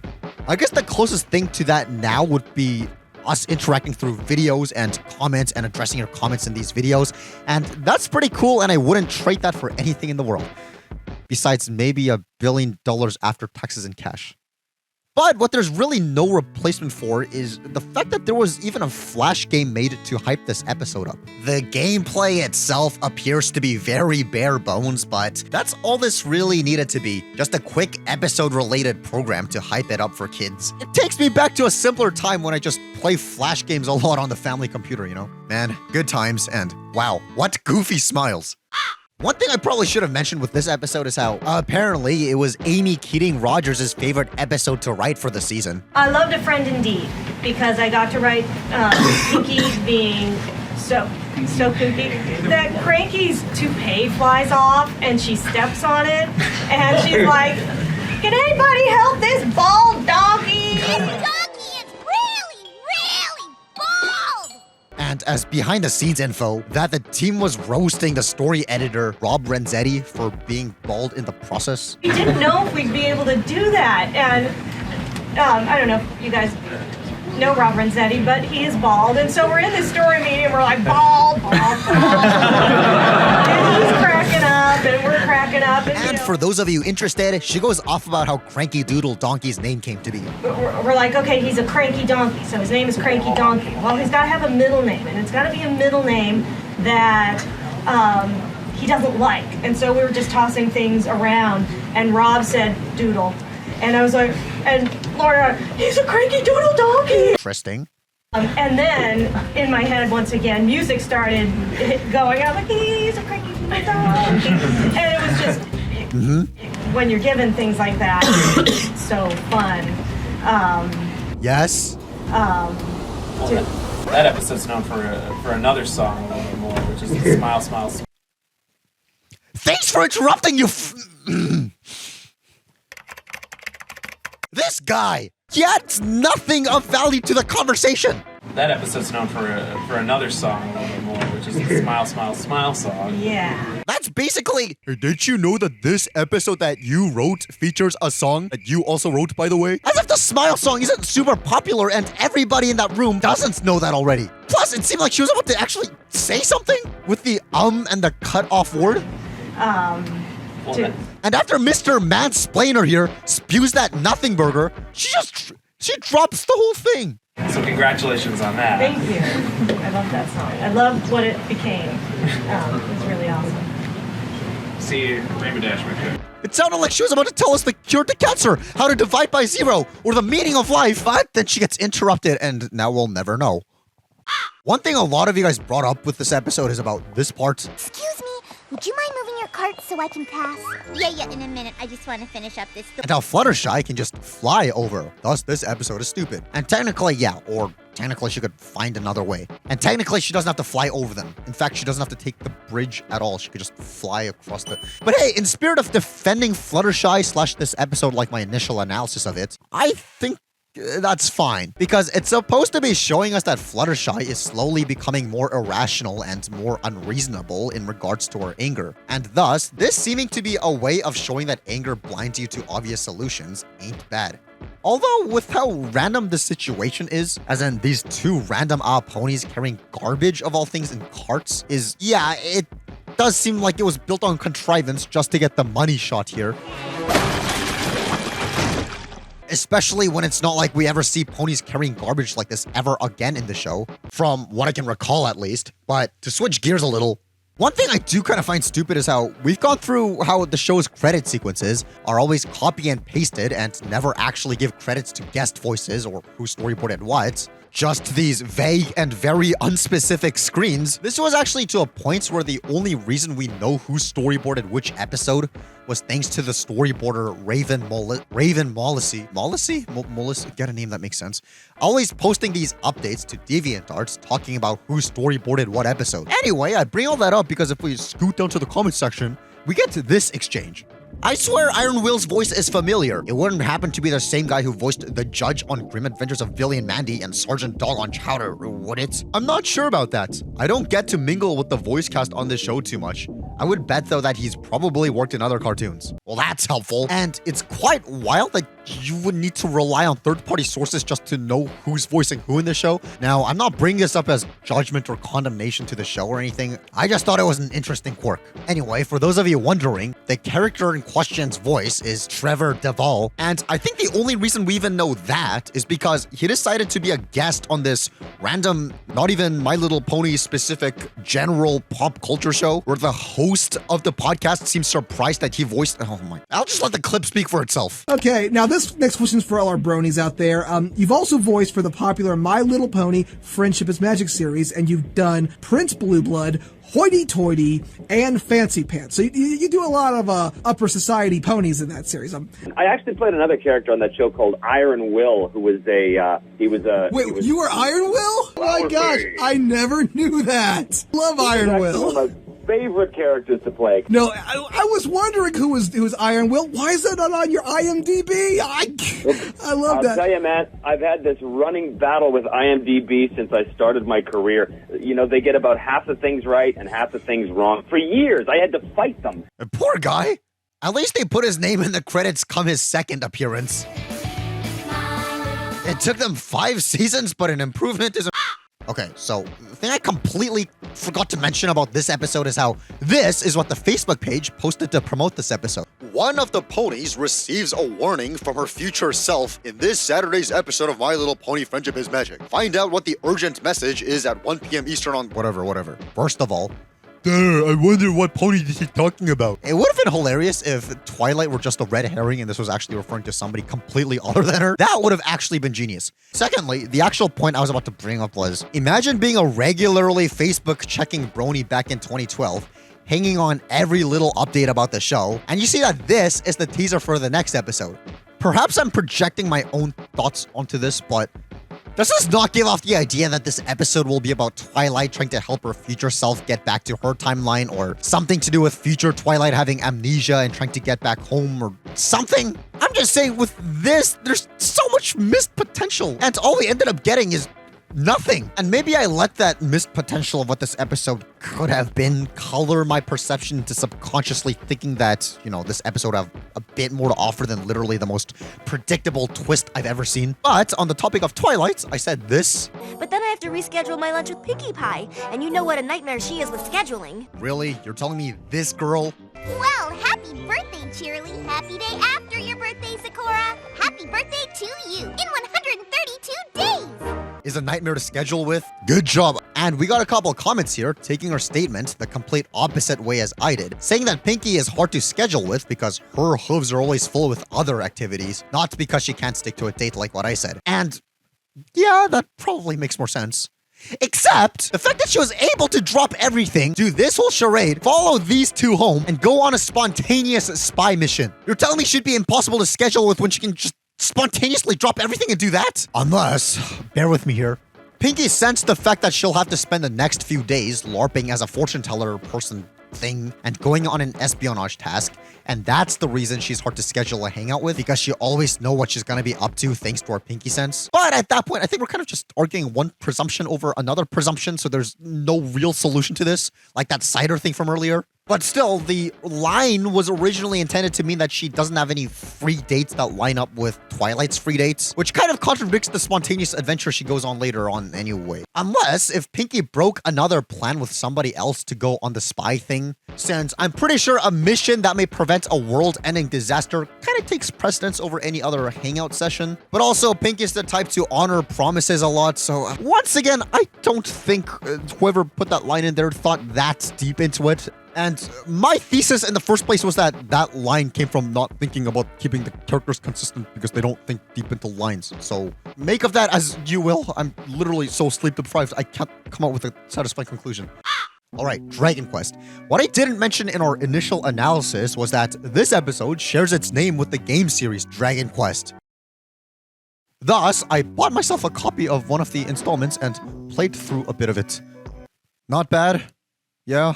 Moving on.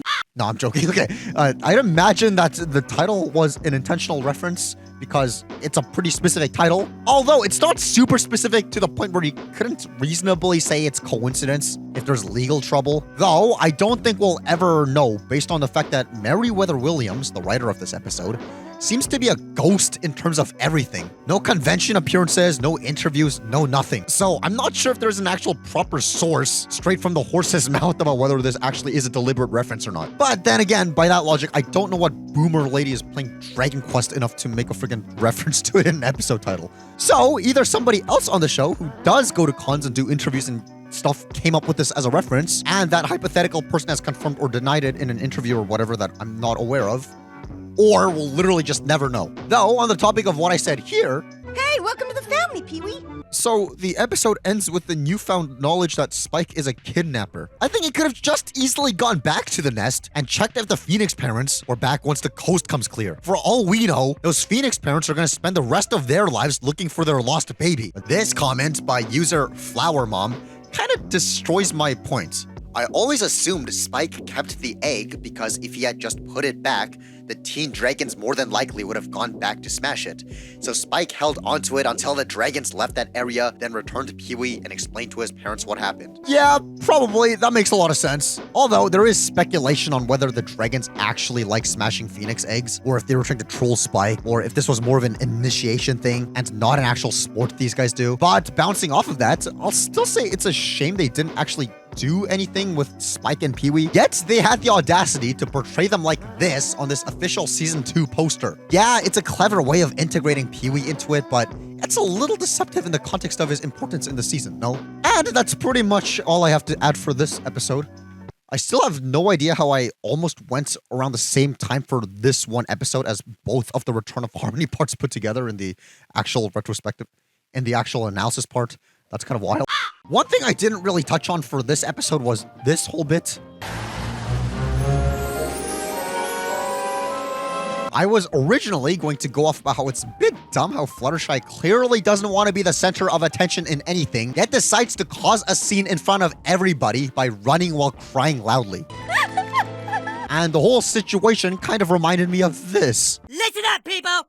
I have anxiety. I find it difficult to engage with others. As in, ironically putting more eyes on her. From a game theory level, if you performed badly and you're scared that people will judge you, why would you then go ahead and add another thing that people can judge you for by running off while sobbing in between the exact people you don't want to be judged by, no less? Because personally, if I saw somebody perform badly, my first thought would be, okay, well, this person just didn't practice enough, or maybe they're just having an off day. No big deal. Improvement and learning is a thing that exists for a reason. But if this person projects self-consciousness toward their own performance, my thoughts toward them immediately become less sympathetic. And obviously, the argument to that is, well, she's clearly having an episode here, and thus not thinking logically.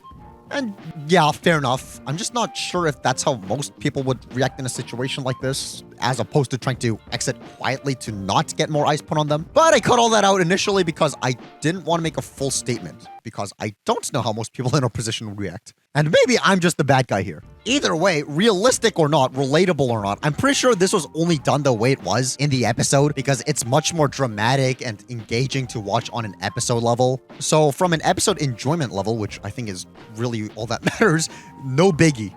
What is a biggie, though, is how this commenter pointed out. I'm surprised that as a Fluttershy hater, you didn't question why Fluttershy chose to hide like 10 feet away from a meeting she's trying to avoid instead of just staying home. You too, Fluttershy.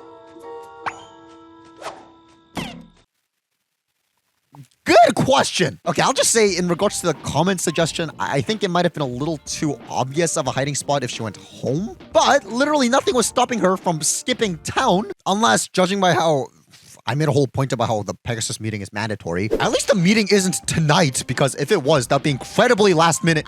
Meeting tonight! The meeting's tonight!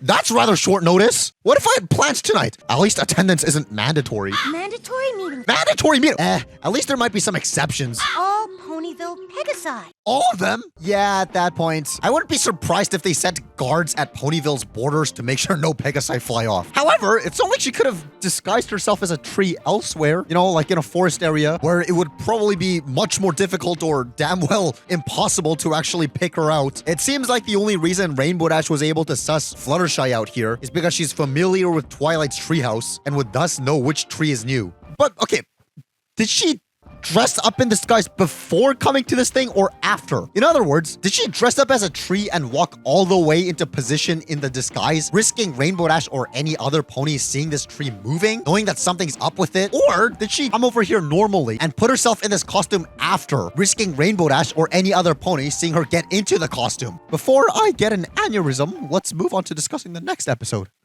In terms of rebuttals to points I made, there's one main thing with this one, which is what you guys mentioned in regards to what I said here. It's bugging me how they placed the mug on top of the notebook. Plus, they're kids. They shouldn't be having coffee in the first place. What kind of irresponsible parents do these three have that they're consuming caffeine at that age? Right, Cecil? Yes, Father. That is just unacceptable. Irresponsible, reckless, rash. That's like drugging your child. That's child abuse. It's careless, thoughtless, incautious, unwise, imprudence. Why are they torturing their children like that? Exactly. Forming that the beverage of choice may actually just be hot chocolate.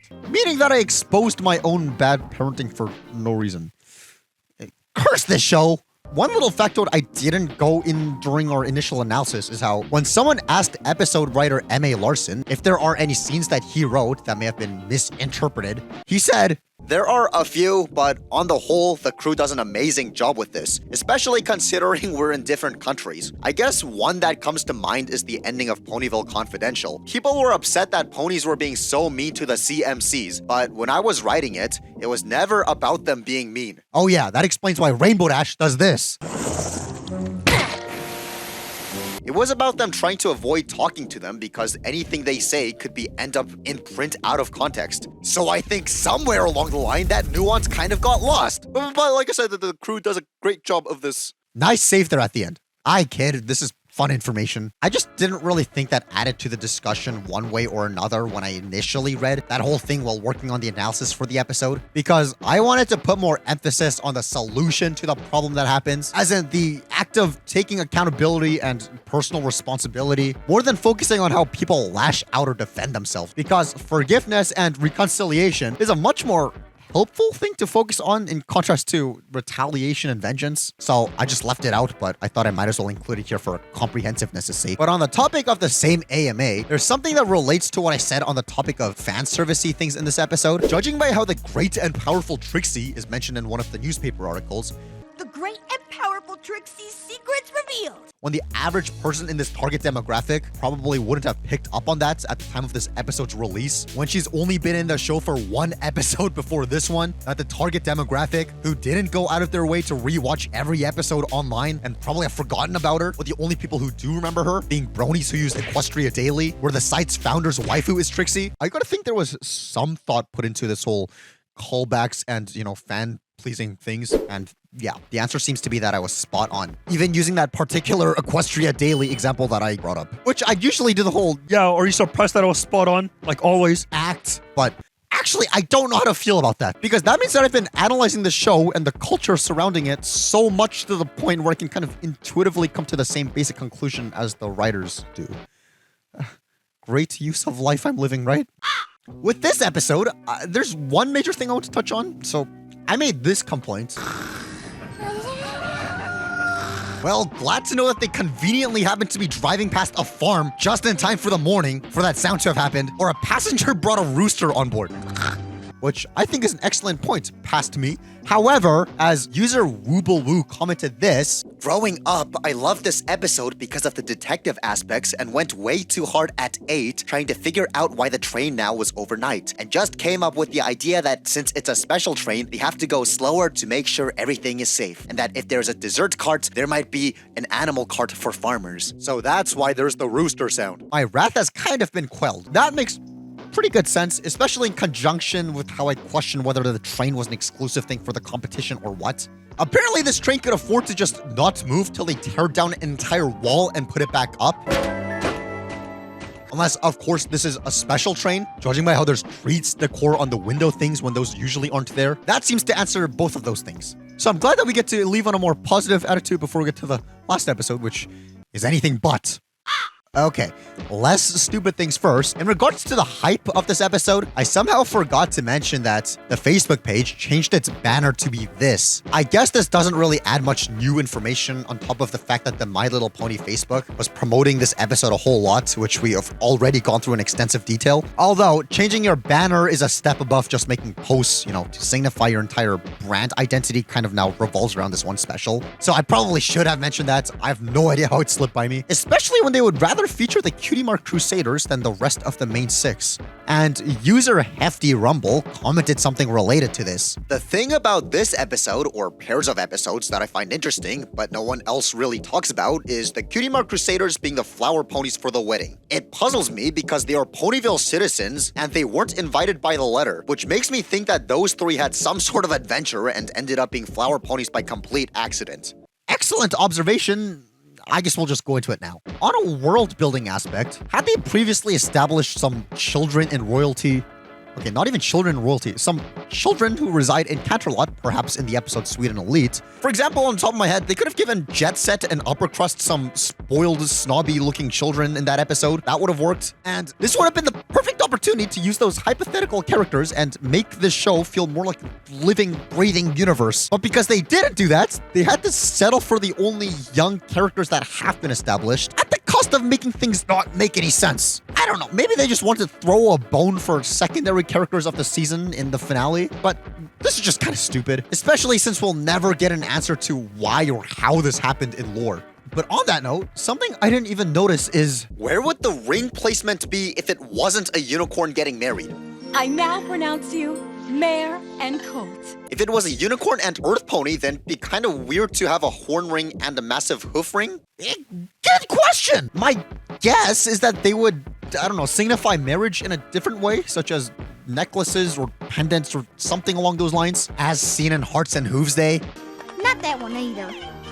Now, if anything, I think the only reason, we as human beings have settled on rings is because they're convenient and, fits our bodies. That logic doesn't apply to ponies, however. I mean, I guess the logic does. I'm just saying the conclusion doesn't. So they might have their own things that fit their body shapes. But then at that point, I don't know why they would make rings in the first place, except for, some unicorn exclusivity thing. I don't know. Sounds arbitrary. But speaking of arbitrary things, I know I went pretty hard on Queen Chrysalis's plan here. Well, that's dumb. Twilight was relenting and perhaps going to back off from putting a stop to evil Cadence, but now evil Cadence decides to prove the fact that she actually is evil. Yes, this is an OS word moment, but from an in-universe standpoint, this woman is stupid. But the truth is, I didn't go hard enough. You're telling me she captured Princess Celestia in this thing, yet she didn't do the same for Twilight and Cadence? That's stupid. What else is stupid is, good thing Twilight just so happened to have been related to the wedded couple. If she was never invited, or Chrysalis just picked a victim who wasn't related to Twilight Sparkle, none of this would have happened and she would have gotten away with her plans. I guess she's just as unlucky as she is stupid in her plan. But on the other side of this, Princess Celestia ain't in the clear either. If she was officiating the wedding, and knows there is a threat right above them, why the frick would she allow the wedding to go on? Couldn't they postpone this until everything was solved? Now, I'll try to be generous and say that, I don't know, maybe this was a particularly special day for Shining Armor or Cadence, and it meant a lot for them to have a wedding on this specific day. But, you know, it would have been helpful if that was mentioned within the episode rather than having us pick up all the pieces. But hey, at least it's fun and that's all that really matters. With all that out of the way, I think, we're actually finally done with this season! I think we've overturned every little rock there is to discuss about frickin' My Little Pony Season 2, of all things, and I can finally stop role-playing as an insensitive guy and finally be normal. But you don't know how to be normal. Yeah, you're right. We're back to My Little Pony. Friendship is Magic on the Hub. Now, before we conclude this entire thing with a season overview, I think we ought to look more into what brought about the season. So let us circle back to how we started this venture. Of course, because the fandom was growing a lot during the hiatus between the first two seasons, there was now a guaranteed group of people the show kind of needed to appease to. And this was no secret based on interviews with the show staff talking about this exact thing. I mean, I was blown away by just the creation of Pony-chan and how that came from 4chan and all that. Like, I followed all that. I was there watching, lurking, even day one. Because, like, as a director of the show, when the show's about to air, you get kind of, like, excited and nervous. Like, what are people going to say? Is anybody going to say anything? The worst thing would be if nobody said a thing. So, of course, I was online looking around to see if there was any response online. And I started hearing about 4chan, and I had never been there before, so I went to check it out. And then I just sort of followed along with a lot of the comments and just wanted to see what people are saying, good or bad. It's all good. Sure, but I can take it. I can take it. Sure, but it must be extremely encouraging that it's so positive. Yeah. Yeah. I was riding the wave for sure. And they did this by sort of incorporating fandom, fan servicey things like this. Yay? Where it's a reference to that one scene that became a pretty big meme from the first season. So now that you know the elements of a good cheer, let's hear one. Yay. To the point where non-Brony video people were referencing it in their videos as well. And I think the most random place I've seen this footage be used is in this review of the song Call Me Maybe. I don't get it. Why the widespread acceptance? Why is it spread everywhere so quickly? At what point did the internet start embracing such embarrassingly girly things as this?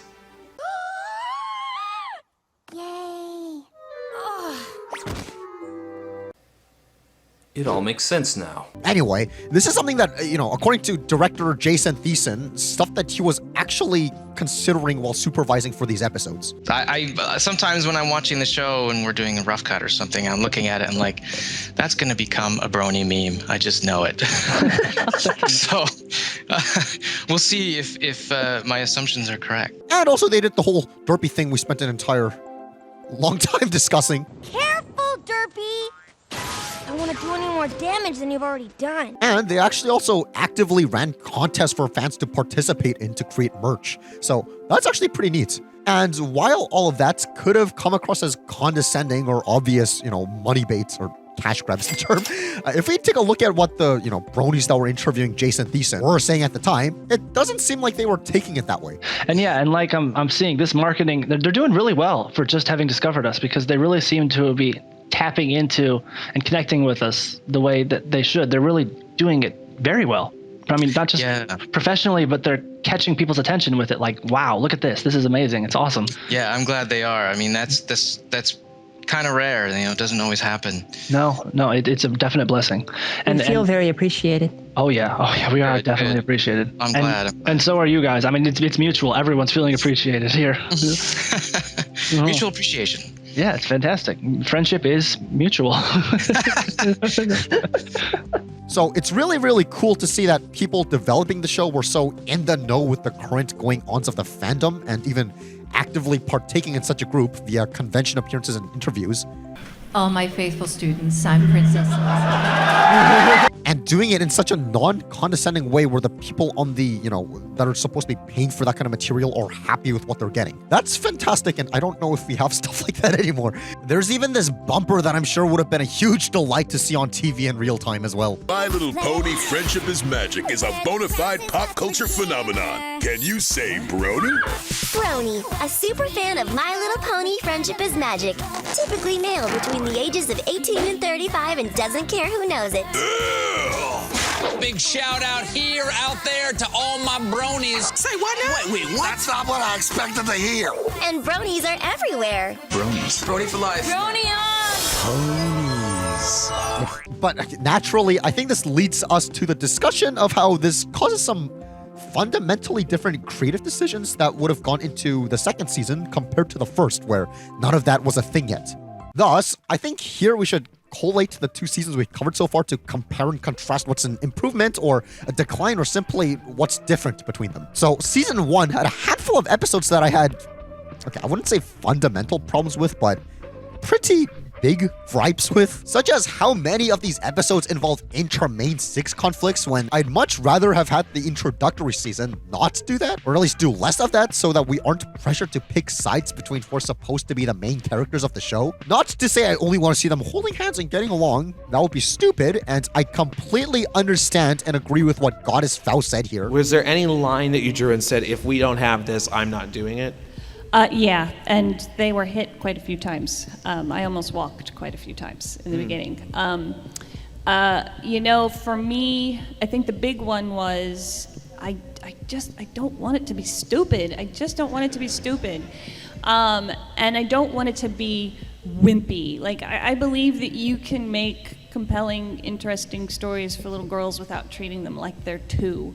And I was worried that if there was too many rules about being nice and being polite and that these characters could never have arguments or there could never be any, even a little slightest sense of danger in there, if I couldn't tell good stories, I wouldn't have done it. However, I have a feeling that, season 1 may have focused too much on the friends fighting because Lauren Faust really wanted to put her foot down on that subject.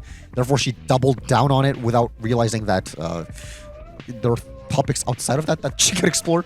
I just wish season 1 would have had a couple main 6 solo episodes where we would have gotten more of a feel for the individual characters, rather than making their focus debut be a duo episode where they don't get along with their friends. I don't want to stray too far off the topic of the second season, but Rarity's first time to shine was Look Before You Sleep, which is an episode where she fights with Applejack, another member of the core cast, the whole time, which is fine in a vacuum. It's just that I wish that the season would have spent more than 0 episodes before that one establishing Rarity's character more, just so our first impression of her isn't someone who's gonna fight with another main cast character the whole time. And when they didn't do that, most villains in the season weren't actually evil and were only antagonists because the script demanded an antagonistic role for the episode, such as a dragon just trying to get some sleep now being told to freak off, or performer only trying to do her job that the main 6 just have personal gripes with, or critters that biologically have a need to reproduce, or a friend just trying to catch up with an old friend who sure is rude and a downright criminal, but the good guy's behavior of trying to insert herself into their catching up ain't exactly the best moral example ever either. Even the actual villains that would have been fun to sink our teeth into either get redeemed right away or are never ever seen again in the entire show. On the contrary, season 2 had some more reasons to see the villains as actual villains. Well, not entirely like we've been through, but it seems like the show's really found its footing in these episodes is my point. Plus, because there weren't really a whole lot of inter-main 6 fighting episodes like there were in season 1, that actually lent us more time to shift the focus of runtime on the world outside of just the main 6, in Ponyville and outside of it, which seems like something that other bronies really wanted to see. kind of satisfying a bit of my own personal curiosity. Have there ever been any, like, the idea kicked around, at least in the studio, of doing an episode that kind of focuses on Equestria or Ponyville in general, ignoring the main cast, like world building sort of things? You ever like talked about that, or? Yeah, well, I mean, we have episodes that definitely involve some of the minor characters that you know from season 1. You know, because it's like a chance to expand on the characters that you've seen before, and they haven't had a chance to have an episode. You know, we will focus on one of those people. You know, we do mostly follow the main cast because, you know, there's still lots to tell with them. I mean, there's a lot to explore. But yeah, there's a good portion of season 2 that does have some background character, or I don't want to say background characters, but like the minor characters are coming out more. Yeah, because we have more stories to tell, and we can explore that area. Oh, how about this guy? Like, what if we maybe we should do something with him, you know, or her, or whatever. Okay, that's wonderful. That's so exciting. Yeah, that is exciting, really. Let's just hope this show going forward actually keeps on this trajectory. Okay, aside from everything I was just going through, which I completely admit may just be personal preference, one thing I can say is objectively an improvement between seasons is how Applejack's freckles no longer disappear when she's running, as they did in season 1. Not so fast, Applejack! This race isn't over yet! Awesome. That shows that even in small ways, the show is actually improving upon their craft. But more on a thematic level, as we sort of discussed during Lesson 0, because Twilight no longer has to submit a friendship report every week, and Princess Celestia says the rest of the main 6 can also send stuff over now, we don't suddenly got Twilight crammed into every episode like she was in season 1, even when it didn't make 100% sense for her to be there. My Little Ponies, how are you doing? Nervous?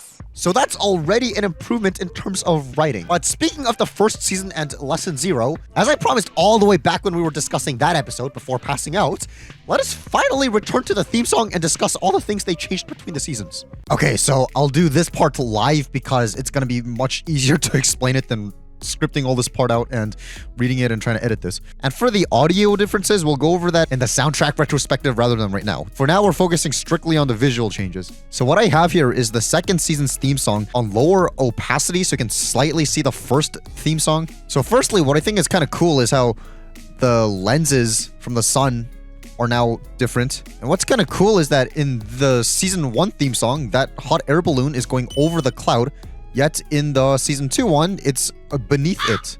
Interesting. So here we can see that the animation for Rainbow Dash and the clouds are the same, except the entire layout of the town has been shifted slightly to the right. I wonder why they did that for. And also, now we can see the background.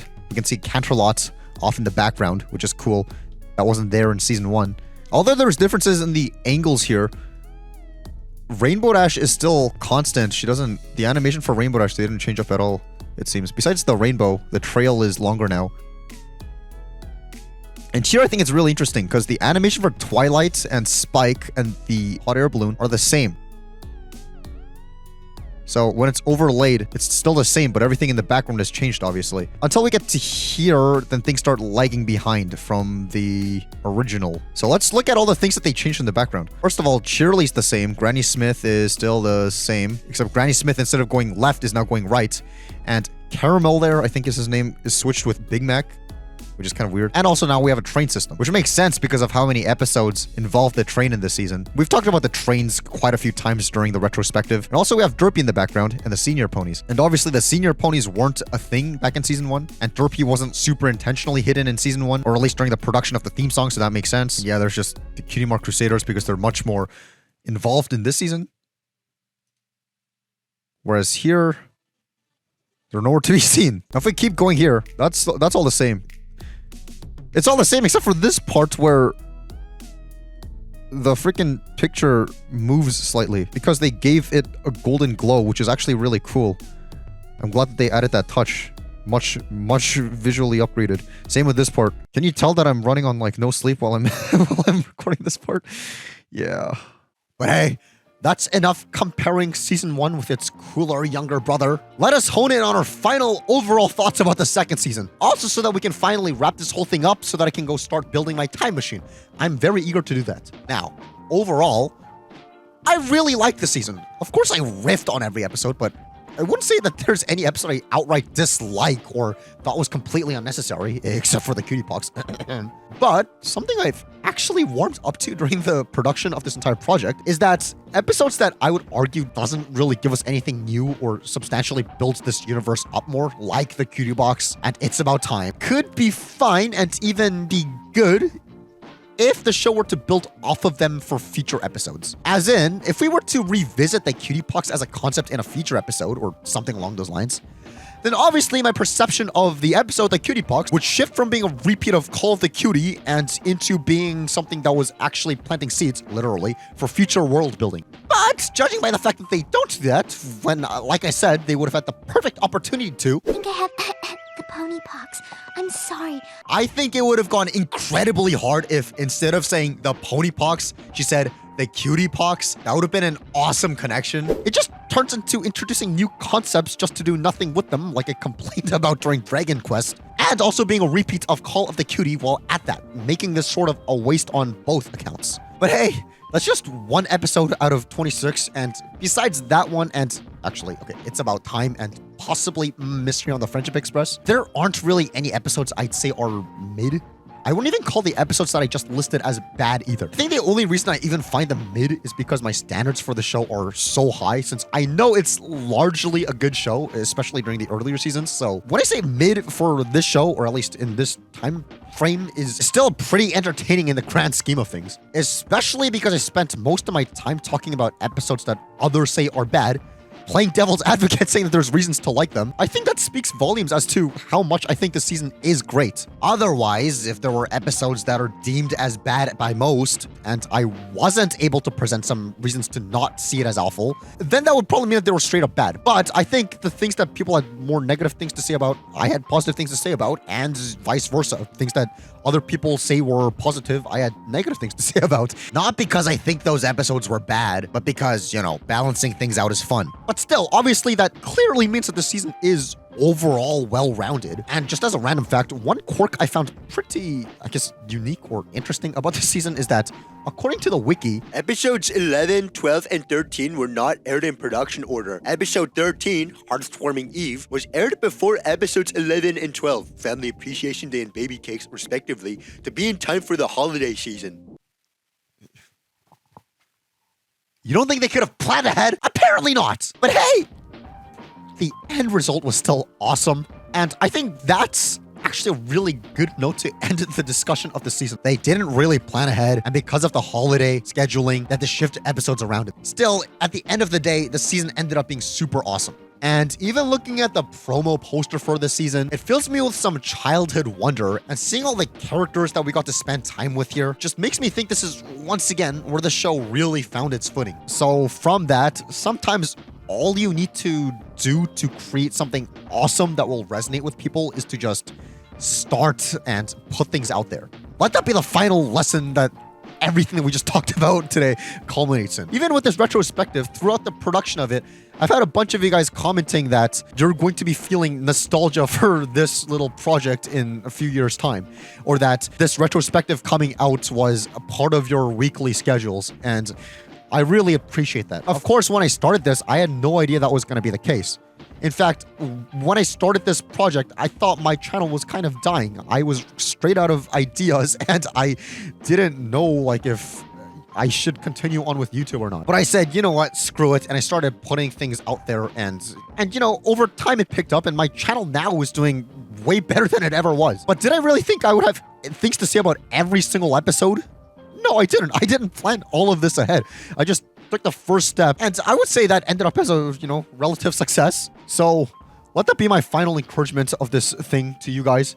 Start that project, open that business, some third thing. You never know what taking the first step into doing something will lead to. But, okay, actually, it's not really a but because it's off topic. But before we end things off for good, I wanted to loop things back to the beginning where I said this. The tone of the season 2 opener had nothing to do with reaction to the fanbase. I appreciate your trying to inform, but please be careful about presenting your interpretations and theories as fact.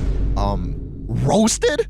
I don't even care that she used the wrong "your" here. Usually that kind of drives me insane. But I think if you deliver a super strong roast like this in conjunction with a super basic grammar mistake like this, the roast hits even harder. Because it's like you just got burned by somebody who can't even tell their yours apart. And I want to tie this in with the middle point where this happened. Well, in response to this, I got multiple comments. Yes, saying that this actually is grammatically correct because she's saying, I appreciate you're trying to inform, as in this person's trying to inform, and not I appreciate that you are trying to inform. And I really do mean multiple comments about this. Okay, I get it. Gah! And finally, I want to jump all the way to the discussion about the last episode with this comment thread. I got a question. What was your original plan for Queen Chrysalis of the Changelings in a Canterlot wedding? Loved your work, by the way. It was Megan. Actually, Megan, Rob, and I came up with Chrysalis together. I understand that you're trying to inform people, but please be careful about what is factual versus what you are guessing. Meaning that first comment was a typo. In other words, I was right. I hope the people who tried correcting me feel stupid now. Ha ha! I was right all along, like always. See you all for season 3. I've got a time machine to make.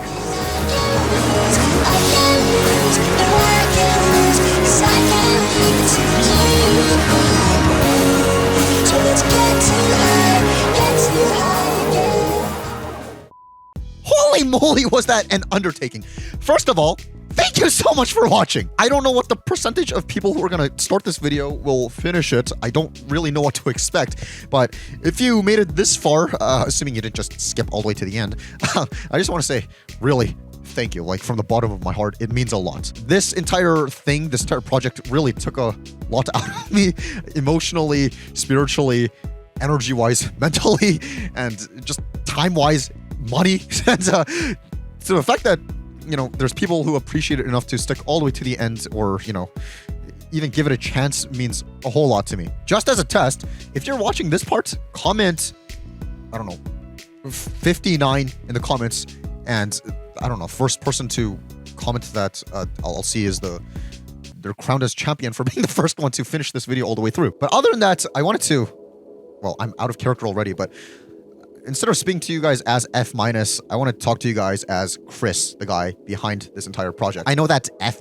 as a character, or even like A+, I know they're not the most pleasant people. I know you might have probably given a wince, given an eyebrow raise at a couple jokes. But once again, remember, I'm playing characters. I'm an actor, I'm a writer, I'm a director. I'm playing characters. I don't stalk women in real life, or do I? I'm not making things easier on myself, am I? But no, really, thank you so much for watching. And I want to give an extra huge special thanks to anyone who's given me money throughout the course of me making this, whether it was on Patreon or live stream donations or just buying me stuff. Like I've been saying, I don't care if you're a Patreon who canceled your membership before this video came out. If you happen to support me since I dropped the first part of this, you're gonna get a thank you. So huge thanks to 57 Glimmer, Alan Welch, Alfredo and Friends, Anthony Nash, Ashkin, Bone Cleva, Boo Pony T, Kaz0_errors, okay, Chaos Error, Christian Woods, DAVID, Dino, Doip the Pug, I like saying that, Enrique Masterbeam, Featherfoot, Hearth, Honey_091, Isabella, Jack Ryan, Gio Nguyen, Gene, Joshua, especially you, Joshua, JT the Great 06, Kittycorn, Kurisu, Leafycune, Libbylicious, Lillian Metz, LuxyYZ,